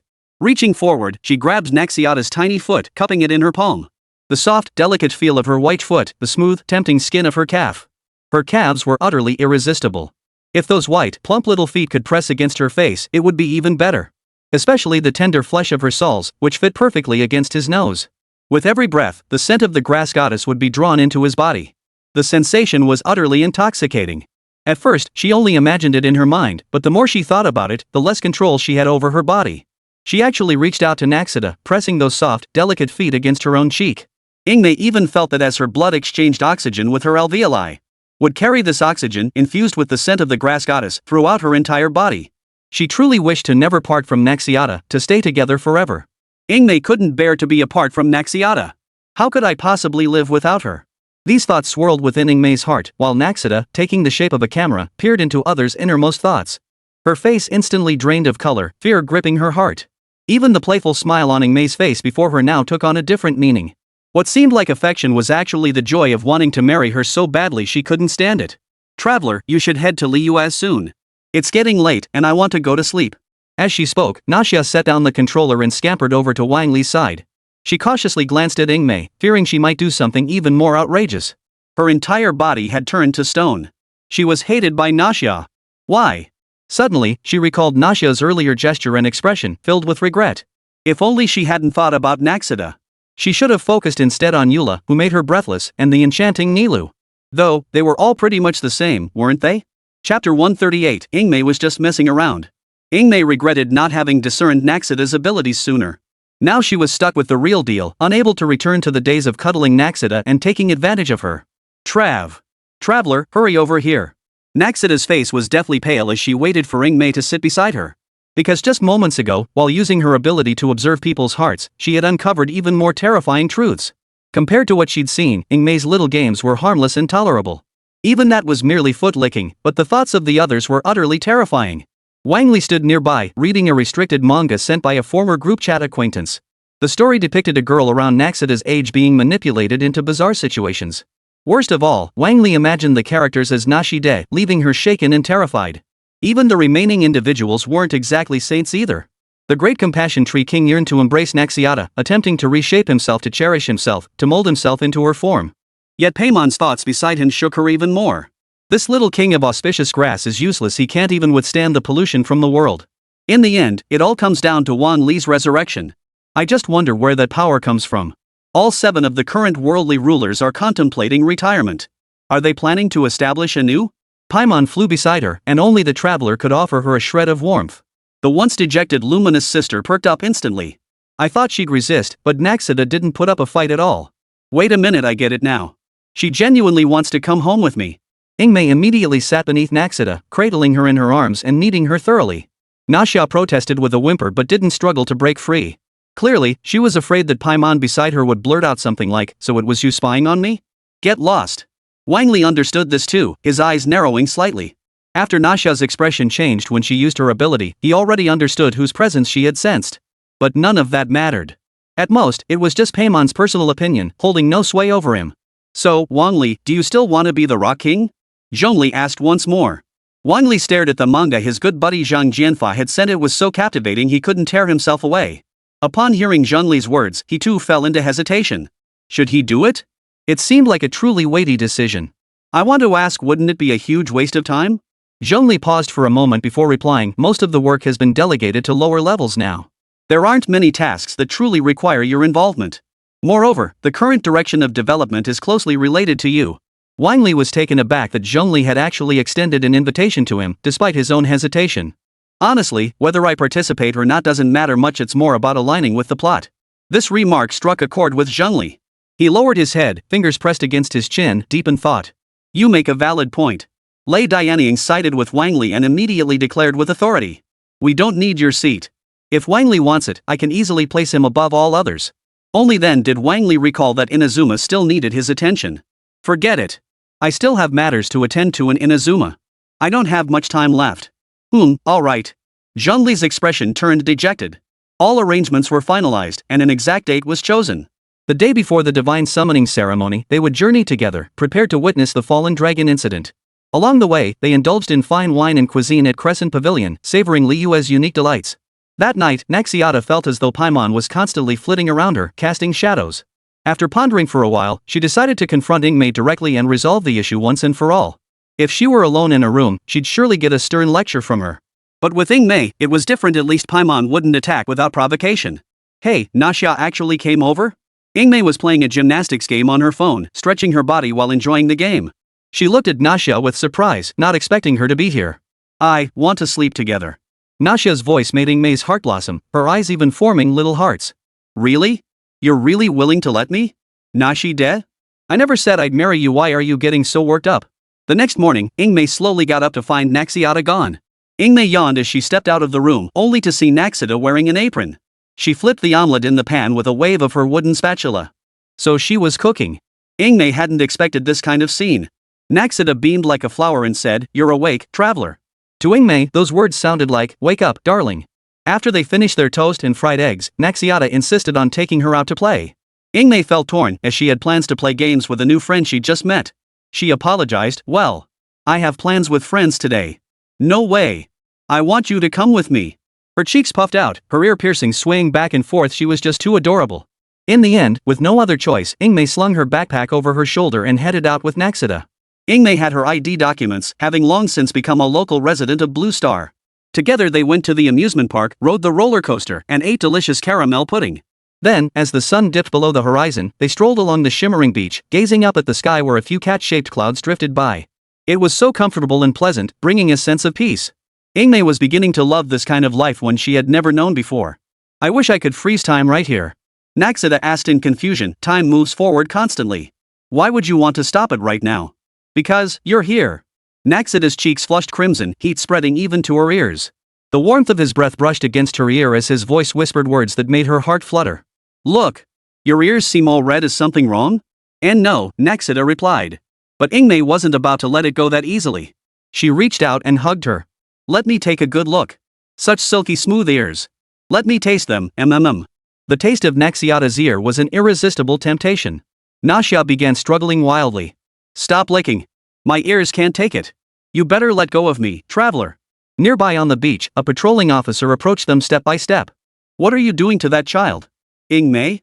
A pair of gleaming silver bracelets adorned her fair wrists. Stunned and bewildered, Ingmei was led away by the officers toward the police station. Wait, I'm not a criminal. And Naxita isn't a child, she's 500 years old. The female officer, cradling the adorable Naxiata, confronted Ingmei. What? You call this 500 years old? Ingmei froze. It seemed, indeed, hard to believe, but I'm telling the truth. Chapter 139, 3 years or more, up to death penalty. In the end, Wang Li personally came to the police station and bailed her out.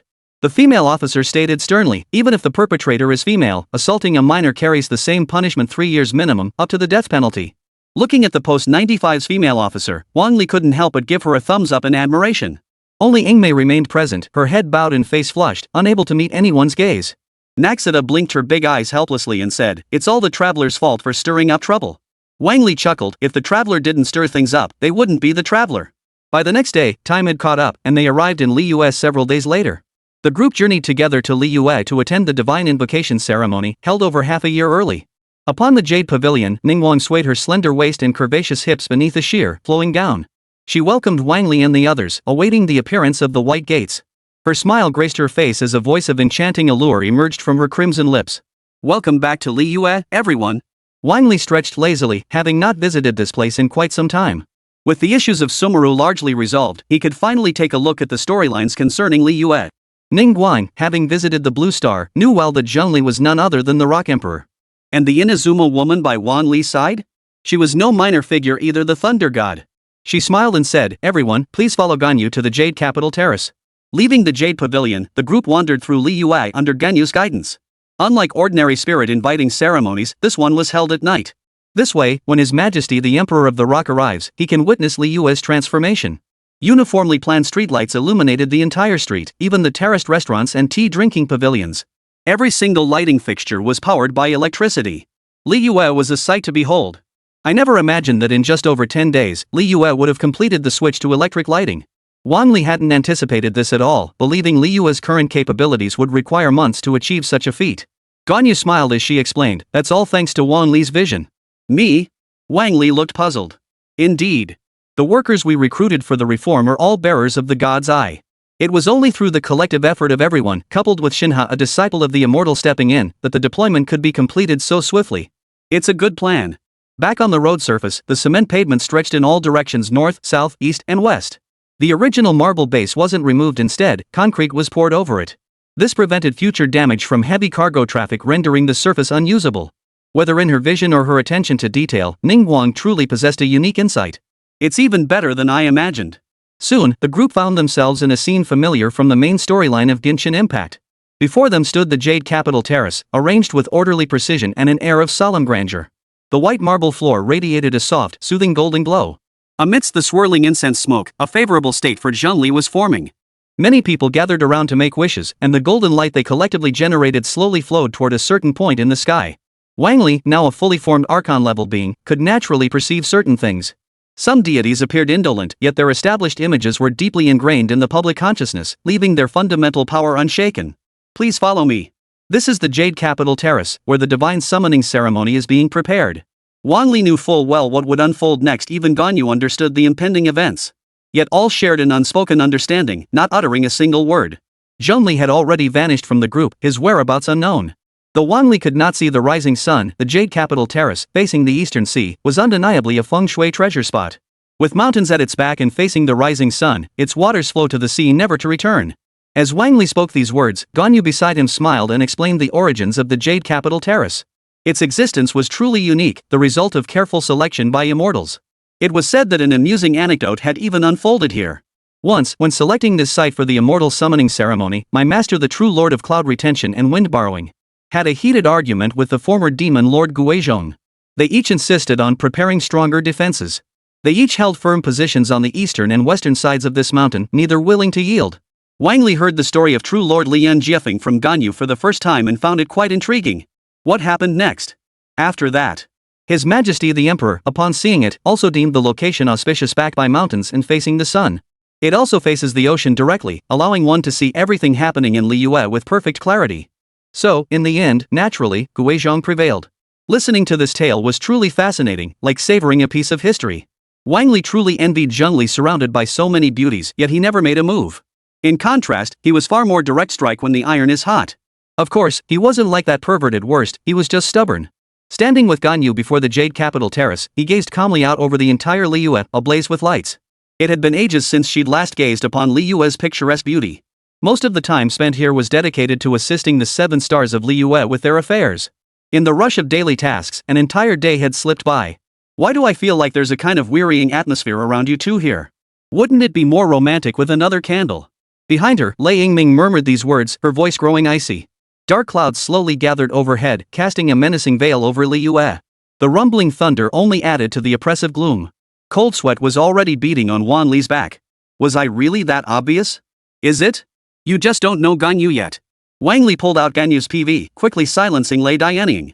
Though she didn't suffer like Naxiata, nor endure the trials of certain others. Yet loneliness was something Lei Dianying would never forget, for she had once been like Ganyu, lost in a drift. Lei Ying. After a long wait, Ningguang arrived with a group of officials to inspect all preparations once more. Presiding over the ritual to summon the spirits this time was the Star of Destiny from Liyue's 7 stars. He appeared unremarkable, even stumbling over his words repeatedly, his eloquence decidedly lacking. But that didn't matter. What truly mattered were the offerings brought today. They were different every year. This year's offerings consisted of solidified cement, refined steel, and a battery. Before the Jade Capital platform, the Star of Heavenly Mechanics stood at the foremost position. Holding the speech prepared for this occasion, he delivered his words with conviction. Then, gathering elemental power, he released 4 spirit stones that connected to the Emperor.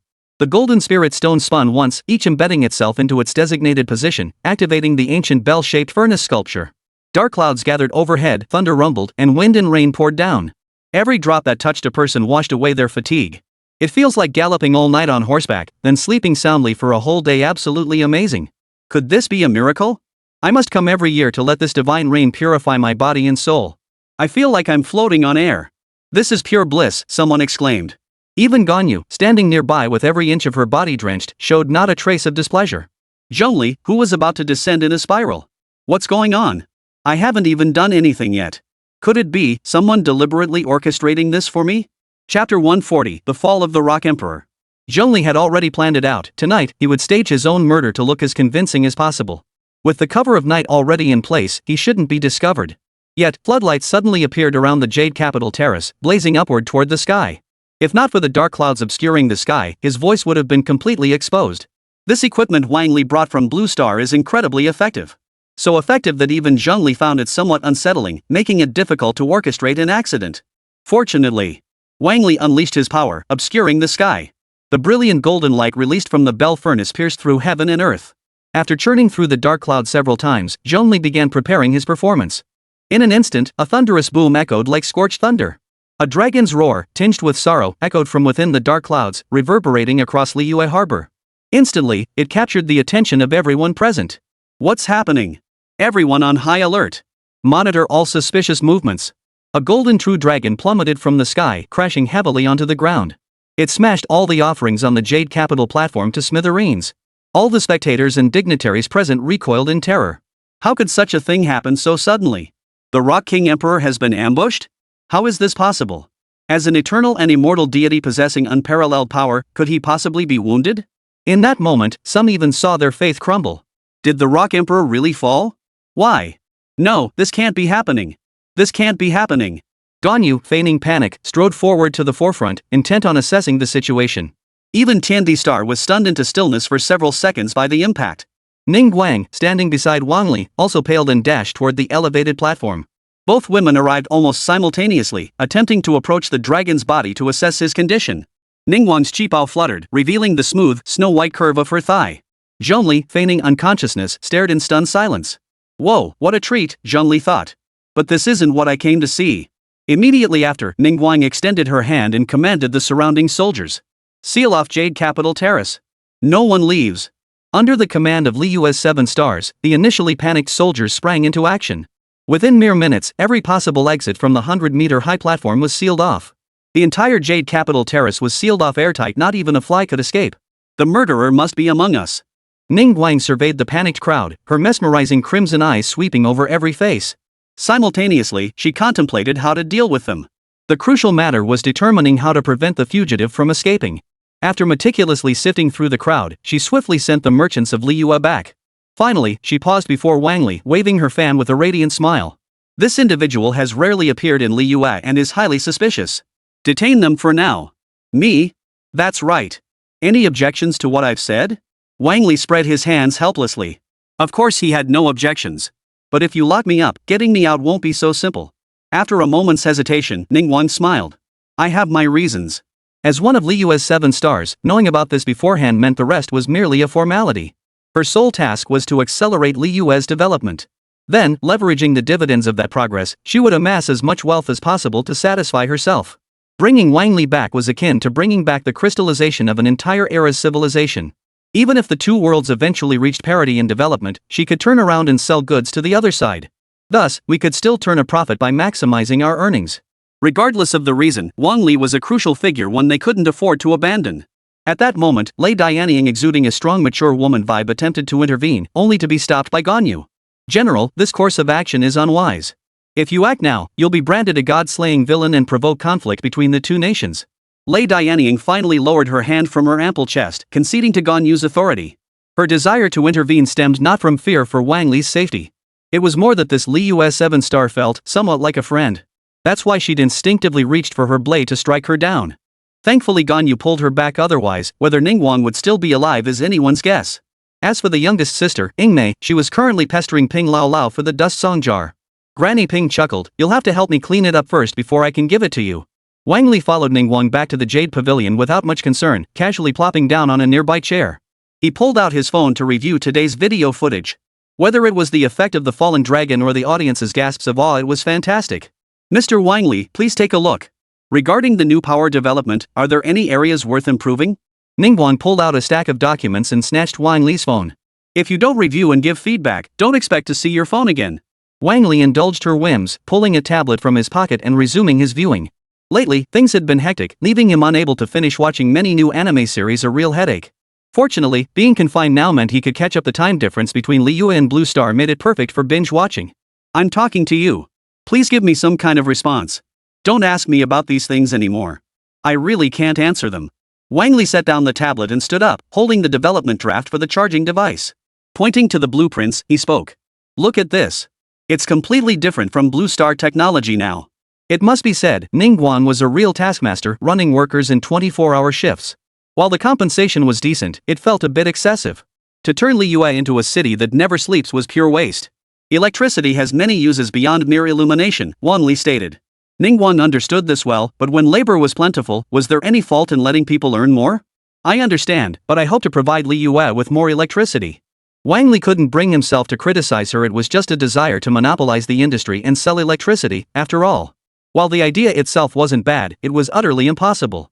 Ultimately, unable to persuade Ningguang, Wang Li offered additional avenues. Options like wind power generation or harnessing energy from various boss locations could all be viable sources. Thank you for your insights. Ningguang smiled, extending her jade-like hand, a gesture as graceful as the butterfly-like fluttering of her dress, truly beautiful. Now that we're done talking, don't disturb me while I'm on my phone. But before she could pause, someone had already entered from outside. Her footsteps were hurried, her expression grave. Approaching Ningguang, she demanded immediately. Why did you lock Wang Li up? What did he do wrong? Ningguang smiled. I merely invited him for questioning. He's free to leave any time. I won't be leaving until I get a satisfactory answer. Wang Li had no intention of letting Ningguang get away with this. He had to make her pay a price, otherwise, his unease would never be appeased. Chapter 141, Troubles Brewing. The Emperor's been stabbed. I didn't confront you publicly back then out of respect for you, Ningguang. Kaching's expression darkened, her brows carrying a faint sharpness, radiating heroic spirit. Her voice carried unyielding strength, showing no trace of timidity toward Ningguang, another 7-star ascendant. Ningguang, however, replied casually, "But I already let him leave freely." All questions were answered, everything needed to be said was said. Whether he stays or leaves is his own business. Wang Li found her response rather unsettling. He retorted, "I need to see the profit ledgers for the recent period. We've only been operating for a little over 10 days, not even a full month. The ledgers aren't organized yet." Wang Li then smiled again. "But surely there should be compensation for the false accusations against me?" Her beautiful eyes flashed with amusement as she looked at Wang Li. She had intended to brush off his demand with some clever maneuver. But just as she opened her mouth, the Chuanyu pavilion suddenly began to shake violently. As if beyond control, it began to sink slowly. In that instant, Ningguang panicked. Only then did she recall Wang Li's terrifying power sufficient to suppress demon gods. Any action she took against Wang Li would pose an immense threat to Li Yue. Even the Emperor of the Rock might not be able to suppress him. She hurriedly spoke. "Wait. Whatever you want, I'll give it to you." Wang Li's thoughts weren't nearly that complicated, he simply wanted the compensation he deserved. "It's simple, give me a proper, heartfelt compensation." As Ningguang, one of Li Yue's 7 stars, her words in public weren't particularly severe. Otherwise, Wang Li wouldn't be confronting her here so casually. Take a loss? Taking a loss was impossible. He would never take a loss in this lifetime. While he might not exactly get his revenge, she had to pay a price. Keqing wholeheartedly agreed with Wang Li's stance. Ningguang had truly crossed the line. Not long ago, she'd gone to retrieve the crystal crescent she'd purchased at Mingxing Studio, something she'd been anticipating for ages. She'd reserved it 3 months in advance. But when she arrived, she discovered Ningguang had bought up every single crystal crescent at several times the price. And for the next several months, it was completely out of stock. She had no choice but to buy it from Ningguang at an even higher price. This was what Keqing found most unbearable about her, and it had completely soured her mood. We need to teach that girl a lesson. She's truly despicable. Her actions were indeed excessive, and the behavior of many small merchants was baffling. Ignoring Keqing's indignation, Ningguang instead stroked her crimson lips and teased. "What do you want?" As an upright gentleman, he would never do anything excessive. Simple enough. Wear a white spaghetti strap cheapao and dance for me. Then we'll call it even. The requirements for the white strapless cheapao? It must reveal soft, fair skin, and the dance must be so captivating it makes one want to triple tap. The dance itself must be exceptional, requiring every ounce of skill. As for whether Wang Li's demands were excessive? Not in the slightest. Given his current standing, even Zhongli would show him some deference. Not to mention, it was she who spoke disrespectfully, not him. There are many ways to invite someone over, but few involve causing such distress while acting as if they're in the right. Agreed. Feeling the tilt of the Jade Pavilion, Ningguang immediately agreed. It had been ages since she'd witnessed Wang Li in action. She had actually harbored ill intentions toward him. But wasn't it a bit too late to think of that now? Taking a deep breath to calm her anxious heart, she asked softly. "Regarding the attire and dance, what style would you prefer?" Wang Li had already prepared for this, though not for her, but for Sister Tuozi. But it didn't matter now. Having Ningguang and Sister Tuozi dance together would be perfect. Wang Li pulled out the clothes and sent the data from his phone to her. He then dialed Tuozi's number, though it was just a network voice call. Though signal transmission was currently stable, frequency and configuration limitations meant only microsphere numbers could be dialed. The call connected quickly. "Hello? What is it?" That icy tone left Wang Li feeling uneasy. Was this how she felt about him? It seemed she genuinely didn't care for him. Wang Li didn't beat around the bush. He got straight to the point. "I need you to come to the top floor of the Chuanyu Pavilion today." After a moment's hesitation, Sister Tuozi on the other end finally replied. "All right. I've been sleeping too comfortably these past few days anyway. It's about time I stepped out for the immortal summoning ceremony." The invocation ceremony? It just ended a moment ago. Tuozi's sister? Her face was blank with confusion. When exactly did this happen? How come I didn't know about it? Wang Li thought to himself, she'd definitely be thinking that, though she didn't say it aloud. Just moments ago, the Rock Emperor was ambushed and fell from the heavens. Damn it, you did this, didn't you? Don't even try to deny it, just wait till I get my hands on you. Tuozi's sister was utterly enraged. Logically speaking, there was no one else but Wang Li. She knew Wang Li's strength better than anyone. A single sword strike could cleave him clean in two. For him, it was merely the most effortless technique. While the Rock King Emperor was no pushover in combat, his defenses couldn't withstand that strike. So upon hearing of the Rock Emperor's attack, she instantly knew who was responsible. Gathering her belongings, she dashed out of the cave dwelling. Nearby, the true lord of borrowing winds and clouds, who had been sleeping soundly, stirred at the sound of Sister Tuozi's movements. He followed her out of the cave, puzzled. What's happened, Sister Tuozi? As one of the earliest demon gods carved by Zhongli, Sister Tuozi was far older than the true immortal Li Yunjiefeng. As she leapt, Sister Tuo turned to face the true lord of borrowing wind and clouds behind her. She exclaimed furiously, "That bastard emperor has been stabbed by Wang Li." "What?" "The emperor was slain by Wang Li, no less." After a moment of stunned silence, the true lord of borrowing wind and cloud spread her wings, intending to follow to Liyue to demand justice. But, before she had traveled far from the cave dwelling, she turned back. No, going alone felt far too unsafe. She must bring her friends along. That way, if they all met their end together, at least they'd have companionship in death. She retrieved a transmission talisman and sent it toward her two companions. "Xiaoya, Li Shui, it's terrible. The emperor has been slain." Both immortals looked utterly bewildered, utterly incredulous at such news. Who didn't know the emperor's power? On the continent of Teyvat, he had few equals. Even if there were, they were mostly evenly matched. How could he possibly be assassinated, and yet the message still reached them clearly? "You didn't know? Sister Tuozi has already gone to investigate. Word is he was slashed by Wang Li." Both stumbled, nearly losing their footing. What did that mean, targeted by Wang Li? Was he actually going after the emperor? "Are you sure?" "Absolutely certain. Sister Tuozi was sleeping right beside him last night." The two immortals fell silent, unsure how to respond. Sister Tuozi slept with the emperor, and then the emperor was stabbed by Wang Li. Was it because of Sister Tuozi? Unbeknownst to them, the true lord of cloud borrowing wind remained unaware of their mistaken assumptions and continued to press them anxiously. After a moment's thought, Lord Waterfold and Mountainfold suggested, "We should still summon the great demon subduing sage. Though he remains beyond our reach, with so many bearing witness, he should heed our call." Once they had summoned the demon subduing great sage Shao and marched in full force toward the Jade Pavilion. They witnessed a scene they would never forget.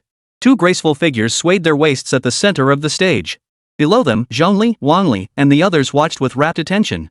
"Indeed, Ningguang's dance truly has a certain charm," Wang Li praised. But Zhongli beside him remarked, "I find Ruota's dance more powerful. Each has their own strengths. There's much to learn from both." Behind them, Lei Dianying chimed in with his own commentary. Chapter 142, Pure Land of Bliss. The true Lord of Clouds and Wind's leg trembled uncontrollably. The scene unfolding before the assembled immortals was eerily terrifying. Sister Tuozi, who had come to rescue them, was swaying her waist. Her provocative movements had the nearby Qianyan soldiers completely spellbound. Her slender waist, her high-rising chest, her curves even more captivating in the dance. What on earth was going on? Why couldn't they make sense of this situation? Shao hurried forward from behind but did not head straight for the center of the stage. He merely observed Wang Li and the person beside him, quickly grasping the situation.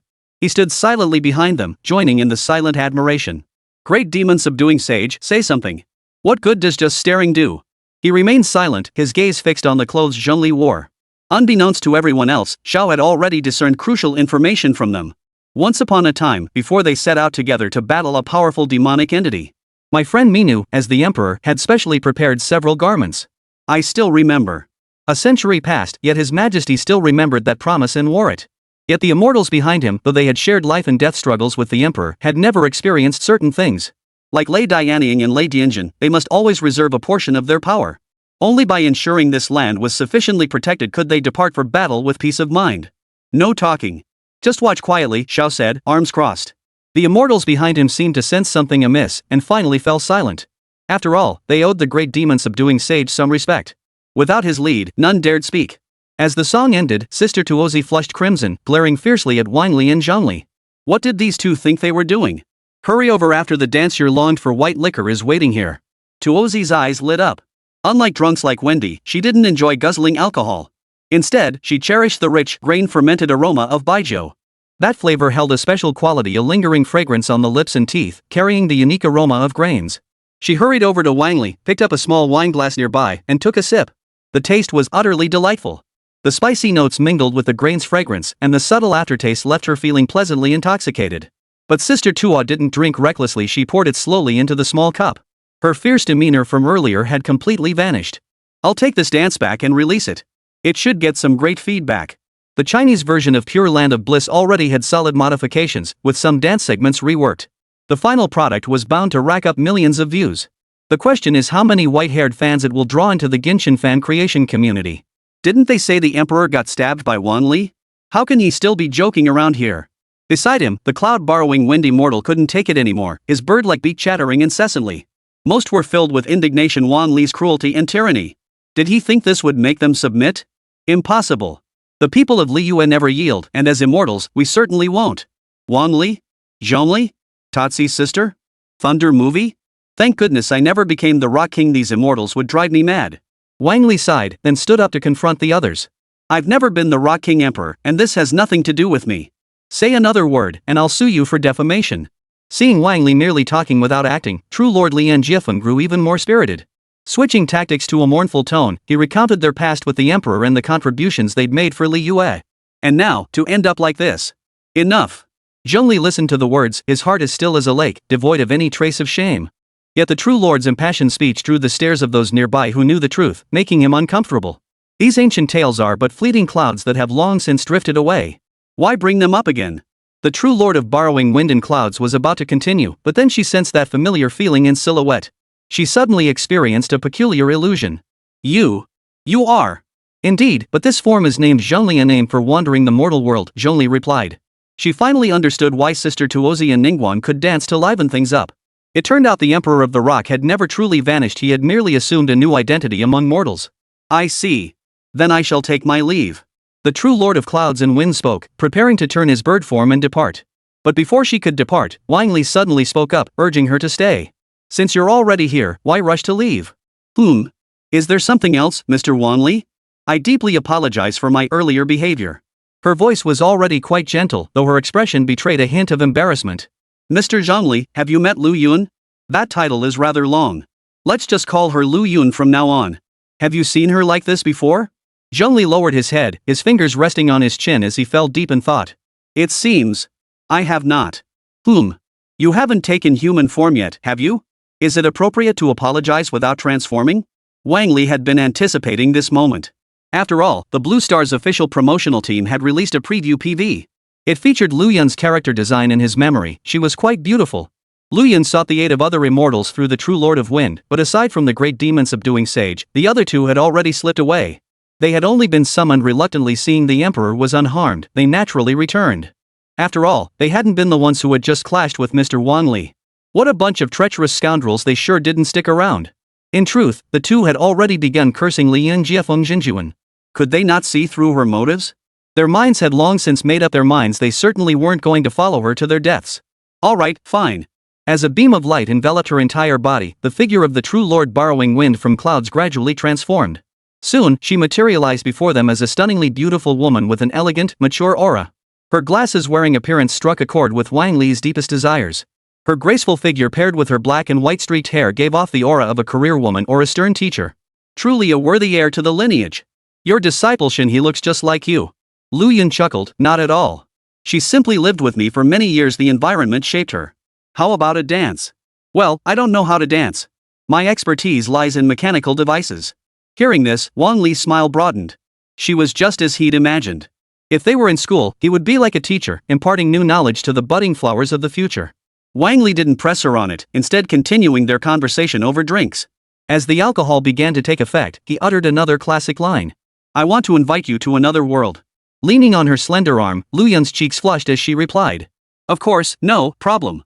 At that moment, the system's melodious voice chimed in. Invitation quest, assist Shinhai in safeguarding Li Yue on her behalf and revive her dear friend, Guizhong. Chapter 143, My Beloved White-Haired Wife. Wang Li hadn't expected Lu Yun, the wind-borrowing immortal, to accept his invitation request. And her mouth, well, she really did have a tendency to blurt things out. But inviting immortals down could yield significant gains. Who'd have thought Sister Tuo would get so carried away that she didn't even spare the true Lord of Cloud borrowing wind beside her? She grabbed a wine cup and started toasting and drinking. The true Lord of borrowing wind and clouds could only down one cup. To her, it tasted fiery and unpleasant. Then, slowly but surely, I got hooked to the point where I couldn't help but chug it down. Thankfully it wasn't baijiu. That kind of intensity would have perforated my stomach. Drink in moderation, too much is bad for your health. Plus, it easily leads to situations like this, getting stuck with someone else's quest. The first task was actually pretty straightforward, just accompany Shinha through a few missions. That part was easy enough. The remaining one, however, was the real challenge. Resurrecting a fallen demon god again? Wang Li frowned in anguish. What's going on? Have I become some kind of resurrection vending machine? One after another, their obsessions all revolve around resurrecting people. Couldn't they give me a couple simpler tasks? Just let me enjoy this state for a bit. He could earn some money, assist Raiden in building Inazuma, and create more promotional videos. Perhaps it was because reality was too harsh, compounded by the devastating casualties of the war 500 years ago. Even the gods couldn't escape unscathed, let alone these weaker demon gods. But it just feels like getting ripped off. The main purpose of reviving Raiden was really just so Raiden could be by my side. Resurrecting the great compassion tree king is understandable, at least he's genuinely willing to be together. Resurrecting Sister Tuozi was purely his twisted amusement, with a side goal of seeing if any sparks flew with Zhongli. Unfortunately, however, no sparks flew at all. Their expressions were like old friends reuniting, reminiscing about past glories. Like recounting how I once charged through the Canaria army 7 times. I literally slaughtered my way through them, but those Canaria folks were stubborn as hell, refused to surrender. I had no choice but to strike them down one by one. Zhongli listened, then fell silent for a moment before replying. I recall you were trapped inside. I went in to rescue you, right? Tatsi felt awkward, but her pride wouldn't let her back down. She was about to charge forward to fight when Wang Li stepped in to stop her. But then again, if even Guizhong has returned to the world, what would heaven think? It would be quite interesting, wouldn't it? The emperor's assassination attempt passed amidst the populace's panic below and the court's carefree ease above. It must be said, Ningguang truly lived up to her reputation as one of Liyue's 7 stars. Her tactics were formidable. Through various channels and methods, she managed to pin the blame squarely on the Fool's Guild. After all, Ningguang was well aware of the impact the Fool's Guild had on Liyue in the original timeline. The Chenyan army swiftly sealed off the northern bank and launched a full-scale manhunt for Dedalia. To obtain Ping Lao Lao's dust song jar, Ingmei led a group of companions on a quest to find Dedalia. Within a single day, they tracked him down hiding outside the city. He proved no match for Ingmei, who easily subdued him and threw him into the dungeon. Dedalia never imagined he'd end up locked away inside. Just like the lady before him, he looked utterly wretched, a sight even he despised. Well, if it isn't the young master who thought he had everything figured out. How did you manage to get so beaten down in just a few days? Dedalia snapped his head up to see the red-robed lady standing outside the cell. It's you! Of course it's me. Who else would care about your life or death in Liyue? If the Fool's Guild weren't short-handed, I wouldn't even have bothered coming. The lady had come both to repay her debt for his earlier rescue and to exact her revenge. Being locked away in this damp, gloomy dungeon must be rather unpleasant, huh? Dedalia's expression remained impassive. Such discomfort merely reminded him of his own hardships long past. Unlike the lady, his past had been anything but pleasant. Well, consider yourself lucky I'm here. The lady exchanged a few words with the nearby Chenyan soldier, who promptly produced a key and unlocked the cell door. Our empress holds you in high favor. Meanwhile, Wang Li watched them depart from outside, a smile playing on his lips. Aren't you angry at all? Asked Lu Yun, her figure gracefully swaying. Of course not. There's plenty more to come. Wang Li wasn't worried about these things. The road ahead was long, and opportunities would arise. Besides, they were merely pawns of the Zidong kingdom, not worth Wang Li taking direct action against. Killing them would serve no purpose. Rather than waste so much time, it was better to return first and release a new video to gain fan points. We should be going. Wang Li opened the white gate, and as they passed through, the group returned to Blue Star. Their haul from Liyue this time was quite substantial. Take Sister Tuozi and Ningguang's dance moves, for instance, not to mention the Rock King's ascension. Damn it! Hurry up and let me deliver the Rock King's final rites. This is a major job. Hu Tao flailed her hands, desperately trying to charge toward the ancient white gate. But before she could reach it, Zhongli pulled her back by the arm. His tone was flat. The Lord of the Rock said he doesn't need your funeral. He'll handle it himself. No, I don't want what you think. I want what I think. Zhongli, has this guy lost his mind? Does he actually want to send me to the afterlife? We haven't had a single order in days. The Hall of Reincarnation is running out of money. Hu Tao whined, her face twisted in despair.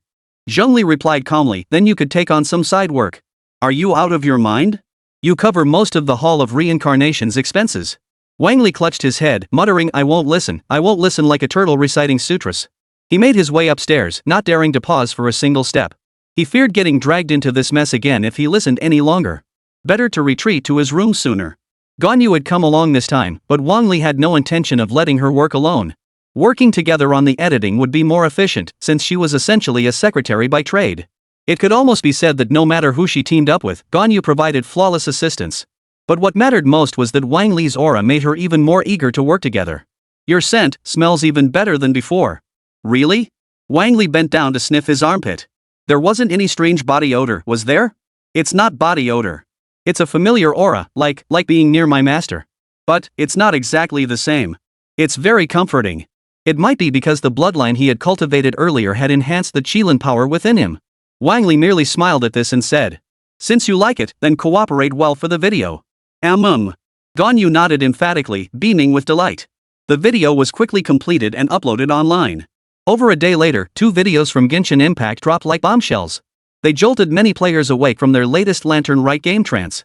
Among them, the early bird group Jade Pavilion leaked video had all the white-haired enthusiasts hitting the like button in a flash. My sister Ganyu is actually dancing the pure land of bliss? Absolutely amazing. Truly a treasure of the Jade Pavilion, love it. Ever since the Jade Pavilion fell, Ningguang can't even afford proper clothes anymore. Mwamwamiwa, white-haired wife is my absolute favorite. Chapter 144, I am not Wang Xiaomei. Though Sister Tuozi still drew some discussion, most had moved on.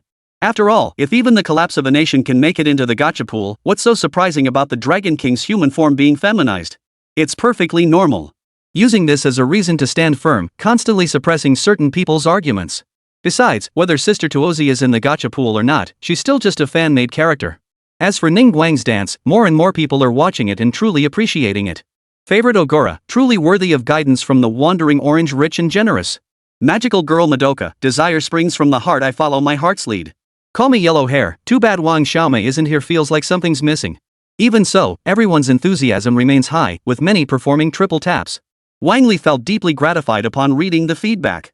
Even he felt a surge of righteous indignation. This approach truly resonated most deeply. Ganyu smiled and remarked, looks like today's results are pretty impressive too.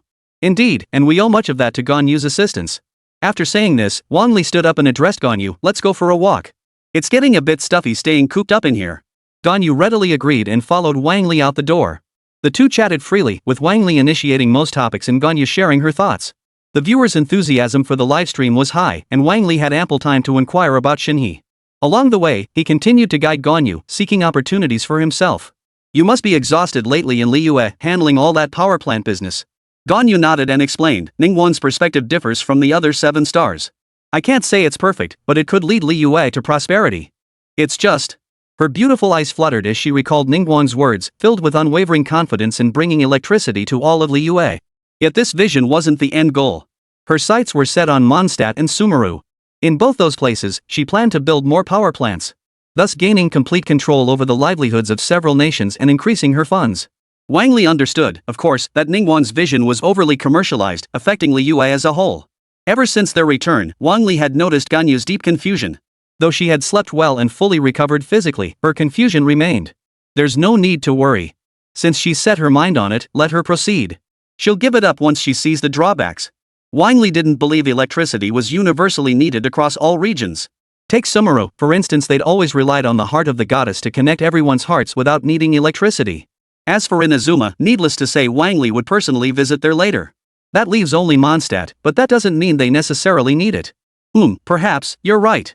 Ganyu's primary concern stemmed from Ningguang's wasteful and burdensome construction projects. The massive construction projects were causing her to lose the people's trust. By the way, I've noticed those streetlights lately, why are they being upgraded so quickly? Ganyu explained with a smile, it was Shinha who made Lord Ningguang's vision a reality. Wang Li had met Shinha before and understood just how formidable she was. She was certainly capable of such feats, and Wang Li deliberately steered the conversation toward Shinha. Judging by Shinha's demeanor, she must find it difficult to integrate into Liyue. Yeah, Shinha talks even less than I do. Ganyu reflected for a moment, another troublesome individual. Her beautiful figure swayed with each step, undulating like waves. Ganyu wasn't particularly tall, but her proportions were impeccable. But wearing that form-fitting outfit, it left nothing to the imagination. To Wang Li, she gave off the delicate, refined charm of a petite beauty, undoubtedly a unique kind of allure. Still, Wang Li had considered her attitude toward him and lay Dianing. He doubted anyone would welcome a man coming out of the closet, at least that was Wang Li's perspective. Fan-made videos are just fan-made videos, they're not meant for real-life use. I've always wanted to help Shinhee, but it hasn't been ideal. It's okay. I can help you find a place for Shinha in Liyue. Wang Li's earnest promise made Ganyu very happy. Thank you. More minds mean more ideas. Maybe we really can find the right place for her. The two arrived at the cafe and settled into a cozy corner. They relaxed over sweets. Leaving all worries behind like this feels rather nice. Ganyu felt as though she had returned to her mother's embrace in that moment. Breathing in that familiar scent, savoring the delicious pastries, watching the passers-by around them. Her body seemed to relax completely, and her mind went utterly blank. Since arriving on Blue Star, besides regular video editing, I should just enjoy life. In truth, Wang Li hadn't experienced such tranquility in ages. His days were either consumed by relentless busyness or intense battles. Though the adrenaline rush during combat could bring temporary exhilaration. But nothing compared to this moment. Even after the calm, the lingering aftertaste wasn't dull. Pedestrians bustled by as the sky darkened ominously, threatening a downpour. As raindrops began to fall, people outside quickened their pace, eager to get home. Within mere minutes, a torrential downpour drenched the earth. This rain is no different from Li Yue's, Ganyu remarked. Perhaps there is a difference. Wang Li remarked, watching the rushing crowd as a group of people sprinted toward the cafe. Phew, this rain came out of nowhere. Umbrellas just can't keep up. My clothes are soaked through. Several men and women scanned the entire cafe before ordering milk tea and sitting down at a table next to Wang Li. Their eyes never left Ganyu. Like Ganyu, they weren't wearing ordinary clothes but cosplay outfits. Hey, sis, your cosplay is spot on. Yeah. You look just like the real thing. Can I take a picture with you? A group of cosplayers chatted cheerfully with Ganyu. Even though they didn't know each other, they were so enthusiastic. Ganyu blushed and lowered her head shyly. Seeing her lack of response, Wang Li smiled and chimed in. Which comic convention did you come from? Just a small local convention nearby. Have you heard of it? Listening to their conversation, Wang Li shook his head. He really wasn't familiar with any local conventions. Actually, smaller events are nice too. Fewer people means everyone feels like friends, and you can take group photos together. The atmosphere was more relaxed, making it a great place to hang out. Some were cosplaying video game characters, others were from classic anime, and there were even popular series characters. There was even someone dressed as Barbara who approached with a phone, asking to take a picture. Her round, bun-like cheeks radiated a youthful charm beyond her years. No wonder she cosplayed Barbara. You look like a blogger. A girl who loved watching Billy videos stood nearby and spoke with a smile.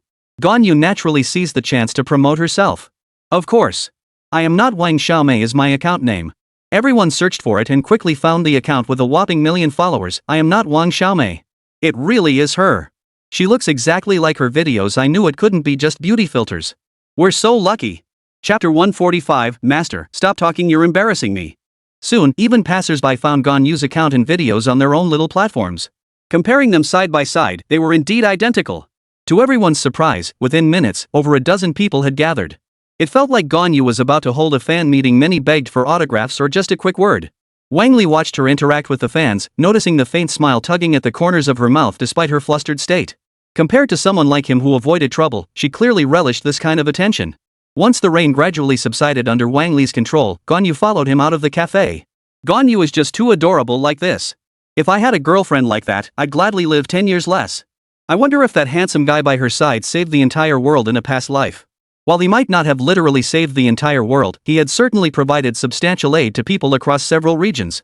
Soon, a post about Ganyu appearing at the cafe. Her looks identical to the video.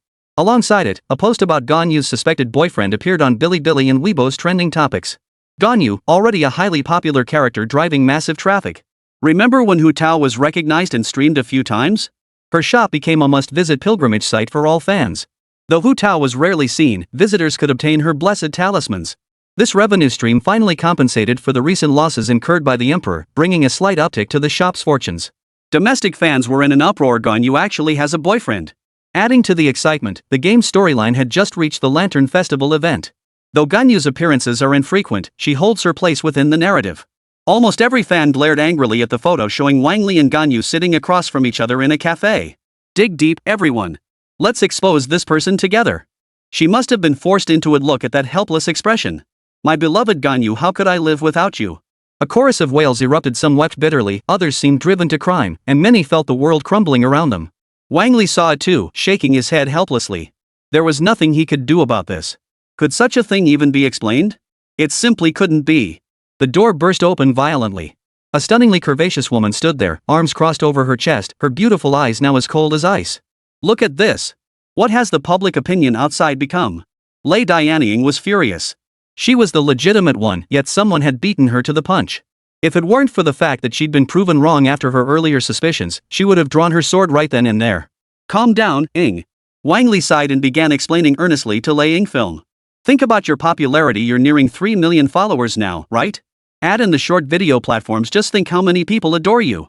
If I just came out and told them about our relationship, I wouldn't be able to stay on Blue Star anymore. But Lei Dianying wasn't listening. His expression darkened further.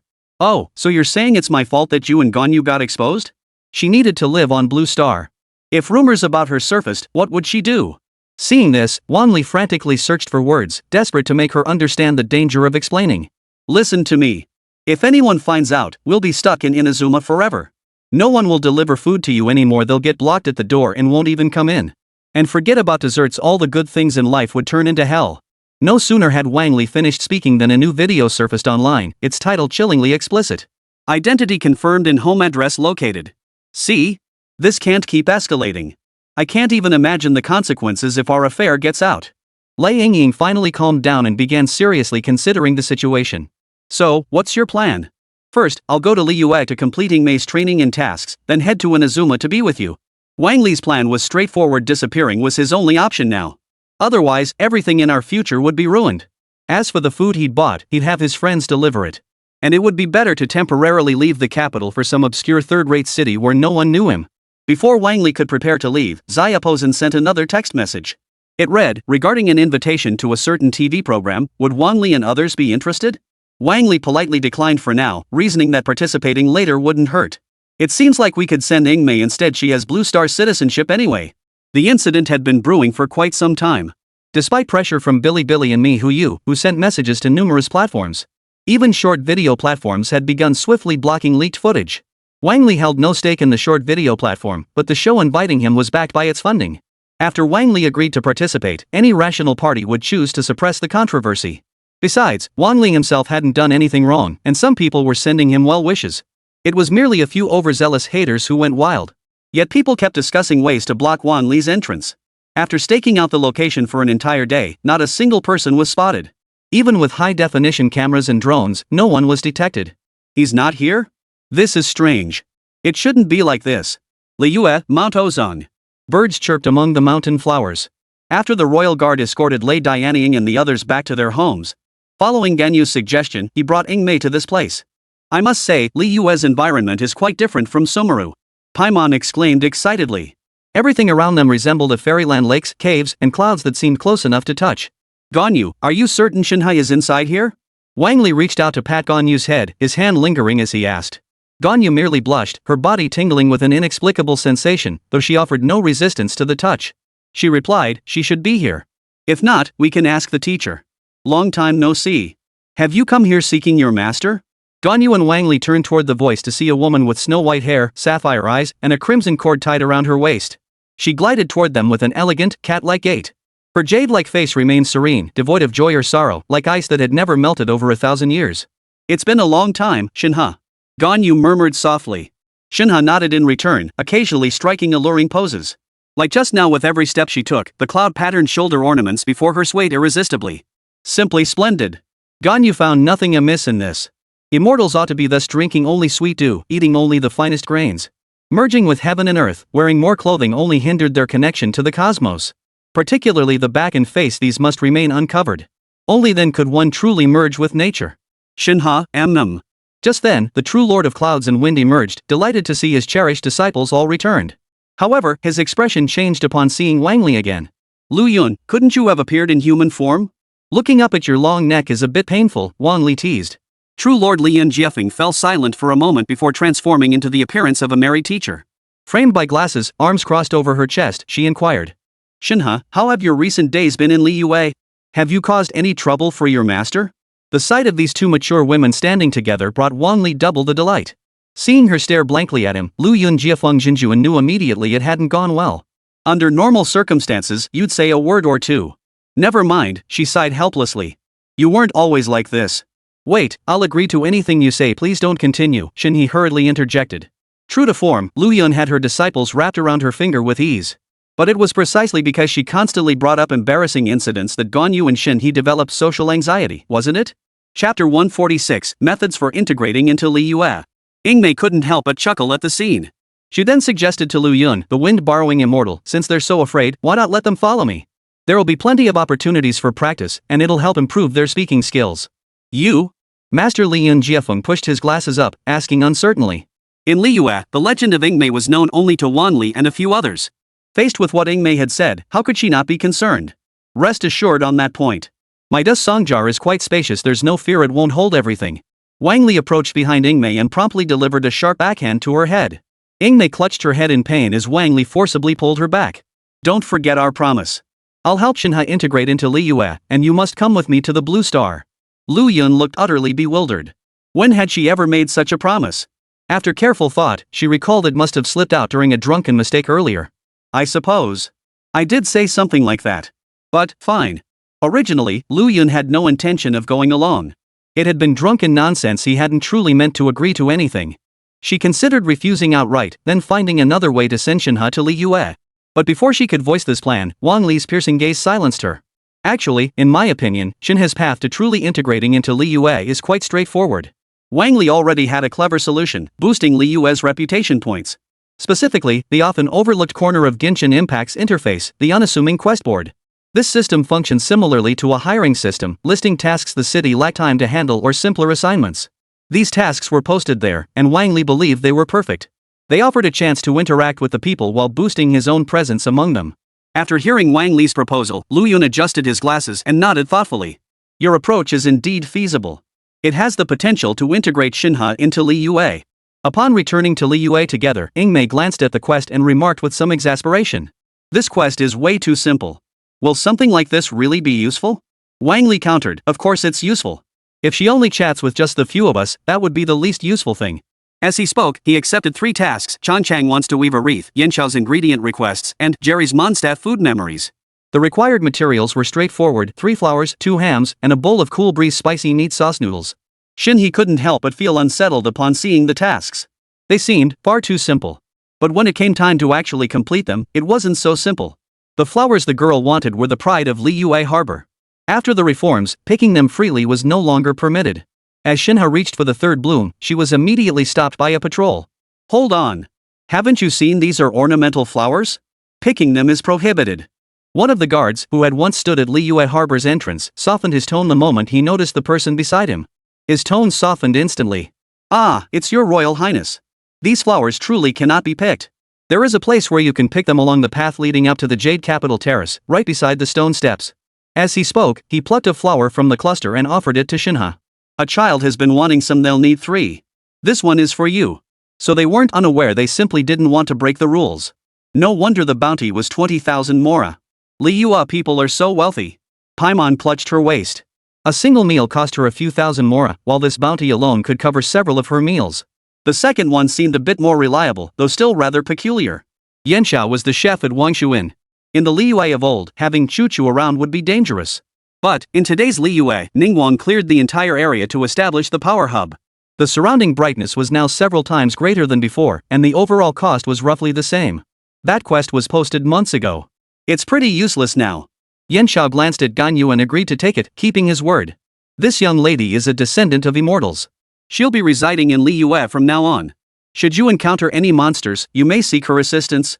Yan Zhao's eyes lit up. He hadn't expected to encounter a descendant of immortals. With Ganyu, the 7-star secretary, by his side, his safety would be further assured. He deliberately looked at Shinha, carefully committing this ethereal, celestial-like woman to memory. The final task turned out to be nothing more than cooking, which left everyone hesitant. Now it's time for the traveler who once spent a long time in Mondstadt to step up with both wisdom and strength. Paimon and Ingmei simultaneously placed their hands on their hips, lifting their little heads proudly. My decision was spot on.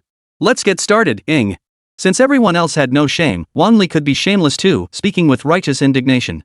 Once these daily tasks concluded, the Li Yue 7 stars promptly assigned new missions. Perhaps they figured that since he was a disciple of the immortals, he should lend a hand with troublesome matters. Especially lately, Li Yue needed to complete its electrical grid deployment, which required clearing away a lot of debris. They also required vast quantities of slime to supply Li Yue with energy. By the nighttime campfire, Wang Li experienced his first overnight stay in the wilderness. He chuckled, this outdoor barbecue feels pretty nice. A large pot hung over the flames, while Ingmei watched intently, glancing at the grilled fish around her. This feeling was quite pleasant indeed. Come sit down. With Ganyu here, no monsters will come near. Shinha glided over with a graceful cat-like stride, her pert rear landing right beside Wang Li's fingers as she settled onto the lush green grass. Her beautiful eyes stared blankly at the flames, as if the flickering light revealed her own face confronting monsters. The terrifying monsters stood in stark contrast to this world of light. Her right hand tightened unconsciously, a tense sensation enveloping Shinha's entire body. Ingmei picked up a spoon nearby, stirring the delicious dish in the pot to ensure the broth was thick and rich.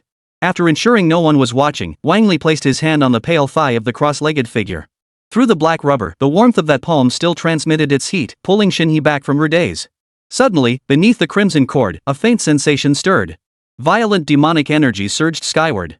Like an oceanic abyss, it surged forth, engulfing both her and Wang Li. Just as I thought, Wang Li said calmly.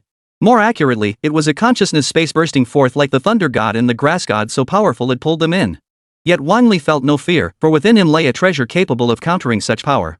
A simple activation would allow him to step out. But that wouldn't solve the problem. Better to enter it directly and examine Shinha's inner self. Or rather, the heart of this demonic being, or rather, the remnant of a demon god. Shinha's origins were profoundly tragic. As a child, she was sacrificed to feed a demon and abandoned by her family. Though she endured the agony and slew the remnant of the demon god, the curse remained. Even immortals cannot lift it. True Lord Cloud Borrowing Wind could only suppress the fate of this solitary calamity through the power of the Crimson Thread. The remnant of the demon god was similarly suppressed. Let me meet you, remnant of the demon god. Chapter 147, The Remnant of the Demon God. Within the alternate space, a mass of black mist, radiating terrifying power, slowly materialized upon a pitch-black platform. Wang Li opened his eyes to see the dark mist across from him slowly drifting in the air. To Wang Li's surprise, it had transformed into his own likeness. Apart from being slightly darker in color, it was almost identical. So this is the power of the demon god's remnant resurrecting itself through such a method? The demon god's remnant across from him made no sound, its identity unknown. Like a statue, it stared coldly at him with icy eyes, its form shifting eerily within the black mist. Blurred and indistinct, that was merely one aspect, not its entirety. As Wang Li drew his sword, a simple, ancient golden longsword materialized in his hand. His opponent mirrored the action, conjuring a blade that resembled the Black Aurora sword. The jet-black metal blade was covered in intricate crimson patterns. Let me test your strength. Wang Li's feet stamped the ground, propelling his body like an arrow shooting forth. His speed reached its absolute limit, the culmination of all his stats combined. His opponent, seemingly aided by the home field advantage, managed to match his charge with equal speed. In the next instant, blinding sparks erupted mid-air, only then revealing the figures of the two combatants. He actually blocked a treasure tool imbued with 7 elements? Wang Li's expression darkened instantly, shock evident in his eyes. This was absolutely beyond his ability to withstand. A noble phantasm itself was something that could never be perfectly replicated. The opponent was forcing a confrontation using their own foundational power. A battle of attrition, huh? Even if this is your space, it won't matter. Wang Li wasn't one to be pushed around. The demon god's remnant opposite him could forcibly drag him into the mental realm. Wang Li could do the same, drag the opponent into his own mental realm. In a pure war of attrition, Wang Li refused to believe a mere remnant could match him, a demon god. The oppressively dark space seemed to undergo a cataclysmic shift in that instant. A fissure split open, reaching toward the heavens, unfurling like the eye of a god gazing down. As thunderous light engulfed the sky, the earth was rapidly consumed by golden radiance. The entire world seemed on the brink of collapse as psychic energy and divine power erupted in full force. Wang Li's eyes blazed like dazzling suns as he struck out at the demon god's remnant with a palm strike. Even so, it couldn't be cleared away just yet, but Wang Li showed no urgency. He feared no battle of attrition. Even if it took dozens of days, it mattered not. Even if each strike of my blade could only dispel a sliver of darkness, it would be worth it. For none here surpassed my strength. Multiple divine hearts pulsed within me, channeling their energy. Die. His tone was calm, his expression serene as still water, as if stating an utterly insignificant fact. The remnant of the demon god never imagined that he, a being who had troubled even the rock god and the immortals. Today, he was annihilated here. All that remained was a roar of unwillingness and a scream against the heavens. Hidden quest completed. Reward obtained, 1 customizable doll. When Wang Li opened his eyes again, the beauty beside him still lay in deep slumber. Streams of black energy seeped from her body, swiftly drawn into the red cord and transformed into pitch-black specks. That takes care of part of it, Wang Li nodded with satisfaction. Though the remnant of the demon god had vanished, Shinhe's fate had long been sealed. She would remain alone for the rest of her life, destined to grow old in solitude. Otherwise, those around her would suffer heavy casualties. Wang Li's sole thought was to find a way to alter her fate. Then there would be no need to fear the constraints of fate. The red string was merely one method to fully suppress the issues plaguing her, other means could be employed. Wang Li searched the system and found 1 or 2 talismans that could ward off evil and also suppress fate. But he hadn't found any suitable ones. He'd drawn too many times from the multiverse wish pool before. While the items were varied, none were truly suitable. Wang Li glanced at his recent fan value, even haters count as fan value. It had surged to a full 1,000,000, precisely meeting the requirements for the lottery draw. After pondering, Wang Li finally set his sights on the multiverse wish. He focused his mind, suppressing his fate and calming his spirit, the 2 effects required for the draw before beginning. Congratulations! You have obtained a string of the primordial world's treasure, the dust-cleansing Buddhist beads. When Wang Li took out the beads, they emitted a soft golden glow, seemingly devoid of any other effects. Even in the primordial era, it was likely a low-tier artifact, yet its effects were quite remarkable. They calmed the mind, dispelled distractions, and suppressed the fate of killing karma. Wang Li handed the item to Shinhee and said, "As a reward for integrating into Liyue this time, this is for you." Shinhee stared at the beads, utterly bewildered. What use could this thing possibly be to her? What is this? Purifying Buddha beads. They can help shield you from the influence of fate. At Wang Li's words, a hint of astonishment flickered across her usually expressionless face. To actually ward off fate? She'd never heard of such a treasure before. Is this real? Of course. If you don't believe me, try it yourself. Put on the beads and take off the red string. After a moment's hesitation, Shinhee ultimately only put on the prayer beads. Running her fingers over the red string, she murmured softly, "This red string is something my master gave me. I won't take it off lightly. But you could shorten it, couldn't you?" Wang Li suggested. The campfire flickered, casting crooked reflections. The lovely maiden was bathed in warm, reddish light. This remark made Shinhee hesitate for a moment before she finally chose to untie the red cord from her body. To her surprise, the power deep within her body hadn't corroded her. The Buddhist beads proved far more effective than she had imagined. Before long, Ganyu returned with a bird, though she hadn't killed it. Ganyu held the bird by its leg and whispered, "The meat you requested. I understand your predicament, so I won't kill it in front of you. So I had Ingmei prepare a divine stew. Eat your fill." Ganyu's eyes lit up. It was Ingmei's signature dish. She could smell it from afar, the savory aroma wafting out, strong enough to carry over 10 miles. She lifted the lid. Though the ingredients were simple, the dish still looked utterly delicious. Even Shinha, who had been keeping her eyes closed, opened them again and looked at the dish. "Haha, now you know my cooking skills, don't you?" Ingmei stood proudly with her hands on her hips. This was her most prized skill. At last, it served some purpose. She wasn't just a useless burden. Wang Li nodded, pulled out his phone, and snapped a photo as a keepsake. Then everyone dug in heartily. They'd need the energy for tomorrow. Ganyu also snapped photos and posted pictures of Ingmei and herself online. This sparked heated discussions among those invited across Teyvat. Nasha's account was the first to post envious reaction memes. "I want to taste the food made by the traveler too, it looks delicious. Wendy, but without wine, it just doesn't taste quite right. Shall I bring you some wine?" Chapter 148, Shinha's Social Death. Wang Li chimed in, telling Wendy to stay put and not cause trouble. He pulled out the delicious barbecue seasoning, cleaned the meat birds he'd brought back with elemental energy, then began grilling while sprinkling the seasoning. Using the delicious barbecue seasoning gifted by the system and the most basic grilling skills, Wang Li also created a dish that was a feast for the senses. Playing with his new phone, Paimon immediately caught the enticing aroma and flew over. "This barbecue smells amazing. Can I have a bite?" "Just one bite." Wang Li shook his head and offered it to Shinhee beside him instead. "Want some? You're always eating those herbal medicines that can't be good for your health." Shinha hesitated over whether to accept the chicken drumstick Wang Li offered. She really shouldn't be doing this. But the aroma was undeniably tempting, carrying a special fragrance. Even for someone as detached and uninterested in worldly pleasures as she was, it stirred something within her. If you truly wish to integrate into Liyue, you can't reject these delicacies. Look, even Ganyu loves the abalone stew. After a moment's struggle, she tentatively picked up a small piece and placed it in her mouth. The flavor instantly exploded across her taste buds, utterly unique and capable of dispelling bitterness. Only the distinctive fragrance and savory notes lingered, as if her entire body had been awakened. "Is it good?" Wang Li asked. Seeing Shinha remain motionless, Wang Li grew a bit anxious. What if she didn't like it? That would mean no follow-up videos could be filmed. He hoped the system would deliver. Absolutely delicious. A blush spread across Shinhee's cheeks, making her look like a ripe apple. Perhaps because most of the red strings had been removed, her expressions now appeared vivid and lively. No longer stiff and wooden like a mummy. "Since you like it so much, have some more. And take some back for Lord Lian Jiefeng to try." Shinhee nodded. They were passing by the mountain where the immortals resided, so they could make a quick detour home. The monster problem was no small matter. It was all part of the Fool's destructive campaign in the vicinity. It was deliberate sabotage targeting Liyue's grand development strategy. As the overall commander of this operation, Dedelia had naturally studied these matters thoroughly. "Everyone, hurry up with the transport. Reinforcements will be here soon." Among the Valkyon's vanguard, many now lay motionless on the ground. The rest walked around them. Where on earth is this endless supply of electricity coming from? Dedelia gritted his teeth, his rage boiling over as he stared at the bodies of several men electrocuted beneath his feet. If he ever found out who had set this trap, he would kill them. In truth, this wasn't a trap at all. It was the inherent nature of high-voltage electricity. Anyone attempting to forcibly cut the wires without proper protection stood no chance of survival. The relentless flow of electricity would turn them into charred remains.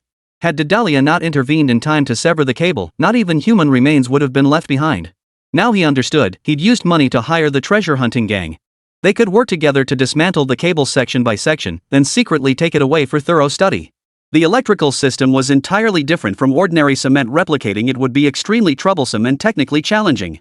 Every piece of equipment beyond the electrical system required technological breakthroughs and advancements. It was utterly impossible to casually study and obtain such a user-friendly design. He still hadn't grasped the principles or operation of electric lights. A familiar voice sounded behind him, sending a chill down his spine. Could it be him?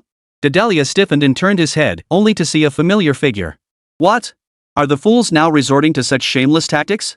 Wang Li held a purple-robed woman in his grasp, none other than the Crystal Mage. As a patrol member, she had been easily captured by Wang Li and brought here. It wasn't that the Crystal Mage had betrayed Dedalia. Wang Li had deduced her presence through directional cues and heightened tension. Whenever Wang Li headed in the right direction, her heartbeat grew faster than usual. Using this method, he quickly located the fools. Spill it. What's the reason this time? Wang Li's gaze was icy, and the divine aura radiating from him sent a chill down Dedalia's spine. Want to fight? He wouldn't stand a chance. Well, I just wanted to take it back for research, to equip the Kingdom of Eternity with one too. Wang Li chuckled upon hearing this. So that's what this is about? And you came looking for me? Come to me? Dedalia was puzzled. Could he really ask Wang Li for these Liyue items? If that were possible, he wouldn't be wasting time stealing cables here. Right. If you need cables, streetlights, or anything like that, I can help you source them.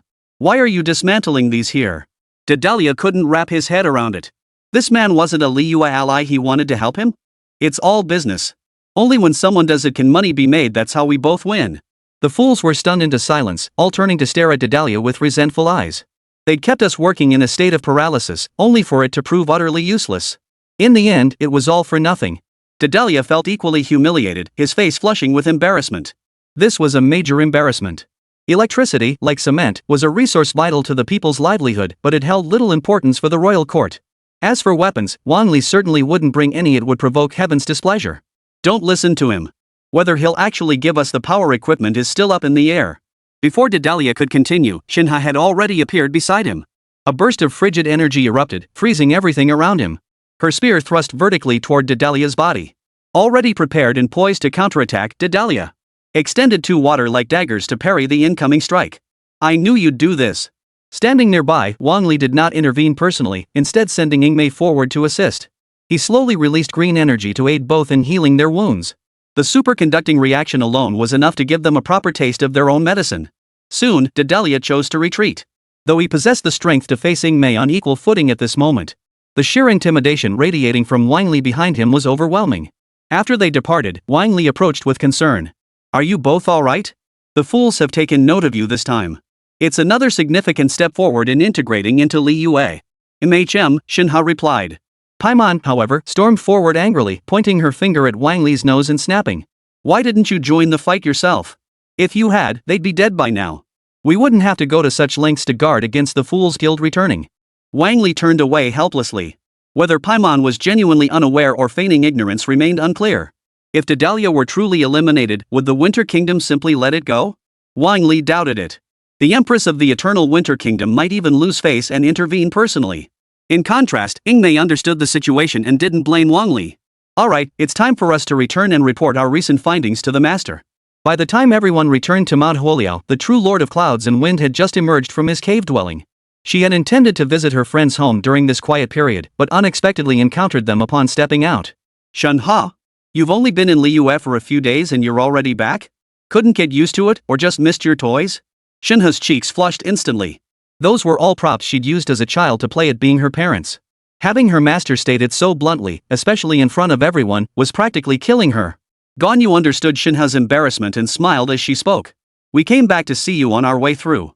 Chapter 149, Shinhe brings his master a big chicken drumstick. Oh? Let your master see what you've brought back. Shinhe produced the big chicken leg he'd crafted from the large bird he'd just caught. Presenting it to the true Lord of Clouds and Wind before him, he said earnestly. This is a chicken leg Wang Li roasted for me during our roadside camp. It's absolutely delicious. I've completely fallen in love with gnawing on chicken legs. These are especially for you, master. True Lord Lian Jiefeng's beak drooped, his entire expression shifting as beads of sweat began to fall. You too should return to Liyue. Unless something urgent arises, don't come back. I fear trouble may arise. Shinha drew her spear and declared solemnly. With me here, what could possibly go wrong? True Lord Leon Jiefeng's legs trembled as he watched Shinha, her mouth dripping with grease, devouring the chicken drumstick. He stammered, "It's precisely because you're here that I'm afraid something might happen." Shanha. Xinghe's eyes widened in shock. She hadn't expected her master to be so repulsed. Eating chicken legs is only human. I eat them too, everyone does. Already stunned, Lord Lu Yunjiefeng could bear it no longer. He spread his wings and flew toward his friend's home. He shouted all the while, "Help! They're going to kill a bird." Wang Li, however, remained utterly unfazed. He recorded the entire scene, intending to prepare accordingly once he returned. "Wait, it seems I can use it right here." As his very own dust song jar, how could it not be equipped with electrical facilities and supplies? Once inside, he could edit the footage into a suitable video. "Ganyu, I need you to handle the editing here." Ganyu was still flustered over her master running off, but having lived through countless ages, she wasn't completely at a loss. "Where to?" she asked. "To my dust song jar. The power setup is ready." Wang Li produced the dust song jar and handed it to Ganyu for a thorough inspection. He then addressed the remaining two, "Let's go. We'll return to Liyue first to complete the mission." It took another day to complete every available quest in Liyue. By then, most of Liyue's residents knew that Wang Li had an immortal disciple by his side. This disciple had come specifically to calm the panicked populace, helping them quickly recover from the shock of the Rock Emperor's death. Everything seemed unchanged. People went about their work, shoppers went about their shopping. In fact, Xinhe's presence made Liyue feel safer than ever. Previously unresolved issues were swiftly addressed, earning Xinhe immense goodwill from the populace. Her influence rivaled that of Ayaka Shiranui and Inazuma, far surpassing even Ganyu. Even Yunjin sought her out specifically to inquire about her story. "Xinhe, there are some things I don't know either." Yunjin didn't give up, replying earnestly, "We can send someone to investigate." Having Xinhe investigate herself wouldn't be ideal, but there was always Ingmei nearby. Once all the evidence was gathered, Yunjin would surely be convinced and rewrite the goddess splits the view composition. It was indeed that classic plotline, but Wang Li had already experienced the entire process firsthand. He chose not to get involved, instead staying in Liyue with Ganyu. Once this version of goddess splitting the view is released, Xinhe will be fully integrated into Liyue. I believe you. It was the rainy season after all. The morning had been decent, but now the sky had turned gloomy. Ganyu held out her hand, watching raindrops fall into her palm, savoring the soothing sensation. When they touched her face, they glided like rainwater sliding down a transparent windowpane. Yet they also resembled the silent tears of an emotionless maiden, a poignant beauty tinged with sorrow. "Don't get soaked, it's black to begin with, and it'll show through when wet," Wang Li hurriedly said. Ganyu nodded in agreement upon hearing this, turning to accept the umbrella Wang Li offered. Wang Li hesitated before suggesting, "Why not go to the dust song jar and get some sleep?" Already exhausted, she immediately agreed. Though sleeping in a house during the rainy season meant listening to the patter of rain, it still couldn't compare to a quiet room and the comforting warmth of sunlight. "Hee, coconut lamb xiaomei, hurry up and come into my flask." Wang Li's laughter grew increasingly sinister, setting off alarm bells in the innocent Ganyu's mind. Just as she tried to flee, Wang Li grabbed her slender waist and pulled her into the dust song pot. Within this private space, Wang Li could do whatever he pleased with ease. Holding her soft, comfortable skin, he looked down at Ganyu, pinned beneath him and flustered. Her face flushed crimson, yet she offered no resistance, only murmuring in a gentle voice, "Don't do this. Stop." Wang Li released Ganyu's hands, his warm breath tickling her ear as he whispered, "Then, you can leave." Faced with this half-hearted attempt at resistance, Ganyu's eyes spun, losing all sense of direction. I. Seeing her full, delicate features, Wang Li's gaze softened with tenderness. His gaze then slid down her cheek to rest upon her collarbone, inhaling the scent of lilies. "Don't you like it?" The moment those words left her lips, Ganyu lost all control. His scent was simply too intoxicating, evoking a natural sense of security. It felt as though she wanted to stay by Wang Li's side forever, never leaving so comforting. But she couldn't. Because she knew who Wang Li liked. Perhaps some newcomers to the Genshin world were unaware, but as a regular, she knew best. She understood all too well that whenever Wang Li relaxed, he would seek out Lei Dianying. She could only suppress this longing, tuck away these feelings, and hide them deep within her heart. Each time, she could only steal a glance at Wang Li. When discussing work, she couldn't help but fix her gaze entirely on his face. Wang Li's thoughts were simple, it was time to reciprocate. Going against his own wishes and against the wishes of the audience was not a good thing. With so many related fan-made videos circulating, it was clear many shared this sentiment. Why not just go with the flow and seize the moment? Wang Li had long imagined himself galloping into the sunset, his hands cupping Ganyu's pert behind. This was also the truest test of all: succeed or die trying. Watching Ganyu's expression, her red lips pressed tightly together, her teeth clenched, torn between reluctance and desire he knew she couldn't bear to let go. Wang Li knew she hesitated, cared, and desired. Don't look for reasons, because loving someone doesn't need a reason. I like you. I like you so much. Ganyu closed her eyes, basking in his affection. Her supple body melted into his embrace, burying herself in his arms, unwilling to leave. In that moment, Wang Li knew he had succeeded. The girl before him truly loved him, unconcerned with the matters around them. Neither spoke a word, yet it felt as though everything had been said. All right. I won't tease you anymore. Wang Li smiled as he rose, stepping through the grass into the room to retrieve the edited hard drive. Several days had passed, and it should be about 2 days later on Blue Star as well. The pressure from Bilibili and Weibo should have quelled this strange commotion by now. Chapter 150, The Pure Land of Ultimate Bliss spares no one. Things unfolded exactly as Wang Li had anticipated. The public outcry in Blue Star's capital was swiftly quelled. This is an unavoidable issue for all highly popular figures. Even though Ganyu isn't a celebrity or idol, she boasts over 1 million followers on Bilibili alone. Across the entire short video platform, she commands nearly another 1 million followers. Combined, her influence rivals that of many celebrities and idols. The group that located Wang Li's villa couldn't gain access through official channels. They easily observed every movement inside the villa using high-definition cameras and monitoring equipment. These weren't just fans, paparazzi and others were secretly filming as well. They hoped to seize this opportunity to obtain first-hand footage and sell it for a hefty sum. The man held his phone and cursed furiously. Damn it, Li Xiaochun, are you screwing me over? I'm not lying to you, you just couldn't seize the opportunity yourself. The woman on the other end sounded utterly unperturbed, clearly accustomed to such incidents. The clues she provided were accurate. Wang Li and the others were definitely inside the villa, no mistake about it. Though she couldn't access the city's surveillance feeds, recent intelligence confirmed it. Unless they'd all gone on vacation to escape the public eye. But I've watched for 2 days straight, not a single light comes on at night. Unless the people inside are ghosts, even holographic projections need light. This was the most baffling aspect for them, leaving them utterly perplexed. Enough, Zhu Shaoqing. I agree, we're wasting time here. Let's head back. Another group left, leaving him alone in what had once been a team of over a dozen people. Damn it, is this really going to be completely useless? After persisting for a while longer, as golden light bathed the land, the phone rang again. It was Li Xiaochun, his intelligence source. What is it? The voice on the other end was calm and composed. You can call it quits. Their latest movements are in the south. Our people there are useless now. Bring them back. Zhu Shaoqing sighed helplessly. He had been counting on this opportunity to climb the ranks step by step. He hadn't expected his superior to lose patience so quickly. With no other choice, he had to leave. He pulled out his phone and glanced at the forwarded update. It was indeed about Wang Li, sitting around a campfire with several Genshin Impact characters, grilling barbecue. Smiles radiated from their faces, as if the joy radiating from the photo could be felt even through the screen. The surroundings made it clear Wang Li wasn't in the city at all. The setting looked more like a grassy area in the Yunnan Guizhou region, with scenery so beautiful it was enviable. Sealed cinnamon, I wish I could be with Genshin characters Tu Zhuoganyu on my left, Shenhao on my right, with the traveler kneeling before me. Pang Lai say, and then stewing a pig paimon would be absolutely delicious. Shuang Sisi, hurry up and come. I can't wait any longer. No one expected Wang Li to lead everyone to the edge of a plain, where they gathered around a barbecue. With the atmosphere and the girls all present, what could possibly be left? No one dared to think further, but Wang Li had at least made it clear they couldn't catch him. Next up was the release of his latest videos. Having been gone for 2 consecutive days, Wang Li now released 2 new videos back to back. One depicted the spectacular fall of the Emperor of the Rock, a scene so grand it left viewers breathless. And the appearance of Miss Ningguang, every step she took was captivating, winning over countless fans. Her decisive and responsible nature, the swiftness with which she issued commands, and her composure in the face of danger. Her phoenix-like eyes, half closed like amber, and her vermilion lips, like a single cherry. Who could resist such a lure? However, since this plot is well known to Genshin Impact players, most attention has shifted to the special effects. These effects are absolutely stunning. Truly the work of Wandering Orange, mind-blowing. Absolutely mind-blowing.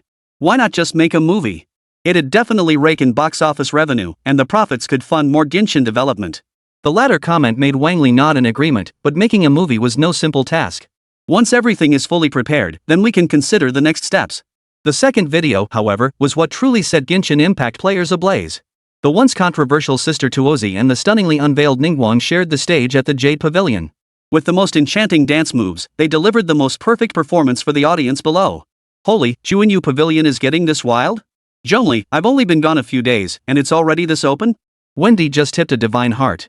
Damn, this video got pushed to me 5 times on Bilibili. What goes around comes around, no one escapes karma. True to its Liu-themed nature, the video quickly filled up with drawn-in viewers and fans. As bullet comments flew wildly, the view count skyrocketed.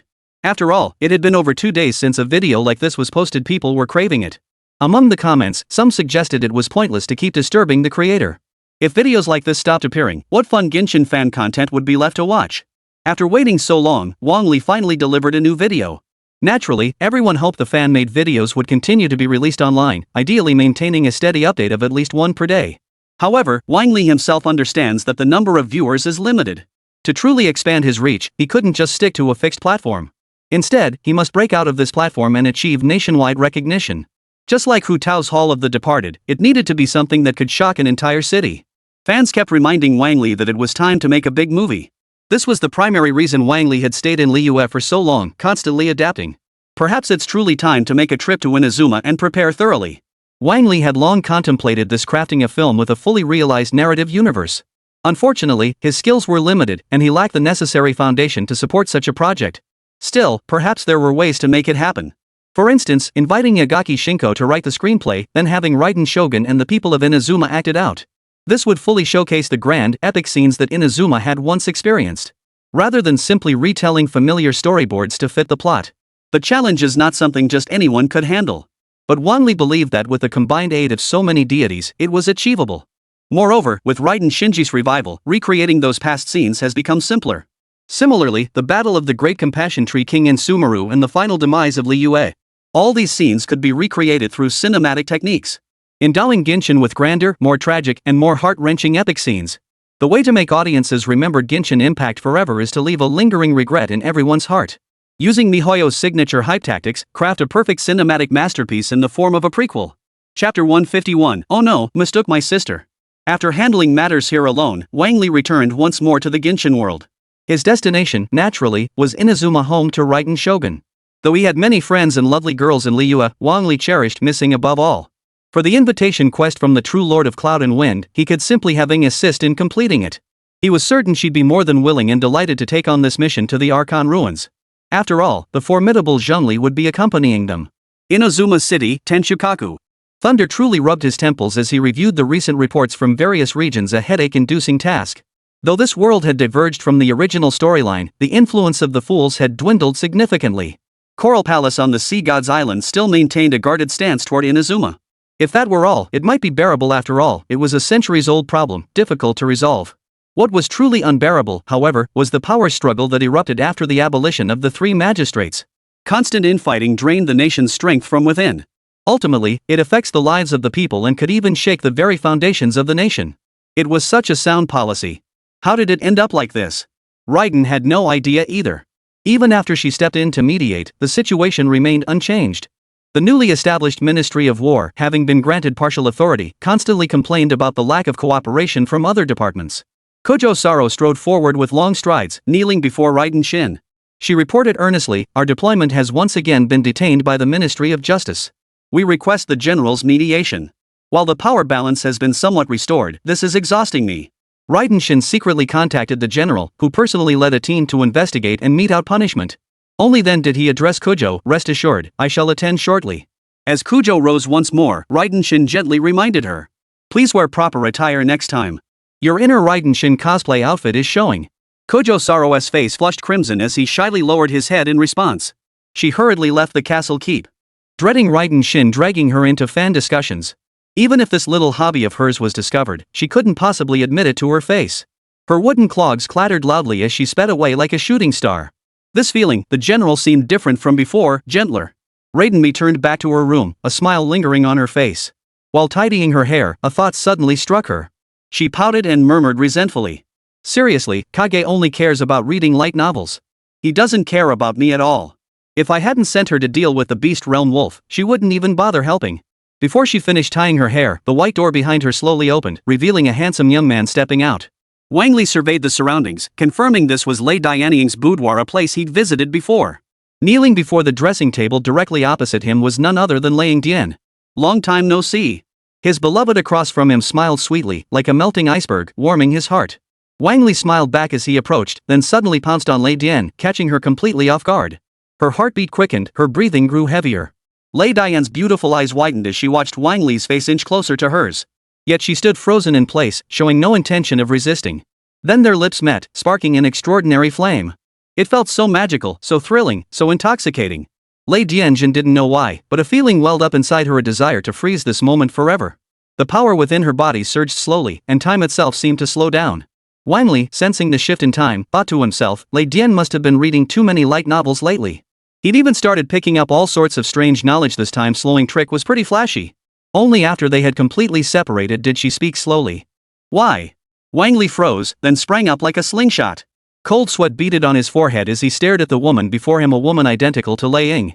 A deeply unsettling thought rose within him. You aren't Ying? Of course not. I'm Raiden Shin. You can call me Shin. Oh no. If Ying finds out I attacked her sister, am I going to get beaten up? Just then, Lei Ying walked in with food, pulling open the door. Munching away while scrolling through her phone, she addressed the people inside. New chapter out today. Faster than expected. My light novel series has a new update. Silence filled the room. When she lifted her beautiful eyes to look, she saw Wang Li and Raiden standing face to face, glaring at each other. What's going on? Ying asked. Wang Li scratched his head and spoke first, afraid Lei Dianjin might say something that would lead to misunderstandings. Nothing. I just got here when Jin called me over to help her check for any white hairs. Impossible. This body is brand new and perfectly matched to Jin. Lei Dianjin said, then turned his gaze back to Wang Li. Though it was an ordinary gaze, it made Wang Li's scalp tingle and his heart race. Ha, it's been ages since I've been here. I thought I'd come shoot a movie. Both Lei Dianying and Lei Dianjin were taken aback by Wang Li's suggestion. They had seen films in this format on Bilibili since childhood, ranging from over an hour. Some even lasted 2 hours, but the content was quite entertaining. But when it came to filming their own, they weren't sure if they could pull it off. What are you planning to film? Wang Li replied without hesitation, it's about that war 500 years ago. The two women didn't outright refuse the proposal, but they didn't agree either. They exchanged glances, silently weighing the benefits. This will benefit you too. It can restore your authority and help the people of Inazuma understand their history. When everyone acknowledges and can personally relate to the crisis of that time, they would naturally come to recognize the shogun's authority more readily. Moreover, letting Inazuma understand its history would also make them realize who had once protected them. After all, one cannot always remain the unseen hero lurking in the shadows. At least the royal palace sees no need for it. A hero is a hero, regardless of anonymity. As for the matter of faith, there's no need to fear it won't sustain a deity. But such worries are unnecessary. With the immense support of Blue Star's vast player base, there's nothing to fear. Raiden, Wang Li is right. I agree with his perspective. The past is gone, but it shouldn't be forgotten. Turning it into a picture book or a movie is fine. I want the people to remember you, Jin. Lei Dianjin fell silent, remaining quiet for a long while. When she met the intense gaze across from her, she finally took a deep breath and agreed. Before Wang Li could lift her up for a proper celebration, Raiden Shin dodged away first and presented her own demands. First, we must gain the people's consent and resolve the issues facing Inazuma. If that can be achieved, then movies and such might be acceptable, even distributed for the people to watch. It's a form of entertainment, after all. The people of Inazuma need these things to enrich their lives. Once Wang Li brought more equipment, it might even spark a film craze. As more and more Inazuma works successfully reach Blue Star's stage, Wang Li will also reap significant rewards. Chapter 152, The Casting Dilemma of Inazuma. Seizing this opportunity to create a groundbreaking Genshin Impact themed film, Wang Li already had a detailed plan for the preparations. Set against the backdrop of the Canaria War 5 centuries ago, it would form the perfect narrative foundation. Both the concept and the set design are ready-made, requiring no additional preparation. With Inazuma's Abyss Shrine, the Abyss was within easy reach, allowing him to effortlessly bring it under his control. Additionally, deployments within Inazuma City are essential to complete the expansion of Inazuma's storyline. To recreate the war of 5 centuries past, one must understand that history and narrate it with precise historical accuracy. Can you describe what happened at the time? As the two sisters recalled together, Lei Dianying's memory was the clearest. 500 years ago, Inazuma suffered a catastrophic disaster that claimed countless lives. It not only took away my friend, Kitsune no Miya, from my side, but also separated me from Shin forever. Listening to Raiden's words, Wang Li gradually became engrossed in the story. The story of Kitsune no Miya's death made Wang Li, who was not originally part of the game's lore, understand everything completely. During the calamity, Kitsune no Miya had set up a barrier to protect Narukami Island, deceiving her friends into hiding. In the end, she bore the burden alone. Her immense power dissolved into nothingness, yet her lingering consciousness continued to protect the divine cherry tree. When the pollution descended once more, she would guide people to purge it. As for true death, let her speak of that herself. Raiden turned his gaze to the side, where a beautiful face wore a melancholy expression upon hearing of her friend's death. She immediately lifted her head, revealing a smile that healed hearts, and said, "After all, I've been resurrected, so I can explain it in greater detail than Ing." It happened 500 years ago, yet in my perception, it feels like last night. That war that should never have happened, or rather, the war ignited in the name of justice held dear by heavenly reason. As Raiden Shin, one of the 7 executives, she understood immediately just how formidable and nearly impossible to oppose the adversary would be. The impact of Tenri destroying a mighty nation would be immense. Perhaps, in their atheistic way, they had deciphered the very thing that made heavens will wary. That's why you didn't let me go, right? Raiden asked, his tone unwavering. Tears of sorrow welled up in the eyes gazing at Raiden Shin. This functional system also comes with a gift, Wang Li thought, finding it perfectly suited to the current atmosphere. That's right. I didn't want you to step onto this battlefield meant for the 7 gods. With power approaching that of a god, yet not being a true god yourself, if you went, you would die. Raiden understood this truth. To preserve sufficient strength for Inazuma, he journeyed alone to Canaria. Though it was an order obeyed by the 7 gods, it was also a call from the heart of the gods. By the time the 7 gods arrived, the divine order had long been prepared. Against that civilization radiating brilliant starlight, a battle unfolded that ordinary beings could never withstand. At first, the gods fought with mercy, yet their actions were decisive. Even their formidable firepower failed to breach the 7 gods' defenses. Defeating them was merely a slightly messy affair, inflicting no truly fatal wounds. Soon, Canaria lost most of its territory, the continent shattered into fragments. Yet, a shift occurred in the aftermath. A certain power was forcibly awakened. A mysterious and terrifying entity, shrouded in an ink-black aura of corruption, enveloped portions of the land. Civilization's counterattack began. The sheer power was too great even for her to bear. Moreover, they seemed to recognize Lei Dian's relative weakness, directing that polluting and terrifying force directly at her. Looking back now, it was an unexpectedly terrifying presence. Wang Li found himself intrigued and asked, "What exactly is this entity you speak of?" "Ha? You mean its form? It's truly difficult to describe. If I had to describe it, it was like a collective of countless living beings." Wang Li nodded thoughtfully, grasping roughly what Raiden was describing, something akin to the contaminants within the Holy Grail. It was formed by the fusion of countless bizarre flesh-like spheres, resembling an unrestrained, colossal monster. Of course, there are also some beasts flying in the sky. It's a truly wondrous realm. Piecing this information together, Wang Li arrived at a somewhat useful conclusion. Recreating it wasn't too difficult, though it required rebuilding the model. Wang Li had once received a reward that allowed him to simulate certain special effects. With Naxita's assistance and the final polish from his special effects company, Iwakaitian, it should be possible to create a convincing cinematic sequence. Using ancient techniques, he crafted a wooden box to house a complete projector. Then, with a continent-wide promotion campaign, gaining followers should be quite straightforward. For now, we've gathered most of the necessary information.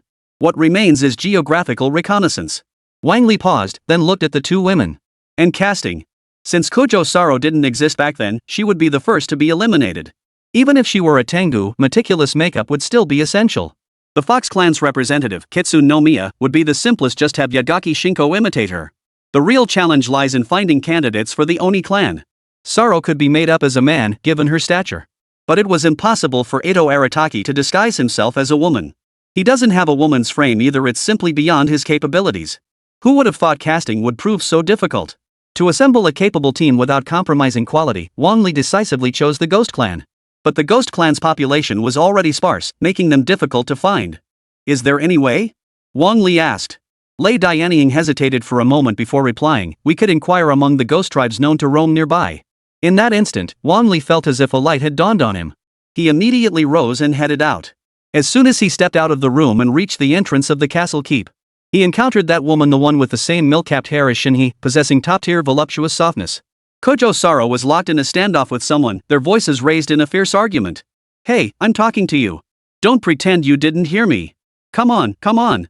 Let's have a proper fight, Kojo Sarara." The one and only master of the wilderness. A brazen, red-horned, white-haired giant strode forward, draped in a purple cloak that revealed his abs, radiating an intimidating presence. What left Wang Li and everyone else most impressed, however, was his booming voice. When he spoke, the sheer volume of his voice alone was enough to intimidate many. That throat must be well maintained. He probably chews gold throat lozenges regularly. Seeing Kojo Saro's disgusted expression, Wang Li understood the situation. It must be that earlier I hunt order, though it had been swiftly halted and returned to the eye of the gods.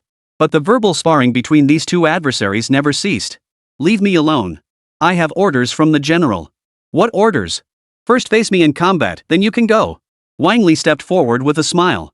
"Since others are tied up, why don't I take you on instead?" Chapter 153, The Duel with Huanglong. "Ha ha ha. With your scrawny frame, you think you can take on this old man?" Huang Long Ittō swung his massive club, giving Wang Li a clear look at it. Can you even lift a club this big? You'd better head home now and stop wasting my time. I've got a challenge against Kujo Tengu to attend to. Kujo Saro, who had been about to leave, whipped around, her eyes blazing with murderous intent. That name had enraged her. It was no longer something that could be brushed off with mere words. Oomph, Kujo Tengu, you dog. What's the matter? Ready to spar with me now? As he spoke, Araki Ittō had already prepared for battle, setting his massive club aside. Let's settle this like true masters, a sumo contest. It was a contest of strength and technique, where opponents pulled against each other to find weaknesses and secure victory. Clearly, this guy had no clue about Kujo Saro's strength, nor did he know anything about the Royal Academy. You go handle your duties. Leave this to me. Wang Li stepped in front of her, facing Araki Ittō directly. You want to harass my maid? Did you ask me, her master? Master? Kujo Sarara couldn't hold back any longer. Now she wanted to beat both of them up. But the lives of her own men mattered more. She truly had no time to waste here. Let's go. She committed this grudge to memory. Once she rescued her men from prison, she would return for revenge. So you're here for her too?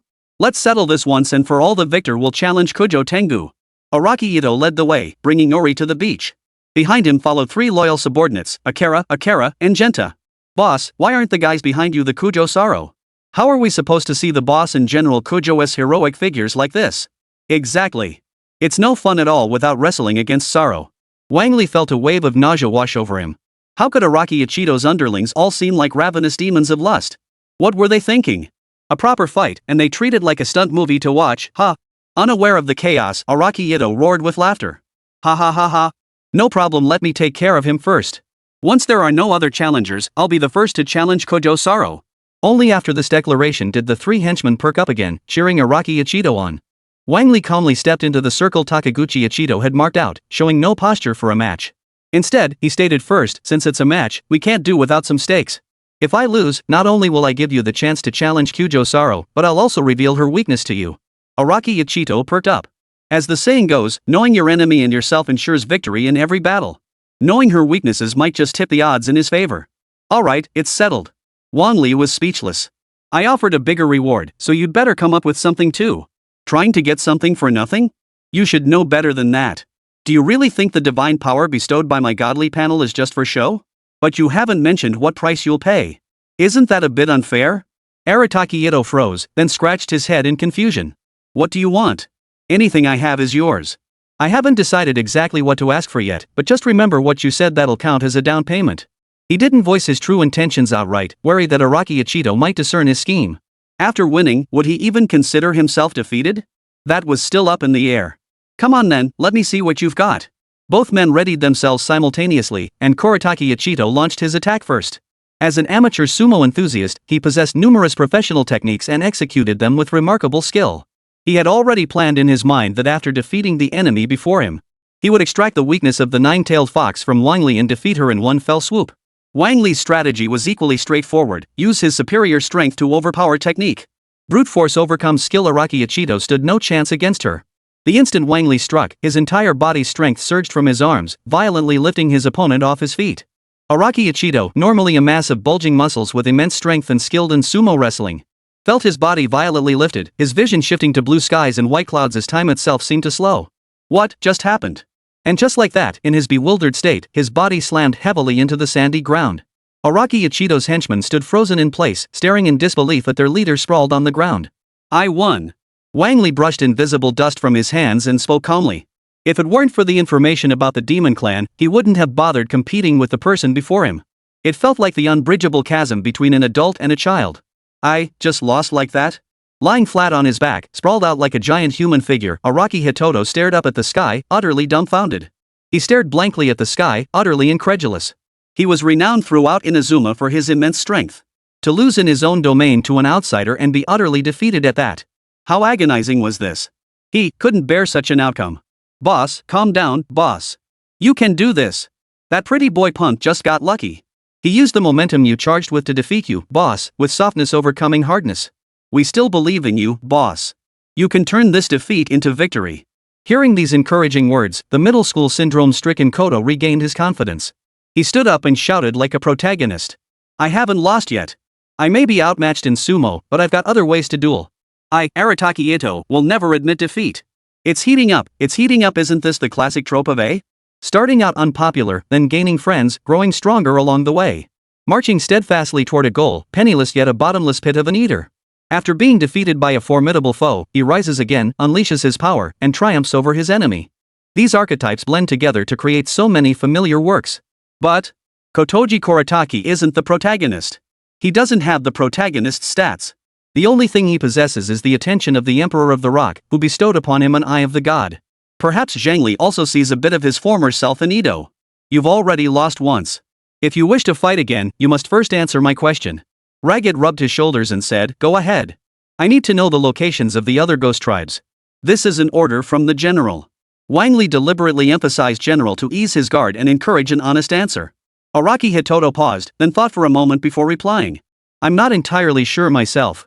Only I and my former comrades know. As expected. Getting information about the demon clan from Araki Ichito was unlikely. It wasn't that he was cunning enough to conceal matters concerning his own kind. Rather, he was simply a carefree soul, a demon raised by humans. Knowing the location of their clan or the number of survivors was even more out of the question. Chapter 154, Old Man, you're forcing me to slap you. Where is that blue-haired demon? Wang Li asked. Kozue opened his mouth to answer, but suddenly realized something. Heh, you think you can pry information out of me? Not a chance. We'll have to settle this with another match first. Seems this bloke's a bit more sharp than he looks. Understanding his meaning, Wang Li decided to accept another challenge. Truthfully, the environment and storyline of Inazuma had changed completely. Whether he had completed his own legendary storyline, Wang Li wasn't entirely sure. The next match will be insect combat. His reasoning was spot on, and he made the decision entirely on his own terms. Wang Li shook his head and sighed helplessly, I don't have a rhinoceros beetle. Besides, sumo is your specialty, and the ghost beetle is definitely still your specialty. Tit for tat this time, it's my turn to set the rules. Araki Ittō crossed his arms, his posture commanding, though his thoughts were surprisingly simple. Fair enough. So, what are your rules? Well, it's a contest to see who can find the blue ghost first, Wang Li said casually. This favored Araki Hitomi, but it also favored Wang Li. From the very beginning, this had been Wang Li's plan. Setting the outcome as the goal of the contest would only fuel his determination. You're going to lose now. Araki Ittō burst into laughter, for he had already located the blue demon long before this. Though the situation was perilous, he successfully brought the blue demon to justice through his own emotions. Recently, in the prison cell. Suddenly, his eyes widened again as he realized he couldn't complete this mission either. What's wrong? Any clues? Wang Li asked. That guy's still locked up in the dungeon. How am I supposed to get to him? Wang Li's eyes lit up. So he was in a dungeon cell? That made things much simpler. In that case, I'll be heading out first. Wang Li turned and headed toward the cell, still holding the token given to him by Lei Dianjin. In present-day Inazuma, the greatest reliance for moving freely came from tokens like this Kikyo flower. While it couldn't command armies, it granted access to heavily guarded areas like prison cells. The moment Wang Li arrived, he spotted an elderly man in plain clothes guarding the dungeon entrance. Kujo Saro blared at the old man, his anger palpable, already drawing his bow and arrows. Takaki. I bear the shogun's command, release my subordinate at once. Yet as the head of the Takatsukasa family, he stood blocking the entrance, wearing a smug expression. This is territory under the Tsurugi family's jurisdiction. Unless the general himself comes, no one releases anyone. You. Kujo Saro blared at the old man, drawing his bow and knocking an arrow, aiming it squarely at him. What do you think you're doing? How dare you raise a weapon against me? Do you know the consequences? Though his legs trembled, Takaki remained unyielding, like a passionate young idealist speaking his mind. Yet a sudden voice cut through the tension from behind Kujo Saro. Is that so? As far as I recall, the 6 ministries only grant official positions to individuals, not to entire families. This was one of the proposals put forward by the Royal Council, to reduce the ties between personal families and official positions. Though it only lessened the problem rather than solving it entirely, it was sufficient. Who are you? Asked Takaki. Though Wang Li had revived Raiden Shin and disrupted the plot. For the most part, he accomplished it without anyone else present. The people of Inazuma simply regarded Raiden Shogun's changes as her temporary whims. The division into 6 divisions was also seen as a move to weaken the power of the original 3 magistrates and redistribute it among other families. It seems you've completely misunderstood the general's policies. How dare you? I understand perfectly well. Facing the old man's roar, Wang Li wasted no words. He stepped forward. Kujo Saro beside him instinctively bowed to clear the path, allowing Wang Li to present his token before the old man. Now you know who I am. The old man fell silent, speaking only after a moment. Even if that's the case. Before he could finish, a sharp slap echoed through the air, landing squarely on his face. An ordinary old man obstructing the general's important business, yet speaking with such audacity you practically begged for that slap. The old man clutched his face in shock, eyes wide with disbelief. Seize him. Tear his mouth apart. The surrounding soldiers hesitated for a moment, but spurred on by Yagasuk's incitement, they charged at Wang Li with swords and spears drawn. Anyone who approached to attack Wang Li was suddenly knocked flying in a daze. One after another fell until finally no one dared to approach, terrified that the next one to be slapped would be themselves. Is this really necessary? Did you have to come out here just to get beaten up? Guard, bro, if you just said you were so tough earlier, we wouldn't have gotten ourselves into this mess. Now look at us, our faces are all swollen like fat pigs. Finally, after traversing the long corridor, they arrived at the place where the green demon was imprisoned. You're the blue demon? Wang stared into the dimly lit, damp cell where a man lay shackled. A pair of blue horns stood prominently atop his handsome head. Who are you? Wang smiled wryly. Today's been strange, people keep asking who I am. Does it really matter? I recall a tale from long ago about a village where a red oni and a blue oni were close friends. To fulfill the red demon's wish to befriend humans, the blue demon played the role of a bad boy, then left. Zhuo raised his head slightly, gazing at the handsome youth before him. And, seeing nothing on his head, he felt utterly disappointed. I thought the red demon had come to find me. Turns out it's just a human. These stories are just ordinary and simple. I know more about the red ogre. Do you want to hear them? Aogami Takuya turned his head away, but couldn't cover his ears. Wang Li slowly recounted the tale of the mighty red oni, Makashi Chiyo, who had once fought alongside the general. I wonder if the Makashi family still has descendants. As if stirred by this tale, memories surfaced of his parents, of the stories they'd told him as a child. That's right. In truth, the demon clan isn't limited to just me and the red oni. The remaining clan members hide deep within the mountains, never appearing before ordinary people. Wang Li had always wanted to know where they were. Otherwise, there really wasn't a suitable character to replace Mikurio Chiyo. Do you have any specific location or related information? As a member of the demon clan, he didn't fully trust the man before him, even though he'd revealed many secrets known only to his kind. But, the current whereabouts of the demon clan absolutely could not be revealed directly to Wang Li. For his kin, it would be far too dangerous, like sending wolves into the tiger's den. The general sent me to seek out the demon clan. She wishes to restore their former glory. Hearing Wang Li's words, Zhuo froze in place. It was the general? Chapter 155, Selecting the Candidate. In the end, the blue-haired Jiaye revealed the precise location to Wang Li and pointed out the direction. Actually, they've always lived near Yueshur village. To enter their territory, you need someone from their own kind. Wang Li nodded thoughtfully, considering whether to release Zhuo Yi.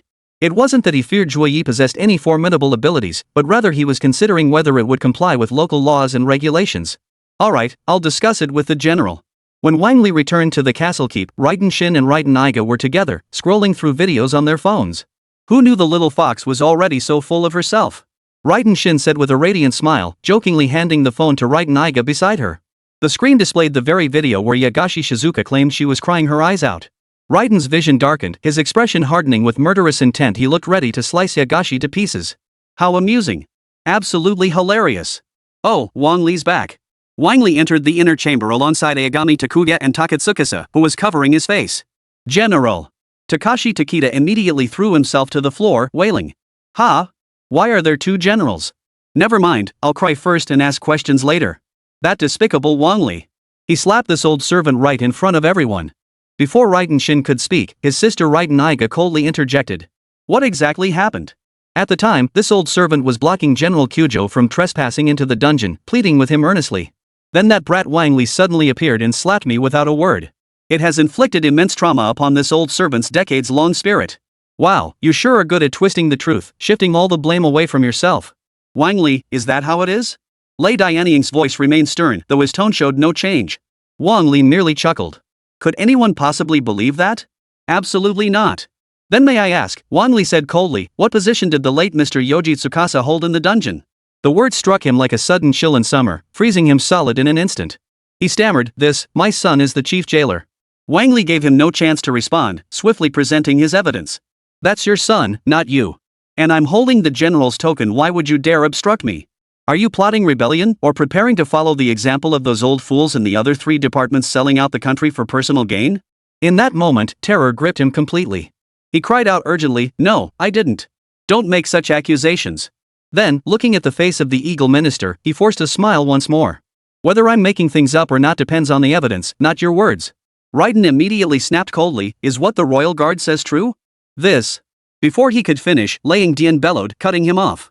Even when Takatsuka's son returned later, it was to no avail. The laws of Inazuma would not tolerate such an occurrence. It also served as a warning shot in the new policy reforms. It was meant to intimidate the warden, making him understand that not just anyone could be obstructed. It was about establishing the authority of the law, gradually replacing divine power. Come on. You're serving time for your crimes, but if you find the right candidate, it could spare you from prison. Aoki Takuya nodded and was immediately whisked away by the royal guard. They reached their destination in a straight line at supersonic speed, then descended slowly. This is the Yueshur village you mentioned. Tell me about it. The two walked along a path, step by step, until they reached the exterior of an abandoned giant ship. He stopped and said, "It's inside here." Wang Li nodded. Given the terrain, the abandoned ship's hull could indeed serve as a settlement. It could conceal their ghost clan identity while allowing them to live in peace. Open the door. The general commands one of us to select individuals from our clan to go to Inazuma. Zhuo rhythmically tapped the concealed boulder several times, and it was soon opened from within. Is it true? The woman before them was slightly thin, likely due to malnutrition. Wang Li nodded. Yes. The general wishes to cultivate a young Onmyoji maiden, just as he did with Torachio in the past. At the mention of that name, the woman perked up instantly, her eyes brimming with tears. The Lord General still remembers us. He remembers us. A candidate was found quickly, Miyuki Chiyo's distant relative, Miyuki Mashiro. She was a bit young, but her appearance bore a striking resemblance. However, the horns of the demon clan had somewhat receded, not matching those of the former Miyuki Chiyo, and her current strength was similarly diminished. It's no problem. We'll just enhance her strength. Wang Li certainly had many ways, in fact, to enhance her power. For instance, like Noelle, infusing her with a divine heart could temporarily boost her power and other attributes. There were numerous avenues to choose from, and it wasn't particularly difficult. Come to think of it, the divine heart had been in Noelle for quite some time now. Wang Li recalled the rock elemental divine heart, which had remained with Noelle for so long he'd forgotten to retrieve it. Before this film shoot, he retrieved that divine heart. It had been with her long enough it had undoubtedly unlocked her full potential. Within minutes, Wang Li retrieved the divine heart. Beside him, Noelle remained close at hand, tray in hand, ready to offer refreshments at any moment. Phew, finally we can start filming the movie. Wang Li rubbed his neck, preparing to film the Inazuma segment first before heading to the Abyss Shrine. The two with the most screen time were Yagami and the girl before him, Mikage Mashiro. At the Grand Shrine of Narukami, atop the 100-foot-tall divine cherry tree, stood a breathtakingly beautiful woman. In her hands was the latest light novel she'd purchased, engrossed in its pages. What's Wrong with Being a Spider is really good. It's gotten a lot of praise at Yagakudo and has inspired many authors. While the writing style was simple, it also introduced the concept of system-based plots into the story. However, they still didn't fully grasp the concept of system-based plots. Princess, it's been ages. I've missed you terribly. Yagami Kamiko paused in her thoughts before noticing Wang Li approaching with his entourage. She had known about this all along and had been waiting here specifically for them. Honestly, making me wait this long, I'll never do it again. Taking the initiative to soften her stance, Yagami Shinko stretched out her slender arms and wrapped them around Wang Li. Her soft embrace felt less like an apology and more like a bold advance. Alright, we're discussing serious matters. We'll talk about what you want after filming is done. Where do you plan to film? The maiden asked softly. Wang Li glanced around and said, right on the mountain over there. We'll be filming the Fox Pavilion Palace storyline. Filming commenced swiftly, guided by Yagaki Shizuku and narrated by Raiden Makoto. A grand war officially commenced. Through detailed dialogue, the promises made between Fox Pavilion and Raiden Makoto at that time were recounted. Then, a sky-obscuring pink barrier slowly materialized above the heavens. Empowered by the divine heart, the Fox Sanctuary manifested by Yagaki Shizuka struggled to sustain the immense energy drain of this colossal barrier. Numerous foxes gradually released their energy, converging toward the barrier. Chapter 156, Want to cosplay? A corset is essential. The sheer scale of the spectacle was so immense that even many former demons sensed this immense energy. Is that a barrier? Another great battle? Without a moment's hesitation, the lingering spirits rushed toward Narukami Shrine, eager to see what was happening. When they realized this was a reenactment of a past tale, they shrieked with excitement. Exhausting their last ounce of spiritual power, they transformed into their true forms. Together, they formed the legendary scene known as the Night Parade of 100 Demons. With Raiden's genuine aid, Wang Li waved his hand to unleash the special effect ability he had acquired, infusing it with elemental power. One by one, the forms of the monsters reappeared in the mortal realm, drawing the attention of the beast realm wolves still lingering on the island. Truth and illusion intertwined as they charged together toward the barrier above. An ethereal, melodious chant rose from the mouths of the demons, though its words remained indistinct. Yet their fighting spirit surpassed that of everyone present. It gave everyone an immersive sensation, as if they had truly returned to 500 years ago. Ease off slowly. Once the monsters have all dissipated, we'll begin to lose ground. Yagami Makoto understood perfectly well. A master of dramatic expressions, she immediately feigned exhaustion. The barrier sealing the sky slowly shattered, ultimately losing all its radiance. Then, the frenzied beasts, like wolves spotting lambs, charged straight toward Yagami. Only when she was utterly spent did she gracefully exit the stage. Though some characters were missing and certain touching moments lost, the dramatic impact of this sequence remained compelling. Watching these scenes, Miyu Mashiro flushed crimson, her excitement nearly causing her to cry out. With no other choice, she covered her mouth, trying desperately to stifle any sound. Watching Kitsune no Miya fall tragically and dissolve completely into pink energy, she could barely contain herself. Why didn't you save Lady Kitsune no Miya? Wang Li replied calmly, we're filming. It's not real death. Regarding the Shiro of the imperial carriage who had been placed within it, Wang Li always felt it would become quite troublesome. Yagami Shinko knew Kitsune no Miya, though those were childhood memories, yet she could never forget them. That's why she could pass the performance with just one take. Mashiro Mikage was different, she was just an ordinary ghost girl. Trying to portray a legendary great demon she had never seen and only heard about might prove difficult. When the actual performance began, the acting issues Wang Li had anticipated surfaced. No, this part must be redone. Your movements are clearly off. Your eyes must radiate unwavering resolve. What is there to fear? Put some emotion into it, be fierce. Tiger Chio isn't your current state. Wang Li rubbed his forehead, glancing at the dejected Miyu Mashiro with a resigned sigh. Yagami Makoto stepped forward and addressed them both. Building confidence takes a long time. I have a rather good idea that could help elevate her personal mindset. What? Wang Li demanded. Yagami Shiko stepped forward, standing before the former thunder god, Kaku Raiden, and spoke softly. What are you willing to offer in return? I can't work for free, after all. Wang Li's eyes darted nervously. He must hold his ground mentally. But, her slender, delicate fingers had already seized Wang Li's Achilles heel. See? You like it, don't you? Good heavens, after just a short time apart, she's already playing so boldly. Seems her lesson from before had sparked a deep interest in him. Coupled with prolonged avoidance of the issue, Yagashi had been harboring resentment for far too long, and it had finally erupted. Fine. If you can pull it off, I'll grant your request. Wang Li wasn't that kind of person, but he figured he might as well stall for time. He'd deal with this worthless fox properly later, giving her another round of education while he was at it. With her waving farewell, Wang Li set off for Inazuma City. Meanwhile, Raiden had already gathered the 9-tailed foxes around him before Wang Li's arrival. Here's the situation, we want to forge a piece of history that never was. To proclaim throughout Inazuma and all of Teyvat the glorious deeds of the Thunder God. Kojo Sarara looked at the two generals. Though puzzled, she offered no objection, replying earnestly. We shall follow the general's arrangements. Then, follow Wang Li to change into a different outfit. I'd love to see Sarara in men's attire. Raiden Shin reached out and gave her a light pat on the shoulder, her smile as radiant as the sun beneath winter snow. It melted Sarara's heart and solidified her resolve to cooperate fully. But, one matter left everyone perplexed. Raiden stepped forward earnestly, ruffling Kyujo Saro's hair as he remarked. Indeed, it's larger than anticipated.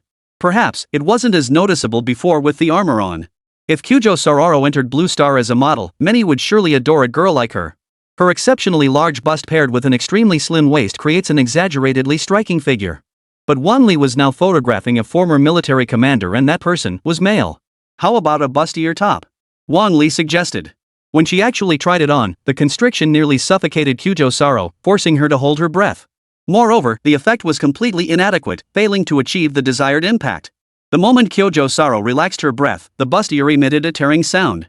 It really doesn't work. Everyone was brainstorming solutions, but a simple bustier couldn't possibly conceal her ample curves. Wang Li also searched for suitable gear, scrolling through the system inventory. He finally settled on a corset belt. This should work as a temporary solution. Wang Li handed the item to the others for inspection. Kyujo Saro nodded in agreement, adding earnestly, worth a try. When she reappeared, her hair had transformed into long black locks, and her chest was now protected by rigid armor. Her dashing mask lay aside, and her entire demeanor had abruptly transformed. Had they not known Kyujo Saro was female, they would have taken the figure before them for a strikingly handsome man. Less serene, more heroic, Raiden Shin remarked. Clearly, Kyujo Saro could no longer be compared to the Tengu of old. Their strength and combat prowess were entirely different. Then let's begin. But Sasayuri didn't die because of Kanria. He perished in the demon god war that followed. Wang Li froze. He hadn't researched these details thoroughly enough. How could he have forgotten this? Not every story needs to be a tragedy. If they all were, it would be just as hard to bear. Raiden nodded. He had been by his side at the time, which is why he avoided dying on the battlefield.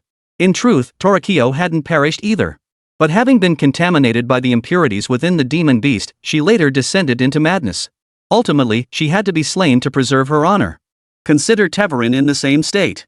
Though once hailed as the guardian of the four winds, its demonic form became known as the Wind Demon Dragon. This legend persisted for nearly 5 centuries, cementing Mondstadt's distrust of dragons. Torikyo's case was different. Though the Oni clan was equally unwelcome, at least that generation had been celebrated. Chapter 157, Thunder and Lightning's Tragic Finale. The film required countless details and a massive workforce. To perfect the narrative, Lei Dianying mobilized numerous soldiers to participate. Over 10,000 individuals were mobilized as the primary cast for this production. Regarding the other mecha puppets, Wang Li spent considerable time gathering all the mechanical bodies from the ruins. There were several hundred units of varying sizes, though he did not deploy them all. After staging a grand opening battle, these mechanical bodies were deployed in waves. This involved freezing a portion of them, leaving only a dozen or so to engage against thousands of soldiers. Efforts were made to protect the soldiers preparing blood packs, creating the illusion of a gradual retreat. Finally, it was Lei Dianying and his subordinate, the Tengu general, who, through relentless effort, succeeded in repelling the enemy. After trimming the footage to remove unnecessary parts and retaining the most spectacular scenes, Wang Li watched the edited version and found it truly magnificent. It's truly impressive. It bears a striking resemblance to the past. Hearing Raiden's genuine praise, Wang Li finally felt at ease. The remaining challenge was the most formidable, the Abyss. They would need to venture into the Abyssal Palace. However, the Abyssal Palace was fraught with danger, and the formidable power of the Abyss was no match for ordinary people. Fortunately, only Wang Li and his few companions were going, so it shouldn't be too much of a problem. If we gather more relic serpents, the dragon head relic should be able to reveal a fragment of the Canria War. The only thing we can't do is bring the relic's little treasure along. At the mention of that name, even Lei Dianjin's body stirred with a faint reaction. Is it that mighty mecha, like a torrent of steel? Wang Li nodded earnestly, then proceeded to give a detailed analysis of the largest mechanical artifact within the ruins. Projecting a similar illusion should pose no major problem. Then, recreate the scene to complete the most thrilling yet heartbreaking tableau. It was Canaria's terrifying, steel torrent-like presence, dominating land, sea, and air. If all the mechanical entities scattered across Teyvat were gathered together, even ordinary strong individuals would be unable to defeat them. Of course, this scope excludes the 7. Unless one revives the colossal mecha affectionately nicknamed Little Treasure by Blue Star within the ruins, it simply cannot be done. The four soon arrived at the Abyss Palace, with Yagaki Shinko by their side. As a key scriptwriter, she naturally participated in the discussions and shared her insights. It's been a while, Shinhai. Coral Palace Shinhai, dressed in a fishtail skirt, froze in place upon seeing the visitors. Besides Yagaki Shinko, there were also the Royal Guard and the 2 generals. May I ask, generals and Royal Guard, what brings you here? Is there anything I can assist with? Her voice was sweet, even inquisitive. Wang Li knew her true feelings. She must be shocked, even frightened. After all, as rebels, they risked being cut down on the spot by the generals. No need to fear. We're here to film a movie and need access to the entrance below. Oh? Are you heading to the Abyss Palace? Shinhai inquired. Yes. She lowered her head, hesitating for a moment before speaking. It's extremely dangerous down there now. The area is heavily polluted by black mist. It's hard to stay long inside. There's a risk to your lives. Originally, Shinhai hadn't intended to mention it. Letting these deities know about the suffering below was, in a way, a good thing. But in her current role, she had no choice but to warn them of the peril.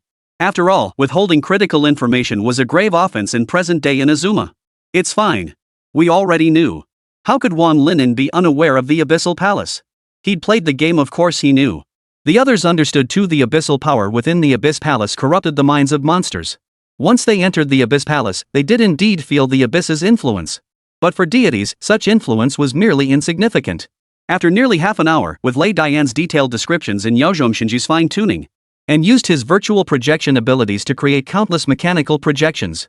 From the eon-spanning dragon beasts and the eternal mechanism arrays to the ruined serpents, every type was present. The most colossal of all was the 100-foot-tall ruin's little treasure. A battle of this scale should reasonably recreate a corner of the war, right? The Thunder God Sisters nodded in unison. While the scene achieved a grand scale, it could never encompass the entirety of Canaria. The ruin's little treasure seemed formidable, yet without the Abyss's support, its power would be greatly diminished. Then, let us begin. Yagami stood beside the royal, her jade-like hand boldly stroking her thigh. How thrilling!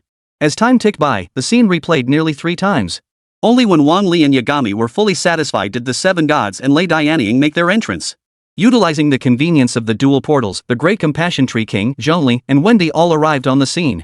How's the filming going? Daizishu Wang inquired with a smile. The three gods turned their gaze toward the transformed Raiden, her kimono disheveled, blood trickling from the corner of her mouth. Combined with her significantly diminished mental state, she truly evoked that once near-death sensation. The abyss's influence has made my consciousness unstable. The more Raiden Shin spoke like this, the more Wang Li felt that the upcoming performance would be all the more authentic. Soon, the cameras rolled again. Raiden Shin clutched her wounded arm with her right hand, her body swaying unsteadily like a candle flickering in the wind. As the twisted black substance opposite her activated the relic's machinery to launch an attack, it knocked her completely to the ground. Purple elemental sparks drifted away like dying embers, and she could no longer keep her eyes open. The battle had completely drained her elemental power. Even a divine body couldn't withstand such excessive depletion. Her body fell pinned beneath the five-finger mountain, utterly immobilized. Her life force rapidly faded until darkness engulfed her eyes. In the next instant, the three gods arrived almost simultaneously, swiftly eliminating all the puppet mechs. But when they turned, only the dying, element-dispersed Thunder True remained. After a moment of healing, the great Compassion Tree King shook his head and delivered the final verdict. She had no chance of survival. Shun. Thunderbolt, clad in battle armor, charged into the battlefield and cradled her lifeless form in his arms. The agony felt as fresh as yesterday, now replaying in reality. Her heart was on the verge of shattering, utterly unable to bear this news. The other deities stood silently around them, knowing the Thunder God was a twin. Yet they never imagined this battle would claim the life of a deity, the worst possible outcome. This is only the beginning. The battle is not over. Zheng Li spoke these words before turning away. The two figures behind him, equally desolate, also departed. The death of the Thunder God meant Inazuma would no longer need to send another deity into battle. The affairs of Canaria could now be entrusted entirely to the other gods. Perhaps this was truly Raiden's true intention. Chapter 158, Dawe's Shock. After everything was settled, Wang Li returned to Inazuma with the women. They filmed the final video segment, finally wrapping up several hours worth of content. Misaki Miyu clutched her chest, casting a resentful glance at Wang Li beside her. If not for him, she wouldn't have endured so much pain to finally complete the film. What Misaki found most unbearable was the scene where she had to charge madly into the forest. To be destroyed by the general in the end, what a tragic death. Just looking at you, it's clear you're not a direct descendant of the Mikage family. It was like when Liu Bei once called himself the Prince of Zhongshan Han, how diluted that lineage must have become. Otherwise, with the Mikage clan's power as a clan of spirits, they wouldn't have ended up in such a remote place. The death of Miyu Chiyo back then truly ended that way. It restored some honor to her name, though. The charge of betraying me remained unshaken. Raiden also sighed helplessly. Back then, Yu Chiyo was a formidable warrior. When ordered to charge, she would surge to the front lines. Her combat style lacked discipline, yet she always achieved victory through unexpected means. What a pity. Wang Li sighed as well. Had she been present, many things would surely have unfolded differently. After discussing matters for a while, Miyu Mashiro was temporarily retained. Once her strength gradually improved, she could serve as Kujo Saro's deputy. But when she would reach that level depended entirely on her own efforts. Blue Star, Villa. Wang Li sent the roughly edited film to Iwakaitian all at once for special effects. They would enhance the visual effects, amplify the environmental immersion, and handle post-production. Since they had nothing else on their plate, they took on the job. Rest assured, the bonus will be tripled. Once the special effects were mostly complete, Wang Li summoned Noel, Ganyu, and Kyoji Saro.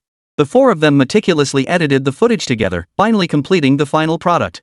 By this point, Wang Li hadn't released any new Genshin Impact fan content on Blue Star for several days. If not for Ganyu still posting dance videos on short-form platforms, he might have been considered missing entirely.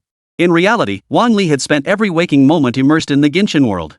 Leveraging the time difference, he worked at breakneck speed to edit the film.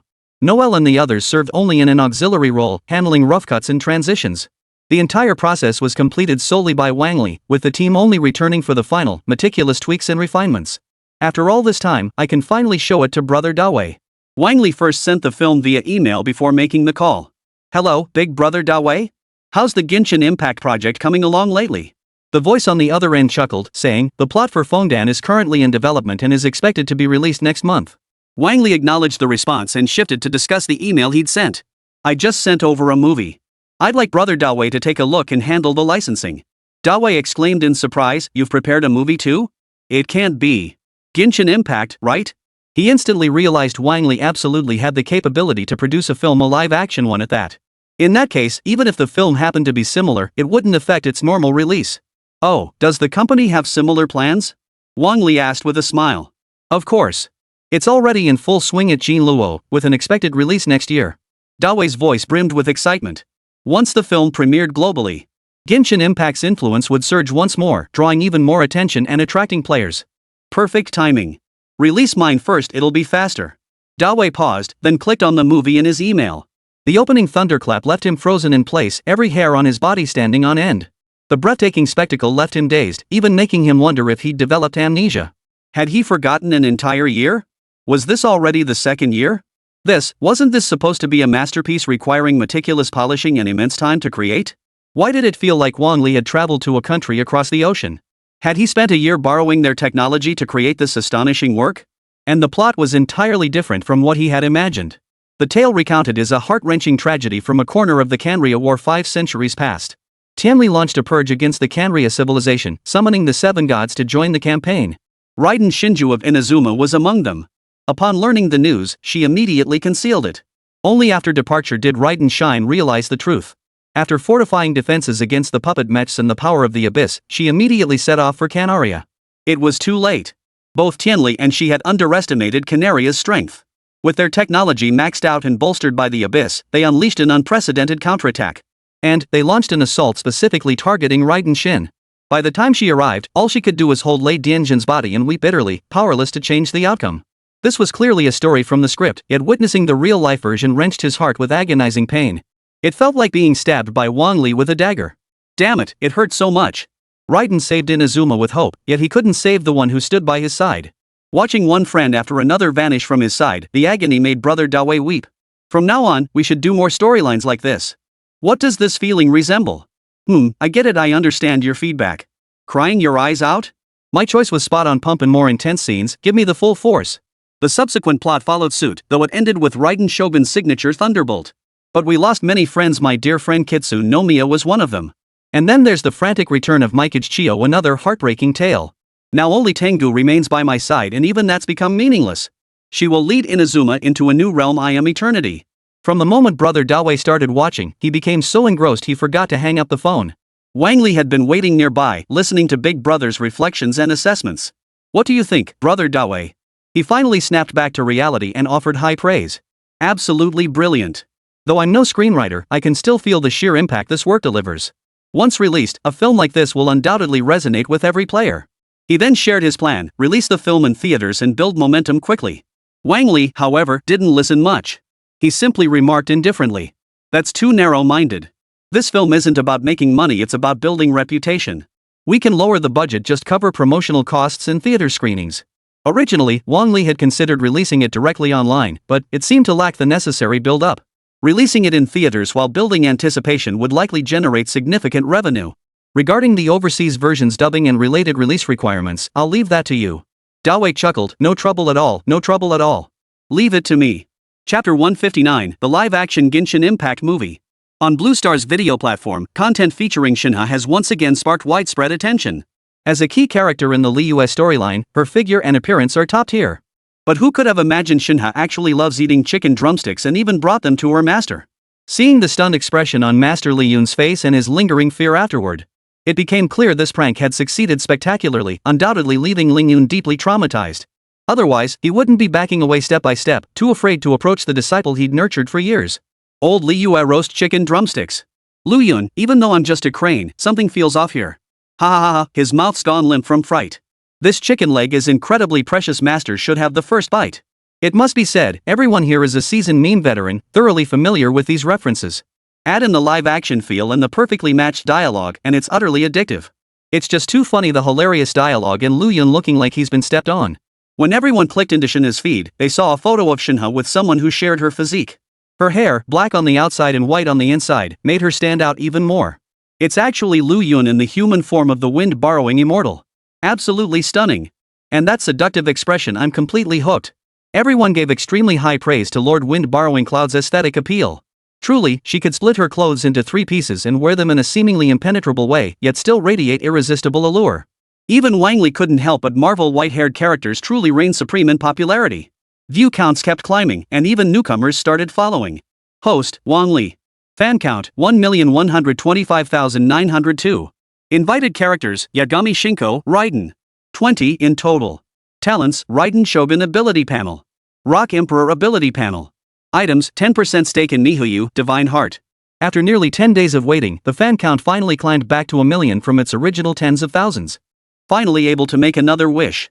This time, Wang Li set only one goal for his wish, to obtain a fire element panel at all costs. Otherwise, with only one divine heart obtained so far, the fire element remains the sole missing attribute among the 7 that's just too weak.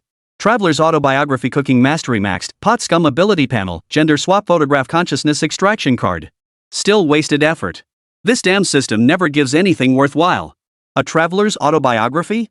That's not exactly something you can sell for money. Maybe it'll be a historical artifact centuries from now, but what good is that? Cooking skill is a plus, though it might be useful in the future. But Lei Dianying doesn't eat meals, she only craves sweets. That halves the value of my cooking skills. Pot scum? What's that? Not exactly useful either. The name of the photo recorder is rather peculiar, perhaps it's some kind of special artifact. Only the consciousness extraction card seemed to hold some potential utility for the resurrection mission. Thinking of missions, Wang Li recalled Ingmei, whom he hadn't checked on in ages. She should have completed her mission by now. Through the white gate, Ingmei led Zhongli and Hu Tao into the blue star. Hurry up, I've got to head to the branch. Hu Tao rushed out of the room in a fluster. The expansion mission for the branch had already reached 2 cities. Though most matters were under control, she still needed to check in regularly. Along the way, fulfill a few client requests, select the right ones, and forge new legends. How's the investigation into the matter of the ultimate return progressing? Wang Li looked at the two. Ingmei smiled as she produced 3 divine artifacts. We've got them all in hand. We've thoroughly investigated the sealed site of Guizhong and have a clear understanding of the circumstances at the time. Reviving him is no longer feasible. Having witnessed Wang Li revive the Great Compassion Tree King with his own eyes, he fully understood the process of resurrection. He understood that resurrection required the presence of a spirit, but Guizhong had been utterly annihilated. No trace of consciousness remained that could enable Wang Li's revival.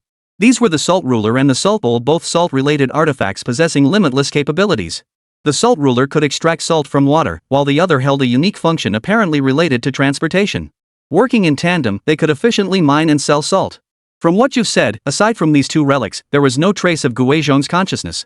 Zhongli and Ingmei nodded simultaneously, they truly hadn't perceived any.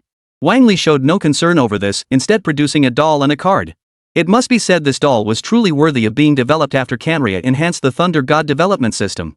While not quite equivalent to direct resurrection, it absolutely granted identical perception. In fact, it was even more sensitive than before. Wang Li made certain adjustments to the doll, restoring its original form. Under Zhongli's witness and me, whose PV, Guizhong's appearance and height were fully restored. What about consciousness? You wouldn't just want to be a doll, would you? Paimon teased. Wang Li ignored her and used the consciousness extraction card in front of everyone. Perhaps, the weakened Guizhong truly lacks the strength. But the consciousness of a demon god doesn't vanish so easily. As the card slowly vanished, 2 relics of the Fallen One shimmered with iridescent light. Pure white energy streamed out from the relics, like sacred artifacts dissolving into nothingness. The energy coalesced into a stream, fully infusing into the doll. Is that it? Asked Ingmei. Wang Li nodded, for the system's notification had already sounded. Mission: revive the beloved friend Guizhong complete. Reward acquired: Ice Element Panel combat power doubled. The once tranquil and feeble Ice Qilin panel within his body underwent rapid transformation. Under Wang Li's perception, the Ice Qilin already positioned at the upper echelons among immortals now approached the power level of an Ozer. The gap between them was now negligible, both having fully ascended to the level of a demon god. Overall, aside from the fire element panel being underdeveloped, all other panels were relatively balanced. Unexpectedly, there's an additional bonus. Combat power has taken a small step forward. Zhongli felt this change most acutely. The dense 6 elements within Wang Li's body swirled, achieving a certain equilibrium. In fact, Zhongli felt an overwhelming sense of apprehension, a threat far surpassing Tianli's. Wang Li has completely surpassed me. He decided to pretend he hadn't noticed, offering his usual smile and bow. Oh, I haven't shown you the final cut of the Soul film yet, Zhongli. As he spoke, he drew the curtains and inserted the DVD containing classified material into the machine beneath the television. As the disc slowly spun, its contents unfolded before the pair. Ingmei was utterly stunned. Her eyes widened as she watched the film, grabbing popcorn with one hand. She couldn't take her eyes off the screen, the story was simply too captivating. The Canria War 500 years ago also revealed to Ingmei just how powerful the ancient technological civilization had been. Even the gods had fallen because of it. Silence, even a hint of regret washed over her as she reflected on everything she had done in Canria. If only I'd known, I shouldn't have interfered with Canria's progress. Chapter 160, Movie Release Ignites Global Frenzy. While Wang Li's side screened the film, the platform and global markets also launched simultaneously. After roughly 3 days of promotional trailers, it started landing in various cinema chains. Despite dual support from Bilibili and Meituan, the number of screens remained limited.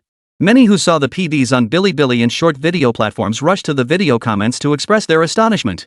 Startled awake from deathbed, Genshin Impact movie walks among us. And it's a live-action adaptation? What kind of divine movie is this?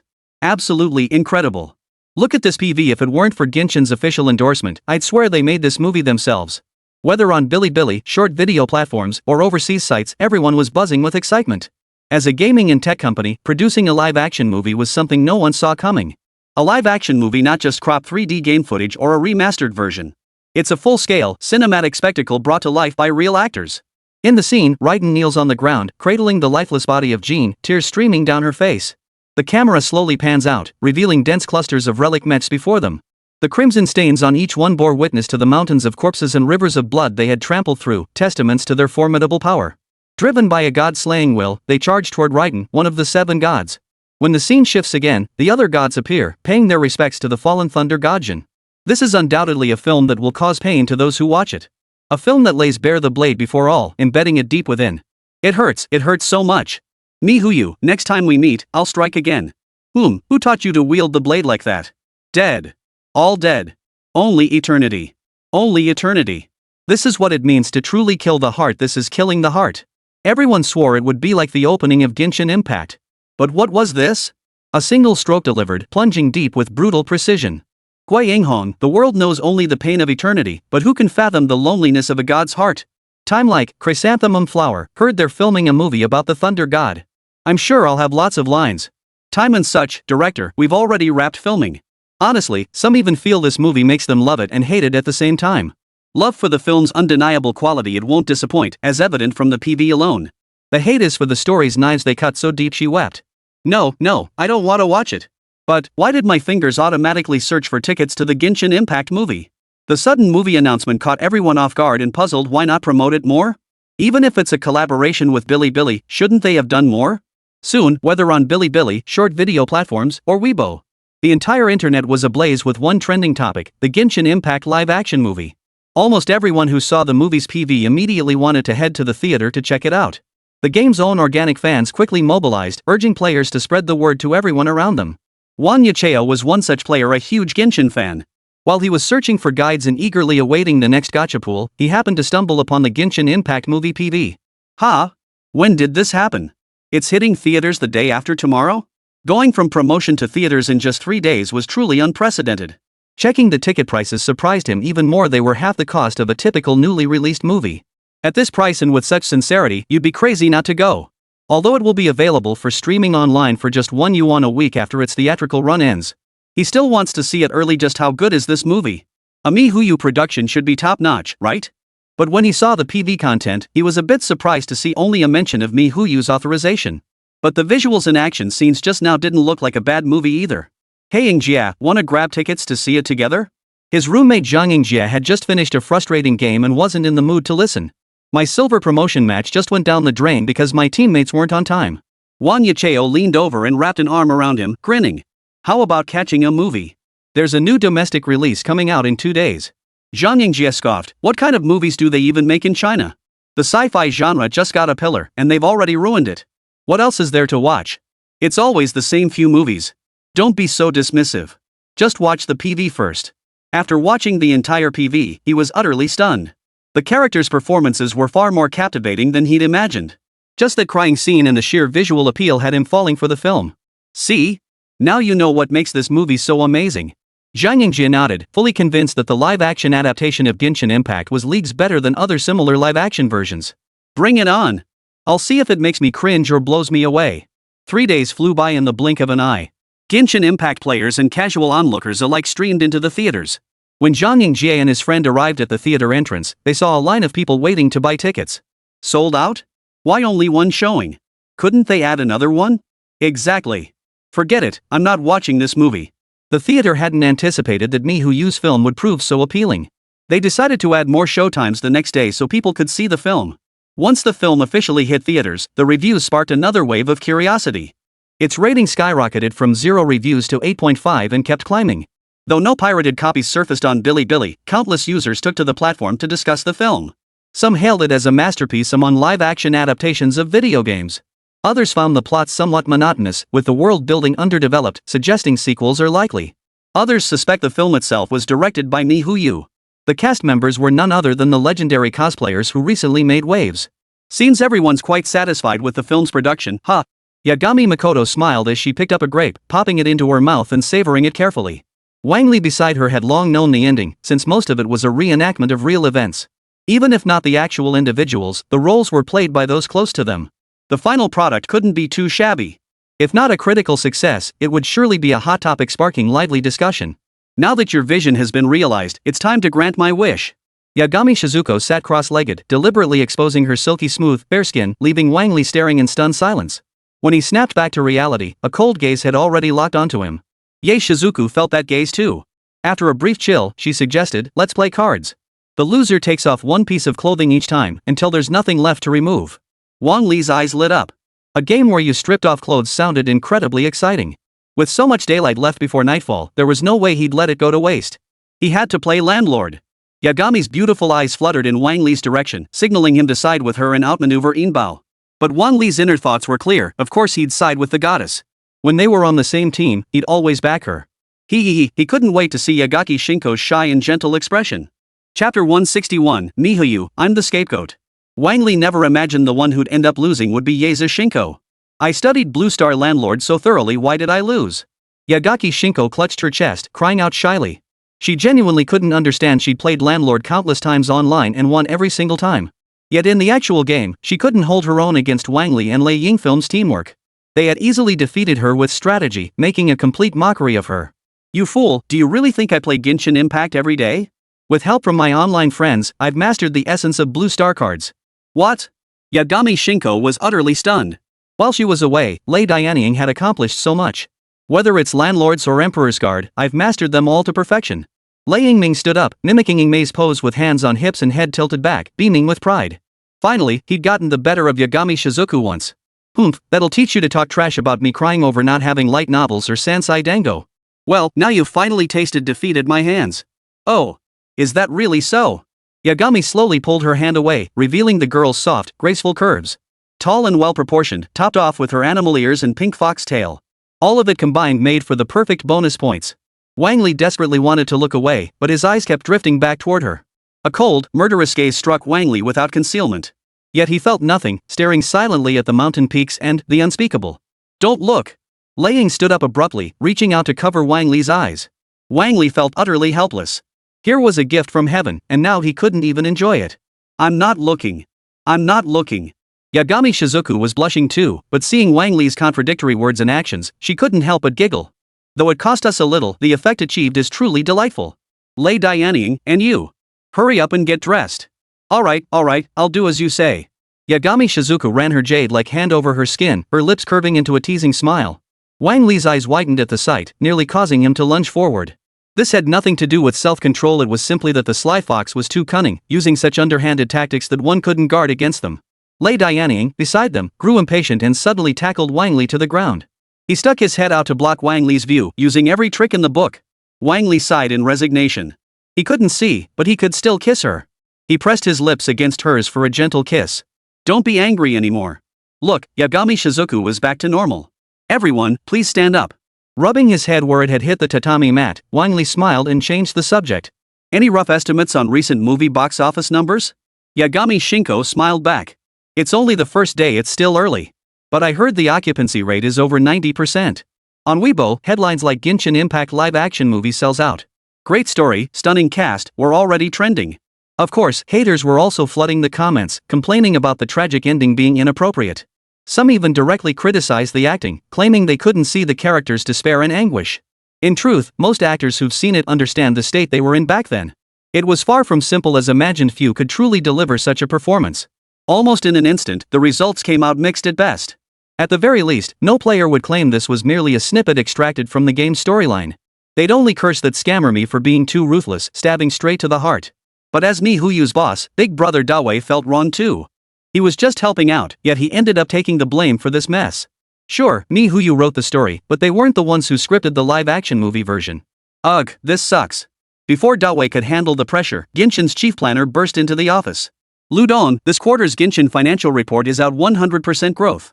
Yae froze. This quarter was double last quarter's? How did they pull this off? What was the reason? Have you identified the reasons for this growth, and can it be replicated? Yae asked. The chief designer pulled out his tablet and handed the results to Yae for review. The data shows that the recent surge in online players and revenue is all thanks to those Genshin Impact cosplayers. At first, Yae was skeptical, but after carefully comparing the timelines, it all clicked. 2 months ago, Genshin Impact's domestic online numbers had been relatively stable. It hovered around 3 million, not as high as some top games, but still respectable. Now, however, the concurrent online count had surged to 5 million. The total player base has also surged significantly. The shift in growth rate perfectly aligns with the emergence of Genshin Impact cosplayers. So we have an idea, could we collaborate more closely to promote Genshin Impact? Yae pondered for a moment before replying slowly. Rest assured, future collaborations will be plentiful. Just send me any events. Also, post this on the Genshin account, say this fan creation has outdone us. Hearing Yae's instructions, the Genshin Impact lead designer froze. You mean, the recent Genshin film wasn't our work? Yae smiled wistfully at Wang Li's account in his email. This was obviously common knowledge, and he hadn't expected a live-action Genshin film to actually materialize. Moreover, it had been completed before the Genshin Impact team's own film project even began. Yae fully acknowledged the film's success. Even from a player's perspective, he couldn't find any flaws. Perhaps the most notable issues were slightly flawed special effects and the acting of certain characters. But overall, the cosplayers' performances, especially Lei and Raiden, were truly flawless. I have no idea where Chairman Wang found this group of people. No sooner had he murmured this than Mihu's already active account immediately posted another update. On the small but popular platform with millions of online users, people were instantly drawn in. Reading the posts, stop messing around, creating fan films like this is way too impressive.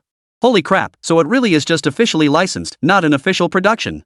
We thought it was an official production. At Thunder General Bennying at Raw King Zhongli, come out and say something, honey. All players were stunned. They never imagined they'd witness such a scene. Turns out the movie wasn't actually made by Genshin Impact's official team. While it was connected to MiHoYo, that was the extent of it. That's why Bilibili got the distribution rights, MiHoYo gave their authorization and support, and the voice actors pitched in. Long live fan creations. MiHoYo is nothing special, finally, they've seen what we're capable of. Hard to believe, but tech gaming giant MiHoYo? That's about their level. The crowd erupted in celebration, even following Wandering Orange as a show of support. It would be a shame to let them down after spending so much on this film. With so many voices speaking up, the scene surged to the trending list, leaving MiHoYo's official staff flustered. Finally, with the approval of the chief planner, MiHoYo's official account sent a message. MiHoYo, I'm just a game developer, leave me alone. This is messed up, Aya. Chapter 162, Shock. Behind the scenes, MiHoYo was actually. When everyone saw this new update, the fan creation community and gamers completely erupted. What kind of days had they been living before? A united front of Genshin Impact fan creators stood up against MiHoYo. With each fun and practical creation, they won over countless viewers. Then the developers themselves stepped in. A single frame of Ayaka's God Hand in a stop-motion animation racked up tens of millions of views. This staggering achievement brought tears to the eyes of every fan creator present. While undeniably well made and a full 3 minutes long, how are fan creators supposed to compete? Fan creators have always pushed the official team to their limits, but when the official team steps in themselves, they go all out. In the end, fan creators could only sigh, the official team has crushed us. Now they've witnessed history, seeing the true power of fan art. At first, people dismiss the exquisite PV as just another parody. But once they step into the theater, they'll finally understand what true masterful fan art looks like. Past works were mere child's play, now it's time to truly showcase their skills. Even the official MiHoYo couldn't resist jumping into the fray, only to be overwhelmed and pushed to the brink of collapse. Of course, this is all just playful banter, serving to foster dialogue between the official team and players. Everyone, hurry and go see it. We should at least show our appreciation by boosting the income of these talented creators. First, try getting tickets, they're insanely hard to come by. Just saw it myself, gotta say the adaptation is outstanding. I give it 99 points, but I'm afraid you'd get too cocky if I added one more. Meanwhile, sales for the Genshin Impact live-action movie skyrocketed, with every screening sold out. Thanks to the collaboration between Bilibili and MiHoYo, screenings are rapidly expanding, occupying a significant portion of the schedule. In just a few days, all promotional costs had been recouped. And it's still rapidly adding new showtimes, with attendance rates holding steady despite the increased screenings. Next came the reviews from major professional critics, some raved, some trashed it, and others offered mixed opinions. Domestically, things are moving in a positive direction, while internationally, the film has just begun its release. Much like in China, the initial release sparked wild excitement among players. They flocked to theaters to experience the film. Some hailed it as a work comparable to Marvel films, with visual effects that absolutely held their own. Others criticized it, noting the film's pessimistic themes and the Thunderbolt storyline, which they felt appealed to a very niche audience. Yet across the sea in Japan, pure interest in this film remains remarkably high. The unique elements of Inazuma prove too compelling even though few here play Genshin Impact, its posters and PVs still made it into the top 3 trending topics. Its popularity rivaled major blockbusters, drawing considerable viewership. Even television programs have featured discussions about this work.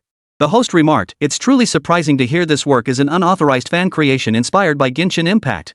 Of course, the very existence of this work is astonishing in itself. I really want to see this film." The professional voice actors elevate the audio experience, enhancing the movie's quality. "I hope there's a sequel, but please, no more tragedies." It shot to the top of trending lists in nearly every country upon its release. It broke into the mainstream consciousness in a way that transcended the realm of anime and manga. Though it's a derivative work of a game, the film's plot and production quality rival those of major blockbusters. Many who haven't played Genshin Impact were drawn to the film out of curiosity. The viewing experience is excellent, with the plot flowing seamlessly. Even those unfamiliar with the game can fully grasp the narrative. It's just 2 tragic scenes where nearly all close friends perish are heart-wrenching. In contrast to their anguish, Wang Li felt profoundly satisfied. His fan base had grown significantly, and it also signaled a shift in public perception. The fan value that had been depleted earlier has now reached a staggering 10 million. Previously, fan value consumption had already exceeded 10 million, and now there's still over 10 million coming in. This outcome was far beyond Wang Li's expectations. It had skyrocketed beyond all projections. Moreover, this growth rate continues to accelerate, promising ever-increasing returns over time. Domestically, Genshin Impact's movie had just passed its 1-week golden period, already surpassing 8 million viewers and breaking 30 million yuan at the box office. This was achieved with minimal promotion, relying solely on organic buzz and standard company operations. Meanwhile, the overseas Genshin Impact live-action film has just launched and is already facing high demand. Given Genshin Impact's significantly greater influence overseas compared to China, it's expected to attract at least another 5 million viewers internationally. The combined box office is projected to exceed 60 million yuan, a remarkably successful outcome. While the initial ticket pricing was quite affordable, subsequent adjustments have gradually aligned it with standard box office rates, though it remains relatively inexpensive. Given its quality and novel subject matter, many still choose to watch it. However, the domestic box office performance is actually quite low, meeting expectations at best.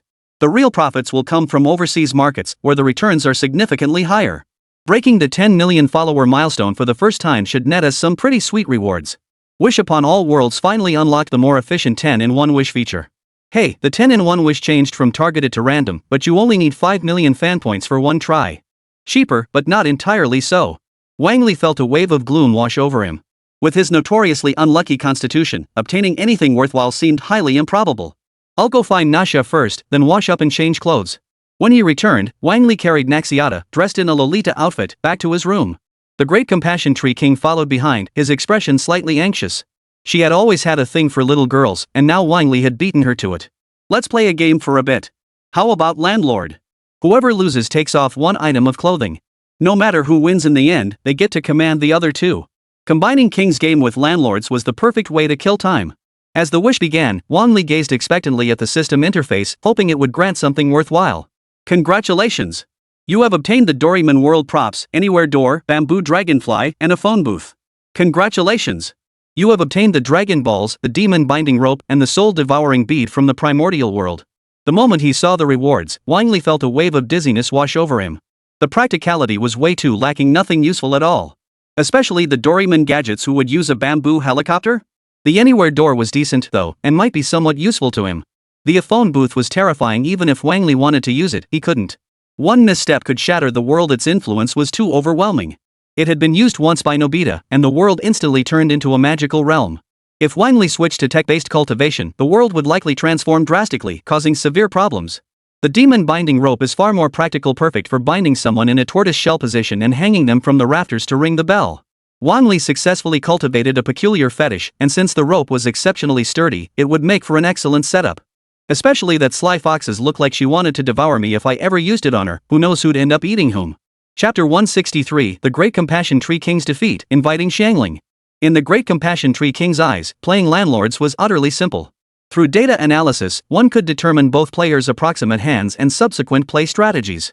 Then, step by step, he baited them into his trap, completely overwhelming both opponents' hands. The outcome was inevitable. That is, the Great Compassion Tree King's defeat. Though her plan was indeed effective, the key lay in who held the shuffler and the luck. Wang Li, possessing the Great Compassion Tree King's stats alongside his own shuffling technique, effortlessly manipulated the situation. The remaining king of auspicious grass, overflowing with luck, didn't even need to move, just charmed everyone with cuteness. Good cards would appear in his hand, and then he'd start playing them. After 10 rounds, Wang Li had only shed 1 coat, while Naxita still had 2 left. The Great Compassion Tree King suffered the worst fate, having lost everything. Wang Li had won as much as he possibly could, but the victor of the final round was Naxita. Well then, please share this single piece of candy. Great Compassion Tree King? A smug grin spread across Wang Li's lips. This was exactly what he wanted to see. This was the most delightful aspect of the king's game and the reason it had flourished in the island nation. The Great Compassion Tree King lowered his head shyly, a blush spreading across his cheeks. After a moment's hesitation, she fulfilled her promise, parting her pink lips to meet his. Soft and sweet, like a spring breeze greeting the warm sun, it filled her entire mouth. Not bad, not bad. This definitely wasn't cheating, it was simply the inevitable consequence of playing the king's game. Wang Li himself didn't want to break the rules either, otherwise, no one would participate in this game in the future. Watching the soft skin dance before him, Wang Li narrowed his eyes slightly, his gaze following its movements. But soon, the game ended. She dressed herself, gathered Naxita, and left the room. The remaining Ingmei now occupied Lei Dianying's position, taking over her duties. Lei Dianying remained in Inazuma, chatting with relatives she hadn't seen in ages. It seemed there was nothing else left to do. Then, let's make an invitation that's been long overdue. To date, Wang Li had invited around 21 people, including characters from the Genshin Impact game. Of course, there were also non-Genshin characters such as Lu Yun, Sister Tuozi, and Zhongguei. Zhongguei had since awakened and was now working alongside Zhongli and Hu Tao to build up the Blue Star branch of the Hall of Eternal Life. After all, those businesses are their source of income, so hard work is essential. Scattered here and there, he'd summoned people from all 4 regions. Wang Li pondered whether characters from Fontaine or the Kingdom of Eternal Winter could be summoned. It wasn't impossible. Take the lady, for instance. She never actually died, but was later used in coffin advertisements. If it were her, it would be quite possible. Wang Li held no prejudice against any character he could summon. I hope a character from Fontaine or Winterfall will come. Wang Li silently made a wish and opened the double doors. Liyue, Hall of 10,000 people. She wore a form-fitting white cheapao-style bodysuit, spooning broth from the pot to taste its flavor. Though the outfit should have been sensual, she wore it with an adorable charm. Strange. Slimes have been getting fewer and fewer lately. How am I supposed to cook with them now? Looks like I'll have to go hunting for some. He knew full well the slimes were being conscripted for labor, but surely that only applied to the lightning-type ones. But she hadn't seen any water-type slimes either. It was as if they'd all vanished into thin air, leaving her utterly perplexed. Father really is something, telling me to stop tormenting the slimes. Is it just because they don't look appealing? The texture is actually fantastic. She plated the new dish and placed it at the front counter of the People's Hall. Naturally, someone would sell the dishes and bring in some revenue for the restaurant. There was nothing to be done. The slime was simply nowhere to be found. Father, I want to go out and find new ingredients. Master Zhong rubbed his forehead helplessly as he watched Xiangling leave. Each time she researched a new dish, it was a severe test of his nerves, nearly costing him his life. When will she ever stop causing me trouble? Not long after she left Liyue, a white gate slowly unfolded before her. Beyond it lay what seemed to be some kind of hidden realm or perhaps a gathering place for the Chuchu folk. Oh right, the Chocho people collect slimes too. I could just snatch one from them. With that thought, Xiangling immediately dashed toward the entrance of the white gate. As the white light slowly faded, her eyes felt hazy and blurry, unable to see clearly. When her vision cleared, she found herself face to face with a handsome young man.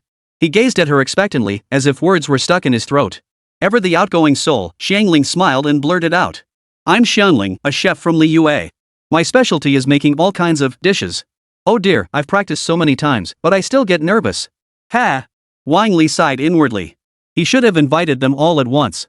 That way, he wouldn't have to worry about one of the invitation slots being taken up. He could have obtained new characters and successfully summoned them. At the very least, Wang Li felt this approach could have avoided unnecessary complications. Well, even though you're not the one I intended to summon, welcome to Blue Star for your vacation. I'm a guide from Blue Star, here to help you navigate any troubles you might encounter here. Hearing these words, Xiangling's eyes lit up as if she'd spotted a coveted toy. So this is the legendary Blue Star. Ha? You know about it? Wang Li was puzzled. Xiangling herself had never encountered it before. Even when she'd briefly passed by her father's shop, she hadn't seen it. Of course I know. Keqing's mentioned it to me many times. Wang Li suddenly understood Xiangling had quite the network. Keqing was practically her bestie. Come to think of it, that made sense. As an important restaurant serving the public, it was entirely possible she knew so many officials. Invitation quest, teach Laying to cook and complete a stunningly exquisite dish. Seems the system has noticed I no longer need mandatory quests to boost my fan rating. But, teaching Lei Ying to cook? Wasn't that basically hell mode? Cold sweat poured down Wang Li's back. Thankfully, Xiangling was there, he wouldn't have to teach him personally. Otherwise, he might already be lying motionless in the ICU. Even a god-tier constitution probably couldn't withstand Lei Ying's culinary prowess, he's practically the dark god of cooking. Here's the phone. If you want to meet the traveler or Zhongli, head to the Xingshan Tang branch first. Wang Li earnestly explained everything about Blue Star, and Xiangling grew more and more excited as she listened. So Blue Star has so many dishes. I absolutely have to learn them all. Well, the cost might be a bit steep. Wang Li carefully explained the pricing structure and related details. She nodded in realization, her previously eager expression instantly fading. Not being able to cook? That's such a shame. Wang Li seized the moment to interject, suggesting, but there might be a way around it. Chapter 164, Born with the Face of a Married Woman. Blue Star, Villa Kitchen. Xiangling smiled as she pulled out a cleaver, swiftly slicing the pale green scallions in her hands. With each swift stroke of the knife, a dish was completed. How about that? Pretty simple, huh? Lei Yingming exclaimed beside her, carefully noting Xiangling's technique. It's a technique that really tests your knife skills. Then let's get started trying it out, Xiangling said. Lei Yingying had been persuaded by Yagaki Shizuka to come over, convinced that a wife who could cook was a good wife. The video footage further backed up Yagami Shizuko's claim. To win a man's heart, you must first win his stomach. Confidently tackling the simplest ingredient, Lei Dianying proceeded to slice the cutting board into shreds. Then he tossed it into the pot with the meat, leaving Xiangling utterly speechless. That's not how you cook meat. Don't throw the cutting board in there too. And don't just dump the meat on the floor like that, it's edible. Xiangling never imagined that as the daughter of a Liyue chef and close friend to several of Liyue's 7 stars, she had even earned praise from Mr. Zhongli himself. Yet here she was, utterly outclassed by a girl from Inazuma. Why? This was completely different from her initial impression. Then came a heated argument. Though everyone was furious, it remained a war of words. Beside them, the rice crust retreated slightly to the bottom of the pot, its flickering lightning glow filling it with dread. Cradling her forehead, Xiangling spoke in a tone laced with exasperation. Her eyes narrowed in disdain, brimming with contempt and mockery. You've never cooked meat properly. Lei Dianying, having been unable to use his phone for hours, finally exploded. And the fuse was lit by this very sentence, you've never cooked meat properly. Cooking this thing has already drained every ounce of patience I have. How could Lei Dianying not want to win over Wang Li's stomach? That's precisely why he'd mustered so much patience. But life without a phone was unbearable. You never taught me properly. How could I possibly not cook it right? All of this could only be blamed on Xiangling after all, she couldn't possibly replicate the magic of a variety show. If it were like a variety show, she'd definitely be able to watch it properly. I taught you very carefully. Xiangling was truly at her wit's end. If she couldn't even get the beef tender in the most basic beef curry cooked properly, how could she possibly proceed with the rest? She was stuck on the very first step. Really? I don't see it, Lei Yingying retorted with a scoff. Oh my god. Covering her head in exasperation, Xiangling could only skip over the issue and move on to the next stage. Can you chop vegetables? Lei Yingfilm looked utterly shocked. What? I don't recall you ever teaching me that. Does this even need teaching? Xiangling massaged her temples, suppressing her frustration. You should ask the lawgiver next door to show you. Are you mocking me? Lei Dianying couldn't take it. How dare she speak to her like that? Xiangling wasn't one to coddle her. That's the truth, she stated bluntly. No. Lei Dianying, I can admit I'm no good, but you can't. I'm seriously impressed even slimes cook better than you. Cut it out. Even the fools are better than you. After trading jabs about each other's flaws, Xiangling simply walked off the job. Crossing her arms to suppress the urge to punch someone, she turned away and walked off, saying, I have to get back to Liyue immediately. I can't stand being in Inazuma another moment. You've got the face of a housewife but the skills of an element. Long accustomed to Blue Star's thunderous dramas, she fired back with a friendly middle finger. You're such a money spinner, little cutie. Once it was all over, Wang Li finally stepped out from the side. Clapping his hands, he thanked both for their participation in the video. In truth, Lei Dianying wasn't as hot-headed as expected, and Xiangling was the same. Though they couldn't quite sync up, they understood it stemmed from differing knowledge bases. Thus, regarding the current situation, both acknowledged their shortcomings. The most Lei Dianying could manage was brewing a pot of tea. She took pride in her tea brewing skills, as it demanded patience. Xiangling's greatest strength lay in elevating each ingredient to its highest potential. Making the dish more delicious, their disagreement never existed from the start. At most, they acknowledged their own shortcomings and chose dishes that suited them better. Lei Dianying believes the dish he can prepare well is beef curry rice. The method was straightforward, yet it allowed for adjustments based on personal preferences. Before leaving, Wang Li repeatedly reminded him. Don't add anything different from the recipe, or I really won't dare to eat it. Lei Ying and Xiang Ling understood this perfectly well, so they didn't add anything extra. The final result lacked both richness and a pronounced curry flavor. But, at least it was edible. Very good. As she spoke these words, the system prompted that the task was complete. Task: teach Lei movie to cook complete. Reward obtained: 1 high-traffic global advertising slot. Wang Li's extremely high praise put Lei Ying film in an excellent mood. His own cooking was actually edible and tasted pretty good too. Really? Then I'll cook for you often from now on. Wang Li. Honestly, I wouldn't recommend doing this often. It's impressive for a simple dish, but other dishes? Forget it. Imagine if you tried making 9-turn intestines and forgot the crucial cleaning step. The smell. The texture. The taste. It'll explode in your mouth like, well, you know. I think we should take it slow and steady. Just stick to this one dish for now. Wang Li immediately slipped out and returned to his room. He quickly edited the video from earlier and uploaded it. The Lei movie account, already thrust into the spotlight by the live-action film. The moment the new video was released, it drew a flood of fans and casual viewers. What used to take an hour to hit 100,000 views now took just 1 minute. Views skyrocketed from 0 to over 100,000. Interactive bullet comments flew in like they'd suddenly materialized. Yet they felt genuinely authentic, clearly posted while watching the video. Thor sure knows how to slice. One chop for Wang Yi's friend. One chop for the lady too. Suggest changing Raiden Shogun's final line to Baka. Give us a thunder god Baka, it'd be hilarious. Within minutes, the video had already reached millions of views. An already entertaining video combined with an account that's completely taken the internet by storm. Who wouldn't love it? Wang Li couldn't help but marvel. Looks like releasing a live-action Genshin Impact movie was the right call. The account Raiden Shogun's True Shadow now boasts over 5 million followers and is still growing. Other characters' follower counts also increased, though not as dramatically as Raiden's. After all, she was the protagonist of this film and an invincible one at that. Her already immense popularity overseas has surged even higher. Especially since Wang Li had already assembled an overseas operations team to handle international affairs. Thunder General Benying boasts a substantial overseas fanbase that has even surpassed her domestic following. Her current follower count has reached over 6 million, and that's just on one platform.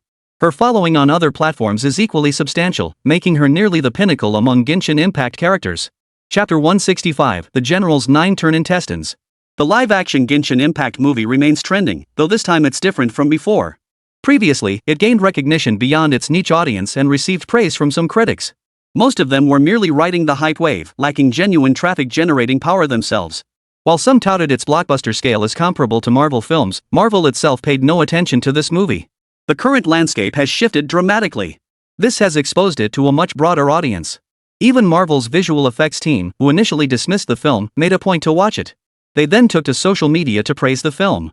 While some effects fell short, most were exceptionally well executed, earning high praise for the visual design. However, the core narrative still has considerable room for improvement. Given that the film is intended for a relatively broad age range, its narrative weaknesses became less noticeable. It then completely broke through the fourth wall, becoming a household name as an outstanding work. Moreover, people no longer referred to it as the live-action adaptation of Genshin Impact, but by its full title, Canaria, Nightmare. Wang Li wouldn't pass up this opportunity for high visibility, and also to complete a system quest. He specifically joined the crowd to film the recently viral fan-made video. It's about time the Wanderer tasted a mother's love.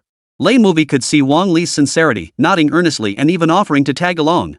Wang Li waved her off, telling her to stay and cook. He personally traveled to Sumeru to find the Wanderer, who had recovered and remained there. He had many aliases, Wobung, or Stray Soldier.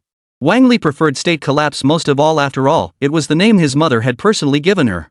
Hey, what are you doing here? From the moment before, Wobung had sensed eyes on him and immediately turned his head. There stood Wang Li, appearing right behind him. Long time no see, canon brother.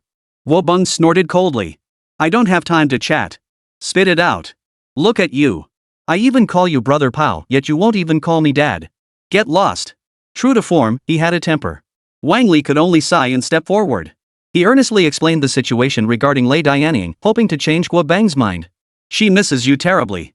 She hopes you'll at least come home for a meal. That's what she longs for most right now. Guo Bang was slightly moved. He hadn't expected someone who'd always been so irresponsible to harbor such a wish. Was it guilt toward him? Or was it simply nostalgia for the past? Fine. But I'm not going for Balsabub's sake. I just want to see what kind of cooking skills she has, since she can't cook at all. And so, the two returned to Blue Star together. At that moment, Lei Dianying was frantically preparing the dishes.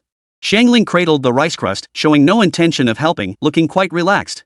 Are you really comfortable letting her handle all the ingredients and cooking by herself? Wang Li asked anxiously. Xiangling, sitting nearby eating watermelon, declared with absolute certainty. Don't worry, it'll be just fine. And so, the second creative program officially began. Ladies and gentlemen, next up is His Excellency the General's creation, 9-turn intestines. Upon hearing the dish's name, Guobang was struck by a very ominous thought. He abruptly stood up, ready to leave and return to Sumeru. This was far too dangerous. Both the dish's name and the atmosphere felt utterly bizarre. But, one glance from Lei Dianying and Guobang obediently sat back down. Inside, he cursed Wang Li and Lei Yingfilm silently. How could such a thing be turned into a dish, especially one she had to prepare? Soon, Guobang was pushed to the table and instructed to taste the dish. She speared a small piece, hesitantly placing it in her mouth to chew. Wait! What flavor is this? In that instant, Guobang felt as if she'd plunged into an ocean of feces, the stench lingering on her palate. No way, gotta get out of here. Lei Dianying's eyes darkened, as if she'd entered a manga's darkened state. Ready to strike a vicious blow at any moment, should a single word cross her threshold of tolerance. Very impressive. Guobang fought back the urge to vomit, covering her face to hide her discomfort. Then she gave a thumbs up, offering an extremely high praise. This only bolstered Lei Dianying's confidence, making her feel her dish was truly exceptional. Despite Kokowu's praise, Xiangling still eyed Lei Dianying with skepticism. After a moment's hesitation, she finally asked. Did you actually taste it yourself? Lei Dianying casually replied, yeah, I had a bite. How did it taste? Xiangling pressed. Instead of answering directly, Lei Dianying shared his vision in his own way. I removed most of the gut's gamey flavor, but I left a bit behind. I think keeping some of the intestine's flavor is how you know you're eating large intestine. Hearing some of it, Xiangling sensed trouble. It sounded like he'd taken a pile of poop and turned it into brightly colored poop. If she actually ate it, would she vomit so violently she'd question her entire existence? Did you keep it on purpose? Xiangling intended to use another question as a subtle hint to Lei Dianying that she could skip this dish.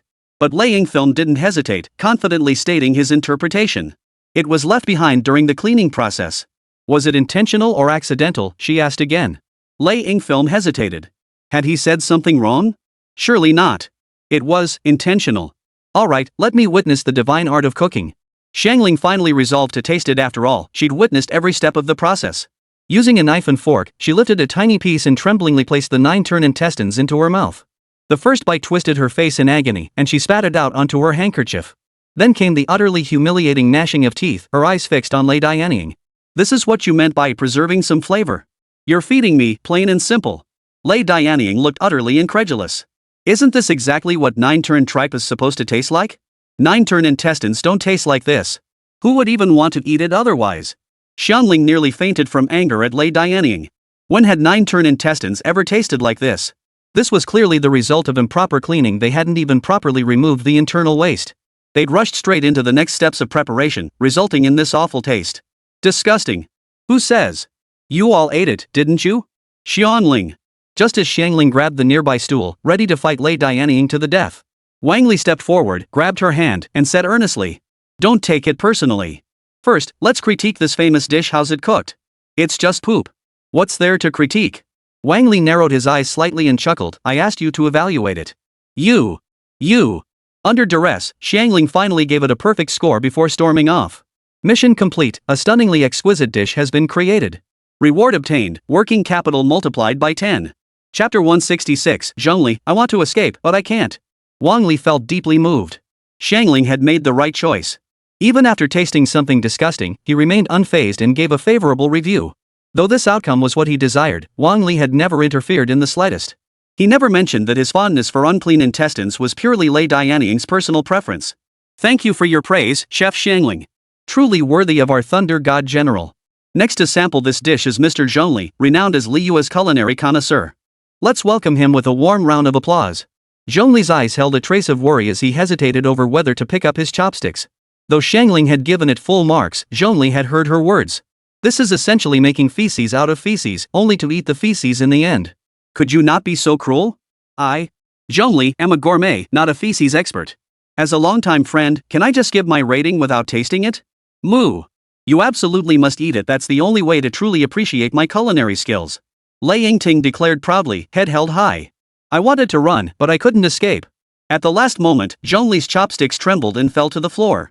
He bent down, pretended to eat it, gave a perfect score, then turned and walked away. This place is unbearable. I'd rather go back to the Wongsung Hall and work as a server. Better than being fed here. Wang Li transferred the video to his computer. After careful editing and basic special effects, he quickly released it. Within moments of its release, bullet comments flooded the entire duration of the video. National collapse, only mom's the best in the world, kids with moms get federal. That sly fox lurking in the background, this clearly isn't a simple matter. The ingredients are attacking people. My stomach's churning from watching this. Thunder movie, even the Rock King, unchanged for millennia, flees in panic under my strike. Wang Li watched it all, stunned. This is too outrageous. The nation collapses because of a mother's love, yet ends up eating excrement. Motherly love is great, but the motherly love hidden beneath the 9-turn intestines is even greater. Tears welled up.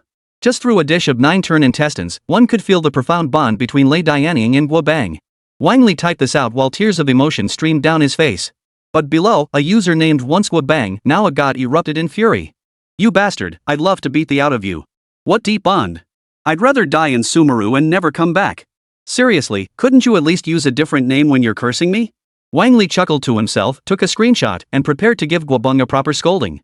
Not long after Wang Li left, the comments section for this video exploded. Idle hands, Xiangling, truly worthy of the thunder god. He effortlessly created a dish I could never master. Cute Nasha, this flavor reminds me of when the acting archbishop went to teach in the desert and the Grand Inquisitor secretly slipped sacred scarabs into the sandworm pupa curry. An unforgettable experience for the archbishop. I as dog, holy crap, the master chef of tripe, Lei Dianying, made an appearance. I was almost speechless. The internet erupted in debate, gaining new insights into Raiden's culinary skills. Is this the self-cultivation of a general? No wonder he's so breathtakingly brilliant. Look at that, he's already nailed the most crucial element of a dish's color, aroma, and taste. If he keeps putting in the effort, he'll definitely create delicious dishes. Everyone comforted Lei Dianying, knowing it was just scripted, but hey, as long as it's entertaining. Even the overseas team, after editing and uploading the video, foreign players flooded the comments with praise. What a masterpiece, Liu has 9-turn intestines. Some even developed a phobia of pig intestines, fearing they might vomit from accidentally eating feces. Seems like this local specialty isn't something just anyone can whip up. On the domestic mobile app, after seeing the comments below, I chuckled along too, then set down my shattered phone. Just wait and see if you dare to deliberately slander me again. You just wait. I'll get my revenge. Guo Bang shouted, then charged through the white gate Wang Li had opened, clutching his phone. He wasn't Wang Li's match yet. He'd go back and study how to deal with him. Meanwhile, Wang Li was beaming with delight. He actually reaped a decent profit. The entire Blue Star had stabilized as a reliable source of income, but to achieve further growth, he needed assistance from the Genshin Impact world. Wang Li had specifically commissioned a large quantity of outdated playback equipment from the old era. The goal was to conceal their origin from Blue Star as much as possible. Of course, Liu posed no issue. Their acceptance far surpassed that of other regions. The relatively archaic equipment also helped conceal the true nature of the technology. After all, only the wealthy elite, not the common people, truly enjoy Blue Star's advanced technology. Movies would definitely be screened, and the prices couldn't be too high with plenty of showtimes. After preparing over a dozen projectors, Wang Li addressed Lei Dian. I'll deliver the equipment first, so people can see the films everyone worked so hard to create. Lei Dian nodded in agreement, then turned back to study a new cuisine. Still shaken, Wang Li didn't even dare to watch and headed straight for Daizuma. Cooking with someone watching nearby shouldn't cause any problems, right? Why worry so much? If I stay here, I'll definitely have to eat the food Lei makes. Inside the castle keep, Raiden Shin and Raiden General sat facing each other at the head table, each holding a set of Inazuma chess.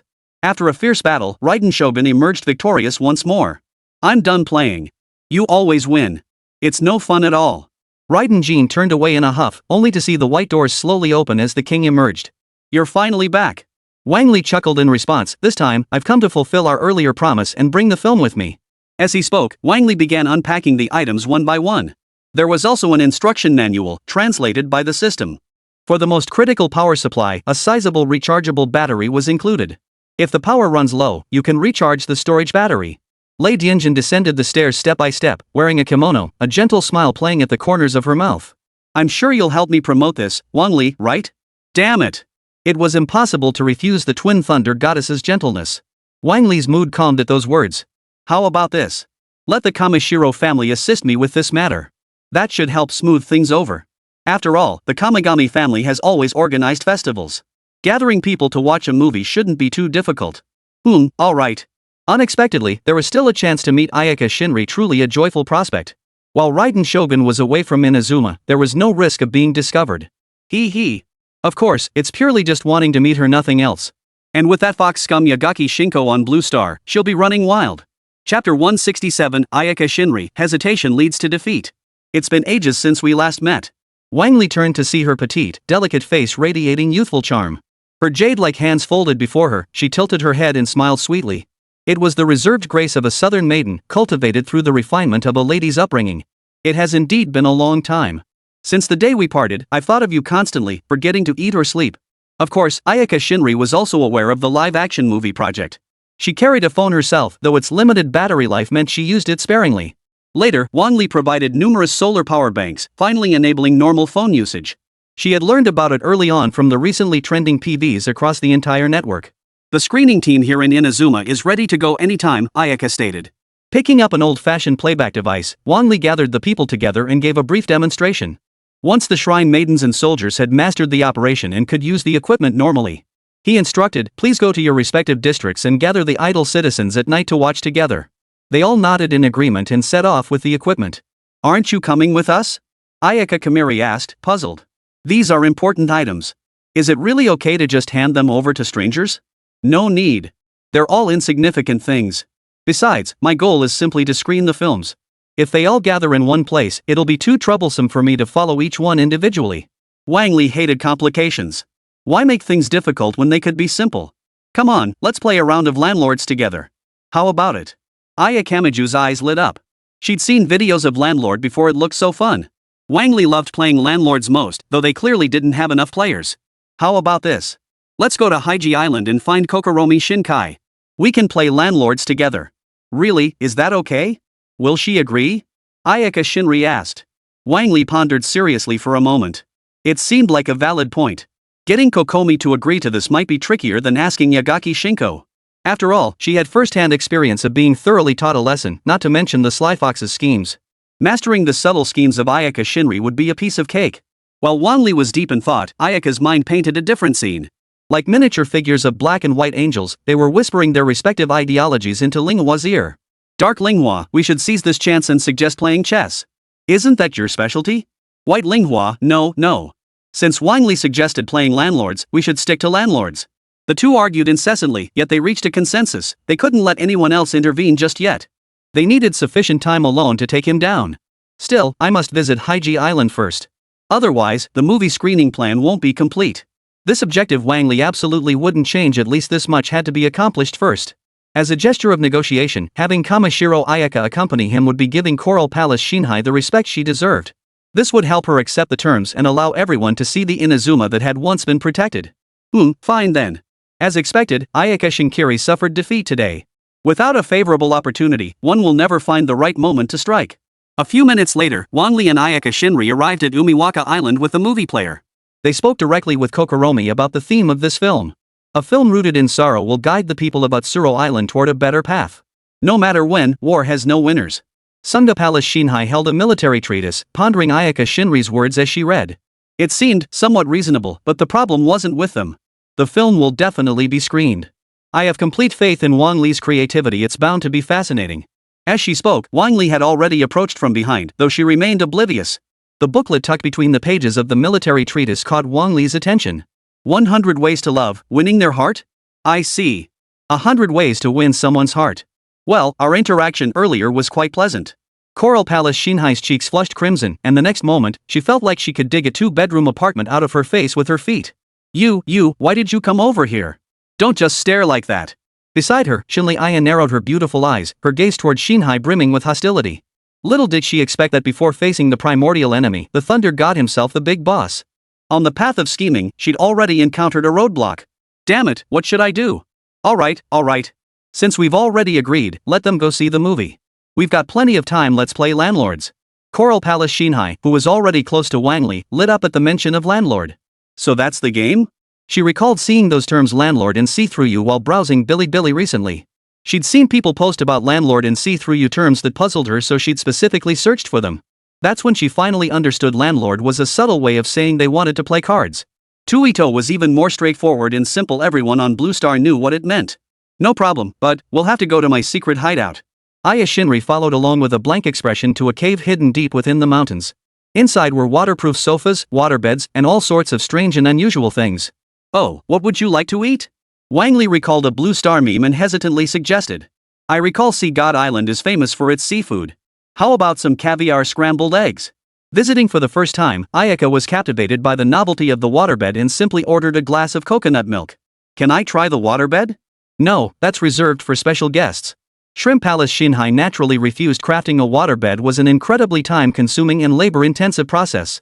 It required vast quantities of water element slime and the outer casing sourced from the blue star to create.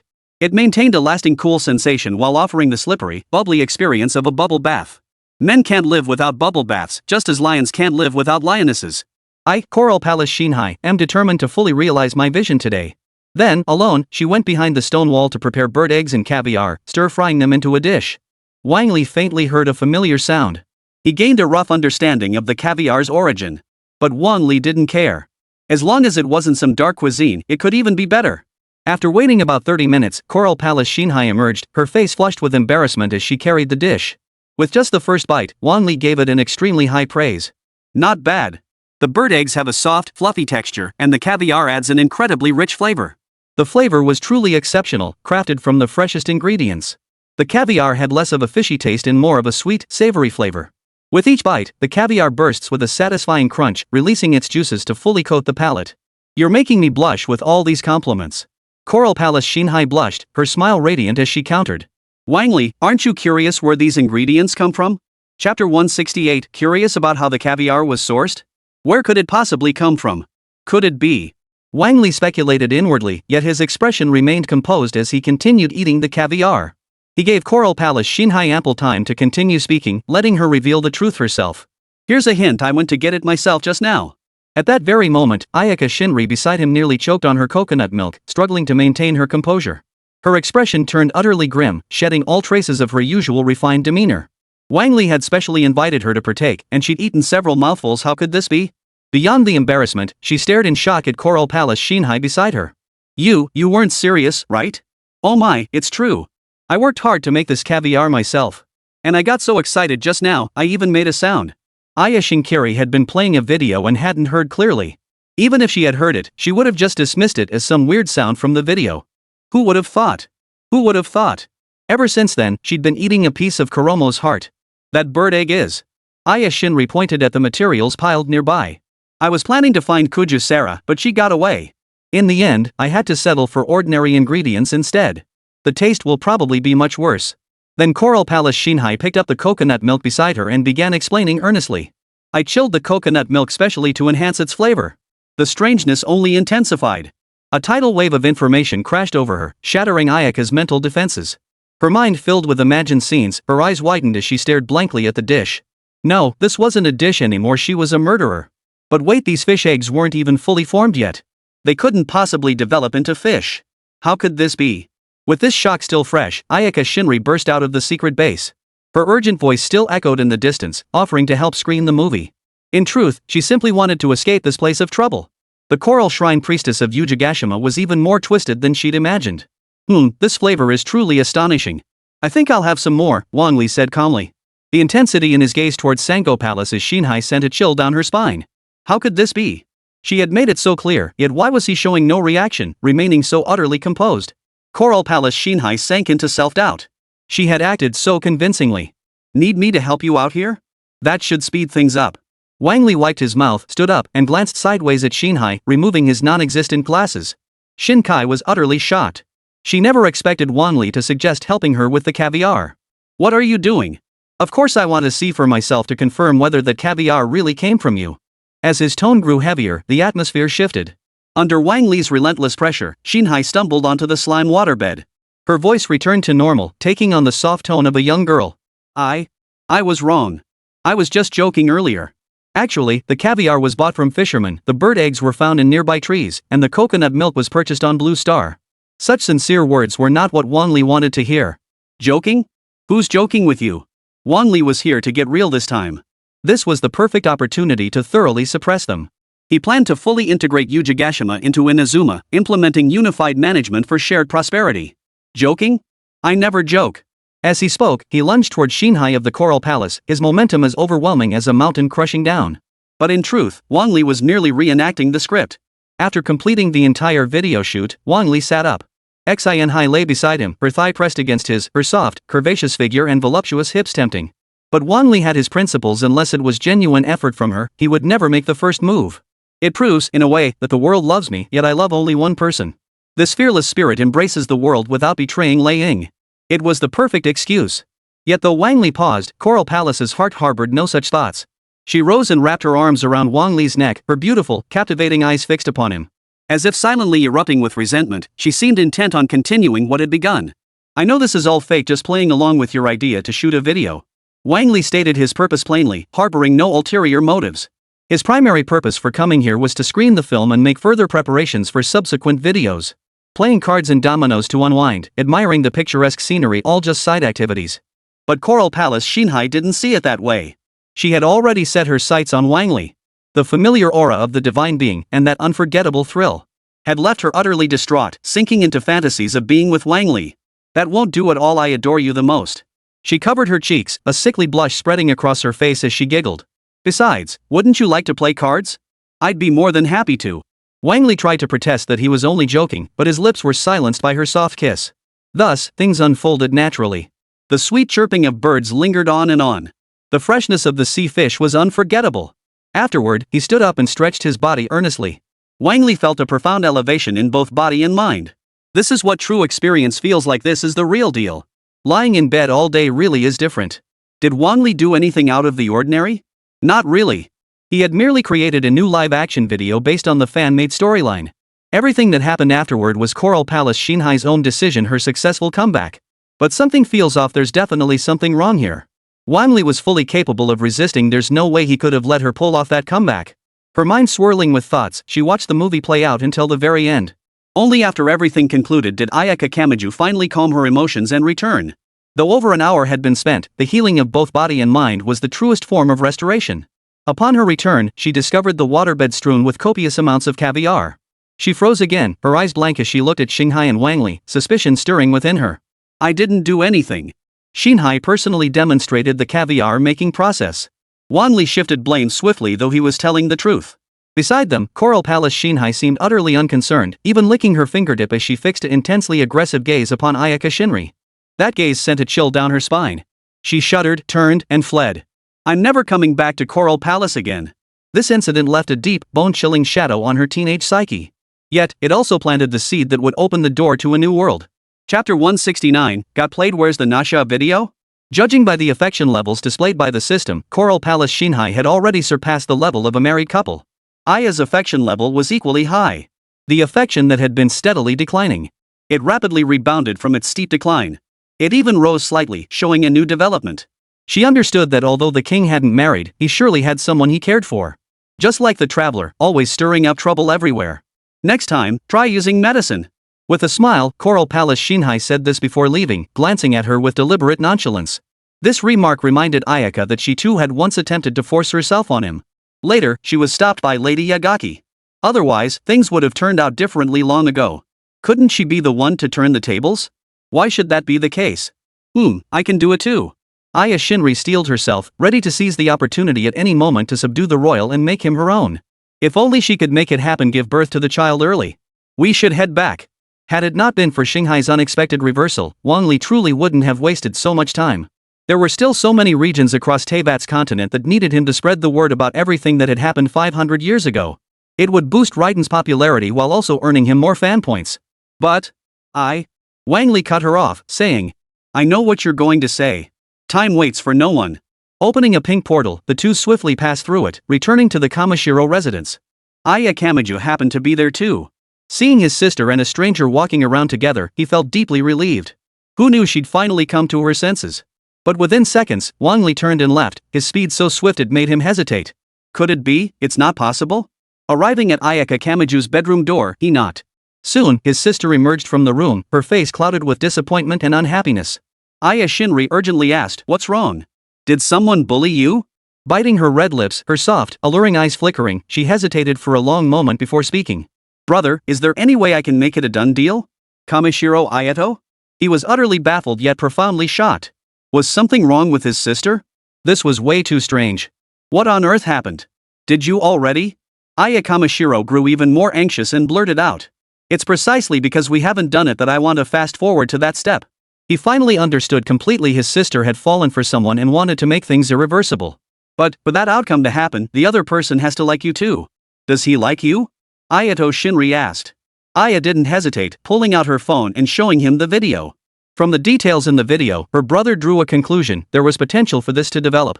I'll find a chance to have a proper talk with him. Liyue, Jade Pavilion. Wang Li sat on the sofa, his gaze fixed on the curvaceous beauty beside him, Ning Wang. She was engrossed in the movie, her eyes fixed entirely on the screen. Such breathtaking visuals, could they be sold separately for Mora? Ning Wang's first thought was always about Mora. She naturally loved anything that could turn a profit. It's up to you. You could open a cinema and run it 24/7. Wang Li's suggestion hit the mark like an arrow striking a target, instantly sparking Ning Wang's interest. That's a brilliant idea. With that, Wang Li outlined some cinema policies and discussed related copyrighted films. If you need it, I can acquire the copyrighted films through the cinema and sell them here. Ning Wang's eyes grew brighter and brighter. Compared to pure electricity revenue, cinema income would clearly be higher. Then I could open theaters in many countries. Ning Wang smiled happily. This brought her closer to her goal of consolidating Mora. But regarding this film about Canria, I hope it can be free in the post-production phase. Ning Wang asked in confusion, why? Because the film itself will be available on all online platforms in Liyue. In the end, no one will want to pay to watch a movie that's available for free. Of course, this wasn't Wang Li's true motive, but it was all he could tell Ning Wang.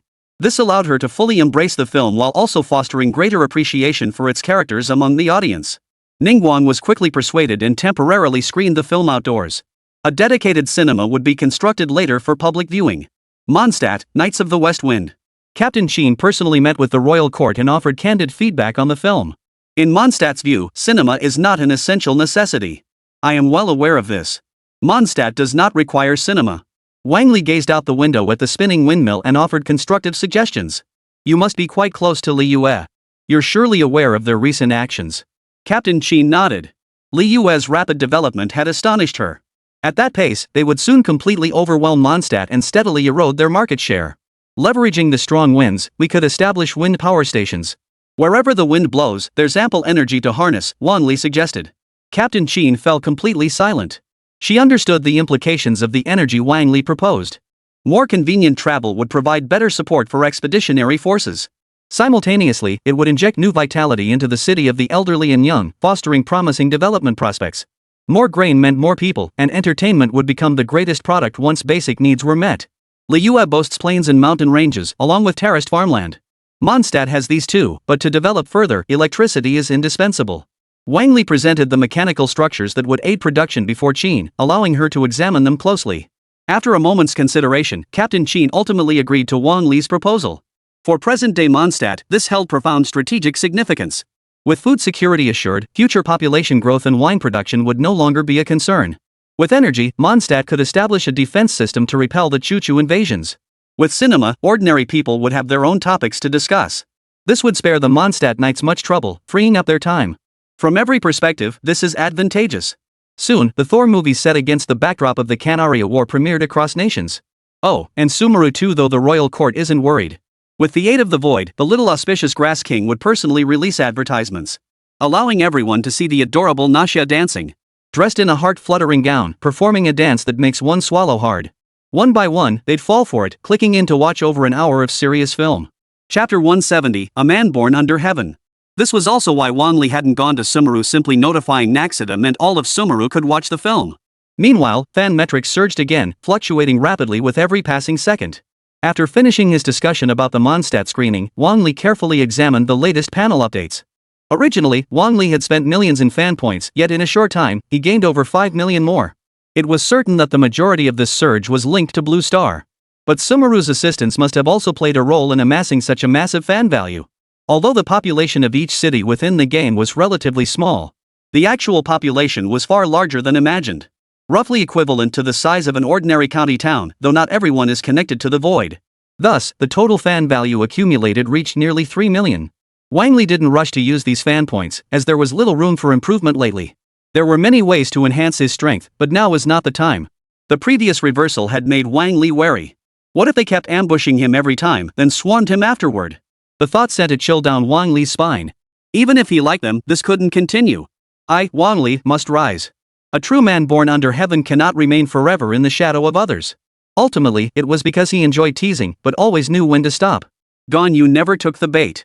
As the submissive type, she'd never make the first move. Xin High of Coral Palace was different. She was a specialist in surprise attacks, after all. Wang Li had been thinking of talking to Gonyu, and perhaps finally mustering the courage to act. Being a scumbag isn't my fault, it's just that I wanted to give all wandering women a home. Then came a call from Ayaka Shiri, her voice still singing like a solo melody. Wang Li perked up, but hesitated after a moment's thought. Finding one in each location was manageable, but if they were nearby, trouble would arise. Especially with Yagashi's organization, they'd easily get caught and ratted out to lay movie. In the end, I'd be the one left holding the bag. He'd have to decline. There was no other choice. Hello, is this Wang Li? I'm Ayaka Kamiju's brother. Hello, what can I do for you, Brother Ittō? Wang Li looked utterly perplexed. But nothing had happened between him and Ayaka. They'd always kept a proper distance.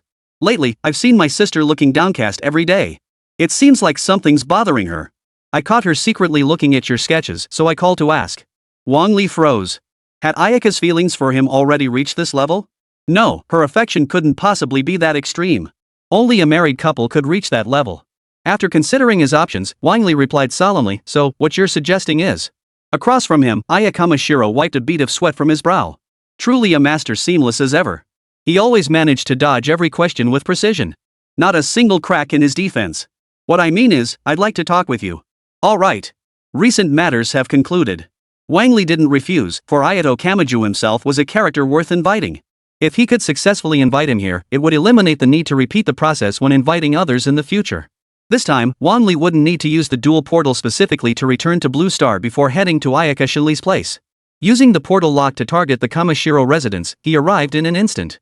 You've arrived, traveler from another world. Wang Li looked at the youth before him, sipping bubble tea. He appeared to be around the same age. A familiar face, his handsome features equally striking. Aya-san, it's truly better to meet once than hear 100 times. You're exactly as I imagined. After exchanging a round of mutual flattery, they finally got down to business. I hear you're playing both sides, thinking you could have your cake and eat it too? Wang Li froze. Why was Aya saying all this? No, wait, that look in her eyes was wrong. It was the smug satisfaction of someone whose scheme had succeeded. You're wrong. I've always been devoted solely to Raiden. Kamashiro Ayato's jaw nearly hit the floor. What on earth had he just heard? Thunder movie, was that a nickname for Thor? As the recently promoted film, he'd naturally seen it. Beyond gaining a thorough understanding of Thor's story, I also learned many secrets about the gods themselves. Thunderbolt was one of her nicknames, and now Wang Li had just blurted it out. So you're saying, you're dating a deity? Ittō Kamiju asked. Wang Li smiled without responding, saying little more, but his attitude spoke volumes. Aya blushed with embarrassment. Dating a deity meant he might one day marry the thunder goddess. How could anyone compete with that? Was he supposed to compete with a god in magnanimity? Looks like my sister doesn't stand a chance. But I still want to say this, actually, I could do it too. Get lost. Though the conversation took a peculiar turn, the more they spoke, the more they found common ground. Actually, our clan possesses a secret sword forging technique. I see the traveler lacks a suitable weapon. I could forge one for you. Then he pulled out his prized possession, a flowing blade like a river, its surface rippling with moonlight and silver. Though I didn't forge this one myself, I could still give it to you. Wang Li, is that it? As he spoke, he drew his own plain, unadorned longsword to show Ittō Kamiju properly. At first, Ittō looked down on it, just an ordinary weapon, right? But when Wang Li truly demonstrated its power, Ittō Shinri was astonished. Oh, yours not bad either. Aya had just returned from a stroll when she heard her brother chatting with Wang Li. Humming happily, she walked cheerfully with a folding fan in hand. Until she reached the doorway and overheard something that stunned her. Not bad at all. She pressed her ear against the door, listening to the conversation inside. Brother Ittō, you still have to work harder. Looks like mine's a cut above yours. Your big boy's so lame it couldn't last more than a few strokes. Look at yours, it's all grimy. You can tell it hasn't been well maintained. Oh, you're so brave. Of course I am. I'm super tough, got it? Hearing this exchange, Aya blushed, the vivid scene playing out in her mind. She hurriedly flung open the door and shouted, "What are you doing, big brother?" "That's my boyfriend." Inside the room, Wang Li was wiping down the artifact with a towel, slowly revealing its true form. Simultaneously, he steadily infused elemental energy into it, enhancing its current state. Meanwhile, Ittō was also holding a sword, meticulously wiping and maintaining it. Both turned their heads simultaneously, utterly bewildered by Ayaka's sudden appearance. Her flushed face and racing heartbeat made it look like she'd caught her husband cheating. "Ha? Little sister, what's wrong?" Ittō asked. What's wrong, Linghua? You seem so agitated. Wang Li asked while inwardly wondering what felt off about the situation. It felt strangely familiar. Chapter 171 Ayaka, that's my boyfriend. Aya's beautiful eyes fluttered slightly, filled with confusion and bewilderment. She asked softly, are you too? Wang Li and Ayaka Shinri simultaneously raised their weapons, pointing them as they spoke in unison. Polishing our blades, of course. They're our precious treasures. As the sharp-witted older brother, his eyes narrowed instantly, and he questioned with a slight smirk. Wait a minute, sis. Just now, I thought I heard, your boyfriend. I must not have misheard. Has it already progressed this far? Nay. A scene worthy of a sly fox unfolded before his eyes. Wang Li gave Aya a mental thumbs up. Just say what you mean, man. Wait, hold up, they're discussing my relationship with Ayaka Kamiri? No, brother, it's just. Ayaka's delicate hands tightened slightly as she hesitated to speak. How could I possibly say something like that out loud? Wait, brother, let me explain. I haven't even thought about marriage yet. Aya Kamiri wouldn't give her a chance to explain, cutting off her sister before she could continue. Any relationship not meant for marriage is nothing but fooling around. Yet as the words left her lips, Ittō deliberately or perhaps not cast a glance toward Wang Li. Such an obvious hint left Wang Li with little to say. It was definitely planned long ago. I'm sorry, but I can't. At least, I can't do something like that. Aya Kamashiro understood perfectly what Wang Li was implying. But according to Inazuma's laws, it doesn't explicitly forbid it.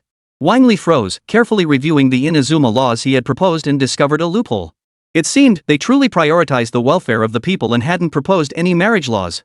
What you say does seem to hold some merit. Wang Li fell deep in thought, wondering what outcome he might achieve by using this as justification. He'd probably get sliced in half by Raiden's sword. Forget it. You'll have to explain this to the shadow yourselves. The risk was simply too great, dangerous enough to rival a roller coaster. After careful consideration, Wang Li decided to abandon the idea. He'd deal with the done deal later. Actually, since earlier, I've been thinking about something new. What is it? Wang Li smiled as he pulled out his phone and played a video.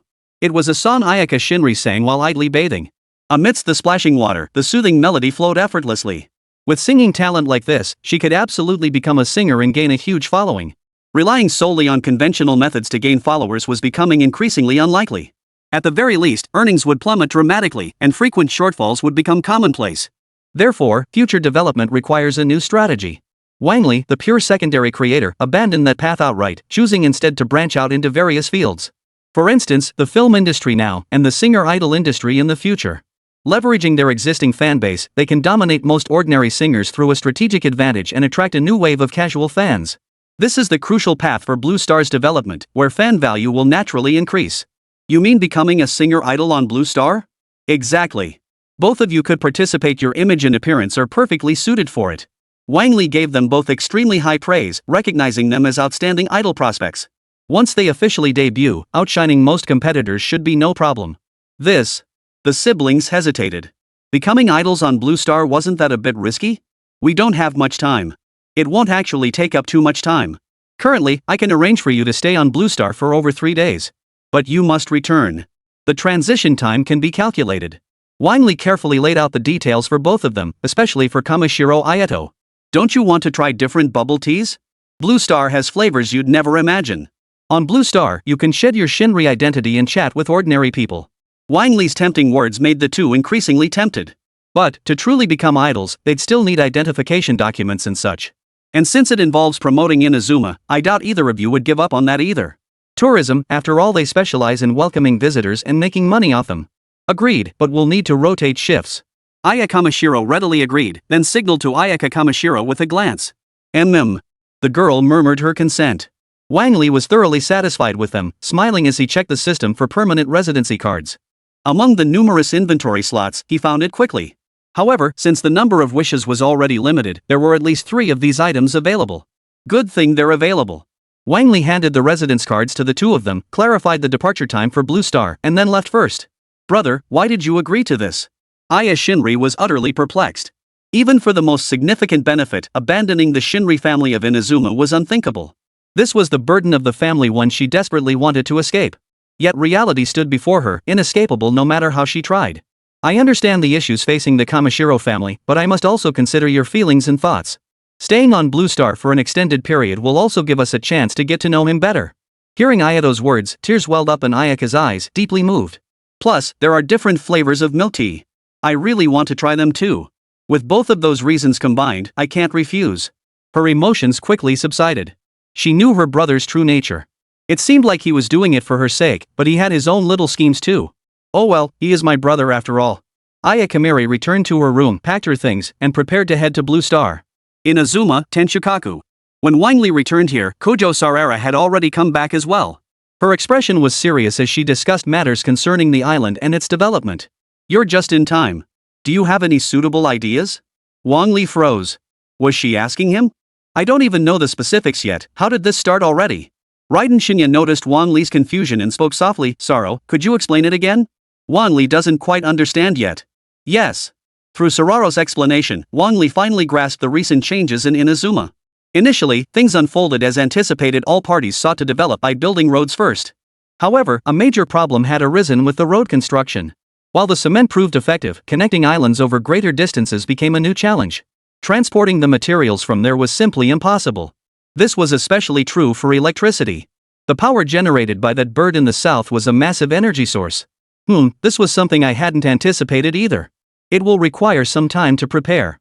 Wang Li's contemplative response caused General Thunder to frown. No solution? Then we'll discuss it later. Wang Li shook his head. It's not that there's no suitable method. I'm just considering which one is more appropriate. Chapter 172, the Ayaka Kamashiro Songstress Project. As a modern individual, Wang Li possessed numerous methods to enhance resource coordination between islands. The first, relatively simpler approach involved constructing cross-sea bridges to forge tighter connections between the islands. The second option was undersea tunnels, though this would make maintenance difficult. Moreover, not all regions were suitable for undersea tunnel construction. Other solutions were simpler, building more ships to increase passenger capacity, thereby addressing the issue. Alternatively, introducing aircraft for air transport could resolve the immediate predicament. The primary reason Wang Li did not immediately implement measures was that the latter three options were impractical. The only relatively suitable option was a cross-sea bridge. The materials for such a structure are readily available, and assembly is relatively straightforward. More importantly, one or two small islands between the archipelago provided suitable locations for bridge foundations. Ultimately, at Wang Li's suggestion, Raiden Shin opted for the combination of a cross-sea bridge and larger ocean vessels. Your reasoning is sound. I shall return and prepare the necessary procurement arrangements. Additionally, please ensure Inazuma has the necessary funds ready. Raiden Shogun waved his hand dismissively. No problem. Proceed as you see fit. I shall never be in debt. Wang Li vaguely recalled similar pledges made by Yagaki and the Great Compassion Tree King. And yet, hadn't they all ended up losing everything? Additionally, regarding power storage and transmission, I hope Inazuma will prepare early as well. I intend to purchase these systems together. No problem. Proceed as you see fit. But Wang Li didn't leave. Instead, he carefully calculated the expenses. My funds might not cover it all. I'll need to make an advance deposit. Raiden-san chuckled. Well, how much would that be? Currently, it's roughly 8 billion mora. Subsequent costs will be calculated separately. Raiden Shin? Thunder General. 80 billion mora. That's not 80 mora coins, it's enough to cover the entire Tenchukaku. Even if Inazuma is a relatively well-established nation, its treasury couldn't possibly hold 8 billion. Wang Li was fortunately escorted out and rejected the possibility of bridge construction. The original plan of advancing by both sea and land was scrapped, replaced by building a massive commercial vessel capable of carrying 10,000 tons. The cost was significantly lower, and it could easily be converted to electric propulsion. After all, with Inazuma's abundant lightning attribute slimes, gathering the resources for a single giant ship would be a breeze. After brief discussions, Wang Li returned to the Kamizuki residence, preparing to depart with Kamizuki Ayaka. I'm ready to depart, brother. Watching his sister approach the white gate, Ayato Shinri offered reassurance. Go with peace of mind. I'll handle matters here with Toma. Just remember to bring more milk tea next time. Ayaka's face darkened. She turned abruptly, grabbed Wang Li's arm, and pulled him away from Inazuma. The moment he returned to his room, Wang Li purchased a small singing company. He made arrangements with the relevant personnel and took Ayaka Shinri to the recording studio. To be precise, they leveraged the copyrights of their existing popular songs for a cover version. They then selected song segments suitable for short video platforms and provided them to content creators. This strategy aimed to achieve rapid viral reach, securing a solid and reasonable start. Singing styles on Blue Star were diverse and far more accessible than dance. How to attract a younger audience was a matter the entire company needed to discuss and research. Wang Li didn't oversee everything. Whether to enter singing competitions or focus on cover songs required a company-wide decision. Wang Li had no suitable plan for this, as it was an area he had never been involved in. We think the best option is to appear on a show, specifically I Am a Singer, which is already showing signs of decline. This was one of the proposals from his agent on the other end of the phone, the fastest way they believe to break into the mainstream. That's fine. The key is finding a song that sounds good and suits her. Wang Li offered a fair assessment. Any gentle song would allow her to showcase her full potential. Within 3 hours, the Genshin Impact community erupted once more as screenshots flooded social feeds. The reason was simple: the legendary cosplayer of Ayaka Kamiju was about to debut. Unlike previous collaborations, she was set to become a legitimate singer. Her initial playlist would focus on covers, though the company had also selected some original songs internally. Given that, Ayaka Kamiju leveraged her exceptional vocal range and gentle voice. She quickly made her debut and began preparing for her show.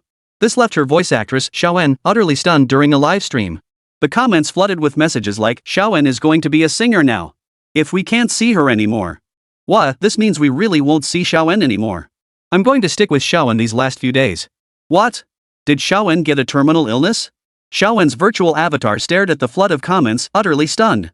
How did things fast forward to me? Stop messing with me. What? I'm not going on any shows, and I have no plans to become a singer. And I certainly don't have a terminal illness. Stop flooding the chat with weird messages. After figuring out what was going on, Xiaoen specifically checked Ayaka Kamiju's microblog. There was indeed information there about plans for singing and becoming a singer. Holy crap, am I really going to be a singer? While Xiaoen was stunned, fellow netizens egged her on to contact Ayaka Kamizato for inside info. That doesn't seem right. Before she could finish, the screen switched to a chat window. There was Ayaka Kamishiro on the other end, and Xiaoen was rapidly typing to confirm the news. Xiaoen, I heard you're going to be a singer. Is that true? Ayashinli, of course. Honestly, it's because I genuinely love singing and want to give it a try. Aya Kamishiro had always been deeply interested in music, feeling a special connection to it. Becoming a singer would allow her to find a vocal coach to improve her musical skills while pursuing her passion. In just 2 days on Blue Star, she'd already learned so much. Xiaoen, so what kind of show are you going to be on? I'll definitely be there to cheer you on. Aya Kamishiro, thank you so much, Xiaoen. If we get the chance, let's definitely collaborate again. The two chatted for quite a while, sharing many personal topics. When they finally parted ways, Xiaoen let out a long sigh of relief. So it's true after all. I can actually become a singer idol? I never would have imagined this. No way, I have to share this with my besties. She was really just bragging about her voice acting role. Now she was so accomplished, even becoming a singer. Once she actually became a singer, others might even ask her for tickets. Just thinking about it made her excited. Soon, Kikohana and the others found out too, leaving them all stunned and speechless. Is that even possible? But come to think of it, it makes sense. Even if they're identical, they're still real people. Wanting to become a singer is perfectly understandable. Seriously, she totally pulled it off. Kikohana felt a bit down. After all, Raiden Shogun's persona was that of a homebody. No need to think about idols anymore. Chapter 173, Kikohana, Raiden's Rise. The singer and idol personas were quickly established. Most of the songs Ayaka Kamizato performed were popular music hits from that year. Even if some tracks were plagiarized, Wang Li had already purchased the rights to them long ago. When Wang Li heard one of his favorite songs performed in Kamishiro Ayaka's voice, he felt his body and soul being healed. You are the opening verse of faith, the ending of a fairy tale. You are the miracle that comes naturally, the moonlight so beautiful. Wang Li cherished the song, finger-crossed pledge, most of all the emotion it conveyed through Ayaka Kamiju's singing. It felt like a special performance, carrying his own achievements. It was a secret whisper meant only for himself. Maybe we could acquire the copyright to Luo Tianyi's songs. They've created quite a few gems. Some say this song isn't popular. But in Wang Li's eyes, it was the ultimate bridge connecting the anime world to everyday life. No other song could compare to this one. Another potential bridge is God's Drift, though this one is relatively more vibrant. The songs Wang Li selected this time perfectly match Ayaka Kamishiro's essence. While allowing Ayaka Kamishiro to continue engaging with her existing fanbase, they also attract others who enjoy the anime world. Nearly every track represents a piece of anime fans' past youth. Amidst short video platforms and these cover songs lies Ayaka Kamiju's solo singles. These are the so-called classic tunes, the unforgettable hummables. To be precise, Ayaka Shinli had already composed and written the lyrics long ago, though they never appeared in the main storyline of Genshin Impact. It was once a lullaby, the song she heard most often as a child by her mother's side. Once fully realized, the song radiates ethereal grace without losing its soul. It felt like listening to the waves carried by the sea breeze, the summer cicadas chirping, and the rhythmic clatter of flowing water. When the song ended, even those who had scoffed earlier offered praise. Even fans drawn purely by her looks had to admit Ayaka Shinkiri had chosen the right path. Becoming both a singer and an idol proved to be the perfect way to revitalize stagnant fan engagement. Though she may not be at the pinnacle of the music industry, her beauty speaks for itself. Though she's not the only choice among Genshin's many characters, she can sing. No matter how you look at it, she's a solid idol singer. But Kikohana refuses to accept this. She could be a skilled singer. Why can't her own Thunder movie take on Little N head-on? I've got plenty of songs to show off, let's battle. Kikohana specifically went live and matched up against Raiden Shogun's true form. Her voice carried both anticipation and indignation toward the production. Lei Dianying felt helpless too. Once she realized this voice actress was her own existence in this world. Her attitude had softened considerably, and they interacted frequently. But this time, being a singer or idol? That didn't feel quite right. At least she herself had no intention of pursuing singing as a career. It was merely a hobby, a pastime for her leisure hours. I don't want to compete with her over this. Our priorities are different. That was true. Lei Yingning's focus was entirely on gaming and streaming, essentially a professional streamer. As for Ayaka Kamiri being an idol, that seemed perfectly reasonable too. As for Goro, sorry, but without a gender swap, Goro only has a tail. That's such a shame. I bet everyone would love Ayaka Shinri. The audience didn't understand what Kikohana meant, but Lei Dianying did. She could tell Kikohana was thinking of her own interests. Lei Yingfilm and Wang Li's relationship, while not exactly common knowledge, was close to it. If Wang Li poured all his energy into Ayaka Kamiri, his position would be seriously jeopardized. That makes sense. Lei Dianying pondered seriously for a moment, concluding that this perspective held merit. If possible, she should be by Wang Li's side at all times to prevent any chance of being cheated on. Wang Li had just returned and knew Lei Dianying was streaming, but he didn't go over. He simply listened quietly to the song while casually contacting a friend. My dear brother, it's been ages since we last met. How's the villa treating you? On the other end of the call, Zhang Jian's figure appeared on the screen, looking as dashing as ever. He seemed to be in a private cinema, watching a movie with a few friends. The movie I watched was the recently released live-action adaptation of Genshin Impact. How was the movie? Wang Li asked with a smile. I have to say, in terms of special effects, it really holds its own against Marvel. The plot was pretty solid too, on par with Marvel, I'd say. Marvel's plots weren't exactly the most brilliant either, but hearing such praise from a close friend, Wang Li felt quite satisfied himself. It meant that even someone like Zhang Jian, who wasn't particularly familiar with Genshin Impact, found it acceptable. Other casual viewers would naturally accept it too. Once it became available nationwide, the growth in fan base won't stop. By the way, do you know anyone who bought the giant wheel? A giant ship? What kind of ship? A giant ship. I need one. Zhang Jian across from him froze, then whispered. What are you really up to? Don't tell me you're secretly aiding South Africa. Is there some lucrative project involved? Wang Li thought for a moment. He could give a rough outline. There is indeed a project, with a pretty decent return rate. We're a bit short on power right now. The two whispered to each other, as if plotting like a criminal gang. But it ended quickly, and Zhang Jian's eyes lit up. The return rate is indeed impressive. Oh, and about that promise to hook me up with a few girlfriends, where are they? Wang Li felt embarrassed he actually remembered. How was he supposed to find someone like that? I've been checking out Ayaka Shinri lately, she seems pretty good. How about her? Wang Li. Seriously, he's trying to steal my girl right in front of me, huh? Sighing helplessly, Wang Li said, she's out of the question. I'll keep looking for you. Hey buddy, that's not fair. You gotta give me some hope. Wang Li knew full well that if he couldn't satisfy this request, the ship later on was out of the question. Sure enough, the voice across from him grew stern. Don't push me to the brink, you green tea. Wang Li? It had been ages since he'd heard that kind of language, and for a moment he didn't register it. Back in the day, everyone used to say things like that all the time, occasionally discussing it among themselves. You need a foundation of affection. How can you be together without it? Even I need to build up my affection points, how else could I win the heart of a Genshin character? Zhang Jian fell silent. After a moment, he finally spoke. Alright, tell me your plan.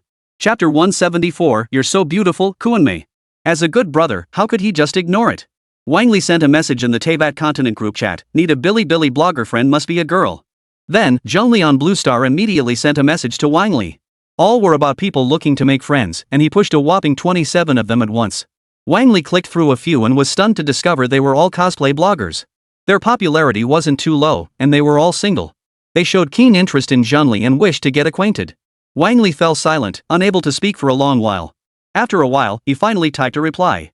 Spill it, do a lot of girls hit on you? Damn it, why don't I get any? Zhongli. Holding his phone, Zhongli remained silent too, but inside he was thinking. Don't you have any self-awareness? No girls are hitting on you. What Zheng Li meant wasn't appearance, but the video Wang Li had created. It had completely shattered his criteria for a partner. And no girl could possibly like an idol with such a mountain of negative news. In Wang Li's life, aside from chasing girls across Teyvat, his future was utterly hopeless. Many others were watching the chat group too, including Lei Movie. See? A man like this is easy to snatch away if you don't keep a close eye on him. I'm sure you've seen Genshin fan works too. How many admirers and admirers does a traveler have? He seeks them out himself. Yae Miko sat beside her, relentlessly whispering sweet nothings into her ear, guiding her thoughts along the path she desired. Even Lei Dianying's expressionless face darkened. If that were truly the case, she would draw her sword. Even if she couldn't kill him, she would strike.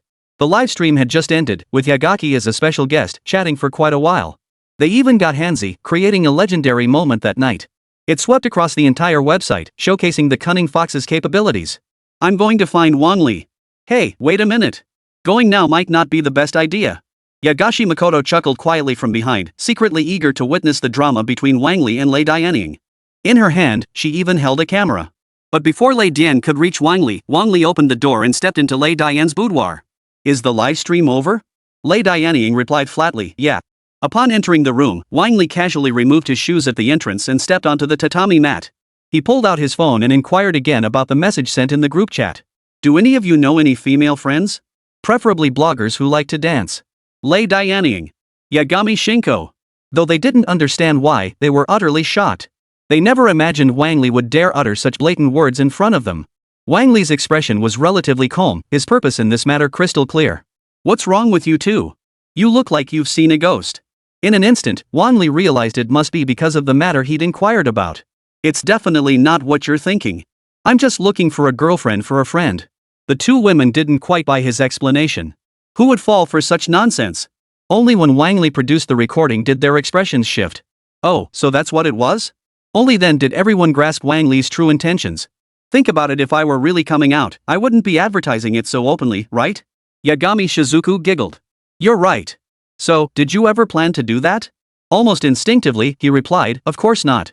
This response completely eased Lei Dianying's earlier anger, and his expression brightened considerably. Hopefully we can find a suitable blogger soon, or else the cruise plans will be put on hold. Lei Yingying nodded earnestly and joined the conversation. He carefully screened a batch of candidates and quickly found a blogger based in Kyoto. With roughly 200,000 followers, introducing them to his good buddy Zhang Jian would be no problem. Except, he was a minor troll who gained fame by parodying the viral "Chicken, You're So Beautiful" dance. Those electrifying dance moves and masterful shoulder shakes left Wang Li utterly stunned. She's the one. Wang Li immediately took his team to the meeting spot for an official introduction. Is this Senior Lei Dianying? It's a pleasure to meet you. Lei Movie nodded and reached out to shake hands with the girl before him. But the sly fox stepped forward instead, smiling as she asked. How happy are you? Zhang Xiaoqing, whose online alias was Blue Star Resistor, stared blankly at the fox of scorn. Is that even human speech? Lei Dianying immediately delivered a karate chop to Yagami Shizuku, sending her clutching her head in agony. Tears streamed down her cheeks. This was no ordinary pain. Wang Li stood nearby, chuckling merrily as he mocked the little fox's petty nature.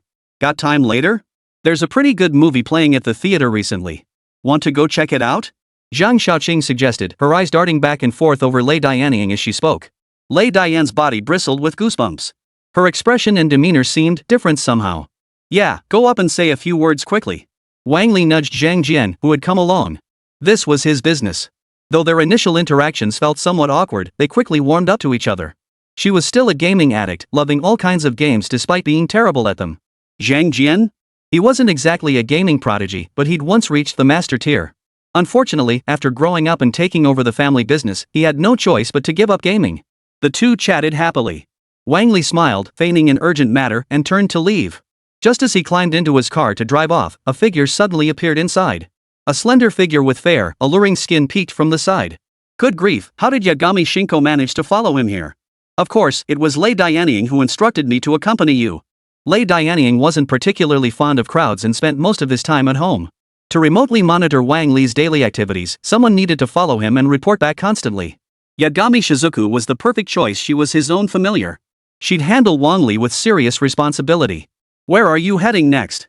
Wang Li thought carefully before replying, I'll go see Zheng Li and the others.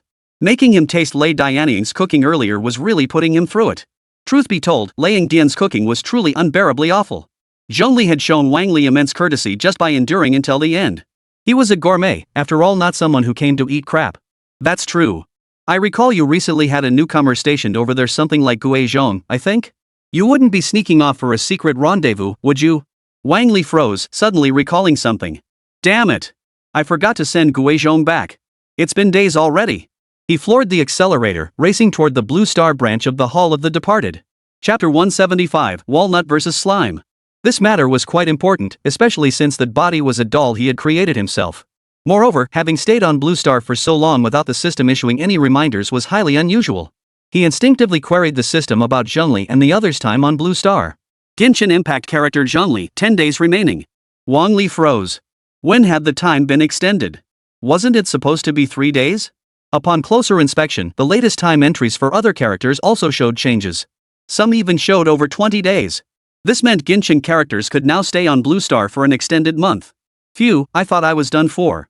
Wang Li exhaled deeply as he used the AI assistant Xiaoai to call Zhongli. Calling Zhongli now. Wang Li. Truly an AI with a touch of insanity, always delivering unexpected surprises. But soon enough, the call connected. Guizhong, hello, what can I do for you? Hello, Guizhong. I'll be heading over to your place shortly. Where are you now? Wang Li's question left her silent for a moment before she replied. I'm at the store right now, the Wangsheng Hall branch in Jigu City. It seemed they were both heading to Jigu City, though she didn't know what they planned to do. Alright, I'll be right over. After some time, Wang Li drove the car back home. Yagami looked at him with confusion and bewilderment. How do you plan to get there? Wang Li pulled out the portal with confidence. With this, I can go anywhere in the world. All I need is a mental image. As for how Wang Li would get there? He simply took a photo and stepped through. They arrived almost instantly, spotting Walnut and Guizhong busy with sales. You won't regret buying these. The most exquisite and professional urns, they won't decay for over a century. Hu Tao shouted through a megaphone, while Guizhong beside him hammered away with an ordinary iron hammer. After the blow, only a slight dent appeared, no cracks at all. These urns were all sourced from elsewhere. She'd specifically requested a Dunhua urn for Ping Lao Lao. She was making a killing over here. How much did a coffin cost before? Now, each small square urn is priced at a fraction of that. The conversion was worth more than double the original price, and the profit margin had at least tripled. Most importantly, people actually buy them this way. The materials used for the urns can be inspected directly. They're 100% wooden construction, made from extremely durable wood, very practical. Of course, there are also special props for fans, like little walnut shaker toys and such. There were even autograph sessions, which astonished Wang Li. Please sign this notebook for me. Hu Tao glanced at the notebook's cover, Hu Tao vs. Slime. She looked up at the man before her, her beautiful eyes widening slightly as she hesitated to put pen to paper. Is there a problem? The man asked, his tone righteous. Hu Tao desperately wanted to slap him, but she held back and signed instead. She even took a photo of it specifically for him, then told the staff beside her. Don't let him come here again. I don't welcome him. Several people behind him promptly put away their notebooks and pulled out more conventional posters. By noon, Hu Tao finally relaxed, rubbing her shoulders. Wang Li and the Divine Child are here. Come in quickly and join us for lunch. The group quickly entered the room, where Xiangling was stirring today's lunch with a spatula. Before long, a large table was laden with dishes. How about it? Come taste the flavors. Zhongli returned from outside at that moment, accompanied by a variety of girls. He paid them no mind, however, calmly taking his seat and sampling today's meal. Not bad. It's almost as good as the 5-star restaurants in Jigu City. Hu Tao glared at Zhongli beside him, fuming. How could you go out to eat again? Of course, it was to find the perfect recipe for Miss Xiangling. With that, he presented several sheets of xian paper, each densely covered in handwritten recipes. Xiangling immediately snatched the recipes from Zhongli with delight and began studying them intently. Wang Li observed the resentful expression on Walnut's face, and the atmosphere here, it was truly enviable. You came here looking for me, are you heading back to Liyue? The girl finally looked at Wang Li, having already guessed why he had come here. Of course, this was also what she desired, to return to Liyue and see her people. In the future, she would live in Liyue too, as an ordinary person. You're right. I've been here far too long. It's time to go back and see them. Xiangling, who had been watching the process nearby, chimed in. Finally, I can go back and see Guoba. At Liyue's people's canteen, Guoba sat quietly watching the stove. Master Zhong, busy stir-frying nearby, offered a reassuring word. Xiangling's just gone out for a bit. She'll be back soon. It wasn't much, but the way he treated Guoba was like he was his own son. There was a special warmth to it. Especially when he's stir-frying, it feels like everything tastes better with him around. But these past few days, Xiangling hadn't returned for quite some time, leaving Potsticker feeling rather down. The dishes have changed slightly, leaving diners feeling a bit down. Perhaps this was how the kitchen god expressed his sorrow. I'm back. I found quite a few new recipes this time. Potsticker snapped his head up, his mood instantly lifting as he spotted Xiangling and the others approaching. He dashed toward them and leaped up in protest. What's wrong, Guaba? Are you upset because I was gone for a few days? Chef Zhong had just finished serving the dishes and returned to the kitchen. His first move was to correct Hu Tao's statement. You haven't just been gone for a few days, it's been over 20 days since you returned. Ha? Xiangling froze. Surely only a few days had passed on Blue Star. Why had time here already advanced 20 days? She looked at Wang Li in disbelief, and his explanation left her stunned. The flow of time differs between the two worlds, hence the discrepancy. This made Xiangling feel even more heartbroken. She stepped forward to comfort the dejected Guaba. I'll never leave you for so long again, okay? Don't worry, Guaba. Wang Li crouched down and said earnestly, that might not be possible. Because the time difference between Blue Star and Teyvat will always remain this way. If you want to avoid being apart for so long, you must invite Guaba to Blue Star. Xiangling rubbed Guaba's head and asked, Guaba, what do you think? Guaba nodded earnestly. He never wanted to be apart from Xiangling again. That feeling was like losing the light in his life, leaving his existence devoid of meaning. The system then delivered a quest notification, startling Wang Li. Invitation quest, Guaba defeats Zhongli in a one-on-one battle. Guaba defeats one of the 7 divinities in a one-on-one battle. Wasn't this little Guaba's request just way too difficult? Wang Li's head ached, and he even considered abandoning the quest. Even with the god's heart in little Potsticker's hands, who could it possibly agree to fight? Who could it possibly defeat? Chapter 176, Potbar vs Naxita. No matter how Wang Li thought about it, there was no way to fulfill such bizarre demands. The only demon god of Goba's caliber who had ever successfully challenged it was the little auspicious Grass King. Wang Li began seriously contemplating how to accomplish this mission. As for why Guaba had been specifically invited, it stemmed from Wang Li's own sudden whim. It seemed that among all known demon gods, only Potsticker possessed fire attributes. Since he possessed the relevant stats to enhance his strength and ultimately achieve balance across the 7 elements, it was clearly an indispensable factor and a necessary point to strengthen. Why do I feel like Guaba is different from ordinary elemental creatures? Wang Li's words caught Xiangling off guard. She didn't quite grasp his meaning. Zhongli, standing nearby, recognized Wang Li's question was directed at him specifically about the identity of this Potsticker. It is one of the archons, known as Maximus, the Archon of the Hearth. Its origin is peculiar sparks ignited from clashing stones. Later, out of affection for humanity, it channeled its power into the earth, forsaking its divine nature. Wang Li nodded thoughtfully, finally grasping the true origins of the charred rice cake before him. The others nearby were equally stunned. Who would have thought this seemingly ordinary fire elemental creature was once a mighty demon god? They weren't strangers to demon gods, each one radiated an imposing presence. But a demon god as gentle as this one, willing to relinquish its power? This was their first encounter. Wang Li, however, was no stranger to such beings, for the North Wind Wolf had once poured its power into the earth as well. Gue Zhong took small steps toward Guaba, gently stroking its soft head. She whispered softly, you truly endured so much back then. From her lips, the tale of the past continued to unfold. Guaba's existence was remarkable. Once, Gue Zhong and Zhongli had established a gathering called the Geely Assembly. People lived in peace until a catastrophic flood utterly destroyed that land. To be precise, that was caused by the demon god Ozer, right? Wang Li speculated. Gue Zhong paused, surprised that Wang Li had grasped this point. That's correct, she replied solemnly. Ozer did indeed trigger the crisis back then, though it was quickly quelled. Just as he thought. Wang Li listened on. The kitchen god retired successfully, and Potsticker was born. The subsequent events were recounted by Xiangling. May wind and rain still bless us, mountains and seas rejoice together, all under heaven's grace. As stars shift and constellations turn, seas turn to fields and fields to seas, the world of mortals remains unchanged. Fame and fortune are mine, for 100 years and 1,000 autumns never forget the night stroll by candlelight. Through ages past and present, amidst turbulent currents, grand visions await the rising generation. The first line speaks of the immortals of past generations, the second of Guan Yu's era, and the last of Ningguang and Kuqing's time. Each era's people embody their own distinctive spirit. Ningguang may appear youthful, yet she too approaches a century in age.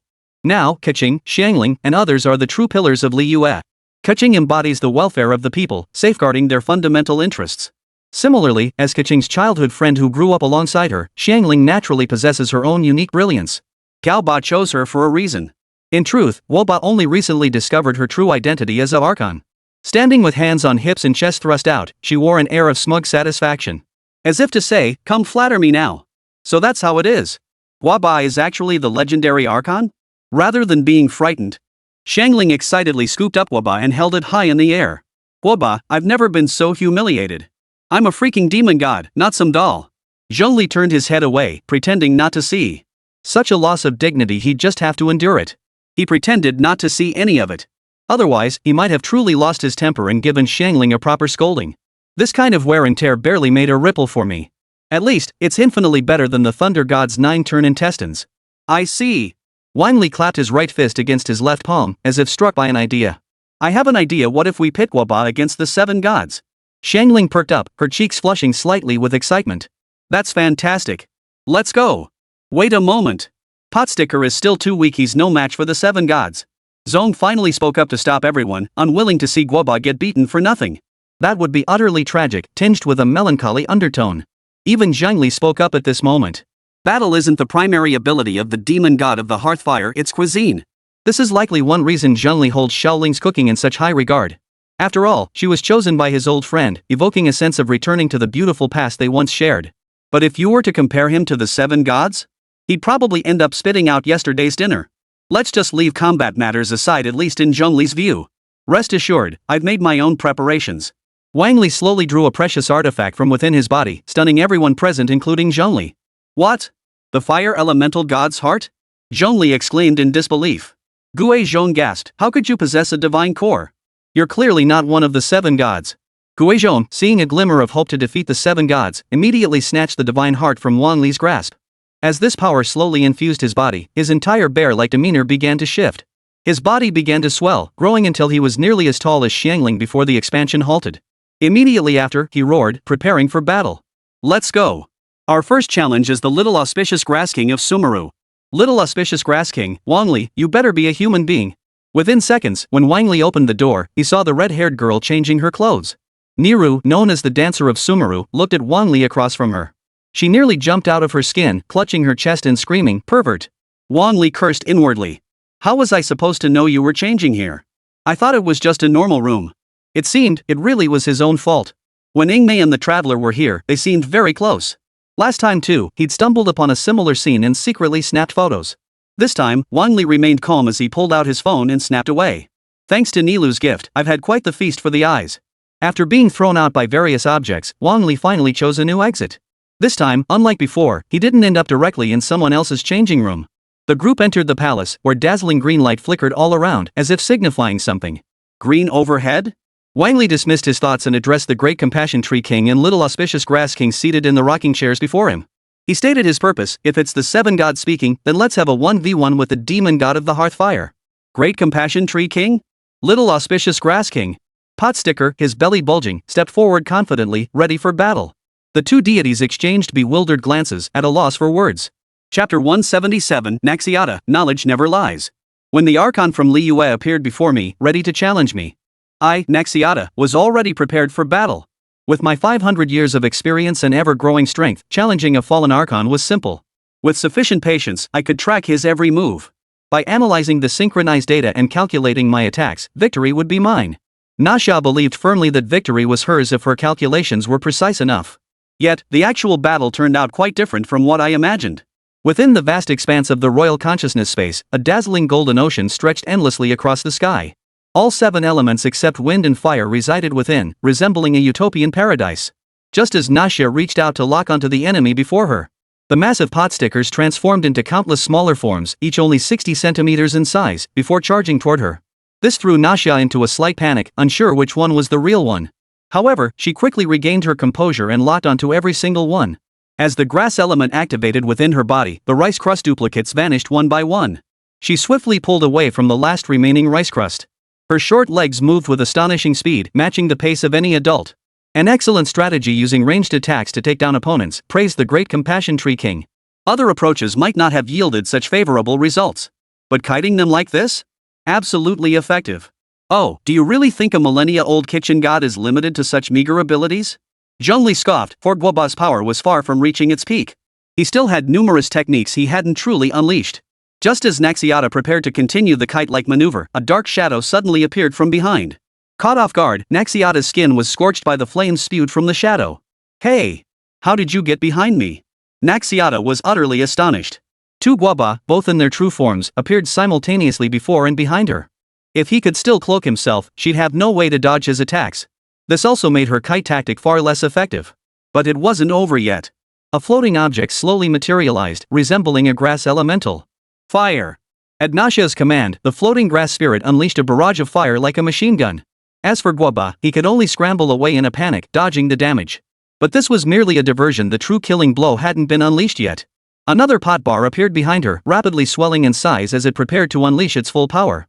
Just then, the machine gun seemed to react, swiveling to attack the potbar. Naxita, ready for battle, summoned an entirely new green palace. Grass and fire elements collided, unleashing a violent explosion that sent flames skyward. Both Potsticker and Nashia were sent flying, struggling on the ground together. As if fueled by sheer determination, Potsticker slowly rose to her feet, claiming victory. Mission: defeat one of the 7 gods in single combat. Completed. Reward obtained: Stove-Fired Demon God's Perfect Victory Panel. Wang Li felt his body undergo a profound transformation as energy surged steadily within him. A peculiar sensation flowed through his body, coalescing into a powerful force. This transformation resembled that of a martial arts master whose meridians, once disconnected. Suddenly, the 8 extraordinary meridians opened, transforming him into a true innate master. After fully assimilating the energy within him, Wang Li turned his gaze toward Guoba, a plan forming in his mind. Not bad. This scene is absolutely fascinating. Why not call it Guoba's 7 travels? Naxita, who had been lying on the ground, stood up and brushed the dust and ashes from her body. She scampered over between the Great Compassion Tree King and Wang Li, listening curiously to the other deities' conversation. Your idea does have merit, Zhongli mused after a moment. If the goal was to build Guoba's confidence, collaborating with the 7 gods would be the perfect solution. Perhaps Wang Li could lead Liyue back to its former glory. Then, next, let Mr. Zhongli personally battle Potato Crisp. Zhongli. Is it really something so embarrassing? I'd rather pass. Posting videos on Blue Star means others will see them. Fighting enemies is one thing, but broadcasting it is another entirely. In that world, anyone who's played Genshin knows their own strength. Fighting as the Rock King against my own subordinates and making it look like I lost to them? Isn't that asking too much of me? Don't worry. I'll find a way to ease your troubles without making you look too bad. Oh, please enlighten me. Zhongli leaned in with interest as Wang Li spoke, finally grasping his meaning. I see. So this is meant to be a live demo of the Primordial Demon game? He now fully understood Blue Star and was equally familiar with the original demons beyond Genshin. Though they appeared as monsters, they too possessed emotions. Some were even human. It was only natural that some would develop affection for these creatures, a matter of personal taste. And featuring Genshin and Zhongli's battle perfectly captured the attention of this player base. In that case, it's acceptable. However, I still need time to prepare. Zhongli stated calmly, even in my current state, Potato Crisp wouldn't stand a chance against me. I know ways to limit my power and will fight Guoba at a significantly reduced level. He couldn't go easy on him too obviously. Zhongli's thinking was straightforward: use his own strength to gain combat experience. Wang Li naturally understood this and said nothing more. While dismantling the barrier, he inquired with the Great Compassion Tree King about the recently released Genshin Impact movie. It's a truly surprising work. For most, it feels as though they're witnessing it unfold before their very eyes. Currently, most people on the Void are debating the film's authenticity. Her gentle face bore a smile like the evening glow of summer. In that gentleness, it felt as though she had said so much more. That's good. Discussing the film's story will also lessen your reliance on us. The Great Compassion Tree King did not appear before the people in his true form to resolve their doubts. Instead, he consistently appeared in the form of the little auspicious Grass King, gradually building her image as a source of profound knowledge. Gradually, it became a habit. The little auspicious Grass King was the embodiment of wisdom and knowledge. Knowledge never deceives, so whatever the little auspicious Grass King said would be the only truth. Judging by your expression, did you have other questions before the film's release? The desertification force, King Li, maintained a steady flow for an extended period. It took nearly a month before it finally ceased. Within the microcosm, however, it took nearly months for the plants to fully mature. They maintained stability on the parched land and, aided by the decaying world tree, they took root completely and expanded into what had once been the territory of the Crimson King. But, subsequent problems gradually surfaced. After connecting to the Crimson King's domain, the gilded legions he left behind keep appearing. Without me, Sumeru would struggle to handle them. King Royal nodded. The Great Compassion Tree King was right. The Gilded Brigade inherited the legacy of the former Crimson King. Their combat strength was formidable, surpassing Sumeru's own guard forces. When Wang Li led his forces back to Sumeru earlier, part of the garrison troops had been stationed specifically to prevent them from harassing Sumeru. Chapter 178, Lingmei, Naxita, I'm here. Does the Great Compassionate Tree King mean to convert these people to the faith of the Little Auspicious Grass King? Wang Li asked tentatively. If not, he would have to rephrase his request. No, I was merely considering whether we could produce a film about Sumeru. through this medium, to promote the legacy of ancient Sumeru. Perhaps, someday in the future, they will understand my intentions. Wang Li quickly grasped the concept, subduing the enemy without fighting, resolving the dilemma through ideological assimilation. It was indeed an excellent and highly effective approach. However, Wang Li lacked the physical data and information of the Crimson King, let alone an actor capable of portraying him. Reenacting what he had done back then would prove far more troublesome than the Demon God War. It's quite difficult. This will be a long-term task, one that cannot be completed in a short time. If you have memories of this part, upload them to the Blue Star Interface website. Perhaps this way, we could reconstruct a piece of history. Wang Li's approach was straightforward, no need for elaborate reenactments. Using the memories stored within the Great Compassion Tree King's mind, he could simply copy and paste them to present the footage. This way, there'd be no need to waste time on filming. Perhaps, it could work. The Great Compassion Tree King's eyes lit up. A movie created this way would be far more real than any actual film. Indeed, whether in the game or the Genshin world, the approach toward the Gilded Brigade. The approach was primarily to win them over, with defeat as a secondary option, and killing them only as a last resort. Otherwise, the concept of hiring them wouldn't exist. It's precisely to reduce the frequency of their harassment of civilians. Simultaneously, they sought to study the technology left behind by the Crimson King to develop artifacts suitable for Sumeru. Even as deities, they did not wish to abandon them. Is the Great Compassionate Tree King's goal to make these people become Nasha's power? Wang Li asked. Yes, that is indeed the ultimate plan. The Great Compassionate Tree King made no attempt to conceal it, as it was practically already stated outright. While I've done my utmost to boost Naxida's popularity, I remain a point of comparison. It's better to let those who have lost their deities gain the attention of a new divine being. That way, Naxiata would be safer too. Wang Li gave his approval to this plan. Naxida's power was still too weak. Even Goba, who had only obtained a fragment of a divine heart, was barely manageable. She can't even defeat ordinary demon gods right now. She truly needs this assistance. Even if it wasn't an act, with Guoba's power after fusing with the divine heart, Naxida was no match for him. This wasn't because Guoba was exceptionally powerful, but because it possessed the divine heart. Once Guobang possessed the divine heart and achieved perfect fusion, he could ascend directly to godhood. And this was merely the weakened demon god Potato Crisp. He was a god to begin with. Once his power deficit was filled, he would return to his original demon god strength. How could Naxida possibly stand a chance? Perhaps, if Naxida stays on Blue Star for a while longer, things might unfold differently. I've been thinking along those lines too. Let her stay on Blue Star for a while before completing the memory replication and editing. The Great Compassion Tree King agreed, allowing Naxida to visit Blue Star more often. She adored the little girl, but, lacking strength was ultimately unsustainable. Better to go to Blue Star, strengthen her faith, and enhance her power. Far better than idly absorbing knowledge here without proper social interaction. Blue Star Naxiata had returned once more, and this time her spirits were high. Because she could see her dear friend again, Klee, the Spark Knight of Mondstadt. She dashed toward Nasha, completely forgetting about her phone, and embraced her tightly. Long time no see, Naxiata. Long time no see, Kaching. What a heartwarming scene. Even Ing couldn't help covering her mouth to stop herself from drooling. How adorable and heartwarming. Wang Li froze. Why was Ingmei still on Blue Star? I guess I never sent her back. Apart from deep abyss areas like the Abyss Palace, which could be used for leveling up, there's little worth visiting elsewhere. The rewards just aren't worth the effort. Unless it's an essential quest or a main storyline item, there's absolutely no reason to go. But the Abyss Cult's preparations were still ongoing, and Ing was an indispensable part of it. Ing, you've been on Blue Star for several days now. It's time to head back. Ing Mei? Naxida showed up and wants me to leave? This is just bullying the honest folks. I'm not going back. I've been to Sumeru, and Liyue has my legend now.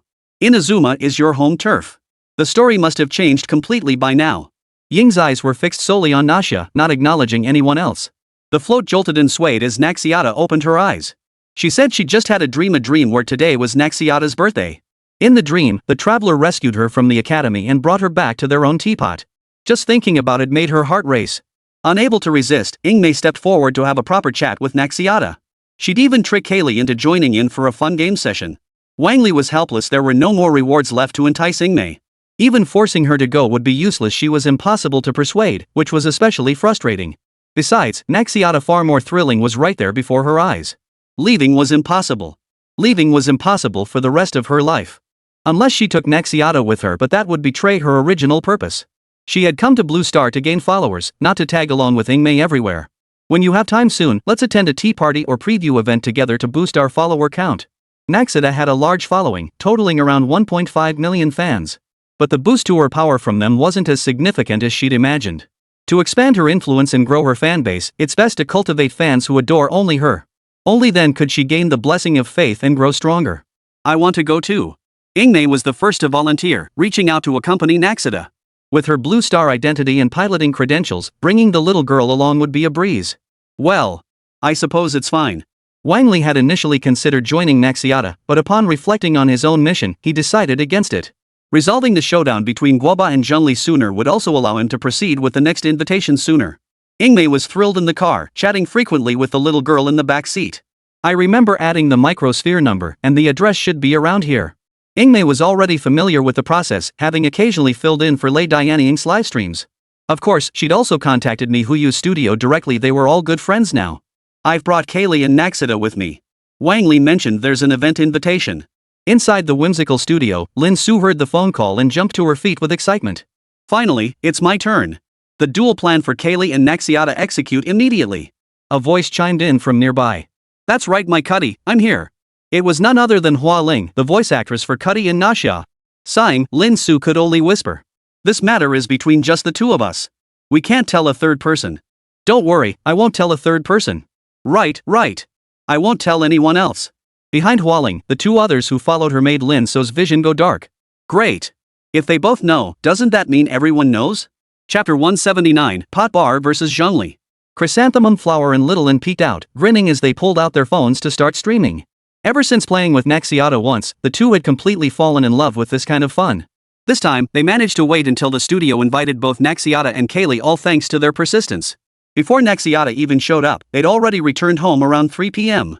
They'd prepared everything for the livestream and even invited a few friends over for dinner.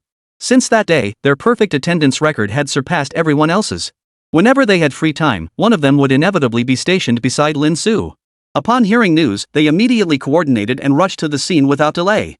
Finally, another chance to collaborate with Keely. We've never worked with Naxia before, we have to be fully prepared. Naxia nervously shrank her hands, afraid her abilities weren't up to par. Don't worry, it'll be a breeze on set. Kaylee said with a bright smile. Soon, the recording studio and broadcast studio synchronized their broadcasts, merging reality and virtuality. This time, we're honored to welcome Naxia from Sumeru, along with Kaylee and Ing, who have previously appeared on the Genshin program. Give them a warm welcome. Xiaowen and Chrysanthemum excitedly patted their bellies, their crisp voices echoing with a hollow resonance. Kelly's voice was the sweetest as she greeted everyone first. Woo! Hello everyone, it's good to see you again. Naxiata shyly whispered, nice to meet you all. My name is Naxiata. Truthfully, I've been watching all of you for quite some time. Each of your poses has been captured within my void. Chrysanthemum? Little N? Silence. A long silence. Until Ingmei spoke up, breaking the tense atmosphere. So what about my pose? Did Naxita see it? How long did it last? Not very long, Naxita answered honestly. Her ability connected to the void, and this world's void was interconnected with the internet. Many things could be known completely, even without the internet's help. Time trickled by, filled with amusing exchanges and memorable moments. Likewise, this was a joyful and entertaining place. Everyone was open and candid, speaking their minds freely. Though there was some scripting involved, the conversations themselves flowed completely unscripted. Wang Li watched the video for a long time before finally setting his phone aside. Before his eyes stood Guoba, having recovered most of his strength and fully mastered the fire elemental god's heart. His stature now surpassed normal human height, and his combat prowess could rival that of a demon god. Even the seal dozer might not be his match. After all, one was at peak strength while the other was in a weakened state. Zhongli, meanwhile, had completely shed his former form, his power reduced to near zero. Zhongli had likely weakened himself to the extreme, finally placing himself below the level of a demon god. This was only achieved after wasting a great deal of time, gathering all his power into a sphere. Zhongli referred to the sphere as the Dragon Ball. When this Dragon Ball released its power, the enhancement it granted Zhongli surpassed his former self. This astonishing discovery caused a faint flicker of emotion to pass across Zhongli's expression. A faint smile touched his lips, clearly a sign of his delight. Well then, it seems I've indirectly helped you achieve your transformation after all. Zhongli replied earnestly, rationally speaking, I do owe you my gratitude. Guoba, having received the energy replenishment from the fire elemental god's heart, was now a different entity. He confidently swung his hands, holding the long sword prepared for him by the royal palace. Its ability to be embedded in his palm proved remarkably practical for someone without fingers. Marcus, after all these years, it's you who dares challenge me. Zhongli twirled his spear in his hand and beckoned Guoba with a flick of his finger. This time, the chosen location for the contest was within the blazing flame tree's domain. Wang Li, serving as the referee, watched as they slowly gathered their strength. "Come on, let me see what you've got." Zhongli delivered his lines calmly before charging toward Guoba with his spear raised. As he neared, a pillar pierced skyward from beneath his rear, driving viciously upward. Potscom remained unflappable, his body fragmenting into countless copies that scattered to evade the assault. Then, in rapid succession, they all spat out fireballs, not ordinary flames. Like Rasengan, they spun wildly through the air. Wang Li was utterly astonished. Is this even possible? How did he pull that off? Had Guoba been reading shonen manga? How could he create a fire element Rasengan? Under the release of this power, Zhongli's defenses shattered instantly, and he lost a significant amount of health. The probing phase ended, and the real offensive had only just begun. Guoba launched the first strike, unleashing a terrifying aura. Flames coalesced into a colossal phantom form upon his body, mimicking the exoskeleton of the thunder god. Wielding his massive sword, he charged toward Zhongli. Heaven shakes, all things move. A colossal meteor plummeted from the heavens, crashing into the immense phantom form Guoba had conjured. This earth-shattering force exceeded what any ordinary human could endure. It was also Zhongli's most powerful ultimate move. Yet, the phantom remained unscathed by this force. Its descending posture remained undiminished, the mountain-like blade pointing directly at Zhongli. This power. I acknowledge it. With Zhongli standing with arms crossed, offering no resistance, Guoba secured the victory. A burst of crimson light and intense heat completely engulfed the recorded footage. Mission: Guoba defeated Zhongli in a one-on-one duel. Mission accomplished. Reward obtained, strength stat on the kitchen god's ability panel doubled. The mission was finally complete, and Wang Li felt utterly relieved. He'd finally resolved a major headache. No longer would he fret over the power disparity between Zhongli and Guoba. This battle was not only spectacular but also brimming with playful references and humor. He was confident that once the video went live, it would bring Guoba quite a few benefits. Of course, more importantly, it would allow him to buy some tasty snacks. "Guoba, give me back the divine heart, and I'll take you to buy ice cream." Guoba jumped for joy, while Xiangling beside him was equally thrilled. "Ice cream? That's my favorite." Xiangling laughed. Wang Li smiled too, glancing at his recent fan value changes. It had risen again. With 2 million fan points saved up, he could easily afford 2 10-pull wishes. Seems like I'm still missing one elemental stat panel. He hadn't checked his ability panel in ages and had completely forgotten about the wind attribute. After completing the fire attribute set, there was still no significant change, so Wang Li took a closer look. He decided to use the wish system to see if he could obtain a decent attribute panel. Wind Elemental Divine Eye, Barbados' Anthology, Archfiend Andreas' Ability Panel. Piercing Vision Time Slowdown Divine Heart Resonance. As Wang Li withdrew the Divine Heart, his power underwent a transformation. A chessboard composed of 7 Divine Hearts slowly materialized and resonated.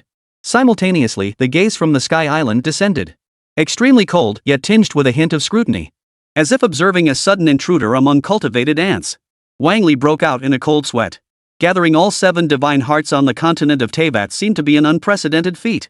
Once, he dared not attempt it. Now, he yearned to see if any extraordinary changes might occur. What purpose did the Ice Empress serve in seeking the divine hearts of the 7? Now, Wang Li knew. He understood. It was to draw the attention of the Celestial Order upon the Sky Island and ascend to it. Chapter 180, Ingmei, you don't want to get punched by the Celestial Law either, do you? Amidst the ancient, decaying islands of the boundless celestial dome, the keepers of heavenly justice watched over the world below. The power forged from the convergence of 7 elements shone like dazzling starlight before her. After much hesitation, she ultimately abandoned her journey to the continent. After all, the keys required to set foot on Sky Island had already been gathered. There were only 2 possible reasons, the first being that the 7 rulers of the mortal realm had gathered, intending to journey to the Sky Island. In that case, she need only wait upon the Sky Island. But this possibility was virtually non-existent. The 7 rulers had no desire to come to the Sky Island. Therefore, only one possibility remained: someone had obtained all 7 keys to the elements. This was the conclusion she had reached, and she too harbored thoughts of heading to the continent. After a moment's hesitation, she stopped herself. Just wait quietly. He will come. This power far surpasses that of the 7 rulers. It seems to have inherited certain abilities of the demon gods. But it's not without its drawbacks. Can he truly control all this power? How intriguing. The gaze from Sky Island gradually faded, and Wang Li also arrived at the castle keep. Wang Li remained uncertain about the thoughts of the Celestial Order's guardian, arriving at the castle keep with lingering tension and hesitation. He earnestly recounted the strange experience of this gaze. Truthfully, he felt both nervous and slightly excited. The power of the gaze and himself seemed to be distinctly aware of each other. In comparison, Wang Li could distinctly sense that he was slightly stronger than the so-called upholder of heavenly principle. The source of his tension lay in the certainty that more than one being existed above the heavens. Perhaps Paimon was one of them, while another resided in the heavens. Two others had never appeared, whether they perished in battle or remained hidden, no one knew. Raiden Shogun gazed at Wang Li, as if lost in profound recollection. The keepers of heavenly justice are the agents of this world's celestial order, embodying the power of eternity. With your current strength, you lack the experience needed to oppose them. This is truly troublesome. If they were to actually face off, victory would be difficult without knowing the enemy's hidden cards. After recording all this information, Wang Li finally retrieved one of the divine hearts. He temporarily entrusted it to Raiden to safeguard, while he devised a plan to evade detection. He would wait for the right moment before making his next move. As a realm once purged of the abyss under Tianli's leadership, seemed like an excellent place to evade surveillance, the only thing Wang Li could do for now. I recall there are valuable items within the 10,000 Realms prayer. After a thorough search, Wang Li indeed discovered a treasure capable of concealing both its aura and its user, the Hanyu Golden Disc. He hadn't thought much of it at first, assuming that the primordial artifacts drawn from the prayer had all been auxiliary artifacts, offering no direct enhancement to his own strength. But now it seemed far from worthless, it might even prove immensely beneficial. His plan remained unchanged. Ignoring the opinions of his heartseer, Wang Li plunged directly into the abyssal palace. Amidst a sea of black mist, he activated the double piercing gate. The moment the ancient door appeared, the abyssal black mist rapidly dissipated like ice meeting fire. Moreover, it swiftly dispelled all surrounding darkness at an astonishing speed. It seemed that if the twin piercing gate remained here for a while, the surrounding mist would dissipate on its own. Wang Li paid no heed to anything else and stepped inside. Moments later, an armored abyssal apostle slowly materialized where Wang Li had vanished. He murmured to himself, a wondrous power indeed, capable of purging the black mist of the abyss. Upon closer inspection, he sensed other forces occupying the space where the black mist had once lingered. Like a brand. We must inform the prince this man possesses the power of the Abyss of Crisis. Upon returning to Blue Star, Wang Li couldn't stop thinking about Sky Island and Tianli. His current strength was utterly insufficient, at least not enough to defeat Tianli. He could handle a single Tenri sustainer, but it seemed he would need the aid of other powers. What's troubling you today? You seem deep in thought. Yae Miko, clad in a form-fitting pencil skirt, approached Wang Li and gently traced her finger along his cheek. Nothing. I'm just pondering matters of strength. The pressure from the Celestial Order's guardian was immense, compelling Wang Li to ponder the opponent's true strength. What trump cards did he hold? He'd better play it safe. At least until he could defeat the Guardian of Heavenly Justice, he shouldn't be too reckless. If possible, complete the mission under a different identity and accumulate strength. Back on Blue Star, they continue producing videos to maintain their high-level buzz. Once Ayaka Shinri enters the music industry and breaks through her current niche. Once Yagaki Shinko secures a foothold in the novel genre and achieves a cultural breakthrough. Create compelling narratives that capture attention and draw audiences toward Genshin characters. He also looked forward to the heartfelt contributions others would make on Blue Star. But all this requires time to slowly take shape. Wang Li withdrew his thoughts and refocused on the present. Nasha and Ingmei had just returned from outside. Amidst laughter and cheerful chatter, they shared amusing topics discussed during the video recording. We should join more events like this. Those candied hawthorn sticks were so sweet. Kelly laughed as she spoke, with Ingmei chiming in beside her. Absolutely. Kaylee, wanna film a video with me? I've got double the sugar-coated hawthorn berries. At the mention of candied hawthorn, stars flashed in Kaylee's eyes. What a fantastic opportunity. Of course she'd do it. Nasha wanted to say something, but after hesitating for a long while, she ultimately decided against it. Though the traveler's actions were indeed excessive, sometimes they might just work wonders. But what Ingmei was really thinking was, finally a chance to properly film some cosplay videos. I remember there were plenty of outfits in the room. The succubus seduction one was pretty great, and there was also the battle-damaged catgirl version. You gotta hand it to Ingmei, she really knows how to have fun and has some seriously creative ideas. Hey, Ing, how about we head to the Abyssal Palace? Wang Li stepped forward again, wrapping his arm around Ingmei's fair, fragrant shoulder, a move that carried a certain allure. That smiling expression sent a chill down Ingmei's spine. No way. Nasha and Kaylee are waiting for me. Wang Li tightened his grip slightly, pulling her closer and leaving her no chance to struggle. But I already let you play with Naxiata and the others. Why don't you want to go back? Isn't your primary task supposed to be finding your brother? Ingmei pouted. I've played through the entire Genshin Impact game all the way to Sumeru and there's still no sign of my brother. Wang Li knew full well that Ingmei had completed the latest content in the game. But the real issue wasn't the game's progress, it was the gap between her and the Celestial Lawbinder. With your current overall strength, defeating the ultimate enemy, the Celestial Lawkeeper, is impossible, right? Ingmei flinched. Wang Li's words struck at the very goal she'd been avoiding. I've met Yura and several characters from Mondstadt in the Snow Mountains, which has improved my mastery of the pyro element. But what about the other elements? The gap is enormous. Don't you want to improve them? Ingmei fell silent, or rather, retreated into the very predicament she had been avoiding. Strength comes from effort. I can't grant you another super revolution like you had with the lightning element. Ingmei sighed and said, you're right. Chapter 181, remember, don't stay up too late. She understood this truth too, otherwise, she wouldn't have given up so easily. But honestly, she couldn't handle major missions on her own, she was merely an observer. Like an observer with little presence in the unfolding of civilization. Whether it was the mightiest strike upon Liyue or Raiden Shogun confronting her true self in Inazuma. What Ing could do wasn't nearly as much as she imagined. Her perspective differed entirely from Wang Li's. Even without the main storyline's final boss, there were still other challenges to pursue. Wang Li had preemptively resolved some issues, but many suitable opponents remained. Regional bosses and diverse monsters throughout the zones could all strengthen her. I think you're reluctant to go because of me, but altering the plot only introduces more unknowns. Doesn't that make it more interesting? Wang Li guided her gently, while Ingmei wrestled with her thoughts. Go, or keep slacking off. Aren't you also searching for your brother? While there are plenty of delicious treats here, don't forget your mission. Paimon's words restored Ingmei's resolve. Alright, let's go. No, I'll give you one more night. We'll leave first thing tomorrow morning. Remember, don't stay up too late. Wang Li finished speaking and waved his hand as he headed toward Lei Ying's room. He planned to relax thoroughly before embarking on this thrilling journey. Besides artifacts that concealed his aura, Wang Li naturally possessed many other useful items. For instance, items that could alter his form and appearance. He was fully capable of changing his appearance and traveling under a different identity. He certainly had no fear of being discovered. The gadgets from Doraemon's world maintain their effects for extended periods and perform reliably. Combined with aura concealment, it would be strange if anyone could detect him. The ability Wang Li intended to use was the Kitchen God's Demon Panel. This power was known only to Potsticker and a handful of other gods. Wang Li had even chosen a name for it, a famous character from a passionate manga, and had even altered his appearance to resemble him somewhat. Ingmei spent the entire night tidying up and even went on a major shopping spree. The mall staff assumed she was an apocalypse-themed enthusiast who loved stockpiling such items. Many of the items inside could be stored for extended periods without spoiling. There were self-sustaining tools, solar power generators, and more.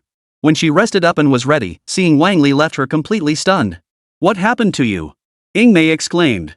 Wang Li bore no resemblance to his former handsome, dashing self with his tousled black hair. He now resembled a young boy with orange hair and a childish face. Only his height was completely out of place in a setting far too tall. Relax, I've just adopted a completely new form. In truth, Wang Li intended to fuse elements from two shonen manga to craft his new appearance. After all, it was a character meant for use within Inazuma. No matter how he changed it, it wouldn't matter. Alright, it feels weird, but if you say so. Ingmei picked up her phone and said, let's go. Yagami followed once more, her smile bright as she said, let's go. Wang Li felt helpless, but bringing her along served as a marker. If someone attacked indiscriminately, he'd need Yagami to save their pathetic lives. The trio set off together, opening the white gate without changing their location. Across from us lay the Abyssal Palace, the very place we had journeyed to earlier to evade the watchful eye of Sky Island. Inside the Abyssal Palace, Wang Li shook Ingmei's body, finally managing to rouse her. The surrounding black mist swirled thickly, surging toward the two of them now that the white gate had vanished. Ultimately, it engulfed Ingmei.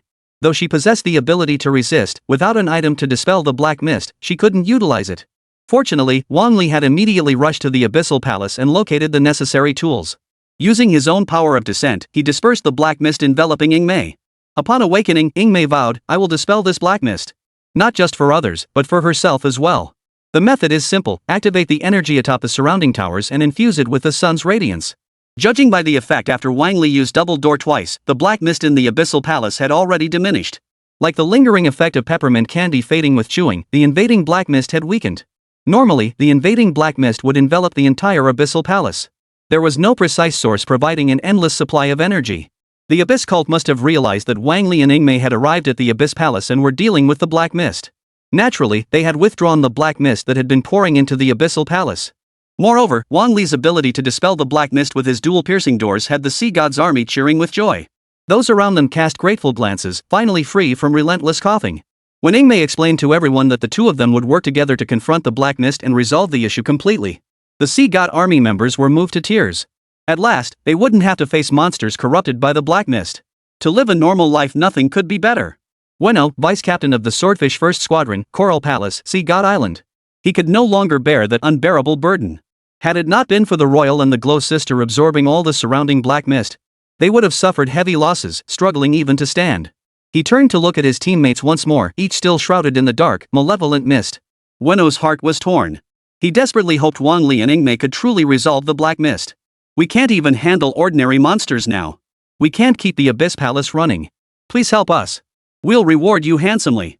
Weno explained the mission and Ingmei accepted it, ready to set off and earn some money. The remaining members of Swordfish Squadron 1 evacuated the large number of wounded. A fresh squad had already been dispatched to replace the previous one. A green-faced youth stood before Wang Li and Ingmei, his smile bright as he greeted them. Hello, I'm Jiping, captain of the Herring Squadron 1st Division. Though this is our first meeting, I feel we'll get along well in the future. Paimon stared in shock as if she'd seen a ghost. It's actually Jiping? It's been ages. Wait, I should say it's our first meeting. Paimon's mind was a complete mess, utterly at a loss for words. Ah, well, it's just so nostalgic. Wang Li smiled at Ingmei and said, not bad. I've already handled the crisis in advance. But with this squad reformed, I doubt the fools have given up. It was the nation that collapsed, not the lady herself. The fools' ambition to overthrow a regime had never ceased. However, their influence over Inazuma has long been incapable of harming Narukami Island. But on Utsuho Island, it seems they still wield considerable influence. How, you still carry the aura of the evil eye? Have you acquired the power of the fools? Teppei froze, caught off guard by the royal's abrupt question. Huh? Yeah. So it was true. Good thing I came personally. Otherwise, Teppei might have ended up as dry bones again, just like before. Where?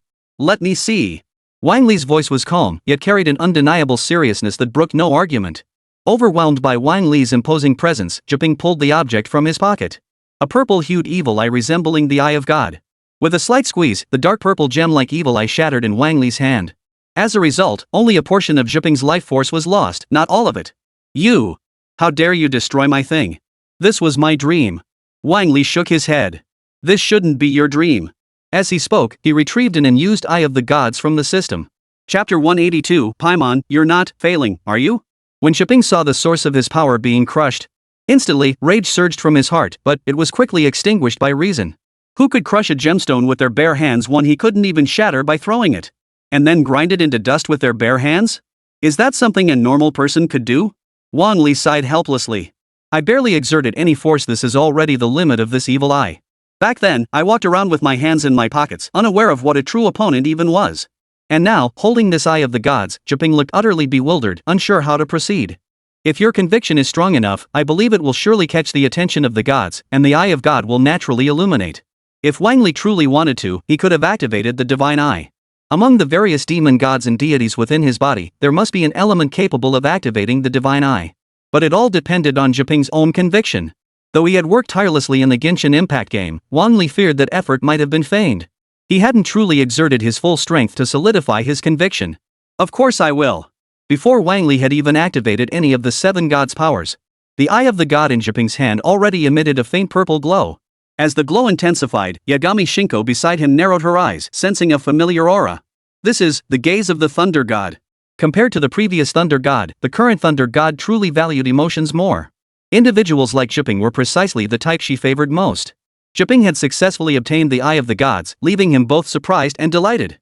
Had he lived elsewhere, he might have already possessed his own Eye of the Gods long ago, and embarked on a fiery, passionate life. But alas, this is Inazuma, a land that prioritized stability for centuries before finally beginning its development. I finally have power too. Paimon chimed in to congratulate him. Congratulations, Jiping. Now you must use this power to uphold world peace. Jiping scratched his head and chuckled. World peace is beyond my reach, but I'm fully prepared to reclaim the Abyss Palace. First, protect this place. The wounded need your care. Upon his return, Wang Li carefully considered the situation and concluded that the Abyss cult should not be allowed to maintain control any longer. At the very least, the Black Mist devices must be released one by one and expelled from the depths of the Abyss Palace. Ingmei was also prepared to fight seriously. This time, she would truly rise to power. And then, they plunged into a fierce battle. The first Black Mist expulsion device was besieged by enhanced monsters far stronger than anticipated. Each possessed combat prowess far exceeding that of ordinary monsters. These were all armor-driven entities, possessing no sense of pain whatsoever. They fight like program AI, executing one attack sequence after another. Additionally, the Abyss Apostles, operating in numbers with ranged support.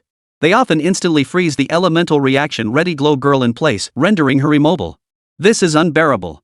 Yagami Shinko stood nearby, reaching for a grape from the fruit platter and feeding it to Wang Li.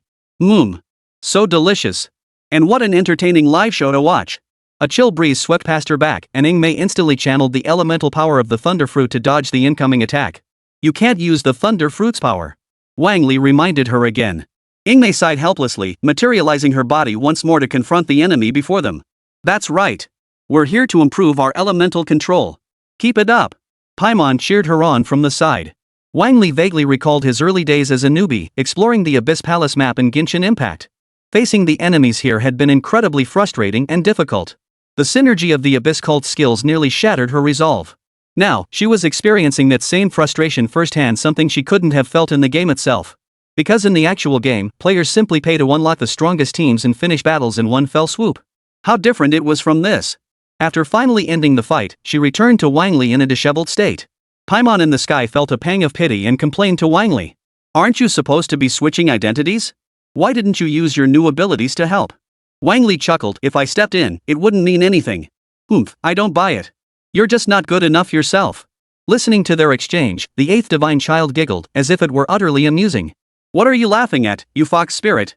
Paimon snapped. I just find it amusing that you'd say Wang Li isn't good enough. Her beautiful eyes curved into a smile, as if bewitching souls. If he's no good, then no one in this world is. With the power boost from the 7 panels, how could he possibly be inadequate? It's fine. She just doesn't quite believe in my abilities yet. We'll see once we try. Wang Li snapped out of his trance, brimming with fervor and surging power. Let's go defeat every formidable foe before us. He skipped the last part. Wang Li wasn't quite that delusional. Soon, 2 monstrous creatures appeared before them simultaneously, their very presence repulsive to Mei. The Beast Realm Hounds, capable of hovering mid-air, performing spatial jumps, and unleashing cursed abilities. And Black Serpent Knights, adept at close combat, mingled together. Finally, I can strike. As Wang Li spoke, his body shattered into countless identical copies. Drawing upon his original demon god level ability, he split into countless copies, each retaining half the combat power of his original form.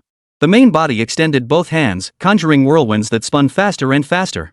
The other clones unleashed flames, amplifying the power of this Rasengan. Explosive Flame Rasengan. 2 massive fireballs in his hands slowly merged into one, forming a shape as large as a meteorite. Wang Li hurled it forward with sudden force, neither too fast nor too slow, yet devastatingly effective. Only when the massive, spinning fireball approached did the monsters react. Black Serpent Knight, Sunrise? Beast Realm Hound, have I arrived on the continent? The explosive inferno engulfed the Black Serpent's armor, gradually squeezing out the skeletal framework and viscous fluid within. A foul stench filled the air, forcing them to retreat in disgust. Before their eyes, several fully armored warriors twisted into sludge as searing flames roared upward. The slime and ash mist struggled for a single breath before vanishing into thin air. Only the molten metal remained, solidifying into a massive iron disc. In that instant, even the surrounding black mist retreated 3 paces, afraid to approach the malevolent Wang Li. Now, is there anything else to say? Wang Li was brimming with confidence. Though the technique was newly learned, he had mastered its capabilities completely. Caught completely off guard, any creature would suffer a devastating blow. Paimon was too stunned for words. Mei seemed genuinely a bit weak now. Use this time to grow stronger. You'll have plenty more chances ahead. Trust me, young man. With a pat on Mei's shoulder, Wang Li turned and walked away. Wind and fire elements surged forth simultaneously, propelling his entire body like a cannonball hurtling into the distance. Mei, I'm so jealous. I want to learn how to use moves like that too. Paimon, but you use a sword.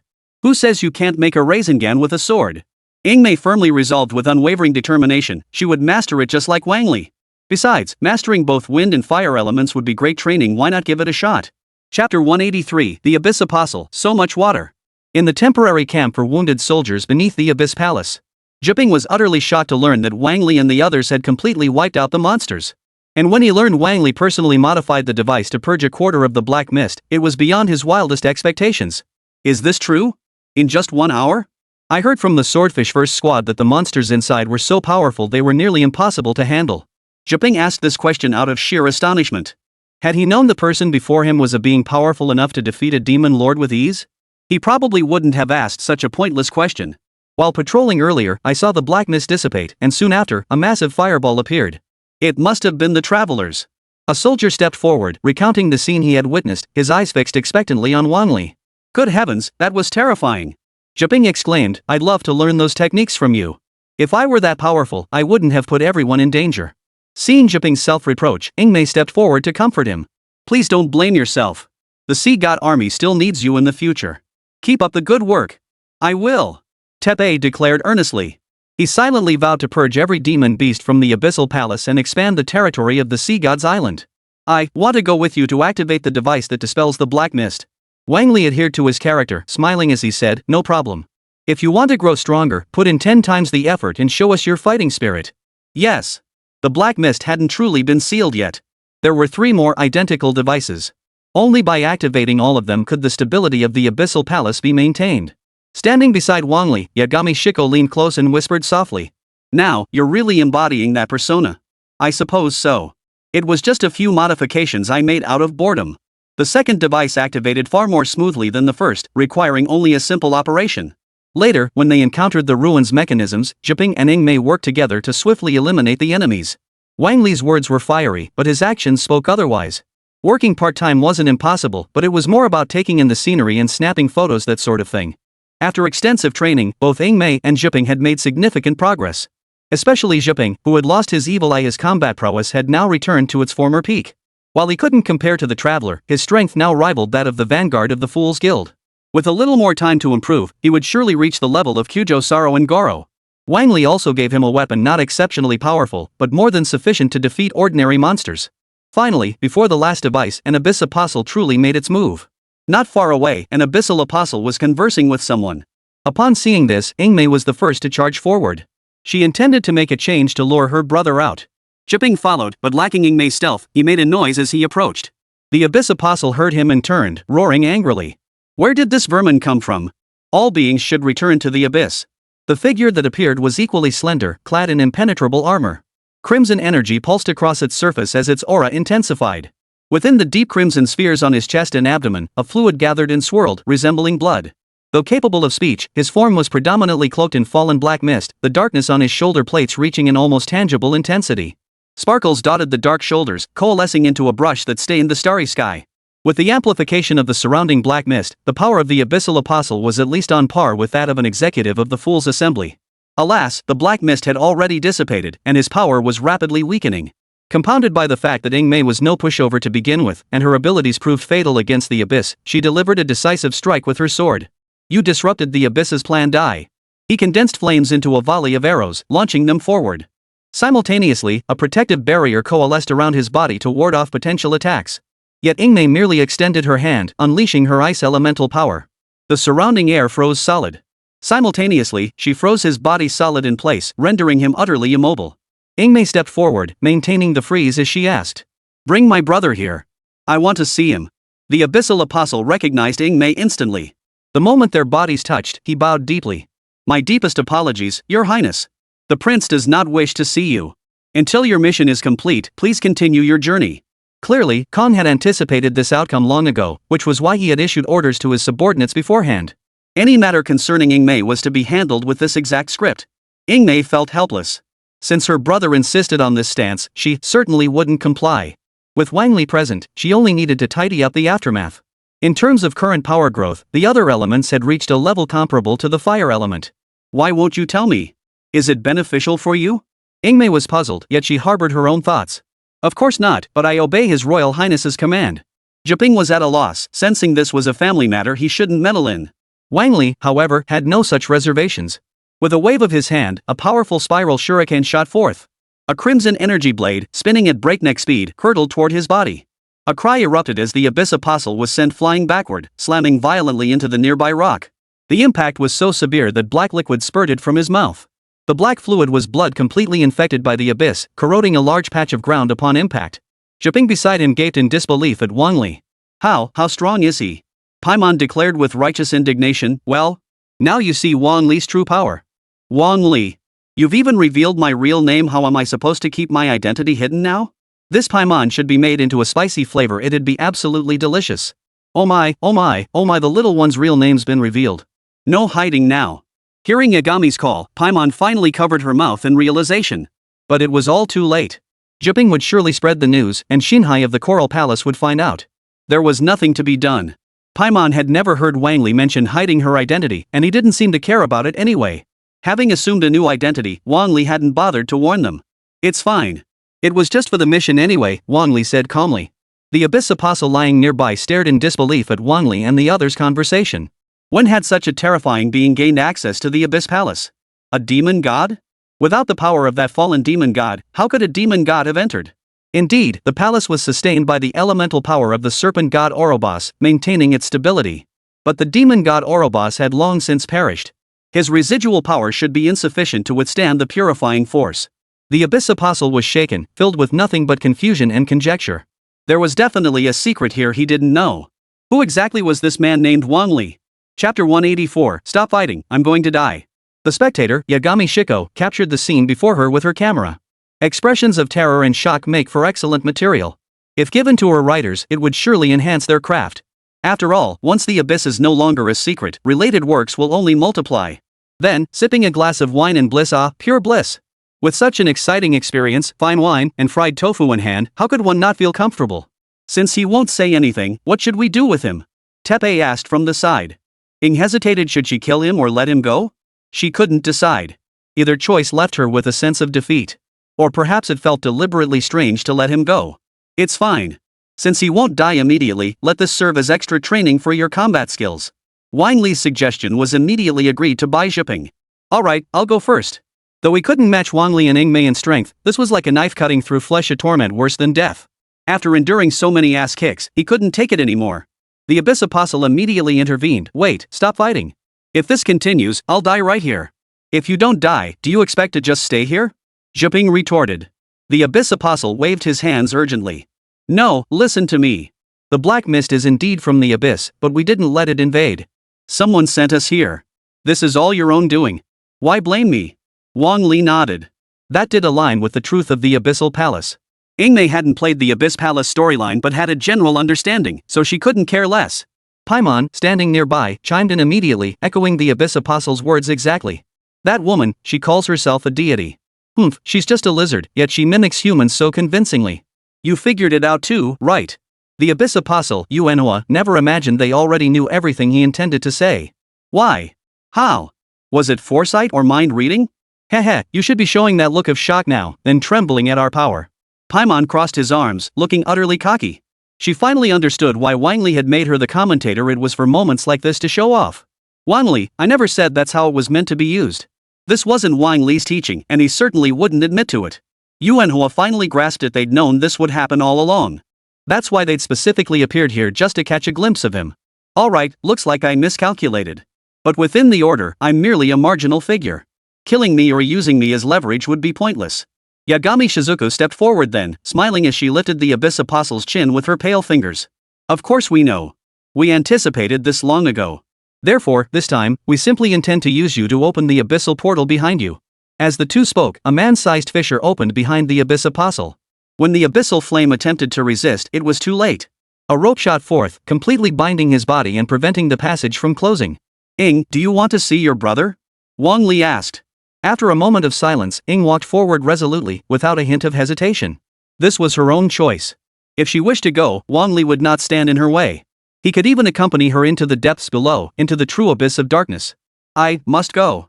The life on Blue Star had completely smoothed out her rough edges, and she even found daily life quite pleasant. But when a shortcut to finding her brother presented itself, one that meant she might never see him again later, how could she not be thrilled? How could she not want to confront him face to face and demand an explanation? Then let's go. Wang Li wasted no time, reaching out to pull one end of the demon binding rope. Juhuahua, the abyssal apostle who had been lying on the ground, rose under Wang Li's control and walked forward alongside him. As Wang Li entered the passageway, the surroundings were filled with starlight and strange, murmuring whispers. Eerie, frenzied whispers echoed incessantly in his ears. Occasional roars and shrieks assaulted his eardrums, while an eerie power steadily grew. Wang Li endured the pressure and quickly adapted. The eerie sounds grew louder and louder until they reached their destination. Thick, pitch-black mist and murmurs engulfed him, reverberating ceaselessly all around. Listening closely, it seemed to carry traces of the Chuchu people's voices. Among the group behind him, Zhiping was the first to break down, covering his ears and rolling around frantically. This is unbearable. What's happening to me? Wang Li sighed inwardly. He really shouldn't have come in here at a time like this. He pulled out the dust song pot, tossed Zhiping inside, then addressed Yagami Shinko. Come inside first. The abyss's corruption is severe. You'll be more comfortable in my jar. Alright, I'll wait for you inside the flask. With a light tap on the dust song pot, Yagami's delicate form vanished in an instant. Things might get dangerous from here on out. Won't Paimon come in? Paimon won't be harmed. Even if the traveler falls, I'll be fine. Come to think of it, Paimon's identity was always shrouded in mystery. Possessing high resistance made perfect sense. Ingmei would be fine too, not because she's exceptionally powerful, but because her innate power has awakened. With the activation of the 7 elements, she now possesses the full might of a Archon. Combined with her innate resistance to the abyss, pressing forward shouldn't be a problem. You too, I still advise you to head back soon. Otherwise, you'll be discovered. Wang Li casually initiated a grand duel, silencing him while he surveyed the surroundings. The situation matched his expectations. Strange energies were gathering around them. Ancient structures, shattered earth, and flickering lantern lights forever shrouded in black mist. Let's go. We'll find him. Juhuahua walked silently, leading the way for Wang Li and Ingmei. The thick haze made it difficult to see clearly. Wang Li drew a long sword and slowly infused it with the energy of the 7 elements, unleashing its power. The noble phantasm, sword of contracted victory, blossomed into a new form before the trio. It was the mightiest fantasy, a glimmer of starlight. It was the chosen sword, possessing city-level power even while sealed. Wang Li now partially lifted the seals, allowing its power to gradually surge forth, dispelling the surrounding darkness. This should allow us to see the path ahead clearly. Abyss Flame. Ingmei. Their thoughts diverged. Juhuahua marveled at Wang Li's prowess, marveling that his weapon could dispel the mist. But Ingmei thought a weapon powerful enough to cleave a demon god was being used merely as a lantern. That's Wang Li for you. If it were me, I'd do the same. Paimon offered a compliment, sort of as an apology for mentioning his name earlier. Wang Li sighed. Could people please stop mentioning his name? It was making him memorable. This journey served 2 purposes, to reunite Ingmei with her brother and to seek allies against the Heavenly Order. Besides Paimon, there were 3 others. The Ice Empress would make an excellent ally, and Kong was clearly the second. Chapter 185, Kong meets his sister in shock. The Abyss Mage flew forward, spotting Juhuahua bound by ropes, hands behind his back, approaching in an instant. Here, all the monsters possessed a certain level of intelligence, making conversation effortless. Hey, Lord Abyssflame, why are you tied up with rope? Don't ask. It's an art I learned in Inazuma rope artistry, you know? Juhuahua replied casually, his tone tinged with impatience. The Abyss Mage scratched his hat and nodded thoughtfully. Is this the latest trend now? When you reach my age, you'll understand what true art is. Juhuahua wore an expression that screamed, I've been through things you couldn't even imagine. After dismissing the Abyssal Mage, he finally let out a sigh of relief. Wang Li emerged from the black mist, patted Juhuahua on the shoulder, and chuckled. So this is what you like. Next time, I'll find someone to help you. Juhuahua, MMP. After climbing the ancient stone steps, Wang Li and Ingmei finally reached their destination. They met the person they sought, Kong, who was negotiating with other Abyss Apostles in the conference hall. He stood atop the dais, his gaze cold as he surveyed the other Abyss Apostles. To maximize the effectiveness of our strategy, our previous forces alone are far from sufficient. We should deploy more forces to plunge the continent into chaos together. One of them countered, but how? Liyue is beyond our reach, and Mondstadt's crisis has already been resolved. Even in Inazuma, we have no opportunity to intervene.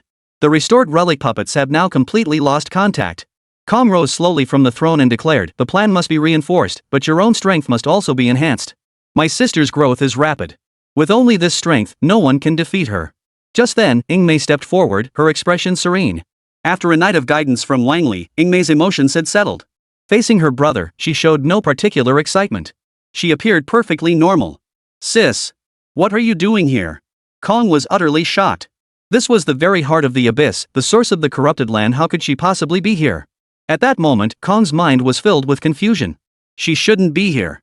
For a moment, he even suspected some low-health abyss apostle had dragged her here. Until she saw the bound Juhuahua, who spoke in a low voice. Did you bring them here? Juhuahua's voice softened slightly. It's not what your highness imagines. I didn't lead them here. I intended to stall for time and slip back in.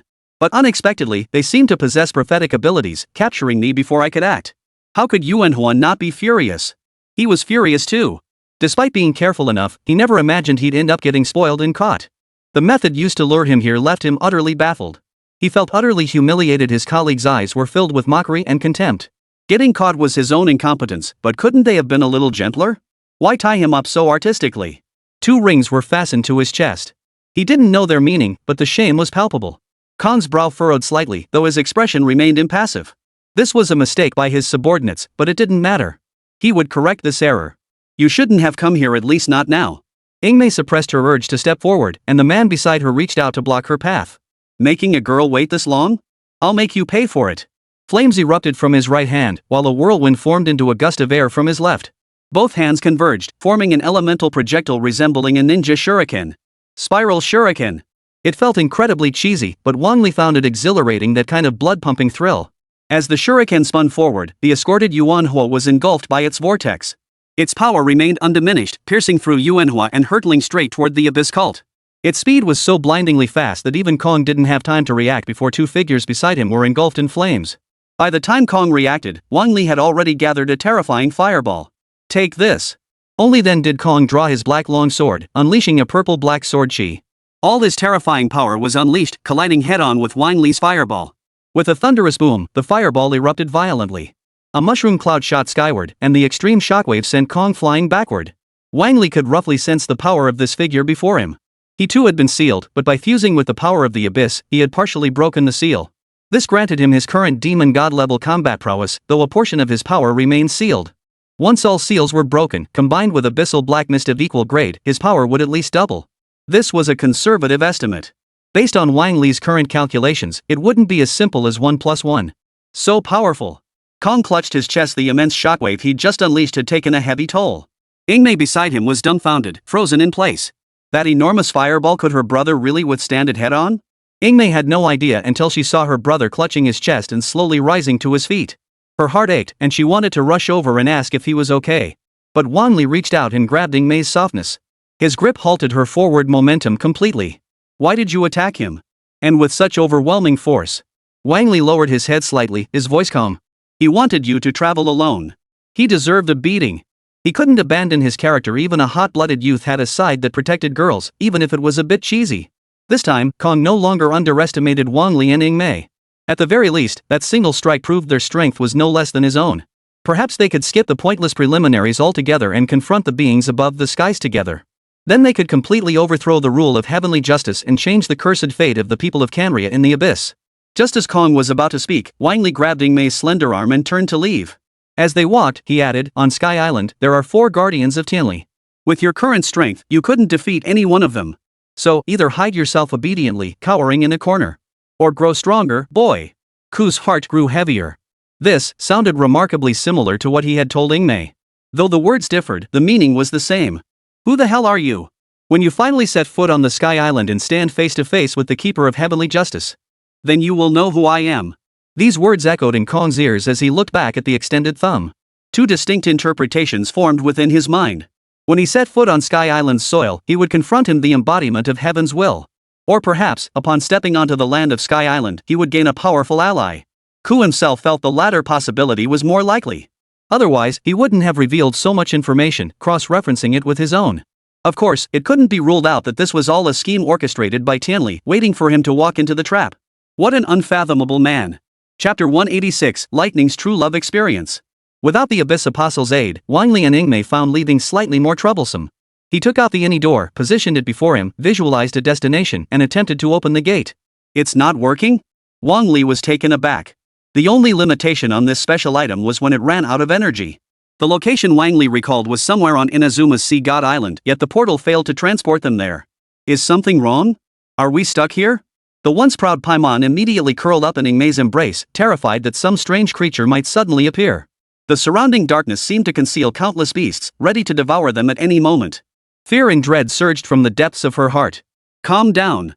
It's just that the portal isn't working. I have other options. As the portal vanished, a majestic, towering white stone door slowly materialized, instantly dispersing the black mist. Exposing the abyss cultists lurking in the shadows, completely laid bare before the royal guard. Beneath their hideous visages, each froze in shock.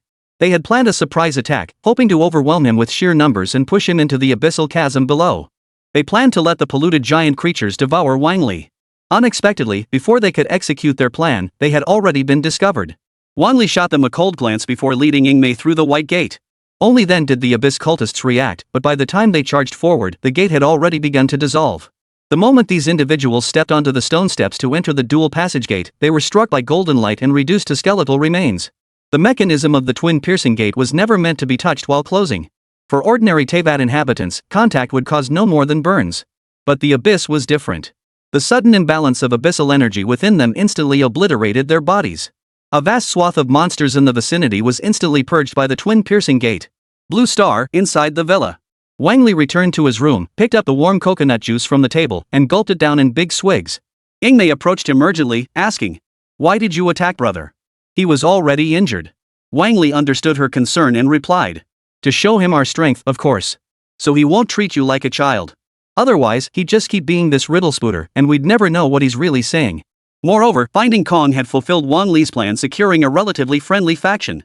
At least until they defeated Tianli, it was unlikely they would turn against him. Ingmei naturally saw this too, though she couldn't help but feel heartbroken for her brother. Each person's joys and sorrows are different. Your progress is still far from sufficient. You must continue to strengthen yourself. I know. Ingmei knew full well that if she were to face Wang Li's Rasengan head-on, she might be gravely injured on the spot. Otherwise, she wouldn't be trembling with fear. Holding back this long had already shown Wang Li considerable respect. Of course, Ingmei could clearly sense the shift in her brother's attitude toward her at that moment. It seemed different from their previous encounters. In Wang Li's words, this was respect born of strength, and Ingmei believed it wholeheartedly. Fine. I'll work with you to boost our strength first. Ingmei declared, already drawing her long sword and preparing to enhance her own abilities. Nowadays, there were probably only a handful of people who could help Ingmei continue to enhance her strength. Wang Li reactivated the dual portal, this time not bound for the abyss. Instead, it was the Tenshikaku in Inazuma City, a place Ingmei had yet to reach. In the spacious, antique-style room, a gentle-looking wife sat at the head of the table. Surrounding her were screens adorned with delicate bellflowers, alongside intricate camellia patterns, the emblem of Raiden Shogun. Why have you found time to visit me today? Have you prepared the ship for transporting the goods? Wang Li shook his head. Contacting the seller takes time. It can't be done that quickly. Raiden's expression grew even more enigmatic. What's the problem? Did the maiden send you? No need to guess. It's actually about Ing. Wang Li gestured toward Ing standing nearby and explained his request. Enhancing someone's strength was something only an existence like General Lightning could possibly achieve. Wang Li wasn't skilled at teaching others, let alone making them stronger. The primary reason for seeking Raiden was her own formidable strength. And the fact that the Thunder General could be easily substituted made things much simpler. Wang Li could finally relax a bit and enjoy the scenery beneath the divine cherry tree. Alright, I happen to have plenty of time on my hands. But you'll have to reward me for training the traveler, you know. Otherwise, I'm not doing any thankless work. Though Raiden was gentle, she was a deity after all. She had her own little quirks. Wang Li couldn't really say anything about that. After all, she was Raiden's older sister. No problem. Whatever I have, I'll gladly give it to you as a reward. Wang Li pledged solemnly. Really? That's absolutely wonderful. Raiden was overjoyed. Mr. Wang Li, would you like to go on a date with me? Wang Li nearly dropped his jaw. Going on a date with Lei Dianjun? That was a bit far-fetched. There was no way Wang Li would ever agree to something like that. Clearing his throat, Wang Li declared sternly, as Lei Dianjing's boyfriend, I feel this would be unfair to her. It's not like we're actually boyfriend and girlfriend. I just want to experience it once.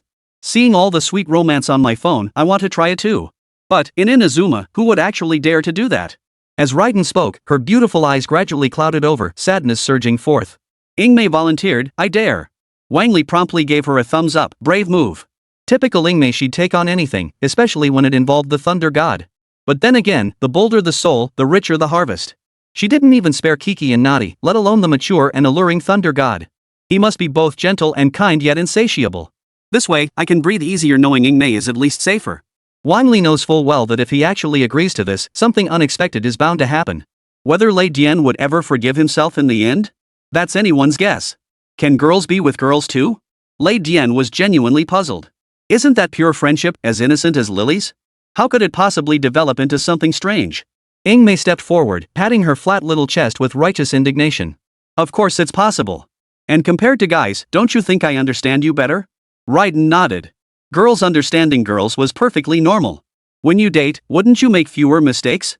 That way, you could experience that sweet feeling. Ingmei's words left Raiden completely flustered. Already a complete novice at romance, her perspective was now being twisted into something utterly bizarre. Ahem, remember to give her something to do. Assign her more tasks. Chapter 187, You're all upstanding citizens. After entrusting Ingmei entirely to Raiden Shin, Wang Li opened the dust song jar and released the two. The moment Jiping saw Wang Li, he immediately inquired about the earlier incident. That was incredibly dangerous just now. Are you okay? Saying this, he moved closer to examine Wang Li's injuries, especially his head. If you've been contaminated by the abyss, the treatment will be extremely lengthy. It could even affect you for life. Wang Li stopped him, waving his hand dismissively. Of course I'm fine. The abyss's corruption should be afraid of me, not the other way around. Seeing Wang Li's confident smile, Jiping finally relaxed. Let's head back, Jiping. Beyond the creatures of the abyss and external threats, Inazuma has no more wars to fight. Wang Li rummaged through his pockets before pulling out a stack of exorcism talismans to give her. Take these. They might come in handy in the abyss. Zhiping, our future battles will likely be fought within the abyss. There will be many dangers to face. Consider these my parting gift to you. With that, he opened the portal and sent Zhiping on his way. Do you value him highly? Yagami Shizuka asked from the side. Wang Li shook his head. It's not that I value him. I'm merely fulfilling a personal wish. I hope he keeps growing stronger, truly becoming capable of standing on his own. Composing himself, Wang Li turned to depart for the Narukami Grand Shrine. It was the best place to unwind. But, before Wang Li could take 2 steps, someone suddenly appeared behind him, catching his attention. What a delightful surprise! You must be high-ranking officials from Inazuma. Wang Li and Yagami Shinko turned simultaneously to see a familiar figure. A seductive figure, hip swaying with each step like a courtesan honed by countless lovers. Wang Li, now restored to his original form, stared at the lady in stunned silence. What are you doing here? Did you decide to hang yourself, old man? The lady asked in confusion. What do you mean? I'm tired of living. Yagami laughed. Oomph. I'm an envoy of the kingdom of Jidong. You can't do anything to me. The lady spoke with confidence, though her influence in the kingdom of winter had gradually waned. In matters of state relations, however, she still held a lofty position. Wang Li merely smiled without answering, his gaze shifting behind her. The prying presence of Sumeru surfaced once more. And compared to before, this time it felt even clearer. Come out. I know it's you. Wang Li had already guessed who was peering from within Sumeru, and this time it further confirmed his suspicions. There was no response from the distance. Wang Li spoke calmly, Doctor. Only then did rustling sounds emerge from behind a stone statue nearby, and a figure stepped forward. Clapping his hands, he chuckled, I never imagined you'd uncover me so easily. Though you spotted me last time too, it seems this time you've confirmed it once more. An unknown and powerful deity, no, an otherworldly being. Wang Li felt no surprise that the doctor had guessed this. From the very beginning, Wang Li had never intended to conceal his identity. Nearly every character knew who he was. Only, the way the doctor addressed him seemed different from how others did. There was no condescension, nor even an attitude of equality, only a state of profound respect in facing oneself. It was as if he knew the person before him possessed supreme divine power, a great being dwelling far above the heavens. Even the lady beside him was momentarily stunned. In her eyes, Wang Li was merely a powerful individual with considerable strength. Compared to Her Majesty the Empress, and indeed to the entire nation of Jidong, he was but a slightly larger insect. But, why was the doctor treating this person with such reverence? Was this really the doctor? Unlike the naive and innocent lady, the doctor had long since picked up on certain clues. Judging purely by his battle record, Wang Li was at most a god. That alone wouldn't warrant such reverence, at least not the utter subservience displayed now. This was all because of Wang Li's special ability. He resurrected those deities and crafted those videos. Through the Void's introduction, Raiden Shin was resurrected first, perfectly replacing Raiden. This forced the fool's subsequent plans to undergo a complete overhaul.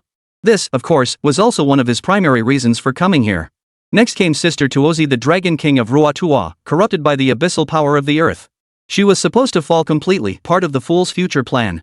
Now, that plan is completely dead in the water, for her consciousness has fully separated and regained clarity. Any further action would only lead to her discovery and annihilation. Either outcome was beyond the reach of the doctor. In the exploration and study of divine physical forms, the doctor admits he falls short. How should I reverence you? Wang Li curled his lip. Just don't give me that smug confidence like you've got everything figured out. It's unbearable to watch. It seems you truly grasp nothing of the mysteries of deification. The doctor smiled as he approached. Wang Li felt no interest in this, even growing slightly annoyed. These tasks meant for travelers to complete. Please spare me from encountering them again. I have a solid plan and want to collaborate with you. Not interested. Wang Li waved him off, about to pull Yagami Shinko away. The doctor sensed Wang Li's impatience and cut straight to the point. It's about reviving the fountain water spirit. Wang Li's footsteps halted instantly as he turned to face the doctor. Well, that certainly is an interesting matter.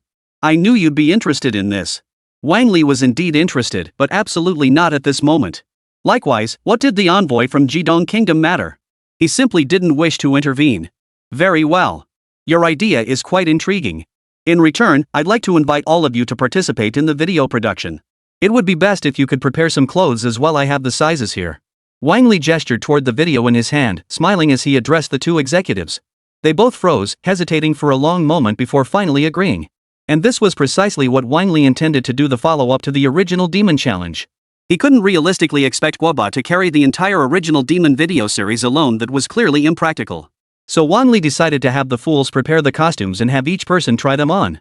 For the role of the thunderlight sorceress, they absolutely had to find sugar to portray it. The mirror-hiding lady could be perfectly embodied by the lady herself. If there were dark-themed outfits, that would be even better. The two filmed separately, creating numerous entertaining dance videos for Wang Li to carefully select from. Excellent work. You're both outstanding talents with great potential.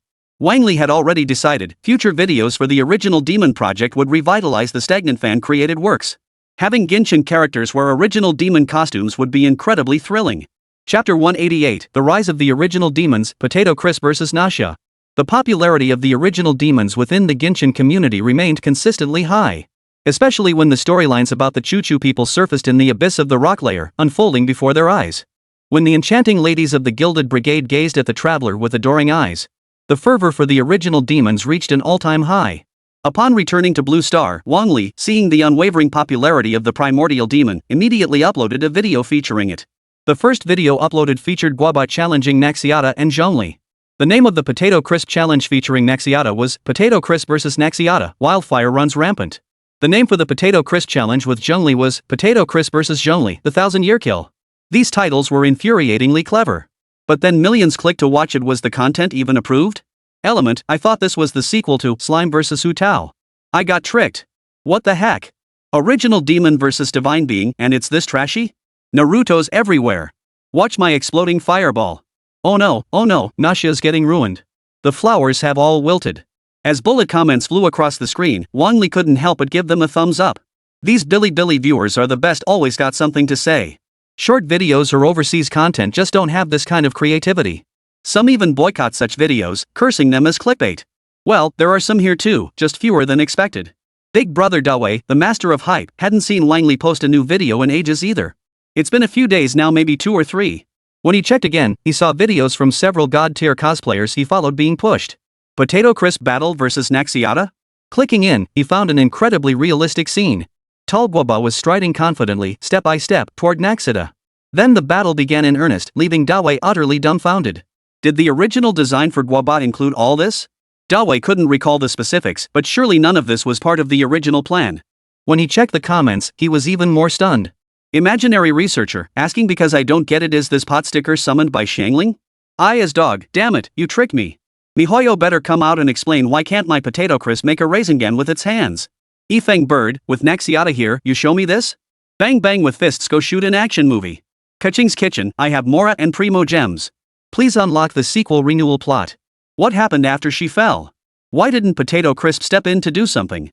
Everyone flooded him with private messages asking, but Wang Li only replied silently. That's how the script goes. Typical Billy, everything needs a sequel. This kind of thing is useless. It's really putting me, Wang Li, in a tough spot. Once the original demon-themed videos gained traction, Wang Li promptly released a new one. It was another original demon video, and this one was even better than the last. The lady was forced to wear the mirror-hiding lady's hood, while Wang Li stood beside her wielding a long sword, directing the scene. That's it. Smile a little more. You only have one eye left anyway, covering it up might actually look better. Exactly. Swing it wider, otherwise it won't look graceful. Only after this opening sequence did the main event truly begin. The battle-scarred loser swayed, dancing to the music with mesmerizing steps. But the real classic moment came during the dance of fall that perfectly revealed the lady's face. It was absolutely hilarious. The lady was successfully teased until her cheeks flushed crimson. When the dance finally ended, the video didn't stop. The doctor stepped forward. He appraised her seriously, such a feeble dance. She needs to be re-educated.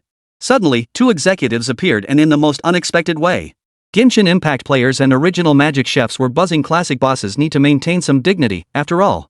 Though the second video didn't match the first in views, its numbers were still impressive. Its popularity remained consistently high, and after a few days, it once again became a focal point on the trending list. This was undoubtedly the benefit of an established fanbase, combined with a novel concept. How could it not captivate viewers? It's the blend of humor, twists, and unexpected elements that breaks through the original fanbase. After these videos garnered widespread acclaim, Wang Li released yet another Genshin Impact parody. One original magic video after another left everyone questioning. Is MiHoYo planning to add the lady to the gacha pool? I'm a huge fan of hers. I'll be the first to pull for her.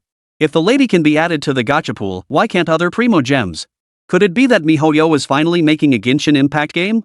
The game we've all been waiting for is finally coming. The debate raged on, fueled by Wang Li's rapid and extensive video releases. With all the backgrounds resembling Inazuma City, observant bloggers analyzed Wang Li's content immediately upon release. Both the storyline and the real-life locations are absolutely massive productions. This level of production is beyond the capabilities of ordinary creators. Moreover, the lady and doctor in the video are undoubtedly real people. This only fueled more speculation. Could it have been filmed in Japan? While that possibility can't be ruled out, regardless of where it was filmed, the content itself is incredibly engaging. It has also attracted a large number of players who have fallen in love with Genshin Impact. Already skyrocketing in popularity thanks to the gold-plated brigade, the original magic finally has its moment to shine. Big Brother Daiwei, Chairman Wang's idea is indeed quite creative. Let's jot it down for now. Perhaps in the near future, Genshin Impact could also leverage this to grow. Daiwei then turned his attention to the latest program, a video featuring Genshin Impact characters. Since incorporating elements from other games into Genshin Impact, the results have been quite positive. Recently, the popularity of the legendary cosplayer for Ayaka Shinri has skyrocketed, and Big Brother Wei considered inviting her to participate. The cost would be substantial, but he wasn't sure if Wang Li would agree. Daiwei picked up his phone, sent an email, and took the opportunity to praise Genshin Impact. Just as Wang Li was about to initiate the next character invitation, he received Daiwei's endorsement. Wang Li paused, then immediately called back. Big Brother Daiwei, I didn't expect you'd seen Yuenma's videos too. Of course. I make a point to watch any outstanding fan-made content. It's a very interesting creation, it really caught my attention. If possible, please keep posting more videos like this, Brother Daiwei said. He genuinely didn't mind, and Wang Li's work showed genuine sincerity. One unexpected masterpiece after another, alongside those god-tier cosplayers. He couldn't be happier seeing the anime world come to life, only highlighted how exceptional Genshin Impact truly was. Regarding the upcoming variety show, I'd like to invite the cosplayer portraying Ayaka Shinri to participate. Wang Li replied cheerfully, of course, no problem. She needs opportunities to break out of her current situation. I'll consult her first, then you two can discuss the details. So, what's her real name? Asked Brother Daiwei. Wang Li chuckled, her ID name is Ayaka Kamishiro. Big Brother Daiwei. Chapter 189, Kamiri Ayaka is Kamiri Ayaka. So that's it, Ayaka Shinri is Ayaka Shinri. Brother Daiwei's mind was reeling. When Genshin Impact was first designed, it drained every last penny from MiHoYo's coffers. It was practically a do-or-die project. Many elements and names within it were even conceived with Big Brother's input. Names were either adapted from history or phonetically translated from mythology. Ioka. The camera family actually exists in Japan, but this is just too much. How could he not be shocked? The characters he created seemed to have materialized into reality. Daiwei had clung to a sliver of hope, convinced it was just a character Wang Li had hired someone to portray. Never did he imagine they were actual people. This was utterly shocking. What about the other characters? Their abilities, could they be real too? Daiwei dared not think about it. After a long silence, only a few words came out. Alright, I'll be waiting for your good news. The news quickly reached the studio, leaving everyone stunned. They actually brought Ayaka Kamiju to our studio to record part of the show? My Ayaka is finally coming. This is perfect. The posters I bought today just arrived. I can ask Ayaka to sign them. We absolutely have to give her a big surprise, like a proper welcome ceremony. Many were feeling excited, eagerly anticipating what kind of outfit Ayaka would wear when she arrived. At that moment, Wang Li happened to call Ayaka. Hello, is there something you need today? Ayaka Shinri asked softly. Wang Li replied with a laugh, there's a great exposure opportunity over at MiHoYo. It could help stabilize your current popularity. If you have time, could you swing by the studio? Her voice came back with a quick, cheerful agreement, of course, no problem at all. I just worry I might not do well. It'd be better if you were there. Hearing her gentle voice, Wang Li couldn't bring himself to refuse. If you need me, I'm definitely available. Wang Li agreed naturally and set a time to visit. With Ingmei entrusted to Raiden's training, it seemed there weren't many pressing matters left. Besides the usual invitations to Mondstadt's event characters, the rest of his time was his own to spend. Spending more time with Ayaka and giving her motivation to improve herself sounded like a good idea. Honestly, chatting with Ayaka feels just like talking to a lover. I'm so jealous. Wang Li's vision darkened. Yagaki Shinko was always making snide remarks beside him. She hadn't been like this before. What's the problem? I'm just going to events with her. Besides, if Ayaka doesn't gain popularity, how else is she supposed to break into the mainstream? Yagashi nodded thoughtfully before replying. Then why not just form a team instead of making her work alone? That way, she could gain even more fans. The idea was sound, but Wang Li rejected it. One person per field is sufficient. Too many types would only fragment the fanbase. Moreover, nearly all idols on Teyvat are young girls. Whether you have one or three, it makes little difference, they're all too similar. Why don't you join in too? Wang Li suggested. Faced with this response, Yagaki Shinko pondered for a moment before agreeing. If it's to help you, then of course it's fine. But what reward could you possibly offer in return? Yagashi's supple body pressed close to Wang Li's, her fair and alluring face hinting at unsaid words. This alluring barrier could only be broken through mutual effort. Her beautiful eyes held both softness and anticipation. She seemed to hope Wang Li would agree. Then I'll pass. I'm not ready for a transaction between us just yet.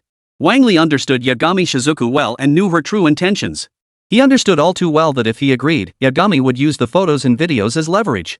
From that moment on, he would be at her mercy. Unless Wang Li has a solution to this dilemma, there will be no deal with Yagami Shinko anytime soon. What a pity.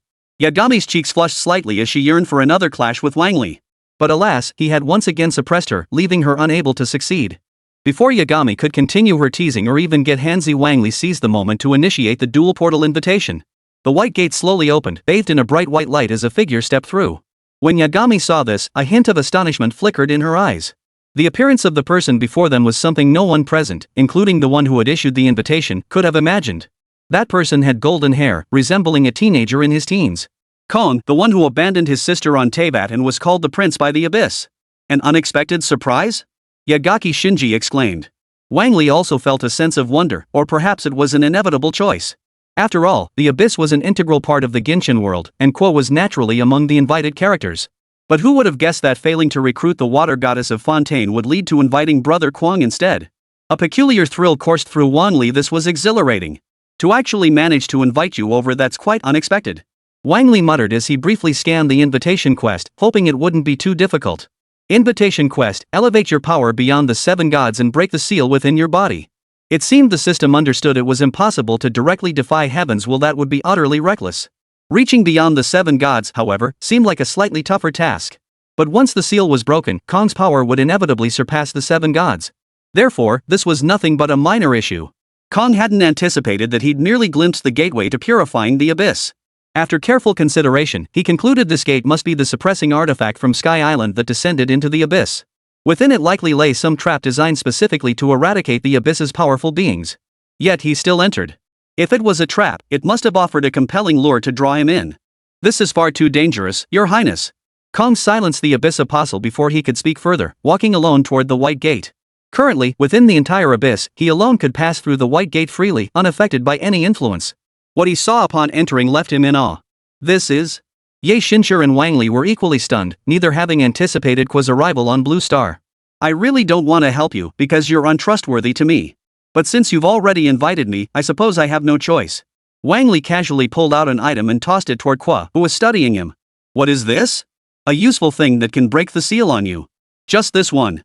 Chapter 190, Ayaka Kamiju's song hits 1 million views. Ku caught the sphere in his hand, unable to discern its purpose. It looked like an ordinary metal sphere from some ancient ruin. How do I use it? Wang Li gave a brief explanation and carefully outlined the method of use. Once he fully grasped the concept, he continued. Now that you have it, you can use it immediately or save it for later. But you can't go outside yet.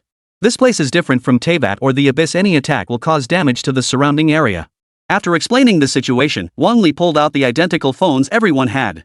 He retrieved one from the very bottom of the massive crate. Originally, Wang Li had intended to give him this phone only at the very end of the story. But since he was here, it was only right to let him understand this world and the reason his sister kept disappearing. To ease his mind.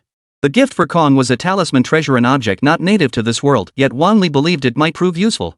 The primordial world had thoroughly researched attributes, and the talisman's sole function was to break seals. Moreover, it was a one-time use item, yet its specifications were exceptionally high.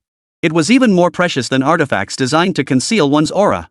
The metal sphere's purpose was to preserve spiritual essence. Once opened and activated, it could be used. Wang Li briefly explained who specifically resided in the entire house and how to use the phone. Lei Dianying is streaming games upstairs. Don't disturb him unless necessary. The villa next door belongs to Li Yue and Mondstadt, while the one on the other side is Sumeru's. Lastly, several people from Mondstadt are still here. You can seek them out, but you must not leave the compound. And above all, never use your powers. After giving these instructions, a message from Ayaka Kamiju arrived. Wang Li turned and led Yagaki Shinko out of the room. The two drove straight to the company where Ayaka Shinkiri worked. It's been a while. Have you been listening to my songs lately? Ayaka Shinri asked with a smile. Wang Li stiffened, as if he'd completely forgotten about it. But no matter. He casually opened his phone, connected it to the car stereo via Bluetooth, and played the music. As soon as Ayaka heard the intro, her eyes immediately crinkled into crescent moons, and her mood lifted even more. I never imagined you'd actually listen to my singing. Wang Li flushed but remained composed as he replied, of course. It's just that I've been a bit busy lately and haven't had much time to listen. I noticed the sales figures on the music platform are looking much better than before. Yeah, the songs from a few days ago weren't exactly hot, but then Noel and Ganyu really helped boost them. Aya smiled and said, this time, I owe them a debt of gratitude. Since the internet was inherently interconnected with the void constructed by Nashia, information spread incredibly fast. When friends across Teyvat learned Ayaka had released a song, they immediately edited suitable clips, paired them with dance routines, and uploaded short videos. Though their popularity on short video platforms didn't reach top-tier status, their reach was substantial. After multiple creators released content tailored to their needs, the benefits quickly spread across the short video platform. A growing number of mid to low-tier creators followed suit, prompting some top-tier influencers to also dance to the same background music. They quickly gained recognition and sold a significant number of songs. Total sales reached over 1 million copies, a respectable figure in the music industry. However, breaking into the mainstream remains a significant hurdle. This livestream was different from the usual ones. It was specifically organized by miHoYo in collaboration with Bilibili. It was a special performance segment within a certain variety show. Though the group arrived at the studio, they didn't linger long before preparing to head south. The round trip alone would take several days, not counting subsequent show performances. So that's how it is. Wang Li nodded. Agent Liu Xian looked at Wang Li, waiting for his decision. Deep down, she still hoped Shinli Linghua would go. A mere appearance on a popular variety show would naturally earn her some goodwill from casual fans. Once that goodwill was established, most people wouldn't nitpick her etiquette too much. It was just that her identity as a member of Inazuma was too sensitive, risking misunderstandings. Let's go, but there's no need to rush. First, give me the exact local coordinates and a photo of the location. Wang Li instructed, and the official staff of miHoYo immediately set to work. This variety show collaboration itself was only possible due to Wang Li's status. They dared not delay, promptly locating the actual location's imagery. Where is this? The official platform of Zayaposen, a room for you and the staff. Wang Li finally understood it was very close to the little broken station headquarters, just a short walk away. No wonder they arranged it here. When he informed his agent that they planned to head over early, the agent froze. Do you have a private jet? Of course. We're even planning to buy a ship soon, Wang Li said without batting an eye. Once everyone believed him, Wang Li led the group in departing first. He pulled out the any door, adjusted the address, and confirmed the photo image. The moment the door opened, the scene on the other side appeared before the two women. Is this the anywhere door? Aya Kamashiro had specifically searched online for related images and information. She already knew its origins and the films and TV shows it had appeared in. That's right. This is the anywhere door, an item I obtained from the world of Doraemon, Wang Li admitted decisively. If an ordinary person saw this, they'd probably freeze in shock. Her previous skills could still be explained away as special effects, but this? No one could possibly explain this. Let's go through first. Get a good night's rest. As he spoke, Wang Li had already led Yagami Kamiko through the door to the other side. Aya Kamashiro was more than willing and followed them inside. The room itself was quite spacious, likely an entire floor purchased or rented. For bedrooms and 2 living rooms were more than sufficient, far better than expected. Since the portal couldn't be used directly, Wang Li hadn't come to inspect the place before. This visit served both to inspect the premises and to lend Ayaka Shinri some support. However, leaving directly today was out of the question. It would be far too shocking. How about playing some games for a bit? Yagashi and Ayaka's eyes lit up instantly, their minds already racing with ideas. A casual game could help bridge the gap between me and Wang Li. I absolutely must win this game. So you were waiting here all along, you shy little boy.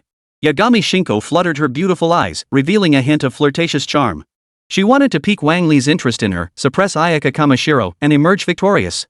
But Wang Li merely pulled out his phone and opened the game. Alright, this time I'm going jungle. Aya Kamashiro. Yagashi.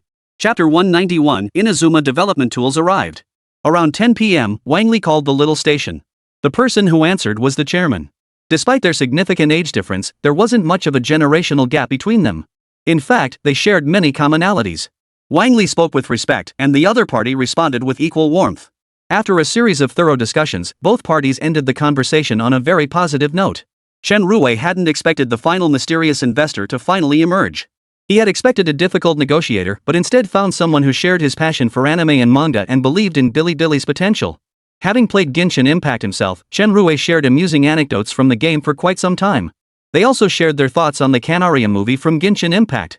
What's up? Asked the person beside Chen Rui. You know that person with the 10% stake who wanted to visit the company?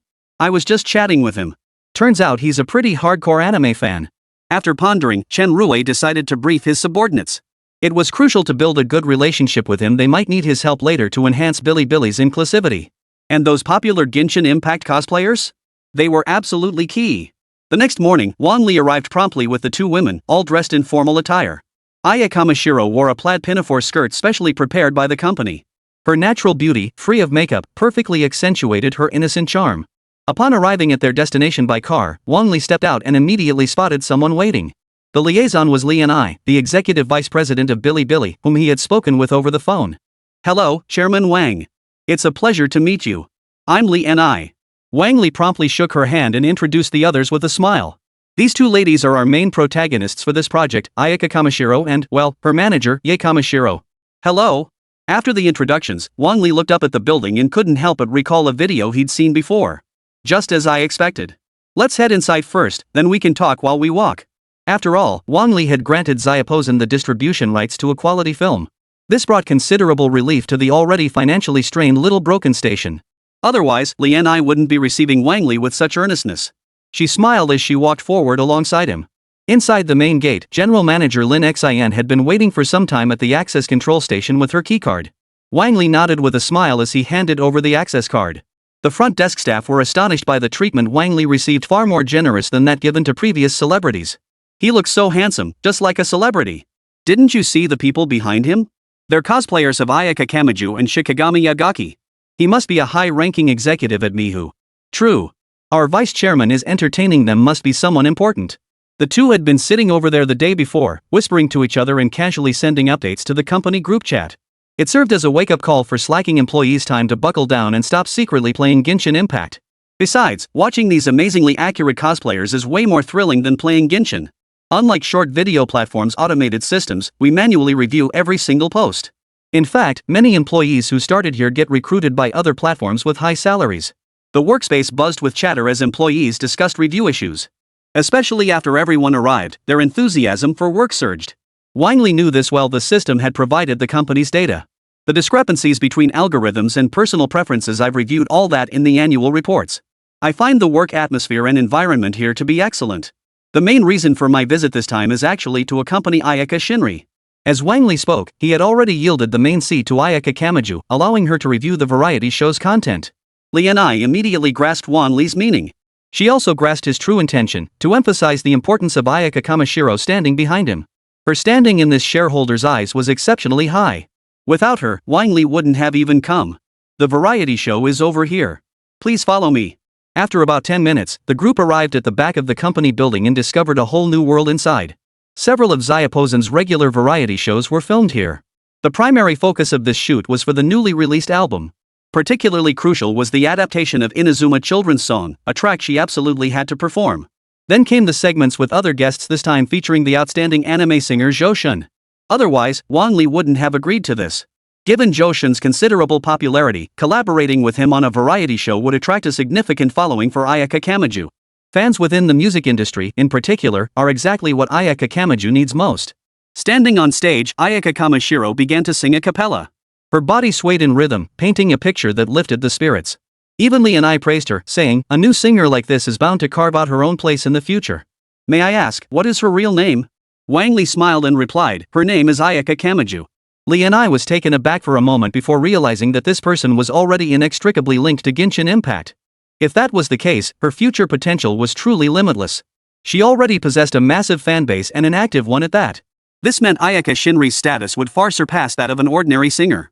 Not only that, but with Wang Li's backing as a powerful force behind her, her future achievements were bound to be remarkable. I look forward to your continued support, Wang Li said with a smile. Li and I humbly replied, not at all. I owe you immense gratitude for securing the film rights earlier, Chairman Wang. Just as Wang Li was about to find a place to sit, his phone rang. Wang Li glanced at it deliberately before answering. Hello? The cargo ship factory you requested has been located. It's currently at the Jiangnan manufacturing plant. Wang Li thought it was quite convenient he was already in the city and could easily go take a look. Jiangnan manufacturing plant, right? I'll go check on the order. Wang Li glanced at Ayaka Morisato, who stood center stage without a hint of stage fright. He turned to Yagaki Shizuka beside him and said, I have some matters to attend to. The rehearsal and agent matters are up to you. Yagashi Kamiko knew Wang Li's errand was for the greater good of Inazuma. She agreed, no problem. I've got a bit of confidence in my management and negotiation skills. Li and I saw Wang Li about to leave and immediately stepped forward to ask what was happening. Are you leaving? If you need to go somewhere, I'll have someone accompany you. Wang Li realized she was right. It would be more convenient to have a local guide him than to arrange transportation himself. To the Jiangnan shipyard to purchase several steamships. Li and I. The casualness with which Wang Li mentioned buying several steamboats left her stunned and speechless. Once she regained her composure, she immediately prepared her own vehicle. There shouldn't be much work inside, right? Want to come take a look? As the deputy director of the small station, she normally had plenty of tasks to handle, but the chairman had instructed her to set everything aside. Her original purpose was to accompany Wang Li and introduce the work situation at the little station. Little did she expect it would lead to this business of buying ships. Work piles up daily, but getting ripped off while buying a ship? That's a rare sight indeed. Li and I teased back, I'd actually love to see how rich people spend their money. After purchasing equipment earlier, Wang Li had converted his funds into new working capital. Through sales resembling those of Haiten Jade, the funds had been replenished to around 100 million. The task pool had doubled again, bringing the total funds to 1 billion. But to build a cross-sea bridge? This amount was a drop in the bucket, utterly insufficient. Buying a steamship would be a wiser investment. Chapter 192, Waiting for the Sky Island Conclusion. Inside the shipyard, after going through multiple levels of reporting, Wang Li finally met the sales manager. At first glance, seeing Wang Li and Li and I behind him, the manager assumed the small station was planning a video shoot. They were planning to rent a luxury steamship as a filming backdrop. Hello there. Is Director Li here to rent a ship? As it happens, someone recently placed a custom order for one that will be ready in a couple of days. We could lend it to you temporarily. Li and I shook her head and gestured to introduce Wang Li beside her. The gentleman here is looking to purchase a ship. This is Mr. Wang Li. Ha? He's buying it? Although Xiaopozen wasn't short on funds, they wouldn't waste money carelessly on unnecessary things. Ignoring the man's skepticism, Wang Li cut straight to the point. I did some quick research online. You handle cargo ships, correct? I need one medium-sized cruise ship and 3 large cargo ships for now around 100,000 tons each. The manager understood immediately, a complete outsider and a major client at that. Still, it wasn't common for someone to find them directly, especially with a referral. He could skim a bit less off the top and still make a hefty profit by selling at market rates. Mr. Wang Li, you're truly a prodigy. To secure such a fleet of cargo ships and cruise liners at your age, you must be a rising star among men. Back when I was your age, I was still daydreaming about which girl was the prettiest. Wang Li chuckled along, not at all. I'm just helping out my family. But since we're acquaintances, don't overcharge me.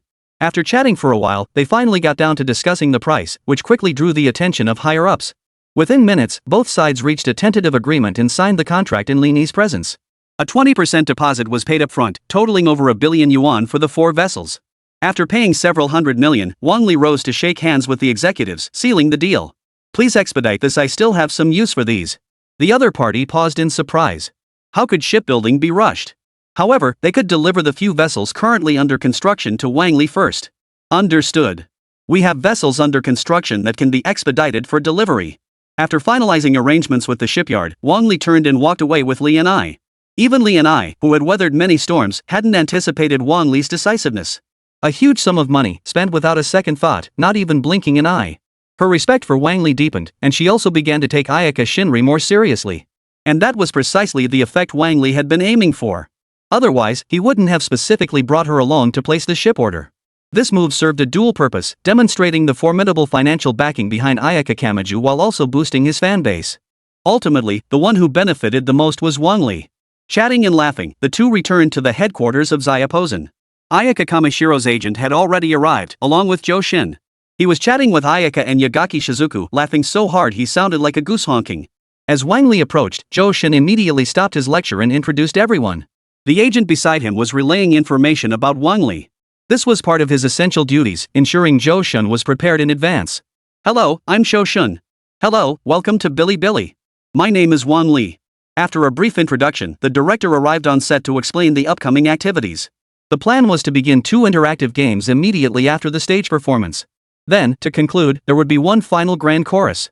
What do you think? Wang Li gave it a quick glance, recalling similar variety shows from his past life. The formats were all pretty much the same, with just a few variations. It was essentially a comedy show, not a serious singing competition. Allocating time for singing was already generous. Overall, it's fine. Just remember to make sure Iane Kamaju gets screen time and interacts with the audience. That part was essential, otherwise, they wouldn't even attract casual fans. A few days later, the show premiered on Bilibili with outstanding results. It racked up massive fan points and achieved unprecedented results. Weicho's fan value shot past 1 million, while Xiaopozen's viewership nearly matched Lay Movie's. Wang Li profited from this, once again amassing 5 million fan points. 7 Elements Fusion card, Double Combat Power card, Resurrection card. With just these 3 cards, Wang Li felt confident enough to confront the war god of heavenly justice. It's time to contact the Ice Queen and confront the heavenly law together. Besides these 3 cards, there's also a single-use seal removal talisman. Wang Li stood up, found Kong, and said, "Use the seal-breaking item. Let's go." Kong was utterly stunned. "Where to?" "To Sky Island. To help you take down the guardian of heavenly justice." To ensure they weren't outmatched, Wang Li also brought along the 4 divine beasts. After receiving Wang Li's message, they paused briefly before sending images of their current locations. They gathered together in Mondstadt to discuss the feasibility of this mission. "You insist on this?" Zhongli questioned. "Based on my assessment of the Guardian of Heavenly Order's strength, you're not ready yet. Rest assured, I have my methods, I just haven't revealed them yet." Together, they journeyed northward, traversing sprawling snow-capped mountains and biting winds, until they reached the city hidden within the Sea of Snow. "Is this the city of eternal winter?" Wang Li inquired. The 4 gods nodded. This was indeed the domain of the Ice Empress. The Kingdom of Winter is vastly different from other nations. Though not a world of endless snow, this nation suffers from a short growing season and scarce resources. The group descended swiftly, releasing their auras to draw the attention of powerful beings within the castle. The dome of the castle, a fusion of steel and ice, slowly opened. They all landed before a frozen throne. The king narrowed his eyes, discerning the features of the figure before him through the dim, blue moonlight. A sickly pallor like freshly fallen snow, pale gray hair and eyes like a gloomy haze. A peculiar sensation stirred within Wang Li. The flaws he had initially perceived were now, when placed upon the face of such a peerless beauty, transformed into a gentle grace beneath an air of regal elegance. Both in bearing and appearance, she was perfect beyond anything of this world. The Empress of Winterland was one of the most captivating women he had ever encountered. "Why have you all come?" the Empress inquired. "And, have the great Compassion Tree King and Thunderbolt Jinjin truly been revived?" The 4 gods said nothing further, all turning their gaze to Wang Li, leaving him to explain. "To the Sky Island." As he spoke, 7 divine hearts glowed faintly, appearing in Wang Li's hands. Within the state of divine heart resonance, they completed their fusion. A stairway reaching to the heavens slowly materialized, pointing directly toward the unknown entity above. "Dare we go?" "Why wouldn't I?" The Empress rose to her feet. This was the very thing she had longed for. Moreover, every person standing beside her now possessed formidable strength. Defeating Heaven's will was inevitable. Even if they wished to kill her, it could be done now without further ado. Her lineup comprised Raiden Shogun Unsealed, Zhongli, Venti, Great Compassion Tree King, Inazuma Unsealed, Kong, and the Ice Empress. The 7 Elements Fusion card was activated by Wang Li, transforming within her body like all things returning to nothingness, coalescing into a new energy. This new energy surpassed the previous elemental power by more than tenfold. Immediately after, the power doubling card was activated, elevating Wang Li's might to a level beyond the reach of even the 7 gods. The moment she appeared before the celestial lawkeeper, a being Genshin Impact had never faced before. She froze in place, utterly unable to believe the scene before her eyes. 5 earthly rulers, 2 beings from another world, and Wang Li before her, relentlessly stacking buffs without pause. She ultimately lost the will to fight and conceded defeat. World peace was achieved. Wang Li and Lei Dian began living their shameless daily lives. The end. Author's closing remarks. My apologies, but this book can only go this far. The sales weren't great but were fairly stable. I could have earned some bonuses. But after 2 months with no improvement, I started to get impatient. I tried making changes, but readers weren't satisfied, and the numbers dropped even further. Sigh. Thank you to all readers for your support. I likely won't be writing any more Genshin Impact fanfiction going forward. Looking forward to meeting you all again someday. Your continued support means the world.